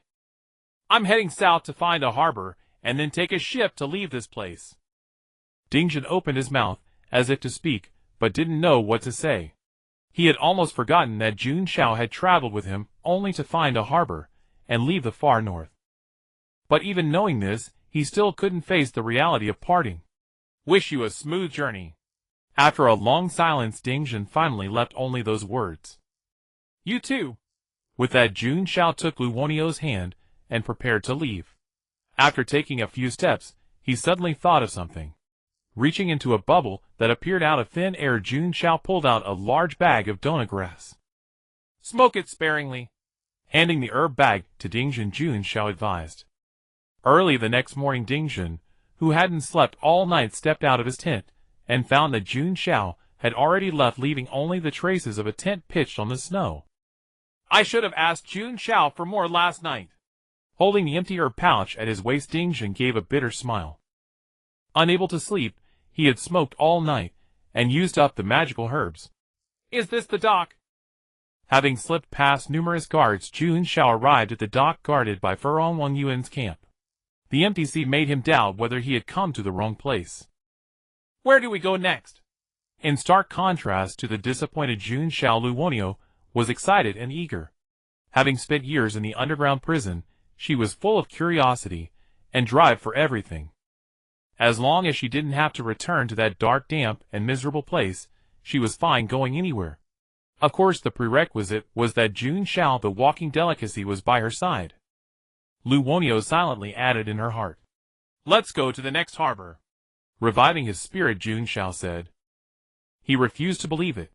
If there were no ships at the next harbor, he would consider building a boat himself to leave this place. But before we go, let's go see that hill person. Without Dingjun, Jun Xiao still needed someone to ask for directions, and it would also be a good way to vent his frustration over not finding a ship. Master, I surrender.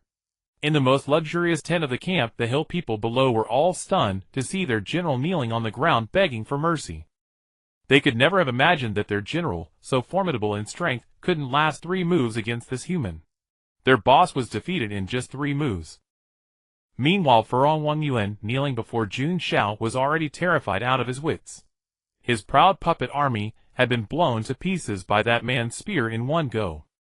Oh no, he had left a few. Why does this look familiar? Jun Xiao looked at the fallen Nima, finding him strangely similar to Niga Dingjun. Do you know someone who rides a snow leopard, has an innocent smile, and likes to smoke e-cigarettes? Like the whisper of a demon, Jun Xiao's words echoed around Furong Wang Yuan. After some interrogation, Jun Xiao understood the general situation. No wonder Dingjun had seemed off after returning. Seeing his own brother turned into a puppet would make anyone unsettled. Tell me where the nearest harbor with ships is, and I'll let you go. Jun Xiao's voice was cold. Originally, he had intended to kill the hill person before him. But after hearing his grudge with Dingjun, he changed his mind. Avenging blood feuds, that was something best left for Dingjun to do himself. Master, because the Night Goddess and the Dawn Empire are coming to meet the Demon Lord, all the ships have been sent to Schreisenberg to receive them. Bowing his head humbly, Furong Wang Yuan answered tremblingly. The Night Goddess and the Dawn Empire. Hearing Furong Wang Yuan's words, Jun Xiao was utterly bewildered. But then, thinking it over, he realized this might be his chance to leave the far north. He hadn't forgotten that he still had the identity of a special envoy of the Night Church. After all, he was half a believer of the goddess. Surely, she wouldn't leave him stranded in enemy territory. Having confirmed the destination, Jun Xiao snatched a map from Furong Wang Yuan and left. He's really letting me go. Seeing Jun Xiao disappear suddenly, Furong Wang Yuan was ecstatic, but his joy was short-lived. Looking at the mess around him, his heart seemed to bleed. Having lost nearly half of his puppets, he had no idea how long it would take to recover his strength. Let's settle here. Following the Snow Leopard's guidance, Dingjin led his clan to the sacred land of Litong and set up camp nearby. While the clansmen were busy, Dingjin and the Snow Leopard came before the sacred land, Mount Orbaz. Legend said that ascending the mountain would earn the recognition of the snow spirits and grant immense power. And what Dingjin had to do was climb the mountain, gain power, defeat Furong Wang Yuan, and avenge his brother Nima. Snow Leopard, let's go! Woo woo! Silly Shinbao, a port city in the far north. Now Silly Shinbao had witnessed an unprecedented bustle. For the demon lord worshipped by the Haizang tribe was to hold a meeting here with the night goddess and the envoys of the Dawn Empire. It was said they wished to discuss ending the long-standing war. This was hardly good news for these people of the Haizang tribe. Aggression and plunder could be said to be ingrained in their very bones. Is this the place? Two figures cloaked in mantles appeared outside the city of Silly Shinbao. To avoid unnecessary trouble, Jun Xiao had made sure to drape mantles over himself and Lu Wonio. Fortunately, due to the negotiations, the Blackie Empire and the Haizang tribe had temporarily ceased hostilities, and many merchants drawn by the scent of money had flocked to the port of Silly Shinbao. Moreover, most merchants were dressed similarly, which made Jun Xiao and Lu Wonio blend in without standing out. Let's go inside and gather some information. Holding Jun Xiao's hand, Lu Wonio nodded and obediently followed behind him. After the long journey, she had grown accustomed to letting Jun Xiao make all the arrangements. This feeling of letting her mind go blank was wonderful. She didn't have to think about anything except eating, drinking, and having fun. Jun Xiao not only took care of everything but also provided her with food, spiritual energy. She unconsciously tightened her grip on Jun Xiao's hand, feeling that she could no longer be apart from the human who had rescued her from that prison cell. After entering Silly Shinbao, Jun Xiao first went to the port to gather information. Unsurprisingly, under these special circumstances, the port was effectively one way. No ships were leaving. Moreover, the formal negotiations were scheduled to take place 3 days later in the morning. Looks like we'll have to stay here for a few more days. Great. Let's go check out that street over there. Upon hearing that they would be staying, Lu Wonio tugged at Jun Xiao's arm and began to act coquettishly. She had seen many novel things on the road, and would have rushed over to play with them if Jun Xiao hadn't stopped her. First of all, I don't have a single coin on me. What's money? Can you eat it? He had intended to throw cold water on the noisy Lu Wonio to calm her down.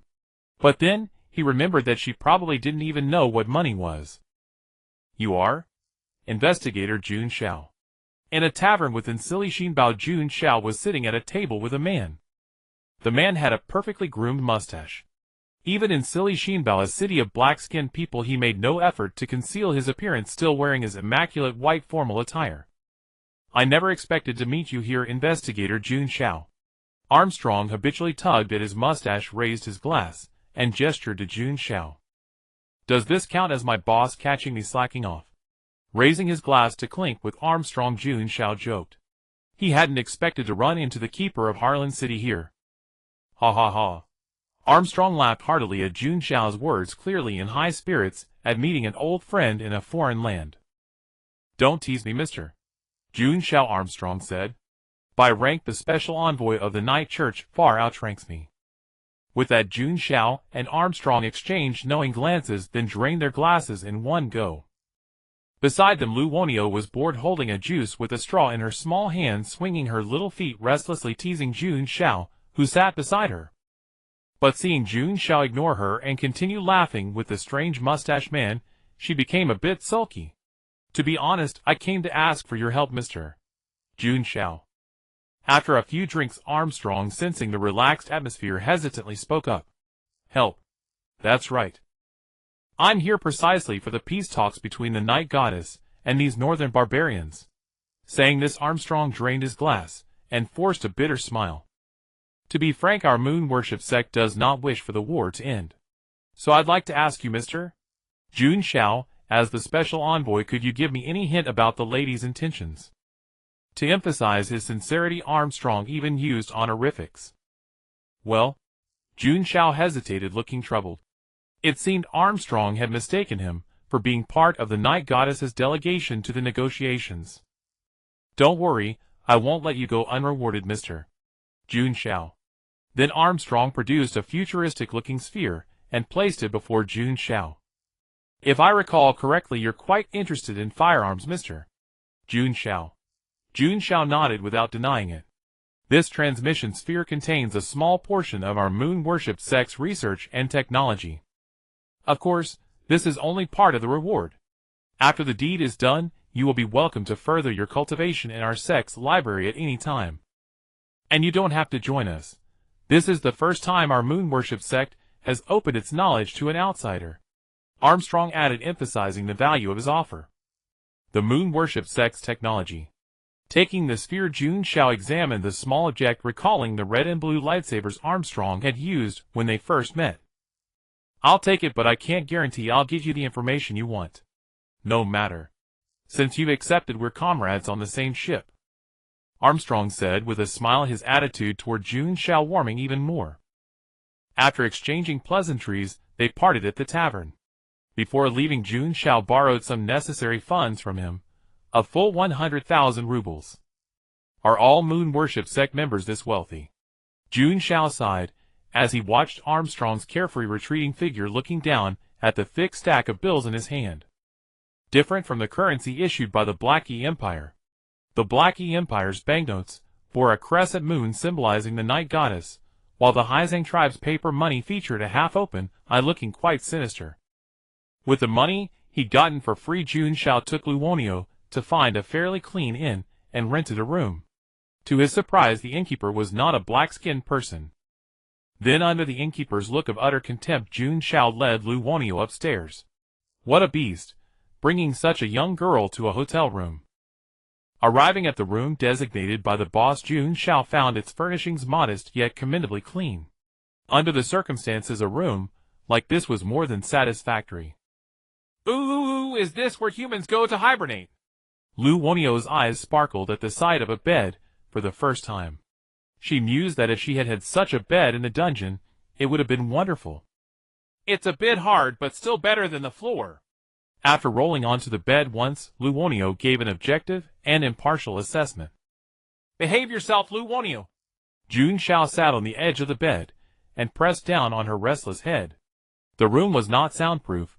With a little concentration, he could overhear the conversations in the adjacent room. Of course, Jun Xiao would never do that. He had no such strange inclinations. You must be hungry after a long day. To calm Luonio, Jun Xiao had become accustomed to proactively offering her food. Yay! At the mention of a meal, Luonio raised her hands in jubilation, only to have Jun Xiao pinch her cheek, finally settling her down. If you want to eat, be good. As he spoke, Jun Xiao placed his hand back on Luonio's head and began to gently release his spiritual energy. Seeing Luonio's eyes narrow contentedly, Jun Xiao turned away and took out the sphere Armstrong had given him. He pressed the only button on it. The sphere suddenly rotated and emitted a blue light into the air, projecting an image before Jun Xiao. The man in the projection was none other than Armstrong. I haven't seen this, I trust, Mr. Jun Xiao couldn't resist opening the sphere, could he? No need to reply, as you can see this is merely a projection. Now allow me to briefly introduce you to the technology of our moon worship sect. Oh, by the way, if the projection suddenly disappears, it means the transmission sphere needs a charge of spiritual energy. Place your hand on it and channel your spiritual energy. Thank you for watching. However, to see the rest of the content, an additional fee is required. Armstrong in the projection wore a sly fox-like grin, and then the projection abruptly ended. After recharging it once during the process, Jun Xiao stayed up all night to view the contents. Unfortunately, Armstrong had struck the perfect balance. Like those teasing streamers who perform bear-scratching tree routines, he neither showed Jun Xiao what he truly wanted to see nor failed to ignite his desire to possess it. With a sigh, Jun Xiao tossed the transmission sphere aside. Emerging from his focus, he now noticed the beastly sounds coming from the next room. Low growls mixed with sobbing, further irritating the already restless Jun Xiao. He felt like grabbing his gun and shooting the noisy couple next door. Meanwhile, Luonio was already fast asleep, her belly exposed. Jun Xiao pulled the blanket over her, then laid down beside her, closing his eyes to rest. Using his spiritual energy to block out the noise, he finally slept peacefully. The next morning, yawning Jun Xiao glanced at the still sleeping Lu Wanyo, and tiptoed out of the room. "Boss, a breakfast, please." While eating, Jun Xiao observed the other travelers having breakfast in the same lobby. But after scanning the room, he was surprised to find not a single black person. "Surprised, aren't you?" Just as Jun Xiao was lost in thought, a man in a suit carrying a breakfast tray suddenly sat down beside him. "A little." Jun Xiao nodded and gave the man a quick glance. Instantly, the man's information down to the color of his underwear appeared clearly in Jun Xiao's consciousness. "Those uncivilized barbarians can't afford a room at my hotel." The boss behind the counter snorted coldly, continuing to wipe a glass. "Ha ha, the boss is right. The hotel's prices are steep, so over time, this place has become a base for us outsiders." "I see. Thank you for the explanation. Goodbye." After finishing his breakfast, Jun Xiao returned his tray to the counter and went back upstairs. "Strange. This is the first time I've seen you strike up a conversation with someone." Once Jun Xiao was upstairs, the hotel owner picked up the used plate and asked with a puzzled tone, "When you encounter a capable person, it's only natural to make their acquaintance." Saying this, the man pulled a wad of cash from his pocket, placed it on the counter, and walked away. "Here's today's drink money. See you tomorrow." Back upstairs, Jun Xiao was puzzled. Why had that slave trader approached him? "Forget it, I won't bother thinking about it. First I'll wake up Lu Wanyo." After feeding the freshly awakened Lu Wanyo, Jun Xiao led her out of the hotel. After much effort, he learned the whereabouts of the delegates from the Liming Empire and the He Empire. However, he was informed that the night goddess was not there. He had thought that as a messenger of the night church, he could easily meet the goddess. But the goddess wasn't even here. On second thought, Jun Xiao found it understandable. A being of the night goddess's caliber would never waste 3 days arriving early for a peace conference. She could probably teleport here from the He Empire with a single thought. "Since we're out anyway, let's look around. Maybe we'll find something else worthwhile." "Yay! You're the best, Jun Xiao." Lu Wanyo jumped up excitedly, clinging to his arm and swinging it back and forth. Her curiosity was just like a cat's. She wanted to reach out and touch anything unfamiliar. If not for Jun Xiao watching over her, she would have already caused countless troubles. "This looks delicious." "And that too." Lu Wanyo looked left and right, while Jun Xiao followed behind to pay for her purchases. With the 1,000,000 rubles Armstrong had given him, he didn't mind spending. After all, once they left the far north, this cash would become worthless.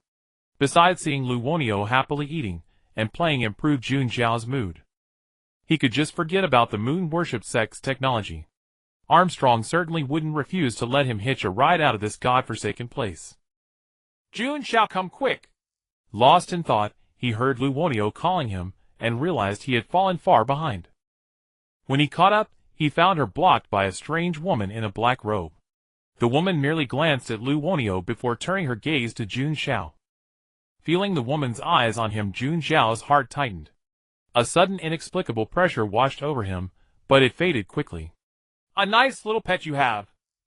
"Pet?" Lu Wanyo scratched her head. She spent her days trailing after Jun Xiao, eating and sleeping. Being called a pet didn't seem entirely unreasonable. Narrowing her eyes slightly, Jun Xiao's consciousness began receiving information about the woman before him. Name of Hossos. Race outer god. Remark, standing before you is the source of impurity, the progenitor of evil, the creator of all aberrations and abominable creatures, the very embodiment of all revulsion. By now he had heard or encountered this name more times than he could count. And this time the original herself had appeared before him. Worse still, the other party seemed to harbor no goodwill toward him. "Excuse us, beautiful lady, but we have urgent matters to attend to." Grabbing Lu Wanyo, Jun Xiao turned to slip away, but the woman in black robes reappeared behind him, blocking his path. "You cannot leave." Of Hossos, observed Jun Xiao before her, puzzled as to why a mere human could carry so many of her old acquaintances' auras within him. Cthulhu, Hastur, Nyx, and countless other presences she did not recognize, yet she could confirm they were all beings of divine rank. Regardless, even just the presence of one Nyx was more than enough reason for her to act and detain this human. Lady, you ought to give me some justification for why I can't leave. Though his words came off casually, Jun Xiao's heart was already racing with panic inside. Hadn't he simply stepped out for a stroll? How had he ended up targeted by an outer god like this?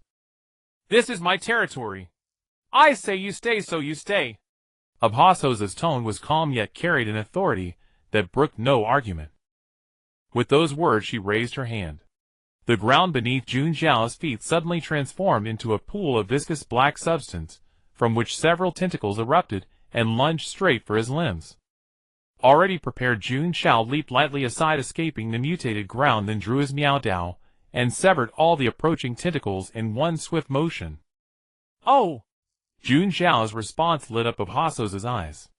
Compared to prey that would submit without resistance, someone like Jun Xiao, who possessed the ability to fight back, made her far more excited. Just as she prepared to strike again, Abhasosa's expression shifted suddenly.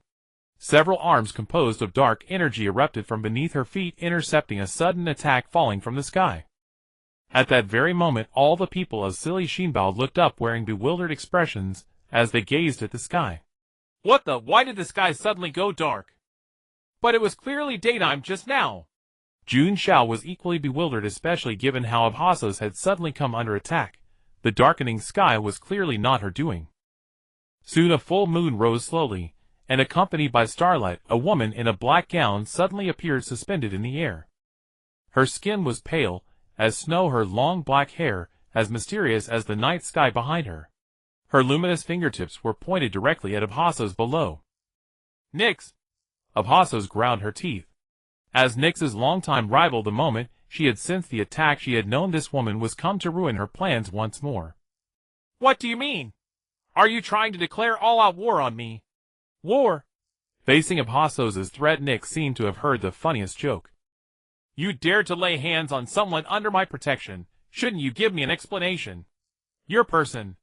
Both Abhasos and Jun Xiao explained simultaneously, though where Abhasos's tone was provocative, Jun Xiao was utterly bewildered. Great goddess, I've never even met you. How could I possibly be yours? He is on my territory, which makes him mine.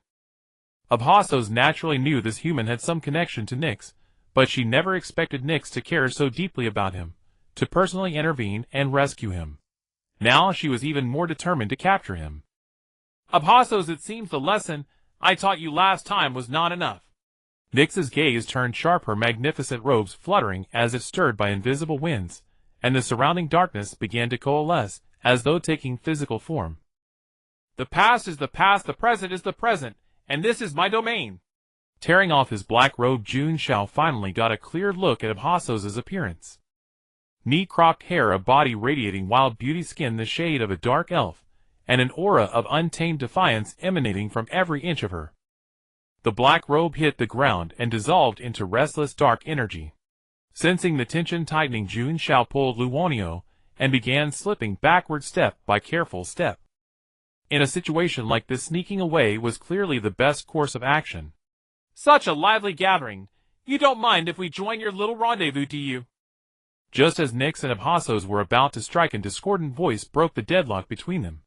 Following the sound, two white-haired girls, with contrasting expressions, emerged from the shadows of a nearby alley. Jun Xiao! One of the girls, who had been keeping a stern face, exclaimed in surprise upon seeing him, her expression melting into a smile, like ice giving way to spring. Growth! This left Jun Xiao bewildered once more. Why on earth had Growth come all the way to the far north? Abhasos regarded the girl beside Growth, who carried a crowbar over her shoulder. Her instincts told her this girl with the antenna-like strand of hair was extremely dangerous. Similarly, Nix kept her guard up toward Nico. Though she knew Growth, she had never encountered Nico before. Facing the pressure of both simultaneously, Nico was unfazed. She even bounded over to Jun Xiao, cupping his chin and examining him from left to right. Indeed, quite nice. Meeting Nico's gaze, Jun Xiao remained silent. He was nearly numb by now. What kind of day was this? Why were outer gods popping up everywhere, as if they were giving them away for free? Name Nyarlathotep. Race outer god. Remarks the crawling chaos, the messenger, and soul of the lords of hosts. She who takes 1,000 forms delights most in sowing discord and confusion. Jun Xiao. Shoving past Nico, Growth threw herself at Jun Xiao, embracing him tightly with palpable emotion. Growth. Reaching out to stroke the girl's hair in his arms, the warmth of her touch and her distinctive scent both brought Jun Xiao an extraordinary sense of peace. Truly a friend forgotten for a lover, Miss Growth. Bumping into Nico, she pouted and said in a resentful tone. Upon hearing Nico's teasing, Growth's cheeks flushed, and she quickly scrambled off Jun Xiao. I'm sorry, I was just too excited. Taking a deep breath, Growth's expression softened yet grew resolute as she gazed at the familiar, most important person before her. Jun Xiao, I will never let you leave me again. With those words, Growth seized Jun Xiao's collar and pulled him close. Before he could react, the girl's soft lips pressed against his. Having sealed her mark, Growth blushed and awkwardly wiped away the saliva she had left at the corner of Jun Xiao's mouth. The contract is sealed. Jun Xiao's eyes widened. His mind was in chaos. Had he just been forcefully kissed by Growth? It was not only Jun Xiao whose mind was in turmoil. Nyx and Abhasos were equally bewildered. What were we even doing here again? In a dimly lit room, 6 people sat around a round table exchanging uneasy glances. Especially Lu Wenyao, faced with 4 beings whose power far surpassed her own, dared not even breathe loudly. Lu Wenyao, come to me. Guhi Luosi looked at the young girl, who bore a striking resemblance to her own features, and indulged in the joy of reuniting with Jun Xiao, her mood exceedingly pleasant. Apart from Nikasi and Abu Wasi, several deities, who had never even met each other before, were brought together by Jun Xiao through a twist of fate. This human is yours to deal with, but you must not interfere in the private matters between me and this guy. Although she knew she couldn't when being on her own turf, Abu Wasi still put on a brave front. Originally, she wanted to capture Jun Xiao in order to deal with her old rival Nikasi. Although I quite enjoy watching you fight, at least this time you must not fight anymore. As she spoke, Niazi propped her legs on the round table and tossed her crowbar onto it. I have no objections. Nikasi was the first to express her stance, as she had come to negotiate peace in the first place, and Niazi's request suited her perfectly. Abu Wasi's expression flickered with uncertainty, and she remained silent for a long time. Are you worried about the thing deep beneath the far north? You. How do you know? Upon hearing Niazi's words, Abu Wasi's mouth fell open in astonishment. Wu Bo Sa Si La. Her antenna swaying, Niazi slowly uttered a name. Sleeping at the bottom of the Wamia de La Si mountains in the far north. Are you afraid that he will awaken? Abu Wasi, like a startled cat, leaped backward from her chair and stared at Niazi warily. Are you also his child? No, you are not. Before Niazi could answer, Abu Wasi denied it herself. If Niazi were like her, born from the body of Wu Bo Sa Si La, she would have already been devoured by her. Moreover, she could not sense the aura of a kindred spirit on Niazi. As long as you agree to a ceasefire, you don't need to worry about that guy. He will find a way to deal with it, Ao. As she spoke, Niazi grinned and patted Jun Xiao on the back. Me? Jun Xiao, who had been silently sipping tea nearby, looked utterly bewildered. I've already tried my best to lower my presence. How can I still be dragged into this? And besides, not to mention anything else, even Abu Wasi is afraid of that existence. How could I possibly be a match? It's you. What a joke. Abu Wasi's face darkened. She felt that Niazi was playing her for a fool. Although she admitted that the human before her was somewhat special, could a human really solve a problem that even she herself was not confident in handling? I'm just informing you. So do you have any objections to my arrangement? Niazi, who had been grinning, narrowed her eyes and picked up the crowbar from the table again. The moment she saw the crowbar, Abu Wasi completely lost her nerve. I have no objections. Like a salted fish that had lost all dreams of life, Abu Wasi slumped into her chair and stared at the ceiling. This was simply too oppressive for an evil deity. But the key point was Abu Wasi had no way to resist. After all, she couldn't defeat the other. So the ceasefire agreement is settled just like that.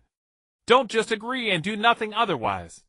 As she spoke, Niazi didn't forget to threaten a certain evil deity slumped in her chair, having lost all dreams. I'll do it. I'll do it. Feeling Niazi's sharp gaze, Abu Wasi shuddered with fright and her figure vanished directly. The next moment she appeared before the high priest of the Qiuqiu people. And coincidentally the high priest of the Qiuqiu people was leading the tribe in worshipping the evil deity they revered. Although the figure before him was shrouded in a cloud of black mist, the high priest immediately recognized it by its aura. This was their deity manifesting before them. The great ancestor of evil has appeared! The old Qiuqiu priest Xiao Nasan exclaimed, and quickly knelt on the ground, his body trembling with excitement. This was the first time, since he had taken over the priesthood, that he had the opportunity to see Lord Ancestor of Evil. It was said that even the previous generation of priests, who had served diligently until their death, never had the chance to see this Lord even once, yet he himself had encountered such a blessing. Are you the current high priest? Abu Wasi looked around the room, finally settling her gaze on the elderly Qiuqiu before her, who was already more than halfway into the grave. Yes, Lord Ancestor of Evil, I am your most loyal servant, Xiao Nasan. Xiao Nasan tried his best to make his voice respectful, afraid that any misstep would leave a bad impression on Abu Wasi. I recall the high priest was named something like Lu. Abu Wasi lightly tapped her head, but couldn't recall the name in her memory. It was Luka Yasa. He died 10 years ago, and before his death, he seemed to have sought an audience with you. Xiao Nasan's head drooped even lower, not daring to breathe loudly. After hearing Xiao Nasan's words, Bu Wasi slapped her forehead. 10 years ago, she did seem to have received a prayer from a believer. But that morning she was terribly sleepy, and casually blocked and blacklisted that prayer. I came here to give you some instructions. From now on, cease all hostile actions against the Hei Empire. As you command, my lord. Xiao Nasan responded without hesitation. The Qiuqiu were fervent believers of Abu Wasi. Not to mention ceasing war. Even if ordered to die right now, they wouldn't bat an eye. All right, that's all. Keep up the good work. When Xiao Nasan looked up again, Abu Wasi had already vanished. Keep up the good work. Is Lord Ancestor of Evil encouraging me? Xiao Nasan trembled with excitement. Not only had he seen the deity he believed in, but he had also received praise. What the previous priest had yearned for until his death, he had now obtained. Lord Xiao Nasan, you are truly the greatest Qiuqiu in history. A sycophant closest to Xiao Nasan quickly stepped forward, flattering him. Yes, yes. The other Qiuqiu, seeing this, quickly chimed in, their eyes filled with reverence as they looked at Xiao Nasan. Ha, today is truly a great day. Someone prepare a feast and drinks, let's celebrate. Seeing this, Xiao Nasan couldn't hide the smile on his face. Though his words were modest, the corners of his mouth were almost twisted up to the sky. But as he laughed, everyone realized something was wrong. The high priest had been standing there grinning foolishly for nearly 10 minutes without stopping. The food and wine had been served, and they were just waiting for his word to begin. Just as the Qiuqiu were puzzled, the laughter abruptly stopped. Bang! Xiao Nasan fell straight to the ground, startling the nearby Qiuqiu. High priest! A bold Qiuqiu stepped forward and found that the high priest had stopped breathing. Soon the tribe's healer arrived and reached a conclusion. The high priest had been too excited and suffered a stroke. After hearing the diagnosis, the Qiuqiu were stunned. Should we combine the happy occasion with the funeral? I have already given the orders. But let me make this clear, if you fail to fulfill your promise within a year, I will restart the war with Nikisi. After returning before everyone, Abu Wasi said in a firm tone. 1 year was the maximum leniency she could offer.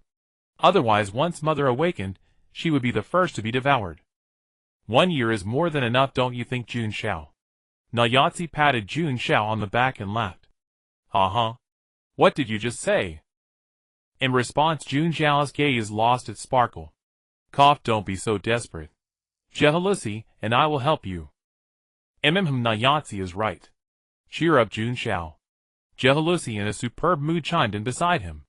Although she didn't quite understand what they were going to do, but as long as she could be with Jun Xiao, that was enough. Exactly. Not just the two of us, your goddess will also support you. Nayatsi squinted her eyes, directly dragging Nikisi, who had been barely noticeable, into the fray. Me? That's right, you. I remember it clearly. The goddess delivered an incredibly domineering opening line. You dared to touch my people, shouldn't you give me an explanation? Seeing Nayatsi imitate her earlier words, Nikisi's perpetually icy face rarely showed a change. "No, I just simply," she said half a sentence, then Nikisi didn't know how to continue. Although she had never exchanged words with Jun Xiao. But she had secretly observed Jun Xiao for 3 whole years. From the moment Baisai told her that her hope for advancement lay in Harlan, and from the time Miao Dao found Jun Xiao, she had been watching. At first, she observed Jun Xiao out of confusion. Why would a mortal become her hope for advancement? But as she watched, her focus shifted. The daily observation of Jun Xiao added a bit of joy to Nikisi's otherwise idle and mundane life. She even unconsciously began to put herself in Jun Xiao's shoes. Mortal life seemed quite interesting. Over time, Nikisi found that her own strength had actually begun to show a slight loosening. This was also why she could now contend with Abu Wosi. Through subtle influence, she had subconsciously regarded Jun Xiao as one of her own. "Why don't you continue?" Nayatsi's expression grew more and more amused. She had suddenly dragged Nikisi into the water not because she feared insufficient manpower on her side, but simply because she felt. This development seemed more interesting, didn't it? Ahem, I think Lady Nikisi is just concerned for her own followers. After all, I am also the envoy of the Church of Night, so it's not unreasonable to be called one of the goddess's people. Seeing the awkward situation, Jun Xiao quickly stepped in to smooth things over. Without a moment of lament for Nayatsi's attempt to dump the blame on him, the one who immediately arrived on the scene was the goddess of night, Nikisi. Jun Xiao is right. As a citizen of the He Empire, and an envoy of the Church of Night, he can naturally be considered my person. Then that's even better. Nayatsi chuckled, not pressing further, her antennae swaying back and forth, plotting something unknown. The peace talk succeeded, and Nikisi was to return to the He Empire. However, before leaving, she specifically had a private chat with Jun Xiao. "Although I won't be by your side as long as you encounter danger, I will definitely come to save you." Having said that, Nikisi's figure vanished, leaving only a few wisps of starlight in place. That night, Jun Xiao lay in bed, tossing and turning, unable to sleep. He now had 1 year to enhance his strength. In the past, he would definitely have sought the Sequence 7 potion. But since leaving the abyss, that time his body had undergone earth-shattering changes. Although his strength had increased, the potion he had taken earlier seemed to have been completely erased, leaving no trace in his body. So Jun Xiao speculated that even if he took a new potion, it would most likely not bring any improvement. On the contrary, increasing his awakening degree seemed to be the right choice. But he had no clue how to raise his awakening degree. Last time in the abyss, it was because Asimode had attempted to probe his body. Should I go find another evil god to check if my development is normal? Thinking of this, even Jun Xiao himself found it unreliable. Since he couldn't improve his hardware strength, he could only enhance his software. He hadn't forgotten Armstrong's request.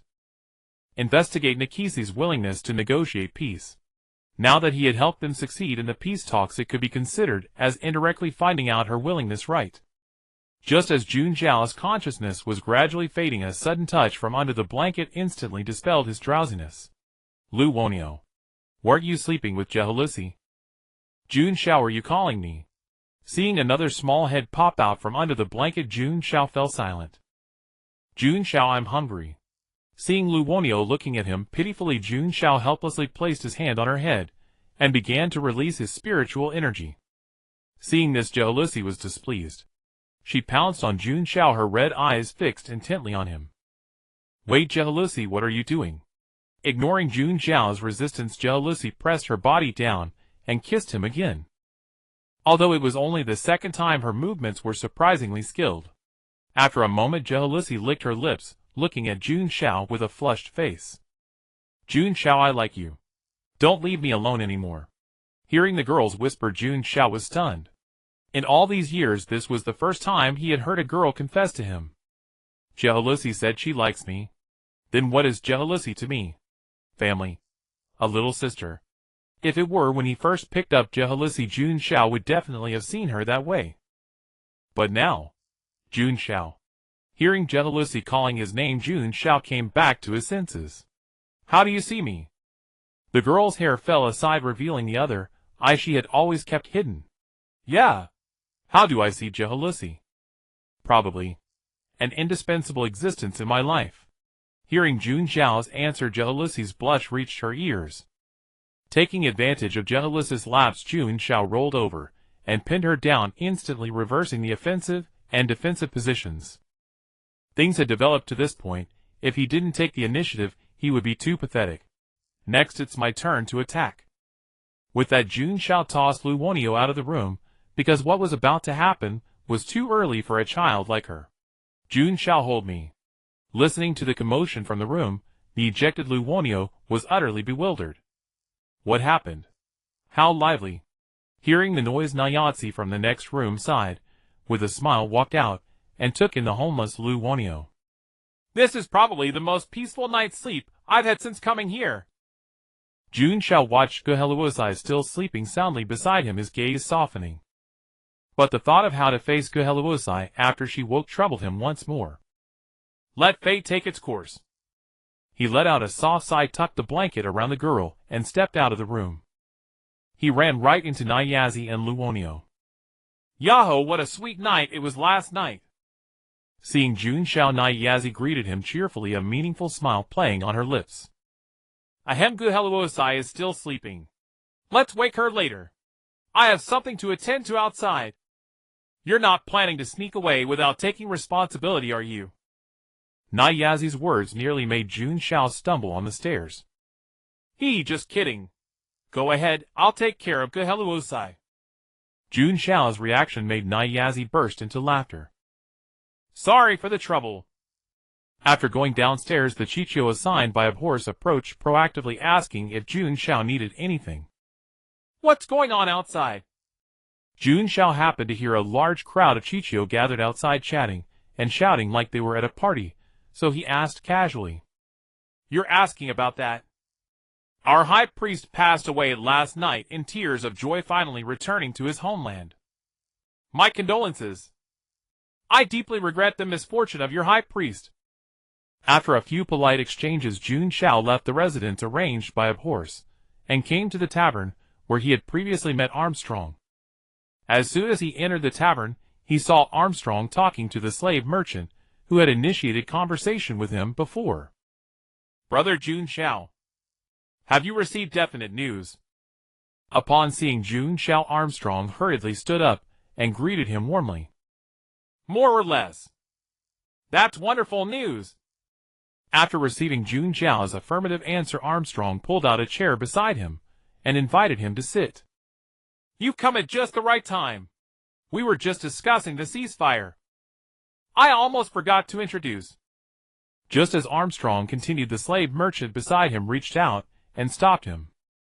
No need to trouble Lord Jun Xiao. I had the honor of chatting with this young man earlier. I am Bodhouse, a slave merchant. Jun Xiao. Jun Xiao politely responded after shaking Bodhouse's outstretched hand. Since you know each other, then this is even better. After a moment of surprise, Armstrong regained his cheerful demeanor and continued. Let's continue our discussion about the peace talks. Midway through his words, Armstrong turned his gaze toward Jun Xiao. Jun Xiao naturally understood his meaning. After clearing his throat twice, he told him about the successful peace negotiations between the Night Goddess and Abhorse. Under Nayatsi's persistent coaxing, Jun Xiao finally decided to bring Nayatsi and Lu Wonio to the Huanmingjing. Fortunately, jealousy did not object, indicating that her relationship with Nayatsi was quite amicable. Before their departure, Abuwosi specially came to see Jun Xiao and his companions off. Though it was meant as a farewell, she was actually there to remind them not to forget their promise to her. I wonder if I'll still be able to go to the Huanmingjing after the elixir inside me wears off. Just as Jun Xiao was about to give it a try, Nayatsi suddenly grabbed his collar and yanked him over. What are you dawdling for? Didn't we say we were going to the Huanmingjing? As she spoke, Nayatsi pulled a crowbar from under her skirt and casually struck the air beside her, causing a dark green portal to materialize out of nowhere. Outside the city of Wusa, a dark green rift tore open, startling the nearby cats into puffing up their fur and dashing away. Then from the rift emerged a silver-haired girl with a crowbar over her shoulder and a single antenna-like strand of hair atop her head. So it really is the Huanmingjing. Gazing at the city of Wusa before him, Jun Xiao couldn't help but think of that languid cat-eared girl Batet. Meanwhile, within the palace, Batet sensed Jun Xiao's presence, and was about to call him in for a chat, but upon noticing Nayatsi and Jehalusi by his side, she immediately shrank back. "Are you bringing these two great deities to tear down my home?" In a flurry of panic, Batet hastily contacted her good sister Nyx. "Nyx, help! I'm crouching at my doorstep right now." "I know." Nyx, busy with official duties, raised an eyebrow and interrupted. With the Miao Dao on Jun Xiao, she naturally knew what was happening in the Huanmingjing. "Rest assured they are very friendly and certainly won't mistreat a cute little cat, especially one like you." After saying this, Nyx cut off their communication and turned her attention back to the headache-inducing confidential letter. Yesterday, Lalabe officially declared war on Yebu, located in the far northern seas. After finally negotiating peace with that mad woman of the Arctic, Lalabe, which had always been inconspicuous, suddenly emerged. And this emergence presented Nyx with a formidable challenge. As Yebu was a subordinate of Abu Wosi, Kraken's war against him was essentially a declaration of war against Abu Wosi. And since she herself had an alliance with Lalabe, by rough calculation, not long after the truce, the Hei Empire would once again be on the brink of war with the Arctic. "It seems I must go and have a talk with Kraken." She knew about the grudge between Kraken and Yebu, but now was not the time to settle scores. Originally intending to set off immediately for the Lingyuan, but since they had already arrived at the gates of Wusa City, it would seem discourteous not to visit Batet. "I'll go visit an old friend later, and then we'll head to the Lingyuan. I don't mind, you arrange it." Nayatsi had caught a calico cat by the roadside, and was stroking it with utter delight. "I'll go with Jun Xiao." Jehalusi nodded in agreement. As for Lu Wonio, she was already being tortured by Nayatsi to the point of numbness. "Lu Wonio, look how cute the cat is. Hurry up and transform into one for me too. Wait, just growing ears and a tail doesn't make you a cat. But this seems pretty nice too." Nayatsi rested her chin in her hand, looking at Lu Wonio, who had sprouted cat ears and a tail, and commented with a serious expression. Using the blessing that Batet had left on him, Jun Xiao led Nayatsi and the others to the entrance of Bastet's palace. The friend you mentioned isn't that cat-eared girl, is it?" At the palace entrance, Nayatsi asked curiously. "Probably. Yes." Entering the palace, Batet was already seated on her throne. But her trembling body betrayed her fear. "Yaha, Jun Xiao, dear, long time no see, meow. Eek, meow."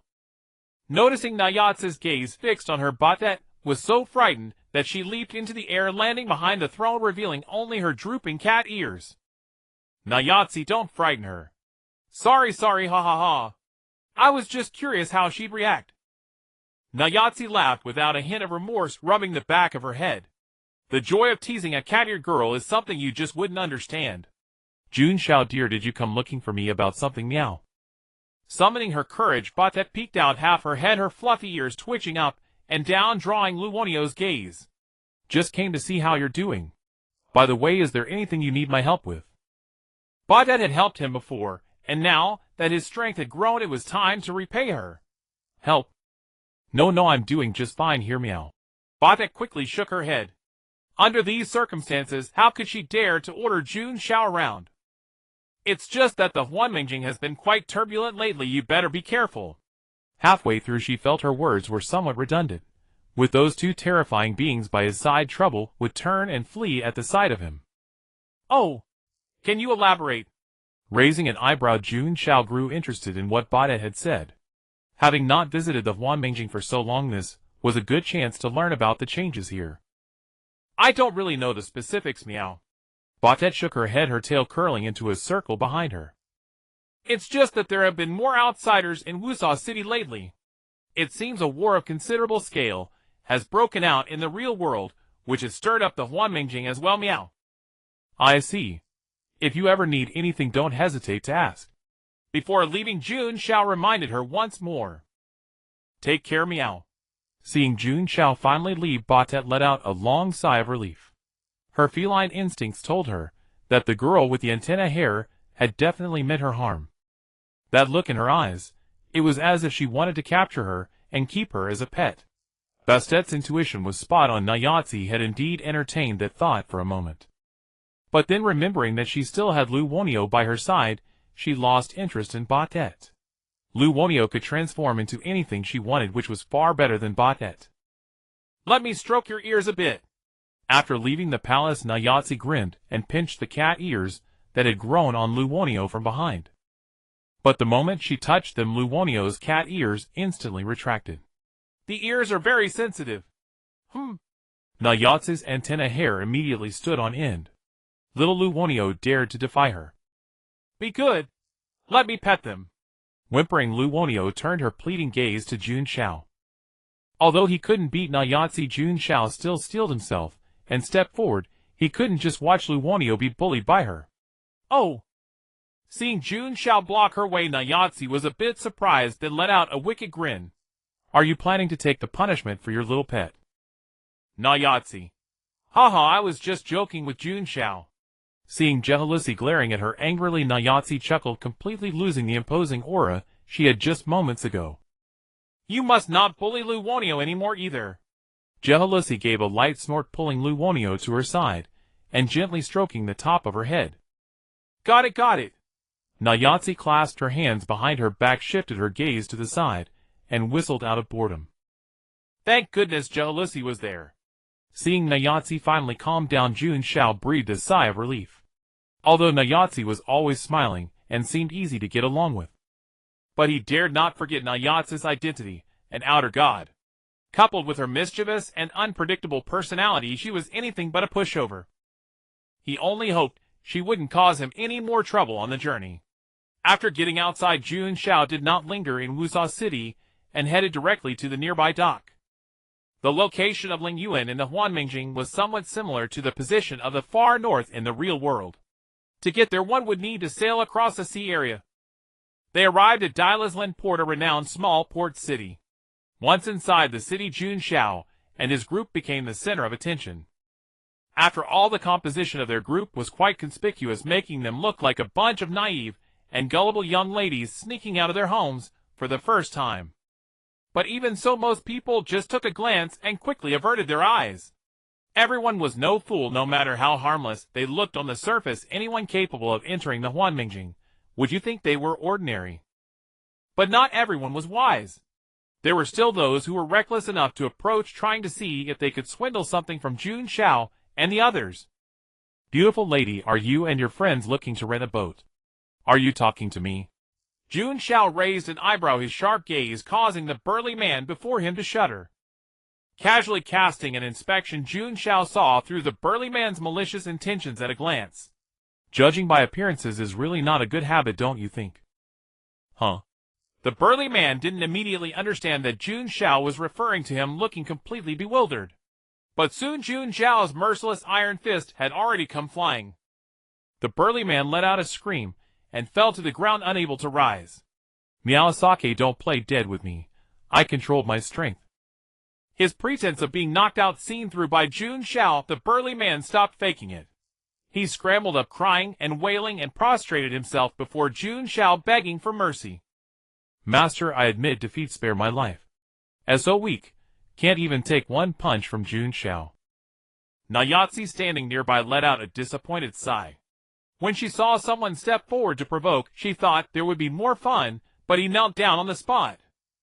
You mentioned renting a boat just now, right? Come on, take me to see your boat. The burly man dared not disobey Jun Xiao's command. He scrambled to his feet and led the group to the harbor shore. Miss, this is my boat. The burly man smiled bitterly, the left side of his face where Jun Xiao had struck him still throbbing with pain. But as soon as he finished speaking, Jun Xiao's merciless iron fist flew again, sending him flying straight into an elegant 360-degree aerial spin. Haha, miss, please calm down. Nayatsi, who enjoyed watching the excitement, teased from the side, adding fuel to the fire. But Jun Xiao snorted coldly and ignored her. Your boat is beautiful, but it's mine now. Originally, he had planned to give this guy some money as compensation, but this bastard had mistaken his gender twice in a row. No, miss, this is my entire livelihood. Without it, how can I survive? Still calling me miss? Open your eyes wide and look at me. I'll give you one chance to rephrase. Ignoring the burning pain on his face, the burly man opened his eyes wide, cold sweat dripping from his forehead, his already dull mind racing to think. Ma'am, Good, good, good. Hearing the burly man's tentative guess with no confidence, Jun Xiao was first taken aback, then laughed in anger, repeating, "Good." 3 times. Pulling out the meteorite hand cannon, he pressed the muzzle against the burly man's forehead and pulled the trigger without hesitation.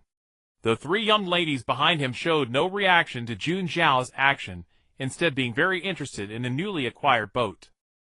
Putting away the hand cannon, Jun Xiao kicked the burly man's corpse into the sea, his heart undisturbed. If he had been the weaker one today, it would have been him who was thrown into the sea to feed the fish. The other people at the port were also accustomed to such behavior. In this lawless and chaotic region, might makes right. Boarding the boat, the interior was relatively clean, and the storage compartments were well stocked with food. However, Jun Xiao threw all of it into the sea to feed the fish. There was no guarantee that the food hadn't been drugged, so Jun Xiao dared not eat any of it. By the way, how do you operate this thing? In the new environment, Lu Wonio and Jehalusi were excitedly running around the boat, while Nayatsi was convinced that there must be treasures left by the previous owner, rummaging through every cabinet.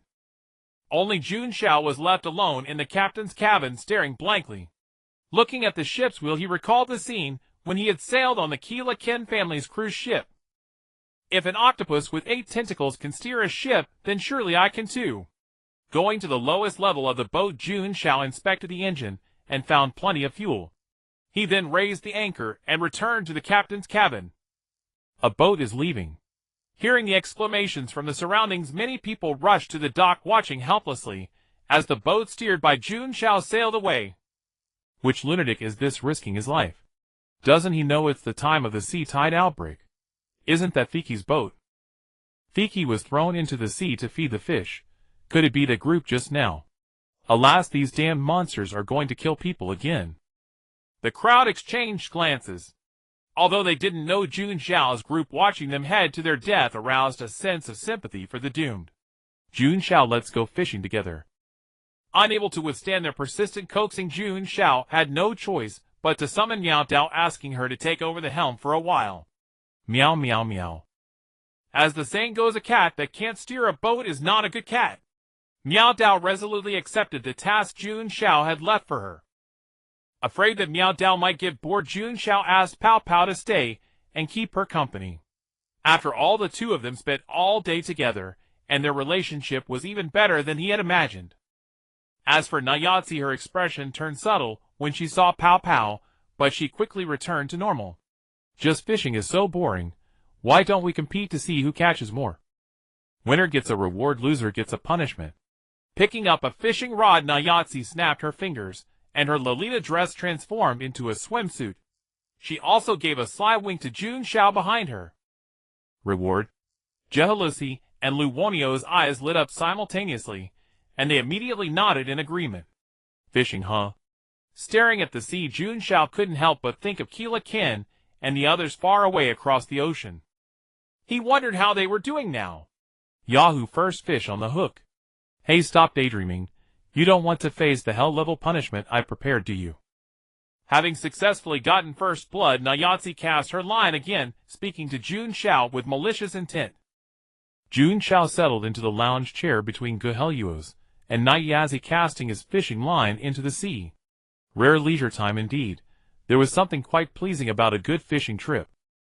Everyone tacitly refrained from using their own powers, relying purely on skill to fish. Before long, each person beside him had a half bucket of fish, with the exception of Lo Woni. Watching others catch fish after fish, Lo Woni grew as restless as an ant on a hot pan. Especially Nayatzi's intensely predatory gaze, which seemed to already be plotting how she would devour Lo Woni later. Discarding her old fishing rod, Lo Woni's right hand began to transform. Her translucent slime-like body writhed and gradually morphed into a slender rod. Moments later, a brand new fishing rod appeared in Lo Woni's hands. The moment it touched the water, she felt the pull on the line, her eyes lighting up as she finally caught her first fish. Attempting to reel it in, the immense force from below nearly sent Lo Woni tumbling. Stumbling to steady herself, her flustered movements quickly drew the attention of the others. What kind of big fish is that? Nayatsi raised an eyebrow. She had originally planned to have fun teasing Lo Woni, never expecting a plot twist. Let me help you. Seeing the situation, Guheluos forgot about her own freshly caught fish, dropped her rod, and hurriedly ran behind Lo Woni to help pull. Working together, a shadow half a person tall was pulled from the sea, soaring high into the air. Sensing something was wrong, Jun Xiao immediately summoned Pow Pow, and retrieved his weapon from within her body. Raising his meteor hand cannon, a purple beam of energy shot forth, and collided with the figure in midair. The beam exploded, revealing a blood-red squid hovering above its body, covered in eyes that stared deadly at Jun Xiao on the deck below. Several tightly closed eyes slowly leaked crimson fluid from their slits. What a massive squid! Nyazi marveled at the blood-red creature in the sky, then glanced down at her wooden fish bucket, wondering if it could barely fit the beast above. Oh no, looks like Lo Woni accidentally won first place in the fishing competition. Now doesn't seem like the right time to discuss fishing contests. Drawing his black-silver meow blade, Jun Xiao fixed the airborne squid with a grave expression and silently cast a reconnaissance spell. Name none raised blood squid notes, the primary culprit behind the tidal surge disaster. These terrifying squids devour absolutely everything they encounter. Why the hell does a wingless squid fly? The blood squid's tentacles rose into the air, revealing the fearsome maw hidden beneath. Plop plop! Accompanied by the squid's grotesque vocalizations, thick streams of blood erupted from its mouth, like arrows shooting toward Jun Xiao below. Jun Xiao, who had Ruika clamped in his mouth, was prepared. His body dissolved into a wisp of smoke. The blood projectiles passed through the smoke and effortlessly punched a head-sized hole through the deck.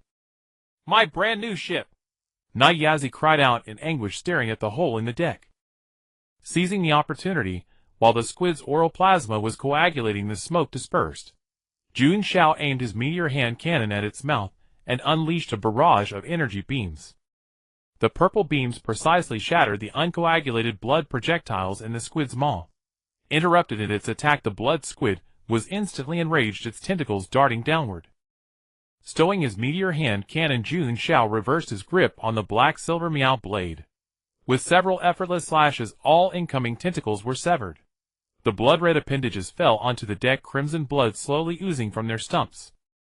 A flash of silver light cut through the air as he threw the black-silver meow blade. The hovering blood squid split in twain, its copious blood raining into the sea and dyeing the ocean red. The blade returned to his hand. Jun Xiao spun it, deftly flicking the viscous blood from its blade onto the deck. Nice work! Seeing the blood squid that had damaged her beloved ship split in two by Jun Xiao's single strike and plunge into the sea, Nyazi bounded over and wrapped her arms around his neck. Did I cause trouble? Lo Woni, thinking that this bizarre squid was her catch, feared being scolded by Nyazi and Jun Xiao, and quickly hid behind Guheluos. With a tremendous clang, the vessel, which had been sailing smoothly, came to an abrupt halt. The meow blade, normally stationed at the helm, flew over in a fluster, pointing toward the sea ahead and chirping frantically. Meow meow meow! Something's in the sea ahead.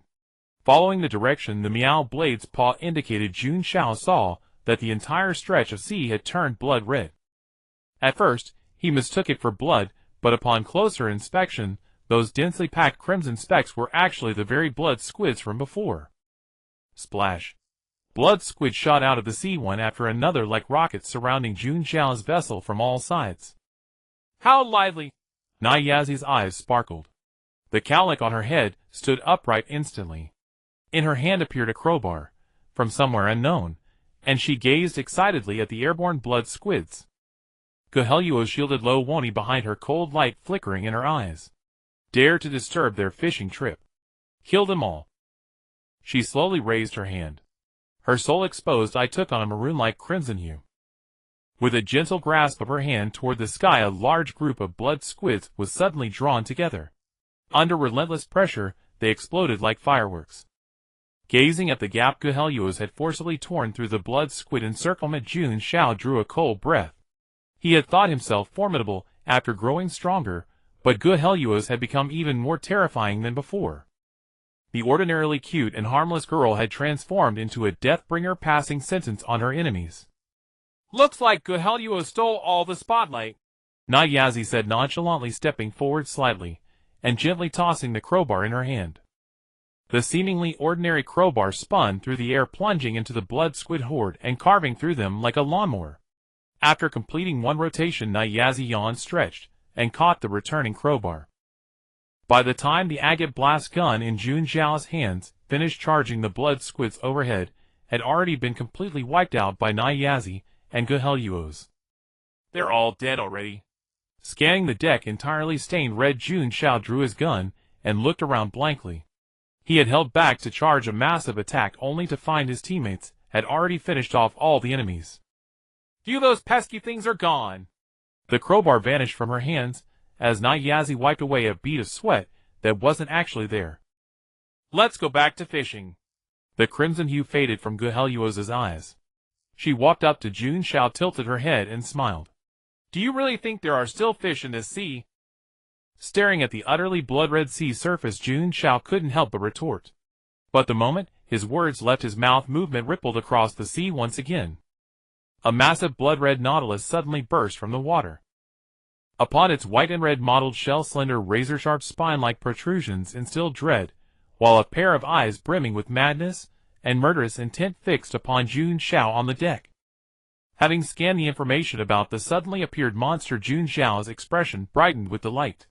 He had been brooding with pent-up spiritual energy, lamenting where to vent it, and now another unlucky soul had conveniently stumbled right into his path. His taut mental state suddenly relaxed, and Jun Xiao almost lost control, nearly losing his grip as he prepared to fire the agate blasting cannon he had been itching to use for so long. Numerous tentacles emerged from the fear nautilus's mouthparts, reaching out toward Jun Xiao. You dare! Seeing the suddenly manifested monster about to attack Jun Xiao, Guheluo erupted in an instant. With a small hand gesture, her cosmic power encased the fear nautilus, locking it frozen midair. Guheluo, let it go. I'd like to face it alone. After a moment's hesitation, Guheluo withdrew her cosmic power. All right, be careful, Jun Xiao. Stepping aside to observe Guheluo's fear, Jun Xiao might suffer even the slightest harm, ready at any moment to deploy her cosmic power to subdue the nautilus once more. How interesting. Somewhat surprised by Jun Xiao's decision to propose a one-on-one duel, Nyokaruko folded her arms, watching with keen interest as the battle was about to begin. Sensing the oppressive power vanishing, the fear nautilus surged forward like a wild horse unchained, spinning at high speed as it shot straight toward Jun Xiao. Here it comes! Raising his agate blasting cannon, Jun Xiao's lips curled into a smile as he pulled the trigger. A massive purple-black projectile accompanied by scattered smaller bullets shot forth. The moment the shot rang out, his tense body relaxed, and a thrilling electric-like rush of pleasure coursed through him. So impressive! Watching the rapidly spinning nautilus crash into the sea, Luonio's mouth hung open, her eyes fixed in astonishment as she murmured in admiration. However, Jun Xiao showed no sign of triumph, for he could sense that the fear nautilus he had just struck was still alive. Just as Jun Xiao was about to dive into the water to take the initiative, a commotion suddenly erupted behind him in the sea. Splash! Turning around, he saw the fear nautilus spinning at high speed, flying toward him once more. Showing no trace of panic, Jun Xiao raised both guns and continued pulling the trigger. A pouring hail of bullets rained down, and the fear nautilus, stung by the barrage, emitted a painful screech and immediately altered its course, beginning to circle around Jun Xiao like a target. In its complete state, the fear nautilus would not have feared Jun Xiao's fire suppression at all. But after being struck by his long-prepared shot, its shell had already developed cracks. Oh my, is this what you humans call a merry-go-round? Nyokaruko's eyes lit up, a hint of interest piqued by the endlessly spinning nautilus.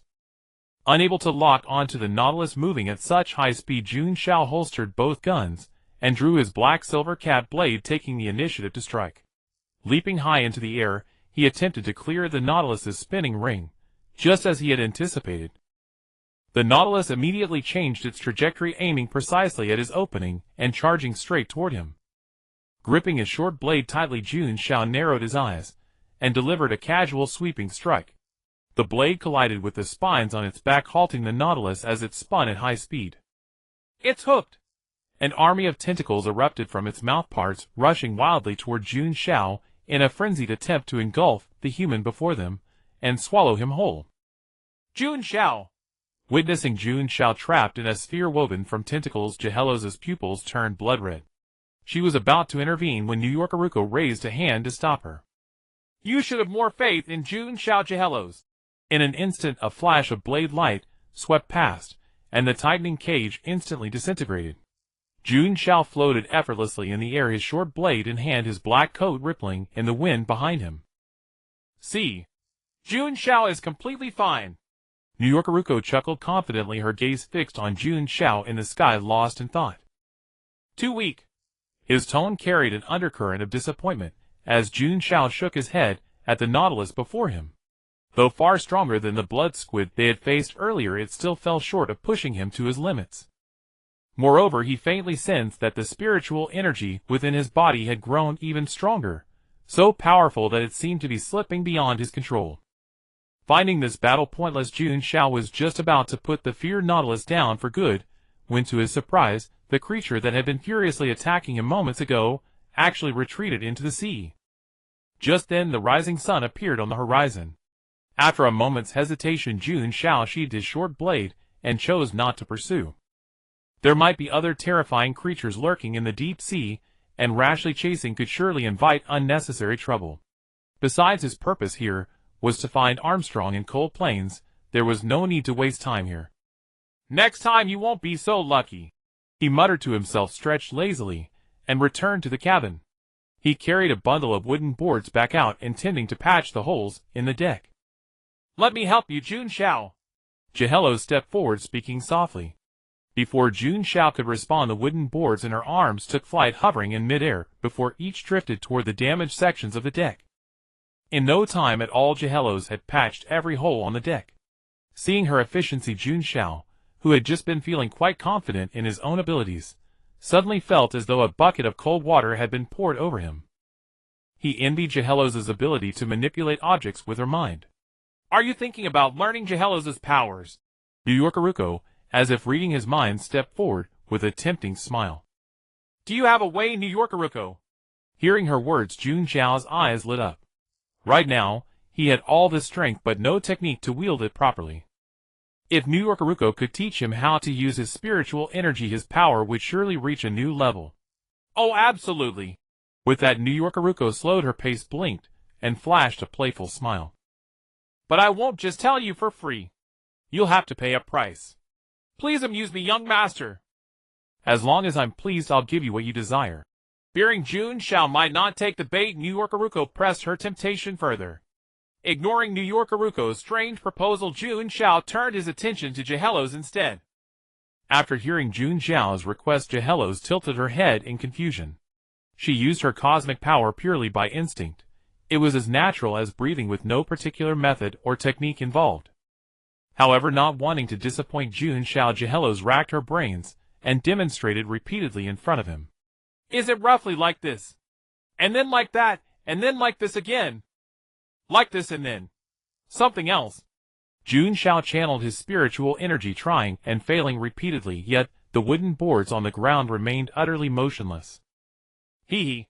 Seeing Jun Xiao's frustrated attempt, New York Aruko rubbed her nose and tilted her head back, mocking him. That idiot Jahelos won't be able to teach you. There's nothing else you can do but beg me.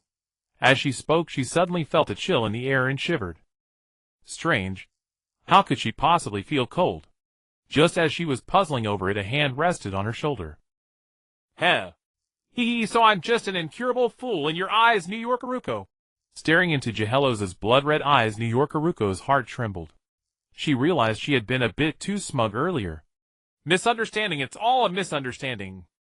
Wait, Jahelos, aren't we best sisters? You can't help. Jun Xiao, Jahelos's red-eye syndrome is acting up again. Stop her quickly. Nayatsi, come listen to me sing. Hearing Jahelosi's whisper in her ear, Nayatsi shuddered, her antenna instantly standing straight up, and she cast a helpless, pleading glance at Jun Xiao beside her. Watching Nayatsi suspended in midair by an invisible force, Jun Xiao pretended not to hear her plea and looked away. I'll go see how much longer until we reach Lingyuan. As he said this, Jun Xiao turned to leave, but Nayatsi quickly called out to stop him. Wait, don't you want to learn Jahelosi's ability? As long as you don't let her sing, I'll teach you. TCH. Jealousy clicked her tongue, the red light fading from her eyes. She gave Nayatsi a sharp slap on the rear before turning and walking away. I'll go to the captain's cabin. Jun Xiao, stay here and let Nayatsi teach you. Okay, understood. Watching Jealousy leave, Jun Xiao realized she had set up an opportunity for him. Turning to look at Nayatsi. Without Jealousy's celestial power, Nayatsi, who had been suspended in midair, fell onto the deck. She looked up at Jun Xiao, her face flushed with an odd redness, and stammered. Ahem, first. Help me up. Do you still remember when you were fighting that carousel earlier, and you relied on your mental energy to stay in the air for quite a while?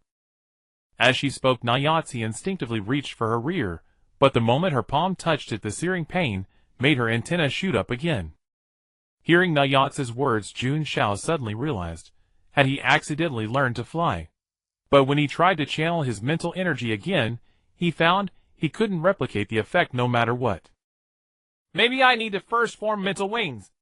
Actually, that's one application of Jealousy's power, using mental energy to lift yourself into the air. Seeing Jun Xiao's puzzled expression, Nayatsi chuckled inwardly and slowly explained. As for the specifics, you'll need to. I think I've got it. Got it. Nayatsi, who had been about to keep him in suspense, stared dumbfounded as Jun Xiao zipped through the air. I haven't even told you how to do it yet. How did you learn it already? Ahem, next we'll learn to drag other objects with mental energy. Before she could finish, Nayatsi suddenly sensed something wrong and looked down at her feet. Huh? Why the hell am I flying? Just then Jun Xiao, who had appeared from who knows where, flew up beside her. Object control. Though not as powerful as Jealousy's, I can only simply drag objects. If I tried it on that Nautilus earlier, I probably couldn't even control it for a second. Staring at the patch-covered deck, Nayatsi suddenly felt superfluous. I haven't even started teaching yet, and you've already learned it again. Ahem, since you've learned it all, could you please put me down first? Sorry about that. Jun Xiao scratched his head apologetically, his excitement making him almost forget Nayatsi was still floating in the air. With that, he snapped his fingers.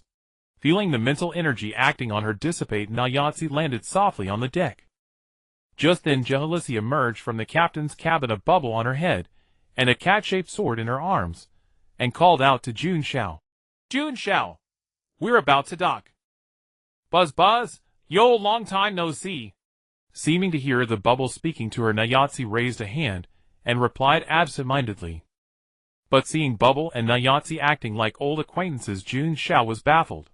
Bubble had emerged from within him. How could she know Nayatsi?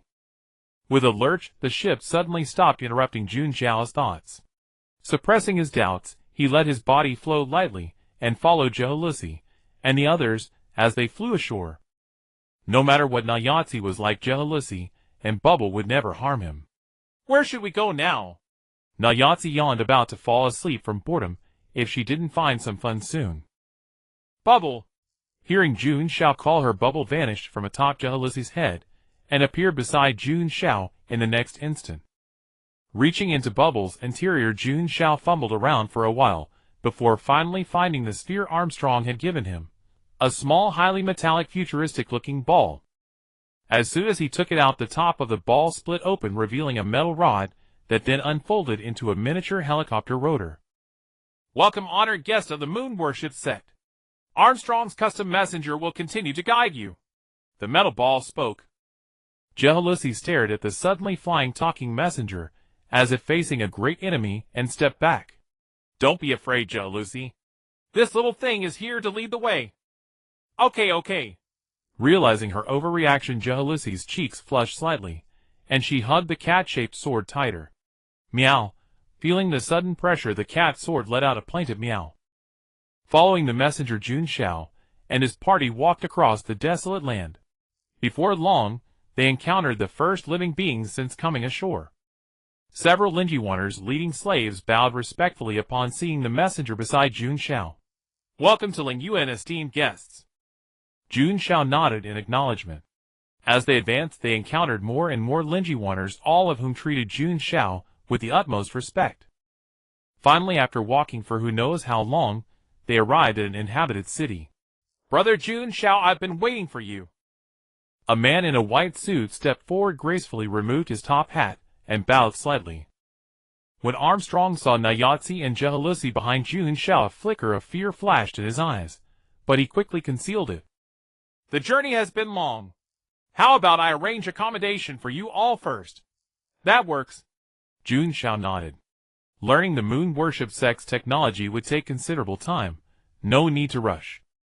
Following Armstrong, they arrived at a secluded, quiet villa. Such a considerate human. Nayatsi praised without stint, clearly pleased with the lodging. I'm glad you're satisfied, guests. Armstrong replied with a respectful attitude, the cold sweat on his back already soaking his clothes. Jealousy, Nayatsi, I have other matters to attend to. I'll be back later. You can go explore elsewhere. Just remember to return by evening. Seeing the accommodation arranged, Jun Xiao planned to take the opportunity to speak privately with Armstrong. He was certain Armstrong wouldn't just hand over the moon worship sect's technological achievements for nothing. I want to explore the human city. Hey, jealousy, come with me. Nayatsi grabbed jealousy and Luonio by the arms and dragged them away. Now then, Mr. Armstrong, no one will disturb us. Jun Xiao, let's change the location. Armstrong bowed slightly. Then a blue portal appeared before their eyes. Following Armstrong's steps, Jun Xiao stepped in without hesitation. Welcome to the Research Institute of our moon worship sect. You are the first guest our institute has ever received. Emerging from the portal, Jun Xiao surveyed the walls, composed entirely of an unknown silver-white metal, and finally his gaze fell upon the various creatures bustling about inside the institute. Humans, coal plane people, ghouls, elders. He even saw a shoggoth using its mimic tentacles to brew a potion. Is this your moon worship sect's research institute? If you hadn't told me, I would have thought it was a zoo. Jun Xiao silently complained in his mind. Of course, surprising, isn't it? Armstrong was not surprised by Jun Xiao's reaction. A group of creatures that ordinarily have nothing to do with each other living together, anyone would find it astonishing. They are all scholars I have gathered from all over the world. Scholars? Exactly. Armstrong nodded and slowly led Jun Xiao forward. They are all very friendly research enthusiasts. For example, this one, Isaac, a senior alchemist. Hearing Armstrong mention his name, the shoggoth that was mixing the potion turned its head and fixed its gaze on Jun Xiao. Hey Armstrong, is this a new recruit you brought back? Isaac, rotating his head 360 degrees, greeted his superior, while his tentacles never stopped working. No, Isaac, this is a strategic partner of our moon worship sect. He is a distinguished guest. So he's a guest. The shoggoth's tone dropped noticeably. Turning around, he sighed softly. I was hoping he could try the potion I just concocted. What kind of potion? Jun Xiao couldn't help but wonder what a shoggoth could brew. Oh, want to give it a try? It's a potion that turns you into a cat after drinking it. Sensing the imprecision of his words, Isaac quickly added. Of course, only theoretically. Ahem, I'll pass. Seeing Isaac's tentacle bring the still bubbling green potion in front of him, Jun Xiao swallowed and politely refused. That's a pity. Hearing Jun Xiao's refusal, Isaac stopped paying attention to him, and Armstrong turned around and continued his work. Forgive me, friend. They may be a bit eccentric, but they are all kind-hearted. After the minor incident, Armstrong apologized to Jun Xiao for his subordinate's rudeness. It's fine. Jun Xiao shook his head, not taking it to heart. Able to see through Isaac's intentions, he knew there was no malice. Passing through various research areas, the two arrived at a locked room with a conspicuous keypad beside it. Without entering any numbers, Armstrong pressed his palm against it. Click. Please come in. After opening the door, Armstrong gestured for Jun Xiao to enter with him. This is the most important place in the Institute. All knowledge and achievements are stored here. Inside, the secret room, rows of ancient bookshelves filled with various books stood in stark contrast to the tech-filled walls and floor behind them. But that was not what surprised Jun Xiao. Because in the center, a thick and massive cultivation chamber filled with blue liquid stood like a towering pillar. Inside the liquid, a huge pale green heart glowed, its light pulsing rhythmically with its faint beats. Excuse me, what is this giant heart? Although he wanted to pretend not to see it, the placement was too conspicuous. as if afraid that anyone entering the secret room would miss this huge light blue heart. Mr. Jun Xiao, why do you wish to learn the technology of the moon worship sect? Armstrong turned around and asked Jun Xiao in return. Raising an eyebrow, Jun Xiao felt that Armstrong's state was somewhat strange. I'm asking you, why are you questioning me instead? I said this heart is. Yes, exactly. You want to obtain the moon worship sect's technology to become stronger, right? Before Jun Xiao could finish, Armstrong interrupted, his voice trembling. I haven't even said anything yet. Before Jun Xiao could retort, Armstrong sank back into his own world. Become stronger, even stronger. But? His tone shifted, his voice suddenly lowered. Jun Xiao, human abilities have limits. I learned one thing from my short life. The more you crave power, the more you realize that human abilities have limits. Unless you transcend humanity. Hearing Armstrong's sudden rant, Jun Xiao was dumbfounded. I'm here to learn technology, not to listen to your damn nonsense. I am sorry, I got carried away. Clearing his throat twice, Armstrong realized his lapse and adjusted his composure. You asked about this heart, right? This is the heart of a deity, also the source of that deity's power. As he spoke, the madness in his eyes could no longer be concealed. Can you imagine? If one could fully control this heart, what a terrifying power that would be. Oh! Jun Xiao nodded indifferently, completely unable to empathize with Armstrong. He had no idea how many living deities he had seen. Old ones, outer gods, elder gods. There was no type he hadn't seen. Just a mere deity's heart. Was it worth getting so excited about? Oh! Armstrong's expression turned ferocious, clearly dissatisfied with Jun Xiao's indifferent reaction. I mean, why are you showing me such an important thing? What's your intention? He and Armstrong were at best a simple transactional relationship, but openly displaying the deity's heart like this surely meant he had some ulterior motive. Intention? No, it's just a pitiful man's request, Mr. Jun Xiao. Armstrong shook his head, a trace of desolation flashing across his face. To claim this heart, I transferred all of its blood into my own body. But the frail human body simply cannot withstand the power of this divine blood. So I want to create a body that can bear the power of a deity. After long exposure to the erosion of divine blood, my body has become broken. But the new body still needs one final crucial material. I want you to help me obtain this material. As a reward, I will open the library here for you, the library that contains all the essence of the Research Institute. What materials do you need? Jun Xiao did not directly agree to Armstrong's request, asking tentatively. He had already mentally tagged Armstrong with a new label, a complete madman. Seeing Jun Xiao's interest, Armstrong's excitement was palpable, and he quickly replied. I still need the heart of a godlike being. Godlike being? A godlike being is a creature whose power approaches that of a god. The enthusiastic Mr. Armstrong patiently explained by his side. Did I hear that right? You want me to bring you the heart of something comparable to a god? Please don't be agitated, Mr. Jun Xiao. Armstrong knew he was in the wrong. The reward he offered could never match the value of a godlike being's heart. But he had no time left, watching his own body weaken day by day. Jun Xiao was his only hope now. I know my request may be unreasonable, but I still beg you. If you can bring that heart here, I am willing to dedicate the entire Research Institute. Do you truly believe I can bring that heart here? Armstrong's attitude surprised Jun Xiao. How could his strength be comparable to a god's? Of course, after all, you have those two by your side. Armstrong trailed off, but the implication was clear. You have two outer gods accompanying you. How could a mere godlike being be a problem?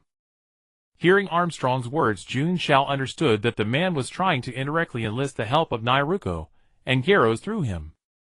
But he would be disappointed. Nairuko being with me does not mean I can command her. Garros is obedient, and would surely help, but Jun Xiao was unsure if Garros could match this godlike being. Still, with Nairuko around, even if he could not ask for her help, he believed she would not stand by in danger. Fine, but I need some advance interest. Does your institute have any powerful weapons? After careful consideration, Jun Xiao agreed and put forward his conditions. Please follow me. Fearing Jun Xiao might change his mind, Armstrong led him deeper into his storage room. Checking administrator identity. A small orb floated in the air before Armstrong. Moments later, a crisp mechanical female voice sounded again. Welcome, esteemed Mr. Armstrong. The tightly shut door opened, revealing a dazzling array of various strange items. Mr. Jun Xiao, this is the storage room for our Institute's outstanding products. What is this? Picking up a pufferfish-shaped object nearby, Jun Xiao asked curiously. This is a laser ray gun. You can try it in the adjacent testing ground. Arriving at the testing ground, Armstrong, dressed in a white suit, followed behind Jun Xiao, like an insurance salesman, enthusiastically explaining the features. This laser gun is very powerful. Just inject your mental energy and pull the trigger to use it. Let me see what it's got. Despite Armstrong's embellished description, Jun Xiao trusted his own eyes. Following the method, he injected mental energy, and the pufferfish-shaped laser gun began to swell. When it stopped expanding, Jun Xiao pulled the trigger, and a laser shot out, like a pale blue water column, instantly piercing the advanced alloy target.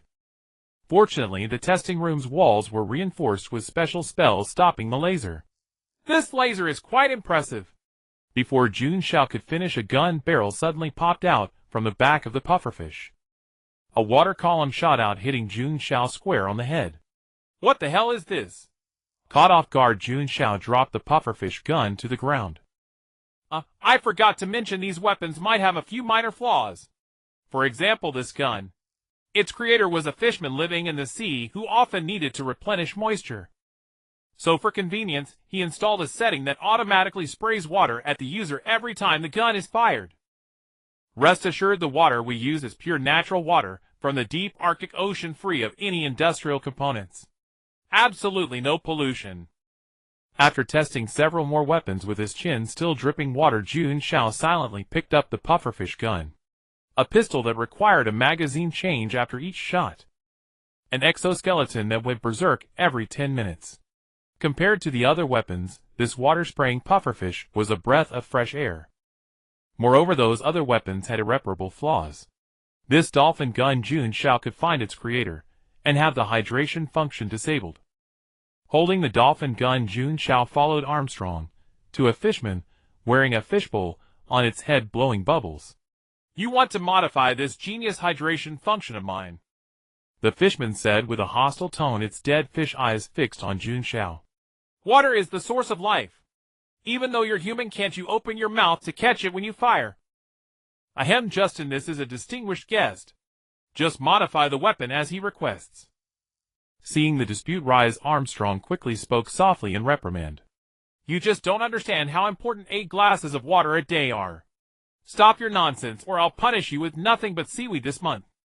Hearing the word seaweed, the fishman staring at its fishbowl fell silent. Snatching the pufferfish gun from Jun Xiao, Justin grabbed a nearby chainsaw, as if venting his anger. While modifying, he muttered under his breath, "Damn capitalists! One day I'll hang you all from lampposts." Listening to Justin's various vicious curses, Armstrong turned a deaf ear. It was evident that he had long become immune to his own employees' complaints. All right, take it. After modifying it, Justin reluctantly handed his creation to Jun Xiao. Thank you, I will use it well. Humph. Hearing the human before him promise earnestly, most of Justin's dissatisfaction dissipated, but he still snorted coldly. I don't have much goodwill towards you humans. With that, Justin said no more, turned around and continued with his research and work. Please excuse him, Justin is just like that.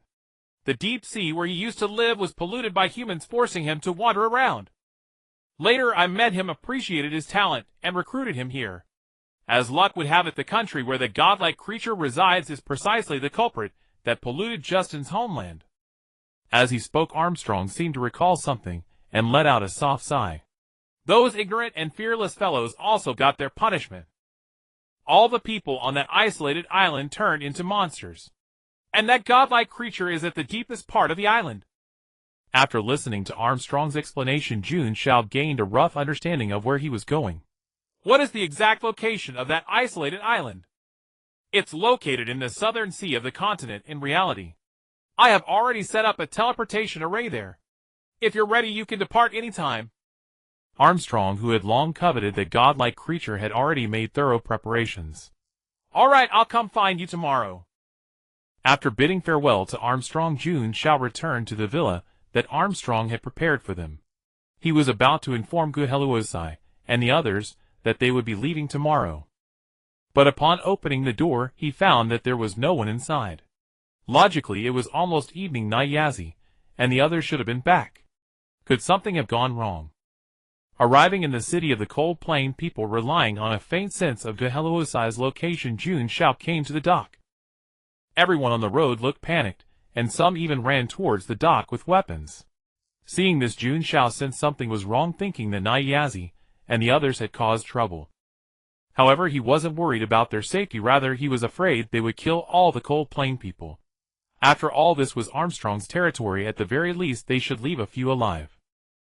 Activating his spiritual power, Jun Xiao flew into the air, passing over the Cold Plain people rushing to the dock, and then discovered that the ones fighting the Cold Plain people were none other than the blood squids that had attacked his ship before. And the two figures repeatedly darting through the blood squid swarm were Guheluosai and Nyazi. How about it, Guheluosai? I've killed more, haven't I? Like playing golf, Nyazi leaped into the blood squid swarm and swung the crowbar in her hand. With a violent explosion, large swaths of blood squid instantly melted into blood and fell from the air. In response to Nyazi's provocation, Guheluosai remained silent, but her pace of hunting blood squids quickened. Those Cold Plain people, upon seeing that they had such awesome teammates, completely ignored the blood of the blood squids falling on them. They erupted into deafening cheers. The morale of the Cold Plain people soared instantly, and they charged at the monsters occupying their dock with all kinds of weapons. The few unlucky ones at the front happened to be caught in the crossfire of the bloodthirsty Guheluosai. They were squeezed by celestial force into delicious Cold Plain people sashimi paste. Those behind saw this tragedy and instantly turned pale with fright, completely losing their previous momentum. Friendly fire! I'm on your side! A Cold Plain person holding a spear jumped high and shouted at Guheluosai in the air. Hearing the sound, Guheluosai looked at him. Having already been provoked by Nyazi into a state of rage, the chattering noise of the Cold Plain people only made Guheluosai more irritated. And when the Cold Plain person saw Guheluosai look at him, he shouted even more vigorously, completely unaware of the danger he was in. So annoying! Guheluosai muttered softly, instinctively manipulating celestial force to press down on him. Splat, squish! The sound of juice bursting rang out. The Cold Plain person, who had been shouting a moment ago, was nowhere to be seen, leaving only a mess of blood and flesh. Phew! At least only one died. Seeing that unlucky fellow explode, Jun Xiao let out a long sigh of relief. After eliminating the annoying noise, Guheluosai once again threw herself into the hunt to catch up with Nyazi. Witnessing their comrade turned into a paste, even the Cold Plain people known for cruelty trembled in fear. Looking at the two figures in the air above the dock, their eyes were filled with terror. What the hell kind of allies are these? They are clearly two reapers who kill everyone they see. The Cold Plain people scattered in all directions. The once bustling dock now only echoed with the sound of blood squids bursting. Jun Xiao! Following the sound, Jun Xiao saw a petite and lovely girl greeting him not far away. Lu Wonio! What happened? Walking up to Lu Wonio, Jun Xiao then noticed the large patch of dried blood in front of her. It seemed that some reckless fellow had tried to attack Lu Wonio only to be killed in retaliation. Who would have thought that such a cute and harmless-looking lowly was actually a terrifying Shoggoth lord? Burp! Belching, Lu Wonio spat out a bone from her mouth, then told Jun Xiao the whole story. It turned out that while the three of them were strolling on the street, they happened to encounter this group of blood squids attacking the dock. Nyazi then issued a unilateral bet to Guheluosai. Whoever killed more blood squids would have the right to spend the evening alone with Jun Xiao. As she spoke, Lu Wonio's gaze towards Jun Xiao turned somewhat sympathetic. Even a fool like herself could see that Nyazi's victory in the bet was a foregone conclusion. The thought of Jun Xiao enduring a night of torment at Nyazi's hands made Lu Wonio shiver. Poor Jun Xiao being toyed with by Nyazi. Hearing that it was once again Nyazi's doing, Jun Xiao sighed helplessly. Kicking away the bone that Lu Wonio had spat out, he reached out and tousled her little head. You mustn't eat random things in the future. It's not good for your stomach. Oh, okay. Hearing that Jun Xiao wasn't angry at her for eating a person, but instead worried about her stomach, Lu Wanyo, who had been afraid of being scolded, instantly relaxed, and nodded timidly in agreement. In the short time the two had spoken, the blood squids on the shore had been completely wiped out by Geheluosai and Nyazi. Meanwhile the blood squids in the sea seemed to realize they were no match for the enemies, and stopped flying onto the shore to feed kills. Soon after, a commotion suddenly arose from the sea surface. A sea eel as red as blood and resembling a sea serpent flew out from the water. After the eel appeared the previously timid blood squids, as if finding their leader, surged onto the shore again like a tide. Then a creature with a shark head and a humanoid body slowly emerged from the sea surface. Facing the new enemy, Jun Xiao immediately cast a detection spell, and the information about them surfaced in his mind. Name none. Race blood eel. Note a large worm-like demon dripping with blood, its own blood and that of its victims. This is a bloody demon nightmare. Guess how many segments my body has. Name none. Race plasma goblin shark. Note a rare ancient shark species originating from the deep waters of the eastern Atlantic Ocean, a mutant of the goblin shark. Half shark, half goblin, extremely vicious. Drawing his weapon, Jun Xiao was about to go help when Nyazi called out to stop him. Jun Xiao, don't interfere in the contest between me and Gehelusi. As Nyazi's voice fell, two thick dark green tentacles suddenly emerged from the ground beneath Jun Xiao, wrapping around his ankles and immobilizing him. Despite exerting all his strength, the tentacles remained motionless. Jun Xiao simply sat down on the ground, watching as the blood eel and goblin shark charged toward the two girls on the shore. With pale white eyeballs fixed on the two human girls blocking their path, the blood eel and goblin shark let out scornful, disdainful laughs. In their eyes, Gehelusi and Nyazi were merely appetizers before their slaughter on land. The two monsters acted in perfect sync, each eyeing its preferred prey. The blood eel set its sights on Nyazi, while the goblin shark focused on Gehelusi. In an instant, the goblin shark shot forward, like a bolt of lightning, its gaping maw rushing toward Gehelusi. Let's end our game, Gehelusi. Whoever kills faster is the winner tonight.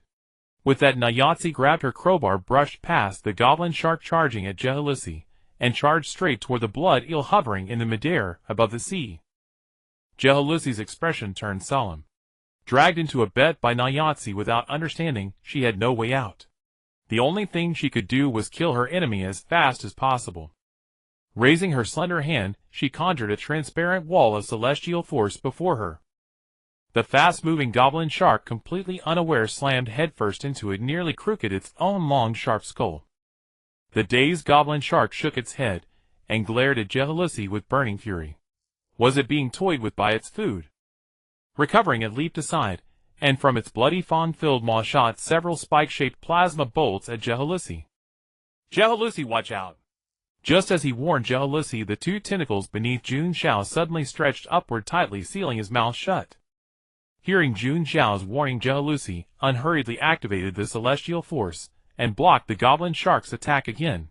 Seeing his attack fail, the goblin shark froze.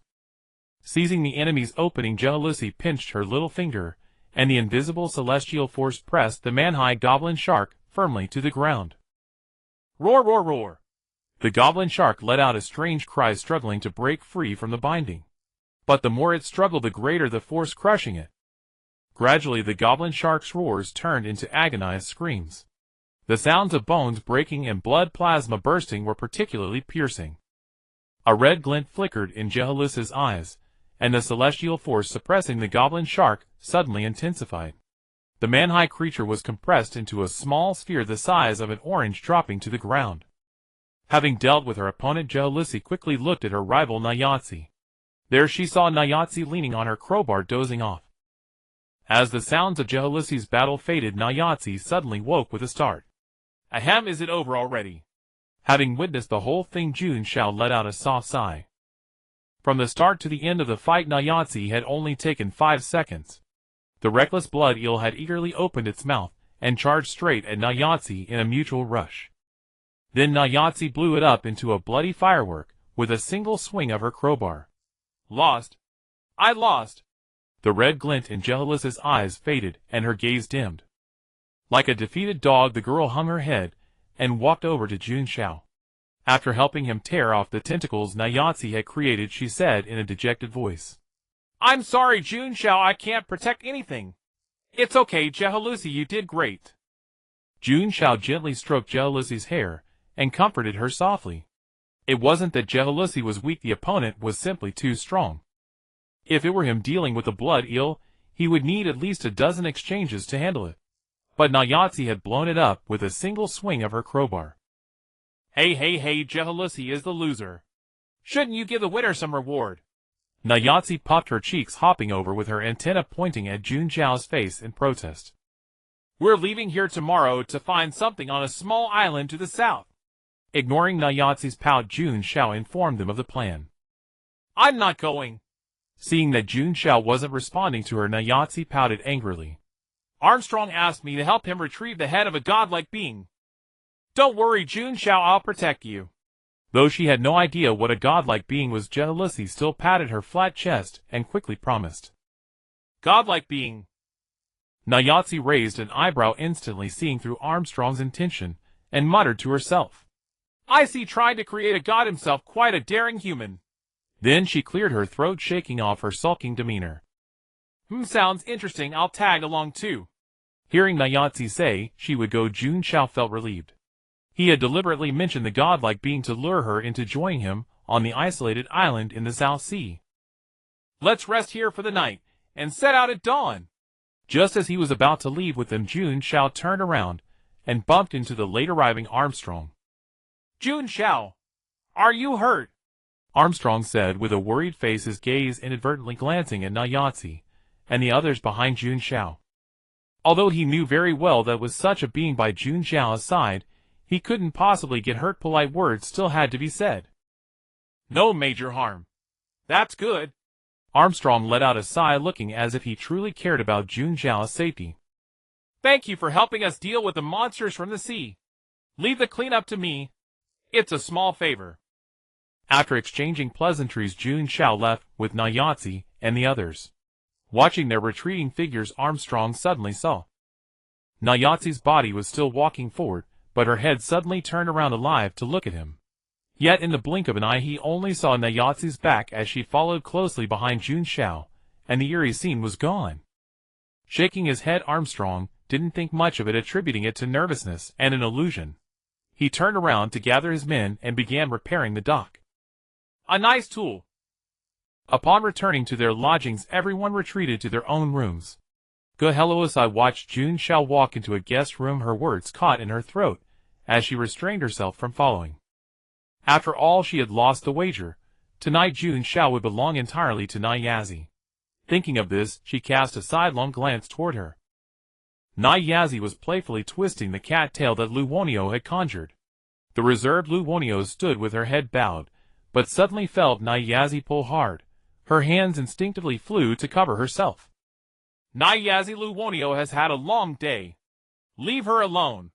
Like a mother hen shielding her chick, Gehaluosai pulled Luonio behind her. You're right. Nayatsi giggled and strolled to Jun Xiao's door, her teasing gaze settling on Gehaluosai. Sweet dreams, Gehaluosai. Click. The sharp sound of the door closing pierced Gehaluosai's ears.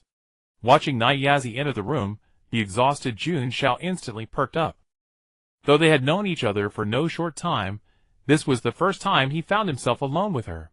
And to this day Jun Xiao still could not determine why Nayatsi followed him.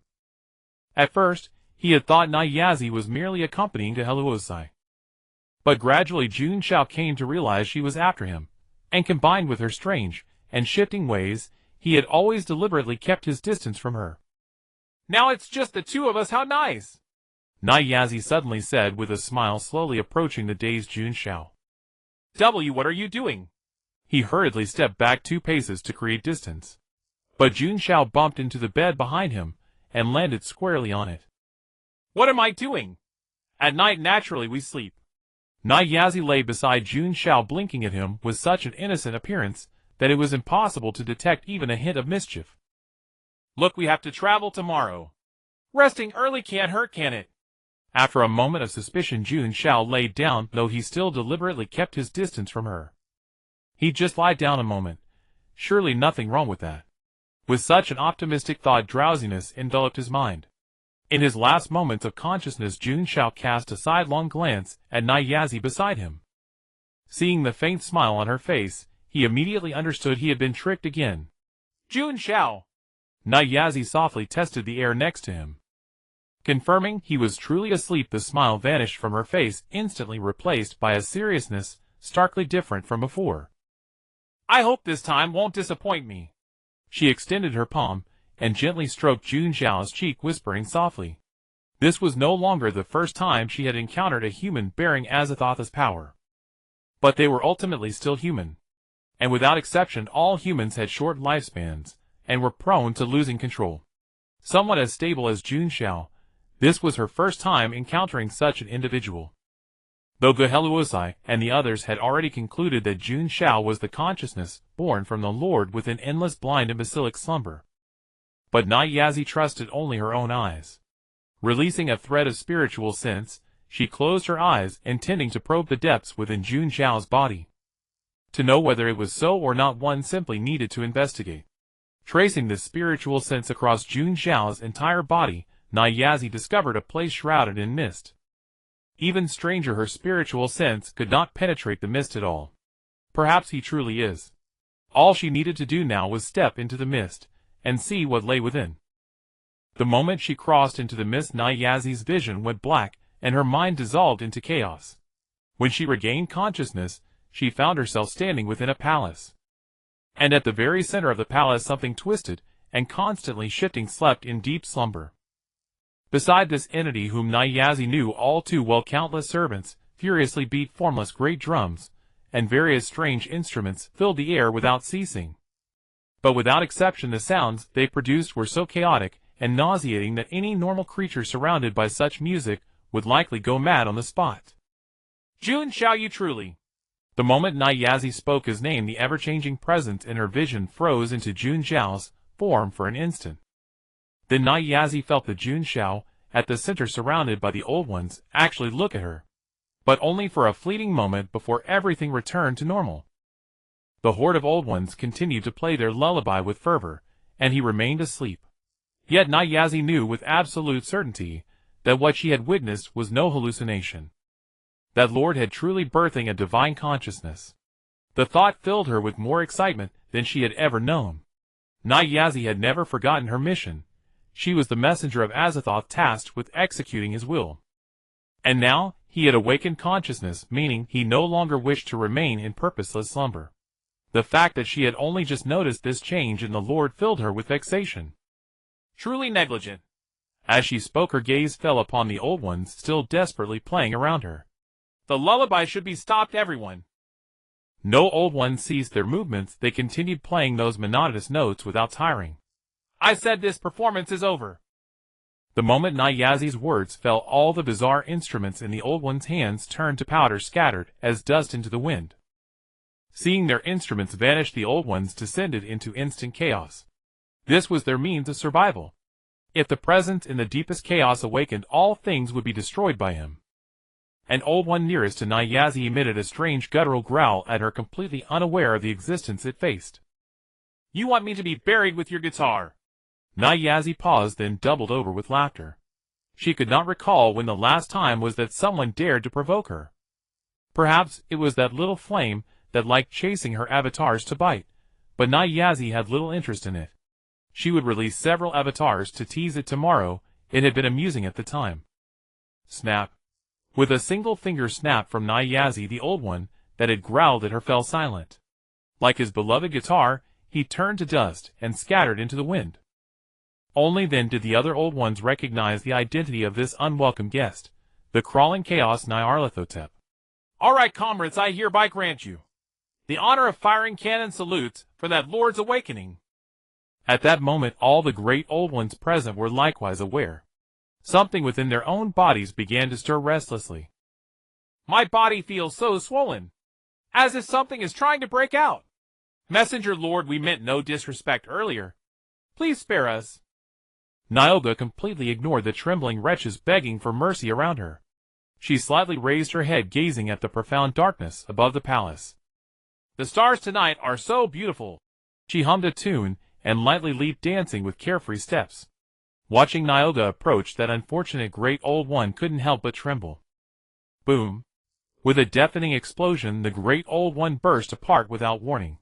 Its dismembered form transformed into colorful petals drifting slowly down from the sky.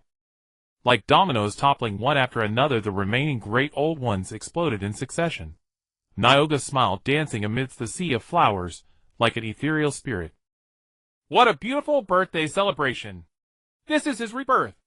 And also mine. She lowered her head, hands pressed to her chest, a faint smile curling her lips. Azathoth's will had finally shifted, and she was now granted a new purpose. Daylight! She struggled to open her eyes.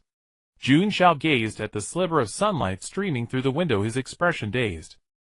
How did I fall asleep so suddenly last night? I remember lying beside Nyoga and then... nothing. Did Nyoga do something? He carefully examined his body, and found no abnormalities. If anything, he felt remarkably energized today. Yo, you're awake! The door swung open, and Nyoga greeted Jun Xiao with a cheerful grin, her hogue bouncing. You should really pay more attention to your rest. You slept through until noon and Lamio hopped all over you without even rousing you. Nyoga puffed her cheeks and complained, her expression perfectly composed. Jun Xiao turned to the window, squinting. Perhaps she was right. He really was just exhausted. Yet he still felt something was off. Had he really sensed warmth toward Nyoga? Could sharing a bed with an outer god actually strengthen their bond? Clearly nonsense. Shaking off his thoughts, Jun Xiao rose from bed. Where are Gatos and the others? They're waiting outside. Weren't we heading to a small island south of the continent? Jun Xiao stared at Nyoga, the strangeness growing with each passing moment. This composure was utterly unlike her.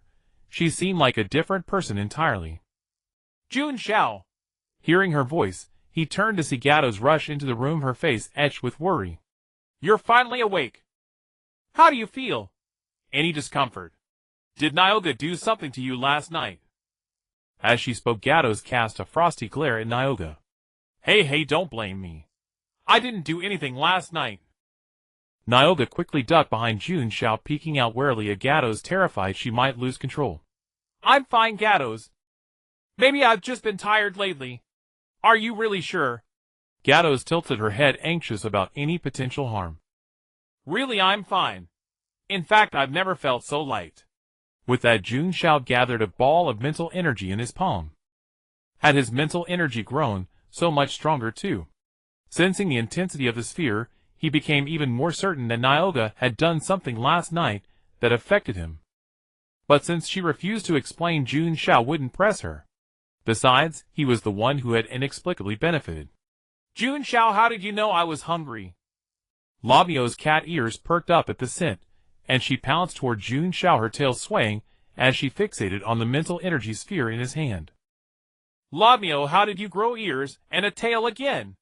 Jun Xiao placed the sphere in her arms, and couldn't resist pinching her ears. The sensation made Lamio let out a soft whimper, her cheeks flushing, as she glanced away toward Nyoga. Nyoga caught her look and grinned readily, confessing. Of course I gave her that. Don't you think it's cute? Indeed. Quite adorable. Watching the cat-eared girl licking the mental energy sphere, Jun Xiao nodded in honest agreement.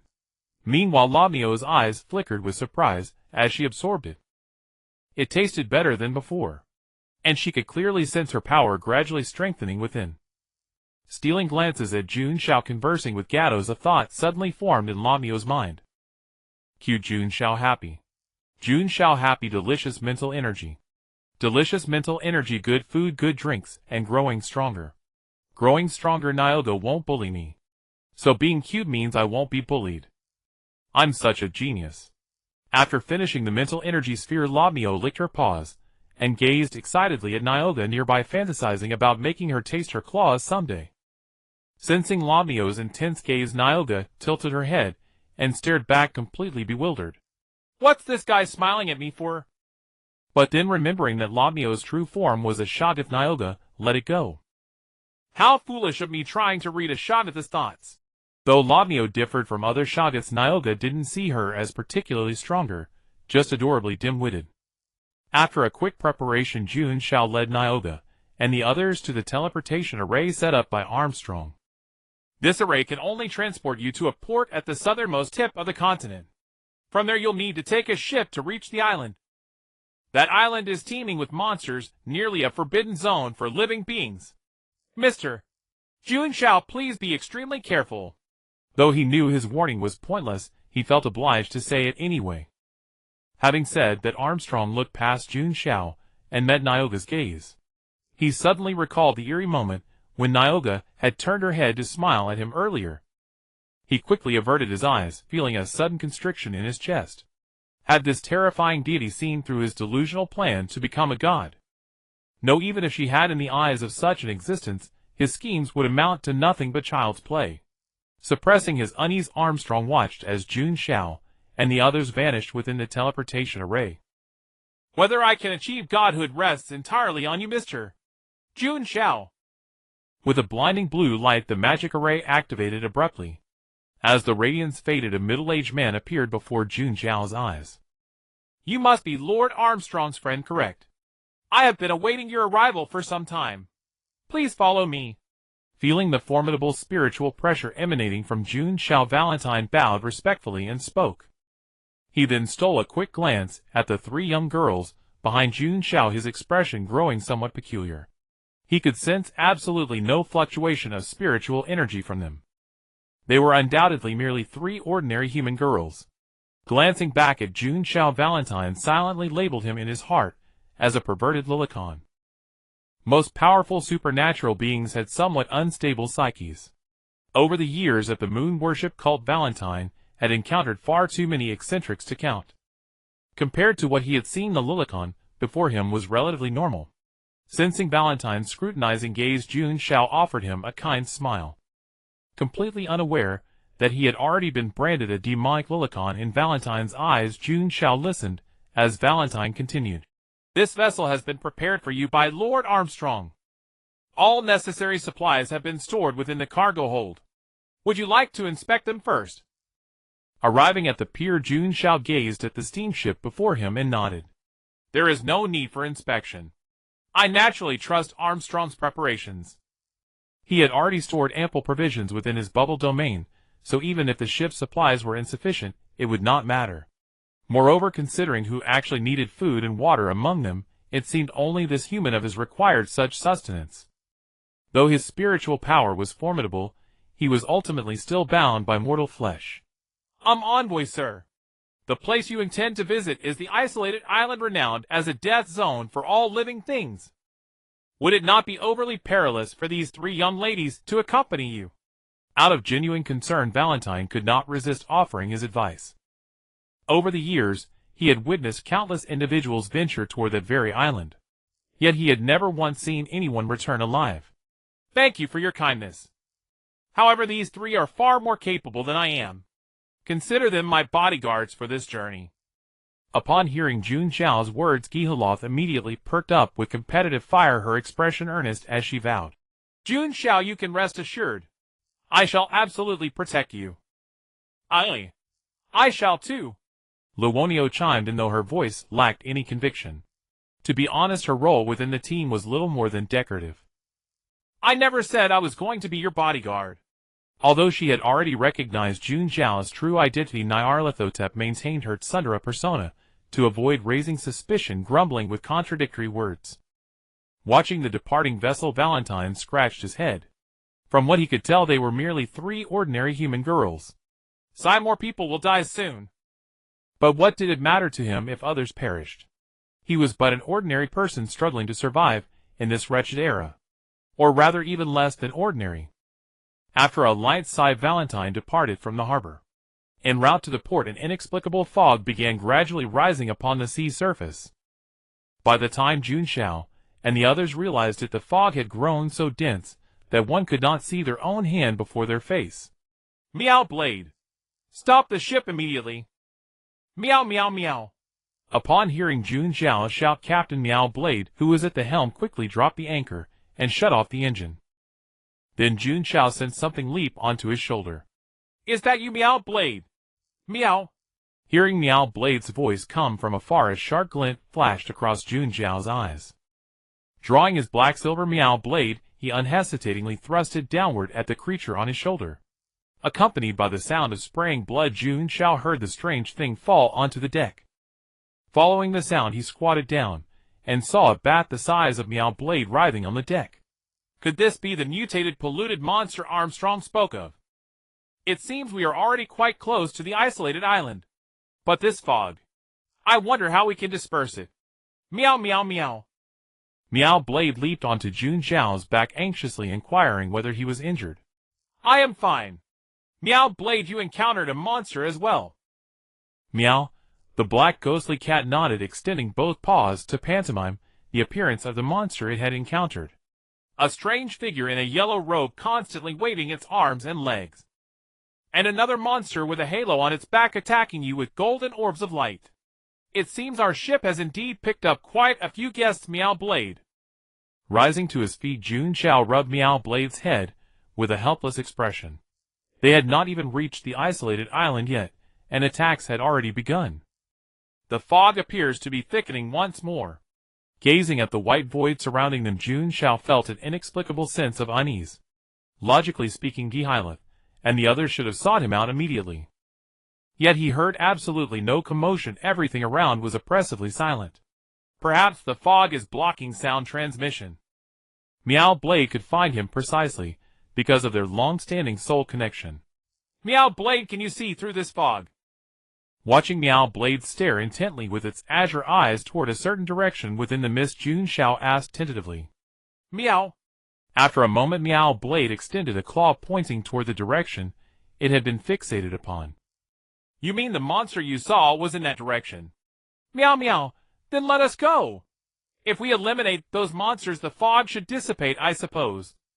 He then retrieved a new weapon obtained from Armstrong earlier, the pufferfish gun, from within his bubble domain. Though it was a genuine firearm, its pufferfish-shaped appearance made Jun Xiao feel it resembled more of a magical artifact. Meow Blade, since you can penetrate the fog, I entrust the critical task of scouting enemy positions to you. Meow meow meow. Realizing his important role, Meow Blade hopped onto Jun Xiao's head, concentrating fully to scout the enemies ahead. Meow. Before long, a warning signal came from Meow Blade. Jun Xiao stopped and narrowed his eyes, lifting the pufferfish gun with one hand and firing toward the direction indicated by Meow Blade. A pale blue beam of water-like laser shot forth, and a wandering mutated bat in the fog fell dead upon impact. Meow. Confirming the enemy had been eliminated, Jun Xiao lowered the gun and continued forward. By all rights, their steamship was limited to such a small area, and should have long reached its end. It seemed the fog had transported him and Meow Blade into some other dimensional space. Meow. Just as Jun Xiao was pondering, another warning came from Meow Blade. The rogue figure mentioned earlier, do you mean him? I have a feeling this fog is his doing. Raising the pufferfish gun toward the direction signaled by Meow Blade, Jun Xiao began gathering his spiritual power. Before he could fire, an approaching energy fluctuation caused his pupils to contract sharply. He quickly rolled aside to evade. Almost simultaneously, a golden orb of light landed exactly where he had just stood. Meow meow meow. Don't worry, Meow Blade. You handle that strangely moving robe figure, and I will deal with the one who just ambushed us. Upon hearing Jun Xiao's command, Meow Blade leaped from his head, transforming into a snow leopard-sized form, with murderous eyes glaring as it pounced toward the distant robed figure in yellow. Upon witnessing Meow Dao's movement, Jun Xiao reversed his grip on the short blade and immediately charged toward the monster that had ambushed him moments ago. Despite the obstructing mist, he could still pinpoint the creature's location within the fog based on the energy fluctuation it had emitted. Just as the golden light orb coalescing in the monster's hands was about to be launched at Meow Dao, a streak of silver flashed, and the creature's arm was severed cleanly. The newly formed light orb shattered as well. Huh? Utterly baffled that this prey could see through the mist to pinpoint its location, the monster let out a puzzled cry. But Jun Xiao gave it no chance to ponder. Concentrating his spiritual energy onto the blade, he leaped lightly, and with a reverse grip severed its head. Then news of triumph came from Meow Dao's side. It had already vanquished its foe. Meow. The mist began to thin and moments later it dissipated entirely. Jun Xiao saw beneath Miao Dao's claws a corpse clad in a yellow robe surrounded by pools of green blood. Meow meow meow. Licking its paws, Miao Dao complained to Jun Xiao about how feeble this enemy was. No matter how it attacked, the foe never retaliated, merely maintaining the eerie motion of waving its hands up and down. It seems this one is the culprit behind the mist. Gazing at the corpse under Miao Dao's claws, Jun Xiao's mind summoned its information. Named the Shrouder race, contaminated human. Note, even after infection it still remembered its duty, as a priest ceaselessly praying to the gods, repeating the ritual it performed in life. A priest? Glancing at the cross embroidered on the monster's chest, and then at the shackles around its wrist, Jun Xiao formed a rough conjecture. The former priest, after turning into a monster, had been captured and imprisoned for a time. The creature he had just slain was also a contaminated human. Name Orb Mage race, contaminated human. Note, having become a monster it remembered nothing except its instinct for spellcasting. Looking around he found himself atop the wreckage of a colossal ship. As expected, the Orb Mage must have used some spell to teleport all of them onto this vessel. Closing his eyes, Jun Xiao sensed Jehalusi's current position, and found that she was still a considerable distance away. However, he could perceive that she was rapidly closing in on his location. Faster, faster. Before boarding the ship, I was so confident I'd protect Jun Xiao. Jehalusi, her eyes reddening, rushed toward Jun Xiao's direction at her utmost speed. But most of her power still slumbered, and even with her desperate haste, it would take considerable time to reach him. Nayatsi, who was leisurely trailing behind Jehalusi, felt a hint of helplessness. If she wanted, she could simply tear open a portal to reach Jun Xiao instantly, yet Jehalusi insisted on flying there herself. Still, it was for the best. It saved her the trouble of making excuses. If you always cling to Jun Xiao, how will he ever grow stronger and awaken his true power? Nayatsi, do you think Jun Xiao will be alright? Luonio, who was beside Nayatsi, asked softly. It was the first time she had seen Jehalusi's sister in such a state. Thankfully, this villain brought me along to catch up. You're bad-mouthing me again in your mind, aren't you? Glancing at Luonio beside her, Nayatsi sighed. This foolish, dim-witted girl practically wore her thoughts on her face. How could that be? You're my best friend. Luonio turned her head away in fear, dreading that Nayatsi might bully her again. Jun Xiao is definitely fine. From the energy fluctuation of that teleportation spell, the caster was extremely weak, even weaker than you, Luonio. Saying this, Nayatsi let out a mischievous grin, and flicked Luonio's forehead lightly. You should be glad I was by your side, then otherwise you'd have been thrown into some backwater along with Jun Xiao. At Nayatsi's words, Luonio pouted. She wished she could have gone with Jun Xiao. Better than being stuck with this villain. Hey, you little fool, you're insulting me again. Noticing the change in Luonio's expression, Nayatsi flicked her forehead hard once more. Ouch. One must never wait idly when faced with danger. After a moment of chin-in-hand contemplation, Jun Xiao now faced two choices. One was to head toward Jehalusi's direction, as well a mutual approach to reunite with them as quickly as possible. But blindly running might lead to new dangers. The other option was to find a relatively safe place, and wait for Jehalusi and the others to find him. As darkness gradually enveloped the surroundings, Jun Xiao faintly heard strange cries coming from all directions. Meow meow meow. Miao Dao's fur bristled, and it let out a low growl. A cat's vigilance was no joke. Alerted by Miao Dao, Jun Xiao understood that this place was no longer safe. Scanning the area, he suddenly noticed a faint, barely visible gleam of light in one direction. In this accursed place, where even the stars and moon were hidden, the glimmer was undoubtedly a fire kindled by some intelligent being. Let's go, Miao Dao, head that way. Leaping onto Miao Dao's back, Jun Xiao pointed toward the distant feeble light. The skies were filled with darting giant bat-like monsters, and on the ground riding Miao Dao was clearly faster. As Miao Dao darted across the obstacle-laden deck, Jun Xiao grew increasingly convinced that this colossal ship was somehow alive. The very terrain on the vessel corresponded to the habitats of different monsters. Along the way, Jun Xiao and Miao Dao slew many contaminated creatures, humans, birds, crabs, and even a giant mushroom-like being. But the closer he got to the light, the more clearly Jun Xiao sensed that the number of monsters nearby had dwindled significantly. And he finally saw the true form of that light, a lighthouse. A lighthouse guiding ships through the misty sea. Be careful, Meow Dao. Though no monsters lurked nearby, the lighthouse undoubtedly housed some other creature, one powerful enough to intimidate the monsters. Until he determined whether it was friend or foe, he could not afford to let his guard down. Still, this area seems safe enough. There's no need to get closer to the lighthouse. To be safe, we'll spend the night here. Before he could finish, Jun Xiao suddenly sensed something moving rapidly toward him, and it was targeting him. Over here. Whirling around, he saw a writhing mass of tentacles slithering toward him. Before Jun Xiao could react, the tentacles had already bound him and Meow Dao completely. Despite the man and the cat struggling with all their might, they could not break free from the tentacles' grip. Bubble! Come out and save me! Having a sudden idea, Jun Xiao hurriedly summoned Bubble for help.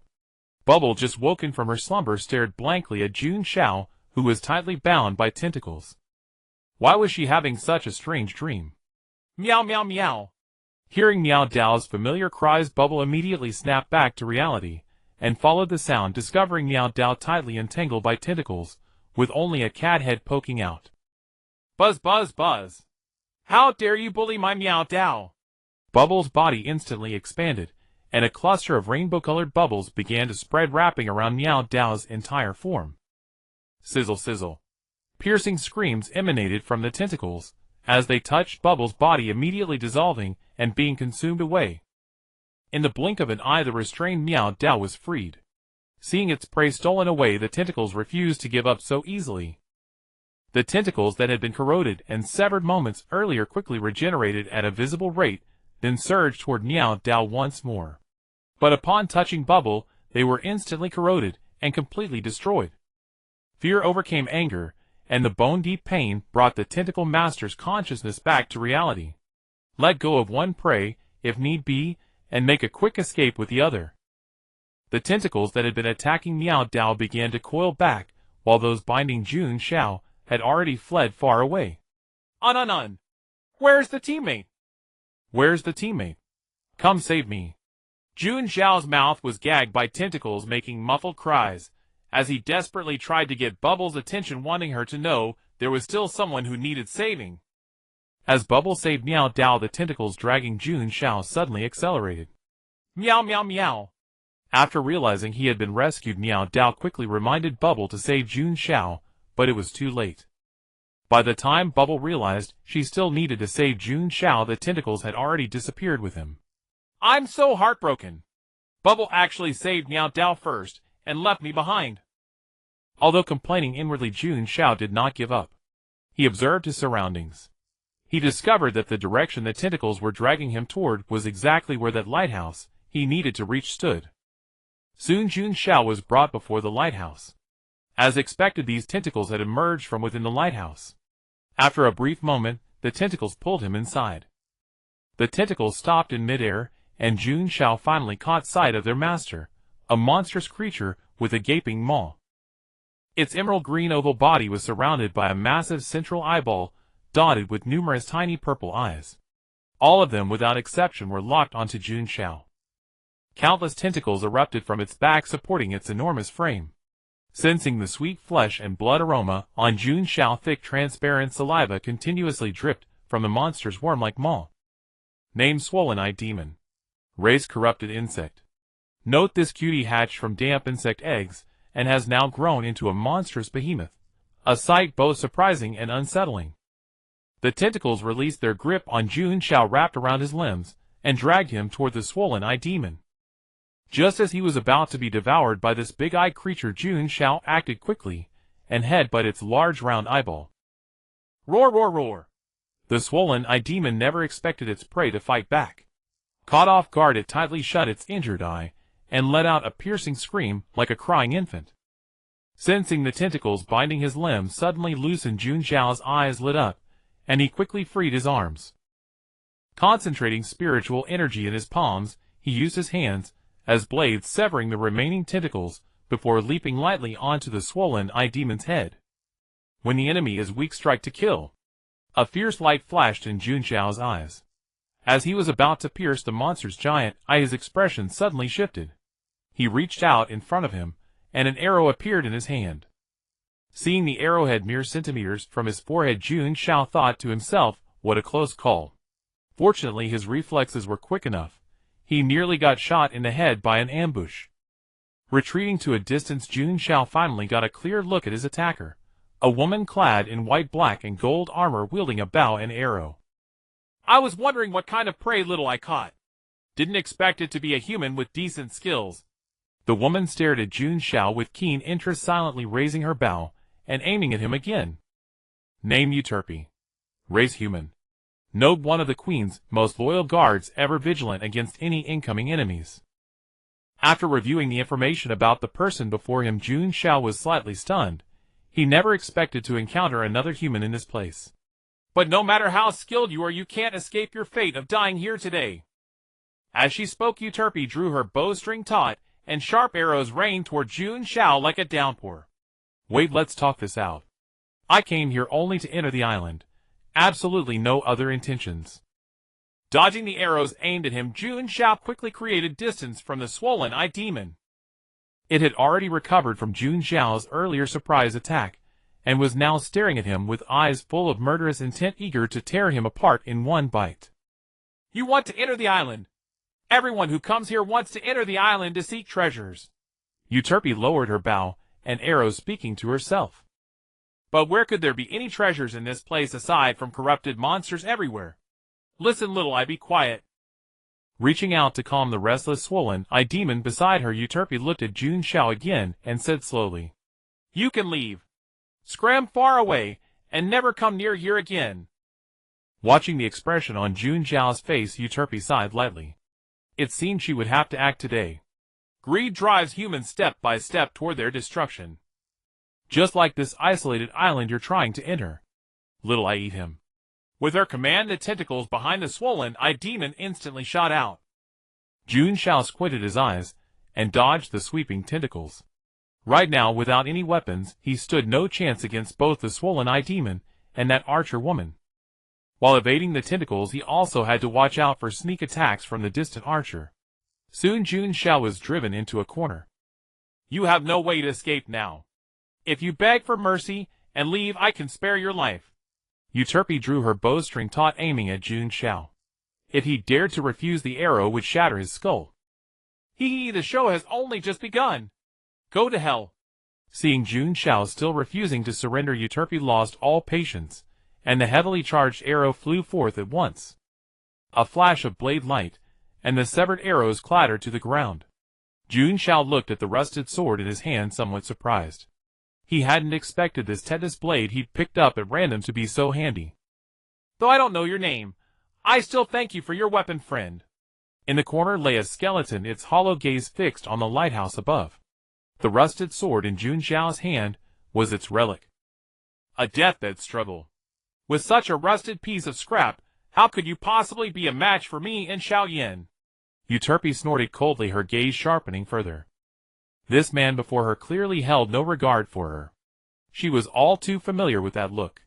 When she first became the Queen's guard, many around her had looked at her with the same eyes. So she would do as she always had.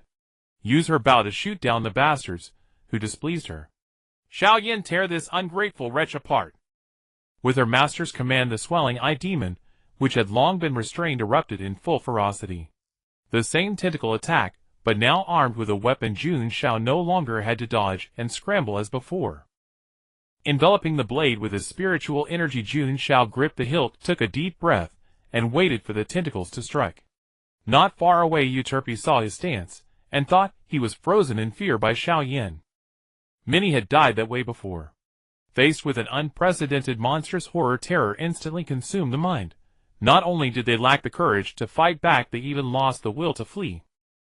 As the tentacles sealed off all around Jun Xiao, Euterpe silently lowered her drawn bow. It's over. Just as she turned to head back to the lighthouse top, the sound of blood splashing behind her made her whip around. Jun Xiao, relying on the rusted cleaver in his hand, forcibly hacked down the cluster of tentacles sweeping in from the swelling-eyed demon. Now it's my turn to strike back. With that, Jun Xiao slowly advanced, forcing the tentacles to retreat continuously. Don't you dare. Euterpe had never anticipated that a rusted broken blade could so dramatically empower this intruder. No, he must not be allowed to get close.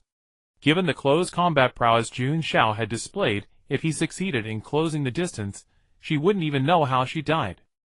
Drawing the bowstring to its fullest, Euterpe gritted her teeth, her arm trembling as she pulled.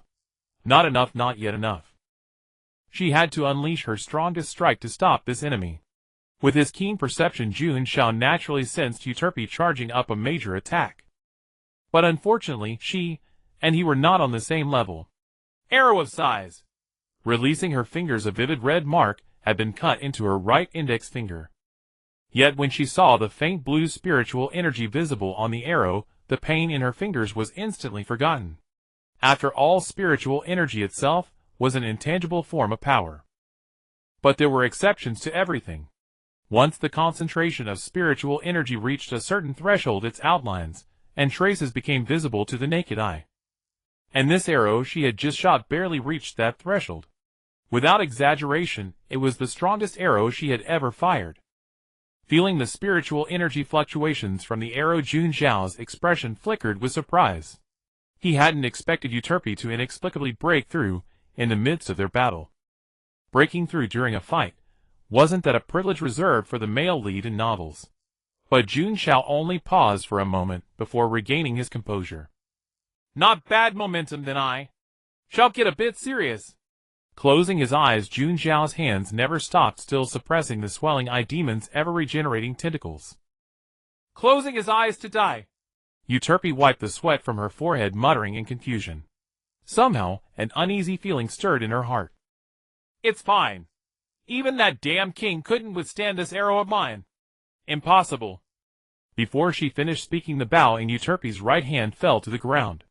She began to retreat uncontrollably, her eyes filled with terror. How could his spiritual energy be so strong? By now around Jun Xiao, dark purple spiritual energy had formed a faint mist. The mist seemed to possess a life of its own, slithering along the rusted blade in his hand. Opening his eyes, Jun Xiao glanced at the mist around him, a glint of sharp light flashing in his gaze. He wanted to intensify the power, but a voice within told him that this was the limit of what he could control. Having lived in this world for so long, he had escaped calamity many times only by relying on his instincts. So to be safe, he chose to stop. Spiritual energy of this intensity was more than enough to deal with the enemy before him. Euterpe's arrow flew toward Jun Xiao. But the moment it drew near, merely passing through the dark purple mist of spiritual energy around him had already stripped the arrow of most of its power. Jun Xiao couldn't even be bothered to swing his blade. He casually reached out and caught the arrow in his hand. With a light squeeze, the spiritual energy carried by the arrow shattered with a pop. The broken arrow fell to the ground. Watching her all-out strike be casually caught and tossed aside by Jun Xiao, Euterpe had completely lost her will to fight. No! She had to escape. Find her two sisters. The three of them together could definitely. At the very least, she should send word to the queen warning her of the intruder. Xiaoyan, hold him off for me. I'll go call my sisters for help. Dropping her bow, Euterpe bolted away. Hearing that she wanted him to stay and stop this monster, the swelling eye demon trembled in fear. I'm trying to flee. Seeing Euterpe attempt to escape, Jun Xiao was about to pursue when unexpectedly the swelling eye demon went berserk and actually extended its tentacles toward its own mistress. Euterpe hadn't anticipated this either. Having dropped her weapon, she presented her unprotected back to the swelling eye demon. Unable to even resist, she was bound into a twist by the tentacles and tossed right in front of Jun Xiao. Gg. The swelling eye demon cautiously lowered itself, blinking its signature large eyes, conveying its intent to submit. After all, it had become the pet of Euterpe and her two sisters only because it had defeated them. Now that a stronger human had appeared, it was time to change masters. Watching the swelling eye demon's smooth turncoat operation, Jun Xiao fell into thought. Though the big eye looked cute, who knew if one day it would tie him up and sell him off just like this? Turning to the bound Euterpe, Jun Xiao grinned with amusement. With tears glistening in her eyes, she glared at him with fury. Why are you staring at me like that? It was your pet Xiaoyan who tied you up, you know. Glancing back at the swollen-eyed demon that had betrayed her, Euterpe's face turned icy cold. Though the three sisters had subdued it through sheer force, they had never treated it poorly afterward. Most creatures trying to enter or leave the island had been devoured by it. One could say it feasted on delicacies every day, living a life of indulgence. Yet she never expected that it would betray her so effortlessly. An ungrateful beast. When the chance came, she would personally shoot that big-eyed creature to pieces. But would she ever have that chance? Seeing Jun Xiao sizing her up, Euterpe gritted her silver teeth and turned her head away. Do what you will with me, kill me or torture me. I will never reveal a single piece of information about Her Majesty the Queen. After hearing Euterpe's words, a hint of amusement played on Jun Xiao's face. I haven't even asked a single question, and she's already volunteering information. This woman. She's smart as a whip. Misunderstanding? I've told you I only want to enter the island with no ulterior motives. I have no interest in knowing who this queen of yours is. Watching Jun Xiao finish speaking with a helpless expression, Euterpe was stunned. It seemed, as he said, that she had inexplicably attacked first, leading to this situation. Realizing she was in the wrong, her cheeks flushed. One of the queen's personal guards, and she had made such a fool of herself. I believe you. But Her Majesty commanded us to allow no creature to leave or enter the island. Her Majesty. Jun Xiao nodded thoughtfully. It seemed he needed to meet this queen in person. Perhaps you could take me to speak with your queen. I'll persuade her to let me enter the island. What? Euterpe's expression was conflicted. As the queen's guard, protecting her was her duty. How could she casually bring a stranger before the queen? Yet this man. He truly didn't seem like a bad person. Moments ago, they were enemies, and now Euterpe had already begun to feel a hint of goodwill toward Jun Xiao. It could only be said that this smart as a whip woman was far too easy to deceive. Taking a deep breath, Euterpe seemed to have made up her mind. I can take you to see Her Majesty. But you must listen to me and not do anything rash. Euterpe said with a pout, afraid that her two sisters would start a fight with him. No problem. Put her down. Then Jun Xiao ordered the swollen-eyed demon to release its grip on Euterpe. Though it heard Jun Xiao's command, the swollen-eyed demon looked reluctant. It couldn't understand why they had to free the prey they had caught. But cowed by Jun Xiao's authority, it obediently loosened its tentacles. Caught off guard, as the tentacles suddenly released her, Euterpe fell from the air. With her eyes tightly shut, she could already imagine the pain of her bottom hitting the ground. Yet after a long moment, the expected pain never came. Barely inches from the ground, her body floated in midair. Looking up at Jun Xiao, Euterpe immediately understood that he was responsible. Thank you. After murmuring her thanks, she quickly stood up. Composing herself, Euterpe first retrieved her weapon. This bow had accompanied her for decades of her life, her most loyal companion. And her second life. Glancing back at the swollen-eyed demon, a flicker of murderous intent flashed in her eyes as she reclaimed her weapon, but it was quickly suppressed. Alone, she was no match for the swollen-eyed demon, and attacking it now would likely provoke the man's displeasure.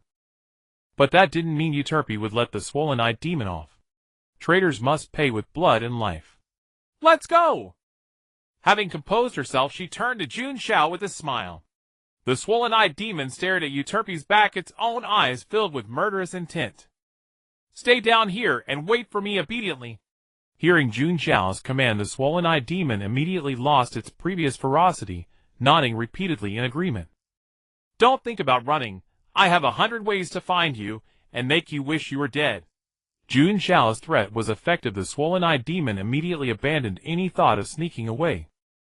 This human was far too terrifying. But did Jun Xiao really have such power? Of course not. Yet, this lie alone was enough to intimidate the treacherous swollen-eyed demon. Following Euterpe up the tower, Jun Xiao casually probed for information about the queen from her. And Euterpe did not disappoint. A simple question was all it took for her to reveal everything she knew. The queen had once been the queen of the island's kingdom. After the outbreak of pollution and plague, she rescued Euterpe and her two sisters, and brought them to the island's only entrance and exit, this lighthouse. The queen had decided to stay here, acting as a guardian to prevent the pollution and virus from spreading to other places. Learning this, Jun Xiao formed a preliminary impression of the queen she spoke of. A formidable queen worthy of admiration and respect. By the way, we've talked for so long, and I still don't know your name.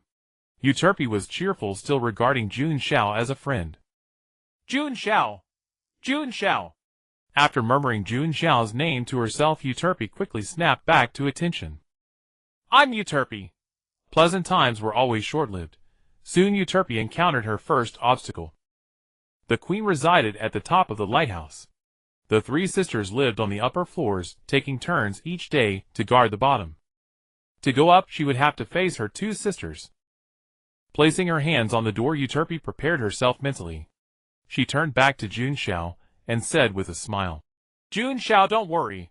My two sisters are very, very good people. I'll just talk to them briefly. They will definitely agree to let you see Her Majesty. Pushing open the door, two women clad in armor similar to Euterpe's were playing chess. Little sister, why have you come up? Isn't it your turn to guard today? A woman who resembled Euterpe, but was much taller, stood up puzzled. There's someone else behind her. The woman sitting opposite suddenly spoke, her sharp blade-like gaze immediately fixed on the darkness behind Euterpe. Little sister, you brought an outsider into the lighthouse. She was slender, even shorter than Euterpe, but the pressure of her aura was extraordinarily immense. Sisters, it's a misunderstanding, a complete misunderstanding. Euterpe explained frantically, now truly understanding how anxious and helpless Jun Xiao must have felt when they first met. The scene she had most dreaded had come to pass. Little sister, step aside. The tallest woman stood up, her gaze hostile, as she fixed her eyes on Jun Xiao. I don't know what sweet words you use to deceive our little sister, but I'm not as foolish as she is. Sister. Hearing her own elder sister call her foolish in front of Jun Xiao, Euterpe's face flushed red, as she protested in a delicate voice. Eldest sister, let me handle this. If you attack, we'll have no place to live from now on. With that, the other slender woman also stood up, and two blades suddenly appeared in her hands. Jun Xiao gazed at the two women full of hostility before him, and information about them surfaced in his mind. Named Calliope, race human, note one of the queen's most loyal guards, the eldest among the three sisters. The two chain hammers tied to her wrists can destroy everything in sight like a tornado. She is hostile towards you. Named Kelly, race human, note one of the queen's most loyal guards, the second sister among the three, a cold and ruthless executioner. She swore to become the sharpest blade in the queen's hand. Letting out a light sigh, Jun Xiao wished he could have a good talk with them, but they would certainly not listen to his explanation. Just like when he had faced Euterpe. So what he had to do was first knock them both down with his fists, and then talk about reason. Sensing the intense fluctuations of spiritual energy around Jun Xiao, Euterpe's face changed drastically. Having fought Jun Xiao before, she knew very well that the man before her had unfathomable strength, and her two elder sisters were certainly no match for him. Jun Xiao, you need to calm down, Euterpe said tremblingly. Don't worry, I definitely won't let them get hurt. Come at me together. Drawing the rusted longsword from his waist, Jun Xiao beckoned to the two women with his finger full of provocation. Arrogant bastard. I'll hang you on the lighthouse. Calliope was the first to be provoked, no longer caring whether it would destroy their dwelling. Swinging the chain hammers tied to her wrists, Calliope leaped high into the air, stepping on the two heavy hammers as she smashed down toward Jun Xiao. Seeing that Jun Xiao neither dodged nor retreated, but instead raised his sword at her, a flash of excitement crossed her eyes. Victory is assured. How dare he try to withstand my chain hammers? Such an arrogant fool. Watching the ferocious face Calliope plummet toward him, Jun Xiao remained calm, recalling the scene of his battle with Calliope. He could sense a vast amount of spiritual energy within himself, but he could only mobilize and control a very small portion. Control. Wrapping the sword blade in purple-black spiritual energy, Jun Xiao attempted to refine his control further. Soon the spiritual energy all converged on the edge of the rusted longsword, transforming from a surface into a line. Not enough. Jun Xiao clenched his teeth, knowing well that this was not his limit. His manipulation could be even finer. The purple-black spiritual energy on the blade began to contract further, eventually slowly turning into a tiny dot, converging at the tip of the sword, transforming from a line into a point. Die! Facing the chain hammers that were inches away, Jun Xiao raised his arm and gently flicked his sword tip, sending the chain hammers, and Calliope with them, flying away. Feeling the immense force transmitted through the chain hammers, Calliope's expression froze. an undeniable crushing defeat. Her furious strike had been effortlessly neutralized by her opponent. Though it seemed that way on the surface, Jun Xiao, as the one involved, knew that he only appeared relaxed in reality. The process of manipulating spiritual energy had consumed a great deal of his energy. With a loud crash, the chain hammer smashed into the roof, dragging Calliope along and hanging her from the ceiling. Bastard! How dare you humiliate me like this? Just you wait. When I get down, I'll definitely... Calliope twisted her body, swinging upward slightly, and kicked the ceiling hard with her feet, trying to yank her chain hammers free from the ceiling. But although the chain hammers were successfully pulled out, she never expected that they would crash down on herself. Hammers and person fell together, and Calliope was slammed into the floor by her own weapon. This... Looking at the huge chain ball protruding halfway from the floor, Jun Xiao fell into contemplation again. As expected of Uterpe's sister, the way they were defeated was so strikingly similar. Sister! Uterpe cried out in alarm, rushing to the chain ball and trying to pull it out of the floor. This can't be blamed on me. Your sister smashed herself in. Standing nearby, Jun Xiao spread his hands and said innocently, I apologize to you on behalf of my sister. Please, Jun Xiao, can you help me get her out? Despite her utmost effort, the chain ball stuck in the floor remained motionless, so Uterpe had to turn to Jun Xiao for help. I hope she won't suddenly jump up and attack me like before. After muttering a complaint, Jun Xiao raised his hand, wrapped the two chain balls in spiritual energy, pulled them out of the floor, and set them aside. As for Calliope inside, she had already fallen into a coma covered in bloodstains, clearly having suffered considerable injuries. After rescuing Calliope, Jun Xiao turned his gaze to the slender woman. The meaning in his eyes was easy to understand. If she still wanted to fight, he was ready to oblige. As if stared down by a fierce beast, Kelly's slender frame couldn't help but tremble. After witnessing her eldest sister being crushed by this man, she had long lost any thought of resistance. Docilely putting away her weapons, Kelly walked over to Uterpe. Little sister, take him to see Her Majesty the Queen. I'll stay here and take care of our eldest sister. With that, she turned to Jun Xiao and said sincerely, I apologize for my and my eldest sister's impulsiveness. Her Majesty the Queen is a very, very good person. However, the matters on the island are her lifelong pain. If possible, please do not quarrel with Her Majesty the Queen. Though the Queen was also strong, after witnessing Jun Xiao's power, Kelly couldn't help but worry. Second sister, rest assured, if the Queen really wants to fight Jun Xiao, I will definitely step in to stop it. Hearing Uterpe's confident words, Kelly looked at her with a helpless gaze of concern for a fool. Silly sister, if it really comes to a fight, you'll be lucky to escape with your life, and you still want to mediate. I am a very amiable person. I believe your Queen is also as understanding as I am. Of course, Her Majesty the Queen is the kindest and most affable person I have ever met, Uterpe said with puffed cheeks, showing that she truly admired the Queen she served. The weather is about to change. Carefully wiping the bloodstains from Calliope's body, Kelly gazed at the departing figures of Uterpe and Jun Xiao, murmuring to herself. Upon reaching the summit of the lighthouse, Jun Xiao surveyed the distant scenery, his eyes narrowing slightly. He never expected this lighthouse to be so strategically positioned. From its peak, he could almost see the entire island's landscape. The most prominent feature on the island was undoubtedly the castle perched atop the mountain. The demigod-like creature that Armstrong had entrusted him to hunt was likely lurking within that castle. Hey Jun Xiao, what are you spacing out for? Seeing Jun Xiao frozen in place, gazing into the distance, Uterpe asked curiously. Following his line of sight, Uterpe noticed that Jun Xiao was fixated on the castle. Are you looking at that castle? As she spoke, a flicker of recollection crossed her mind, and her tone grew melancholic. That was once the Queen's home, but now it has become a monster's lair. The Queen's home. After listening to Uterpe's words, Jun Xiao nodded thoughtfully. Perhaps the Queen would know where to find the demigod-like creature he sought. Creak. As if sensing the arrival of a guest, the wooden door of the small cabin atop the lighthouse suddenly swung open, drawing Jun Xiao's attention. Your Majesty. Uterpe knelt on one knee, her head bowed low. There is a visitor from beyond the island who wishes to see you. Forgive my presumption in bringing him here. I know. A tall figure emerged from behind the door. Standing nearly 3 meters tall, her face appeared to be a swirl of black mist obscuring her features. Her body was similarly shrouded. Clearly this queen was not a normal human. I knew he was coming the moment he approached the island. Feeling her gaze, Jun Xiao lifted his head and met her eyes. Name Lilibet, race corrupted mutated human. Notes.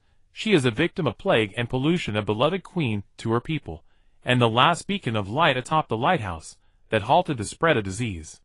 Oh! Do you know why I've come here? Jun Xiao, you must show respect to Her Majesty. Seeing Jun Xiao speak so boldly to the queen, Euterpe quickly whispered a reminder. Euterpe, withdraw for now. Lilibet did not answer Jun Xiao's question. Instead, she addressed Euterpe, who was still kneeling before her. But Your Majesty. Euterpe glanced at Jun Xiao, reluctant to leave them alone, fearing a conflict might erupt. Do not worry about me, Euterpe. Guarding the lighthouse is your duty. Yes.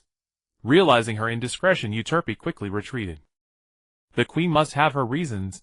As a guard, Euterpe's duty was to obey orders. After Euterpe left, Lilibet finally spoke. I do not know your purpose here, but I know you must have some intention.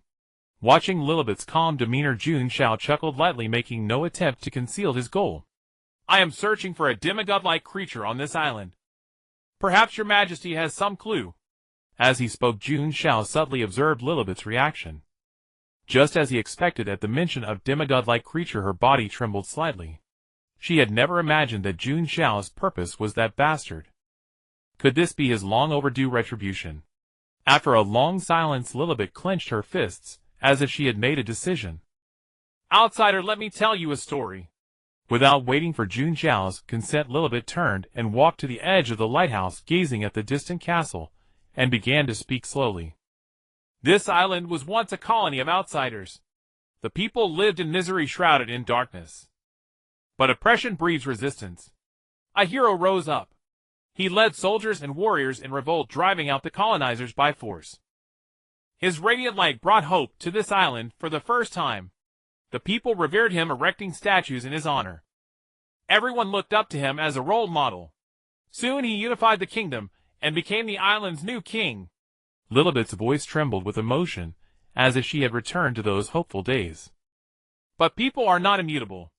Corrupted by power, the king gradually changed. Lilibet clenched her fists and turned to face Jun Xiao.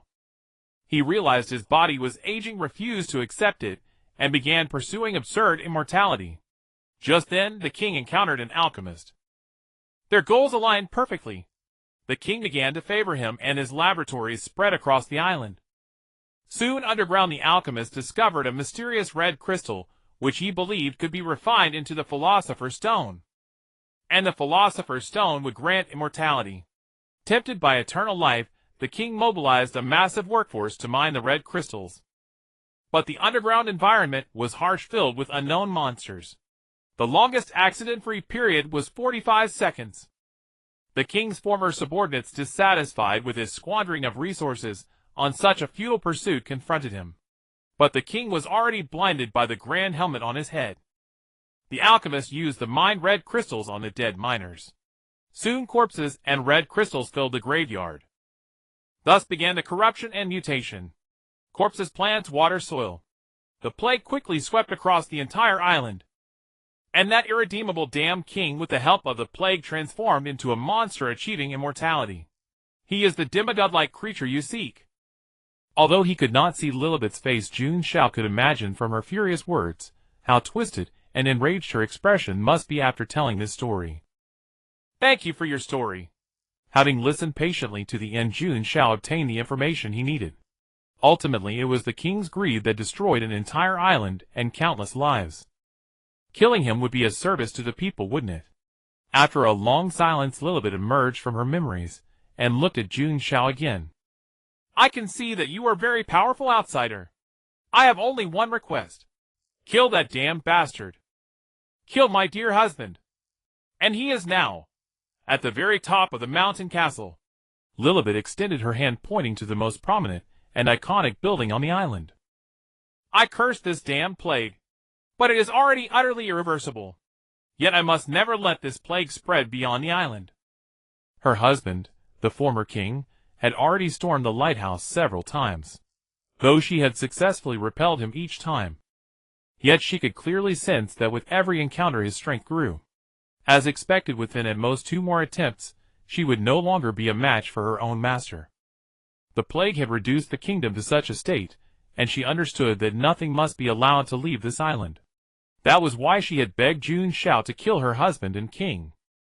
Coinciding with Jun Xiao's own intentions, both aimed to slay the king, the godlike being. Very well, I accept your request. Seeing Jun Xiao nod, the stone that had been weighing on Lilibet's heart finally fell. She knew her request was somewhat unreasonable.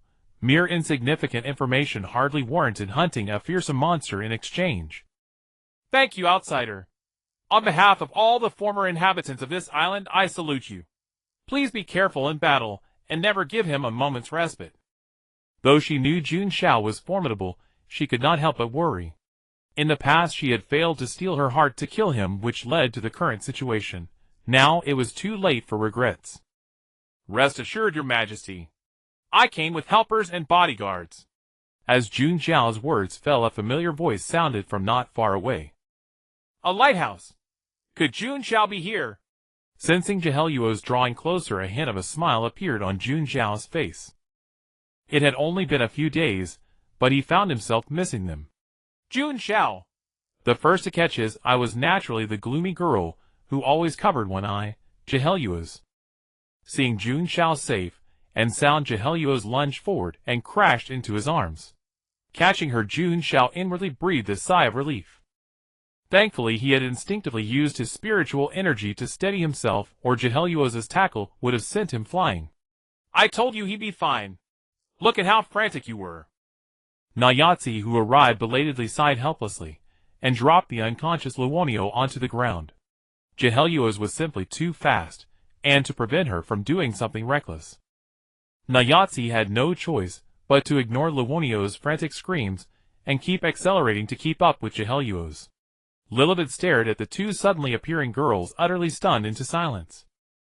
She had been curious about what helpers Jun Xiao had brought, but when she sensed their aura, the word deities flashed through Lilibet's mind, and the chaotic, violent energy clearly marked them as 2 evil gods.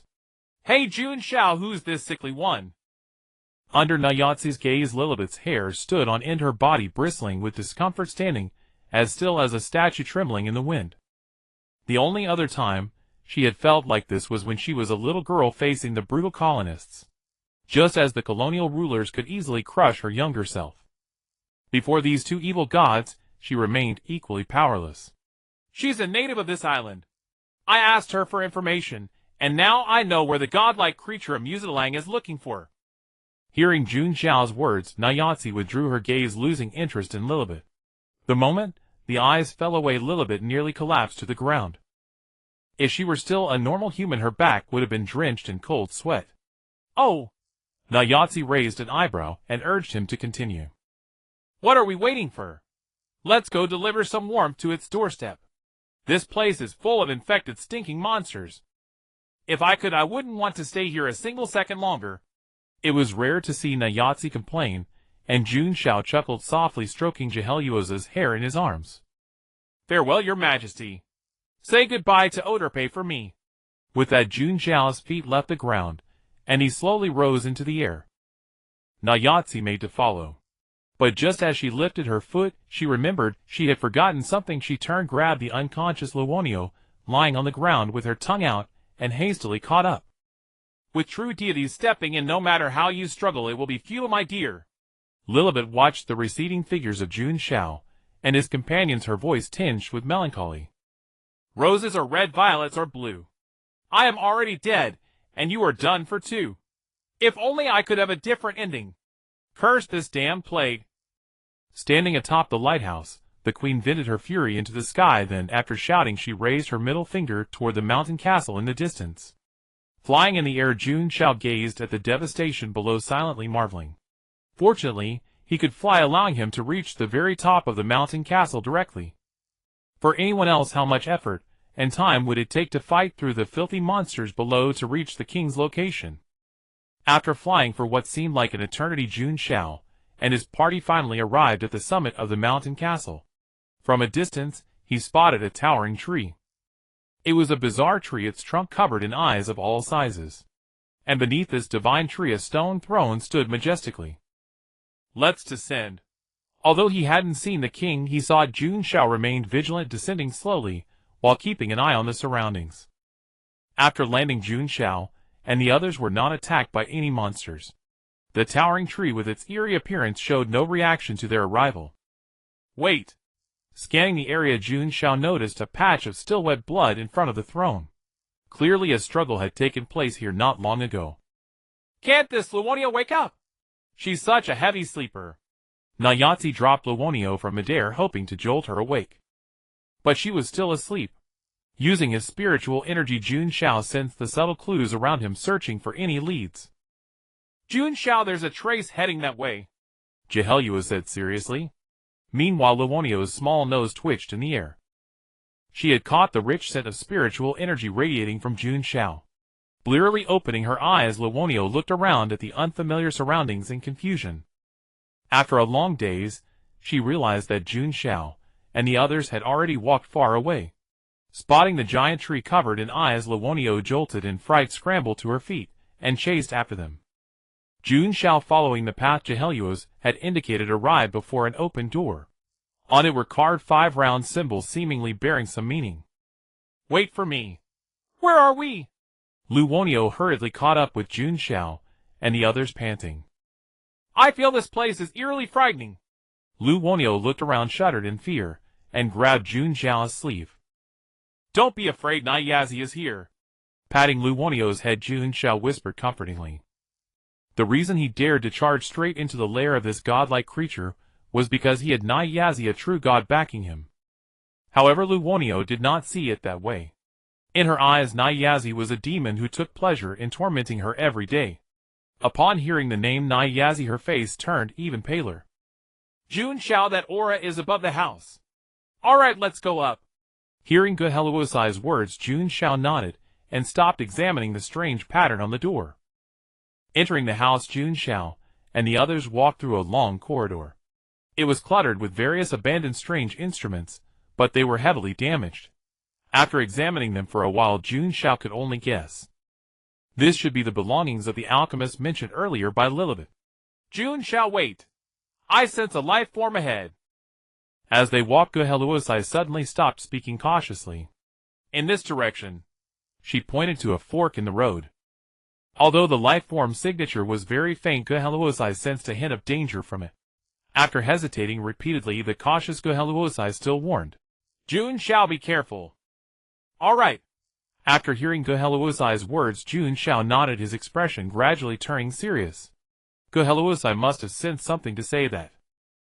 Perhaps the king he was looking for was at the end of this fork. The corridor stretched out like a serpent, pitch black with no end in sight.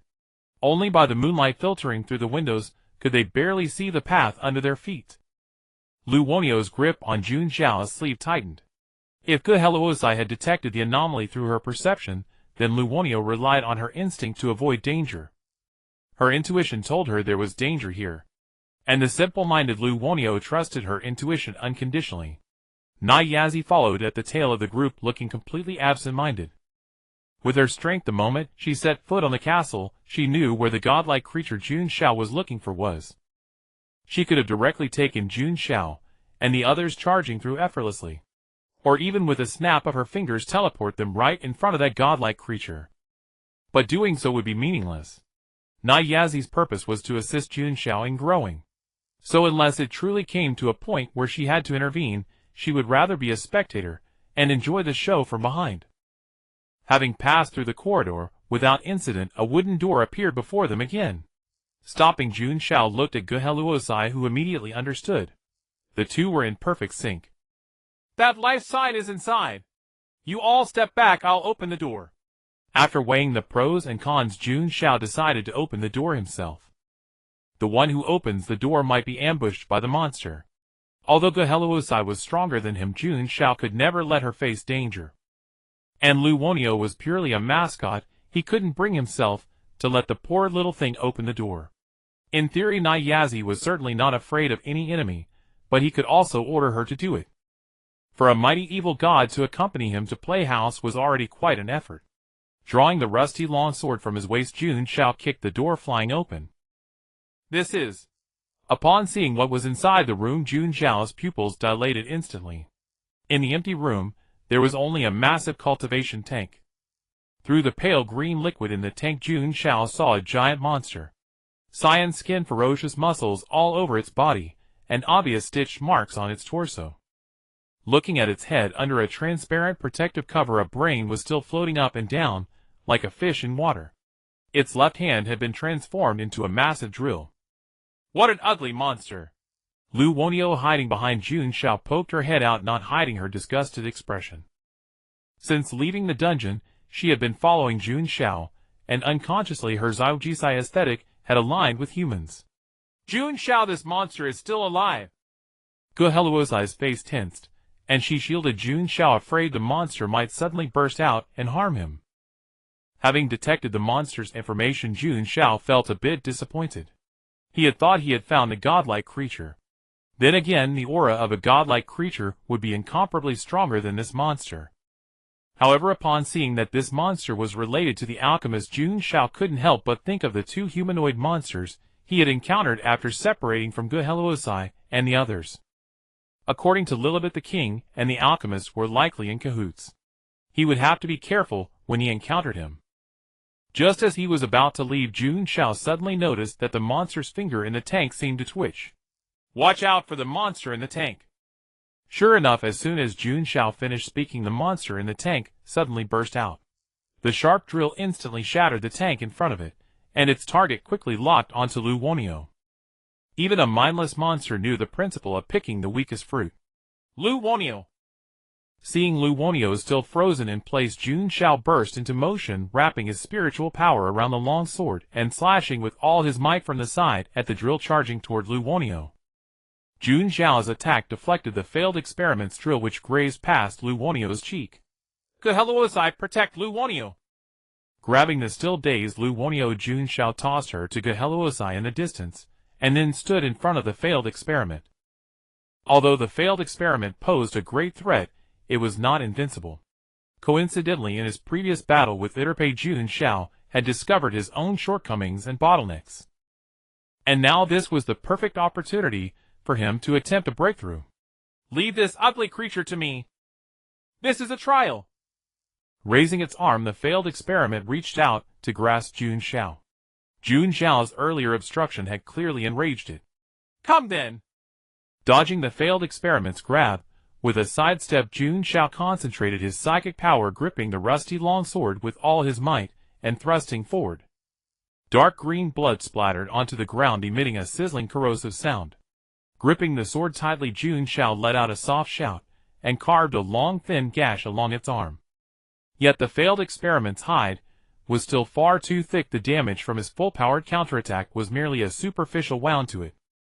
Moreover, as the alchemist's masterpiece, it felt no pain and possessed formidable regenerative abilities. In just a moment, the wound Jun Xiao had inflicted on its arm had already healed, leaving only a faint scratch.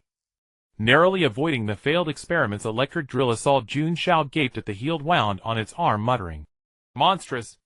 Clearly this couldn't be a prolonged battle. He had to end it quickly. Shaking the blood off the blade, Jun Xiao recalled the fight at the lighthouse. Compressing and concentrating his psychic power into a single point, he would then pierce through its vital spot with one thrust. Refusing to grant Jun Xiao any respite, the failed experiment leaped high into the air, swinging its electric drill down at him from afar. Jun Xiao narrowed his eyes, standing still without flinching, and raised the rusty longsword, its tip pointing skyward.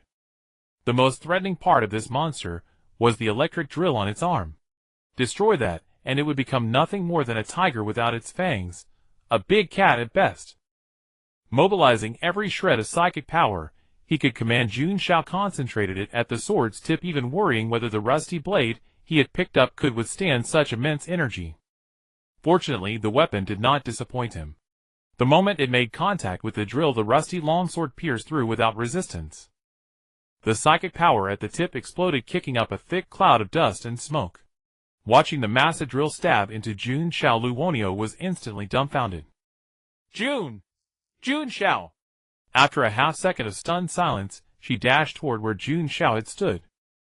if not for saving her, if not for her own weakness. Lu Wonyo was now completely consumed by self-reproach. She had never imagined that with jealousy and Nayatsi present, how could Jun Xiao possibly be hurt? Lu Wonyo, don't worry. I can sense it. Jun Xiao is fine now. Reaching out to stop Lu Wonyo, jealousy spoke in a gentle, soothing tone. In truth, she had almost been unable to resist intervening in that instant. But sensing that Jun Xiao was unharmed, she restrained her impulse. After all, Jun Xiao had instructed her to let him handle the monster himself. If she interfered, what if he got angry? Both girls harbored their own thoughts, and as the smoke on the battlefield cleared, the outcome of the clash was as expected. Adhering to the law of no injury in smoke, Jun Xiao stood unscathed and spotless, his expression calm, as he gazed at the one-armed monster before him.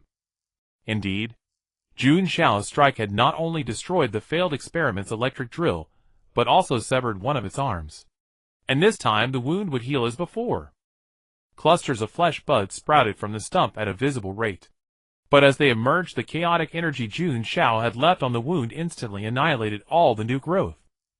This teaches us that against enemies with high regeneration one must deal grievous wounds to subdue them. Though the arm could not regrow, the failed experiment paid no heed. No matter how severe the injury, its only goal was to tear apart everything in sight. Like a mad dog, even if it died, it would still bite someone. It was a walking, living battle frenzy. As the towering monster lunged at him, Jun Xiao gave it a gentle push, using its momentum to create distance. Though the failed experiment, now missing its drill arm, was greatly weakened, several exchanges still gave the impression of a balanced fight. Continuing to evade the failed experiment's attacks, Jun Xiao gritted his teeth, trying to summon his psychic power. To his dismay, his efforts were like a feather falling into the vast ocean. Not even a ripple stirred. Unable to channel psychic power, Jun Xiao could only stare helplessly at the one-armed failed experiment, dodging its now harmless assaults. It was hopeless. A soft psychic-free attack would probably not even pierce its skin. And even if it did, given the monster's terrifying recovery, it would heal in a second. Strictly speaking, his goal had been achieved. The earlier strike had successfully broken through his previous psychic power limit. He could easily call jealousy or Nayatsi to finish off the frenzied failed experiment. But the thought vanished the moment it appeared dismissed by Jun Xiao. It won't do to be complacent over just one small breakthrough. Remember, what awaits me is an existence nearing divinity. Thus, even if it meant squeezing out one more drop. With this unwavering determination to push himself to the limit, Jun Xiao felt a surge of pure psychic power erupt within him. If he likened his control of psychic power to diving, where before he could only descend to a depth of 2,000 meters, now he had reached the level of 3,000. Finally, it's my turn to strike back. With a sharp glare, Jun Xiao ceased dodging. The rusty longsword wrapped in abundant psychic power slashed down, severing the failed experiment's hand. Then, stepping on its now bare arm, he propelled himself upward and mercilessly swung his sword. The shattered protective casing fell, revealing a brain larger than Jun Xiao's head, still pulsating with a thick blood fiber extending downward, connecting to the failed experiment's neck. Stepping forward slowly, Jun Xiao delivered the final blow, cutting the crimson fiber extending from the brain, severing the monster's last breath. With the monster's death, a massive surge of energy erupted from its corpse. A thunderous boom. The failed experiment's body exploded into fragments, scattering flesh everywhere. Sensing the threat, Jun Xiao instinctively retreated, narrowly escaping the blast radius. The splattering blood was also blocked by his psychic power, kept at a distance of 1 meter. Once no further danger remained, Jun Xiao let out a long sigh of relief. Good thing he hadn't let that sticky dark green gore splatter on him. Otherwise Nayatsi would have teased him for being utterly disheveled. Narrowing his eyes, Jun Xiao suddenly noticed a faint glimmer where the failed experiment had exploded. Could it be a loot drop? Jun Xiao stepped forward, bent down, and picked up the object that had been glowing earlier. It looks like a key. While Jun Xiao was still stunned, He Luosi suddenly walked over. Jun Xiao, I sense spiritual energy fluctuations from a battle. Let's go. Though he didn't know what use the item dropped by the failed experiment subject would be, Jun Xiao kept it on him just to be safe. Through another fork in the path, Jun Xiao encountered yet another wooden door. Along the way he had discovered many notes, left behind by someone. or rather experimental records. Experiment 42 failed. The corpse showed no reaction with the red crystal. Could my approach be wrong? Perhaps I should seek the king's permission to use death row prisoners from the jail. The plague is spreading too fast. The prisoners in jail aren't enough for my research. Some infected villagers volunteered to assist my experiments. They begged me to cure their plague. I must end this plague. Facing those villagers desperately pleading for mercy, that phrase echoed in my mind. Panacea immortality finally. When Jun Xiao tried to read further, the writing afterward had been erased by someone. The one who left these notes was likely the alchemist serving the king. Panacea. It seemed the person had likely already developed a cure for the plague. Pushing open the wooden door, an ornately decorated vintage elevator came into view. The spiritual energy fluctuations from the battle are coming from above. However, it seems to have vanished now. Let's go up. Without hesitation, Jun Xiao stepped onto the elevator first. Regardless of whether the person upstairs was the alchemist or the king, he couldn't let this hard-won clue slip away. How do I start this elevator? After everyone had stepped on, Jun Xiao looked around for the control panel and spotted what resembled a socket in the corner. Immediately recalling the key dropped by the failed experiment subject earlier, Jun Xiao quickly took it out and inserted it into the socket. As expected, the moment the key slid in, the elevator shuddered and began rising, carrying everyone upward. Ding dong, the elevator stopped promptly, and the doors opened before them. You? What exactly did you do, you fool? A strange humanoid creature with a hood and entirely blue body lay collapsed on the ground. In front of him, a human wearing a massive helmet was slowly approaching. Just from his silhouette, Jun Xiao immediately recognized his identity. It was exactly like the king's statue he had seen along the road. But honestly, wearing such a helmet, how could he see anything? All along I've been desperately trying to save this twisted kingdom. Save this country from the harm caused by a bastard like you. Whether the king understood he was being insulted, he mockingly raised his middle finger at the creature. Aw, neither of us can escape now, the entirely blue humanoid creature said sarcastically. The king shrugged, stepped forward, and stomped on its face. You can't kill me. Huh? Not caring what the creature beneath his foot was saying in desperation, the king kicked its face repeatedly. Is that all? That's just tickling. Oof. Another relentless kick, and its face was nearly deformed by the king's assault.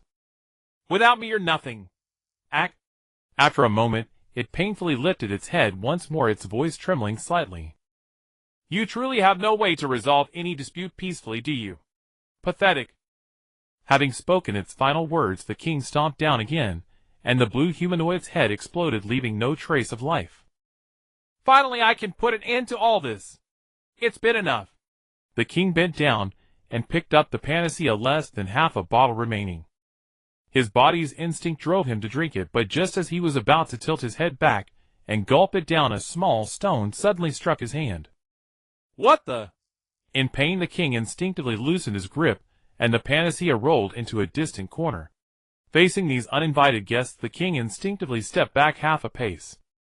Having just survived a life-and-death battle, both his body and spirit were exhausted to the utmost. Otherwise, he wouldn't have been caught off guard by Jun Xiao's ambush. He flipped off Jun Xiao, a menacing gleam flashing in his eyes. Crawling through this plague-ridden island, he had learned one truth. Everyone standing before him was an enemy. Kill them all. This was the sole thought in the king's mind. Name beheader, race artificial human, no beheader. Prisoner. King. No one knows where he comes from, not even himself. It's you, that headless corpse wandering around. Seeing the king's intent clearly, Jun Xiao didn't hesitate either. He extended his right hand, and the rusted longsword he had thrown earlier was pulled back to him by spiritual energy. Nyazi, if I can't defeat him later, I'll have to ask for your help. Though the king was in poor condition, he still posed a significant threat to Jun Xiao. As expected of a demigod-level creature, even severely injured, he could exert such immense pressure. Jun Xiao took a deep breath and focused his spiritual energy.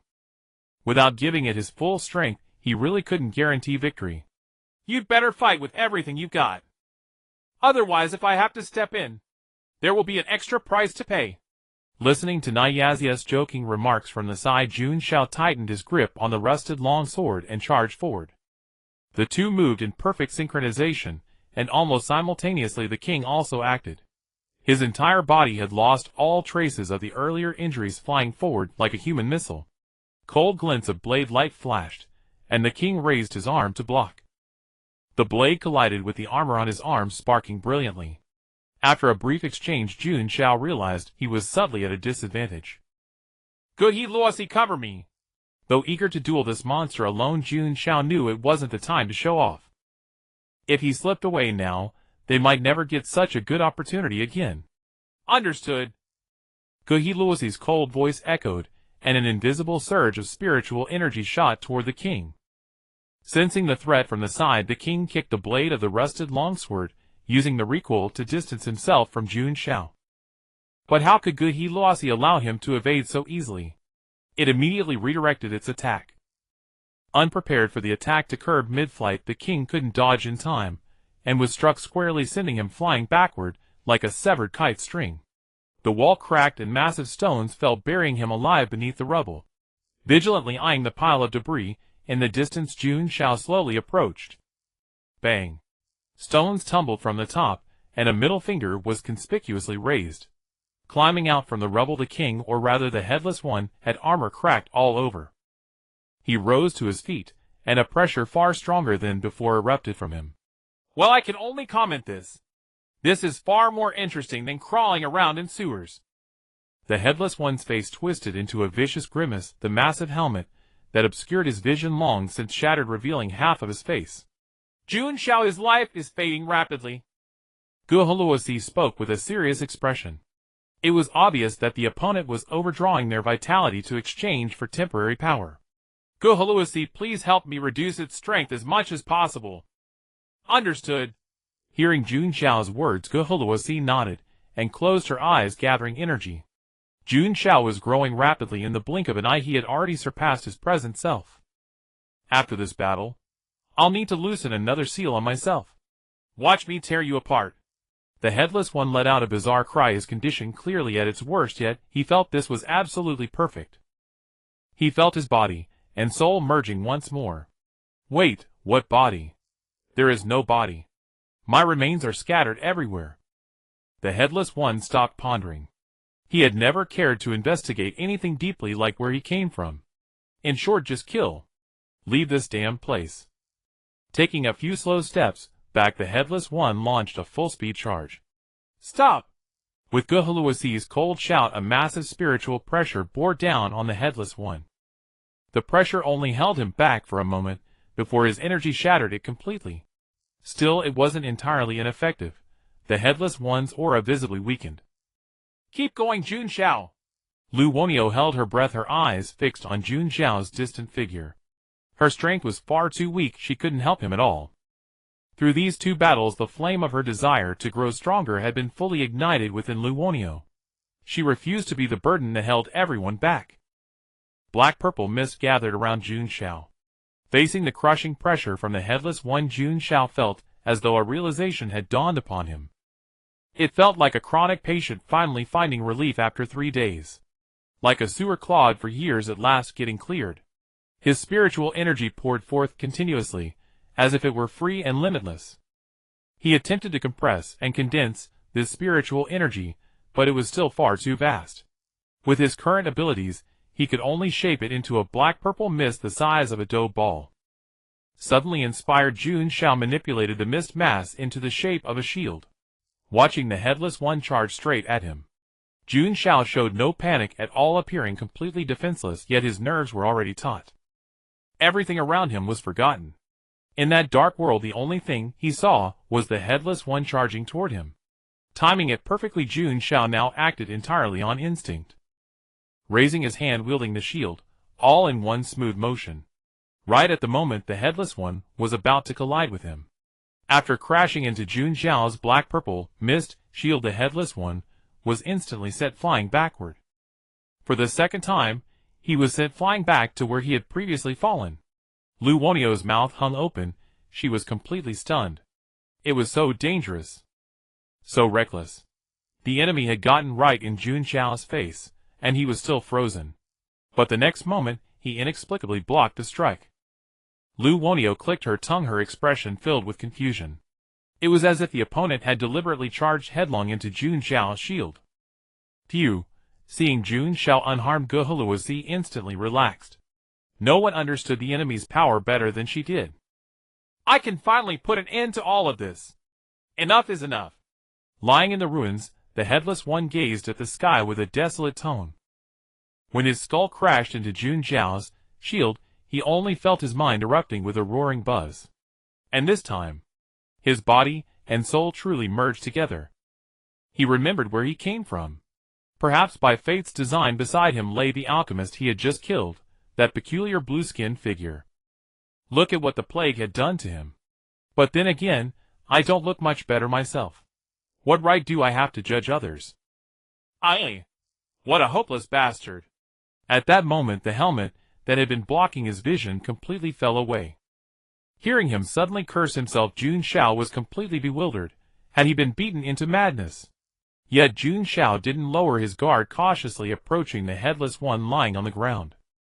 If the Headless One tried to leap up and attack, Jun Xiao would immediately raise his shield to block. But things didn't go as he expected. As Jun Xiao walked up to the Headless One, he remained motionless, still staring blankly at the sky. Hey, your helmet fell off. Watching the Headless One on the ground, so different from before, and in such a wretched state, Jun Xiao couldn't help but tease. Psychological attacks are also weapons to defeat enemies. Before you kill me, can you give me the middle finger? The Headless One suddenly spoke, leaving Jun Xiao once again dumbfounded. Not only does he like giving the middle finger, he wants others to do it to him. Though he had no obligation to fulfill his request, Jun Xiao raised his middle finger out of curiosity. Like this? Exactly.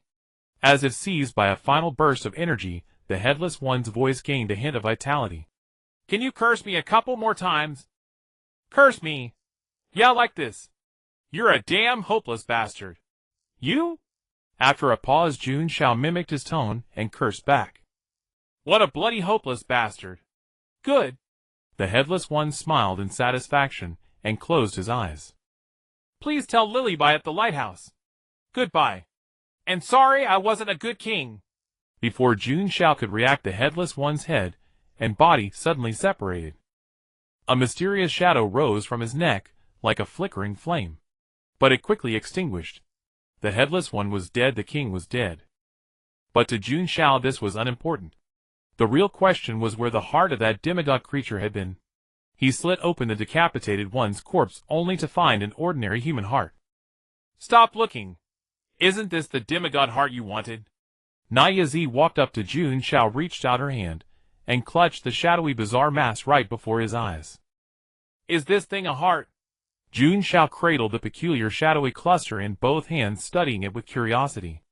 Its texture felt like cotton. He carefully stowed away the heart and glanced down at the headless corpse on the ground, remembering those final words. Pass on a message to Lily Beite at the lighthouse. He picked up the nearly empty vial of panacea from the corner. According to all accounts, this should be the antidote capable of curing the plague, though he had no idea whether it would actually work. But that wasn't his concern anymore. Hand over the medicine to Lily Beite, and the rest would have nothing to do with him. Since I've taken your heart, I'll make sure to deliver your message as you asked.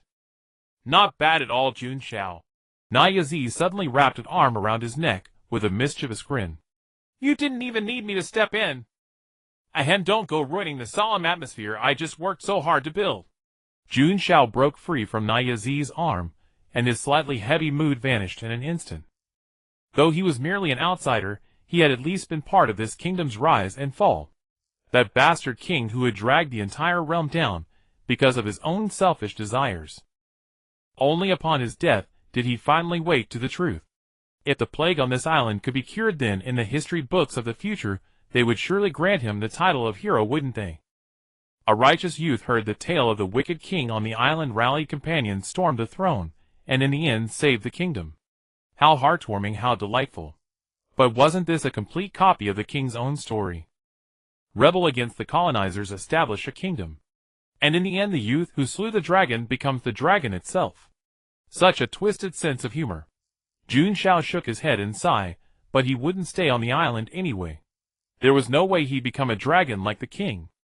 Seeing the heavy expression on Jun Xiao's face fade, Naya Z bared her teeth in a wide grin and slapped him hard on the back. That's more like it, with such a lovely face.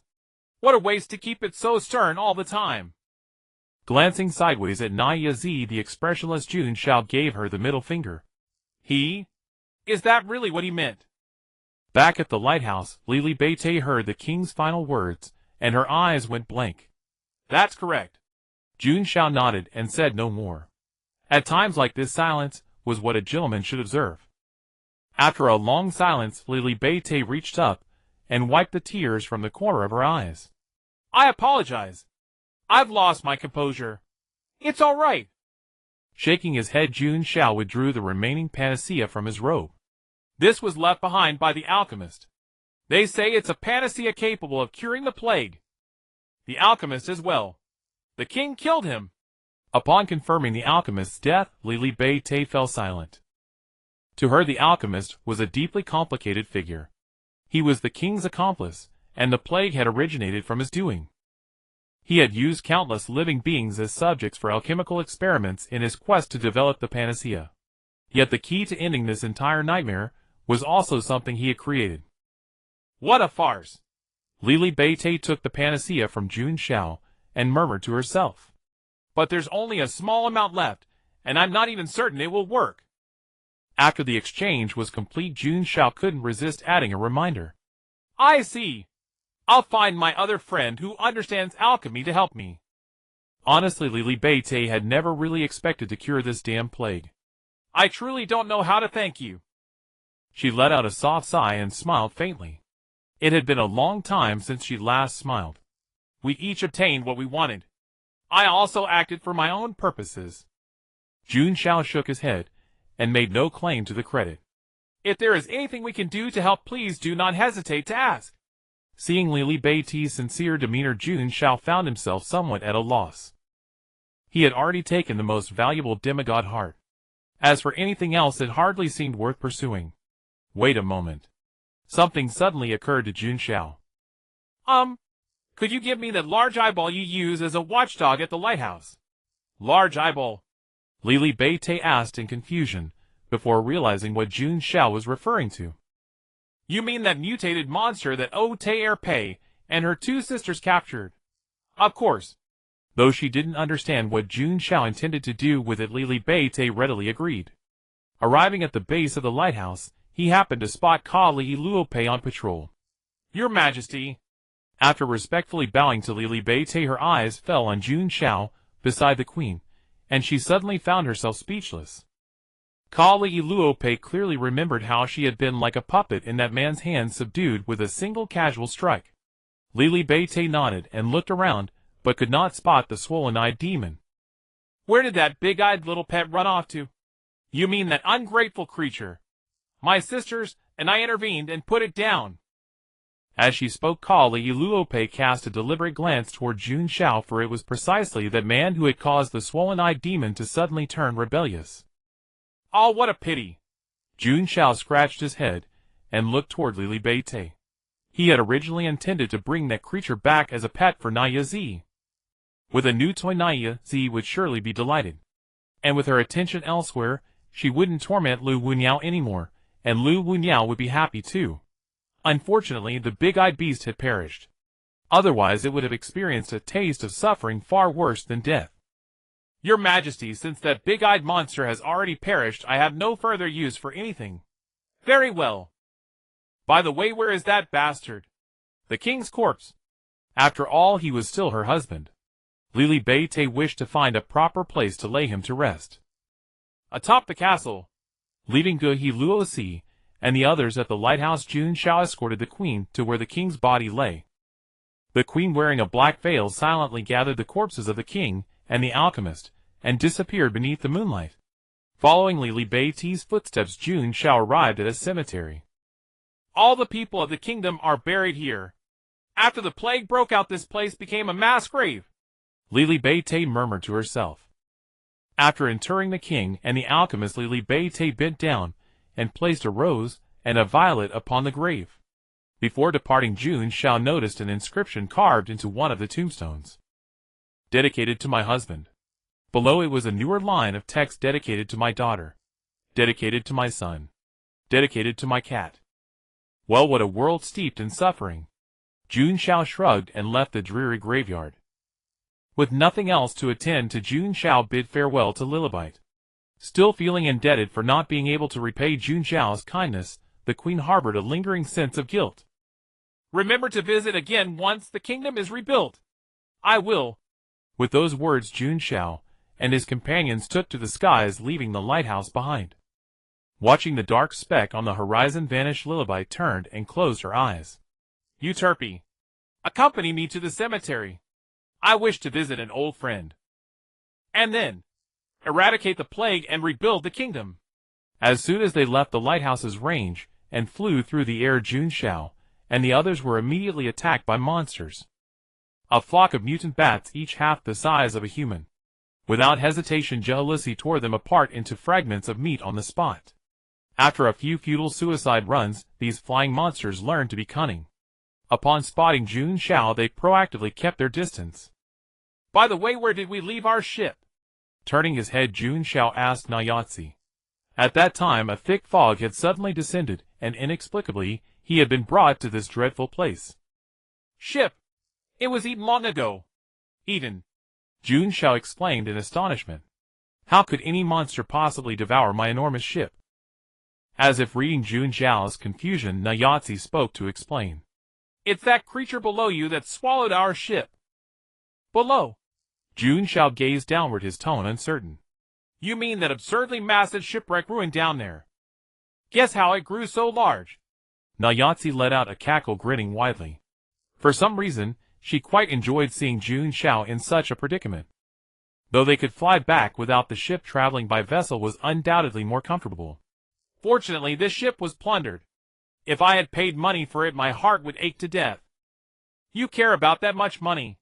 Nayatsi said exasperatedly, pointing at Jun Xiao's chest. With that demigod heart you're carrying now, if you sold it, you'd have more wealth than you could ever spend in a lifetime. That thing is meant to be exchanged with Armstrong. But speaking of money... Jun Xiao's expression grew distant. He found himself missing the days when that Miss Kraken had taken him in as her dependent. Once he delivered the demigod heart to Armstrong, it would be time to return and visit them. Noticing Jun Xiao's expression, Nayatsi sensed gossip, and with a mischievous grin nudged the daydreaming Jun Xiao with her elbow. You're thinking about one of your old flames again. Nonsense. I just happened to remember a student from afore. A student? Re-examining the man before her, Nayatsi whispered in disbelief. To think you'd go after your own student. Crawl. Conversing with Nayatsi nearly gave him a headache. Turning around, Jun Xiao looked at Jealousy following behind, as well as Luonio beside Nayatsi. Since killing the beheaded and leaving the castle, the two of them hadn't exchanged a single word. Jealousy, is something wrong? Huh? Slightly dazed, Jealousy snapped back to attention and hastily waved her hands. No. Nothing's wrong. You're probably just tired. Noticing the exhaustion that Jealousy couldn't conceal on her face, Jun Xiao spoke softly. When we return this time, take a good rest for a while. We're heading to the Black Curse Empire anyway. It's been a long time since we saw Keela Ken and the others. You must miss them too, right? Keela Ken. Noticing the change in Jealousy's expression, Jun Xiao smiled faintly to himself. It seemed their relationship might be closer than he had originally imagined. However, the reality was, he had overthought it. Upon hearing Jun Xiao say he intended to find Keela Ken, Jealousy's first reaction was it because her strength was too weak to help Jun Xiao, so he was going to find Keela Ken to assist him instead? Thinking this, Jealousy's demeanor darkened once more.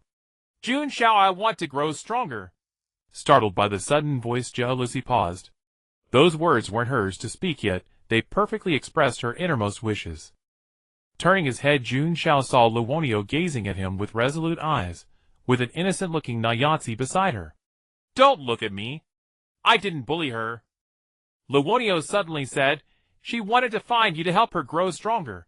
It quite startled me. As she spoke, Nayatsi casually glanced toward Jahalusi behind Jun Xiao. Gazing at Luonio's determined little eyes, Jun Xiao really wanted to ask what had triggered her. But the question died on his lips, replaced by a single word. All right. As if watching his own daughter suddenly come of age, Jun Xiao gently rubbed Luonio's head, his expression softening. Regardless, the desire to improve was always a good thing. When he had first arrived in this world, he too had thought nothing but about earning enough money, so he could lie flat and relax. But once he witnessed the most terrifying truth of this world, he grew afraid. He felt a sense of crisis. He feared that if he remained too weak, some unknown monster might crush him one day. He wanted to grow stronger so badly. Shaking off his thoughts, Jun Xiao's lips curved into a smile, as he said to Luonio, "These are your own words. I won't hold back." Seeing Jun Xiao's deliberately menacing smile, Luonio subconsciously shrank her neck. But soon she quickly regained her unwavering resolve. Bring it on. Use that delicious and rich spiritual power of yours. Fill my entire body. After hearing Luonio's courageous declaration, Jun Xiao's smile froze. Something was off. Extremely profoundly off. Gazing again at Luonio's sincere and innocent eyes, he fell silent. As expected, it was still that silly, dazed Luonio. "If your body feels unwell, be sure to tell me." Placing his hand on Luonio's head, Jun Xiao began slowly transmitting spiritual energy.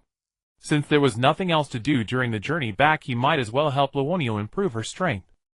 Seeing Luonio's peaceful expression, with her eyes closed, Jun Xiao continued to accelerate the transmission rate.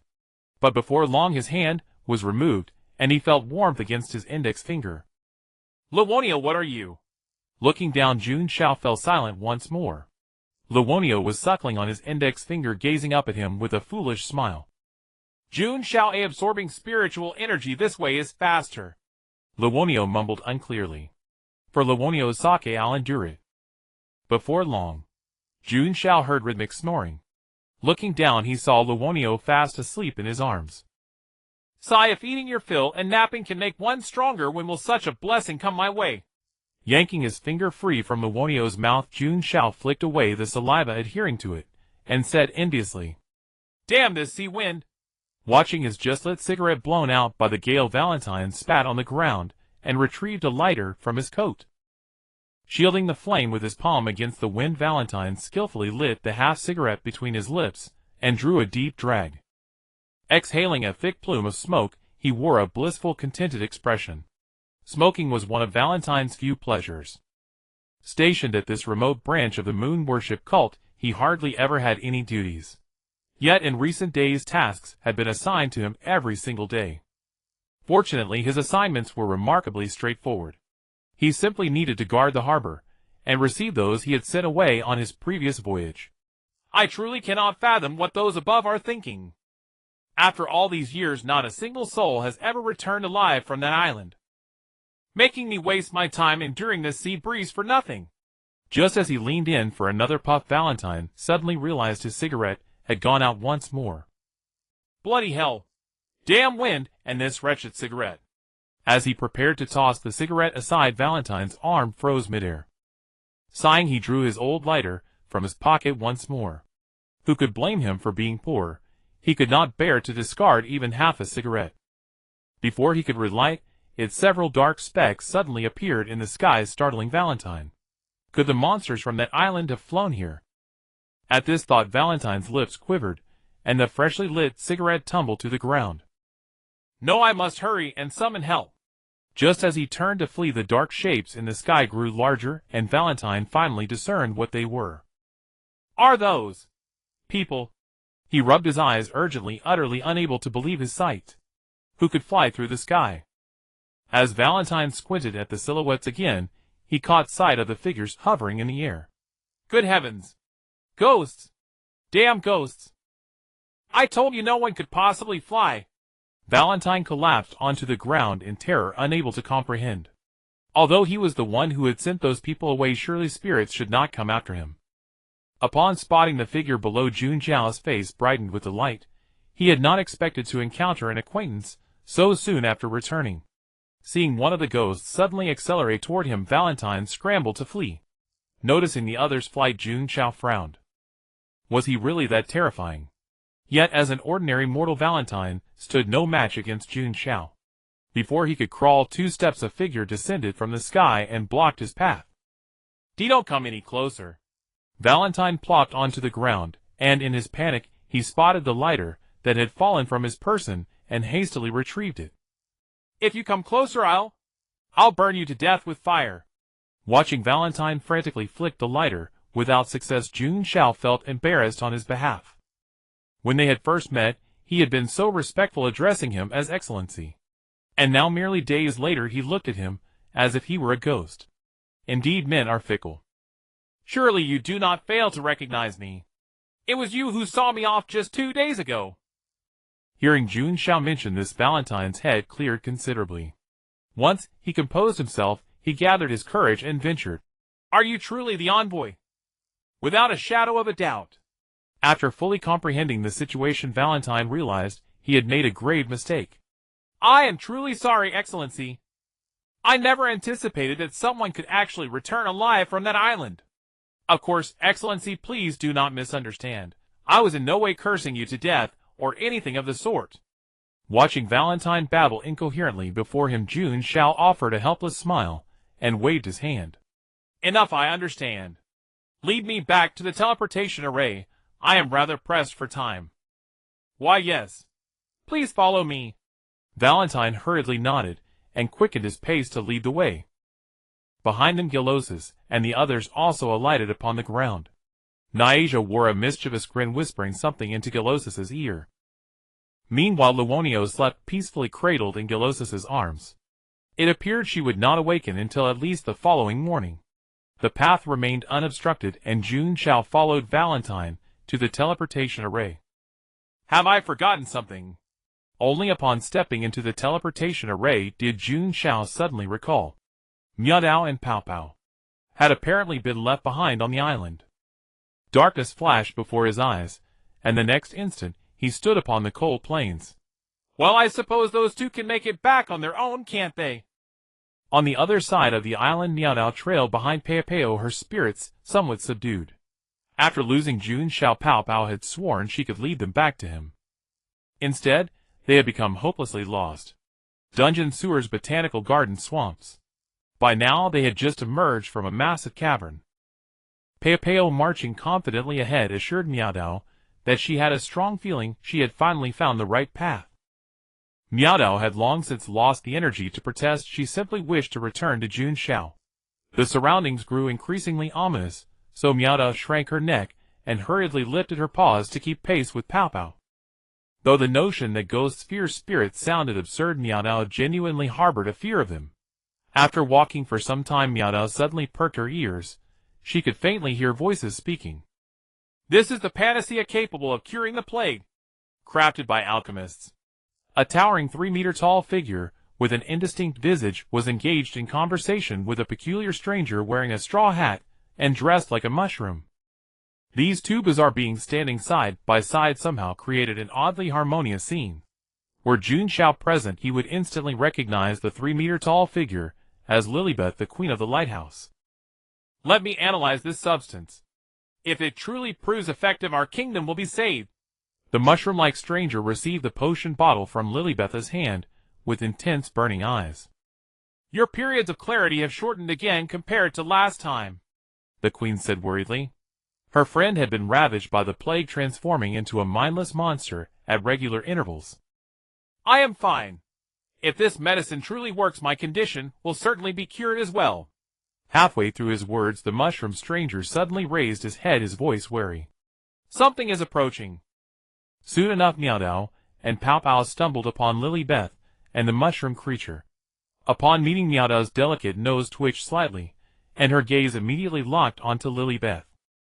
You carry Jun Xiao's scent. Sir Jun Xiao, well, did you secure that heart? No sooner had Jun Xiao stepped off the teleportation array than he saw Armstrong charging toward him with restless eagerness. Though it was poor form to suspect others, Armstrong found it hard to believe that Jun Xiao had already obtained the cardiac of the pseudo-god so swiftly. However, upon glimpsing Niazi standing behind Jun Xiao, his doubts melted away. It must have been this terrifying entity who had acted on his behalf. Jun Xiao offered no reply to Armstrong's inquiry. A faint smile graced his lips as he withdrew the cardiac of the pseudogod from his garments and set it before him. This. Armstrong craned his neck, his gaze lingering with reverent fixation upon the shadowy mass clasped within Jun Xiao's palm. It truly is the cardiac of the pseudogod. Sir Jun Xiao, you are truly my savior. Upon catching the fanatical ardor in Armstrong's stare, Jun Xiao involuntarily took 2 steps backward. Being gazed upon thus by a grown man would chill anyone to the bone. Ahem, I have no present intention of taking on a son. Never mind. As long as you're pleased, let me be your grandson instead. Taking the cardiac of the pseudogod from Jun Xiao's hands, Armstrong said with a grin.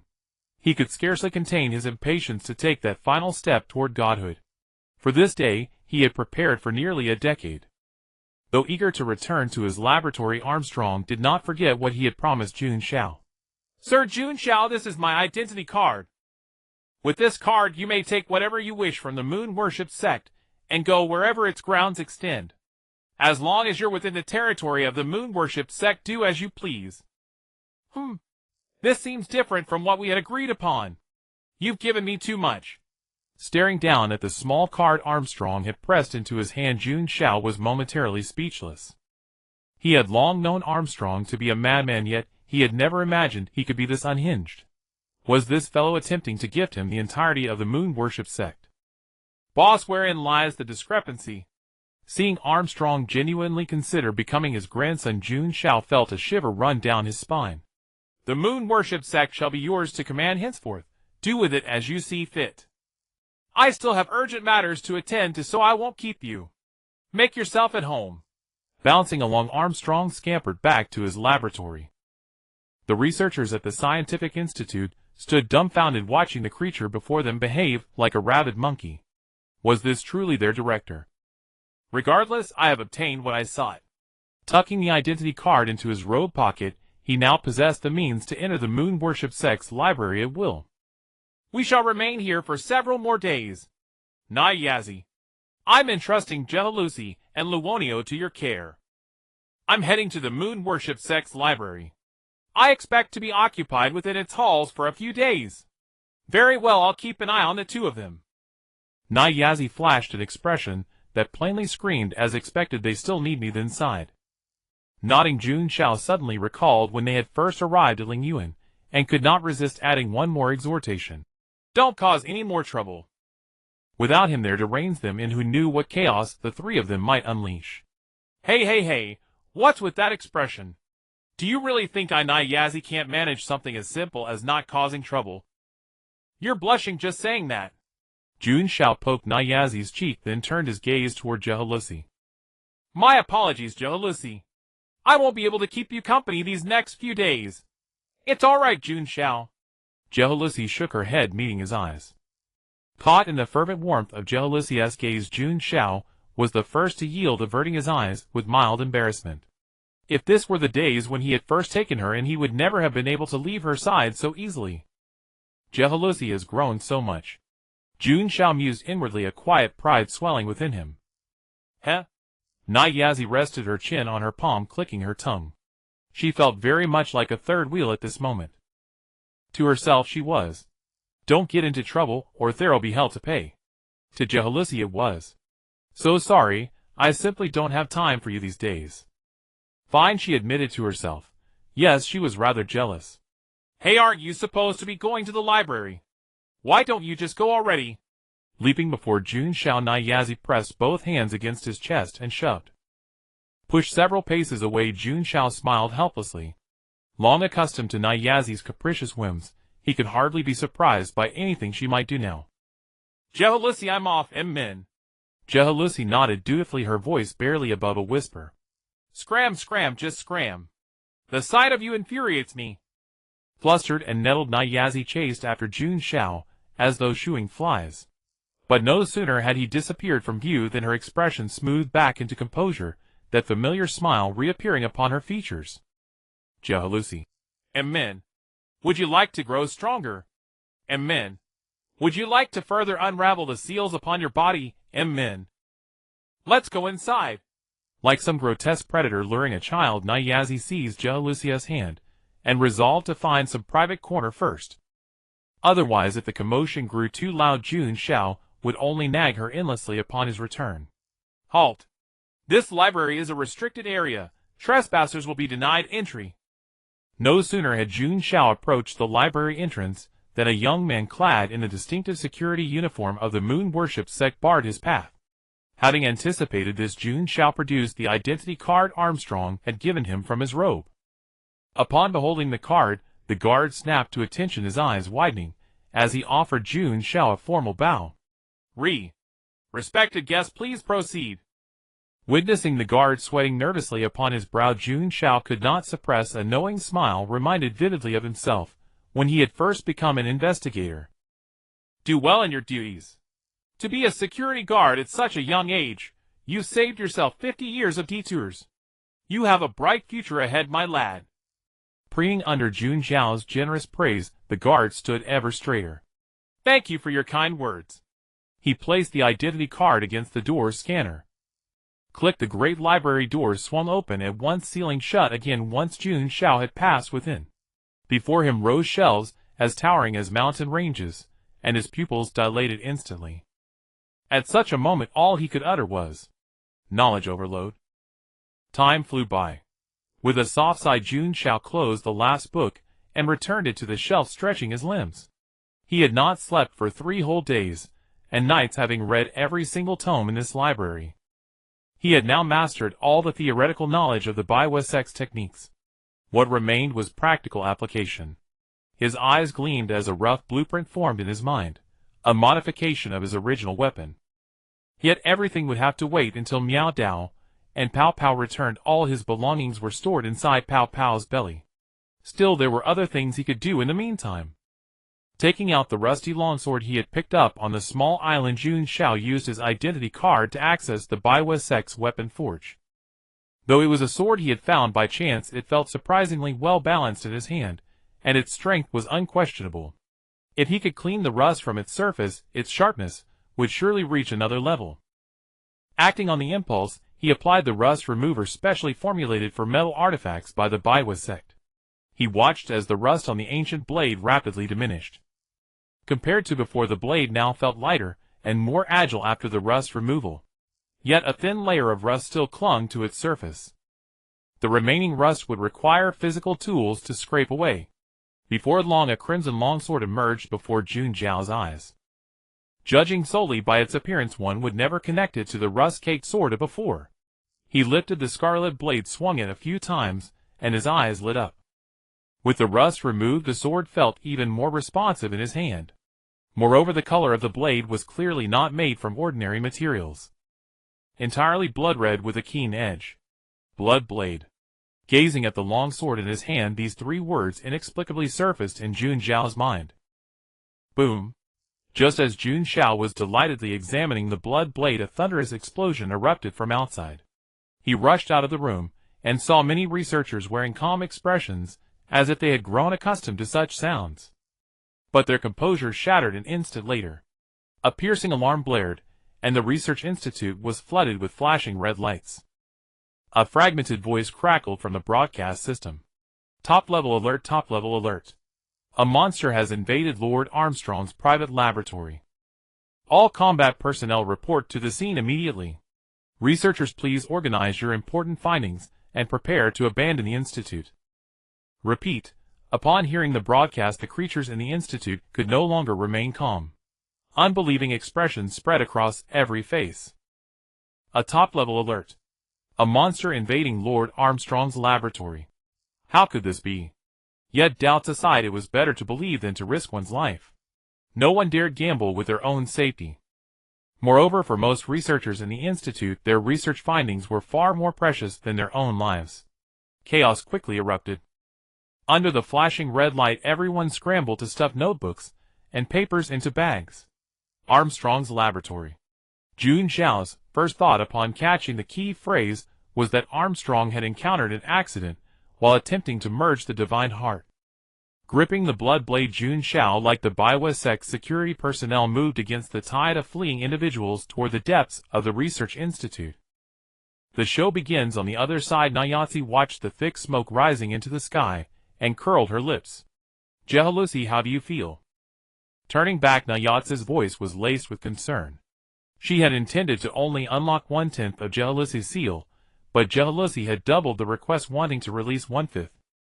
Though the power was inherently hers, one could not become a glutton in a single meal. Unleashing too much at once would inevitably bring accompanying pain and pressure. I feel wonderful, Jealousy replied, her voice brimming with undisguised excitement. For the first time, she realized how joyful it was to possess power, or rather how delightful it was to be able to help the one she loved. And Luonio, I feel like I could eat a whole cow right now. We're going to fight, not to feast. Shaking her head, Nyatsi looked at Luonio with the pity of one regarding a fool, thinking that no matter how strong her power grew, her intelligence would forever be a glaring weakness. Yet it was not entirely Luonio's fault. Among the Shiozi swarm, she was already a once-in-a-millennium genius, quick-witted and clever. Then I can kill a cow with one punch. With that, Luonio brandished her tiny fists, eager for a bloody, gory battle. Good, full of spirit. Nyatsi ruffled Luonio's little head, refraining from bullying her for once. Charge! Charge! Where are my teammates? Someone save me! Upon arriving at Armstrong's laboratory, Jun Xiao saw Biwesec members battling dozens of half-human-sized eyeball monsters. The Biwesec personnel wielded a variety of weapons, sending flashy energy beams toward the eye monsters. The moment the beams touched the monsters, they were instantly dispersed and vanished into the air. The onlookers grinned with joy, thinking the monsters were pathetically fragile. But then, the scattered monsters began to reconstitute themselves.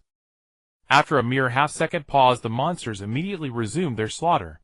Tentacles beneath the eyes extended, snatching a nearby unfortunate soul into the maw hidden beneath the tentacles. Hearing their comrades' agonizing screams, everyone's heart skipped a beat. They involuntarily stepped back, their hands gripping their weapons, beginning to tremble. Hidden in a corner, Jun Xiao poked his head out and cast a reconnaissance skill at the nearest eye monster. Name Phantom, Eye Race, none, note an energy creature created by the Moon Lord. As long as the creator's energy persists, these beings can revive indefinitely. Simultaneously, they hunt all living creatures around them to feed their creator. After scanning the monster's information, Jun Xiao's eyes flickered. Lingering here to fight these endlessly reviving creatures would be a waste of time. Taking advantage of the diversion others provided, he needed to find a way into the laboratory and eliminate the root cause. At the very least, he had to drag Armstrong out of there. Seizing the moment, Jun Xiao darted through the cover, evading the phantom eyes, and successfully entered the laboratory. But once inside, he froze at the sight before him. A colossal half-torso gray giant several meters tall stood, with a face covered in tentacles. 5 cyan eyes adorned its head, with only the topmost vertical eye tightly shut. The other 4 were open, but appeared utterly lifeless.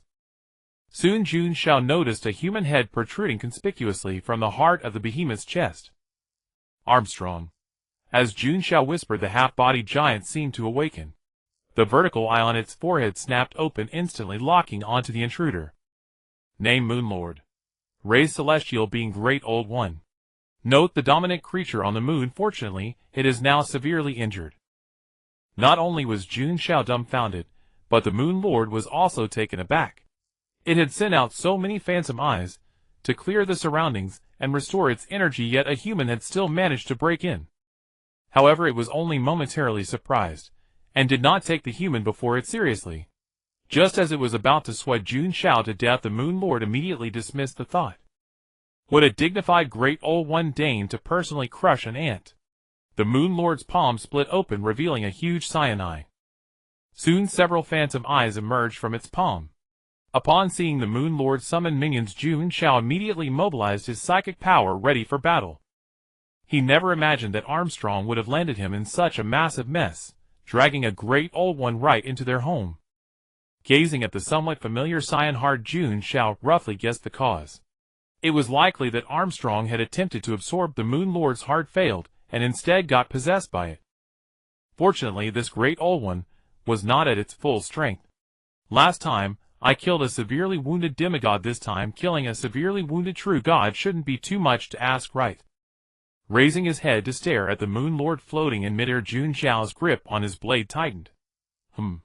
Sensing the eagerness in Jun Xiao's eyes, the Moon Lord was bewildered. Not only was this human unafraid, but his gaze was also strange. As if a cat had spotted a mouse, a hunter had found its prey. But a mere human dared to be so audacious. The Moon Lord waved its hand, instantly summoning dozens of phantom eyes that surrounded Jun Xiao layer by layer. Holding the blood blade, Jun Xiao slightly crouched, then shot forward like a cannonball. Wherever his blade passed, nothing remained. Those phantom eyes hadn't even reacted before being sliced in two by Jun Xiao. The vast encirclement was instantly breached, leaving a gap. Yet the phantom eyes regenerated quickly. Within a dozen seconds, a new encirclement formed. The Moon Lord watched Jun Xiao charging unimpeded toward it, and was momentarily stunned. This was no human, it was a humanoid beast. However, sensing the psychic fluctuations from Jun Xiao, a glint of greed emerged in the vertical eye on the Moon Lord's forehead. If it could devour him, it would surely recover from its severe injuries. Perhaps its strength might even advance another level. In the blink of an eye, Jun Xiao was already before the Moon Lord. Looking up, his gaze locked onto the giant heart at the Moon Lord's chest. Cyan blood vessels, like tree roots, were embedded in its chest. Clearly this heart was its core, and also its weakness.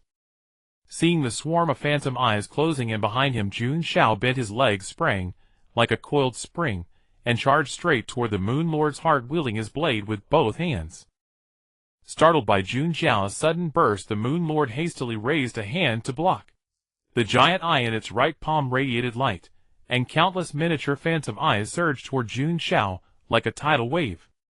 The blue wave of phantom eyes immediately engulfed Jun Xiao. Although it didn't cause substantial damage, it halted his assault. Staring at the dense mass of tiny blue eyes before him, Jun Xiao felt his trypophobia almost triggered. Compressing his psychic power onto the edge of the blood blade, Jun Xiao's eyes turned sharp as he mercilessly slashed at the blue ocean before him. A blade of condensed psychic energy shot forth, carving a gap through the thousands of tiny blue eyes. Sensing the aura erupting from Jun Xiao, the Moon Lord instinctively felt a sense of crisis. This human possessed the means to kill it. Realizing the threat, the Moon Lord no longer held back. Its intuition told it that if it didn't strike with full force, there might be no chance left. The vertical eye on its forehead emitted a faint glow, and with energy gathered, a cyan laser shot out toward Jun Xiao, who had just burst out of the eye ocean. At such a close distance, there was no time to dodge. Without even thinking, Jun Xiao instantly unleashed all his psychic power, condensing a purple-black energy shield just as he had done against the decapitator on the island. The laser struck the shield, and Jun Xiao, like a kite with a broken string, was blasted from the air to the ground. Fearing that the laser might not kill him, the Moon Lord kept its forehead beam active for a full 3 minutes before finally ceasing. The once flat laboratory floor was now cratered several meters wide by the laser. When the smoke and dust cleared, a battered figure crawled out of the pit. Cough, cough, cough. Wiping the blood from the corner of his mouth, Jun Xiao looked up at the Moon Lord, in the air, a cold gleam flashing in his eyes. The upper part of his clothes was already destroyed. For ease of movement, Jun Xiao had shed them. With his shirt gone, his muscular upper body was exposed, and a large dark bruise on his chest was particularly conspicuous. Fortunately, he had condensed the shield in time to block, otherwise the injury would have been far more severe than a mere bruise. Touching his chest, Jun Xiao sighed inwardly. Ultimately, it was his own carelessness. Without fully understanding the enemy's capabilities, he had rashly charged in head-on, resulting in being hit by the Moon Lord's massive laser. But now that he was on guard, that laser would never touch him again. Still alive, the Moon Lord was shocked to see the figure climbing out of the pit. Without hesitation, the vertical eye on the Moon Lord's forehead fired another laser at Jun Xiao. But this time Jun Xiao was already prepared, effortlessly dodging the attack. Damn it! Glaring at Jun Xiao's agile figure leaping about, the Moon Lord adjusted its aim, but couldn't hit him. Realizing it was only wasting energy, the Moon Lord ceased its eye laser, and summoned another batch of phantom eyes, attempting to restrict Jun Xiao's movements. Yet Jun Xiao moved like a fish, gliding unimpeded through the ocean of phantom eyes. No matter how many eyes blocked his path, they were just one slash away. Stepping on the phantom eyes beneath him, he leaped high, landed on the Moon Lord's arm, then sprang again, his figure rising above the Moon Lord's head. Just this one slash.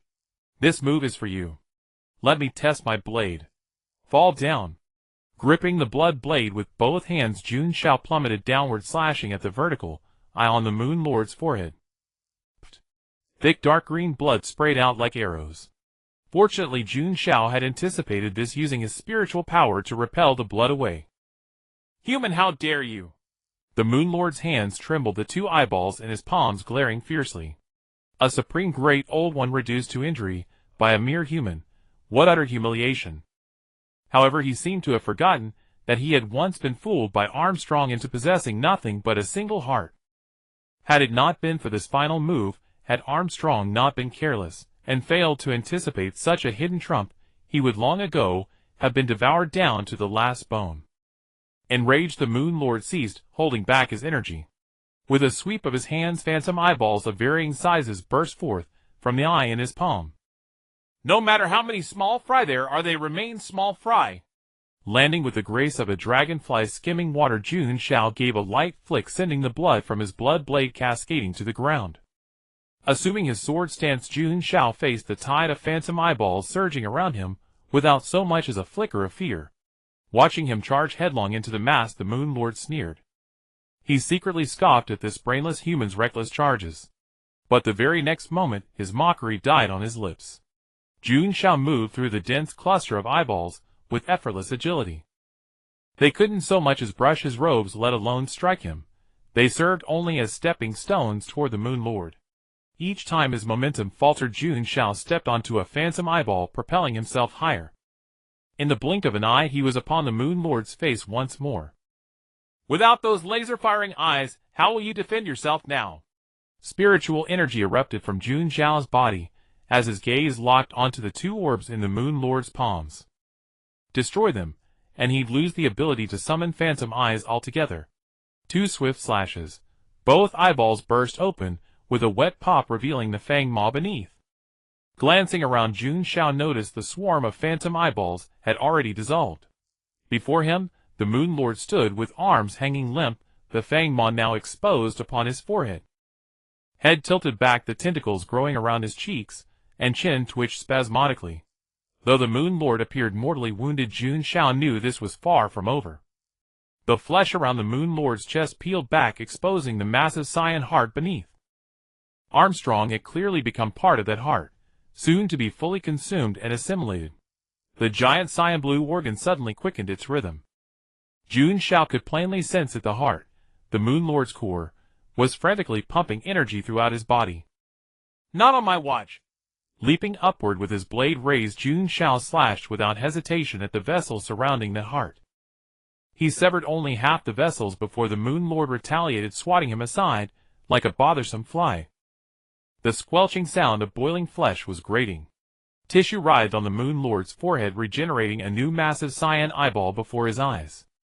I'll flay you alive! The Moon Lord roared, his voice ragged. This sudden surge of power came at the cost of exhausting his heart's strength. When this ended, he would plunge into an extended period of weakness. Across countless eons, the only other time he'd been driven to such desperation was when facing the Calamity Clock, the so-called Old One Slayer, when he'd burned his strength merely to survive. It was precisely then that he'd arrived on this very planet. The eyeball on his forehead snapped open wide. An immense concentration of energy surged forward, and a blinding laser shot forth. Jun Xiao dragged himself from the crater, having assumed the attack was merely a dying gasp. To think he could still unleash such devastating power. Hardly regaining his footing, he felt another towering energy approaching overhead. There was no escape. If I can block you once, I'll block you twice. Jun Xiao grit his teeth, spat blood from his mouth, and gathered every ounce of spiritual energy remaining into a massive violet-black shield before him. But when he felt the crushing power radiating from the shield, his expression darkened. This second laser was more than twice as powerful as the first. Before long, a sharp cracking sound echoed. He knew all too well. His shield was on the verge of shattering. Push harder. Even one more drop of spiritual energy might be enough to withstand this attack. But fate would have it otherwise. No matter how desperately he strained, the ocean of spiritual power within him, already depleted to its lowest point, remained eerily still. Stripped of spiritual support, the dark purple shield shattered instantly. White-hot light flooded his vision as the blast engulfed him. Armstrong, you madman! I'm going to die because of you, you bastard! He screamed before being launched through the air. Yet that very curse seemed to trigger something. The eyelids of Armstrong lodged within the Moon Lord's heart fluttered slightly. After pelting Jun Xiao into the wall and raking him over repeatedly, the Moon Lord finally ceased his assault. Still alive! The Moon Lord marveled. He'd struck repeatedly. How could this human's vitality persist? Yet he made no further attempts to finish him, for Jun Xiao had lost all capacity to resist. He clung to life by a thread. Drawing near to inspect Jun Xiao, the Moon Lord caught an unusual fragrance, not registered by scent, but perceived deep within his soul, primal and instinctive. You smell so delicious. I could almost carve you into a perfect medium-rare steak and savor every bite. The tentacles on his face began to writhe independently of his will, reaching toward the broken figure of Jun Xiao. Consciousness blurred. Pressed against the wall, Jun Xiao tilted his head and dimly perceived those slime-coated tentacles closing in. So this is how close I come to death. Jun Xiao couldn't help but think. I'm not about to die like this. Gasping for breath, he summoned every remaining ounce of strength to raise his blade arm. The futile struggle of an ant. The Moon Lord scoffed. The tentacles lunged, but froze the instant they brushed Jun Xiao's cheek. Don't you dare hurt Mr. Jun Xiao. Upon hearing that familiar fragmented voice, Jun Xiao's fading consciousness suddenly sharpened. Armstrong. Before Jun Xiao could process the words, a thunderous crack split the air. I will kill you. The voice, dripping with murderous intent and glacial fury, jolted the Moon Lord fully awake. Moonlight streamed through the shattered opening in the roof. Suspended midair, a red-eyed girl, whose face was etched with killing intent, glared at the Moon Lord with seething hatred. Beside her, Nayako gazed at Jun Xiao, drenched in blood against the wall, her own expression grave as regret and self-reproach washed over her. She'd anticipated Armstrong's failure, hoping it would serve as training for Jun Xiao, but never imagined it would escalate to this. Growth, I leave him to you. Whispering softly, Nayako turned to check Jun Xiao's wounds. The Moon Lord watched, dared not even breathe. Gazing at the red-eyed girl on the verge of unleashing her wrath, long-buried memories resurfaced with vicious clarity. The calamitous star of destruction, the great alarm clock growth. That day the Moon Lord finally remembered. The terror of his former dominion, and the shame of fleeing for his life while abandoning nearly all his power. Flee. The word exploded in the Moon Lord's mind. Otherwise death would be certain. Yet before he could move, a colossal pressure suddenly descended, pinning him from the sky to the ground. Jeharosi drifted slowly before the Moon Lord. The murderous intent radiating from her crimson eyes alone was enough to suffocate the Moon Lord. On the other side, Nyarko picked up Jun Xiao and gently kissed his blood-stained forehead. Soon Jun Xiao's injuries began to heal at a visible rate. After opening his eyes, Jun Xiao saw Nyarko before him and managed a faint smile. Thank you, Nyarko. If you died, Jeharosi would cry. Nyarko's cheeks flushed slightly as she turned her head away and pouted. Don't take such risks next time. Jun Xiao nodded without rebuttal. Even without Nyarko's reminder, he would be more cautious in the future, or sooner or later he would suffer greatly. By the way, where is Jeharosi? Sensing the absence of a familiar figure beside Nyarko, Jun Xiao asked. Over there getting revenge for you. You don't know. When Jeharosi saw how badly you were hurt, her red-eye syndrome flared up instantly. Hearing this, Jun Xiao suddenly felt a sense of impending doom. Although Jeharosi usually seemed very obedient, when she went berserk, she was utterly ruthless. And with Armstrong still trapped in the Moon Lord's chest. Quick, help me get to Jeharosi.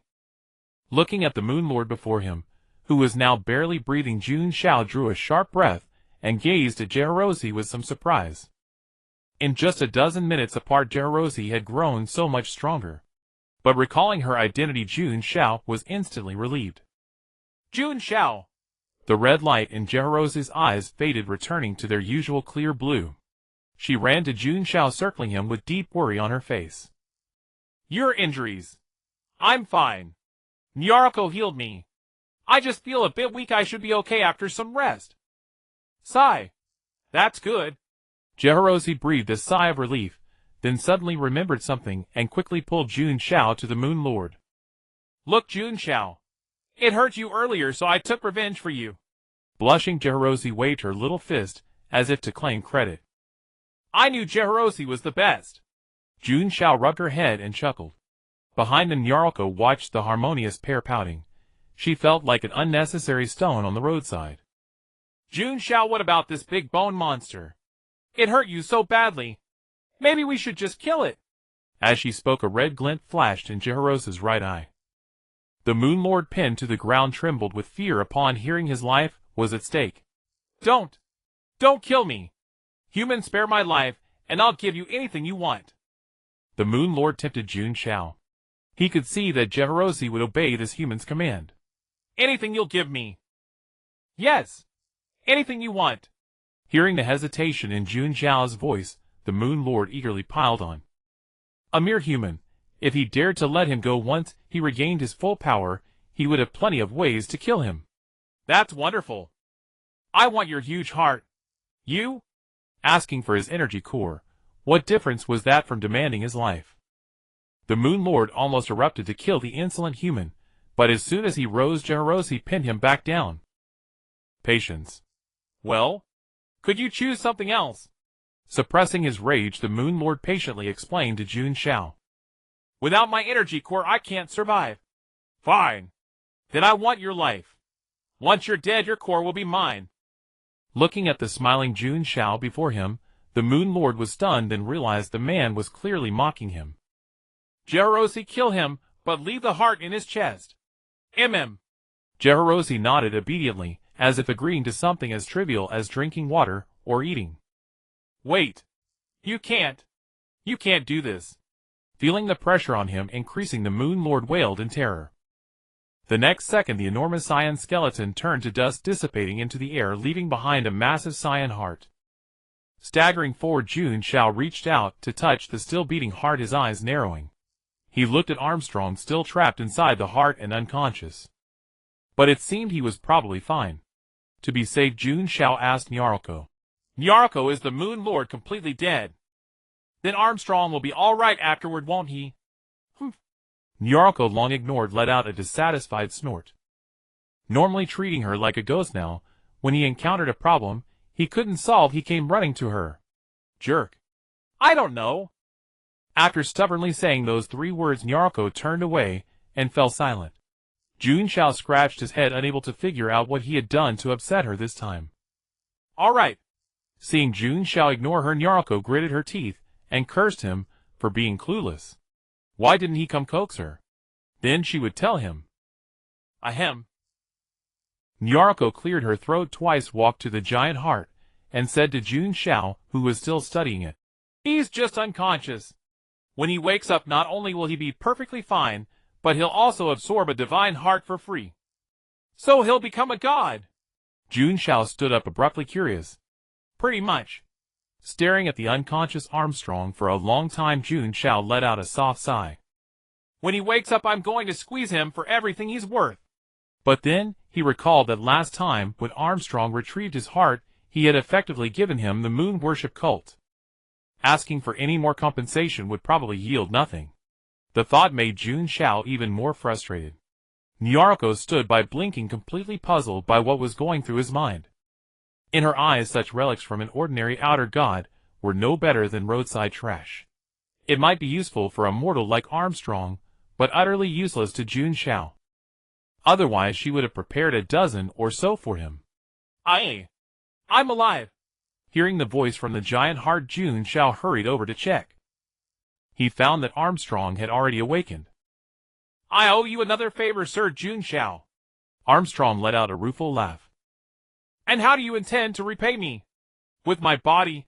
The scene fell into a stunned silence upon hearing Armstrong's blurted reply. Noticing the 2 young women behind Jun Xiao with darkened faces, Armstrong quickly corrected himself. I mean, from now on, Jun Xiao is my boss. After all, you gave me this life. Sensing the chilling aura fade, Jun Xiao sighed in relief and wiped the sweat from his brow. Ahem, I never thought you, Armstrong, such a reserved fellow, would crack a joke like that. I've always been quite humorous," Armstrong said with considerable pride. After reintegrating the Moon Lord's heart, he immediately summoned all the leaders of the moon worship cult. "Gentlemen, allow me to take a moment of your time." Dressed in a white suit, Armstrong gracefully ascended the stage, naturally removed his top hat, and bowed. "As you all know, our cult was invaded. Thanks to this gentleman's courageous intervention, the crisis was averted."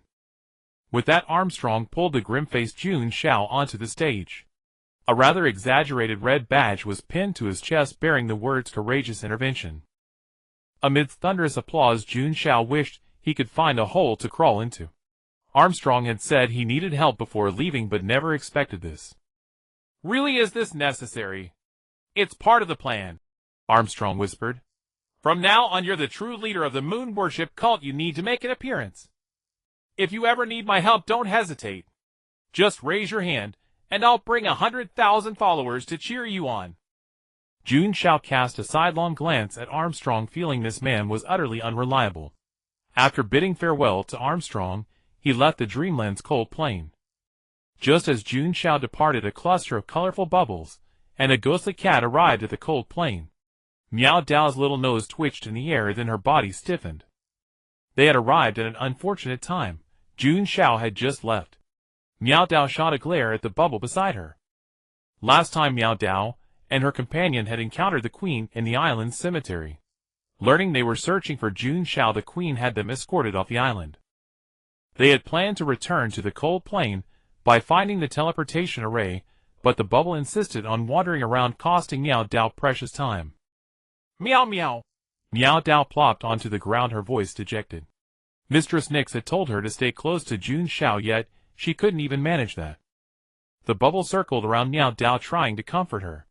Annoyed, Miao Dao extended a paw and pushed the bubble away, pondering where Jun Xiao could have gone. Then her expression froze, as she suddenly received a message from Nix. "Meow meow meow." After establishing the connection, Miao Dao quickly explained how she had been separated from Jun Xiao. Nix on the other end did not scold her, but spoke gently, asking her to return to the Black Eerie Empire. "Jun Xiao is now in the Black Eerie Empire." Hearing Nix's words, Miao Dao's feline body trembled. Then she grabbed the still circling bubble and left the cold plain. At the seaside of Ellesmere Port in the Black Eerie Empire, Jun Xiao gazed at the familiar yet unfamiliar beachside villa filled with emotion. After all, he and Gahaluasi had once lived here for a while, the villa of the Kraken family. He had visited their residence in Harlan City, but only a few servants were there. So he thought of this place. On his way here, he even heard from nearby fishermen that the villa was haunted by a ghostly monster. Lu and Yao, now more powerful, felt confident and wanted to impress Jun Xiao. She pushed open the villa's outer gate and peered cautiously into the courtyard overgrown with red spider lilies. Lu and Yao looked around, found no threat, and quickly beckoned Jun Xiao and the others. "No danger in the courtyard, come on in." Jun Xiao gave a helpless smile. With his precisely controlled spiritual sense, he knew what was inside the villa the moment he stood at the entrance. "So Jun Xiao is your old flame here?" Nayazi followed behind, laughing with a sour tone. "What beautiful flowers." Gahaluasi crouched down, her eyes shining as she gazed at the blooming spider lilies. Meanwhile, Lu and Yao trotted to the villa's main door and gently pushed it open. "Monster inside, get out." As Lu and Yao charged and shouting, Jun Xiao quickly followed. His senses told him that a creature of considerable power was indeed hiding within. Sure enough, as Lu and Yao rushed into the villa, roars and growls echoed. When Jun Xiao arrived, he saw Lu and Yao confronting a massive fish-like creature. Jun Xiao instantly recognized the creature, a deep one. Seeing Lu and Yao about to attack with murderous intent, he quickly reached out to stop her. "Do you know where Kraken is?" The deep one stared at the human before him in astonishment, sensing an immense pressure from Jun Xiao comparable to that of its own leader. "What do you want with the young lady?" Knowing he was outmatched, the deep one asked cautiously. "I am an old acquaintance of hers." Noticing the deep one's gaze growing more wary, Jun Xiao suddenly remembered the ring Kraken had given him. "This ring was given to me by Kraken. The ring of Ponape." The deep one's eyes widened in a low exclamation. Only the most honored guests of Raya possessed this ring. Honored visitor, please forgive my earlier rudeness. His wariness instantly transformed into deference, and the Deep One spoke respectfully, his form shifting into that of a tall, ordinary middle-aged human. Jun Xiao waved his hand, dismissively, unbothered. Fortunately, he had the ring Kraken had given him, or else conflict would have been inevitable. Can you take me to Kraken? This. The Deep One hesitated at Jun Xiao's request. He was merely a gardener who tended the gate and flowers. How would he know Kraken's whereabouts? I do not know where Miss Kraken is. But you could go to Raya and seek Lord Dagon, he would surely know. Thank you. Jun Xiao nodded and led Gahaluasi and the others out of the villa. Lu Yao was displeased that she hadn't had a chance to show off her skills, vowing to let Jun Xiao witness her power next time. Suddenly Lu Yao's eyes lit up, as if she saw an opportunity. She noticed a group approaching them with hostile looks. Church enforcers on duty. You lot look suspicious, said the leading man, with a frown. They had received a report of a monster near the villa, and had come to investigate at night.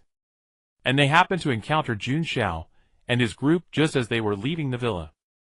He patted his pockets, then remembered that his emblem, as a special envoy of the Church of the Night, was still with Pow Pow. Friend, I'm one of your own. Actually, I am a special envoy of the Church of the Night.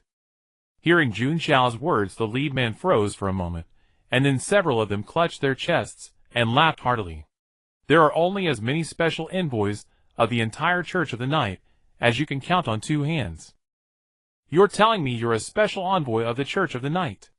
If you're a special envoy, I'll swallow my kitchen knife right here, right now.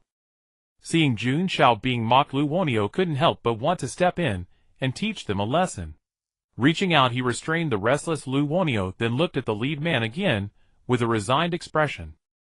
I truly am the Church's special envoy, it's just that I happened to leave my emblem somewhere else. Now your charges have gained another count. Impersonating a Church special envoy. Come with us. Jun Xiao, shall I eliminate them?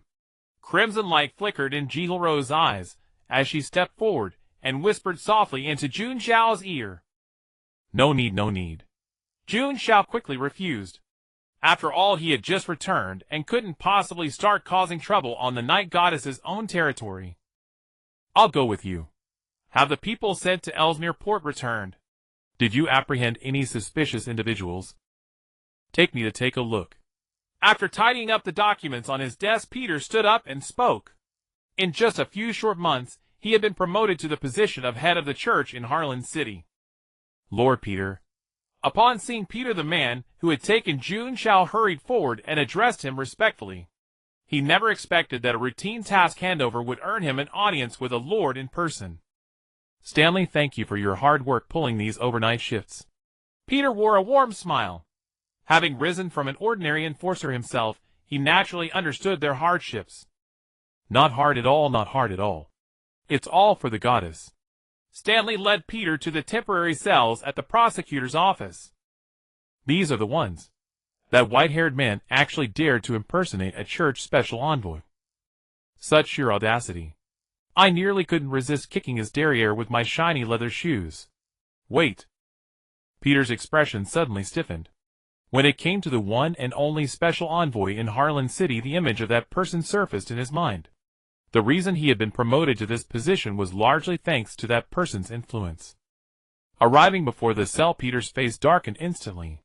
Peter, is that really you? Jun Xiao's expression showed both surprise and delight. He had originally thought he would be sitting in a cell for a few days, never expecting to run into an old acquaintance. It's been a long time, Mr. Jun Xiao.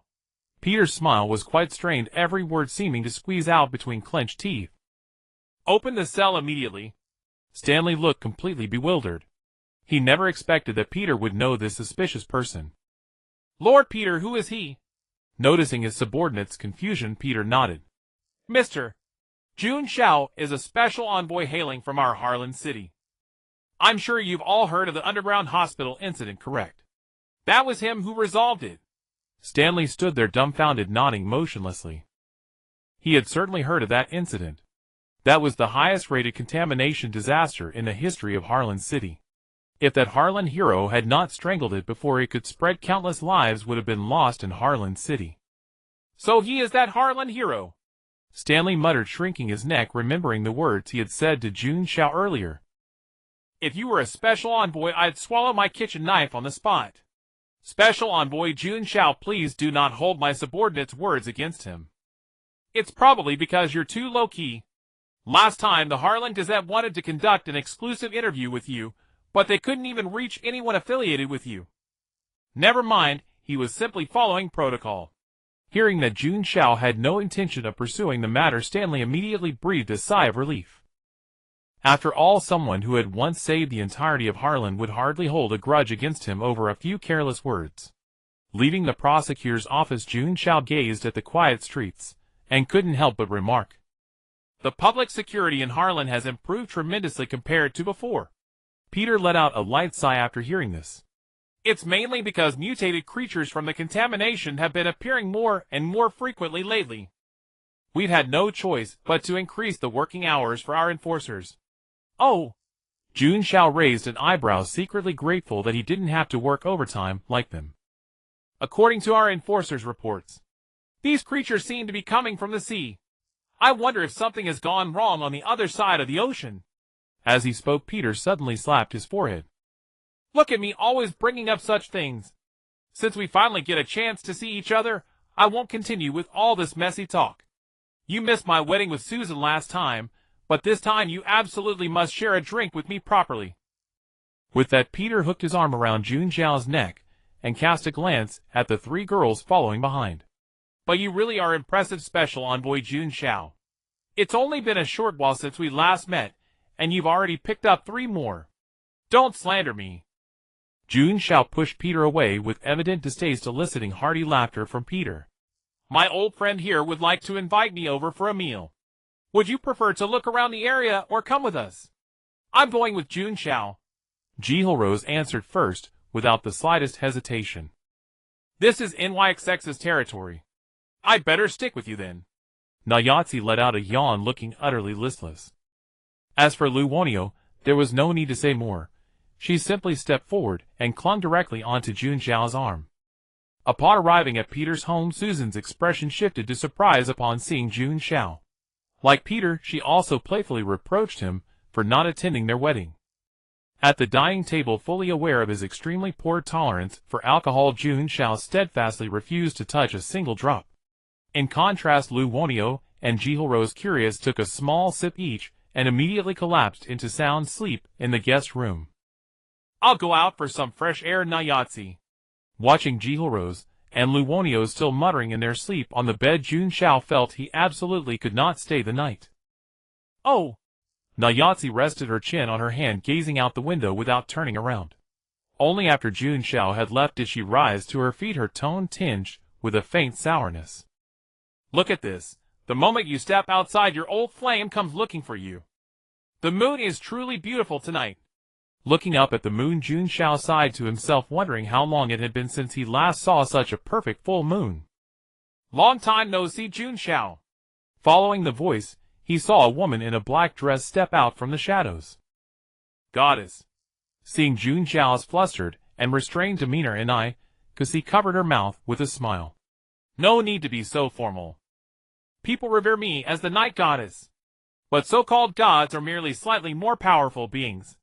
Moreover, your strength will eventually surpass mine. Kasi's eyes sparkled like sapphires under the moonlight. Just call me Kasi. Kasi. Hearing Jun Xiao utter her name, Kasi smiled slightly. I believe you must have heard about it. The situation in the Hei Empire has been tense lately. Kasi showed a trace of worry, as if only when facing Jun Xiao could she remove the mask she had worn for years. Are they the contaminated monsters from the coast? After a moment of daze, Jun Xiao recalled that Baide had mentioned these on the street earlier. That's right. Do you know where these monsters come from? Hearing Kasi's question, Jun Xiao shook his head. He remembered that the northern sea of the Hei Empire bordered the extreme north, but hadn't Kasi and Abu Wasi just reached a ceasefire agreement some time ago? Then these monsters are. That's why I came to find you late at night. Kasi's clear, cold voice interrupted Jun Xiao's wandering thoughts. Me? Jun Xiao pointed at himself, looking innocent. Such a big matter, goddess, you can't just pin it on me. Follow me. And I could see turn around, and a starlight swept over Jun Xiao. The two figures vanished from the street. Damn. In the guest room, Naya Z, who was leaning by the window enjoying the breeze, suddenly slapped the window frame and cursed. A secret date is one thing, but you even took her away. Starlight flickered, and the figures of Inai Kasi and Jun Xiao appeared on the sea's surface above La Lai. Along the way, Inai Kasi had already told Jun Xiao about what had happened since he left the He Empire. But after hearing it, his head was buzzing. Something about Kala Ken leading La Lai to declare war on Yibu under Abu Wasi's command. The war had been going on until now, those polluted mutants surging onto the northern coast were the remnants of the war. Actually, just these matters are still manageable. Just have the church deploy more forces to defend. The main thing is Kala Ken declaring war on Yibu is effectively declaring war on Abu Wasi. As Kala Ken's ally, and having just made peace with Abu Wasi. Hearing this, Jun Xiao finally understood why Inai Kasi was having a headache. You are Kala Ken's teacher. If you speak to persuade her, she will definitely listen. Gazing at Inai Kasi's determined eyes, Jun Xiao finally understood her purpose. Me. Jun Xiao fell silent. It was hard to imagine that Kala Ken, who used to follow him around calling him teacher, had grown to such an extent. I'll try my best, but don't get your hopes up too high. Contrary to Jun Xiao's uncertain demeanor, Inai Kasi was very confident in him. Don't worry. While you were away, Kala Ken has asked me about your whereabouts many times. She might not listen to others, but you are different. After encouraging Jun Xiao, Inai Kasi took him and leaped into the sea, splashing waves. Lady Night Goddess, you. The Deep One stationed outside La Lai showed a troubled expression when he saw Inai Kasi, but still gritted his teeth and blocked her way. Miss Kala Ken has ordered that she will not seize the war. So please return. Kala Ken will definitely see me this time. As she spoke, a surge of power emanated from Inai Kasi, pushing the Deep One aside without injuring him. The Deep One watched Inai Kasi drag Jun Xiao into La Lai, then slumped to the ground in dejection. Who fooled me into being a gate guard? I thought this job wasn't easy. Along the way they encountered many Deep Ones, who upon seeing Inai Kasi quickly made way, as if she were a plague, let alone putting up a symbolic resistance, like the gate guard earlier. Until a tall middle-aged man, with white hair, blocked Inai Kasi's path. Lady Goddess, the young lady really won't agree to a ceasefire, so you... Halfway through his words, Dagong finally noticed the figure behind Inai Kasi. You? Dagong's mouth fell open in disbelief. You are Master Jun Xiao. Jun Xiao, who was behind Inai Kasi, stepped forward and greeted Dagong with a smile. Long time no see, Master Dagong. Indeed, so much has happened in between. Seated at a round table, Dagong looked at a steaming cup of black tea in front of him and sighed. He never imagined that so many things had happened since the day Jun Xiao was dragged into the abyss. Picking up the teacup, Jun Xiao took a curious sip of the black tea. Drinking tea at the bottom of the deep sea, it was indeed a strange experience. By the way, did anyone else come out from the place where I was dragged into the abyss? No. After hearing Dagong's answer, Jun Xiao was a bit downcast, but soon cheered up. It seemed that Emoli Si and Dan and Icy were still trapped in the abyss. After a while, he would have to go into the abyss again. Along the way, he would settle accounts with that damn demon who wanted to make him his son. But when Jun Xiao goes to the abyss, he might be disappointed. That abyss demon god from last time had already been fed to pets by Naya Z. Sigh, if the young lady knew you were here, she would be very happy. Unfortunately, the young lady is recovering from injuries. Dagong sighed, his expression revealing exhaustion. Kala Ken is injured. Inai Kasi and Jun Xiao exclaimed simultaneously. A few days ago, the young lady led the clan to raid Yibu. Although they repelled the enemy, she was injured. Before he finished, Dagong's expression suddenly froze, and the hand holding the teacup stopped in midair. Something's happening with the young lady. Jun Xiao and Inai Kasi exchanged glances, then quickly followed Dagong, who hurried away. With a loud bang, Dagong's pupils instantly dilated, his body expanded several times, and he reached out his hands to catch the figure suddenly flying toward him. Dan and I air. Looking at the familiar face in his arms, Dagong's voice was sharp and trembling. Weren't you in charge of taking care of the injured Miss Kalakin? How? Covered in blood, Dan Air lifted his eyelids and raised his trembling hand. Kalakin has gone berserk. Meow is still inside. Save! Save! With that, Dan Air fell silent. Dagong panicked, but after confirming that he still had a faint breath, he calmed down. Hey, Dagong, what is this thing? Staring at the red octopus tentacles covered with suckers flying wildly in the ruins, Jun Xiao's eyes widened. Miss Kraken has lost control. Miss Hisimio is still inside. Dagon gritted his teeth as his skin gradually turned gray, and fin-like appendages began to sprout from his body. Mr. Jun Xiao, please take care of Dennis. Goddess of the night, may I ask for your assistance? No need for such trouble. Dagon stared blankly at Jun Xiao, who had raised a hand to block his path. Before he could react, Jun Xiao's figure had already vanished from the spot. Goddess, this. Holding the unconscious Dennis, Dagon looked helplessly toward Nyx. Leave it to him. Jun Xiao's growth these days is no slower than Kraken's, Nyx said leisurely, showing no intention of intervening. Amid the wildly thrashing cluster of tentacles, a small figure was crouched on the ground, trembling. Gazing at the timid, pitiful, and helpless reflection cast on the floor, Hisimio felt a surge of rage rising within her. The rage burned away her fear. Why can I never do anything right? Why, when Sister Kraken went berserk, could I only stand there like a fool? Why, when Grandpa Dennis shielded me, could I only watch helplessly as the tentacles pierced him? Why has Sister Kraken grown stronger while I remained so weak? Yet Hisimio's fury was merely a fleeting burst of anger. The frenzied crimson-suckered tentacles twitched violently, then lashed toward the crouching Hisimio. Hisimio, you're still as much of a crybaby as ever. Hearing the faint voice drifting beside her ear, Hisimio looked up, her face filled with disbelief. A man with shoulder-length white hair, wielding a long blade as crimson as blood, severed the massive tentacle before her. Jun Xiao. Am I hallucinating before death, or? Hisimio's lips quivered as she reached out and grasped the hem of Jun Xiao's coat. Long time no see, Hisimio. Dark green blood floated in the seawater. Jun Xiao took off his windbreaker and draped it over Hisimio's small frame. Tears streamed uncontrollably from her eyes. Hisimio could no longer hold back. She felt she had never been so wronged in her life.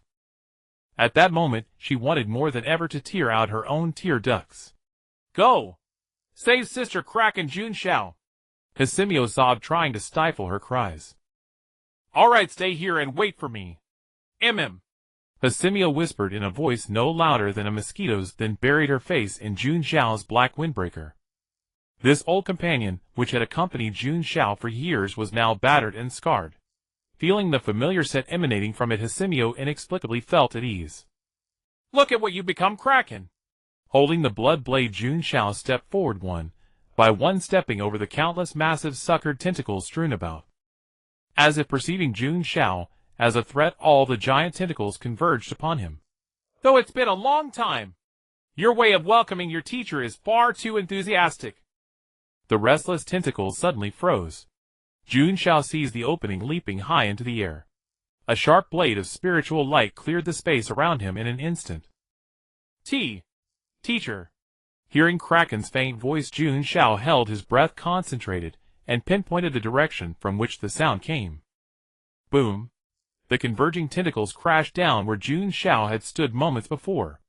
Leaping from tentacle to tentacle in midair, Jun Xiao continuously dodged the tentacles surging toward him. Soon, amid the gaps between tentacles, he spotted the unconscious Kraken. Her hair had turned crimson, and she floated silently in the deep sea, blowing bubbles from her mouth. All those tentacles were extensions of her hair. While examining Kraken's condition, Jun Xiao kept hacking at the tentacles that ambushed him. The moment he touched Kraken's icy little hand, Jun Xiao felt a highly aggressive, chaotic energy surging toward him. Fortunately, he had been on guard and used his spiritual power to block the strike. Frowning, Jun Xiao thrust the blood blade in his right hand into the ground. To awaken Kraken, he had to suppress the rampaging energy within her. Without hesitation, Jun Xiao grabbed her wrist and channeled all his spiritual power. Sensing the foreign spiritual energy of Jun Xiao, the energy within Kraken launched a frenzied counterattack. At the same time, a crimson tentacle coiled around Jun Xiao, squeezing him tightly. At this critical moment, Jun Xiao gritted his teeth, letting the tentacle constrict further, as blood trickled from the corner of his mouth. Found. You? Within Kraken's body, Jun Xiao detected the anomaly, the root cause of her rampage. Crush you!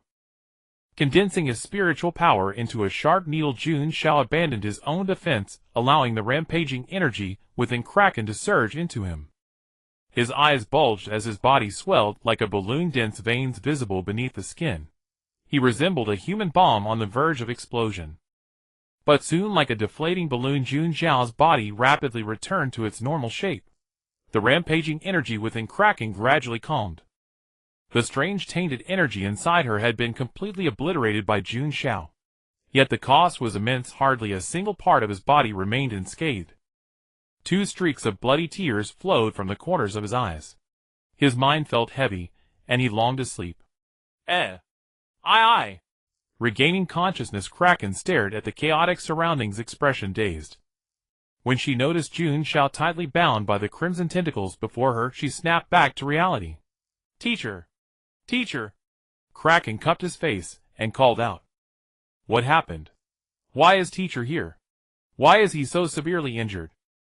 Kraken recalled that in her sleep, she had vaguely heard Jun Xiao's voice, and when she woke up, did I do all this? Staring blankly at Jun Xiao's blood-stained face, Kraken shook her head frantically, unwilling to believe it was true. But the memories slowly returning stabbed her like needles, constantly reminding her. Jun Xiao! Sister Kraken! Hearing the distant cry, Kraken snapped out of her trance and looked toward the sound. The simio, draped in an ill-fitting black windbreaker, was running with all her might on her short legs. Seeing that the tentacles had stopped moving, she had rushed over immediately. Simio, is that you? I'm here! Except for the tentacle binding Jun Xiao, all the others had vanished. Now was not the time for self-blame. Kraken fixed her gaze on the unconscious Jun Xiao. The priority now was to rescue teacher. Sensing the chaos gradually subsiding, Dagon spotted Kraken and Ha-Simu charging out. Kraken, Ha-Simu, it's such a relief that you're both safe! Dagon had just breathed a sigh of relief when he noticed Jun Xiao bound by tentacles behind Kraken. Master Jun Xiao! Uncle Dagon, it was to help me, the teacher! Before Dagon could speak, Nyx stepped forward and took the battered Jun Xiao into her arms. Nothing serious, just overexertion of spiritual power. Nyx whispered. Though the wounds on Jun Xiao's body looked grim, they had not caused him any substantial harm. Relying solely on his extraordinary regenerative ability, the injuries had already healed for the most part. The reason for his unconsciousness was simply the depletion of his spiritual energy. By the way, Nyx, how did you end up with teacher? After confirming that Jun Xiao was unharmed, the weight in Kraken's heart finally lifted. It's all because I couldn't persuade you. So I found someone who could persuade you to talk some sense into you. Persuade me? Kraken instantly understood Nyx's intention, his expression turning somber. Ahem, everyone, let's rest first. We can discuss these matters after Jun Xiao wakes up. Sensing the awkward atmosphere, Ha-Simu quickly interjected. Little sister Ha-Simu is right. Nyx smiled gently at Ha-Simu, who blushed and timidly hid behind Kraken. How the hell did I pass out again? Rubbing his aching head, Jun Xiao was stunned for a moment, before recalling the events before he blacked out. Getting out of bed, Jun Xiao looked around. The room was exquisitely decorated, and it was obvious at a glance that this was a young girl's boudoir. Stepping out of the room, he felt several pairs of eyes fixed on him simultaneously, making him extremely uncomfortable. Nayatsi Jehalusi Lu Wonio. What are you all doing here? The tea is ready. I'll go check on Dennis. Using any excuse, Dagon wisely fled the scene. It was Jehalusi who. She suddenly opened her eyes while sleeping and said you were in danger. She dragged me and Lu Wonio here. Nayatsi pursed her lips, glanced around at everyone present, and stretched lazily. So Jun Xiao, aren't you going to introduce me? These two lovely sisters. Kraken showed no fear, meeting Nayatsi's malicious gaze while reaching out to shield Ha-Simu behind her. I say, Nayatsi, can't you be a little more friendly? Jun Xiao, sensing the strong tension, quickly interjected. Oh, So they're also your old flames. Ahem, they're students. So they're old flames. Nayatsi nodded, completely ignoring Jun Xiao's frantic explanations. I hate to interrupt, but I'd like to discuss the main issue first. Nix's clear voice drew everyone's attention, and Jun Xiao suddenly remembered the purpose of his visit to Kraken. Kraken, can you pause the war against Yeb for now? Impossible. Without any thought or hesitation, Kraken blurted out. Seemingly because of Jun Xiao's gaze, she pouted and continued to explain. I severely wounded Yeb. If I miss this chance, who knows how long it will be before I can kill him? Nix shook her head, completely unmoved by Kraken's reasoning. Yeb is extremely cunning.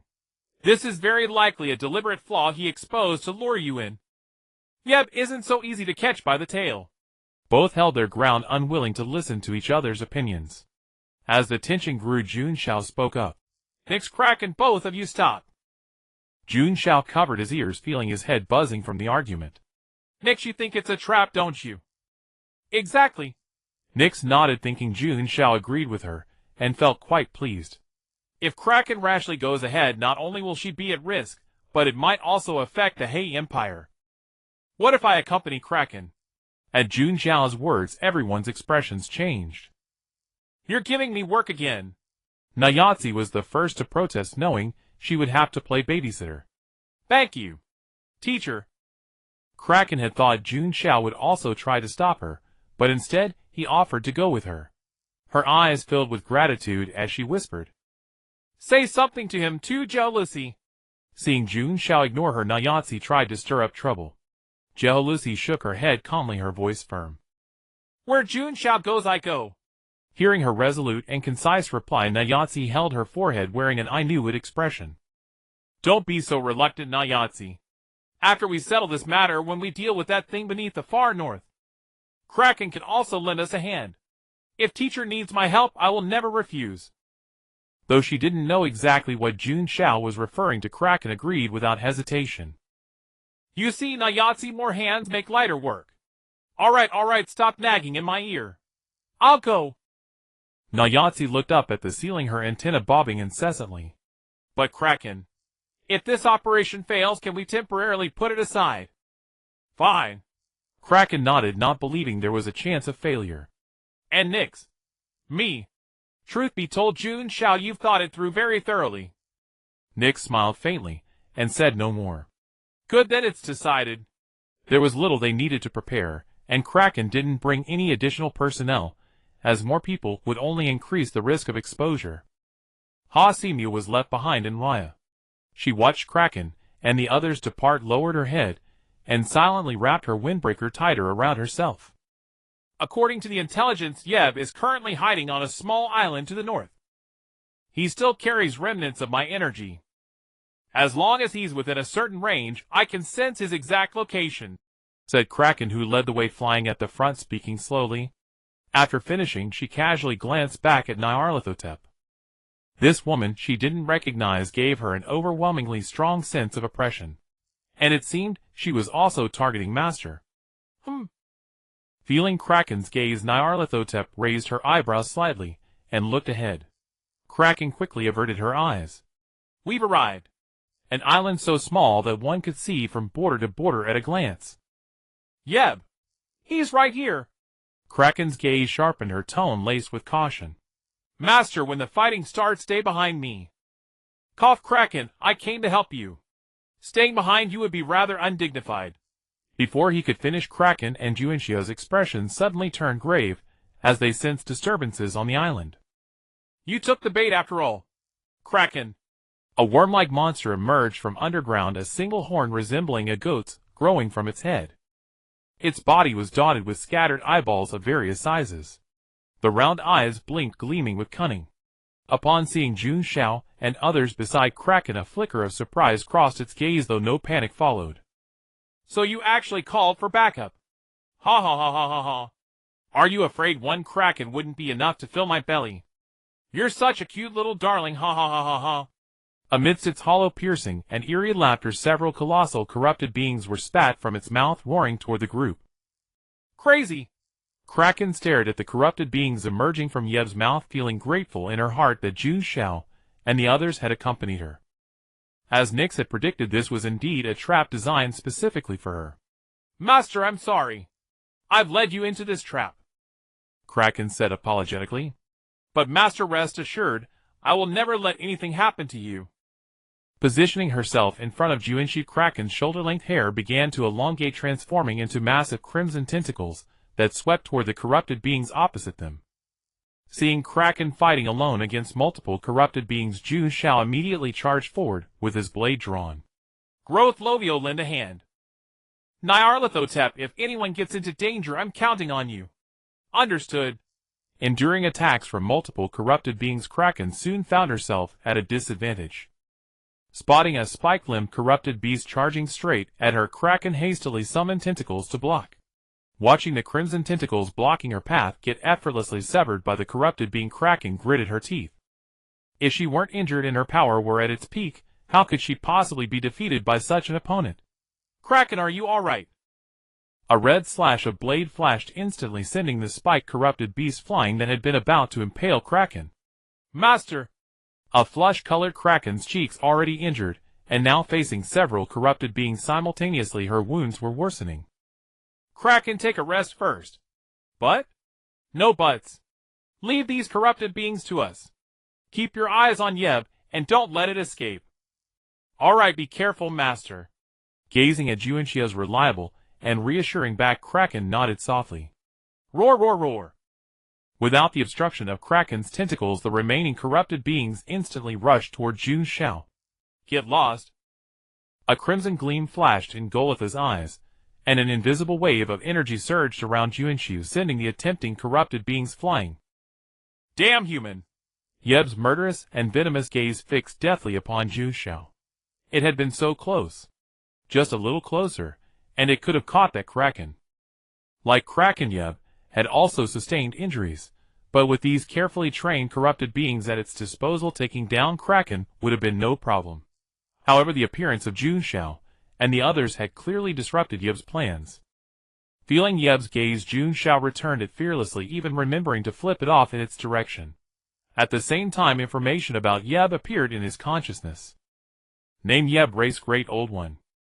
Note: Negre and Yeb were once twin Great Old Ones, until Yeb, corrupted by desire and ambition, turned its evil claws toward Negre. Bore the same root, why press the separation so urgently? Yeb stared relentlessly at this audacious human, longing to devour it alive. Yet watching its corrupted minions gradually fall, a flicker of fear crossed its eyes once more. It wanted to flee. As long as it survived, there was still a chance to turn the tide. Meanwhile, Kraken, who had been keeping watch, naturally saw through its intentions, and struck without hesitation the moment it attempted to slip away in the chaos. Humph. Trying to escape. Crimson tentacles swept in like a tidal wave, immediately sealing off Yeb's retreat. Kraken! I'll tear you apart! Yeb shrieked in mortified rage. It only wanted to escape now, and had no patience for further cat-and-mouse games with Kraken. You can try, if you're capable. Kraken's voice was cold, her tentacles moving even faster, giving Yeb not a shred of chance to flee. Meanwhile, while Kraken and Yeb were locked in combat, Jun Xiao and the others had already eliminated all of Yeb's corrupted minions. Schlick. Stepping toward Yeb, which was still frantically fleeing, Jun Xiao casually dispatched the corrupted beings, gasping their last breaths. Leaving a trail of crimson footprints, Jun Xiao rushed to close the distance before Yeb could escape. By the time Yeb realized what was happening, it found itself completely surrounded. Hee hee hee. Yeb glanced around and let out a chilling, sinister laugh, like a vengeful ghost claiming lives. Do you insist on this mutual destruction? Desperate struggle. A massive crimson tentacle lashed through the air like a whip, instantly knocking Yeb to the ground. Kraken snorted coldly. Facing the devious Yeb, she would not be intimidated by such flimsy words. Damn it! You damn thing! You shall all die! Having been struck by Kraken's tentacle, Yeb had completely lost its composure. Lord Azathoth, your most loyal servant calls upon you, begging for your aid. Initially expecting Yeb to unleash some devastating attack, Jun Xiao's expression turned peculiar upon hearing it invoke Azathoth by name. Who dares lay hands on my servant? With a kukukuku chuckle, Azathoth appeared out of thin air. It's you and you! You're bullying my servant! Wait! Azathoth's eyes widened as it gazed at Jun Xiao, blinking in surprise. How did you, a human, end up here? If you're here, that means... As if sensing something, Azathoth abruptly turned around, and indeed found Nyarlathotep staring at it with a smile. I seem to have forgotten to turn off the gas stove before leaving. Continue without me. Wait, Lord Azathoth. Watching Azathoth vanish from sight, Yeb was utterly dumbfounded, despair enveloping it instantaneously. Throughout the entire encounter, Azathoth hadn't so much as glanced its way. Is there anything else you want to say? Listening to Jun Xiao's teasing, the eyeballs on Yibu's body simultaneously turned toward him, filled with malice. Anything to say? His eyes were brimming with madness. Abu Husi, that coward, that waste.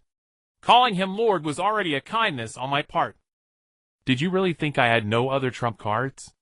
Yibu's voice roared, exuding the demeanor of someone who would rather drag everyone down to death. If you push me too far, none of you will get away unscathed. But Kulotkin, Jun Xiao, and the others all dismissed it as a bluff. Your superior Abu Husi dared not even show his face. What other trump cards could you possibly have? Any last words you want to say? A blade struck Yibu's body, and Jun Xiao's voice whispered in his ear like a demon's murmur. You force me, all of you force me. You and you. All of you must die, all of you shall be buried with me. The next moment, the life force on Yibu's body began to rapidly fade away. Everyone fall back quickly. Watch out for his tricks. Sensing something amiss, Jun Xiao immediately shouted, and pulled Lu Wenyao beside him, retreating. Everyone reacted swiftly, distancing themselves from Yibu at almost the same moment. Be buried with me. Everyone will die. Yibu's roaring voice grew weaker and weaker, and before long he fell completely silent, turning into a stiff corpse. However, his death brought no unusual changes, or at least in the eyes of Jun Xiao and the others nothing seemed amiss. Naya-Zi. Jun Xiao turned his pleading gaze toward Naya-Zi. Naya-Zi furrowed her brows, staring intently at Yibu's corpse. He has given his utmost to some entity. As she spoke, a flash of light flickered in Naya-Zi's eyes, and she immediately pointed in a certain direction. North. There is a faint disturbance in the far north. Hearing north, Jun Xiao immediately thought of the deity buried beneath the Jibei land, the one who made even Abu Husi tremble in fear, Wu Bo Sa Si La. Naya-Zi, what about Abu Husi? Indeed, Abu Husi might be in danger. Dawn was her usual nonchalant demeanor. Naya-Zi's expression was unusually grave, showing the severity of the situation. Wu Bo Sa Si La is a deity more evil than evil itself. From the moment it awakens, it will devour everything in sight. In other words, if no one stops it, the entire world will be swallowed by it. Jun Xiao, let's go to the Jibei land before the situation becomes irreversible. Approaching the Jibei land from a great distance, Jun Xiao could see countless plumes of smoke rising high into the sky. What the hell kind of monster is this? Shoot it. Aim for its head. Leg my leg. And Ikuir, pull me up, take me away. Watching the scene that had become a living hell with countless grotesque flesh monsters hunting, Jun Xiao was momentarily stunned. In just over 10 minutes, had the entire Jibei land nearly fallen. Jun Xiao, don't just stand there. Naya-Zi shouted loudly. Ignore these humans for now. We need to find Abu Husi first. I hope Abu Husi is still alive. Although Abu Husi's life or death had nothing to do with Naya-Zi and the others. But if Wu Bo Sa Si La devoured Abu Husi, the situation would spiral out of control, to the point where even Naya-Zi would be helpless. All right. Gritting his teeth, Jun Xiao chose to ignore the screaming people below and followed Naya-Zi, flying toward the direction of Abu Husi's palace. Seeing Naya-Zi suddenly stop ahead, Jun Xiao slammed on the brakes, nearly colliding with her. Naya-Zi, what the hell are you doing? Jun Xiao, quickly take Guhi Luo Si and the others and escape. Hearing Naya-Zi's almost shouted words, Jun Xiao was stunned, momentarily unable to understand what was happening. Naya-Zi, what kind of joke are you playing again? Jun Xiao took a step forward, looking at Abu Husi's palace, which appeared unchanged from his last visit. Rumbling. Before Naya-Zi could answer, a tremendous sound suddenly came from the ground. Accompanied by a violent tremor, a crack opened in Abu Husi's palace. A mass of trembling, quivering flesh emerged. This is Wu Bo Sa Si La.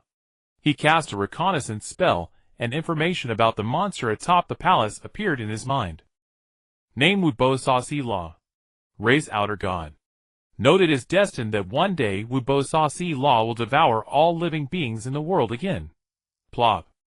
A sound of flesh bursting rang out, and on the tumor-like mass of flesh a cluster of faces grew.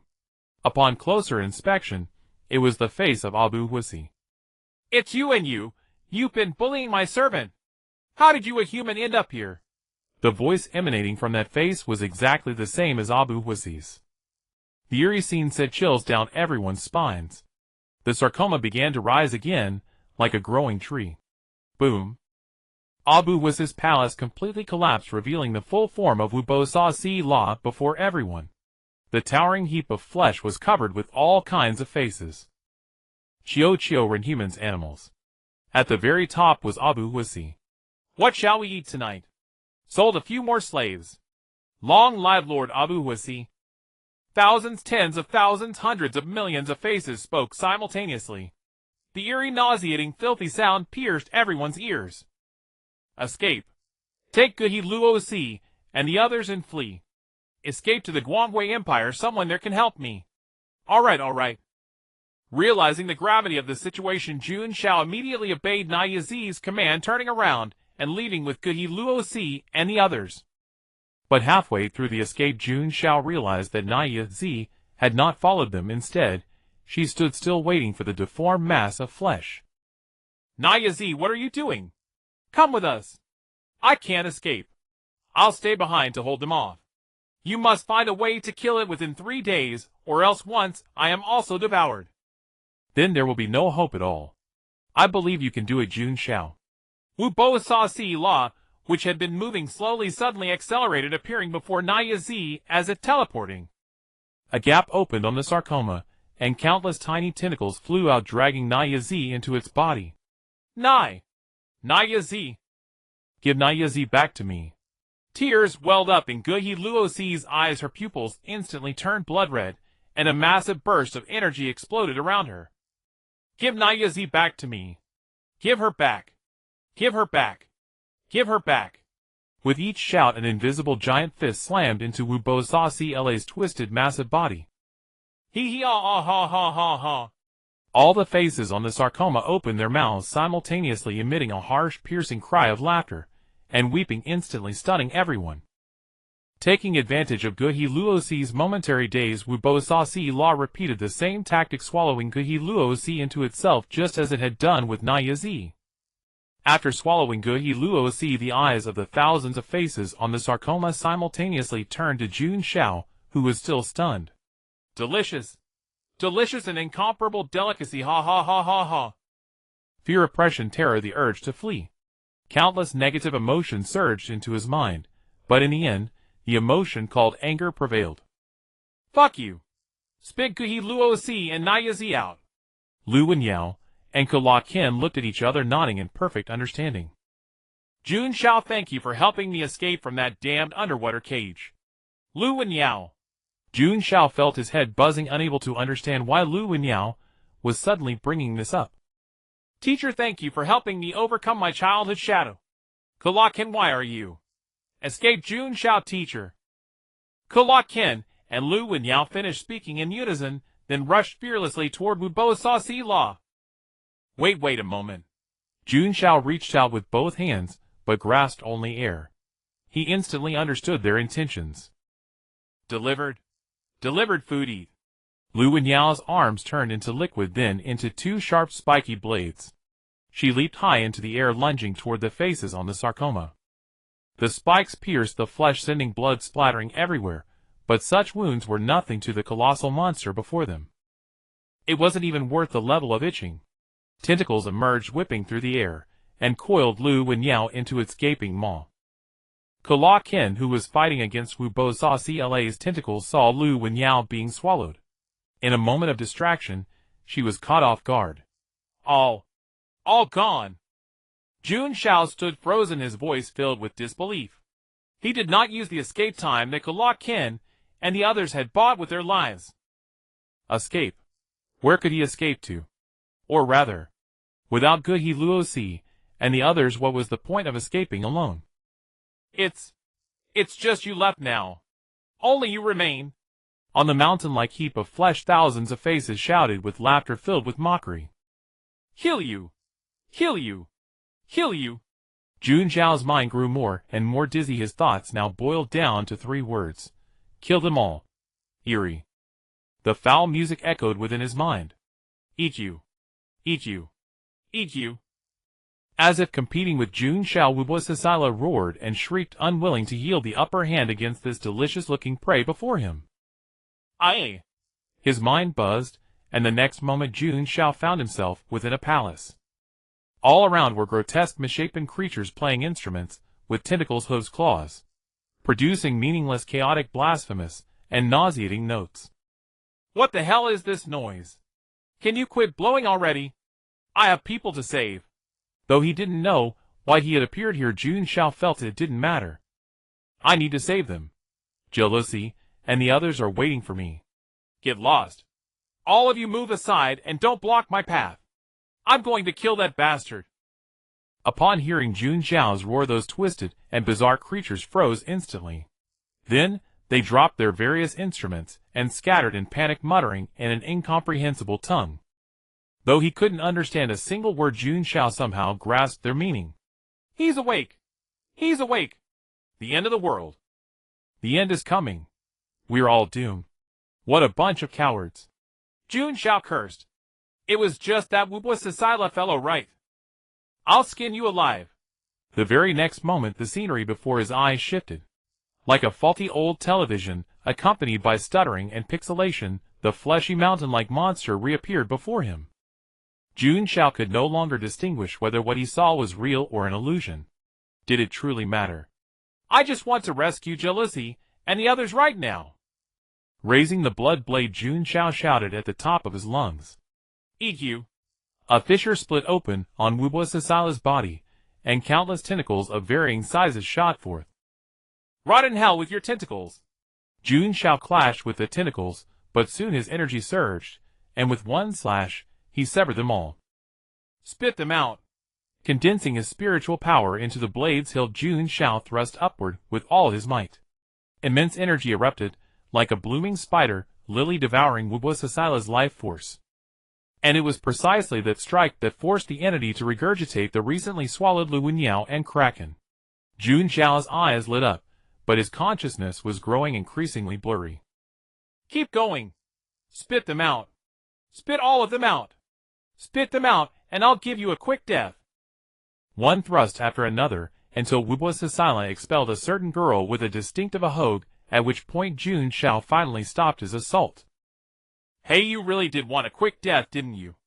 With that said, Jun Xiao raised his blade and brought it down. Wubuasasila, as tall as the Abhosa Palace, shattered into mince flesh midair, and perished completely. Heh. Ha ha ha. Excellent, excellent. Driving the blood blade into the ground, Jun Xiao threw his head back and laughed wildly. Thump. His laughter ceased abruptly as Jun Xiao collapsed into unconsciousness. Hasn't the teacher woken up yet? Through his blurred vision, Jun Xiao saw Kraken's worried face. I think he needs a kiss. Just like Snow White in human fairy tales. This was Naya's voice, Jun Xiao thought to himself. Isn't that called Sleeping Beauty? The Simio reminded timidly, also looking at Jun Xiao lying on the bed. Oh, never mind the 7 dwarfs or frog prince. I think Jun Xiao needs my kiss to wake up. Naya declared boldly, without an ounce of shyness. With that, she hopped onto the bed, pouting her lips, as if to press a kiss. Naya, step aside, let me handle this. Pushing Naya aside, Jealousy stepped forward, brushing back the hair beside her face, her cheeks flushed. Jealousy, I barely mustered the courage to feel something, and you make me lose so completely. Seeing Naya complaining nearby, Kraken swallowed hard and stepped forward. Actually, I could also. For the teacher. But before she finished her sentence, a freezing glare from Jealousy set her retreating. Jun Xiao, I order you to wake up immediately. Cradling Jun Xiao's face, Jealousy pouted, and spoke softly, then gently pressed her lips to his. Ah. The Simio covered her eyes with her hands, yet couldn't resist peeking through the gaps between her fingers. How enviable. How utterly shameless. Realizing she had accidentally spoken her true feelings, Naya quickly took them back, turning her head away, while wiping drool from the corner of her mouth. So practiced. Kraken was stunned by Jalusi's proficiency. Behind everyone's back she must have shared countless intimate moments with the teacher. Damn her. He's awake. Jun Xiao is awake. You all. Rubbing his aching head, Jun Xiao sat up on the bed. Sasila is dead. Yes, dead. Everyone nodded, watching Jun Xiao's dazed expression. I killed it. Yes, you killed it. I'm seriously fucking awesome, ha ha ha. Jun Xiao slapped his thigh hard, hurting himself, and drawing in a sharp breath, yet he couldn't suppress his laughter. But as he laughed, the laughter died away. He noticed Jalusi gazing at him with deep concern in her eyes. Hey, everyone looking at me like that. Oh, right. Naya. Hearing her name, Naya nodded, obediently, her ahogue trembling slightly. Her voice was unusually gentle. I'm right here. Feeling a gentle palm trace across his cheek, Jun Xiao finally realized the teardrops in his eyes had fallen without his noticing. What the hell are you crying for? Jun Xiao cursed at himself in frustration, yet more tears streamed from his eyes. Naya, listen to me. I appeared in a palace before. A bunch of weirdos were playing instruments right by my ear. Piano, cello, violin. Oh, right. There was also a bastard playing the swana. I'm not even dying yet, they're playing the swana for me, I really. The more he spoke, the more heated he became, but when he reached the most infuriating part, Jun Xiao suddenly deflated, hanging his head like a wilted eggplant. Naya, I don't think I'm human anymore. No, I've long felt the same. Naya nodded, a gentle smile on her face. Jalusi, Kraken, Asimio, and Lu and Niao were all watching Jun Xiao, patiently listening to his story. Fine, it doesn't matter if I'm human or not anyway, since none of us are truly human. Jun Xiao's words made everyone laugh, and a joyful atmosphere filled the room. But the most crucial question is, who am I really? Am I some unlucky transmigrator who died under a truck? Or a rookie investigator who practiced for 2.5 years? Or perhaps some mysterious big shot in a palace? I really feel like... Before he could finish, Naya suddenly embraced him, cutting him off. You are Jun Xiao. You're the Jun Xiao we all know well. That's enough. Listening to Naya's gentle words, Jun Xiao's tears inexplicably ceased. That's damn well put. Hugging Naya tightly, Jun Xiao exclaimed from the bottom of his heart. I'm so glad you're all by my side. The end. Happy and meow. Ahem, this book has ended here, meow, quite suddenly. I find it pretty sudden too. From the moment I decided to wrap it up to writing this final chapter, less than 3 hours passed. Guess I really let myself go, ha ha ha. Honestly, I wrote this while crying. It's my youth after all. Getting back to it, let me apologize to everyone first. It ended up being a sloppy conclusion as expected. This is my second novel ever written, and the first one that actually made me money from it. Even looking back now, I was extremely satisfied with how the first 100,000 characters performed during the debut, meow. But I blame myself for not taking it seriously, for skipping updates, being lazy, and basically ruining it. Plus, as a newbie who'd never written a long-form story before, I messed it up quickly. Hehehe. I know a messy ending lets everyone down, but I genuinely had no other choice. I could have just abandoned the book and walked away, but I couldn't bring myself to do it. I couldn't bear to let it go. And honestly, writing freely like this is pretty therapeutic, ha ha ha. Going a bit crazy helps ease mental strain.